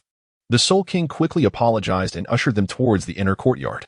Among this group of over 10 individuals were 2 Soul Saints and 3 Soul Emperors, certainly beyond the capacity of a mere Soul King to host. Only the Academy's dean could engage with them. This was, of course, Flander's mischievous intent. He was well aware of the dean's identity and merely wished to experience the sensation of intimidating others. It was proven to be an exhilarating endeavor. The inner courtyard of Blue Tyrant Academy resembled more of a private garden belonging to the dean than an academic campus. Amidst the vast garden stood a modest structure, surrounded by flowers and clear springs, prompting Oscar and Ma Hongjun to express their admiration. Our esteemed dean is not one for complications. He delegates the academy's affairs to us teachers, while he resides in this tranquil grove, not intentionally neglecting anyone. The guiding Soul King, overhearing their remarks, offered an awkward smile and provided an explanation. No worries. Flander waved his hand nonchalantly, indicating he bore no ill will, which relieved the Soul King. In terms of knowledge about the Blue Tyrant Academy's dean, Flander surpassed the Soul King by far. If the dean were to emerge to greet them, Flander would indeed be surprised. The esteemed dean is just ahead. Please wait a moment while I inquire. After a short while, the Soul King clasped his fists and proceeded ahead. Flander waited patiently, while the master's expression grew increasingly peculiar. The flowers he had encountered along the way reminded him of someone. Meanwhile, Han Feng observed the unfolding scene with keen interest, nearly wishing to set up a chair and enjoy popcorn. It was not that he took pleasure in others' misfortunes, rather, he was simply curious to see the master's reaction upon meeting Lu Erlong. Truth be told, Han Feng harbored a mischievous desire to witness the master in an embarrassing predicament, especially considering how rigorously the master had trained them in the past. Fengzi, you seem rather pleased? Dai Mubai remarked with a puzzled glance at Han Feng, his curiosity piqued. Han Feng smiled broadly and said, just you wait and see, Xiao Gang. Dai Mubai, perplexed, was about to inquire further when a graceful and mature figure came rushing from afar, her sorrowful voice evoking deep heartache in those who heard it. Before Dai Mubai could discern the appearance of this figure, a gust of wind swept past him, leaving him dumbfounded as he gazed at Han Feng. His eyes filled with astonishment. Observing Dai Mubai's expression, Han Feng could not help but chuckle softly. Ignoring Han Feng, Dai Mubai slowly turned to see who was in such a frenzied rush. To his surprise, he beheld a strikingly beautiful mature woman, her hand tightly gripping that of the master. Her enchanting eyes brimmed with longing and melancholy, tears accumulating in her eyes, threatening to spill over at any moment. In contrast, the master bit his lip, his face etched with guilt and self-reproach, his captured hand trembling slightly, unable to meet the gaze of the woman before him. Xiao Gang. After more than 20 years, are you finally willing to see me? The woman spoke, her voice laden with profound sorrow. The master's expression faltered, and he shook off her grasp, turning to question Flender. Flender, you knew all along, didn't you? How could that be? I only arrived at the Blue Tyrant Academy today. Just as you saw. Flender replied, feigning innocence, though the master saw through his charade immediately. Nonetheless, Flender stubbornly refused to admit it. Faced with this, the master clenched his teeth, ultimately unable to confront Lu Erlong, and turned to flee. Teacher, Xiao Gang, Tang San, and Lu Erlong hastily pursued the master, leaving behind a group of bewildered onlookers and a visibly conflicted Flender. Dean, what just happened? Li Yusong approached Flender, observing the three figures retreating into the distance with a look of confusion. Alas, Flender sighed heavily and slowly recounted the tale of the golden iron triangle to the gathered crowd, his demeanor gradually becoming despondent. Upon hearing Flender's account, the crowd was at a loss for words regarding this tangled love triangle, exchanging glances filled with incredulity at the sheer melodrama of the story. You knew all along, didn't you? Dai Mubai leaned closer to Han Feng and whispered. Han Feng shrugged and admitted candidly, I just happened to know. The legendary Golden Triangle once held considerable fame on the mainland. During my time at the Stanford Duel Arena, I had heard numerous tales about them. So, were you laughing at this just now? Dai Mubai's gaze grew increasingly enigmatic, tinged with a hint of unfamiliarity. Although this story seemed rather melodramatic, even to Dai Mubai, it was difficult for Han Feng's behavior not to appear somewhat schadenfreude to the three individuals involved, namely Flanders and his companions. Han Feng observed the change in Dai Mubai's gaze and instantly rolled his eyes. What do you take me for, Dai Mubai? Han Feng questioned with irritation. After pondering for a moment, Dai Mubai replied earnestly, a tough turtle, a steel structure, a humanoid concentrated fire door, a strategic mockery weapon. A monster. Goodness. Han Feng exploded at once. Dai Mubai? Do you believe that I will apply medicated oil to the soles of your feet while you sleep tonight? What is medicated oil? Dai Mubai asked in confusion. Not important, Han Feng retorted defiantly. Dai Mubai looked at Han Feng with bewilderment and said, Let us get back to the point. What exactly do you mean? Han Feng rolled his eyes and remarked with a huff, in my opinion, the dean and the others are simply being overly stubborn. What is the issue with my cousin? As long as there is love, even 100,000-year-old soul beast is not insurmountable. To take a step back, is it absolutely necessary to marry in order to love? As long as Master and Dean Lu Erlong do not wed, who could possibly interfere with their sibling bond? Once back home, aren't they free to pursue whatever they desire? Furthermore, even if public opinion is daunting, it primarily targets the weak. Once Dean Lu Erlong or we grow stronger, who would dare to speak against us? Look at how arrogant and overbearing Dugu is. He simply says whatever he pleases. After Han Feng spoke, Dai Mubai displayed an even more peculiar expression. What are you doing? Han Feng, unnerved by Dai Mubai's gaze, exclaimed warily. It's nothing. Dai Mubai replied after scrutinizing Han Feng intently. I merely realized that one cannot arbitrarily define a person's emotional intelligence. For even you may not comprehend how a complete fool, in your eyes, could possess a remarkably astute understanding of a challenging problem. What you just said seems to carry a hidden meaning, Han Feng remarked, furrowing his brow and instinctively questioning him. It matters not, Dai Mubai responded, maintaining his composure and speaking with a sense of righteous indignation. Chapter 90.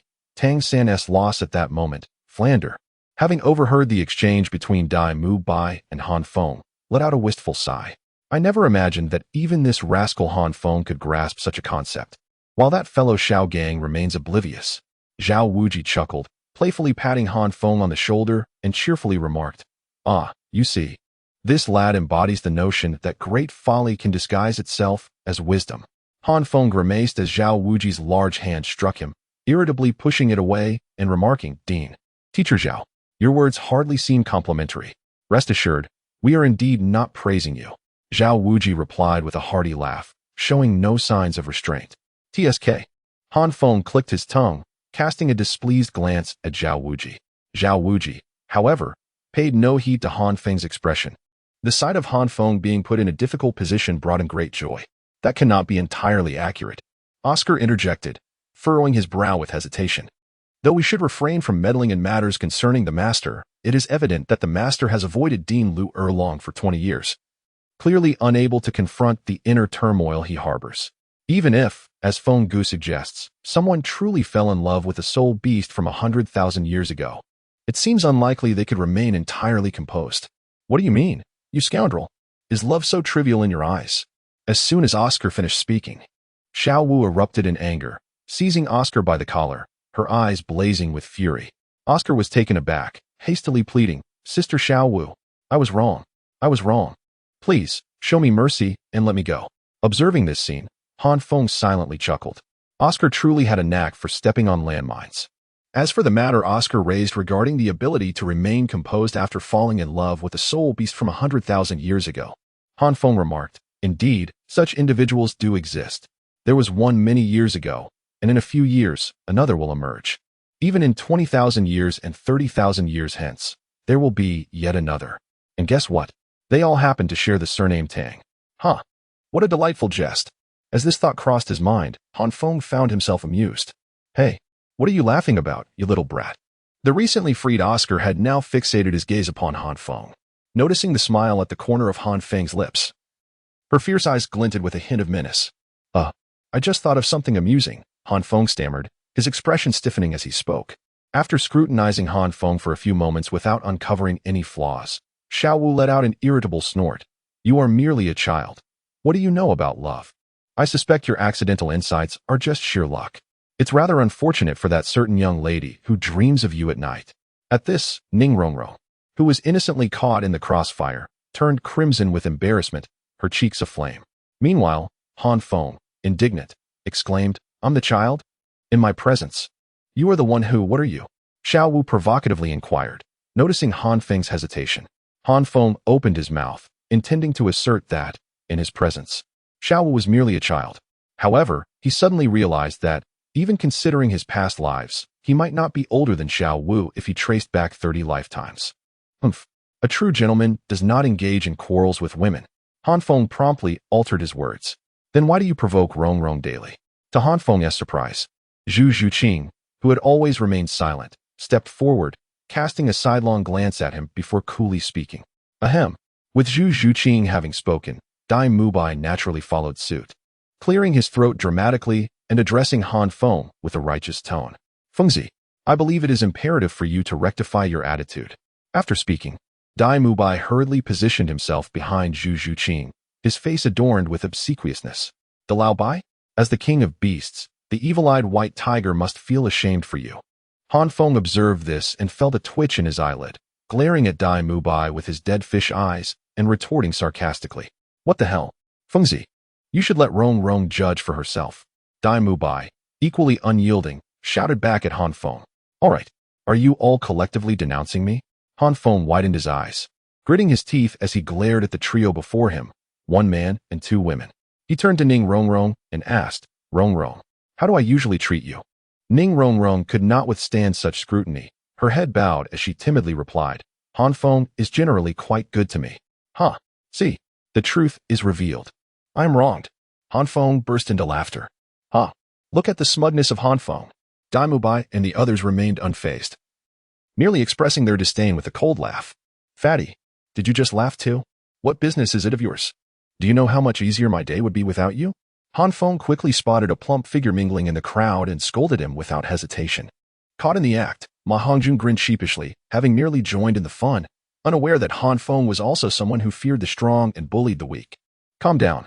You must have misheard. It was definitely Oscar laughing," Ma Hongjun said, wiping the sweat from his brow and skillfully shifting the blame onto Oscar. "Fatty, how dare you slander someone's innocence?" Oscar's expression darkened upon hearing this. Amidst the commotion, Master and Lu Erlong returned. Although Master was still reluctant to confront Lu Erlong, he nonetheless walked beside her. Upon closer inspection, one could see that both of their eyes bore slight redness and swelling. "Boss Fu." Lu Erlong wiped the tears from her eyes and called out to Fland. Initially intrigued by the antics of Han Feng and the others, Fland chuckled, refraining from inquiring about the matter between Lu Erlong and Master, and simply remarked, "Haha, Erlong, you still retain your charm. Boss Fu, I have already aged." Lu Erlong was amused by Fland's humor, and for a moment, his charm left Fland momentarily speechless. However, Fland, having chosen to withdraw, quickly regained his composure, reflecting on the unexpected reunion of the once golden triangle of friendship. "Fland, don't tell me you were completely unaware of what happened before." Master snapped, gritting his teeth. "Hee hee." Fland merely chuckled, offering no rebuttal. "Master, where is Sangu?" At that moment, Xiao Wu, who had been waiting for a long time without seeing Tang San return, finally inquired of Master. Tang San had left to give Lu Erlong and Master some space, and now that both had returned, his absence was conspicuous. "Sangu wouldn't he have gone off to find something to eat, would he?" Ma Hongjun pondered aloud, speaking thoughtlessly. Oscar, still resentful over Ma Hongjun's earlier accusations, slapped him on the back and retorted, "Do you think it's just you? Sangu would never engage in such trivial pursuits." Fland, "Let us split up and search for him. San San is unfamiliar with this place. Perhaps he has lost his way."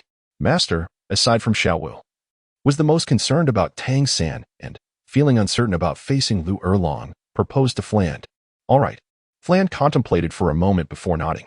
"Lao Zhao, you and I will search to the east. Erlong, could you and Xiao Gang look to the west? Lao Li, please ensure the children are settled from now on. The Blue Tyrant Academy shall be our home."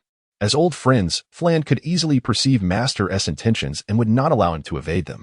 Han Feng gazed at the seemingly unconcerned Flinder and the others, letting out a sigh within. He had already surmised the whereabouts of Tang San, yet he felt powerless to alter the course of events. Nevertheless, he found solace in the thought that Tang San's journey would not only be fraught with peril but would also yield significant rewards, potentially bringing back the greatest boon for the Shrek team. Chapter 91. Han Feng's proposal to Dai Mubai. Several weeks later, Tang San had yet to return. On the first night of his absence, upon witnessing Flinder and the others return to the academy in a state of disarray, Han Feng began to comprehend the predicament Tang San faced. It was likely that he was currently occupied with detoxifying Dugu. The following day, the master explained to everyone that Tang San had been taken for specialized training and would return in a few months. Although the group was skeptical, they had no choice but to accept this narrative. Xiao Wu even confronted Zhao Wuji, but was deftly misled. During these weeks, the others were not idle. Apart from navigating various enrollment procedures, they also assisted Flinder with numerous chores. The endeavor to rename the Blue Tyrant Academy to Shrek Academy entailed a multitude of complexities, leaving both Zhao Wuji and Flinder exceedingly busy. With the appearance of Flinder and the Master, Lu Erlong's focus shifted entirely away from the Blue Tyrant Academy, and she generously bequeathed the entire institution to Flinder, dedicating herself to the Master's side. Whatever the Master engaged in, she followed suit. When the Master trained Han Feng and the others, she would assist by imposing her martial prowess, making Han Feng and the others even more reluctant to defy the Master's intentions. Lu Erlong was far more formidable than Zhao Wuji. This situation proved taxing for Han Feng and the others, as they endured the Master's training in the mornings and spent their afternoons aiding Flinder with various tasks, which left them in a state of despair. Fortunately, it was merely a matter of the initial days. In the days that followed, Han Feng proposed to the Master that the chores assigned by Flinder could be seamlessly integrated with their training regimen. The matters that Han Feng and others can assist Flinder with primarily revolve around the opposition and protests from the former students of Lambo Academy. Flinder intends to appeal to their emotions and reason, advocating for a spirit of tolerance to persuade and win over the dissatisfied students. However, Han Feng proposes a more direct approach, to establish a challenge arena where he and his companions would defend their position. All who doubt the prowess of Shrek Academy would be welcome to challenge them, whether in singles, doubles, or 7-person team battles. Only the victors would have the right to negotiate terms. This strategy would not only silence the dissenting voices from the former Lamba Academy students, but also hone the practical combat skills of Han Feng and his companions. achieving their training objectives. Naturally, such challenges would not be without restrictions. The first stipulation is that challengers must not exceed the cultivation level of the challenged. The second stipulation limits each of Han Feng's 7 members to a maximum of 10 challenges per day, with additional challenges requiring a price to be paid. Moreover, Han Feng and his team reserve the right to refuse challenges. This regulation has allowed Han Feng and Dai Mubai to earn a considerable sum on the side. It has been proven that for Soul Masters, combat truly is the most effective means of communication. The once boisterous students have quieted considerably within just a few days.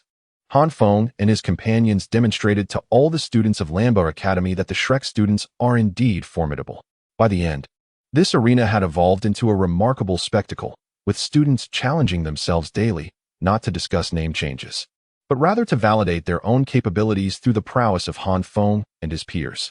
Consequently, Han Feng and his comrades inevitably garnered a multitude of admirers, with numerous students gathering beneath the arena to cheer for them, creating an electrifying atmosphere. After several weeks of fervent activity, Lamba Academy officially transformed into Shrek Academy. However, due to the significant motivational effect of the arena battles on the students, Master and Flinder decided not to abolish it, even after the renaming was successfully completed. As for Han Dang and Zhang Lingling, they arrived in Heaven Do City the very next day after the Shrek group entered Lambo Academy. Since Flinder had already promised Han Feng that Han Dang and Zhang Lingling would take positions at Shrek Academy, they naturally settled into the then Lambo Academy as the defense instructor and support instructor, respectively. Han Dang found great joy in his role, surrounded by a multitude of eager students, allowing him to indulge in the gratifying experience of teaching. With the rich heritage of the Han family, which had been passed down through generations, instructing a few young novices was well within his capabilities. However, Zhang Lingling felt somewhat conflicted. She was not fond of being in the limelight, and her understanding of auxiliary roles was rather superficial. Had it not been for the mishap in the selection of her first and second spirit rings, she would have undoubtedly become a formidable assault spirit master by now. Furthermore, her cultivation level, being over 40, was somewhat low for a student of the Blue Tyrant Academy, raising concerns about potentially misleading her students. Upon learning of her predicament, Flanders thoughtfully arranged for her to take on a more relaxed position, where her primary responsibility would merely be to tend to the flowers. Han Feng was initially concerned that Zhang Lingling might find herself bored, so he took the time to keep her company for a while. However, to Han Feng's surprise, Zhang Lingling actually expressed her dissatisfaction with him. Nearly half a day had passed before Zhang Lingling began urging him to leave, providing the rather curious rationale that he should interact more with his classmates. Particularly, the significant look she cast at that moment sent a shiver down Han Feng's spine. Fengzi, guess what? I have reached level 40. On this day, Han Feng had just descended from the arena when he saw Dai Mubai rushing toward him with great excitement, a look of sheer delight on his face as he spoke to him. Upon hearing this, Han Feng's eyes flickered. He recalled that in the original narrative, Dai Mubai was only able to break through to the 40th level after 6 months, utilizing the celestial herb brought back by Tang San. Yet now, only a few weeks had passed since Tang San ventured to the Eye of Ice and Fire, and Dai Mubai had already independently ascended to the 40th level. The disparity was glaringly apparent. It seems that the Elder Bai is indeed different from his counterpart in the original tale, Han Feng murmured to himself. Once I procure my 4th soul ring, you shall no longer be my match. Dai Mubai exclaimed exuberantly, throwing an arm around Han Feng's shoulder and laughing heartily. Han Feng also felt a surge of joy for Dai Mubai, breaking into a grin. Fengzi, the master mentioned that the maximum age for a soul master as 4th soul ring lies between 5,000 and 6,000 years. What kind of soul beast do you reckon I should absorb? Dai Mubai appeared exceedingly exhilarated, speaking animatedly. You needn't worry. Our family has long conducted thorough research and identified the most suitable soul beast for the first 5 soul rings of the Evil Eye White Tiger. So why even ask me? Han Feng rolled his eyes in response. I recall that your 3rd soul ring exceeded its age limit, did it not? TSK. Absorbing a 2,000-year soul ring at level 30, I suppose you are truly one of a kind. However, Dai Mubai was entirely oblivious to Han Feng's remarks, lost in his own thoughts. Yet, his words sparked an epiphany for Han Feng. Among the 8 members of Shrek, Han Feng shared the closest bond with Dai Mubai, and he was more than willing to help Dai Mubai grow stronger. Dai Mubai's Gungjin Tiansha halberd was maturing day by day with Han Feng's assistance. But I'm not the only one. Tang San's third soul ring is also 2,000 years. With this thought, Han Feng chuckled and suddenly spoke up. Han Feng's words left Dai Mubai momentarily stunned. Did you not say otherwise at that time? Oh, please. Han Feng rolled his eyes and offered a rather feeble explanation. You should consider the circumstances at that moment. If I had informed Teacher Zhao that Tang San had absorbed a soul ring from 2,000 years ago, wouldn't he be infuriated to the point of a headache? Dai Mubai pondered for a moment, recognizing the validity of this reasoning. However, knowing Han Feng as he did, the sudden mention of this topic surely had its purpose. Without any pretense, Dai Mubai turned to Han Feng and asked directly, what exactly do you mean? Speak plainly. Have you never considered the possibility of absorbing soul rings beyond their age? Han Feng responded candidly, his gaze firmly fixed upon Dai Mubai. Gasp. Dai Mubai was taken aback by Han Feng's words, a flicker of intrigue evident in his unique eyes, though he quickly regained his composure. Do not lead me astray. You can only absorb soul rings beyond their age due to your pure soul power. Tang San likely achieved this through his inherent soul power and unwavering will. Are you suggesting I risk my life to do the same? I do not possess your innate talent. As a soul sovereign, my soul power is already refined to the level of a soul sect, and I cannot cultivate at such a rapid pace. If I were to refine soul rings as you do, I would be courting disaster. Do you think your willpower is inferior to Tang San's? Han Feng scoffed coldly, provoking him further. TCH. Dai Mubai was momentarily rendered speechless. He truly did not believe he was significantly inferior to Tang San. And admitting that his will was less resolute was something he could not bring himself to say. Moreover, I recall that you have quietly developed a unique soul skill. Wasn't it called the frenzied body?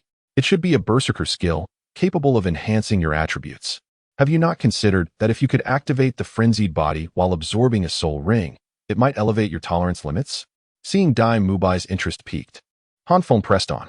Is that even feasible to use a soul skill while absorbing a soul ring? Dai Mubai expressed his hesitation, clearly unconvinced by Han Feng's proposition. For heaven's sake.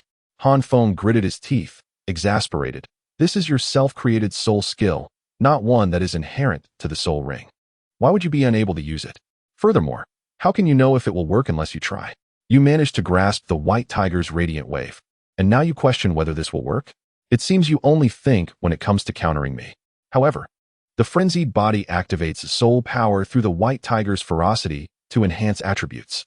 If I were to absorb a soul ring while in the frenzied body, wouldn't the violent soul power within the ring become even more unruly? Dai Mubai reasoned, displaying a level of rationality that indicated he was beginning to waver. With a smile, Han Feng remarked, this shall be your forthcoming path of cultivation, mastering the intricate manipulation of the tempestuous soul power. Dai Mubai shivered, a glimmer of brilliance flashing in his heterochromatic eyes. Is this reliable? He inquired. Whether it is or not, you have nothing to lose. Han Feng grinned, sensing that Dai Mubai had already made his decision. Moreover, even if you do not absorb the soul rings, your soul power will naturally elevate, thus not hindering your cultivation. And if I recall correctly, your next training objective is to eliminate the volatile drawbacks of the berserker physique, am I right? Upon hearing Han Feng's words, Dai Mubai revealed a wild grin. Fengzi, when I ascend to the throne one day, I shall appoint you as the crown prince. Get lost. Han Feng rolled his eyes and retorted. Dai Mubai, unfazed, casually asked, Fengzi, how did you know I was concealing the berserker physique? Huh? Han Feng scoffed coldly. This is precisely why I say your wits are only sharp when contemplating ways to deal with me. Back when we were in the village, who was it that, in the dead of night, went howling in the back mountains? Chapter 92. The girl's distress, sighing despondently, Ning Rongrong and Xiao Wu wore expressions of deep sorrow, their lovely faces etched with concern, leaving Zhu Zhuqing, caught in the middle, looking helpless. What troubles you this time? After a brief moment of weakness, Zhu Zhuqing quickly regained her composure, clearly accustomed to such situations. Sengu has not returned for 3 months. Xiao Wu lamented woefully, her brows furrowed with worry and melancholy. Another wayward cat is delivering gifts to Han Feng. Ning Rongrong murmured in similar dismay, her lips pouting in a manner that suggested she felt wronged. With a synchronized sigh, the two of them leaned helplessly against Zhu Zhuqing, their palpable despair causing her brow to twitch. I knew it. Zhu Zhuqing rolled her eyes, as if having anticipated this all along. Ever since the Blue Tyrant Academy was renamed Shrek Academy, Xiao Wu and Ning Rongrong had not ceased their complaints in Zhu Zhuqing's ear. their grievances invariably revolving around Tang San and Han Feng. Xiao Wu's yearning for Tang San was profound. They say that a day apart feels like 3 autumns. And with Xiao Wu and Tang San separated for 3 months, it felt as though centuries had passed. Han Feng may not have realized it, but Zhu Zhuqing and Ning Rongrong were acutely aware of the situation. During class, on Xiao Wu's notebook, the words "I miss you so much" were inscribed. Although Tang San occasionally sent back a couple of letters, nothing could compare to the warmth of a real person. The situation for Ning Rongrong was even more intricate. Over the past few months, through the collective efforts of everyone, including Zhang Lingling, Han Feng had shed his earlier image of a formidable steel structure and began to recognize the unique feelings that Ning Rongrong and other girls had for him. Occasionally, he even sensed her affection. However, that was the extent of it. Though Han Feng was no longer a mere impenetrable fortress, he still bore an armor of emotional steel, rendering him similarly invulnerable. If it were simply a matter of patience, Ning Rongrong would have been fine. However, the issue arose from Han Feng's recent endeavors, which had propelled the Shrek 7 monsters to fame throughout the academy, garnering them a considerable number of admirers, especially for Dai Mubai and Han Feng. Their striking appearances and dazzling combat styles had captivated countless female students, not to mention a few male admirers as well. Herein lay the problem. Among the throng of female admirers, there were those bold enough to directly confess their feelings to the two. Initially, neither Zhu Zhuqing nor Ning Rongrong harbored any concerns. Zhu Zhuqing was entirely indifferent, believing that Dai Mubai would not dare to respond. Ning Rongrong, on the other hand, was confident, asserting that after 6 months of effort, she had failed to move Han Feng's heart. So how could those flirtatious girls hope to win him over with mere words? However, it soon dawned on Ning Rongrong that she had underestimated the situation. Han Feng indeed did not accept any confessions from female students. At times, he found their advances bothersome and would incinerate their love letters into ashes, causing many of them to weep. However, the female students were not foolish. They quickly realized that Han Feng was unlikely to reciprocate anyone's feelings. Thus, they adopted a roundabout strategy, shifting from love letters to offering various other gifts, from food to playful trinkets, and an array of peculiar items. Initially, Han Feng rejected these gifts, but the students, under the pretense of expressing gratitude for his guidance and recognizing their shortcomings, made it difficult for him to refuse. Adhering to the principle of seizing opportunities, Han Feng surprisingly accepted all their offerings. In his mind, these were not precious items. Since they were given with sincerity, he thought it best to accept them, believing he could reciprocate in the future. Eventually, Han Feng even ceased to acknowledge the gifts, allowing them to accumulate in his soul guide, which emboldened the female students to become even more audacious, presenting him with roses, rings, and charms. To his bewilderment, Han Feng even shared these items with Ning Rongrong and others, leaving Ning Rongrong utterly exasperated. Given her understanding of Han Feng, she knew his intentions and could not muster the anger, instead silently nursing her jealousy, which also left Zhu Zhuqing in a state of bemusement. Fortunately, Dai Mubai was sensible enough to reject any ambiguous advances. Otherwise, Zhu Zhuqing would have been at a loss for how to handle the situation. All right, Zhu Zhuqing, feeling helpless, straightened out Xiao Wu and Ning Rongrong, realizing that if she did not say something, these two would likely wallow in despair all day. Xiao Wu, did the teachers not say that Sangu is undergoing special training? It will last at least 3 to 4 months, or at most half a year. You cannot possibly hinder his cultivation. But Xiao Wu wanted to retort, feeling that the situation was not so simple. No buts. You wouldn't want Sangu to return and find you turned into a weeping mess, would you? Zhu Zhuqing teased, cupping Xiao Wu's face. Xiao Wu's cheeks flushed crimson, and she fell silent. Once Xiao Wu was pacified, Zhu Zhuqing turned her gaze to Ning Rongrong, pinching her cheek and exclaiming in exasperation, "How could you fall for this fool, Han Feng?" After a few moments of rubbing her cheeks, Zhu Zhuqing sighed, unsure of what to say regarding Ning Rongrong's predicament. Didn't you speak with Han Feng's mother a couple of days ago? Who knows a child better than their mother? What did she say? Kiki, Rongrong, you've even got your future mother-in-law's support. Is there any need to worry about keeping Han Feng? Xiao Wu chimed in, her spirits lifted as she embraced Ning Rongrong playfully. Ning Rongrong shot Xiao Wu an annoyed glance but did not dispute her. Instead, she expressed a hint of regret. My sister said she was surprised at how oblivious Han Feng is when it comes to matters of the heart. She always thought he distanced himself from those girls because he found them too immature. Zhu Zhuqing, upon hearing this, felt speechless. Yet, upon reflection, it did seem to make sense. Kiki, I see. Rong, perhaps you didn't mean to call her sister? Xiaowu teased without restraint. Xiaowu, if you keep spouting nonsense, when Sangu returns, I'll reveal everything you've said. Ning Rong exclaimed in embarrassment. Xiaowu froze, her face turning a vivid shade of red as it climbed from her neck. As Xiaowu and Ning Rong seemed poised to bicker again, Zhu Xing interjected quickly. All right. Rong, did your mother not mention anything else? My sister did suggest a plan. Ning Rong hesitated for a moment, frowning as she spoke. She mentioned that I should purchase a rather expensive and eye-catching piece of jewelry, then stroll around the academy, especially in areas frequented by female students. If I can get Han Feng to hold that piece for me while we walk together, those girls surrounding him will naturally disperse. Purchasing a piece of jewelry was not a problem, but Ning Rong did not comprehend why her sister believed that would cause the other female students to leave. Do you understand? She asked Zhu Zhuqing and Xiaowu. Exchanging glances, both Xiaowu and Zhu Zhuqing recognized the confusion in each other's eyes, clearly unsure as well. I'm not clear on that, Zhu Zhuqing replied, shaking her head coolly. Did Han Feng's mother truly say that? Xiaowu countered. Ning Rong nodded firmly, resolutely stating, yes, my sister was quite confident when she said it. Then Xiaowu found herself at a loss for words, finally asking, are you planning to follow through? Ning Rong furrowed her brow. If my sister is so confident, she must have her reasons. I suppose I'll give it a try. It can't possibly get worse than it is now, can it? How do you plan to get Han Feng to accompany you around the academy? He has been inseparable from Dai Mubai lately, and who knows what they're up to.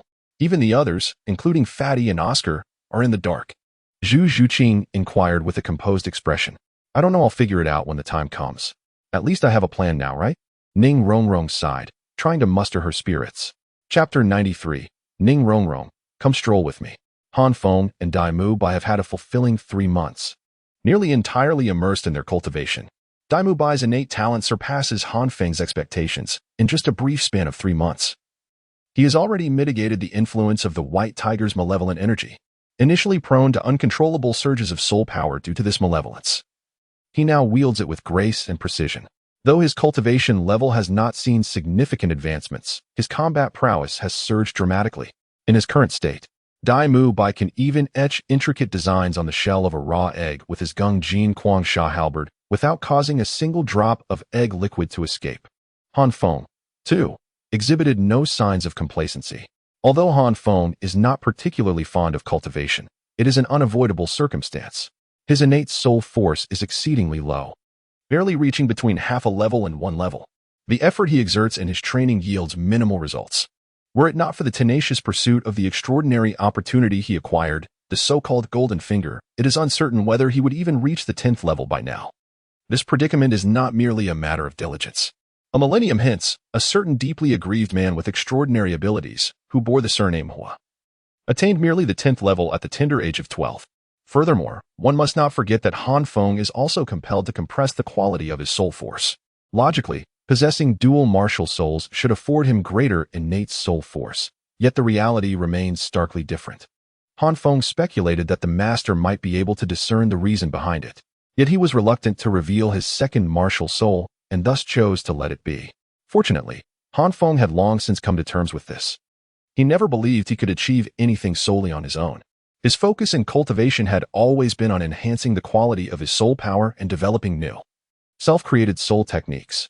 During the past 3 months, spurred on by mutual encouragement from Dai Mubai, Han Feng had made considerable progress as well.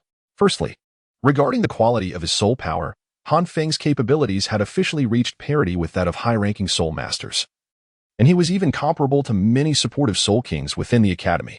Most notably, his control over soul power was on par with Dai Mubai's, leaving Dai Mubai utterly astounded. Secondly, Han Feng had made breakthroughs in his soul techniques.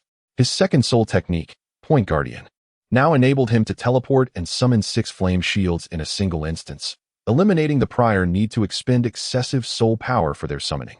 His self-created soul technique, Flame Dragon Armor, had undergone further development. It could not only be donned by Han Feng and the immovable Flame Luo, but could also be placed upon others. Although Han Feng could currently only transform 2 individuals, apart from himself, into Flame Dragon heroes, this prospect had already exhilarated Dai Mubai. Dai Mubai had envisioned more than once himself. Clad in the flame dragon armor, wielding the Gingjin heavenly halberd, rampaging through foes with unparalleled ferocity. That imagery was undoubtedly enchanting. Regrettably, due to the 3 months of intensive training that both Dai Mubai and Han Feng had undertaken, they had not become well acquainted with the Soul King mentors at the academy. And among the students, aside from Xiao Wu and a few others, they were unfamiliar with many. Furthermore, individuals like Zhao Wujie were far too formidable, rendering Dai Mubai's fantasies unrealized to this day. Of course, Dai Mubai was not solely preoccupied with his own aspirations.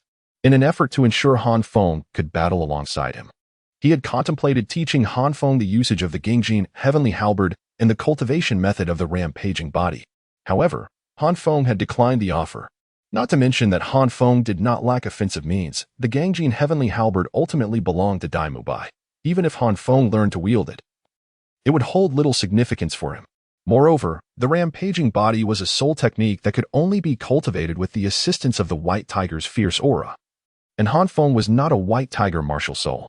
Additionally, Han Feng was aware that until he comprehended the nature of the void mask, it was prudent to avoid any soul techniques related to frenzy. Should he inadvertently unleash the violent essence from the void mask, it would undoubtedly lead to chaos. Furthermore, Han Feng was not idle. He had a plethora of elaborate ideas swirling in his mind, all awaiting realization. The free control of his first soul technique, absolute defense of destiny, along with issues surrounding the charging of his shield strike and enhancements to the daylight counterattack effect, all awaited Han Feng's development, especially his third soul technique, immovable flame Luo. Han Feng harbored lofty aspirations for this soul skill, envisioning a culmination of 3 heads and 6 arms, embodying the essence of the fire god. Regrettably, such formidable soul skills remained beyond his current grasp. In the entirety of Douluo continent, it seemed that only Han Feng experienced such a paradox of joy and hardship. While others toiled relentlessly to enhance their soul power, absorbing soul rings to acquire skills, and occasionally achieving the fortunate feat of creating a unique skill, Han Feng alone predominantly derived his techniques from his own research. However, after 3 months of arduous training, both Dai Mubai and Han Feng entered a new phase in their cultivation. They aspired to absorb soul rings surpassing their years, a feat requiring profound foundation. Han Feng's soul power quality and Dai Mubai's formidable physique were the preparations they had undertaken for this endeavor. Upon sharing their ambitions with the master, instead of reprimanding them, he began to contemplate the feasibility of absorbing higher-year soul rings. After assessing their confidence, a glimmer of surprise crossed the master's face as he eagerly took notes. Eventually, he inquired about their intentions regarding the age of the soul rings they wished to absorb.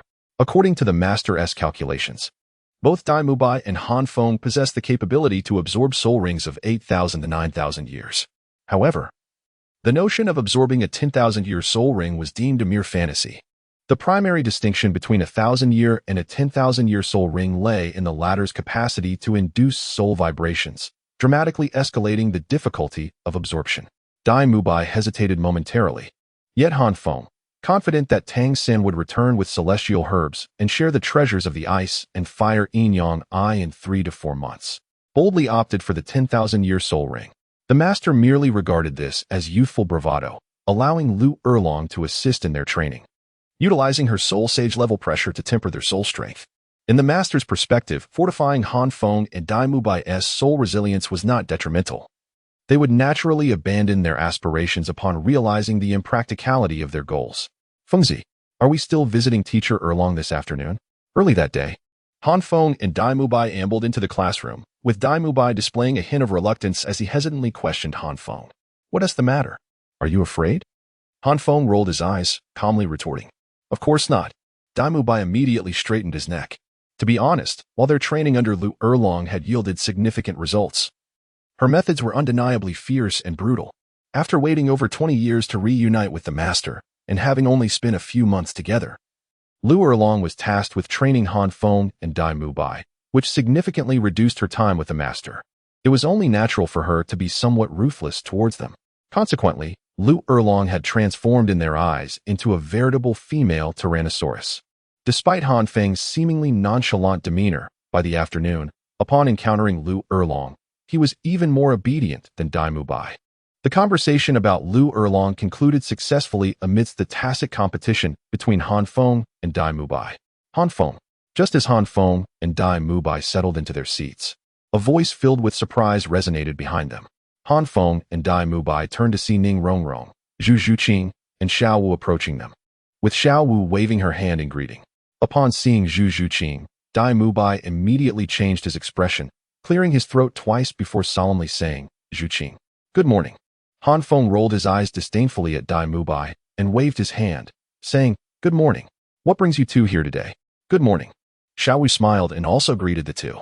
Zhu Zhuqing merely cast a fleeting glance at Dai Mubai before ignoring him completely, which left Dai Mubai feeling somewhat deflated. Meanwhile, Ning Rongrong seemed to be preoccupied with her thoughts, keeping her head down and appearing somewhat bashful. Han Feng furrowed his brow at Ning Rongrong's demeanor. He reached out to touch her forehead and murmured in confusion, you're not ill, are you? Yet, Ning Rongrong's expression suggested otherwise. After a moment's contemplation, Han Feng asked, Rongrong, are you all right? If you're feeling unwell, perhaps you should take a leave of absence. Remember to drink plenty of warm water. You only know how to say that. Next time, just let me drink plain water. Xiao Wu quipped, feeling exasperated. She then pulled Ning Rongrong closer and said to Han Feng, Rongrong has something she wants to discuss with you. Han Feng raised an eyebrow and turned his gaze toward Ning Rongrong. Although she had prepared herself well the previous day, when Han Feng looked at her, her mind went blank and all her rehearsed lines vanished. Overcome by nervousness, she blurted out, Han Feng, can you show me around the academy? A soft gasp escaped from both Zhu Zhuqing and Xiao Wu, who placed their hands on their foreheads, looking somewhat helpless. Ning Rongrong, can you really take me on a tour of the academy? In response to Ning Rongrong's anxious and hopeful expression, Han Feng felt unfazed and simply glanced at Dai Mubai. For the past few days, Han Feng had been dining with Dai Mubai daily, as they were scheduled to practice with Lu Erlong in the afternoon. He thought it appropriate to inform Dai Mubai before he went out with Ning Rongrong. It won't take long, just a little while. Ning Rongrong hurriedly interjected, fearing Han Feng might refuse her, adding softly, actually, it's fine if we don't go. Han Feng noticed Ning Rongrong's cautious demeanor and helplessly flicked her forehead, saying, what are you thinking? Since we moved, I haven't taken a proper tour of the academy either. I just need to inform Dai Mubai so he won't be left alone to seek out teacher Erlong later. Damn it. Fengzi. Who? Dai Mubai exclaimed indignantly upon hearing Han Feng's insinuation, ready to challenge him. However, he instantly caught Zhu Zhuqing's stern glare, which brought him back to his senses. In that fleeting moment, Dai Mubai grasped the situation and nodded in understanding at Zhu Zhuqing. With a righteous expression, he declared to Han Feng, no need to worry about me. Zhu Zhuqing has invited me to lunch today, so you should focus on yourself. Zhu Zhuqing let out a soft sigh. She observed that ever since Dai Mubai started associating with Han Feng, he had become increasingly foolish. Birds of a feather flock together, she mused internally. Though she had to admit that this version of Dai Mubai was at least more bearable than the one who had once shied away from confronting his past and wallowed in frivolity. Han Feng squinted slightly, a knowing look in his eyes as he regarded Dai Mubai. He understood that Dai Mubai was merely looking for an opportunity to be alone with Zhu Zhuqing.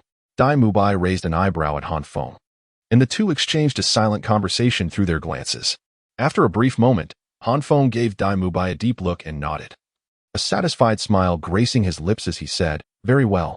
I wish you a pleasant meal. Enjoy your tour. Dai Mubai replied, grinning with a knowing glint in his eye as he smiled back at Han Feng. Today, my third brother's letter will arrive, so I can't accompany Rongrong, Xiao Wu interjected, casting a knowing glance between Han Feng and Dai Mubai. Rongrong, I'll leave her in your care. The morning classes quickly passed. Xiao Wu bid farewell to Zhu Zhuqing and Ning Rongrong before leaving, her eyes reflecting a hint of longing, as she evidently went to retrieve the letter from Tang San. Remarkably, during these 3 months, Tang San had sent back over 10 letters. Yet the content that could actually inform Han Feng and the others was merely a few short sentences. The rest were either addressed to Xiao Wu or to their teachers, Master and Flinder. Zhuqing, shall we go? Dai Mubai approached Zhu Zhuqing with an invitation, a look of uncontainable pride on his face. Zhu Zhuqing huffed softly, neither rejecting nor accepting, and simply strode toward the exit. Seeing this, Dai Mubai grinned broadly and eagerly followed. With Dai Mubai and Zhu Zhuqing having departed, Han Feng shrugged and approached Ning Rongrong, saying, shall we go? Yes. Ning Rongrong quickly stood up, nodding with somewhat stiff movements. Although Han Feng was perplexed, he chose to remain silent, as this was not the first occurrence. He naturally strolled towards the exterior of the teaching building. While Lanba Academy may not rival the prestigious Tindo Royal Academy, it is undeniably a top-tier institution, boasting artificial forests, volcanoes, glaciers, and waterfalls, all in abundance. Occasionally, one might witness a group of students engaged in spirited soul battles, which certainly alleviates any sense of monotony. As he walked, Han Feng genuinely took in the scenery. However, this was a source of distress for Ning Rongrong. Having seen these sights countless times since childhood, they no longer held any novelty for her. Moreover, Ning Rongrong was driven by a purpose. Han Feng's reticence during their stroll only added to her discomfort. Her slender fingers rested on her wrist, where a beautifully crafted soul guide bracelet adorned her arm. She had attempted numerous times to draw Han Feng's attention to it, yet he seemed to selectively overlook it, failing to notice. In truth, Han Feng had seen the bracelet, for the gems embedded within it were remarkably striking. However, he was indifferent to such ostentatious adornments and, in an effort to prevent Ning Rongrong from becoming upset, wisely chose to steer clear of the topic. As they had traversed a significant portion of the academy, Ning Rongrong began to feel anxious. In a moment of desperation, she seized Han Feng's arm. "What's wrong?" Han Feng inquired, puzzled. With a fleeting gaze, Ning Rongrong hesitated for a moment before resolutely removing the soul guide bracelet from her wrist and offering it to Han Feng. "Could you hold this for me?" Ning Rongrong found herself at a loss. Han Feng's obliviousness had thwarted her initial plans, leaving her with no alternative but to straightforwardly ask for his assistance. Han Feng took the soul guide device from Ning Rongrong's hand and examined it for a moment, his expression somewhat peculiar. "It seems you are not merely interested in a casual stroll, are you?" Ning Rongrong's demeanor was exceedingly transparent, making it difficult for Han Feng not to notice. How could that be? Of course, Ning Rongrong would never admit it. She shook her head in a flustered manner, yet the more she acted this way, the more Han Feng became suspicious. Han Feng slightly lowered his head, leaning closer to the blushing face of Ning Rongrong. With a playful yet threatening squint, he remarked, "If you refuse to tell me, I might just leave." With that, Han Feng promptly turned away, feigning an intent to depart. "Wait," Ning Rongrong exclaimed, quickly grasping Han Feng's arm, her voice filled with urgency as she clarified, "It was my sister who instructed me to do this. She asked me to purchase a beautiful piece of jewelry for you to carry while I take a stroll around the academy." "Your sister?" Han Feng was taken aback, clearly not anticipating that Zhang Lingling was involved in this matter. "Is it your mother who instructed you to do this? But why?" Confusion clouded Han Feng's mind as he struggled to comprehend the peculiar relationship between Ning Rongrong and Zhang Lingling. In her frustration and jealousy, Ning Rongrong murmured softly, "Isn't it because you were surrounded by a group of girls every day and receiving so many gifts that even the eldest sister doesn't accept?" Fortunately, Han Feng's hearing had significantly improved. Otherwise, he might not have caught Ning Rongrong's words at all. What does this have to do with them? Han Feng pondered, further bewildered. The gratitude expressed by those female students and the prospect of wandering around the academy with Ning Rongrong seemed utterly unrelated. How could it not be related? Ning Rongrong, resembling an irate kitten, retorted in a delicate voice, "It's precisely because you receive everything daily that I asked my sister for advice." "So, you want me to accompany you around the academy to prevent me from accepting those things?" Only then did Han Feng grasp the situation, enlightenment dawning upon him. "Yes." Ning Rongrong's demeanor softened, and she shyly nodded, adding, "My sister said you need to help me hold something more conspicuous." Upon witnessing the blend of resentment and shyness on Ning Rongrong's face, an inexplicable sensation stirred within Han Feng. Strangely, he found himself feeling a bit bashful, hesitantly saying, "If you dislike it, then I won't accept it. I initially thought it was a kind gesture from them, but now it has become somewhat bothersome. My soul guide device is nearly overflowing." "Really?" Ning Rongrong exclaimed joyfully, her eyes sparkling with delight. "Could it even be a lie?" Han Feng chuckled and added, "Besides, aren't your perceptions a bit narrow? Who says only girls give me gifts? There are quite a few boys who do as well." Upon hearing this, Ning Rongrong's beautiful eyes widened in disbelief as she stared at Han Feng, struggling to comprehend, "Are there really boys?" Han Feng shrugged his shoulders and exclaimed, "Indeed." Ning Rongrong suddenly suggested, "Why don't we take a few more strolls?" Although both she and Han Feng did not fully comprehend the reasoning behind it, they were willing to trust Zhang Lingling's words, and thus Ning Rongrong was eager to comply. Han Feng contemplated for a moment and nodded. He had been pondering how to put an end to his classmates' incessant gratitude towards him. Initially, he had thought that their expressions of thanks would diminish after a few instances. Yet he was taken aback by their persistence. "Ah, speaking of which, you must be preparing to absorb your third spirit ring, right?" Han Feng suddenly recalled that a few months ago, Ning Rongrong had already reached the 20th level. After 3 months, she should have attained the 29th level by now. Ning Rongrong, hearing this, cast a resentful glance at Han Feng and remarked, "You truly show no concern for us. I have already reached the 30th level. And Zhuqing and the fatty are nearing the same milestone. We are planning to hunt for our 3rd spirit rings together." Han Feng felt a bit embarrassed and scratched his head. "I've been so engrossed in my training these past few days." Ning Rongrong smiled charmingly, seemingly unconcerned, and mischievously suggested, "Then, as an apology, shouldn't you accompany us on our hunt for spirit rings? You know that Zhao Laoshe and the others are only responsible for leading the team. The actual hunting is up to us, not a problem.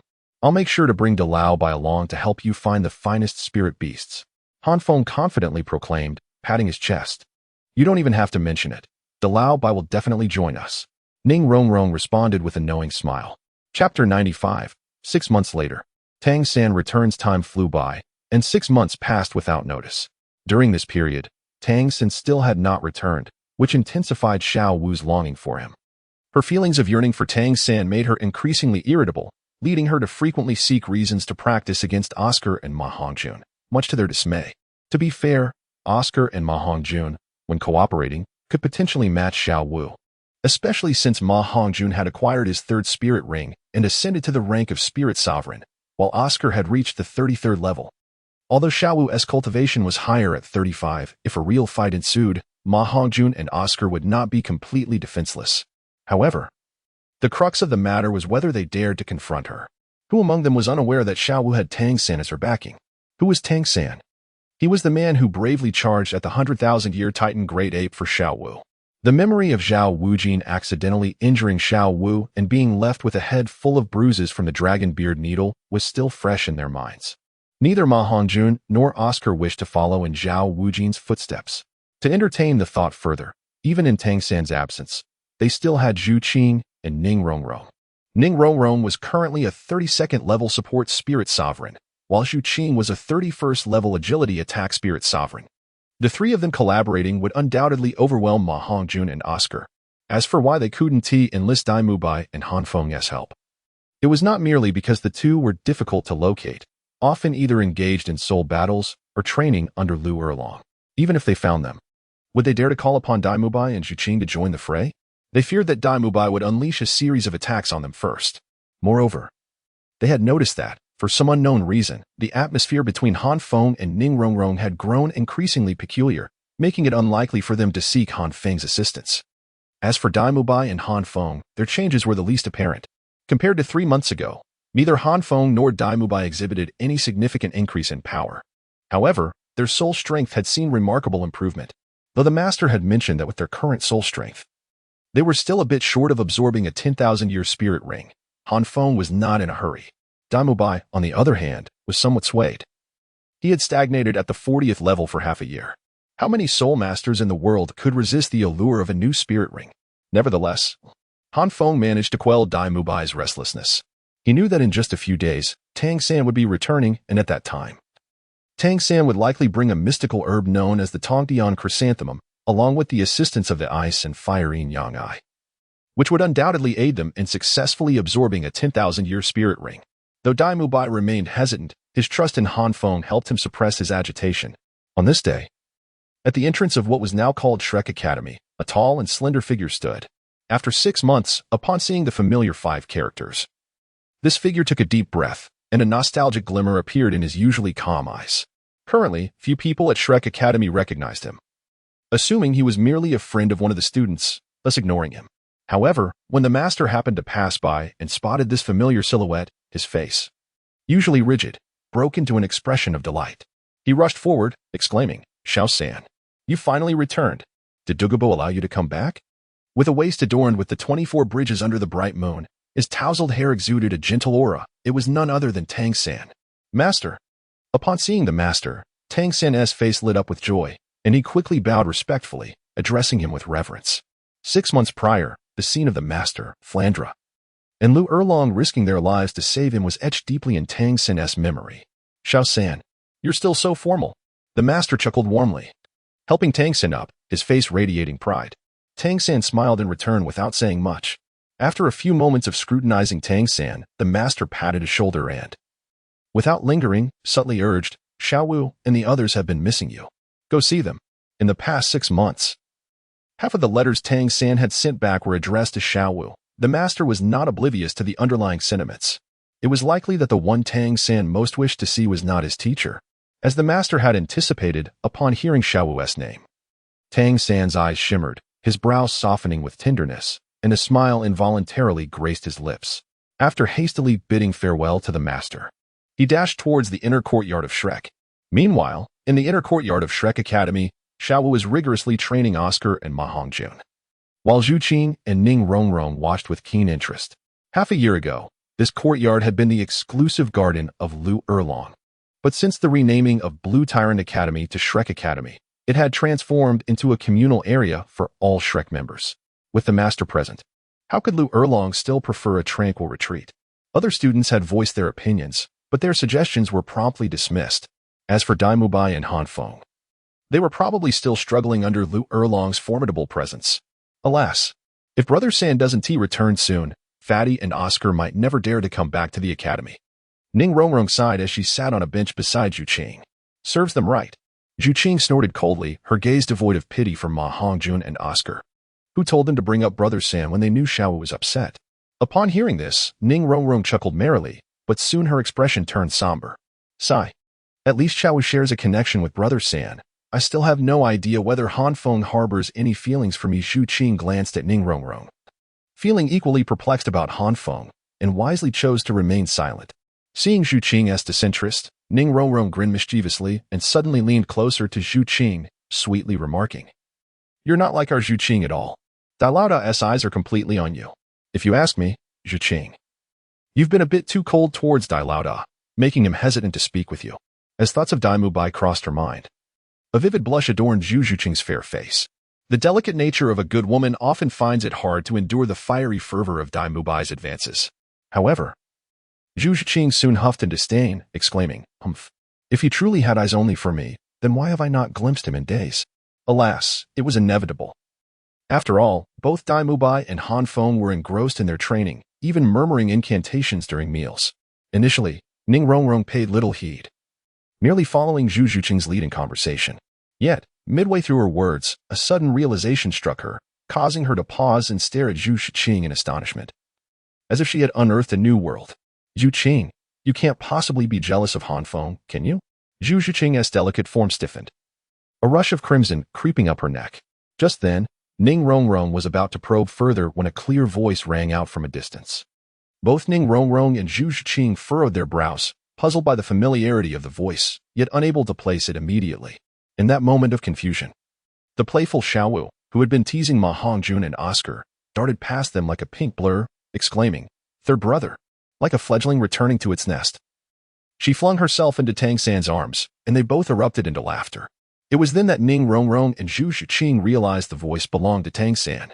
They exchanged knowing smiles, choosing not to intrude upon the joyful reunion of Xiaowu and Tangan.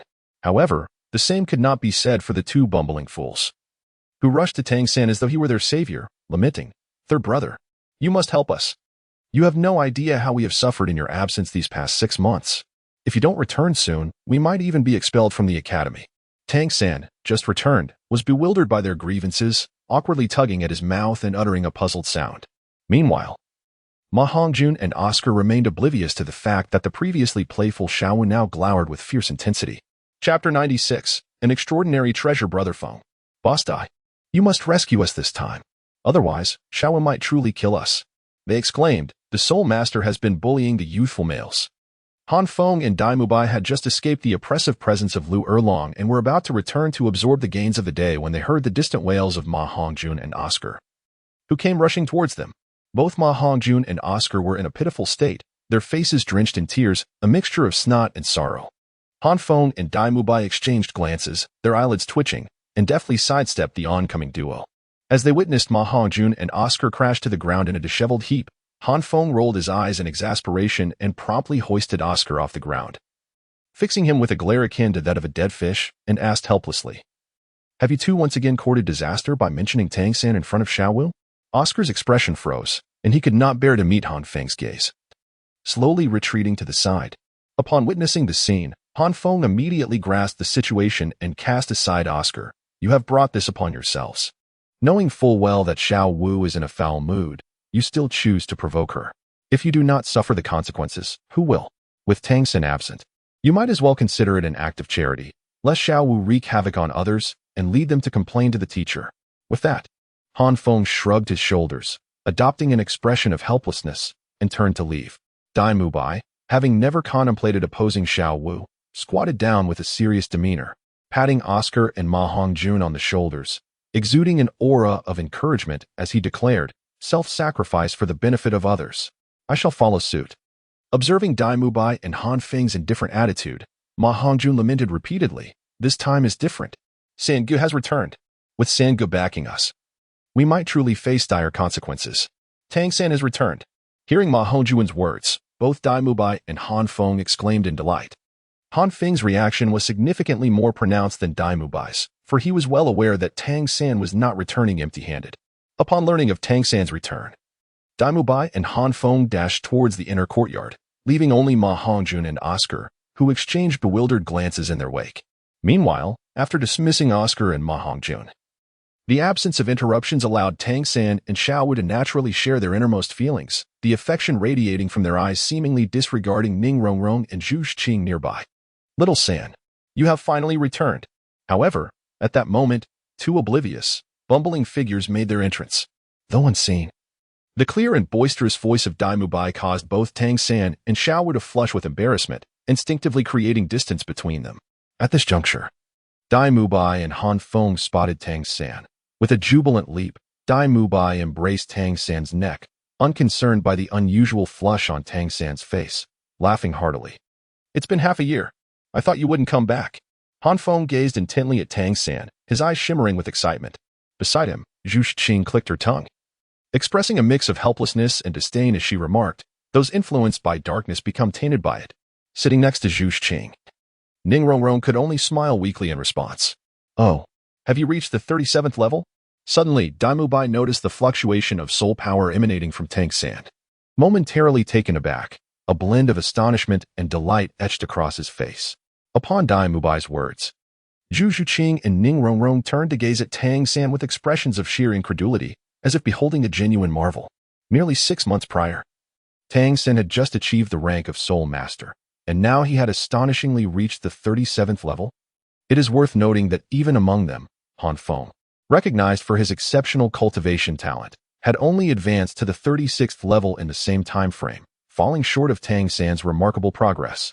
Although the challenges of Han Feng's training were incomparable to those faced by Tangan, his achievements were nonetheless impressive.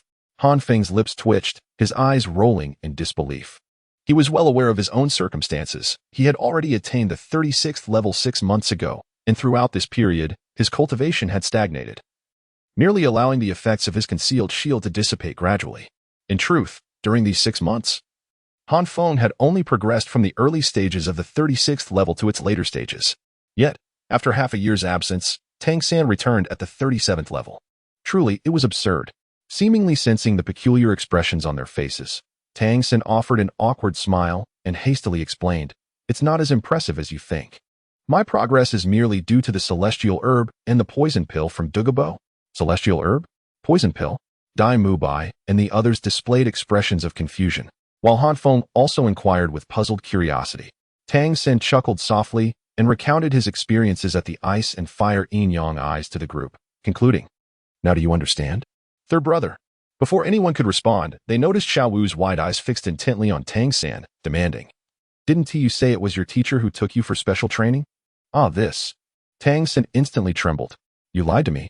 Before he could respond, Xiao Wu's eyes glistened with tears. Her anger stemmed not from being deceived, but from her concern over Dugu Bo's morally ambiguous nature. Xiao Wu. Let me explain. Tangan panicked. Even 6 months ago, when he had been coerced by Dugu Bo, he had not felt such alarm. Following a series of Tangan's evasive arguments and the signing of numerous unequal treaties, Xiao Wu finally relented. At that moment, Han Feng and the others were at a loss for words. Finally, Tangan found the opportunity to converse with Han Feng and the others, offering them an awkward smile. Dai Mubai also managed an awkward chuckle, suggesting, Shall we avoid this topic for now? Avoid it? We have been thoroughly avoiding it already. Han Feng rolled his eyes, realizing that Tang San likely yearned for their assistance in navigating this situation. Tang San's face flushed crimson, clearly aware that his thoughts had been seen through by Han Feng. He swiftly shifted the topic, his fingers gliding over the moonlit night on the 24 bridges, producing a magnificent chrysanthemum. This flower radiated a stunning purple hue, with each petal adorned with delicate, tiny hairs, yet it emitted no fragrance whatsoever. Upon witnessing this, Han Feng's eyes suddenly brightened. Tang San chuckled softly and addressed Dai Mubai, saying, "Big brother Dai, this is for you.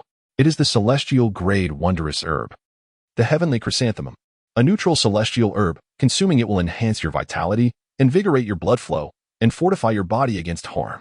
Big brother Dai, did you not express a desire to absorb soul rings beyond the typical limits? With this, you will undoubtedly enhance your chances by at least 30%. Dai Mubai was momentarily taken aback. This is for me? Of course. Tang San's expression bore no trace of insincerity. After a brief silence, Dai Mubai burst into hearty laughter, graciously accepting the heavenly chrysanthemum and exuberantly declaring, "A great favor. No words of thanks are necessary. In the future, any battles that cannot be resolved, leave them to me." Tang San, not wishing to be overly formal, nodded in agreement, then glanced around, inquiring with a hint of confusion, "Where are Oscar and Fatty?" Han Feng shrugged nonchalantly and remarked, "Those two were frightened off by you. They have likely sought refuge in the dean's office by now." Huh. Tang San did not quite comprehend, as he had not noticed when Oscar and Ma Hongjun had departed. His focus had been solely on Xiao Wu. Han Feng rolled his eyes, saying, "I know you didn't see, so I'll go call them over." Tang San smiled awkwardly and had no choice but to put back the 8-petal fairy orchid he had already taken out. Chapter 97, The Sunflower of Daylight and the Moonflower of Spirit. When Han Feng returned with Oscar and Ma Hongjun, the master was already present. At that moment, Tang San and the others were anxiously watching the master, who held in his hand a seed that was crystal clear. To call it merely a seed seemed inadequate, as it was quite large, about the size of a baby's fist. Suddenly, as Han Feng and the others approached, the master coughed up a mouthful of blood, and the seed fell from his grasp, his complexion turning pale and weak. This scene startled Han Feng and the others, who initially thought their sudden appearance was the cause of this distressing event. "Master!" Tang San and Xiao Wu rushed forward, wanting to support the master. But he raised his hand to decline their assistance, murmuring with a somber expression, "I still cannot let go of the burdens in my heart. I am not worthy of its acknowledgement." Upon hearing this, Tang San and the others were at a loss for words to comfort the master. At that moment, Han Feng noticed that Zhu Shiqing beside him had a hint of blood at the corner of her mouth, and he curiously picked up the fallen seed. "Stop!" Tang San, whose attention had been solely on the master, finally noticed Han Feng when he picked up the seed and exclaimed in alarm, trying to stop him. But it was too late. Han Feng had already grasped the seed in his hand. As he held the seed, Han Feng felt a peculiar force surge into his mind. In that fleeting instant, the image of Chian flickered in his mind, quickly replaced by Ning Rongrong's smiling face, but both visions vanished as swiftly as they appeared, leaving Han Feng momentarily dazed. The next moment, he looked at Tang San with confusion, asking, "What's wrong?" Tang San's expression was also somewhat strange as he stared at the motionless crystal seed, countering, "Don't you feel anything?" "What am I supposed to feel?" Han Feng furrowed his brow, increasingly perplexed. Tang San hesitated before recounting the tale of the heartbroken red, explaining, "This is the heartbroken red. Only the purest and truest love can cause it to bloom. Otherwise, one will suffer its backlash." The master and Shu Qing both failed. "This is the heartbroken red?" Han Feng, intrigued, examined the crystal seed in his hand, and then asked, "Then why did I neither make it bloom nor suffer its backlash?" Tang San was equally baffled and could only awkwardly suggest, "Perhaps you just don't understand love yet." Han Feng, hearing this, let out an annoyed click of his tongue, muttering defensively, "Isn't it just a flower? Who really thinks they understand what love is?" Tang San smiled awkwardly, choosing not to argue with Han Feng. "Brother San, why don't I give it a try?" Xiao Wu said softly, her gaze fixed on the heartbroken red in Tang San's hand. Upon hearing Xiao Wu's voice, Tang San felt conflicted. He worried that she might not be able to make the heartbroken red bloom. Yet he also feared that the person who caused it to bloom wouldn't be him. However, the heartbroken red was now in Han Feng's hands, and he recalled that in the original story, it was Xiao Wu who made the heartbroken red bloom, and that it was through this that she could be revived later. With this in mind, Han Feng naturally handed the heartbroken red to Xiao Wu. Before Tangan could say anything, Xiao Wu had already closed her eyes. Buzz. The next moment, before Tangan could even worry, the crystal seed suddenly burst forth with a pink light, and a flower, delicate as a fairy, bloomed in Xiao Wu's hands. The breathtaking beauty left even Han Feng momentarily stunned. Brother, I have someone I love the most. As the heartbroken red blossomed, Xiao Wu opened her eyes, beaming at Tangan. Her voice, laden with meaning, struck a chord even with Han Feng. At that moment, Tangan was somewhat flustered. Staring blankly at Xiao Wu, wanting to speak but unable to find the words, Xiao Wu playfully nudged Tangan, understandingly saying, all right. You haven't given Zhu Qing and the others their fairy herbs yet, have you? Oh, right. Tangan nodded absently, handing the jade box containing the 8-petal fairy orchid to Oscar, saying, Oscar, this is for you. The 8-petal fairy orchid is a celestial herb with gentle and rich medicinal properties that are easy to absorb.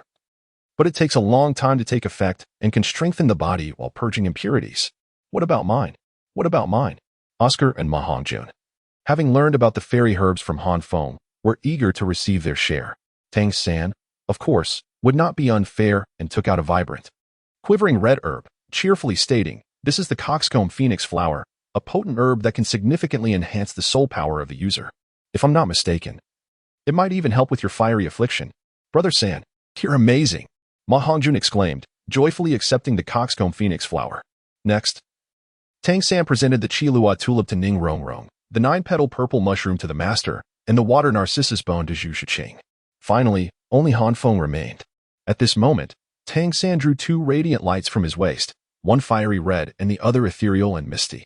These 2 lights transformed into 2 celestial herbs. One was a completely red flower with a golden center, emanating an overwhelming heat that distorted the air around it, while the other was shrouded in mist, through which a silver-white sunflower could be faintly seen. Tangan handed both celestial herbs to Han Feng, saying, Han Feng, these are for you. The sunflower of daylight and the moonflower of spirit. The moonflower of spirit might be slightly inferior, but it is still classified as a celestial herb.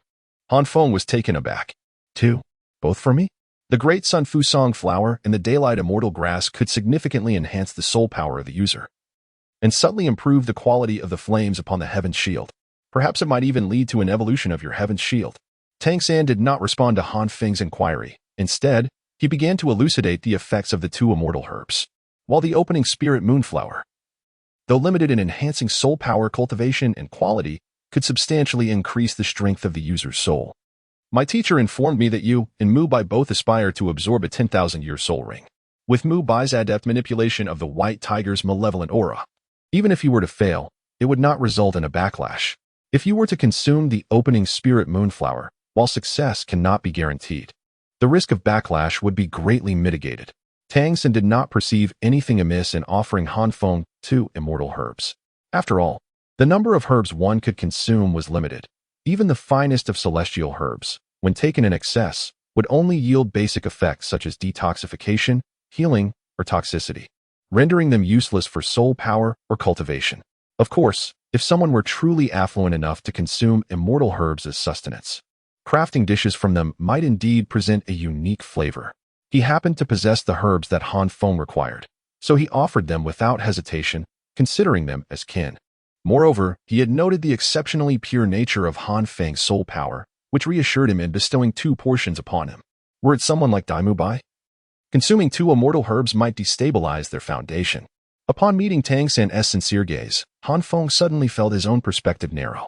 Initially, when he assisted Tangan against the face demon spider and vanquished the unmoving crocodile-scaled bull, it was tinged with a hint of narrow-mindedness and the desire for reciprocation.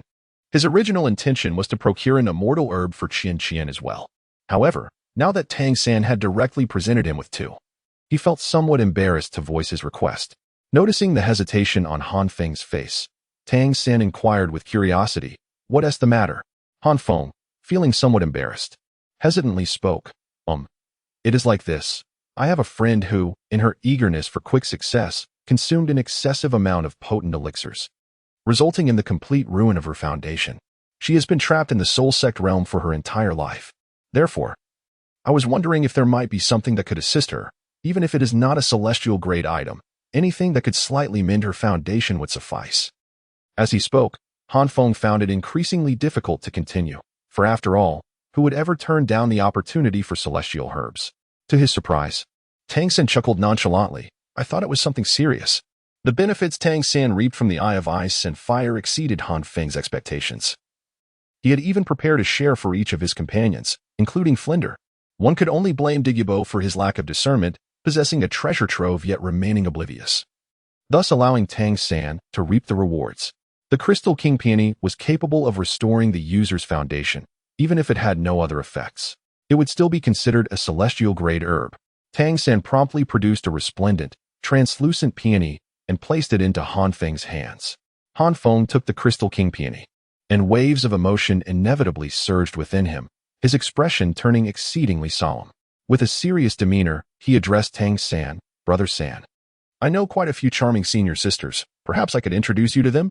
Little brat, do you dare to steal my man? Before Tang San could even respond, he heard Xiao Wu's shrill cry as she instantaneously appeared before Han Feng, launching into a series of 8 grappling moves. Han Feng was taken aback, hastily summoning the shield of the burning heaven as the first soul ring illuminated, intercepting Xiao Wu's attack. What the hell? I was merely teasing. Was it necessary to unleash your ultimate move? Han Feng exclaimed in astonishment. At that moment, Xiao Wu had been restrained by Tang San, who found the situation both amusing and exasperating. She shot a furious glare at Han Feng before running over to Ning Rongrong to complain. Rongrong, look at him. Why aren't you doing anything about it? Chapter 98. It is impossible to directly reach level 40. After a series of antics, everyone eagerly began to absorb the celestial herbs. The first to finish was Oscar. The 8-petal celestial orchid possessed a gentle and rich medicinal quality, making it the easiest to absorb, though it required a lengthy period for digestion. Oscar had merely begun the initial refinement. Nevertheless, the 8-petal orchid allowed Oscar's cultivation to soar by 5 levels, propelling him from level 33 to an impressive 38, a high-ranking soul master. Haha, now my brother has also reached level 38, Oscar exclaimed, leaping into the air, his handsome features radiant with a triumphant smile that could incite envy in women. However, the flamboyance of his grin was undeniably glaring. Yet, one could hardly fault Oscar. Before level 70, the challenges faced by an auxiliary soul master were entirely distinct from those encountered by others. Despite being born with full innate soul power, Oscar had toiled for many years, only breaking through to level 30 at the age of 14, a feat that paled in comparison to Tang San, who also possessed full innate soul power. This single 8-petal celestial orchid had even ignited within Oscar the hope of breaking through to soul sect before the age of 16. How could he not be exhilarated? What's all this commotion? Before Oscar's excitement could wane, he heard Ma Hongjuan's voice dripping with sarcasm. A blazing light ignited behind Oscar, and within the flames, one could vaguely discern a phoenix, its head raised towards the sky. Ma Hongjun emerged with a smug expression, casting a provocative glance at Oscar, declaring, I too have risen 5 levels, now standing at 36. Moreover, my evil fire has been purified. I am now a true fire phoenix, Ma Hongjun emphasized, clearly having been troubled by his evil fire for quite some time. It wasn't he that the brothel was unentertaining. Rather, it was disheartening to see his companions diligently cultivating while he struggled with the issues of his evil fire. Before Han Feng and the others entered Shrek Academy, it could be said that while Han Feng may not match Tang San in terms of diligence, he certainly stood on par with Oscar. However, the presence of the evil fire loomed over him. If he were to recklessly pursue his training, he would ultimately face fiery demise, which significantly curtailed his training time. With the issue of the evil fire now resolved, Han Feng felt an exhilarating certainty that he would eventually rise to become one of the 4 great pillars of Shrek. How could he not be thrilled? Huh, you're still just a chicken, Oscar remarked disdainfully, unable to conceal his irritation at Han Feng's smug demeanor. Repeat that, and I swear I'll turn you into a sausage right now. Han Feng retorted furiously, his anger flaring as he prepared to unleash his soul ring. Both of you, quiet down. Brother San and the others are still absorbing the divine herbs. Unfortunately, their impending brawl was thwarted as Xiao Wu, unable to tolerate their antics any longer, swiftly knocked them both down with a single punch and dragged them away. As in the original narrative, Xiao Wu chose not to absorb the Heartbreak Red, a decision that would temporarily place her behind the others in terms of cultivation. Yet, she cared little for such trivialities, placing greater significance on the symbolism of the Heartbreak Red. When Xiao Wu returned, Zhu Zhuqing had successfully completed her absorption. With a radiant expression, Xiao Wu approached Zhu Zhuqing, curiosity shimmering in her eyes. Zhuqing, how do you feel? How much has your cultivation improved? Zhu Zhuqing hesitated slightly, furrowing her brow, seemingly struggling to acclimatize to the sudden surge of power within her. After a moment of silence, she finally spoke. It feels incredible. I've advanced 7 levels. I'm now at level 38. When those words left Zhu Zhuqing's lips, even she appeared incredulous, unable to fully grasp how effortlessly she had achieved such a remarkable leap. Xiao was momentarily taken aback, exclaiming in astonishment, that much? Fatty and that scoundrel only advanced 5 levels. Zhu Zhuqing tilted her head thoughtfully, uncertain. Perhaps it's because my affinity with the water fairy's jade bone is particularly high. I encountered no obstacles during the absorption. It was quite effortless to refine it. Even Zhu Zhuqing herself could not articulate the reason. Perhaps Tang San would understand. But he too was currently engaged in absorbing the divine herbs, leaving Zhu Zhuqing to speculate alone. However, Xiao was unfazed by the ambiguity, her attention captivated by Zhu Zhuqing's complexion, exclaiming in admiration, Zhuqing, your skin is so tender now. It looks like a gentle pinch would bring forth water. If Douluo sees this, he certainly won't be able to contain himself. Zhu Zhuqing's cheeks flushed to deep crimson at Xiao Wu's words, shooting her a sidelong glance as she reproached, albeit without any real intimidation, what nonsense are you spouting? Before Xiao Wu could retort, a thunderous roar erupted, startling countless birds into flight. The powerful and menacing bellow sent shivers through both Xiao Wu and Zhu Zhuqing, momentarily halting their heartbeats. With narrowed pupils, they exclaimed in awe, what an overwhelming aura! That roar, could it cause any trouble? Zhu Zhuqing murmured with a hint of concern, making such a loud racket. Do you really think you're some kind of large feline? Before either Zhu Zhuqing or Xiao Wu could advance to investigate, Han Feng, having just absorbed the sunflower and moonflower, picked up a pebble and hurled it towards Daimu Bai. Han Feng had just begun to refine the daylight fusang flower and the spirit moon sunflower when he was about to open his eyes.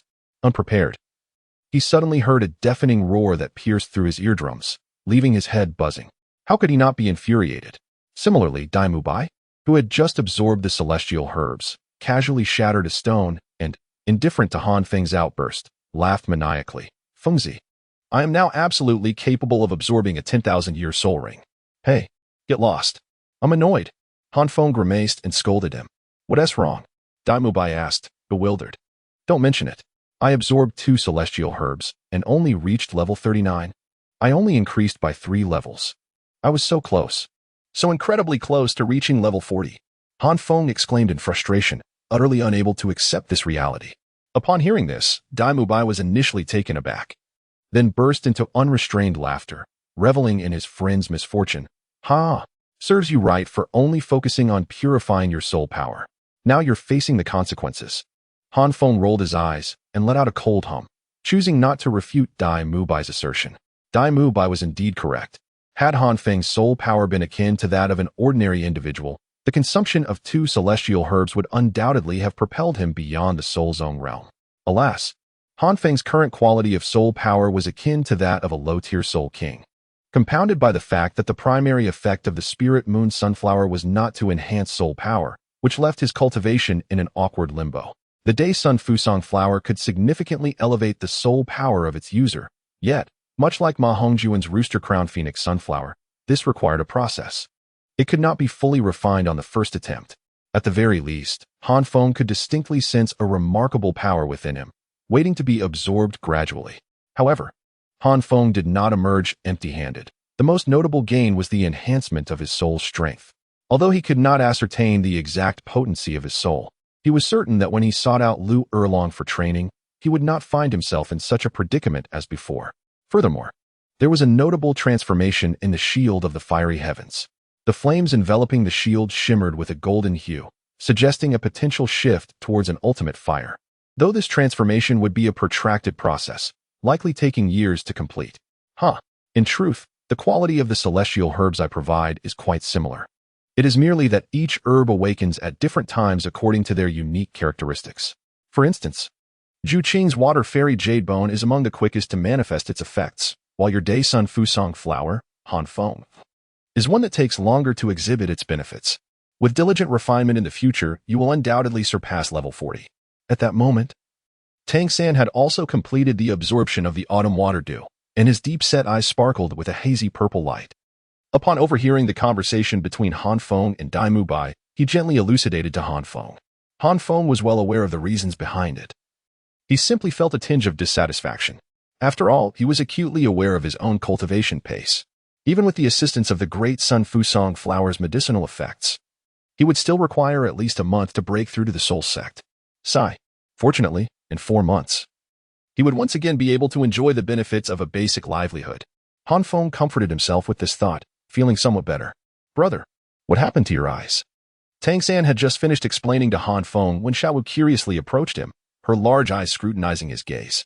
After absorbing the dew from the celestial herb named Wang Chuan Qiu Shui, Tangan had broken through to the third realm of the purple extreme demon eyes, Jiazi, enabling him to perceive the infinitely minute aspects of the world with absolute clarity. When Xiao Wu entered his line of sight, he was momentarily taken aback, his expression subtly shifting. Tangan remained silent for a breath. Then, as if carefree, he smiled and spoke to Xiao Wu in his usual tone. I absorbed the dew from a celestial herb called Wang Chuan Qiu Shui, which allows me to see things differently. Then, in your eyes, how am I different from before? Xiao Wu asked with a furrowed brow, her curiosity piqued. Tangan smiled gently. To me, Xiao Wu has always been unique. Hearing this, Han Feng realized that Tangan must have uncovered Xiao Wu's true identity, and he felt a sense of admiration for Tangan's composure. If it were anyone else, discovering that their childhood friend was actually a transformed spirit beast from 100,000 years ago would surely elicit some surprise. Yet, Tangan merely smiled lightly. As if nothing had occurred, one could only conclude that the men of the Tang family truly transcended the mundane. Chapter 99. 9 Treasure Glazed Tile Pagoda. What a pity.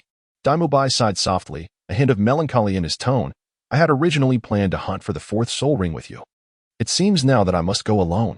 Though Dai Mubai feigned regret, Han Feng, as his close friend, easily discerned the smugness hidden in his eyes. Dai Mubai was clearly teasing Han Feng over his failure to break through to level 40. TSK. Han Feng clicked his tongue, mercilessly exposing Dai Mubai's intentions. Don't think I'm oblivious. The soul beasts required for your first 5 soul rings have already been determined and need to be hunted in the Star Luo Empire. It's impossible for you to accompany me. You're just showing off. In recent days, Dai Mubai had shared his background with Han Feng, so Dai Mubai was not surprised by Han Feng's words. Humph. Dai Mubai was unperturbed, shrugging with a sense of pride. The pretense of regret faded from his face, replaced by an undeniable exuberance. Upon witnessing this, Han Feng gritted his teeth and could only let out a slight hum, choosing not to argue further. Meanwhile, a trace of concern crossed Zhu Zhuqing's delicate face as she stepped past Han Feng and approached Dai Mubai, slightly bashful as she inquired. Do you truly intend to absorb the 10,000-year spirit ring? Dai Mubai was momentarily taken aback, observing the shyness and worry etched on Zhu Zhuqing's face. Warmth surged within him as he suppressed his playful demeanor and nodded earnestly, stating, I have prepared for this moment for half a year. With the aid of the celestial herb, there is no reason to falter now that the time has come. Zhu Zhuqing understood that Dai Mubai had made up his mind. She hesitated for a moment, her lips twitching as if to speak, yet ultimately refrained from further dissuading him, though uncertainty lingered on her face. But your family, Zhu Zhuqing began, only to trail off. Dai Mubai, however, comprehended her implication. As the prince of the Star Luo Empire, he bore the weight of a cruel destiny that came with his royal lineage, although he had previously been disheartened by his brother's disdain, leading him to seek refuge in the Heaven Do Empire and to seclude himself within Shrek Academy. A significant number of royal members still kept an eye on him. After all, as a prince, even if he was overlooked, any breakthroughs in cultivation or spirit ring acquisition would prompt royal attention. Should Dai Mubai's brother discover that he was acquiring a 10,000-year spirit ring, he would undoubtedly make it difficult for him to return. After pondering Zhu Zhuqing's words, Dai Mubai fell silent for a moment, clearly reflecting on the shadow cast by his brother. Nevertheless, he maintained his composure and replied, Do not worry. I will not inform them of my spirit ring hunt. I will secretly venture to the Star Luo Empire with the Dean and others. Surely, they cannot monitor the mixed region of the Star Do Great Forest at all times. You plan to keep this from them? Zhu Zhuqing's eyes widened in alarm as she grasped Dai Mubai's hand, her voice tinged with panic. But if your brother finds out, he will never let you off. Glimpsing the uncertainty on Zhu Zhuqing's face, a flicker of barely concealed anger crossed Dai Mubai's countenance. That day, after revealing his background to Han Feng, he had been reproached. While you were plotting against me, How could you have been so relentless? Your brother is 6 years your senior. How can you endure such mental games? At that moment, Daimubai had not immediately been galvanized by Han Feng's words. However, as Han Feng continued, a rebellious spirit began to stir within him. Now, witnessing Zhu Qing's anxious demeanor, his pent-up frustration finally erupted. Humph. Once I absorbed the 10,000-year spirit ring. What is there to fear? Han Feng, who had been pretending not to notice, suddenly broke into a grin upon hearing Daimubai's declaration. What a marvel! I've been wearing my tongue thin trying to explain this to the thick-headed youth. Yet Zhu Zhuqing's mere expression suffices to settle everything. Zhu Zhuqing was also taken aback, seemingly unprepared for Daimubai's boldness. Her heart raced, and she became so engrossed that she failed to realize she had already found herself in his embrace. At that moment, Ning Rongrong, who had been sitting cross-legged, finally completed her absorption of the Chiluo tulip. With a bright voice, she joyfully exclaimed, Han Feng, my spirit power has increased by 6 levels. I am now at level 38. As soon as Ning Rongrong finished speaking, she noticed Han Feng's expression had grown somewhat stiff, and he cast a puzzled glance around. Tangan and Xiaowu, who had been feigning ignorance, now wore peculiar expressions as they discreetly pointed towards Daimubai and Zhu Qing. Ning Rongrong immediately understood. Seeing the lingering blush on Zhu Zhuqing's face, Ning Rongrong awkwardly chuckled. I'm so sorry. I didn't mean to intrude, coughing lightly. Daimubai feigned a cough, choosing not to respond. In all honesty, his previous action had been instinctual. With the atmosphere ripe, it would have been inappropriate not to act at all. Hearing Daimubai's overly stiff cough, Zhu Zhuqing playfully nudged him, letting out a soft huff without offering any explanation. Han Feng rolled his eyes, noticing the tinge of guilt on Ning Rongrong's face, and reluctantly spoke. Pay them no mind. They chose to engage in whispered conversations without consideration for those around them. You just mentioned that you have reached level 38, correct? Congratulations. By the way, Han Feng, what level are you at now? Having absorbed 2 immortal herbs, you should have attained level 40 by now, right? At less than 13 years of age, you truly are remarkable. Ning Rongrong nodded initially, then turned to Han Feng with a blend of curiosity and admiration. However, as soon as Ning Rongrong's words left her lips, Han Feng's expression darkened, prompting laughter from Xiaowu and Daimubai. While Tangan and Zhu Zhuqing could barely contain their amusement, observing the reactions of her companions, Ning Rongrong furrowed her brows in confusion, wondering if she had misspoken. Rongrong. He has only advanced 3 levels. He is stuck at 39. It's no wonder, given that he often compresses his soul power. Now he must be quite astonished. Xiaowu teased as she approached Ning Rongrong, seemingly intent on adding to Han Feng's embarrassment. Upon hearing this, a look of disbelief spread across Ning Rongrong's charming face. I'm sorry, I didn't know. Yet, more than anything, Ning Rongrong feared Han Feng's ire and hastily added an explanation to him. Han Feng did not harbor any intentions of reproach towards her. Instead, Xiaowu bared her teeth playfully, prompting a delightful giggle from her as she retreated to Tangan's side. She then remarked, it's nothing to worry about. This has nothing to do with you. After all, it's merely a slight increase in soul power, and a month will suffice. Although Han Feng did not display anger, Ning Rongrong discerned the underlying frustration in his words. Timidly, she nodded and said, oh, let's not discuss that anymore. Observing Ning Rongrong's expression, Han Feng's tone unconsciously softened significantly as he remarked, earlier, when you were examining your martial soul, it seemed a bit unusual. Might I have another look? Is that so? Ning Rongrong hesitated, furrowing her brow. In truth, after absorbing the Kirin tulip, she too sensed a subtle transformation in the 7 treasure glazed tile. However, at that moment, she had been captivated by the immense enhancement of her cultivation and had not paid much attention to it. Up until now, she had not closely examined her martial soul. Upon Han Feng's prompt, she began to recall the experience. Ding! Ning Rongrong summoned her martial soul once more. The glazed tile appeared as it always had, at first glance. There seemed to be no discernible change. Yet, as her gaze lingered on the martial soul, an unusual thrill intensified within her, compelling her to scrutinize it further. The first layer, the second layer, the 7th layer. As Ning Rongrong examined each layer, her voice suddenly trembled upon reaching the 7th layer. Her beautiful eyes brimming with disbelief, Han Feng remained silent, for he understood that Ning Rongrong had already come to a realization. At that moment, Xiaowu approached, exclaiming in astonishment, Rongrong, your martial soul has transformed into 9 layers. However, to Xiaowu's bewilderment, no one responded to her. Tangan, guided by the teachings of his master, and Zhu Zhuqing and Daimubai, influenced by the royal family, We're all aware of the significance of the 7 treasures glazed tile transforming into 9 layers. Ning Rongrong's mind was in turmoil. For a moment, she found herself at a loss for words. She simply bowed to everyone and said, I must report the mutation of the 7 treasures glazed tile into the 9 treasures glazed tile to the sect. I would appreciate it if you could assist me in requesting leave from the master and the dean. Han Feng reacted swiftly, flashing a grin. Go ahead. Leave the master and the dean to us. Ning Rongrong nodded, not bothering with farewells, and dashed towards the school gate. In Chapter 100, titled The Alliance Between Chian Rinxue and Bibi Dong, the author implores readers not to rush to critique, as the protagonist's innate soul power has been foreshadowed. The day after absorbing the miraculous mushroom, Dai Mubai discreetly left the academy with Zhao Wuji and Flinder. With 2 soul saints protecting him, Dai Mubai's safety was virtually assured. Back at the academy, with Lu Erlong in charge, there was little cause for concern. The Xinghua Empire lay hundreds of miles from Tiando City. And given the time required for hunting soul beasts, Dai Mubai would likely not return for a month or 2. Ning Rongrong had also departed from the academy. The Jiobao Yuli Tower was of paramount importance, even more so than a titled Douluo. Thus, it was improbable for her to return in the near future. Meanwhile, life at the academy remained largely unchanged.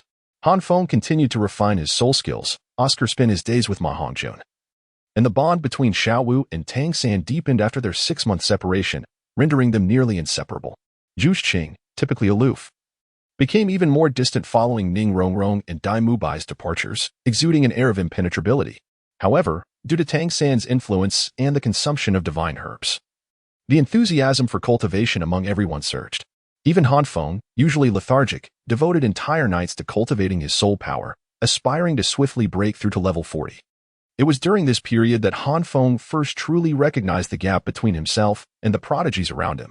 His innate half-level soul power rendered his cultivation talent remarkably inferior. While Oscar and the others experienced rapid advancements on a daily basis, Han Feng, despite the assistance of the Day Sun Fuso flower and the Spirit Awakening Moonflower, found his progress pitifully slow. This was even after witnessing a significant increase in the strength of his soul, which had enhanced his cultivation speed. Frustrated, Han Feng lamented the absurdity of possessing dual innate martial souls yet having such limited innate soul power. Life, however, must go on. He could not cease his cultivation entirely. As Han Feng diligently trained, within the royal palace of the Tiando Empire, Chian Rinxue knelt before an image, her demeanor respectful and tense. The image belonged to Bibi Dong. After 6 months, Chian Rinxue once again faced Bibi Dong, but this time, it was she who initiated contact. Have the matters of Xuexing and Xuebing been resolved? Bibi Dong's inquiry was direct, devoid of pleasantries or warmth. If she had greeted Chian Rinxue kindly, it would have indicated a reprimand was forthcoming. As Bibi Dong's cold, authoritative voice echoed, Chian Rinxue's expression shifted slightly. The deaths of the 2nd and 3rd princes have led some in the royal family to suspect me. Furthermore, as the crown prince, my power, second only to Xueye, draws countless eyes upon me, making it difficult for me to act directly. I ask you, have matters been resolved? Bibi Dong pressed, her impatience evident. Sister, please don't be angry. Though Chian Rinxue spoke these words, her tone bore no hint of remorse. Humph. Bibi Dong snorted, maintaining her silence, awaiting Chian Rinxue's response. Taking a deep breath, Chian Rinxue succinctly replied, Xuebing and Xuexing are more deeply entrenched than I had anticipated, leaving no traces for me to exploit. They remain vigilant against my efforts. My people cannot infiltrate, especially Xuexing, who, under the guise of avarice, has amassed considerable wealth and secretly recruited numerous soul masters. Observing Bibi Dong's progressively darkening expression, Chian Rinxue realized her explanation would not satisfy her. Thus she added, while I have not eradicated the threat posed by Xuexing and Xuebing, I have severed Xuexing's financial resources under the pretext of governing with integrity. Without financial support, those soul masters will naturally disperse. As for Xuebing, I have confined him within the palace. With a little more time, I can ensure his demise appears accidental. After Chian Rinxue concluded, Bibi Dong's expression softened slightly, though it remained grim. Humph. Is this the result of your efforts over the years? Allowing a prince to hide under your very nose for so long? Bibi Dong questioned frostily. Sister, please don't be angry. Chian Rinxue repeated, offering no further explanation. Chian Rinxue harbored a greater desire to eliminate Xuebing and Xuexing than even Bibi Dong did, especially Xuexing, whose actions during the Tiando Royal Academy incident 6 months prior remained etched in her memory. Yet, as Chian Renshue delved deeper into Xuexing's secrets, the situation grew increasingly complicated. She had underestimated the influence of a prince and the determination of Xuexing. Not to mention the strength of Xuexing himself, a soul saint, made assassination nearly impossible. Even if the trio of Zhiling were to act, they would struggle to eliminate a soul saint without detection. Chian Renshue had suggested to Bibi Dong the deployment of a Titan Douluo. There was no need to kill Xuexing, merely to dismantle his clandestine forces. Yet, Bibi Dong had declined, stating that the Spirit Hall cannot interfere in the internal affairs of other nations. Left with no choice, Chian Renshue resorted to a strategy of gradual suppression to erode Xuexing's influence. As for Xuebing, had it not been for a sudden royal death within the palace, he would have already met his end. Bibi Dong, understanding the challenges Chian Renshue faced, refrained from pressing further. Instead, she continued, "What is the progress on the poison intended for Xueye?" Upon hearing this, Chian Renshue's downcast eyes flickered with renewed determination. Suppressing her inner turmoil, she calmly replied, "Not much. Dugu, a Titan Douluo, is adept in the art of poison and has delved deeply into it. Even if he cannot detect the poison from the Spirit Hall, he can certainly delay its effects. With Dugubo's abilities, he could extend Xueye's life by several years." After Chian Renshue spoke, Bibi Dong regarded her thoughtfully before saying, "You wish for your sister to assist you in dealing with Dugu?" Chian Renshue remained silent, her head bowed. Bibi Dong studied her for a moment before shaking her head. "Dugu is merely a rank 91. Should the Spirit Hall wish to deal with him, it could do so effortlessly. However, you must understand that your actions must leave no trace of the Spirit Hall. Furthermore, with the upcoming Advanced Soul Master Tournament, various clans and sects were poised to make their moves. Do you comprehend what I mean?" Bibi Dong's words ignited a flicker of disappointment in Chian Renshue's eyes. Yet she nodded in understanding. "I understand, sister." She had initially hoped to use this opportunity to eliminate Dugu as well. Nonetheless, regarding the poison, your sister will assist you. In a few days, the Ghost Douluo will deliver a new poison. Proceed with caution. Bibi Dong's gaze shifted, and she continued, "Yes." Chian Renshue nodded in agreement. Once their conversation concluded, an air of silence enveloped them. Chian Renshue appeared contemplative, while Bibi Dong awaited her words. "Sister." At last, Chian Renshue's tone softened as she tentatively inquired, "Han Feng has not entered the Tiando Royal Academy. He is currently studying at Shrek Academy and is unaware of my true identity. For the past 6 months, no one has suspected me. May I restore contact with Han Feng?" Since Bibi Dong imposed a ban on Chian Renshue, she has been apprehensive about Bibi Dong's potential harm towards Han Feng, refraining from crossing any boundaries. However, as time has passed, her longing has intensified, and during these past 6 months, she has even entertained the reckless desire to meet Han Feng. Especially when letters from Han Feng arrive, such thoughts become increasingly difficult to suppress. "Huh?" Bibi Dong suddenly scoffed, coldly remarking, "Perhaps this is your true intention?" Chian Renshue did not retort. Arguing held no significance as she had become acutely aware of the immense power of the Spirit Hall. Observing Chian Renshue's expression, Bibi Dong felt a twinge of sympathy, despite her disdain. At that moment, Chian Renshue bore an uncanny resemblance to Bibi Dong from over 20 years ago. Albeit now she was playing the role of the mentor she loathed most. "Humph." Bibi Dong let out an ambiguous snort, stating, "Even if I continue to obstruct you, you must be unable to endure it, right? I may allow you to correspond with that boy named Han Feng, but I hope you understand what should and shouldn't be said, what actions are appropriate and what are not. You had better recognize this." After delivering her warning, Bibi Dong departed. Chian Renshue felt a wave of relief wash over her as she exhaled, then hurried to her study and began to write. Chapter 101. Dancing on the edge of a blade. Han Xiaofeng, the wealthiest in the realm, sat before a gentleman of refined demeanor, Ning Fengji, the current patriarch of the Seven Treasures Glazed Tile School. Behind him stood 2 distinguished elders, the Sword Douluo Chen Xian and the Bone Douluo Gu Rong. At this moment, Ning Rongrong cradled the evolved 9-treasure glazed tile pagoda in her right hand and held the Zhuge crossbow in her left. Beaming with joy as she gazed at her father, Ning Fengji scrutinized the 2 artifacts before him, and even with his composure, he could not help but feel a stir of excitement. Gu Rong, with a look of delight, exclaimed, "Is this truly the 9-treasure glazed tile pagoda? The one capable of surpassing the Titan Douluo? Our Rongrong is indeed the most gifted prodigy the Seven Treasures Glazed Tile School has seen in centuries." The 7-treasure glazed tile is renowned as the continent's foremost auxiliary martial soul, yet it possesses a significant limitation. One can never enter the realm of the Soul Douluo. Even with the abundant resources at his disposal, Ning Fengji could only reach the rank of Soul Sage at level 79, unable to advance further. He had long dreamed of breaking the shackles of the 7 treasure glaze tile. Nevertheless, the 7 treasure glaze tile remains the most formidable auxiliary martial soul on the continent, showcasing its immense strength. Now that Ning Rongrong's martial soul has evolved into the 9 treasure glaze tile pagoda, it not only fulfills Ning Fengji's aspirations, but heralds the birth of an extraordinary talent. If the 7 treasure glaze tile is the continent's top auxiliary martial soul, the 9 treasure glaze tile pagoda ranks among the most powerful martial souls, capable of rivaling even the angelic martial soul passed down through generations in the Spirit Hall. Imagine when Ning Rongrong surpasses level 90, and the 9 treasure glaze divine light descends, granting 100% enhancement to all attributes. On the other hand, Chen Xian scoffed disdainfully at Gu Rong's comment. Old bone. It seems your eyes have dimmed. You only see the 9 treasure glaze tile pagoda, yet fail to notice this Juga crossbow. This is a divine weapon, capable of allowing an ordinary person to slay a soul master, significantly enhancing the strength of our disciples. This is a bona fide strategic asset. Chen Xian and Gu Rong have always been at odds. Gu Rong, without any regard for Chen Xian's status, retorted, so according to you, Rongrong's 9 treasure glaze tile pagoda is insignificant? I never said that. Chen Xian snapped, his eyes wide with indignation. Although Gu Rong and Chen Xian disdained each other, their affection for Ning Rongrong was undeniable. Chen Xian certainly did not want to anger the little princess. Sensing Chen Xian's predicament, Gu Rong seized the moment, playfully approaching Ning Rongrong and exclaiming, Rongrong, look. This old fellow looks down on your martial soul. If this had been a few years ago, Ning Rongrong might have cried and demanded some favor.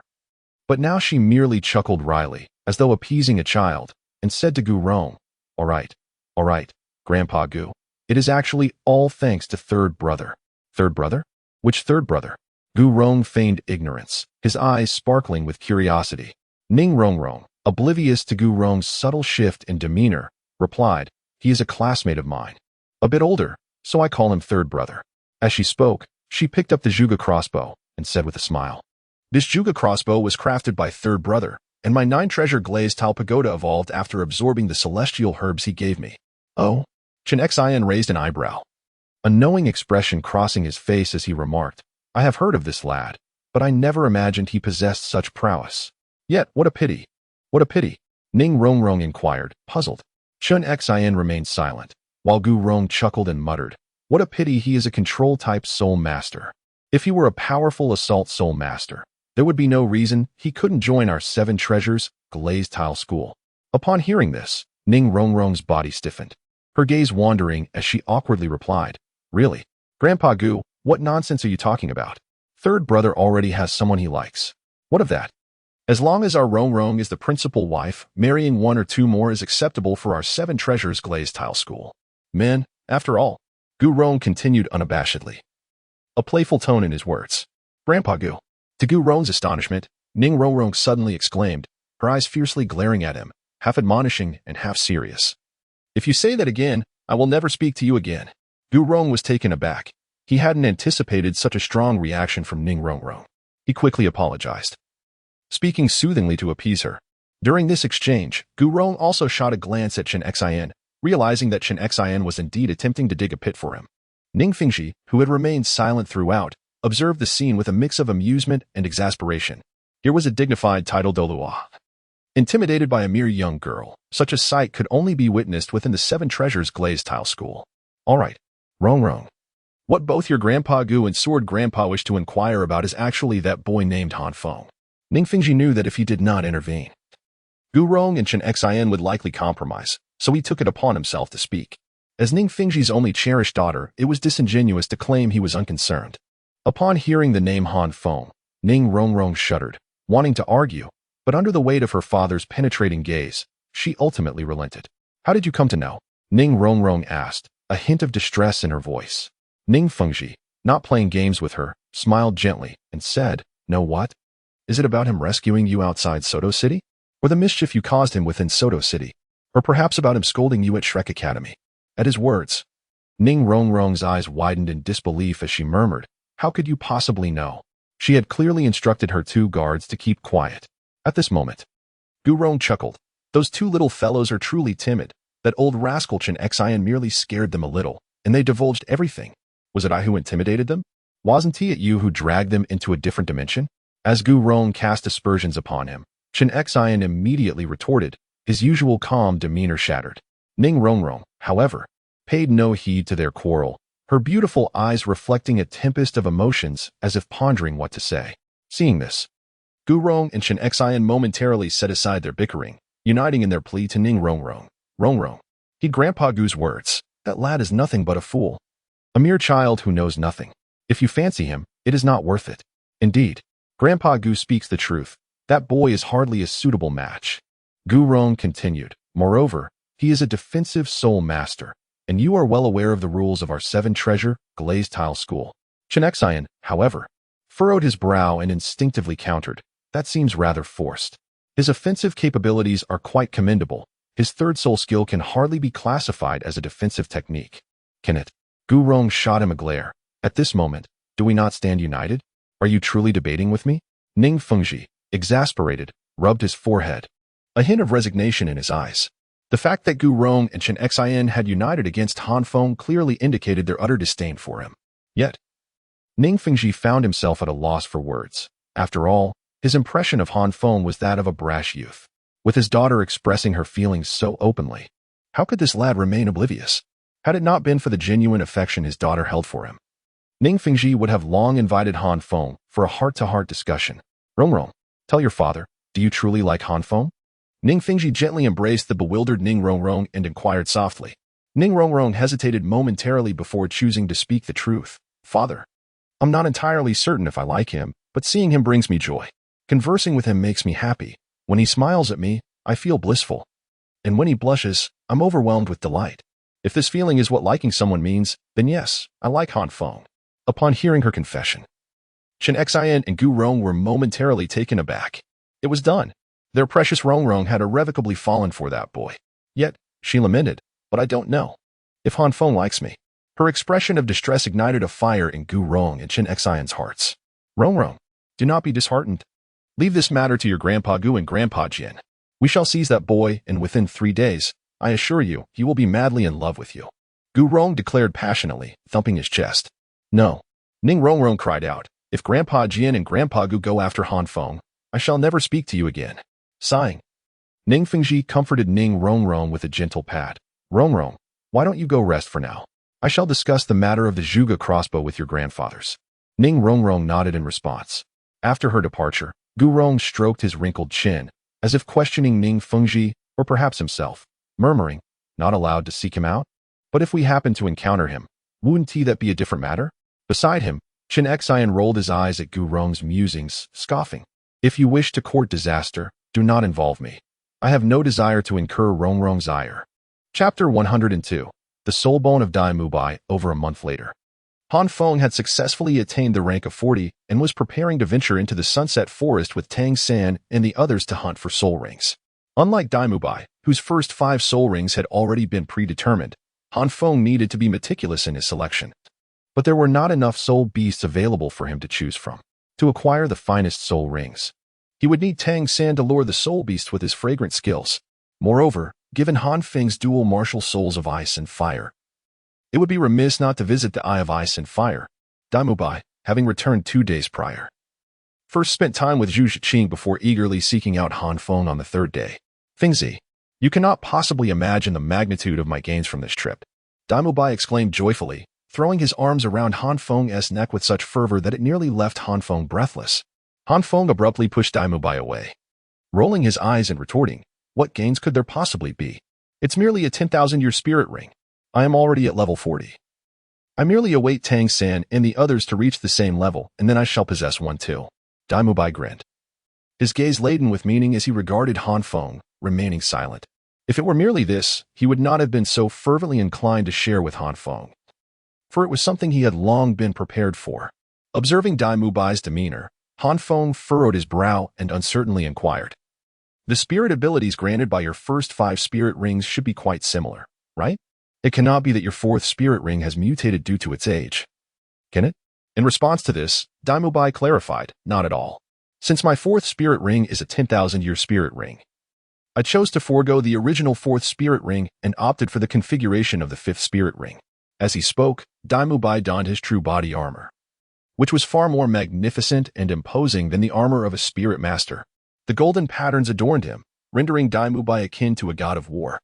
The 4 spirit rings illuminated the sky behind him, their awe-inspiring hues of yellow, purple, and black leaving Han Feng momentarily dazed. Let me share this sensation with you. Daimubai grinned widely, his face aglow with pride as he proclaimed, "Ding! 4th spirit ability, White Tiger Demon God Transformation." As the pitch-black spirit ring ignited, Daimubai bellowed, unleashing a formidable aura that conjured a tempest sweeping towards Han Feng. He instinctively raised a hand to shield his face, and as the storm subsided, Han Feng scrutinized Daimubai with renewed attention. At this moment, Daimubai's appearance had undergone a dramatic transformation. His true body armor had become even more wild. The character for King on his forehead seemingly animated, enveloped in a faint golden aura of malevolent flames. His heterochromatic eyes brimmed with the fierce essence of the white tiger. And Daimubai's smile had morphed into one of defiance, exuding an overwhelming aura of dominance that proclaimed, "None shall rival me." Han Feng furrowed his brow and murmured, "Is it yet another transformation technique?" Han Feng recalled that in the original narrative, Daimubai's 5th spirit ability was the White Tiger Demon Transformation. However, it is quite reasonable now that Daimubai has surpassed the Millennium Spirit Ring and directly absorbed the configuration of a 10,000-year Spirit Ring, thus acquiring this ability ahead of time. Upon hearing Han Feng's murmurs, Daimubai let out a wild laugh and introduced 4th spirit ability, White Tiger Demon Transformation. It enhances strength, soul power, and defense by 150%. It can be used simultaneously with my 1st and 3rd spirit abilities. Fengzi, do you understand my meaning? Han Feng nodded calmly, indicating that this meant he could directly enhance his soul power by 300%, augmenting both strength and defense. Haha. Upon realizing that Han Feng understood his meaning, Daimubai laughed heartily and jested, "Fengzi, you must be cautious. Achieving a 300% increase in defense is a feat that even my brother, at level 50, might not attain. If we factor in Rongrong's amplification, my defense certainly won't lag behind yours." Daimubai's words held truth. Any powerful attacking soul master who could elevate their defense by 300% would not possess a defensive capacity inferior to that of a defensive soul master. Were it not for the exceptionally high operational ceiling of Han Feng's 1st soul skill, relying solely on his 2nd and 3rd soul skills, his defensive capabilities might not surpass those of Daimubai. This made Han Feng grin. As a defensive soul master, he had gradually strayed from his original path, shifting towards the realm of a powerful attacker, while Daimubai, as a strong attacker, was fervently catching up in terms of defense. What about soul power consumption? Han Feng no longer lingered on this issue, for with his martial soul attributes firmly in place, he harbored no concerns about Daimubai surpassing him, especially since he had yet to acquire his 4th soul ring. Han Feng, on the contrary, began to express concern regarding Daimubai's 4th soul skill and its energy consumption. It is worth noting that Han Feng's own 3rd soul skill is quite a significant drain on his energy. Although it appears overwhelmingly powerful, it has been greatly restricted in the early stages. Only now, as Han Feng's energy has increased, does he find it somewhat manageable. Upon hearing Han Feng's inquiry, Daimubai composed himself and replied earnestly, "The energy consumption is neither high nor low. However, if I were to simultaneously activate my 1st, 3rd, and 4th soul skills, I fear I would not be able to sustain it for long.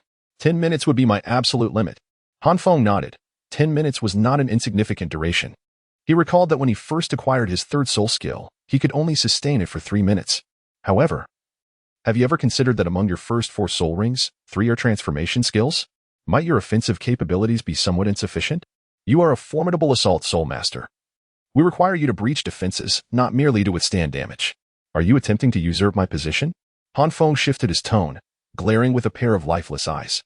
Indeed, with the white tiger's radiant wave, the Gangjin celestial halberd, and the frenzied body, Daimubai, despite possessing 3 transformation skills, remains an exceptionally proficient assault soul master. Yet, without the white tiger's meteor shower, he would find himself at a disadvantage in scenarios of facing multiple adversaries.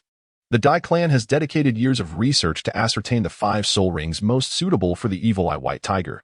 There is a reason for this.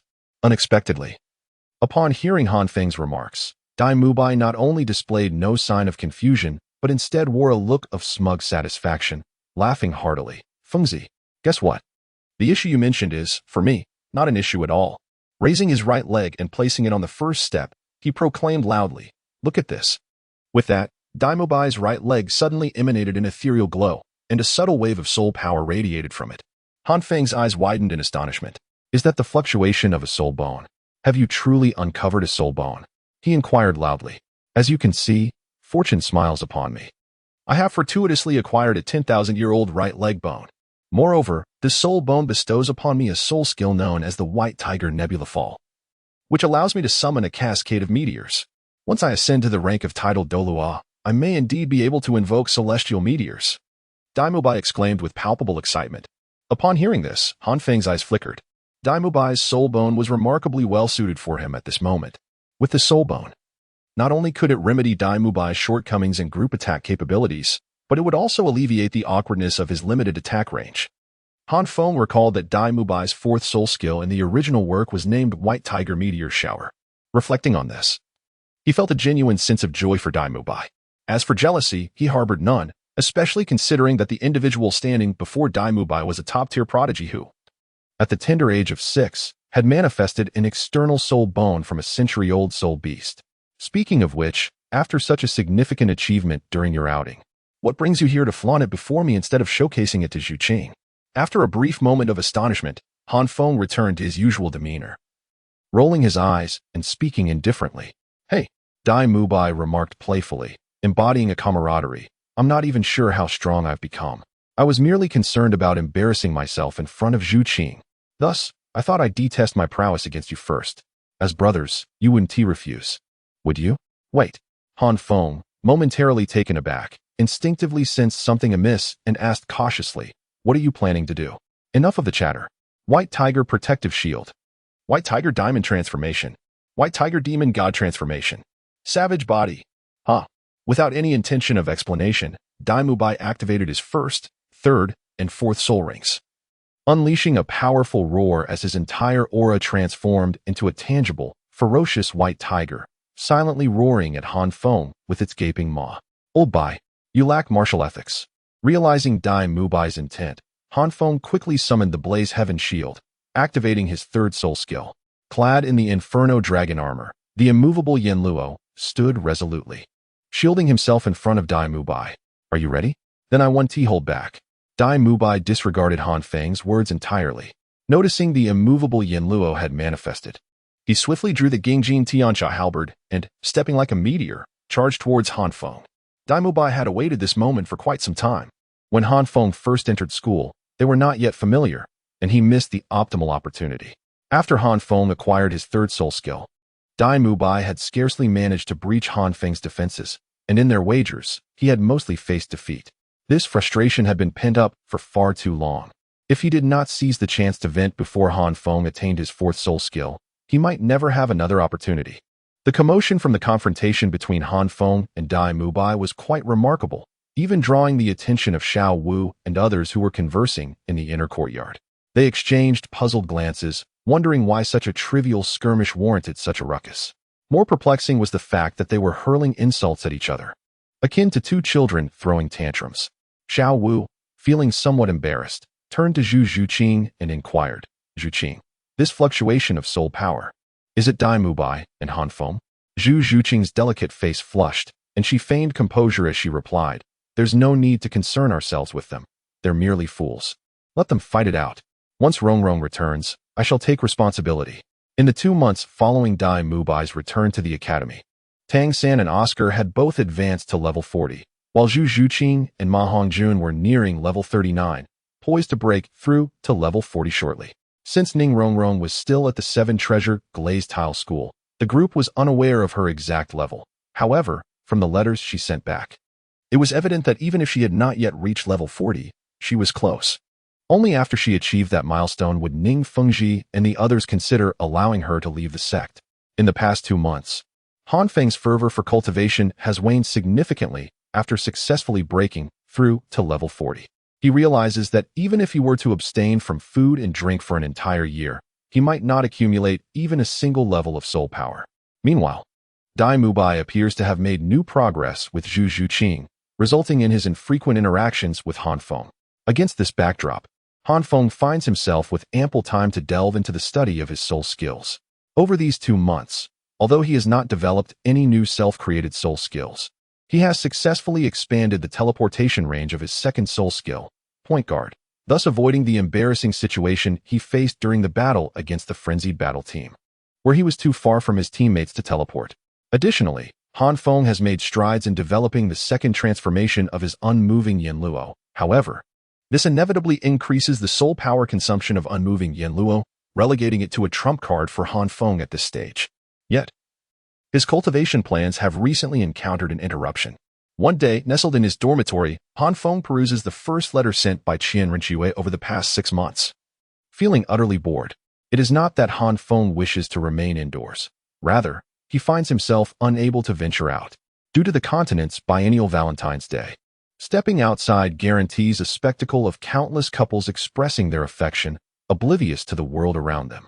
Furthermore, numerous senior and junior students have been relentless in their attempts to shower him with sweets, which only serves to exacerbate his annoyance. According to Ma Hongjun and the others, even Xiaowu has exhausted every means to trick Tang Sen into consuming what they call love candy. Although Han Feng was eager to express his disdain for the notion that Douluo continent also celebrates Valentine's Day, he resolved to remain in his dormitory for a few days to spare himself the discomfort, treating it as a brief respite. Fengzi, I knew you would be here. However, it was evident that someone was unwilling to grant Han Feng this reprieve. Without even a sound of footsteps, Dai Mubai burst through the door and rushed inside. Han Feng swiftly tucked away the envelope in his hand and chastised Dai Mubai. Are you not being childish? You walked without making a sound, merely to startle me? Furthermore, I have repeatedly asked, could you not knock before entering? Dai Mubai chuckled heartily, offering no denial. He had indeed intentionally muted his footsteps. As for knocking, Han Feng had never knocked when seeking him out either. Observing Han Feng's flustered attempts to organize the envelope, Dai Mubai scoffed disdainfully. Are you once again perusing the letter sent by your dear Chian? You truly have too much leisure time. Han Feng rolled his eyes and remarked. Why would I read Chian's letter? Am I supposed to step outside and witness your incessant displays of affection? Even back in the village, Dai Mubai was already aware of Chian's existence, as he and Han Feng resided in the same dormitory. However, he never took the initiative to inquire about Chian's identity, nor did he ever glance at the letters she sent to Han Feng, just as Han Feng had never bothered to ask Dai Mubai about matters pertaining to the Star Luo Empire. Don't say that. Do you think everyone is like you? Dai Mubai feigned a couple of laughs, casually dismissing the comment. Han Feng merely scoffed. By the way, did Rongrong not write to you? Dai Mubai inquired. But soon he seemed to have an epiphany, exclaiming, of course. I suppose Rongrong wouldn't dare, and who knows if you would even read it. Upon hearing the obvious teasing in Dai Mubai's words, a strange sensation flickered through Han Feng's heart, a hint of despondency, yet he stubbornly retorted, Huff. Why would she write to me? In response, Dai Mubai simply chuckled. With his understanding of Han Feng, he could roughly guess what was on his mind, prompting a reflection on the significant progress he had made. However, why had he come seeking him? It was Valentine's Day after all. Why not pursue Zhu Qing instead of coming here to seek scorn? Han Feng, wishing to divert the conversation away from Ning Rongrong, turned to Dai Mubai. Upon mentioning Zhu Qing, Dai Mubai's expression darkened, and he sighed. Just a couple of days ago, everything was fine. But today, she suddenly informed me that she wants to break through to level 40 as soon as possible and has gone into seclusion. What can I do? So, you sought me out just to chat idly? Han Feng rolled his eyes and scoffed. Not at all. Dai Mubai suddenly perked up, exclaiming with excitement. Let me tell you, Tang San got into a fight. Not a duel in the arena, but a genuine brawl. Even his elders were brought into it. As brothers. Shouldn't we lend Tang San a helping hand? Tang San got into a fight? Han Feng furrowed his brow. Tang San was not one to instigate trouble. For him to engage in a fight at the academy was indeed a rarity. Wasn't it just Valentine's Day? Tang San, being as stoic as he was, refused to indulge in any romantic gestures, no matter how Xiao Wu tried to coax him. After provoking her, he merely asked, Who wants to have my love candy? Subsequently, a fool stepped forward, and you can guess the rest. Dai Mubai shrugged, bemused. Upon hearing this, Han Feng immediately understood. It was indeed the clan of strength. He glanced at Dai Mubai and, feeling disinclined to venture out, weakly gestured, If you wish to go, then go ahead. That individual's elder is likely a soul Douluo. Our presence would merely be a sacrifice. Rest assured, even if you fall, Tang San shall remain unharmed. Dai Mubai's eyes widened in astonishment. Soul Douluo? Initially, he had assumed that the Elder of Talon was merely a soul emperor. With the combined efforts of himself, Han Feng, and Tangan, they might have stood a chance to confront him directly. He was itching for a challenge. This was not entirely Dai Mubai's fault. The clan of strength had been reclusive for many years, and he had distanced himself from the core of the Star Luo imperial family, thus lacking ample information. Now, upon learning that they were dealing with the soul Douluo, he was utterly taken aback. Then shouldn't we assist Tang Sin even more? Fengzi, have you truly lost your senses? Hurry and inform the dean and the others. Dai Mubai urged anxiously. After all, a soul Douluo was involved, and the most formidable among Shrek Academy, Lu Erlong, was merely a soul sage. Han Feng lifted his gaze to glance at Dai Mubai, letting out a helpless sigh, fully aware that Dai Mubai would not remain indifferent to the situation. Reluctantly, he stood up and was about to nod in agreement when he noticed, at the entrance, a gaunt old man who seemed to be little more than a skeleton, ominously looming. The old man squinted his eyes, his aura concealed, as he regarded Han Feng and Dai Mubai with a peculiar expression. Upon noticing Han Feng's awareness of his presence, he bared his teeth in a grin and inquired with an unsettling cheerfulness, "Where are you going? Who are you?" Han Feng was taken aback, his entire body tensing instantaneously. Dai Mubai's expression shifted as well, his gaze transforming into that of a vigilant white tiger, fixated on the elderly man. The old man did not respond to Han Feng's inquiry. Instead, he scrutinized the two of them from head to toe, a flicker of satisfaction and appreciation seemingly crossing his eyes. Ultimately, his gaze settled on Han Feng, a chilling malice emanating from him, sending shivers down Han Feng's spine. "Is it you who goes by the name of Han Feng?" Han Feng did not even perceive the elder's movement. In the blink of an eye, the old man had teleported before him. His emaciated figure emanated a terrifying aura of authority as he inquired in a voice devoid of discernible emotion. Han Feng's eyes narrowed. He wished to flee, yet discovered himself utterly immobilized, as if an invisible hand held him captive, or perhaps the very space around him had been frozen. "Damn it! What have you done to Fengzi?" Beside him, Dai Mubai, recognizing Han Feng's paralysis, was well aware of the elder's intentions. A blaze of fury ignited within his mismatched eyes as he summoned the powers of his first, third, and fourth soul skills. The explosive might of the fierce body surged forth, and he brought down his two Gungjin Tiansha halberds with relentless force. Oh, a 10,000-year soul ring. Quite intriguing. A flicker of astonishment crossed the elder's gaze, yet he displayed no hint of alarm. With a casual wave of his hand, he effortlessly shattered Dai Mubai's transformed armor. Boom. The sheer power of that strike was extraordinary. Dai Mubai's eyes widened as the Gungjin Tiansha halberds disintegrated, and a massive hole was smashed into Han Feng's dormitory, sending Dai Mubai flying out through the gaping void.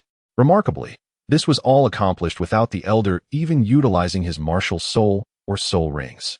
Han Feng's heart trembled violently as he replayed in his mind the moment he inadvertently offended this formidable figure. Old Bai, quickly seek out the dean and master. No matter how hard he tried, Han Feng could not comprehend how he had crossed paths with such a powerful being. It seemed that only the Trinity Soul fusion technique of Flanders and his companions could possibly stand against this unknown adversary. Dai Mubai, having risen from the ground, gritted his teeth, realizing that even if he joined forces with Han Feng, there would still be no match for the individual before them. Without hesitation, he turned to leave. The elder made no move to impede Dai Mubai, allowing him to depart unchallenged. Seeking Flanders was a necessity. The elder's pursuit of Han Feng was, to some extent, a private matter. Once Dai Mubai had exited, Han Feng took a deep breath and spoke solemnly. "Esteemed elder, I genuinely fail to understand how I have offended you. Yet I sincerely apologize for any distress I may have caused." When it came to arrogance, no one at Shrek Academy could rival Han Feng. Conversely, when it came to recognizing one's circumstances, he was unparalleled. If Han Feng possessed even a modicum of resistance, a few breaths would have sufficed for him to provoke the elder into a fit of rage. However, the reality was that he was utterly powerless. If he lacked even this basic self-awareness, how could he have survived this long with such a loquacious disposition? Surprisingly, instead of responding with anger, the elder smiled appreciatively at Han Feng's words, praising him. To remain composed in the face of grave danger speaks volumes of your character. At under 13 years of age, having reached level 40 with pure soul power comparable to that of a soul king, your talent is truly exceptional. Chapter 104. Gurong. Let us spar Dai Mubai dashed towards the dean's office, Disregarding the alarm he caused among the students he passed, and quickly reached Flanders. Xiaobai, what are you doing? Charging in like a bull is hardly appropriate. Inside the office, besides Flanders, Zhao Wujie was also present. Upon seeing Daimu Bai, Zhao Wujie's rugged brows furrowed, and he bellowed, Shrek Academy has become a prestigious institution. We can no longer afford such recklessness. Daimu Bai, however, paid no mind to Zhao Wujie's reprimand, breathless and frantic as he exclaimed to Flanders, Dean, you must, hurry, save Fengzi. An old man has captured him. Neither Fengzi nor I can match him. What? Upon hearing this, both Flanders and Zhao Wujie sprang to their feet. Zhao Wujie seized Daimu Bai by the shoulder, shouting, Who is it? Who dares to cause trouble at Shrek Academy? Though Daimu Bai winced from the grip, he persisted, I don't know who he is. He didn't even use his martial soul to defeat me and has immobilized Fengzi. All I know is that this elder is extraordinarily powerful, and he is exceedingly thin, as if only a skeleton remains, yet he is tall, exuding an eerie aura. Damn it! Whoever dares to trouble my student, I shall scatter his ashes. Zhao Wujie's eyes blazed with fury as he released Daimu Bai, preparing to charge out. Old Zhao, wait. Flanders interjected, furrowing his brow as if he sensed something amiss. He turned to Daimu Bai and inquired, You say this elder is so strong. How did you manage to escape from him? Daimu Bai, hardly concerned with the details, hurriedly replied, I have no idea. It seemed he had no intention of stopping me. As Daimu Bai finished speaking, a glimmer of understanding flickered in Flanders' eyes, a confident smile spreading across his face as he continued. Was this elder always smiling, speaking with a hint of mockery and jest? Daimu Bai paused, somewhat perplexed, and said, Now that you mention it, it does seem that way. Haha, precisely. Flanders chuckled mysteriously, his previous worry dissipating, replaced by a sense of schadenfreude and amusement. The time has come to meet the family. Ah, the essence of youth. Flanders, what do you mean? Do you know this person? Zhao Wujie asked, utterly bewildered by Flanders' words. Calm down, old Zhao. You're in your 40s. Can you not be more composed? Rest assured. Han Feng will be fine. Perhaps he may even gain some benefits from this encounter. Flanders replied nonchalantly, returning to his seat to resume reading. What? Daimu Bai exclaimed, bewildered. Previously, he had informed Han Feng that Tang San was in trouble, and Han Feng had assured him not to worry. Even if Tang San faltered, he would remain unscathed. Now Han Feng was in trouble, and the elder seemed even more formidable than Tang San's opponent. Yet Flanders insisted not to fret, claiming Han Feng would be fine and might even benefit. Am I, Daimu Bai, out of touch with reality? Perhaps I should provoke a few soul Douluos next time to see what transpires. Meanwhile, hearing the elder's compliment, Han Feng was uncertain of its sincerity and could only lower his head slightly, murmuring, Esteemed elder, you flatter me. Flattery? My dear boy, this is no mere flattery. You are truly impressive. The elder beamed, his demeanor devoid of deceit. Han Feng furrowed his brows, utterly perplexed by the old man's intentions, and could only remain silent. The elder gazed at Han Feng, seemingly inclined to reprimand him, but soon let out a frustrated sigh, shifting to express envy as he remarked, You, young man, must have accumulated some extraordinary virtue in your past life. To think that. Sigh. Han Feng gazed at the captivating expressions that danced across the old man's face, his confusion deepening regarding the elder's words, prompting him to remain silent. Speak up. Aren't you the eloquent one? The elder taunted. How many souls met their demise at the hands of your silver tongue during the Soto Great Spirit Arena? Yet now you choose to remain mute? Observing Han Feng's imperturbable demeanor, the elder's irritation flared as he raised an eyebrow, seemingly intent on provoking Han Feng into a retort. Han Feng felt a peculiar sensation in his heart. He had encountered those seeking a fight before, but never had he met someone actively seeking insult. Could this old man possibly be unwell? Though such thoughts lingered in his mind, Han Feng maintained a composed demeanor and replied, I wouldn't dare to speak too much. Esteemed elder. Humph. How dull. I expected you to possess greater audacity, the old man remarked with a disappointed grin, expressing his regret. Han Feng felt a surge of exasperation within him. After all, you possess great power, and whatever you say is deemed absolute. If I refrain from cursing you, it is merely a sign of timidity, yet should I choose to scold you, would that not render me foolishly reckless? The elderly man, however, remained oblivious to Han Feng's inner musings. Had he been aware, he might have commended Han Feng's astuteness once more.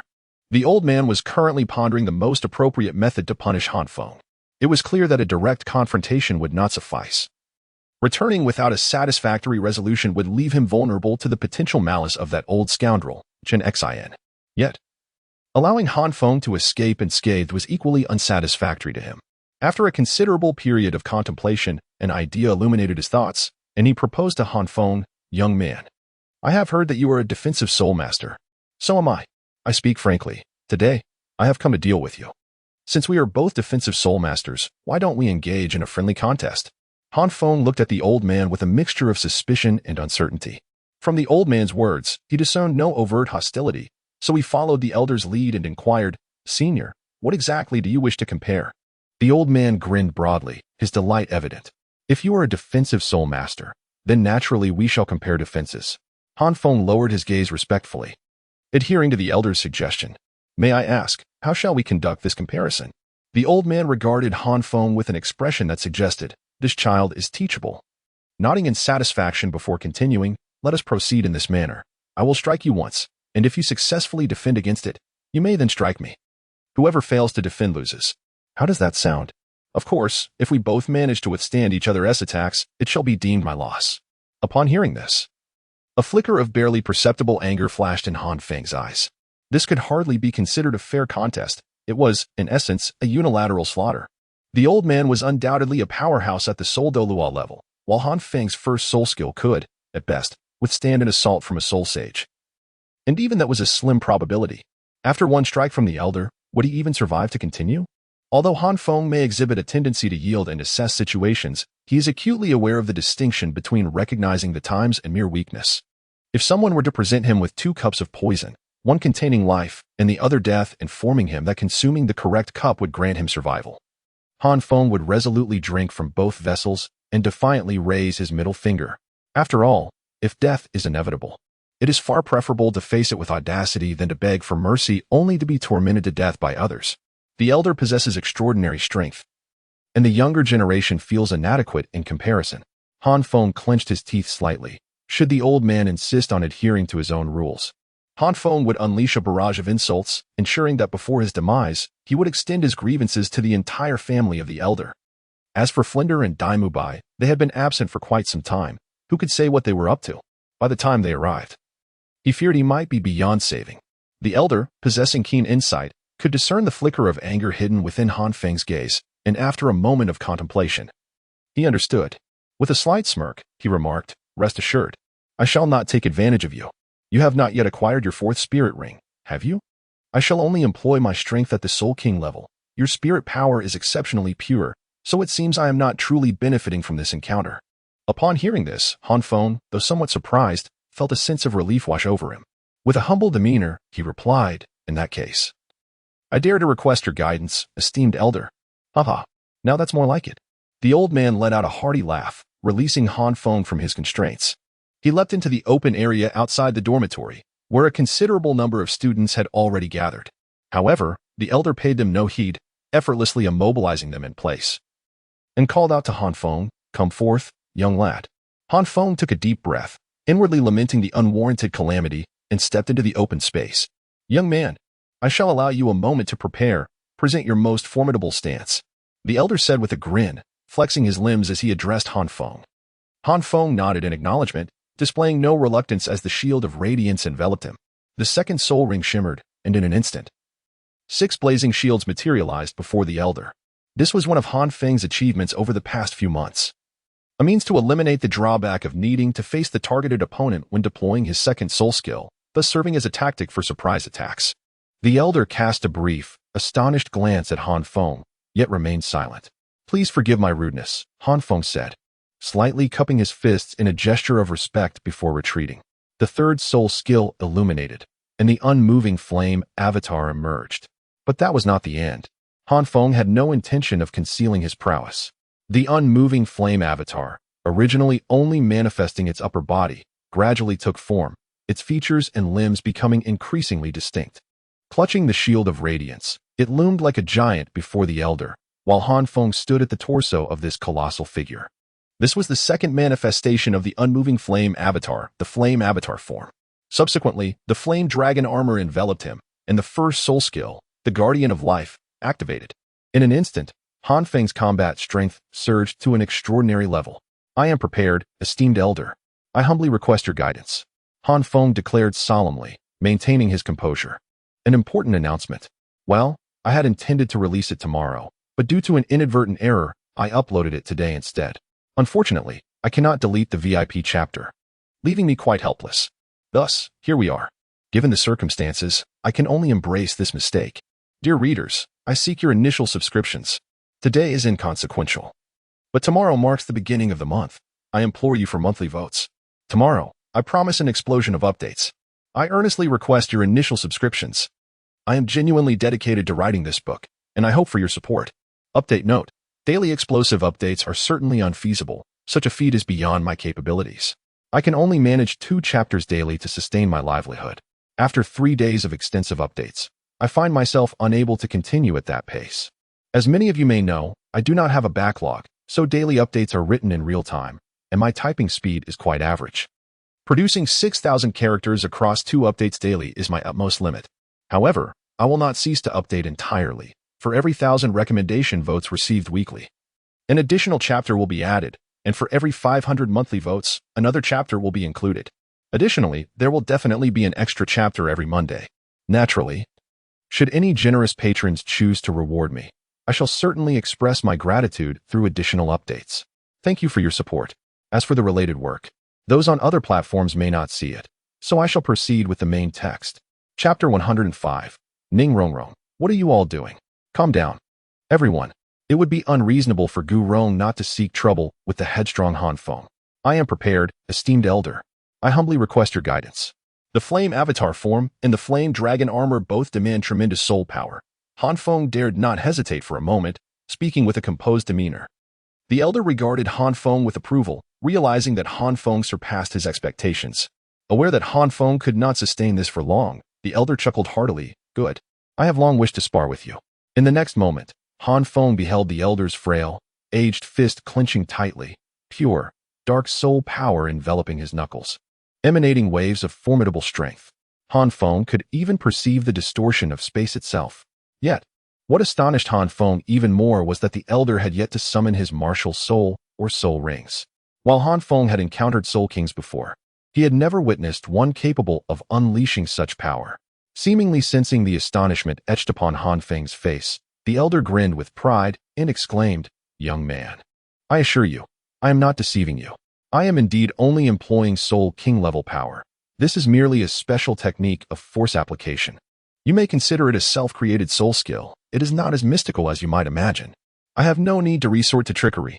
Upon hearing the elder's words, Han Feng found himself devoid of further contemplation, for the elder's fist was already descending. In an instant, the elder leaped high into the air, delivering a powerful blow that struck the very center of the radiant heavenly shield. Boom. In that fleeting moment, Han Feng felt as though a meteor had crashed upon the shield. The absolute defense of the divine protection had been successfully activated. Yet, the issue lay in the fact that the elder's strike was not a singular event, but rather a relentless series of assaults, akin to the ceaseless waves of the ocean, each one surpassing the last. Fog.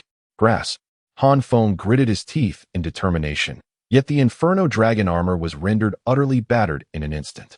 The Flame Luo Law avatar was dissipating at a visible pace, and within the blink of an eye, only a solitary head remained, akin to a candle flickering in the wind, as if it could extinguish at any moment. The counterattack from the Sun Flame was utterly futile before the Elder.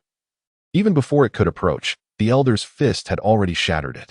The six-sided flame shield could not withstand even a breath's duration before it crumbled. Han Feng cursed inwardly. Is this the power of a Soul King? However, he misunderstood. He believed the Elder was untrustworthy and had unleashed a more formidable force. Yet in truth, the Elder had indeed only wielded the power befitting a Soul King. Nevertheless, it was the Soul King power of a titled Douluo subordinate. Break. The Elder's final roar echoed, and the last remnants of the Flame Luo Law avatar and Inferno Dragon armor swiftly melted away like snow under the scorching sun. As Han Feng beheld the rapidly enlarging fist before him, his eyes narrowed. All his soul skills had been shattered, and in a moment of desperation, he could only raise the celestial shield to protect himself. Silence. Crack. Crack. A bizarre sound reverberated as the Elder's fist struck the celestial shield, seemingly unaffected by any force. As the power directly penetrated the shield and bore down upon Han Feng, In an instant, Han Feng's true armor was shattered, and his eyes nearly bulged from their sockets as he was propelled backward like a marionette with severed strings. He collided forcefully with two towering trees, each over 10 meters high, before finally coming to a halt. With a sigh of satisfaction, the elder blew on his fist, a look of contentment gracing his features as he observed Han Feng's flight. Lying on the ground, Han Feng was engulfed by a wave of excruciating pain, a metallic taste surging from his throat. Gritting his teeth, he swallowed it back down. Enduring the agony, he propped himself up with the celestial shield, gradually rising to his feet. Wiping the grime from his face, he returned to the elder, his expression seemingly unperturbed. The elder gazed at Han Feng, momentarily taken aback. He had indeed tempered his strength in that last punch, yet Han Feng ought to have shown some sign of distress, perhaps spitting blood to signify the impact. Was it possible that he had miscalculated? Could this young man be more resilient than he had anticipated? A wave of regret washed over the elder as he pondered his oversight. At this moment, Han Feng remained oblivious to the thoughts of the elder. He merely inquired in a grave tone, "May I ask, esteemed senior, did I successfully intercept it, or did I fail to do so?"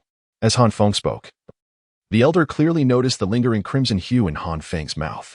His pupils constricted instantly, and after gazing meaningfully at Han Feng for a moment, he finally spoke, naturally. "It can be regarded as a defense. You are still alive. As soul masters, we cannot be deemed defeated until our last breath. Is that so? How splendid." Han Feng replied, flashing a smile that revealed his strikingly red gums, which appeared particularly glaring. What a tenacious young man. The elder also smiled broadly. "According to the rules, it is now your turn to attack me," he said, looking at Han Feng with anticipation. Han Feng nodded silently, signifying his understanding, then took a couple of steps back. The elder, as if struck by a sudden thought, furrowed his brow and said, "Young man, do not hold back. Allow me to witness your true strength. You must believe that this will only benefit you, never harm you. Do not underestimate me. I can discern whether you are holding back." Upon hearing this, Han Feng paused for a moment before finally nodding in agreement. Indeed, Han Feng harbors intentions of restraint. Although he himself does not believe he can shake the venerable elder before him, what if? To speak candidly, it would be disingenuous to claim that there is no trace of anger within Han Feng's heart. Yet, in contrast, he would prefer to minimize the situation rather than escalate it. However, given the elder's insistence, Han Feng must now commit himself with utmost resolve. The third soul ring of Han Feng illuminated once more, and the fiery law manifestation re-emerged. However, this time, the manifestation appeared exceedingly ethereal, as though it could dissipate with the slightest provocation. Only the shield-bearing right hand remained solidified to the utmost degree, every detail vividly apparent. The fiery dragon gauntlet adhered to the right arm of the fiery law manifestation. Presently, Han Feng's soul power was insufficient for him to summon the complete fiery law manifestation in the fiery dragon armor. "Offense," Han Feng declared. The elder bared his teeth, mockingly replying, "Cease your grandiloquent rhetoric. At this moment, you must be wishing to cleave me in two, aren't you? Come forth. I grant you this opportunity. It shall be a test of your own capabilities." In response to the elder's taunts, Han Feng chose silence, neither confirming nor denying. "Come now. Do not dawdle." The elder laughed heartily, arms wide open, as if inviting Han Feng to launch an attack. Upon witnessing this, Han Feng clenched his teeth in frustration. They dare to receive my assault with mere flesh, without even resorting to their martial soul? Han Feng was well aware of the elder's qualifications. Yet the elder's demeanor was undeniably infuriating, gathering power for a shield strike. With a thunderous roar, Han Feng commanded, and the Luo law similarly emitted a soundless growl, forcefully bringing down the Chian shield. The elder's previous punch had already caused the power stored within the Chian shield to overflow. After Han Feng's enhancement, the limits of the charged shield strike had now transcended the soul sect, and in conjunction with the enhancements of the Yanlong armor and Luo law, this blow was evidently approaching the full force of a high-tier soul king. "Good lad." The elder's eyes brightened, unable to restrain a spontaneous exclamation of admiration. The martial soul he had initially hesitated to unleash was now compelled to manifest. A grotesque bone dragon emerged from the void behind the elder, its wings unfurling to shield him. A bone dragon? Upon witnessing this scene, Han Feng's eyes widened in shock. "What are you doing?" At that moment, a voice filled with urgent reproach echoed from a distance. Hearing this voice, both Han Feng and the elder trembled almost simultaneously. The elder, in particular, appeared visibly startled. Quickly dispersing his martial soul, and turning to look with evident anxiety, as if he wished to avoid being seen by the owner of that voice while engaged with Han Feng. Han Feng observed the elderly man retract his martial soul, and with a disdainful scoff, he deftly maneuvered the blazing heavenly shield, narrowly skimming past the elder's side. Oh! The elder, noticing this spectacle, emitted a soft exclamation, casting a meaningful glance at Han Feng. Chapter 106, A Strike Ode to Me. Nothing more upon Ning Rongrong's return to the seven-treasure glazed tile school. Ning Fengji and the others forbade her from returning to Shrek Academy. It was not that they were entirely opposed. Rather, the matters concerning the nine-treasure glazed pagoda were of paramount importance and required meticulous arrangements. Furthermore, having been away from home for more than half a year, both Chen Xian and Gu Rong, who had always doted on Ning Rongrong, were reluctant to part with her. Consequently, Ning Fengji established a pact with Ning Rongrong. She could return to Shrek Academy once she achieved a breakthrough to the 40th rank. Determined to return before the biennial Valentine's Day, Ning Rongrong devoted herself fervently to her training. Yet, she ultimately fell short by a few days, only attaining her Soul Master rank on the third day after Valentine's Day. Following her breakthrough, Ning Rongrong barely had time to inform Ning Fengji before she hurriedly raced back to the academy. One could easily surmise that this Valentine's Day, many eager admirers were poised to shower Han Feng with affection. However, upon her return to the academy, Ning Rongrong was met with the shocking sight of a colossal fire giant, reminiscent of Han Feng's third soul skill, being shattered by her bone grandfather. Without a moment's hesitation, she dashed toward the direction of the fiery behemoth. As she approached Han Feng's dormitory, she spotted him bracing himself beneath Gu Rong's skeletal dragon, struggling valiantly. In a fit of urgency, Ning Rongrong shouted, "What are you all doing?" Her call had the desired effect. Both Han Feng and Gu Rong halted their actions. Gu Rong, being rather straightforward, promptly retracted his martial soul, leaving Ning Rongrong no time to gather evidence. Han Feng's blazing shield did not fall upon Gu Rong. Observing that Han Feng was unharmed, Ning Rongrong let out a sigh of relief and hurried to his side. After anxiously scrutinizing him from head to toe, she turned to Gu Rong with a hint of reproach, exclaiming, "Grandpa Gu." At that moment, Gu Rong's bravado had completely dissipated. "Rongrong, please allow me to explain." Gu Rong's voice softened as he hunched his tall frame to match Ning Rongrong's height, attempting to placate her. "Isn't the sect master asking me to handle some matters at Shrek Academy? I merely happened to pass by. You must trust me, Rongrong. Have I ever deceived you in all these years?" In response, Ning Rongrong merely shot Gu Rong a glare, prompting him to fall silent. She quickly turned to Han Feng and said, "Han Feng, I apologize. Grandpa Gu did not intend to disrespect you. He merely. As Ning Rongrong anxiously worried about Han Feng's reaction, Gu Rong grimaced and muttered under his breath, "Lucky kid." Han Feng, upon hearing Ning Rongrong's words, felt an indescribable sensation within his heart.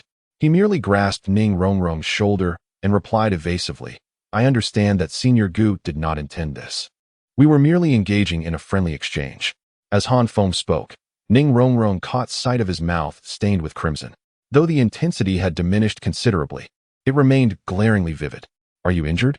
Ning Rongrong inquired with evident concern. Han Feng was momentarily taken aback, not anticipating that Ning Rongrong would pose such a question. At a loss for how to respond, he chose to bypass her and approached Gu Rong. With a respectful gesture, he expressed his gratitude, saying, "I am deeply thankful for your guidance, esteemed Gu. To receive counsel from one renowned for possessing the unparalleled defensive prowess is a privilege I cherish immensely." Gu Rong, possessing keen insight, immediately discerned the trace of resentment harbored within Han Feng's heart and teasingly remarked, "Are you harboring grievances against this old man? Do you believe I am employing my strength to overpower the weak?" Han Feng merely lowered his head, concealing his emotions from Gu Rong, and replied in a deep voice, "I dare not. Is it a matter of fear or merely an inability to speak the truth?" Gu Rong scoffed, ruthlessly exposing Han Feng's deception. "Grandfather Gu." Ning Rongrong, witnessing Gu Rong's relentless interrogation, interjected with a sharp reprimand, her brows furrowing with irritation. Yet, this time, Gu Rong, who usually indulged Ning Rongrong, paid her no heed. Instead, he firmly restrained her, disregarding her fierce glare and silently fixating on Han Feng. Seeing Han Feng's silence, Gu Rong chuckled softly. "Old man knows you are but a naive lad, perhaps unable to grasp the gravity of the situation at hand, or why Rongrong would defend you. You may also wonder why I, despite wishing to teach you a lesson, am showing restraint. He paused, contemplating his words for a moment, before continuing. Since you do not comprehend, let me put it this way. Our little princess, whom we have nurtured for 12 years, is so cherished that we seldom allow her to hear a harsh word. Yet, you, with a few careless remarks, have brought her to tears. How are we to perceive this? Simply because you once saved her? Gu Rong retorted, then mockingly added, at the time, you were oblivious to Rongrong's true identity and the presence of hidden guardians by her side. Honestly, did you ever truly consider rescuing Rongrong? You merely wished to avoid a tragic outcome. Even when those 3 mountain bandits abducted Rongrong, you would have regarded her as nothing more than a gilded pillow. Indifferent to her plight. Let us consider another scenario. After that incident, how has Rongrong treated you? It is evident to any observant soul, and even if you are blind to it, you should still sense her feelings. Yet, what of your regard for Rongrong? Han Feng remained silent. Gu Rong understood that this stubborn young man would not be easily persuaded. With a sigh, he remarked, I am aware of your eloquence. If it were not for the pressure I exert, you would have countless reasons to refute me. However, you must understand that one day in the future, you will surely comprehend my perspective. Never. Gu Rong had already laid his cards on the table, yet Han Feng broke his silence to retort directly. Gu Rong was taken aback, furrowing his brow as he looked at Han Feng with a mixture of confusion and intrigue. Han Feng no longer bowed his head in a gesture of respect. He lifted his gaze and met Gu Rong's eyes directly. Speaking with poise and determination, do not use the future to pressure me. Even if my future self can comprehend it, my present self cannot. Upon hearing Han Feng's words, Gu Rong's eyes ignited with fury. However, Han Feng did not afford him the opportunity to express his anger and continued, as for Rongrong's matter, I shall provide her with an explanation. Regarding the affairs of Senior Gu, I will likewise seek an account from him. At these words, the anger in Gu Rong's gaze dissipated, replaced by a look of confusion. Rongrong's situation and the matter concerning me are entirely distinct. Han Feng stood firm, asserting, to me, they are 2 separate issues. Rongrong and you cannot be conflated. It is unreasonable for you to seek justice for Rongrong on her behalf. You do not represent her. Gu Rong's eyes narrowed in response. What a bold young man, he remarked, his voice slow, as if somewhat intimidated by Han Feng's conviction. If I understand you correctly, does this mean I have made an enemy of you today? Gu Rong squinted, speaking slowly. Han Feng's eyes flickered, choosing silence in an ambiguous response. Gu Rong, noticing Han Feng's continued reticence, suddenly burst into laughter. Ha ha ha. That old fellow Chen Xin would surely take a liking to you. Kid, what a pity he didn't come with me. Otherwise, he might have taken you as his disciple. But wait. I almost forgot, you are not a swordsman.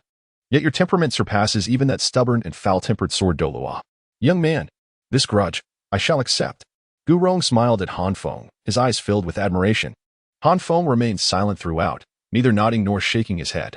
Gu Rong, undeterred by Han Feng's reticence, summoned the skeletal dragon. From within its bony form, he retrieved a plain yet unassuming orb and tossed it to Han Feng, declaring, in our previous contest, neither of us was able to completely vanquish the other. By the rules, this signifies my defeat. Consider this orb as a token of victory. Han Feng took the bead, and before he could decline, he heard Gu Rong's languid voice say, I fear Rongrong does not wish to see me at the moment, so I shall refrain from being an eyesore. I have yet to fulfill the task entrusted to me by the sect leader. With that, Gu Rong casually opened a portal and stepped through, vanishing from sight. As Gu Rong disappeared, the restraints on Ning Rongrong dissolved, and the newly liberated Ning Rongrong did not hastily speak. Instead, she cautiously glanced at Han Feng. And after a considerable pause, she finally inquired, Han Feng, are you all right? I am fine. Han Feng gently shook his head and spoke softly. You need not concern yourself with it. Grandpa Gu is unaware of the specific circumstances, which led to his misunderstanding. As long as I clarify matters with him, all will be well. Han Feng, do not take it to heart. Grandpa Gu's remarks about grudges were merely jest. Noticing Han Feng's somewhat somber expression, Ning Rongrong hurried to console him. Upon hearing this, Han Feng turned to glance at Ning Rongrong, whose face displayed clear signs of worry and tension, her usual charming smile having vanished without a trace. Seeing this, Han Feng hesitated for a moment, gently patting Ning Rongrong's head, and softly remarked, it must be quite difficult being caught in the middle, isn't it? Han Feng's words brought a pang of emotion to Ning Rongrong's eyes, and she struggled to hold back tears that threatened to overflow. She truly feared that Han Feng and Gu Rong would become adversaries due to this matter. Do not be afraid. This incident has no bearing on you. Neither Gu Sr. nor I will become enemies as you might imagine. I am merely a humble soul master of the third ring. We simply cannot reconcile our differing viewpoints. Gu Sr. believes he is right, and I equally do not consider myself at fault, Han Feng stated with a measured tone. Then why? Ning Rongrong asked anxiously. Han Feng's gaze shifted as he deeply regarded the two trees he had broken, speaking slowly. I harbor no animosity towards the ancient elder. It is merely that the elder owes me one strike, and that is all. Upon hearing Han Feng's words, Ning Rongrong let out a sigh of relief. Given her understanding of Han Feng, she knew he still held a trace of resentment towards Gu Rong. But such feelings were not objectionable as long as they did not spiral into hatred. Chapter 107. Han Feng in Gu Rong's eyes. Meanwhile, after leaving Han Feng's dormitory, Gu Rong went directly to seek out Tang San. In truth, Ning Fengji had tasked Gu Rong with bringing Tang San to meet him. For whether it be the Zhuge crossbow or the Chilua tulip, both warranted an audience with the esteemed leader of the Seven Treasures, Glazed Tile School. However, upon entering Shrek Academy, Gu Rong found himself irresistibly drawn to meet Han Feng. He wished to see for himself what manner of remarkable individual could captivate Ning Rongrong's heart. Soon, he encountered Ning Rongrong, and a wave of frustration washed over Gu Rong as he thought, oh no, what antics will that girl concoct this time? He slapped his forehead in annoyance, scolding himself, why couldn't I have just held back then? But that boy truly is infuriating. He won't yield to pressure. And even Shinshin wasn't this difficult to deal with. Lost in his thoughts, Gu Rong finally found Tang San. Just as he was about to emerge from the alternate dimension, he was taken aback by the sight before him. He saw the leader of the Power Clan, the formidable Titan, half kneeling before Tang San, exuding an air of reverence. Meanwhile, Tang San lay bloodied in Xiao Wu's embrace, and it appeared that his injuries had been inflicted by Titan. Gu Rong, having lived so long, had never witnessed such a scene, leaving him momentarily speechless. Although I nearly beat you to death, it was unintentional, and now I kneel as an apology? At that moment, the one fortunate enough was Xiao Wu. Had she not chosen to absorb the heartbreaking red a few days prior, she would surely have been revealed to Gu Rong.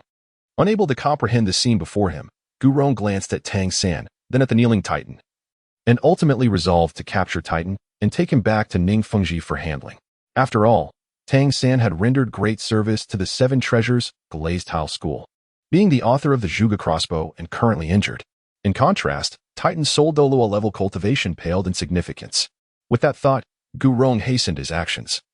Emerging from the alternate dimension and flashing a grin at the astonished Tang San and Xiao Wu, he seized Titan and tossed him into the alternate space, saying, off you go. Before departing, Gu Rong waved to Tang San and Xiao Wu greetings. Farewell. In the next instant, Gu Rong vanished with Titan, leaving Tang San and Xiao Wu exchanging bewildered glances. Gu Rong moved swiftly through the alternate dimension, almost instantaneously finding Ning Fengji concealed within the auction house. He confidently emerged from the alternate space, standing before Ning Fengji. Upon seeing that Gu Rong had not brought Tang San back, Ning Fengji was not surprised at all. Before Gu Rong could speak, he inquired, Uncle Gu, have you encountered Han Feng? Gu Rong, who had not intended to disclose this matter to Ning Fengji, felt his smile falter as he forced a wry grin and admitted, as expected, the sect master sees through everything. I cannot hide anything from you. Ning Fengji chuckled and shook his head. Uncle Gu, you flatter me. Han Feng is indeed within Shrek Academy. You already had the intention to meet him. How could you let this opportunity slip by? According to your words, this is a chance encounter. Ning Fengji rarely displayed a playful smile, speaking lightly. Upon hearing this, Gu Rong's eyes widened in realization. Ah, sect master. So it was you who orchestrated this. Gu Rong quickly grasped that Ning Fengji had laid a trap, compelling him to undertake this undesirable task. Ning Fengji laughed awkwardly and pleaded, how could I dare? I merely wished to know what manner of young man could make Rongrong so distracted that she hurried back to the academy. He sighed, suddenly feeling the helplessness of a father. Yet Gu Rong was not deceived, rolling his eyes and responding whimsically, humph. In the end, it still comes down to you and that old rascal Chinshin conspiring against me. Otherwise, why didn't you inform me of Rongrong's return to the academy? Ning Fengji chuckled dryly, aware that he had instructed Ning Rongrong to probe the situation so as to prevent Gu Rong from being too harsh. However, he could never reveal this to Gu Rong. Instead, he gently remarked, you cannot blame me. Rongrong has broken through to level 40. I cannot act dishonorably toward her. Gu Rong sighed in resignation. Though Ning Fengji called him uncle, he was nonetheless the sect master. and Gu Rong could not confront him directly about digging a pit for him, seemingly sensing the cloud of frustration on Gu Rong's face. Ning Fengji chuckled and shifted the topic, asking, "Could you share with me what makes Han Feng so exceptional?" Upon mentioning Han Feng, Gu Rong's interest peaked as his eyes sparkled. After a moment of contemplation, he summarized, "He possesses remarkable talent, a commendable character. He knows when to advance and when to retreat. He is acutely aware of the times. His stubbornness borders on obsession. Any viewpoint he cannot comprehend or accept is deemed inapplicable. To phrase it positively, he embodies the demeanor of a champion. To phrase it negatively, he is self-centered." Ning Fengji furrowed his brow and queried, "So according to you, is he a champion or self-centered?" "A champion," Gu Rong asserted emphatically. Such obstinacy, when exhibited by an ordinary person, is indeed self-centered, eliciting disdain and distance. However, when displayed by those of capability, it signifies the demeanor of a champion, for they are the very center. Chen Xin was such a person, and this lad may even surpass Chen Xin. Is he truly that exceptional? Ning Fengji found it hard to believe, for Chen Xin was renowned as the mightiest attacker in the world, and in Gu Rong's eyes, Han Feng possessed the potential to eclipse him? Sect Master, Han Feng is undoubtedly among the most promising individuals I have encountered in decades. Apart from being somewhat headstrong and a bit slow on the uptake, he lacks any significant flaws that could impede his progress," Gu Rong exclaimed passionately. Subsequently, Gu Rong recounted every detail of his interactions with Han Feng without infusing any personal bias, allowing Ning Fengji to make his own judgments. Ning Fengji gasped in astonishment upon hearing Gu Rong's account, exclaiming, "Uncle Gu, you bestowed the Divine Spirit Pearl upon Han Feng. That is a relic said to be left behind by the Divine." Gu Rong shrugged nonchalantly, "Sect Master, do not be agitated. This Divine Spirit Pearl, though claimed to be a divine relic, has been in my possession for many years without any miraculous occurrences. Aside from granting me the title of world's strongest defense, it has proven to be of little use. If it is indeed a divine relic, it seems the divine has no regard for me. Since it serves no purpose for me now, better to pass it on to someone else, lest it gathers dust. Perhaps they may earn the favor of the divine." Ning Fengji sighed in resignation. As Uncle Gu had indicated, Han Feng indeed possessed unique qualities. No longer entangled in the matter of the divine ancient pearl, Ning Fengji reluctantly conceded, after listening to Gu Rong's account. Even though Ning Fengji harbored some prejudice against Han Feng, he had to acknowledge that Han Feng, in both temperament and talent, was among the finest of his generation. Not to mention, Ning Fengji bore no real bias against Han Feng. In fact, he felt somewhat grateful to him. Were it not for Han Feng, Ning Rongrong might still be that spoiled little witch. If one were to pinpoint Ning Fengji's only dissatisfaction with Han Feng, it might be his attitude towards Ning Rongrong. What a splendid candidate for a son-in-law. Alas, he is rather simple-minded. With this thought, Ning Fengji couldn't help but close his eyes in exasperation. Rubbing his temples to console himself, every generation has its own fortune. Setting aside thoughts of Han Feng, he inquired about Tangan's whereabouts. After a moment, Ning Fengji reopened his eyes and asked Gu Rong. Upon mentioning Tangan, Gu Rong's expression turned somewhat peculiar. "What is it?" Ning Fengji asked, puzzled. It's like this." Gu Rong proceeded to relay everything he had witnessed to Ning Fengji. Upon hearing this, Ning Fengji's countenance shifted to one of incredulity. Is there such a thing? The Li clan has been in seclusion for ages, and the Titan is notoriously proud. How could he possibly kneel before a 13-year-old boy? "Master, I have brought the Titan back."